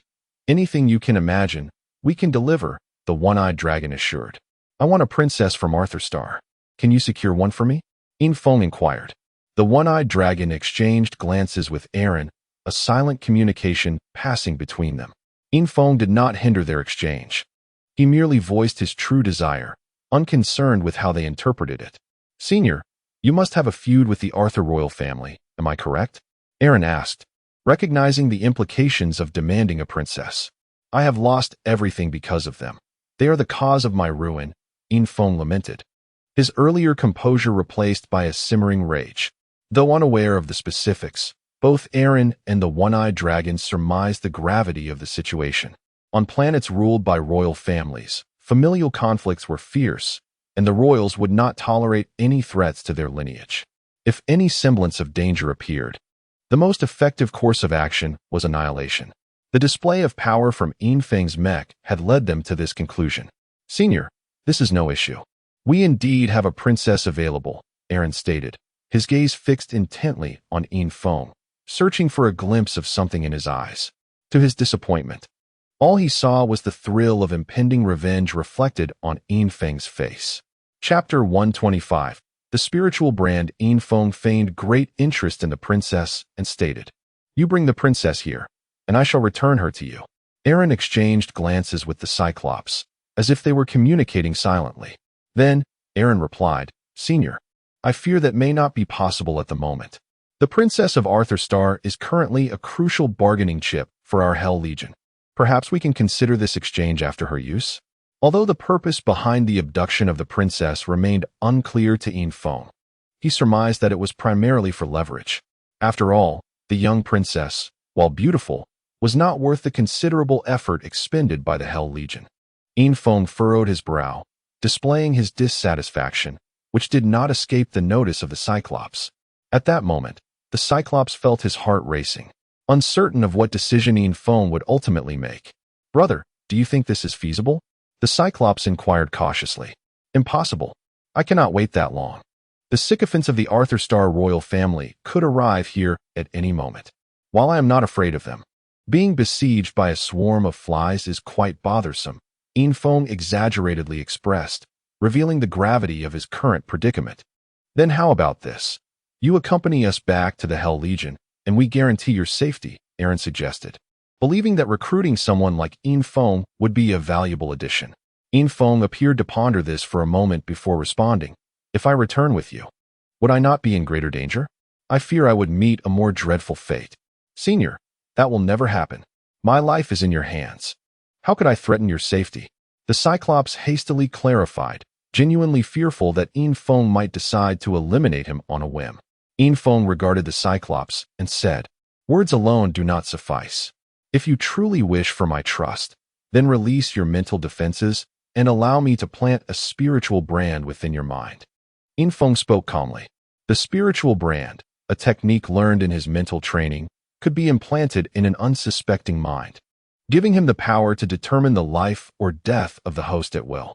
This technique was not one that everyone could master. It required a significant superiority in mental strength, and the target must be completely defenseless and willing to open their mental barriers.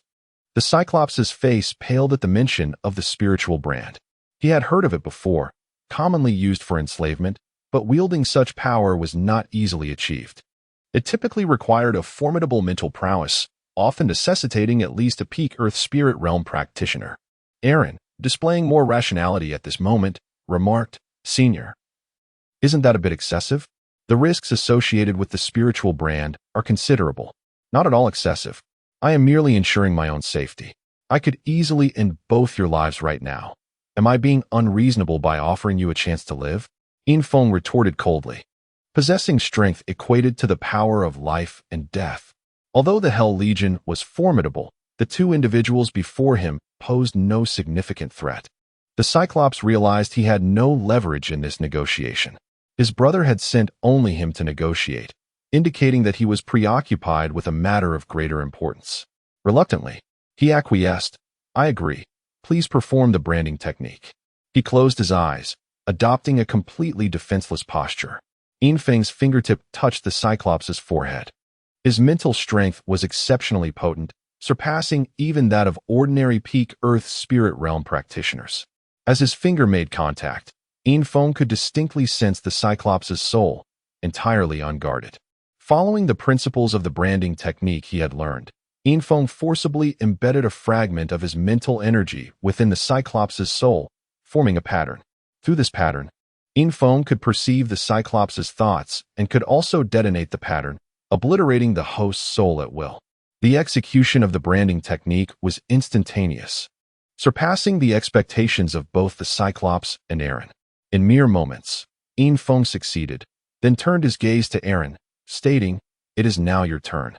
Surprise flickered across Aaron's face. He was astonished by the speed with which Infeng executed the branding technique, indicative of extraordinary mental prowess. Yet, he did not anticipate that Infeng would pivot his focus onto himself. In truth, he could fully comprehend the situation. "Listening to you, Senior," Aaron said, immediately mimicking the Cyclops, knowing he had no capacity for resistance at this juncture. In fact, he was more concerned about the Hell Legion, as their forces were severely depleted due to large-scale mobilizations. This was precisely why he had come alone.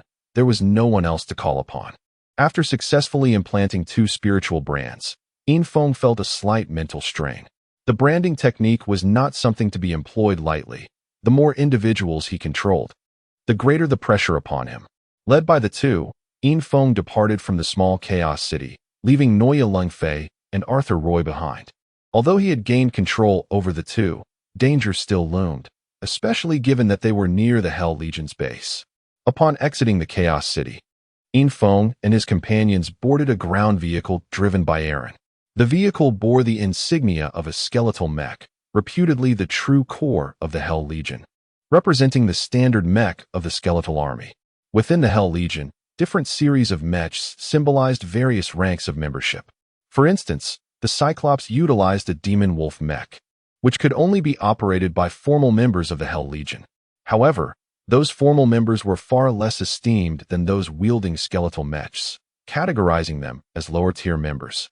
The Star Alliance delineated clear hierarchies among the various planetary civilizations, ranging from level 1 to level 9.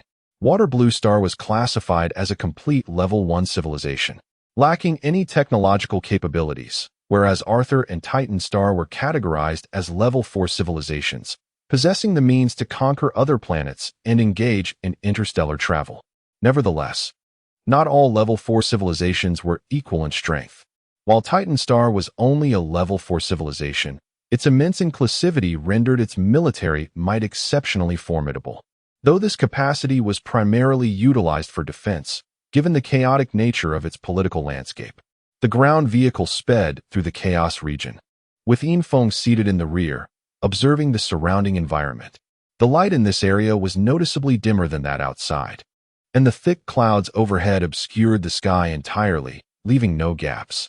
Upon entering the area, Aaron slowed the vehicle and remarked, "Senior, this chaos region is not like the outside. It is perilous. Even we in the Hell Legion cannot claim to be free from threats here." "Oh, is the Hell Legion not formidable?" Are there still those who dare to provoke you in the Chaos region? Infong replied. Senior, the most formidable force here is Titan. Other factions merely scrape by. The Chaos region is home to many exiled giants, whose tempers are notoriously unpredictable. Let us hope we do not encounter them, Aaron explained. Infong nodded, choosing not to respond further as he meticulously surveyed the surroundings. The area they had entered felt unnaturally quiet, a condition often heralding the approach of danger. Chapter 126. Infiltration amidst danger. Under the keen perception of Infeng's mental prowess, he immediately discerned an anomaly in the distance. A fully armed mech battalion lay concealed on either side of the valley, poised to unleash an assault as soon as Infeng and his companions reached the valley's mouth. Among the mech battalion's arsenal, Infeng recognized the formidable fusion cannon, a weapon typically reserved for warfare, known for its immense destructive power.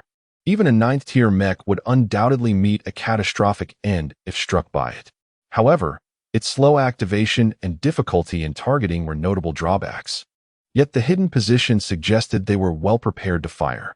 Stop the vehicle, Infeng commanded, and the land cruiser came to a halt. What's the matter? Inquired Aaron. The driver, noting Infeng's serious demeanor, uncertain of his thoughts. Does your Hell Legion have any formidable enemies on Titan Star? Infeng asked. Having sensed that the Mechs did not belong to the Hell Legion, but rather to another organization. After some contemplation, Aaron replied, yes. The Starry Mercenary Corps is arguably our most antagonistic force on Titan Star. Infeng began to understand. The Starry Mercenary Corps operated as a coalition of mercenaries, subsisting on contracted tasks, primarily bounty hunting. This made Titan Star a favored territory for the Starry Alliance. Given the abundance of individuals capable of earning a place on the bounty list, thus establishing a certain level of power in the region.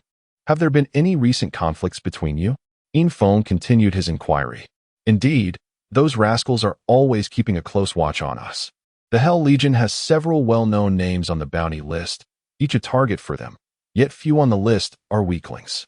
Skirmishes occur frequently, but they seldom gain any advantage. Here on Titan Star, mercenaries have far more enemies than we do, Aaron explained. Infeng could envision the scenario. Mercenaries thrived by hunting those listed on bounties, but the targets would not idly allow themselves to be hunted. The mercenaries in Titan Star certainly faced numerous adversaries. Can you guess the target of the ambushing mercenaries ahead?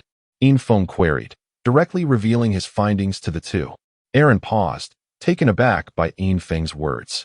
He had not noticed anything amiss. But given Infeng's formidable mental capabilities, it was not entirely surprising. The target of these people is the princess, Aaron exclaimed in terror. This revelation puzzled Infeng. He had assumed the ambushers were positioned to thwart outsiders attempting to penetrate deeper into the chaotic areas beyond the valley. Oh no, our base has likely been ambushed by the mercenaries, Aaron suddenly realized. Observing Infeng's perplexed expression, he continued, last night, Emperor Arthur issued a bounty, 50 billion star coins for the rescue of the princess. I thought they would take some time to prepare, but I never expected them to act so swiftly. Upon hearing this news, Infeng could not help but express his admiration for Emperor Arthur's deep affection for the young princess, who not only dispatched an entire team for the competition, but also offered a staggering bounty. How is the defense of the Hell Legion? Can they protect the princess?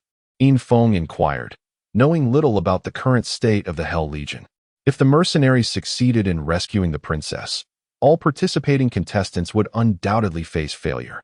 Previously, our Hell Legion would have been unafraid of them, but now, with most of our forces redeployed, it would be quite challenging to maintain a defense, Aaron admitted. Redeployed? Where to? Aaron quickly covered his mouth, feeling he might have disclosed something inappropriate.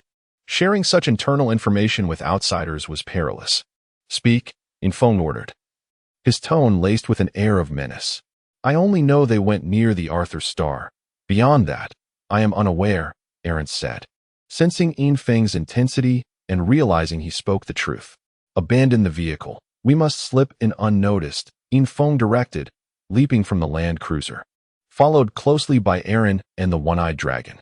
The trio activated their mechs and stealthily ascended the opposite side of the valley, making their way toward the Hell Legion's location. Without the land cruiser, their pace remained swift, and within about an hour, they approached the Hell Legion's stronghold. Although they had not yet drawn near, the sounds of intense battle reverberated in the air.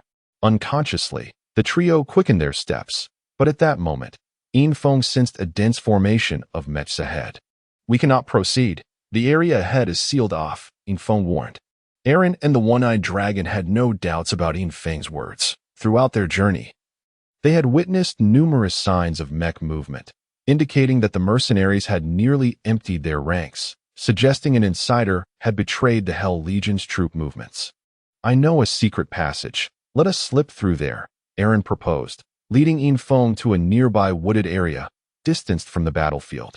Beneath an ordinary stone in the clearing, he uncovered the entrance to a narrow tunnel, just big enough for one person to enter at a time.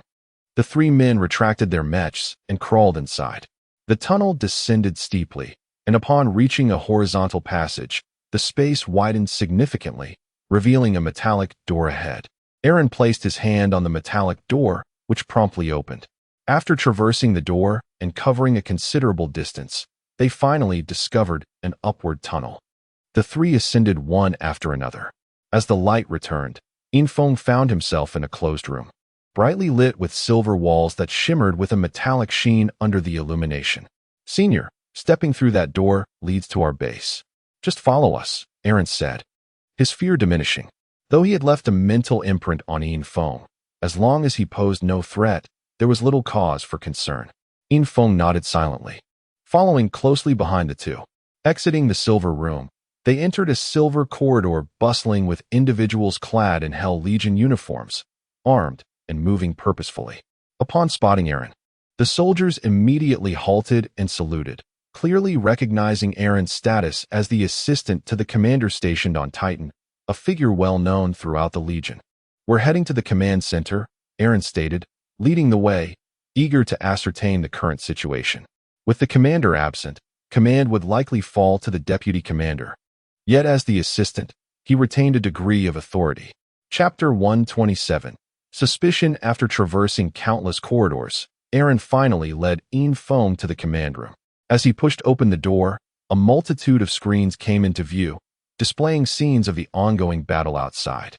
"Ah, Aaron, you have returned. How did everything go?" inquired a middle-aged man with a scruffy beard. "Commander Robin, I have successfully completed the mission, and I have brought along a formidable ally. I wonder how the situation stands now," Aaron replied, his primary concern being the current state of the conflict. As he had already gathered information regarding the mercenaries on his way, the outlook is not very promising. Emperor Arthur has raised the bounty again. It now stands at 10 billion star coins, which is enough to drive these mercenaries into a frenzy, Robin explained, casting a scrutinizing glance at Infiltration. Given the wartime circumstances, the sudden appearance of a stranger in the base naturally aroused his suspicion, even if this individual was brought by the commander's assistant. "This is the expert you mentioned?" Robin asked, a note of confusion in his voice. "Indeed. He harbors a grudge against the Star government, and his prowess is beyond question. He can easily overpower an 8th-tier mecha," Aaron asserted.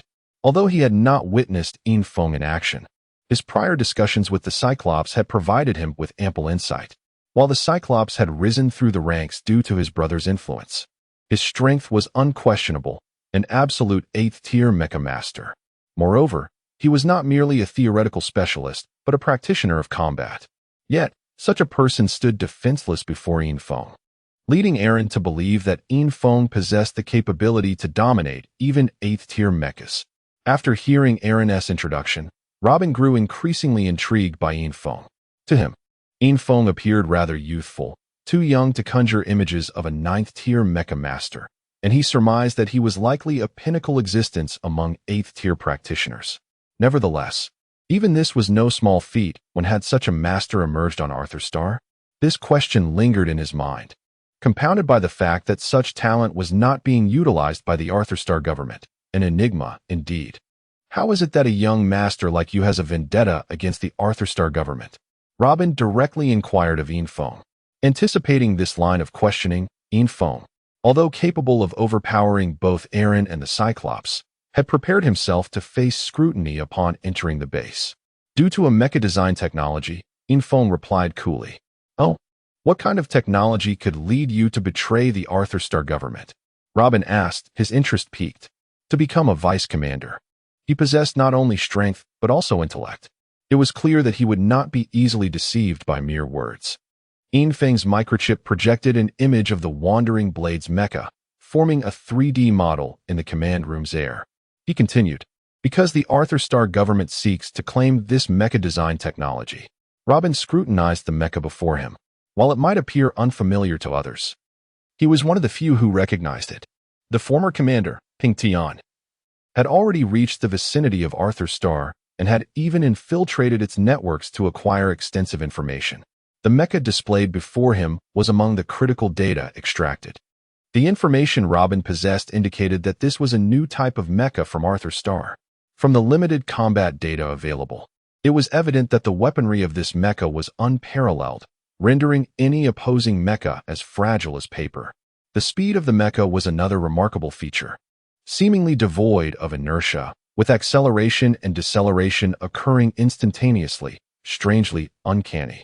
If I am not mistaken, this mecha is from the Lu Yun Mecha Company of Arthur Star. Robin remarked casually. However, to Infiltration's ears, this statement sounded jarring and fraught with danger. Infiltration began to wonder if he had inadvertently exposed himself. After all, his Wandering Blade had only been seen during the competition.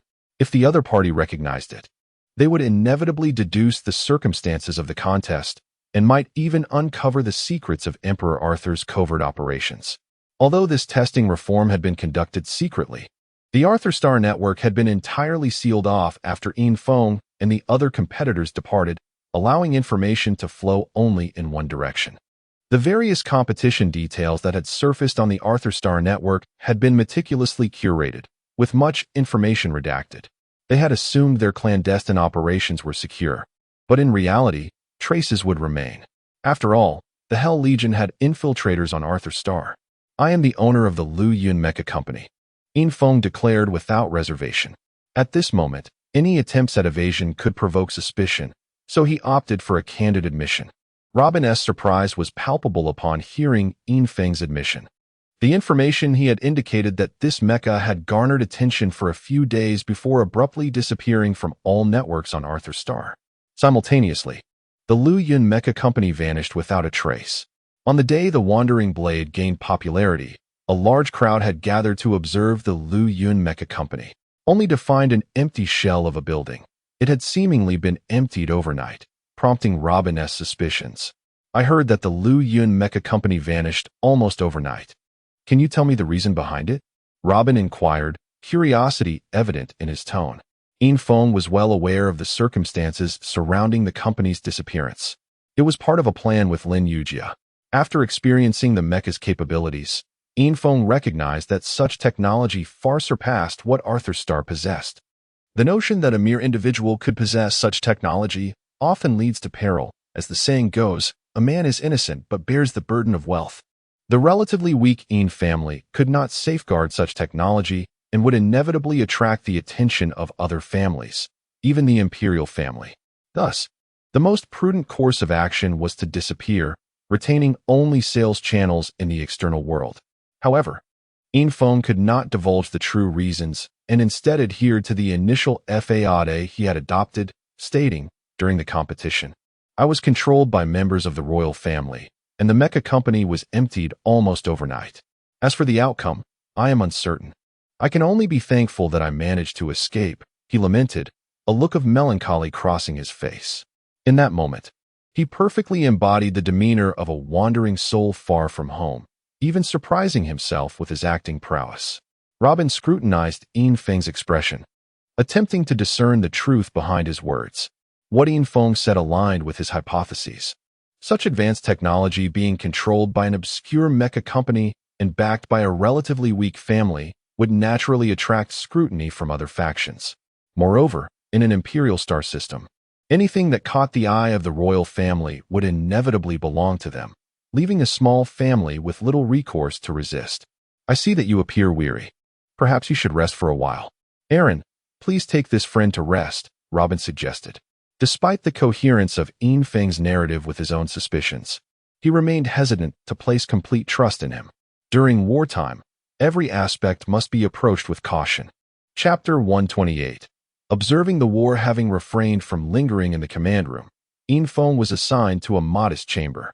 Despite its size, the room was adequately equipped and, in fact, more comfortable than his previous lodgings in the small chaotic city.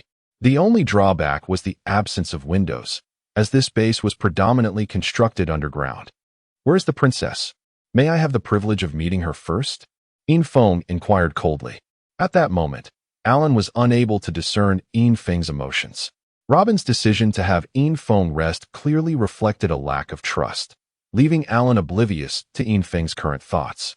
After a moment of hesitation, Alan responded, "The princess is currently detained in a location that forms the absolute core of the base. Even I cannot gain easy access. This poses a bit of a dilemma.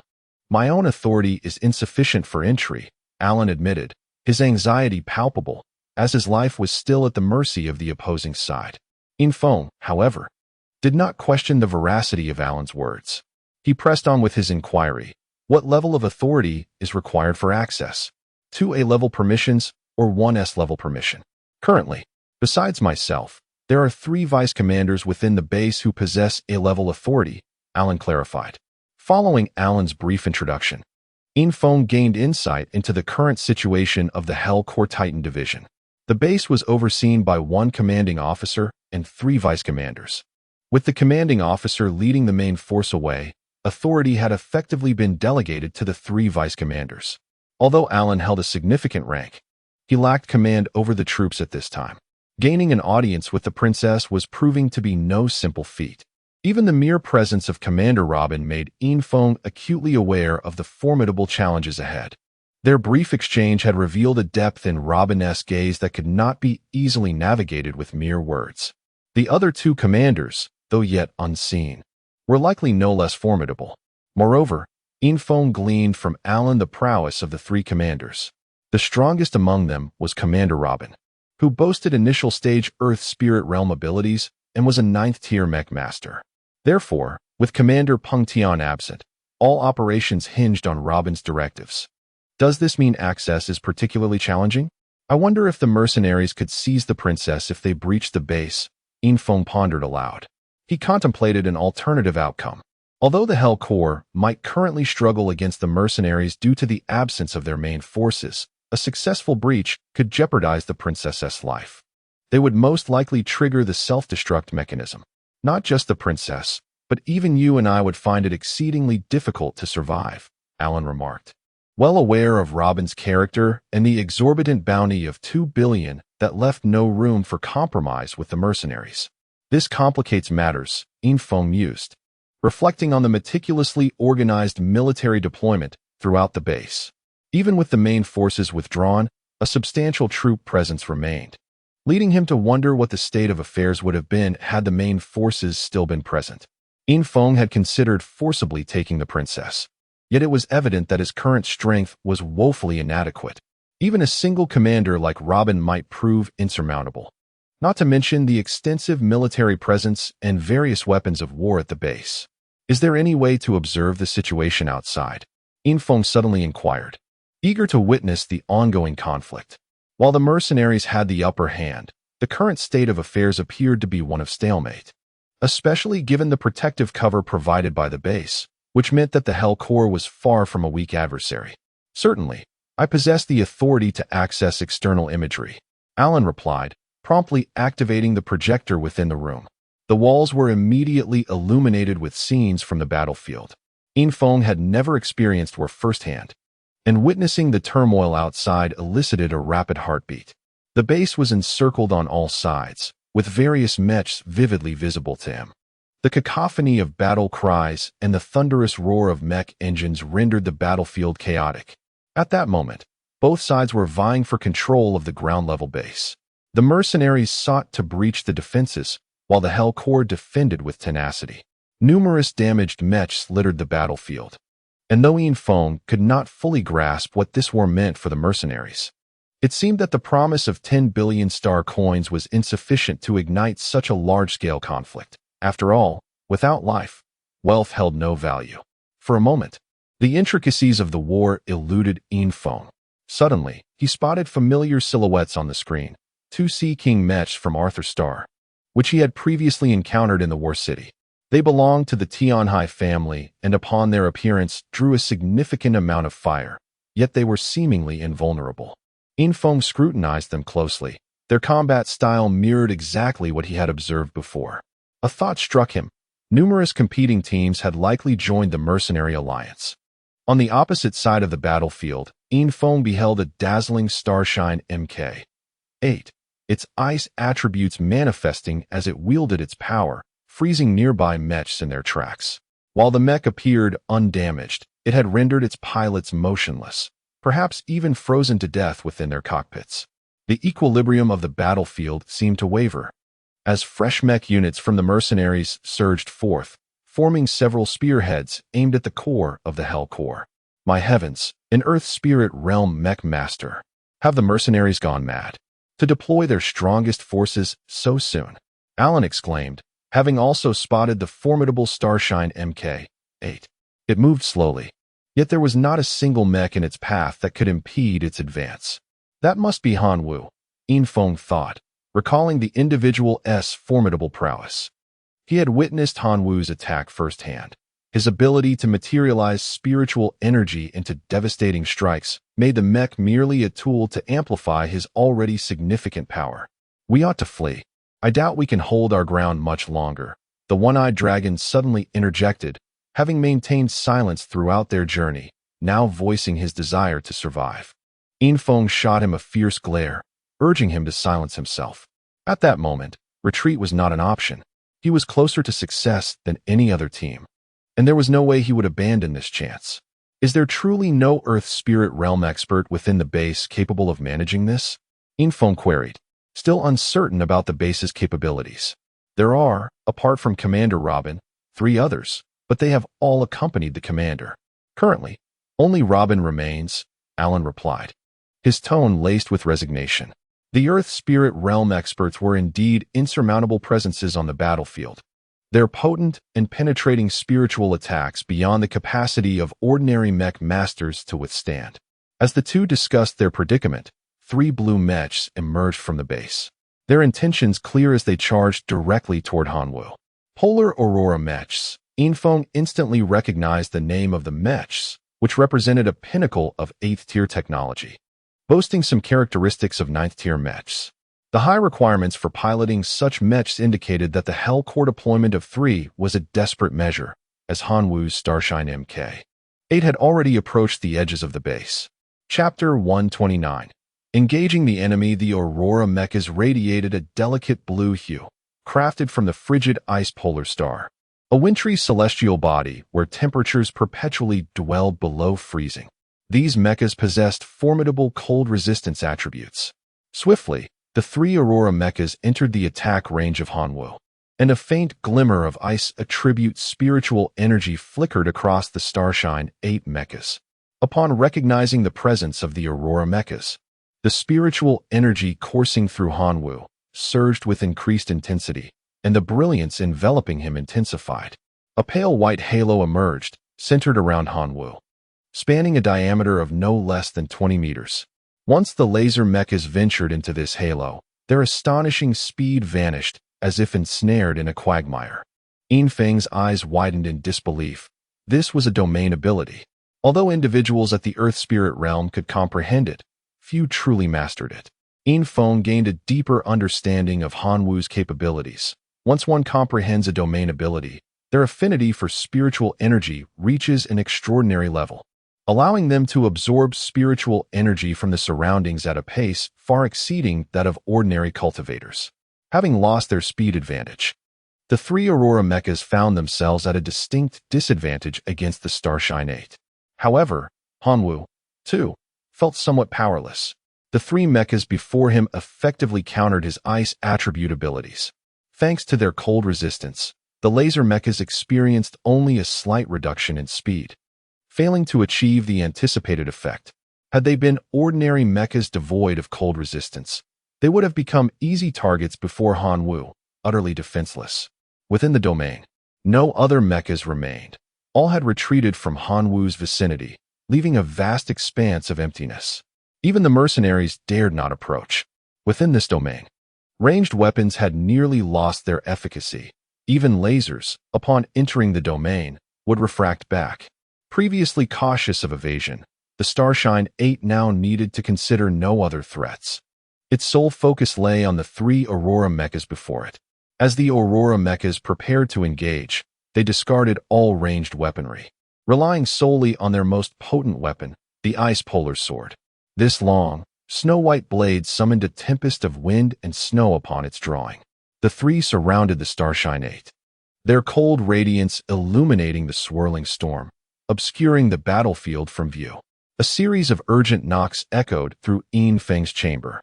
Aaron hastened to the door, activating the visual interface, revealing Robin standing outside, flanked by a squad of fully armed soldiers.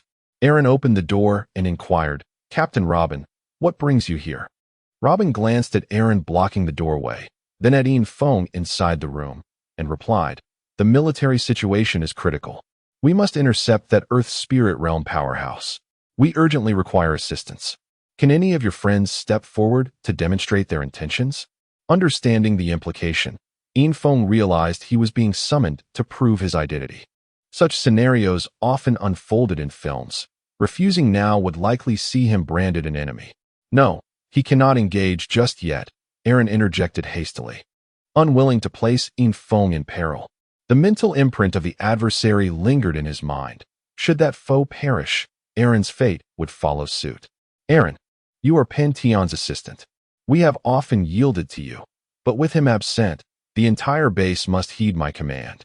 Do you intend to resist?" Robin retorted, incensed by Aaron's defiance. He currently held the position of the strongest in the base, wielding significant authority. "And what if I do resist? Do not forget, while I lack command, I possess absolute freedom. With the captain gone, I am the inspector. You have no authority to give me orders," Aaron countered, emboldened by his status. Yet, as the words left his lips, uncertainty crept in. This was a time of war, and Robin commanded the army's absolute power. At this juncture, Yin Feng recognized the necessity to take action.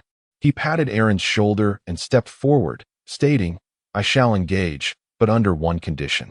Robin, initially reluctant to clash with Aaron, his captain's devoted aide, was relieved by Yin Feng's intervention. His perception of Yin Feng shifted positively. He deemed the conditions negotiable. "What condition?" "Speak and I shall listen," Robin prompted. "Let the princess accompany me for one night," Yin Feng declared, a lascivious expression crossing his face, momentarily deceiving even himself. Robin comprehended Yin Feng's demeanor. Beauty was a universal allure, and taking this approach could provide a sense of vengeance, a cathartic release of pent-up rage. While uncertain of the reasons behind the captain's imprisonment of the princess, he discerned that Pen Tion harbored no genuine interest in her. To him, she was merely a tool for exploitation. Agreed, but she must remain unharmed.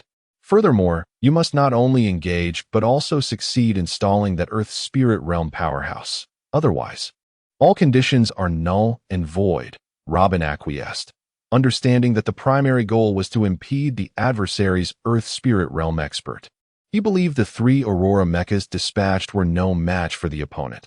They were merely stalling for time, certain to fail in the long run. The addition of a formidable ally might restore equilibrium. "Understood. I will delay that Earth Spirit Realm powerhouse, but I cannot guarantee victory," Yin Feng responded, his mind already reconstructing a new strategy. To Robin, Yin Feng's assertion appeared modest, yet it resonated with confidence. To dare claim the ability to delay an Earth Spirit Realm powerhouse indicated a strong belief in his own capabilities. "Very well, let us commence at once.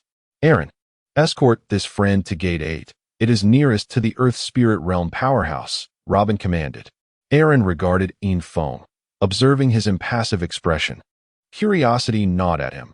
What trials had this youth endured, prompting him to risk confronting an Earth Spirit Realm powerhouse for the sake of vengeance? Regardless of Aaron's thoughts, he dutifully led Yin Feng to Gate 8. As the door swung open, he implored, "Elder, you must return alive." "Return alive," the one-eyed soldier echoed. Their fates now intertwined with Yin Feng's. compelling them to stand united with him. Infong nodded, though danger loomed. One must venture into the tiger's den to seize the tiger cub. Only by earning the adversary's trust could he approach the princess. He sought a place in the competition, not solely for his own merit, but also for the sake of his homeland. Chapter 130. Battle in the Spirit Realm. As the gate swung open, Infong was greeted by a faint scent of blood and a wave of heat that rushed toward him. The reality of the battlefield, far more visceral than the images he had previously witnessed, sent his heart racing. The site of conflict was strewn with the remnants of numerous mechs, their shattered forms littering the base inside and out, yet the fighting raged on. With the opening of Gate 8, medical mechs entered the base, transporting a multitude of injured mech operators who were in dire need of care. Aaron handed Infong a badge that glimmered with a blue light, which he affixed to the wrist of his mech. This emblem served as a distinguishing mark on the battlefield, ensuring that the Hell Legion's mechs would not engage him as an enemy. Having completed these preparations, Infong charged forth, his sights set on the formidable Han Wu. The path was clear, as both sides in the vicinity chose to retreat, approaching the edge of Han Wu's domain with a measured pace. Infong paused to sense the stark contrast between the interior and exterior of the realm. The density was palpably different. The air within the spirit feather seemed compressed, imbued with a subtle chill of icy energy, creating a viscous sensation akin to plunging one's hand into syrup. Furthermore, an intense coldness enveloped him, rendering his arm numb without the aid of spiritual power. However, as the energy from the Nine Heavens sword art coursed through him, that sensation dissipated. While the chill persisted, it no longer posed any threat to his body. The wandering swordsman was not intimidated by the cold, for the mech crafted from advanced nanomaterials possessed an exceptionally high density, rendering its essence impervious to temperature fluctuations, even at the brink of absolute zero. Han Wu recognized the wandering swordsman mech, having encountered it in the War City. It was enigmatic and unrecognizable even to him. Yet, its capabilities astonished him, as its speed surpassed that of the Aurora mechs before him, eluding even his sharp gaze. What puzzled Han Wu was the presence of such a mech within the Hell Legion. The calm demeanor of the opponent suggested an ease in navigating his domain, as if they were merely testing the waters, devoid of any sense of being a formidable adversary. In that moment, Han Wu realized the necessity of swiftly neutralizing the three Aurora mechs. Even if he could not destroy them, he needed to inflict severe damage. The thought of an additional ally joining the fray was daunting, and he could not fathom maintaining his current advantage. Suddenly, Han Wu erupted into action, compressing his domain. The once 20-meter diameter realm shrank to a mere 10. The three Aurora mechs faltered in their speed, and simultaneously, three beams of white light shot forth from Han Wu's hands, converging upon the now sluggish mechs. Ice enveloped the Aurora mechs in an instant. Though it was but a fleeting moment, it was sufficient for Han Wu to launch a full-force assault. With a spear in hand, he swept it across with the intent to strike all three mechs simultaneously. With a resounding crash, the first Aurora mech was struck, its icy shell shattering instantly.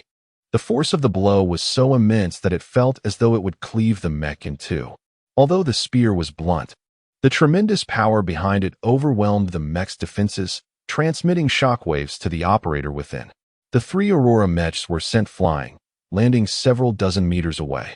While they exhibited no obvious wounds and did not explode, they remained incapacitated, unable to rise. Rescue mechs rushed to their aid, and reinforcements soon arrived. For these mechs were invaluable assets to the base, needing to be retrieved regardless of the fate of their operators. Having accomplished this, Han Wu did not pursue further. Instead, he turned his gaze toward Infong, the wandering swordsman. His demeanor radiated the poise of a seasoned warrior, instilling a sense of despair among the Hell Legion members. Even Robin furrowed his brow, realizing that the displayed prowess of the opponent was on par with his own. He understood that engaging in battle was fraught with uncertainty, as the disparity in skill between mech operators could spell disaster, especially against a spirit realm expert. Robin refrained from intervening, aware that hidden among the mercenaries were other formidable figures from the spirit realm. The ice elemental expert that had just appeared was not one he recognized. which made him wary of entering the fray. He could only place his hopes on Infiltration, but deep down, he knew the outcome was bleak. Regardless of the strength of the mech, the chasm in skill between operators was insurmountable. A spirit realm master could render an initial spirit realm mech operator utterly hopeless. To Robin's surprise, the spirit realm expert on the battlefield did not rush to engage.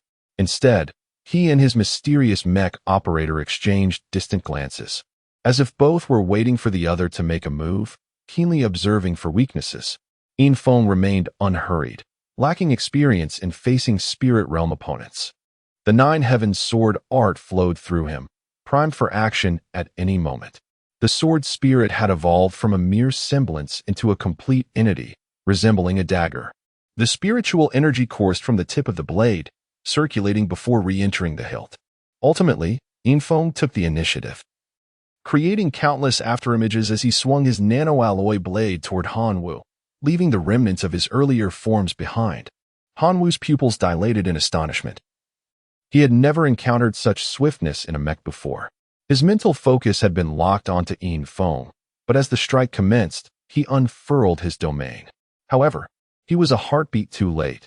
The wandering swordsman stood before him, the sharp blade descending with unrelenting force, lacking any semblance of restraint. An ice shield materialized above Hanwoo, blocking all angles of the impending strike. Meanwhile, his spiritual feathers contracted, stabilizing within a 5-meter radius of his body. With a sharp sound, the ice shield shattered upon impact. Infiltration's strike felt as though it were penetrating the most resistant metal. As the seemingly fragile ice shield brimmed with immense compressive force, impeding the blade's progress. With his initial strike thwarted, Infiltration had no intention of pursuing further. He swiftly retreated. At that moment, the ice shield formed a cage around him, and had he hesitated for even an instant, he would have found himself ensnared. Hanwoo appeared somewhat flustered. As the ice shield fractured, he instinctively crouched and sidestepped the blade's arc. His frantic evasion nearly brought him to the ground, and his exaggerated movements seemed to beckon Infiltration to continue his assault, as if to say, "Look how close you came, do try again." Yet, Infiltration had no intention of engaging further. He withdrew beyond the realm's confines. The compressed spirit feather was far more formidable than the original 20-meter domain, and as he retreated, he felt an overwhelming force tugging at him, as though countless hands were grasping at his form. Interesting, Hanwoo's voice resonated as he rose steadily. Plunging his spear into the earth before him, he stretched his mech's limbs, preparing for a hand-to-hand confrontation. Infiltration sensed that Hanwoo was finally ready to engage seriously, revealing that he had yet to unleash his full potential in battle. Chapter 131. Repelling Infiltration sensed the battle intent emanating from his opponent. Yet this was not the outcome he desired. His sole intention was to stall, not to engage in a desperate struggle. In Hanwoo's hand appeared a colossal white sword, its blade shimmering with a crystalline glow, a manifestation of fully materialized spiritual energy. After experiencing Infiltration's strike, Hanwoo understood that ordinary weaponry could not withstand the alloy sword wielded by Infiltration. Only weapons forged from condensed spiritual energy had a chance of withstanding such force. Infiltration was genuinely astonished by the technique of materializing spiritual energy, unable to discern Hanwoo's realm of earth spirit. Nevertheless, the skills demonstrated by Hanwoo were undoubtedly extraordinary, showcasing an unparalleled understanding of spiritual energy. "Are you not going to strike? If you remain passive, I shall advance on the base," Hanwoo's voice echoed. He refrained from initiating an attack, knowing that his speed could not match his opponent's. He needed to wait for Infiltration to enter his domain to balance the disparity in speed. Infiltration activated his movement once more, but this time he did not charge headlong. Instead, he circled around Hanwoo, and in an instant, dozens of wandering swordsmen surrounded him, creating the illusion of countless doppelgangers. Hanwoo's gaze fixed on the ice sword held before him as his domain slowly expanded, attempting to increase his range of perception. He could not discern which of the many figures was real, as most were mere afterimages created by excessive speed. Suddenly, Hanwoo pivoted sharply, thrusting his ice sword upward. The clash of the two long swords produced no sparks. They separated instantly, only to re-engage from a different angle. The sound of their collisions echoed repeatedly, leaving onlookers bewildered, with weaker individuals feeling dizzy from the rapid exchanges. The wandering swordsmen, like phantoms, continuously assaulted Han Wu. It was only in the fleeting moments of entering his domain that spectators could hope to catch a glimpse of their movements, though even that was but a brief sighting. Han Wu remained on the defensive, not out of desire to avoid confrontation, but due to his inability to predict the trajectory of his opponent's attacks. Each time, he could only prepare to counter, unable to grasp his adversary's movements. In that moment, Han Wu felt a compelling urge to change his mech. He had never encountered such a formidable opponent. Typically, he could easily overpower foes with standard mechs, but now he comprehended the frustration of being outpaced despite his superior strength. Even with the propulsion of his Earth spirit energy and the deceleration of his domain, he could not bridge the gap in speed. Moreover, in terms of power, his opponent was not at a disadvantage. Each clash, which appeared evenly matched, was ultimately detrimental to Han Wu, as Yin Feng's sword was inherently robust and sharp, while his own ice sword required constant replenishment of spiritual energy to endure the onslaught. Each strike drained his energy. Gradually, Han Wu opted to retreat. Moving away from the battlefield, he sensed that Yin Feng's sword bore no murderous intent. Each advance seemed relentless, yet there was an underlying restraint. Nonetheless, it was a challenge he could not sustain indefinitely, not due to a lack of strength, but because his spiritual energy was finite. As long as he possessed energy, he would remain invincible. However, when his energy waned, so too would his domain, leaving him defenseless.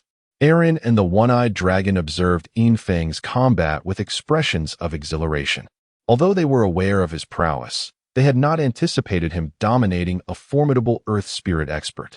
Such strength undoubtedly warranted the title of elder in this world, where might reign supreme.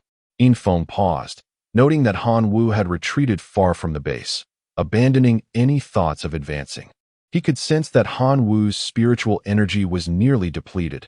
Even the ice sword in his hand showed signs of wear when clashing, a result of insufficient energy replenishment. "This is quite enough. Let us conclude for today," Han Wu proclaimed, evidently unwilling to continue the fight.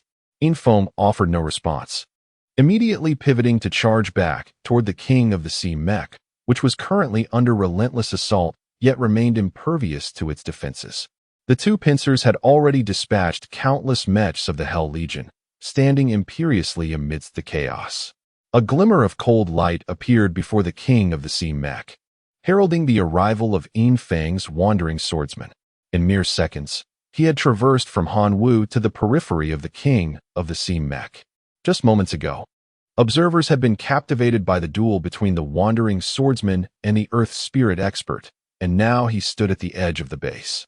In a single stroke, both pincers of the King of the Sea Mech were severed cleanly. The once tumultuous edge of the base fell into a brief silence. As a soldier from the Hell Legion, who had narrowly escaped being crushed, struggled free from the broken pincers, staring in astonishment at the colossal, now dismembered appendages. Yin Feng stood atop the remnants of the base's wall, the cape of the wandering swordsman billowing in the battlefield's wind, exuding an air of nonchalance. The King of the Sea Mech's foremost instinct was to retreat. After a moment of stunned disbelief at the loss of its pincers, the mech pilot, regaining composure, charged toward his retreating allies. The realization of having had his most formidable weapon instantaneously severed was terrifying.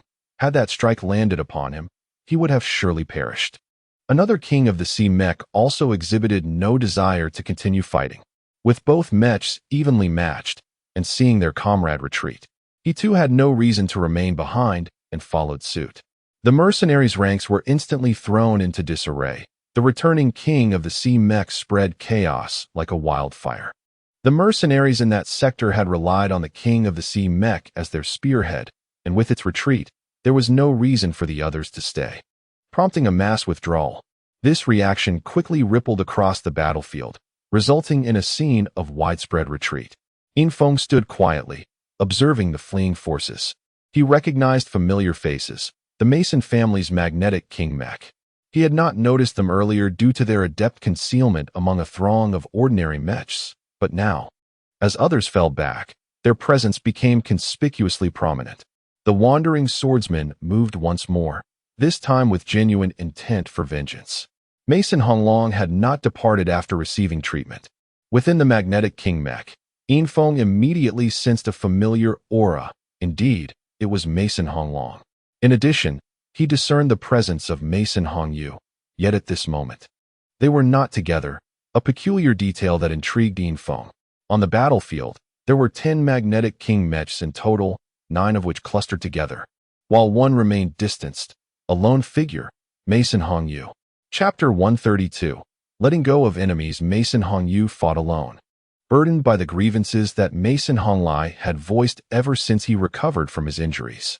Honglai lamented the leniency shown by Hongyu during their earlier confrontation, particularly when Yinfeng had been gravely wounded, nearly losing his life, while their kin chose to allow their adversary to escape, a decision he found utterly intolerable.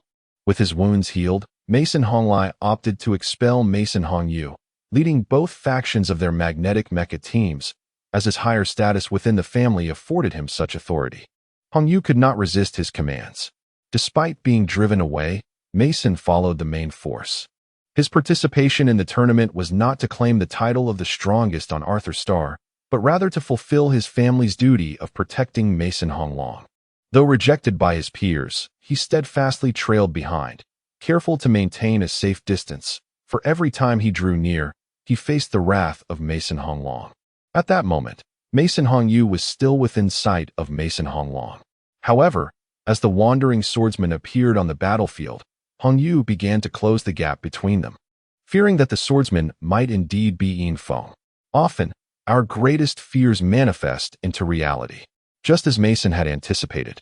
As the main force prepared to retreat and the battle seemed poised for a brief pause, the wandering swordsman surged forward, pursuing Mason Honglong's escape.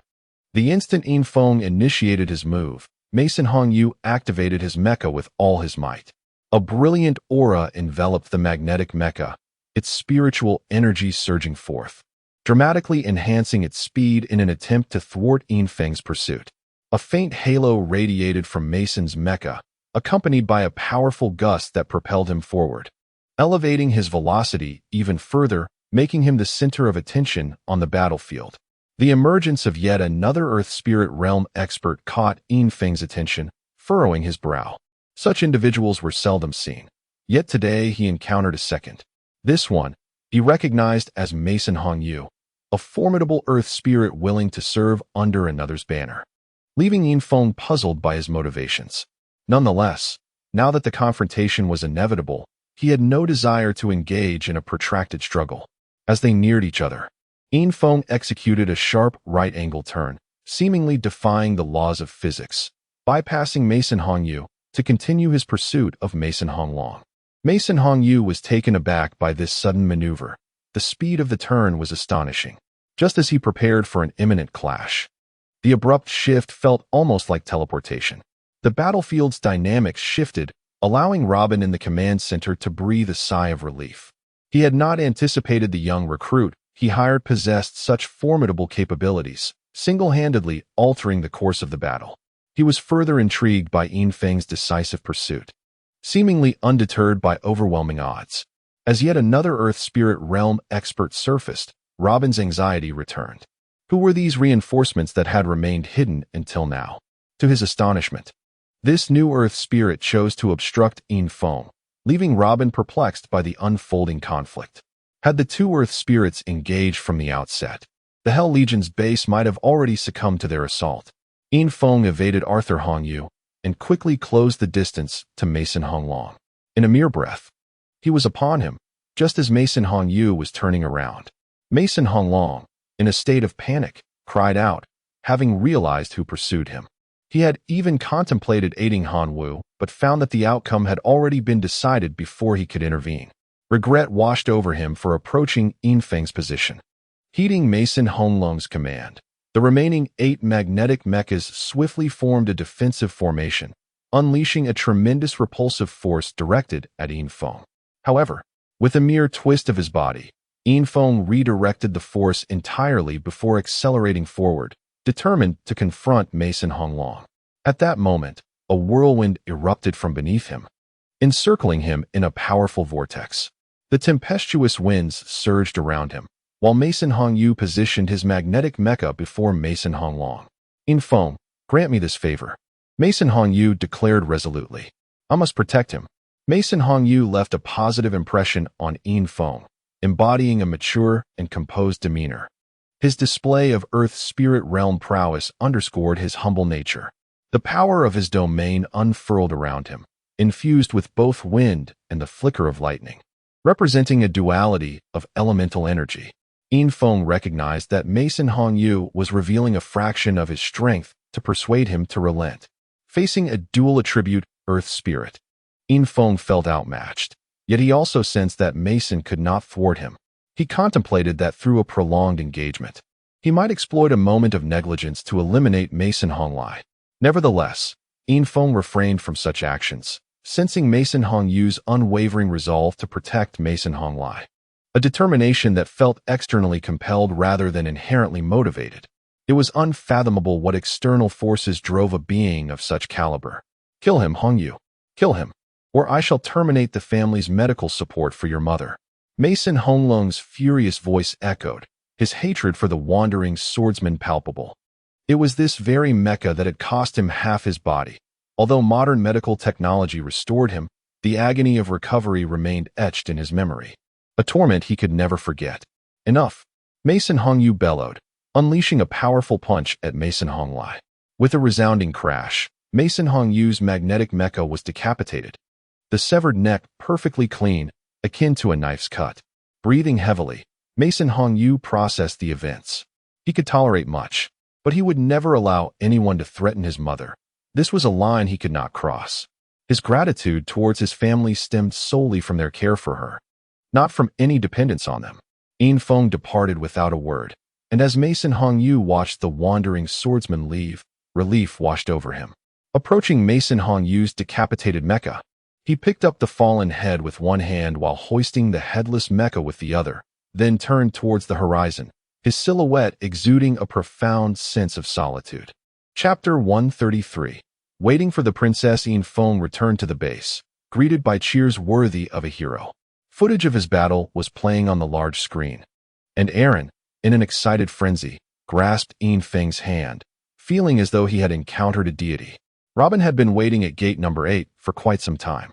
Upon seeing Infong enter, he led the soldiers in a fervent applause. The successful repulsion of the mercenaries was largely attributed to Infeng's efforts. Without his timely intervention, the devastation wrought by the two formidable Earth Spirit Realm experts would have been unimaginable. "Hero, could you kindly share your name?" Robin inquired, realizing only then that he had not yet learned Infeng's identity. "Call me Daolang," Infong replied, intentionally concealing his true name. "A splendid name. Is the mecha you just utilized the one coveted by the royal family of Arthur Starr?" Robin asked, to which Infong nodded in affirmation. "Indeed, it is this very mecha. However, all data has been intercepted by the royal family of Arthur Starr, and even my research team has been abducted," Infong lamented. "That is truly unfortunate. It is undoubtedly a divine mecha," Robin praised. "I require some rest," Infong said with a hint of exhaustion, clearly fatigued from the recent ordeal. "My apologies," Robin replied. "Aaron, please escort Brother Daolang to rest properly.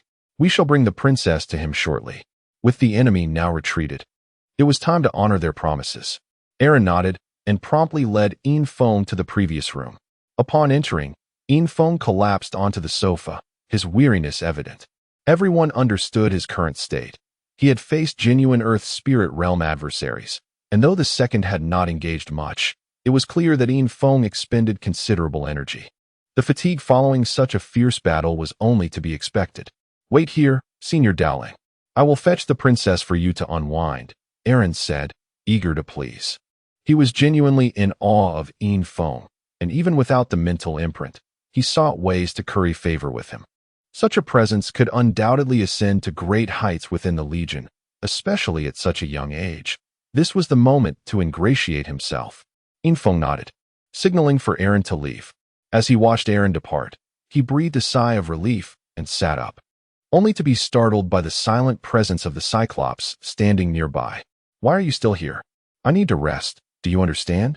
The Cyclops, equally startled, dared not provoke Feng and quickly replied, I shall take my leave, Senior. I reside next door. Should you require anything, do not hesitate to summon me. Before he could finish, the Cyclops slipped out, closing the door behind him. At this moment, Arthur Starr Poem felt profoundly isolated, having been confined in the underground chamber of the Hell Legion for many days. Since her imprisonment, she had not seen another soul. Food was delivered at regular intervals through a small opening in the door. The chamber, though not small, lacked windows, and the oppressive atmosphere weighed heavily on her. The monotonous meals merely filled her stomach without providing any flavor. She could hardly recall how she had ended up here. It felt like a long dream. In her dream, she had encountered the boy who jogged on the school playground every week, their hands intertwined as they ran together. Yet, the sudden outbreak of war shattered her idyllic reverie. And upon waking, the boy was gone, leaving her alone in the stark silver room. Arthur Starr Poem plucked a flower from the table, muttering, He likes me. He doesn't like me. He likes me. With each phrase, she tore off a petal.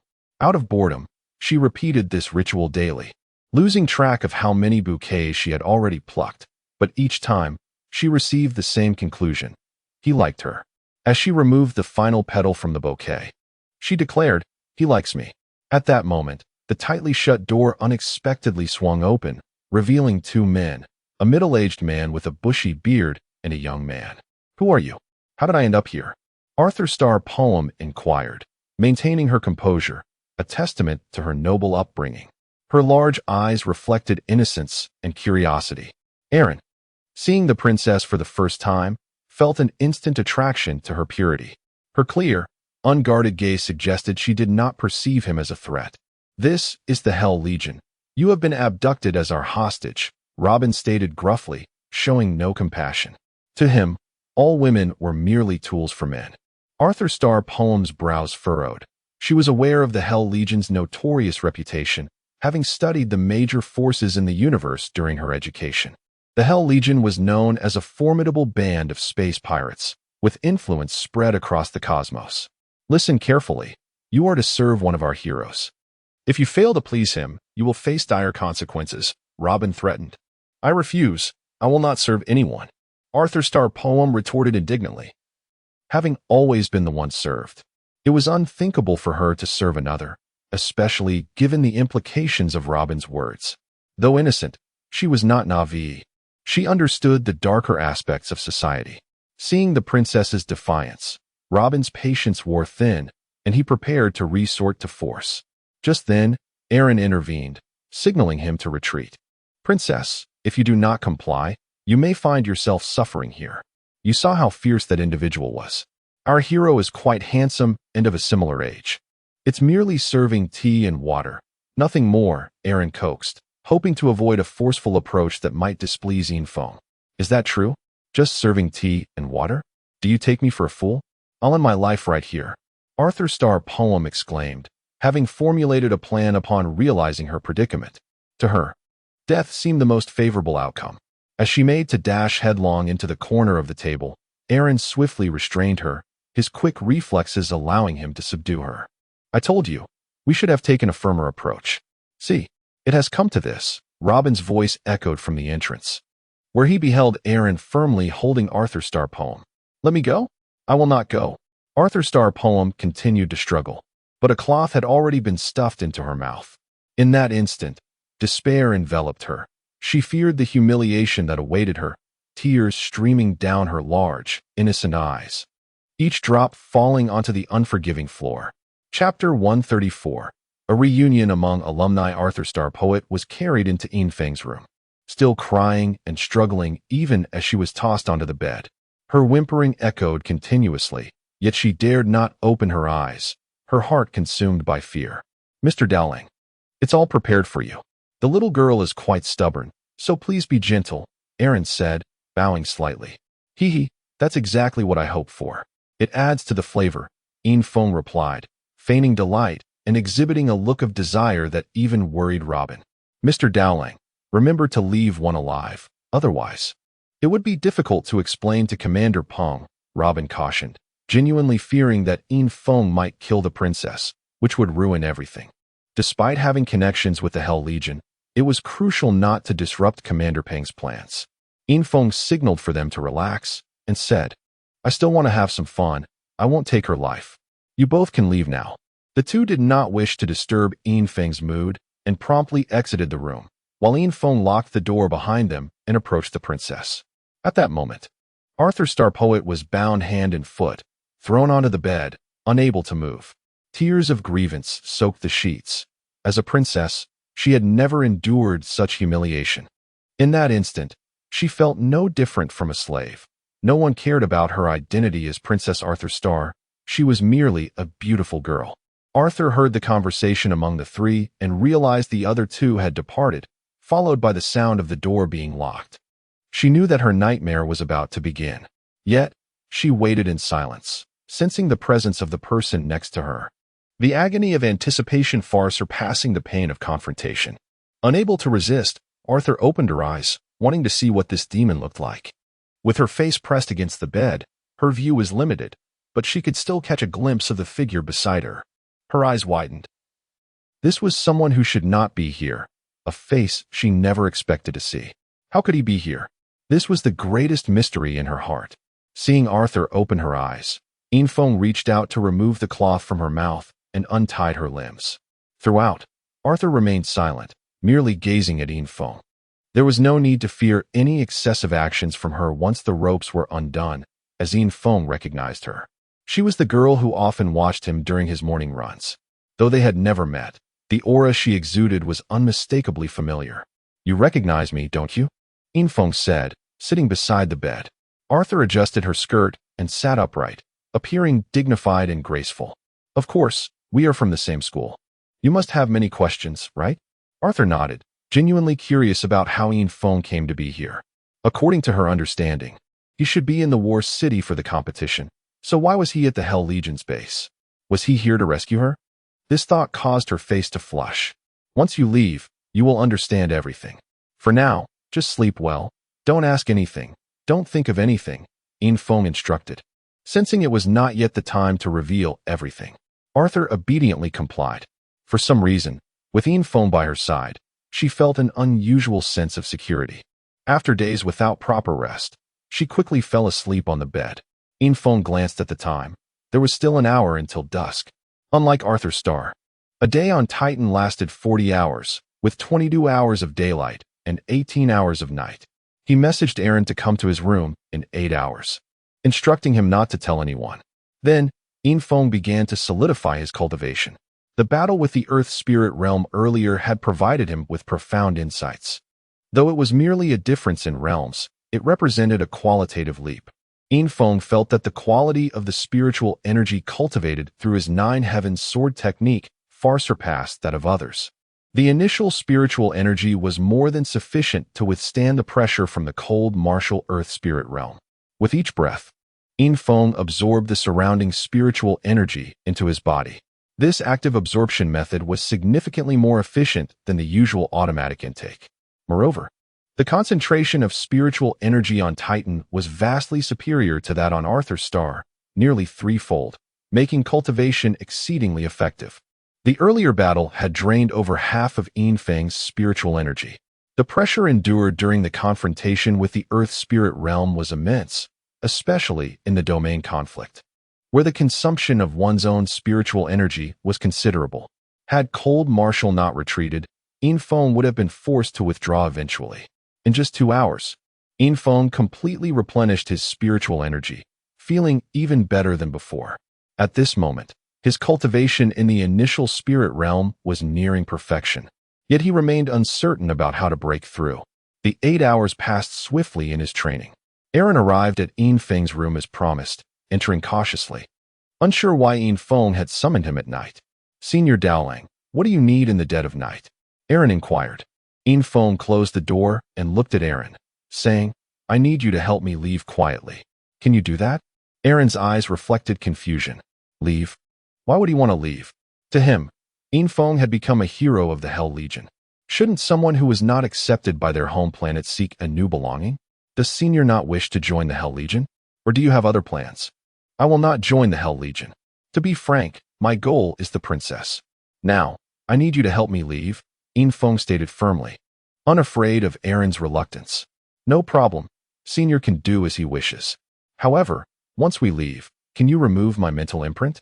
Aaron cautiously asked, believing he had no leverage, as his life was in another's hands. Certainly. I will remove your mental imprint once we leave. Deal. Aaron exclaimed, thrilled. The mental imprint was a torment, akin to becoming a slave. He was still young and did not want to be bound in such a way, especially as restricting freedom also hampered his cultivation. With the agreement established, Infiltration awakened Arthur Star Poet. Aaron had prepared a set of uniforms from the base, which Infiltration handed to Star Poet, saying, "Put on this outfit." Arthur obediently donned the clothing. Although still a bit groggy from sleep, she quickly understood that Infiltration intended to sneak her out. Chapter 135. A swift escape. Arthur Star Poet stood tall, her stature accentuated by the snug fit of the base uniform, which rather revealed her figure in a way she found somewhat embarrassing. Accustomed to skirts, she felt a twinge of discomfort in this attire, as it clung tightly and exaggerated her curves. As she glanced at Infiltration, she noticed a blush creeping onto his face. Evidently, he was assessing her appearance. In that moment, a sense of pride surged within her. She was confident in her physique, having typically donned more conservative clothing. And this was indeed a rare occasion where she unveiled herself before a male. "Come on, you two, stop staring," Aaron interrupted, unable to comprehend the nature of their relationship. "All right, let us depart," Infiltration said, snapping back to reality, momentarily unsure of himself. With Aaron's high-level clearance, the trio swiftly navigated through the secret passage. Emerging at the entrance of a small grove, Aaron cautiously surveyed the surroundings and employed a detection device to scan for any signs of life. Upon confirming the area was clear, he pushed aside a stone and stepped out with care. Once back above ground, Arthur Star Poet inhaled deeply, savoring the fresh air. The atmosphere within the base had a peculiar scent, devoid of the natural essence of the outside world, leaving her feeling somewhat stifled. "Senior Dowling, I'll escort you this far. I might be discovered if I linger too long," Aaron expressed, reluctant to proceed further, aware that the mercenary army outside had yet to disperse. Despite witnessing Infiltration's prowess, he was hesitant to venture into danger alongside him. Infiltration, however, was unperturbed by Aaron's return. As long as he did not retract his spiritual mark, Aaron would have no cause for concern. "You may head back. I will retract the spiritual mark once I am safe," Infiltration assured. Aaron's face reflected his unease. Though they had left the base, he couldn't shake the feeling that Infiltration's safety was not guaranteed in the chaotic region, where peril could lurk at any corner. "Senior Dowling, the chaotic area is far more treacherous at night. Please, exercise caution and avoid disturbing the beasts," Aaron warned. "Rest assured, I will take care. As long as the Hell Legion does not discover my absence, I shall retract your spiritual mark. Any other dangers shall not be held against you," Infiltration replied. Ultimately, Aaron bid farewell to Infiltration, his concern palpable as he departed alone. "Senior Dowling, where are we headed now?" Arthur Star Poet playfully inquired after Aaron's exit. "Let us proceed to the small chaotic city. You need to change out of that uniform," Infiltration replied, handing his own attire to Arthur Star Poet. Deeming it inappropriate to continue wearing the Hell Legion's garb now that they had left the base. "I'll go change behind that rock. You mustn't peek," Arthur Star Poet said, a hint of shyness in her voice. Infiltration nodded, turning away. Moments later, Arthur Star Poet reappeared, now clad in Infiltration's attire, which, albeit a bit loose, suited her in an appealing manner. "Shall we return this way?" Arthur Star Poet asked. Infiltration shook his head. To her astonishment, he unveiled a motorcycle. A rarity on Arthur Star, yet a popular mode of transport on Titan, where the terrain was far more complex. Upon discovering this vehicle, Infiltration had promptly purchased it, stowing it away in his spatial bracelet, which occupied minimal space. "What is this?" Arthur Star Poet inquired, puzzled. Infiltration mounted the motorcycle and gestured for her to sit behind him. "This is called a motorcycle, a distinctive form of transportation from Titan that we lack on Arthur Star." Cautiously, Arthur Star Poet climbed onto the back, her expression betraying her apprehension about this unfamiliar mode of transport. "Put on this helmet," Infiltration instructed, handing her a helmet. Once prepared, he added, "Hold on tight." Before his words fully registered, the motorcycle gently roared to life, and he refrained from accelerating quickly, mindful of startling Arthur Star Poet. "Ah!" she exclaimed, momentarily startled by the sudden movement, instinctively wrapping her arms around him, feeling a profound sense of security. "Are you all right? Shall I speed up?" Infong asked. "I'm fine. Go ahead and accelerate," Arthur Star Poet replied, though her grip tightened. The roar of the motorcycle shattered the stillness of the wilderness, its thunderous sound echoing as Infong picked up speed. With the motorcycle, they could traverse the chaotic region far more swiftly than on foot, which would have rendered them vulnerable to ambush. Though the noise attracted attention, it was merely noted as a routine report. No one pursued or investigated Infong, who skillfully evaded the mercenary gathering points, successfully breaking free from their encirclement. The night in the chaotic region was undeniably more terrifying than during the day, a fact that explained why mercenaries opted against nocturnal assaults. They had established a temporary camp, seemingly unfazed by the motorcycle's distant roar. The earlier conflict had drawn the attention of various parties within the chaotic region, with the scent of blood attracting uninvited guests, the beasts of the chaotic realm. Titan's pristine environment not only gave rise to the formidable giants, but also nurtured remarkably powerful creatures, whose intelligence rivaled that of humans and who possessed an innate talent for spiritual cultivation. Nightfall was the peak of the beast's activity, and with the motorcycle's ignition, it drew the attention of creatures within a radius of several dozen kilometers.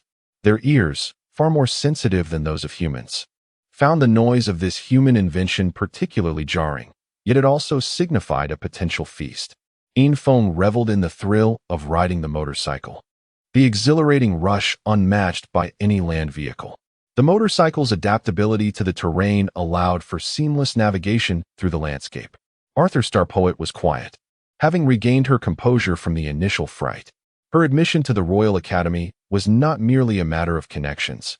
She had excelled in various physical tests and was no stranger to piloting Mechs, finding enjoyment in the experience once she adapted. Suddenly, the howls of beasts erupted in the distance, followed by a chorus of roars in response. Infong felt a twinge of surprise. Though he had heard of the beasts upon arriving on Titan, he had never encountered them directly. The primal sounds stirred a tightening in his chest, evoking memories from his childhood. Like Titan, Water Blue Star was home to numerous wild creatures, yet few possessed the ability to cultivate spiritual energy. Even so, they posed a significant threat to ordinary individuals, and Infong couldn't help but recall the times he had ventured into the mountains with his brother, encountering wild beasts along the way. Chapter 136.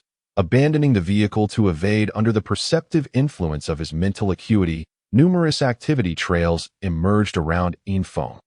He sensed that entities were converging towards him from all directions with uncanny coordination. Some were in pursuit, while others were strategically positioning themselves. "Infong, what is that sound? It's terrifying," Arthur Xingshi exclaimed, her small hands gripping him tightly. At that moment, Infong realized that the sound of the motorcycle was excessively loud. With an urgent brake, he halted and remarked, "It is the roar of beasts. The creatures on Titan Star are formidable, especially in this chaotic region. I was remiss." Infong had not anticipated that merely the sound of a motorcycle would attract such attention from the beasts. Unbeknownst to him, there existed certain unwritten rules in this chaotic area. Night belonged to the beasts, while day was the realm of humans. Typically, the two would coexist without interference. But those who breached these rules would inevitably face the consequences. What shall we do?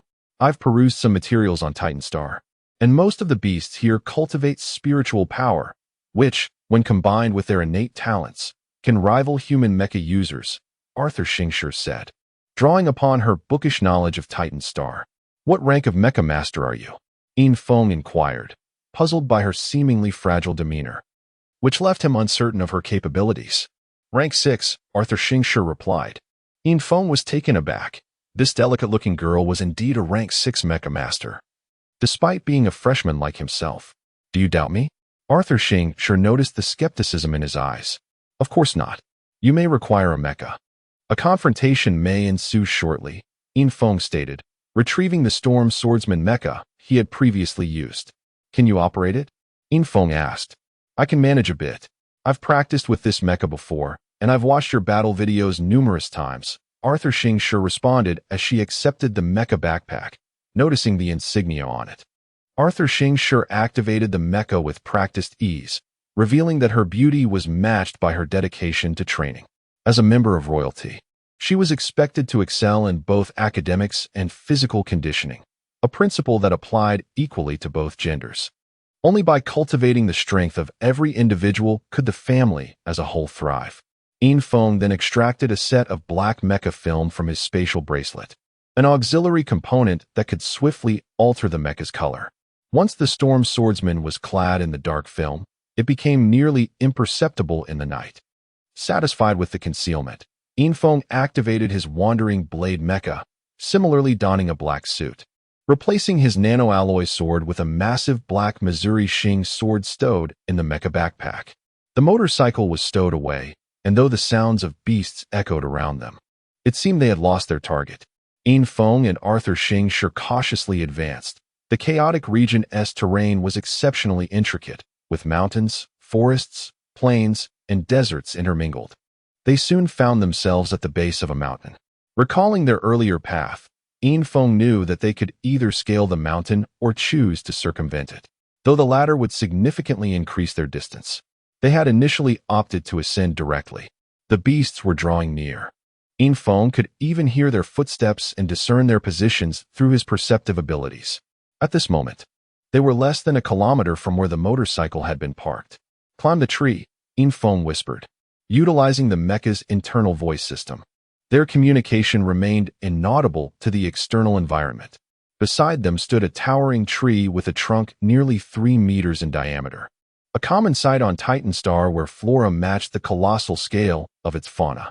Concealed within the tree's canopy, Infong and Arthur Xingshi silenced their mechas, extinguishing every last glimmer of light until they blended seamlessly into the darkness. Infong was not averse to predicting a route to evade the encircling beasts, but the sheer number rendered avoidance impossible. Thus, they could only hide quietly and wait for the opportune moment. The sounds of beasts running echoed from all directions, and now, Infong no longer relied solely on his mental perception. His eyes could see many glimmering orbs, which he recognized not as lights, but as the eyes of the beasts. "It's the demon wolves. Goodness, why are they so enormous here?" Arthur Xingshi exclaimed over the mecha's communication channel. Demon wolves had been documented on many planets, typically measuring around 1.5 meters in length. However, the demon wolves of Titan Star were each nearly 5 meters long, capable of reigning as kings of the forest on other planets. A pack of demon wolves appeared, not the most formidable beasts on Arthur Xingshi's home planet, yet among the least desirable encounters due to their instinct to hunt in packs. From the tree's apex, visibility was excellent. Through the dim light, they could discern that numerous demon wolves had gathered in their previous location, with the largest among them measuring 10 meters, making it the most conspicuous in the pack. Before leaving, Infong had dispersed a pungent concoction into the air to mask their scent. Thus he was untroubled by the wolves' olfactory capabilities. "Will they detect us?" Arthur Xingshi asked anxiously. Though these beasts posed no significant threat to her, she harbored a primal fear of such ferocious creatures. "Rest assured, they likely won't find us just yet. My concern lies with the possibility of other beasts," Infong replied, having discerned various roars among the cacophony earlier. The demon wolves were merely one of many threats. Rustling sounds echoed through the trees, and a massive white tiger emerged from the thicket, moving unhurriedly, each step releasing a whiff of iron-like scent. The previously vocal demon wolves fell silent, sensing the presence of an apex predator. They perked their ears, focusing intently on the approaching white tiger, and the once dispersed wolves began to gather behind their king, forming a surprisingly organized formation. Chapter 137. Temptation of Culinary Delights. The appearance of the white tiger was remarkably serene, as if it were merely passing through. It gazed down upon the wolf pack from its elevated position, seemingly in search of something. However, it soon appeared somewhat disappointed, letting out an enormous roar that echoed through the surroundings. This roar surpassed the cacophony of the nearby beasts by many magnitudes, causing a tingling sensation in Infong's ears. This was still through the mech. One could only imagine the sensation had it resonated directly against his ears. With a crack, a branch snapped underfoot, a result of Arthur Starr's poem unintentionally stepping on it. The moment the tiger's roar resounded, she was momentarily startled, having never encountered such a sound, especially on a dark night like this. The roar startled more than just Arthur Starr's poem. The entire world seemed to hush in that instant. Moments later, flocks of birds took flight, and the pack of magical wolves fled in haste. For a brief moment, Infing's vision was filled only with the white tiger, devoid of any other sound. The beasts that were making their way here turned tail and departed upon hearing the roar, their retreat even swifter than their arrival. The white tiger's head turned towards Infong, and while the sound of the broken branch went unnoticed by the other beasts, the white tiger discerned it clearly. As the sovereign of this realm, it possessed heightened senses far beyond those of ordinary beasts. Infong sensed that the creature had detected his presence. However, it did not seem inclined to attack immediately. This white tiger exhibited an intelligence akin to that of humans, curiously observing Infeng's position. Arthur Starr's poem was frozen in fear, having also caught the tiger's gaze. Although obscured by leaves, the chilling aura was palpable, causing her to break out in a cold sweat. The tiger-like beasts were formidable entities on Titan Star, and the white tiger was the paragon among them. Infong couldn't help but marvel at his own fortune. The white tiger was a legendary being on Titan Star, revered as one of the 4 divine beasts. Its true power largely unknown. Few had witnessed the tiger in action, for typically, beasts revered it as a deity. Realizing there was no escaping this encounter, he noted that the area was devoid of any other beasts. The white tiger's presence had cleared the vicinity. Infong leapt down from the treetops, landing on the ground. He possessed little information regarding the white tiger's true strength. Despite his own capabilities rivaling that of a 9th-tier mech master, he felt insignificant compared to the formidable beings he had observed on Waterblue Star. White Tiger, esteemed one, I apologize for disturbing you, Infong said, cupping his fists in a gesture of respect, believing that since the white tiger was revered as a divine beast, it must possess a level of understanding beyond that of ordinary beasts. The white tiger did not respond, but began to approach Infong with measured steps, exuding an air of confidence as if everything was under its control.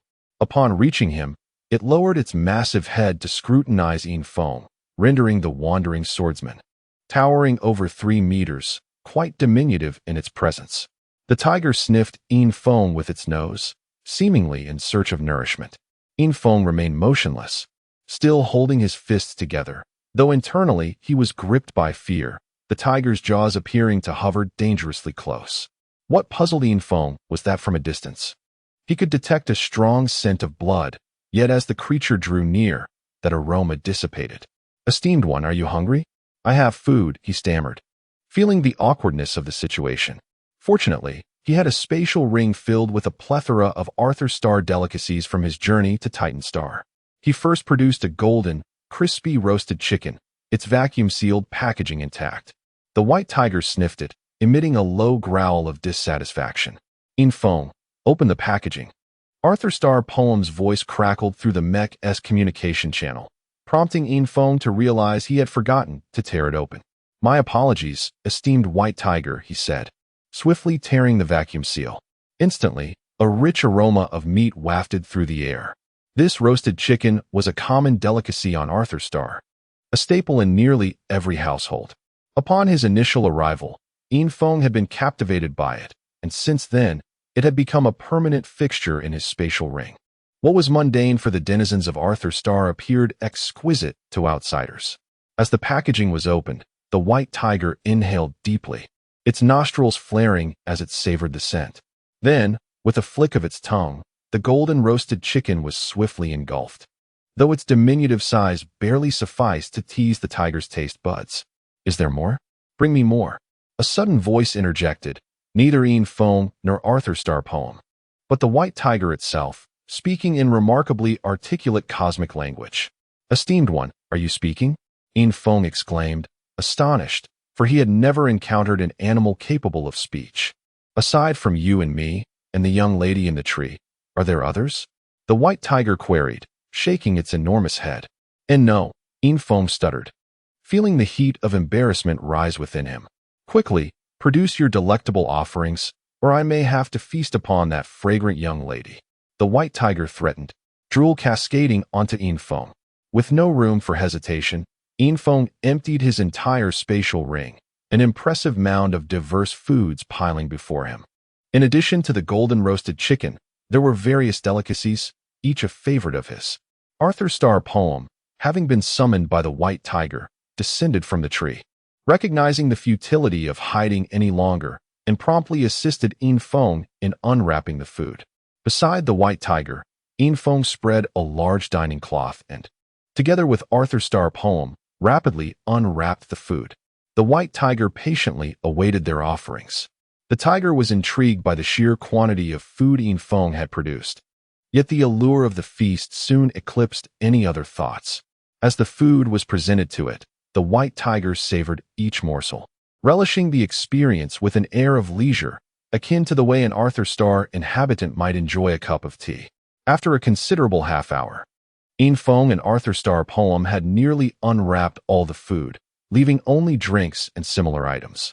Chapter 138, the finale at this moment. The white tiger was so full that it was burping, lying on the ground and rubbing its belly with its paws, completely devoid of its earlier ferocity. What are these? The white tiger inquired, gazing curiously at the remaining jars and bottles. There are beverages and also wine, Infiltration replied. Intrigued, the white tiger tasted them and was immediately captivated, especially by the white spirit wine from Arthur Starr, a beverage infused with spiritual energy. Brewed from plants rich in such energy and quite expensive on Arthur Starr. Infiltration had only prepared a few dozen bottles, which were far from enough for the white tiger. After finishing the food and drink, the white tiger felt a lingering desire for more. Well, having eaten and drunk to my heart's content, I must say, you had such a strong allure earlier. It turns out it was the temptation of this food. The white tiger mused aloud. Initially drawn to Infiltration, it had not understood the reason until now, and could only believe it was the allure of delicious food, as it was indeed a foodie at heart. If you enjoy it, I shall bring some more next time, Infiltration suggested. Having realized that this white tiger was indeed a glutton, lacking the majestic aura of a legendary beast. That sounds good, but I cannot take your offerings for free.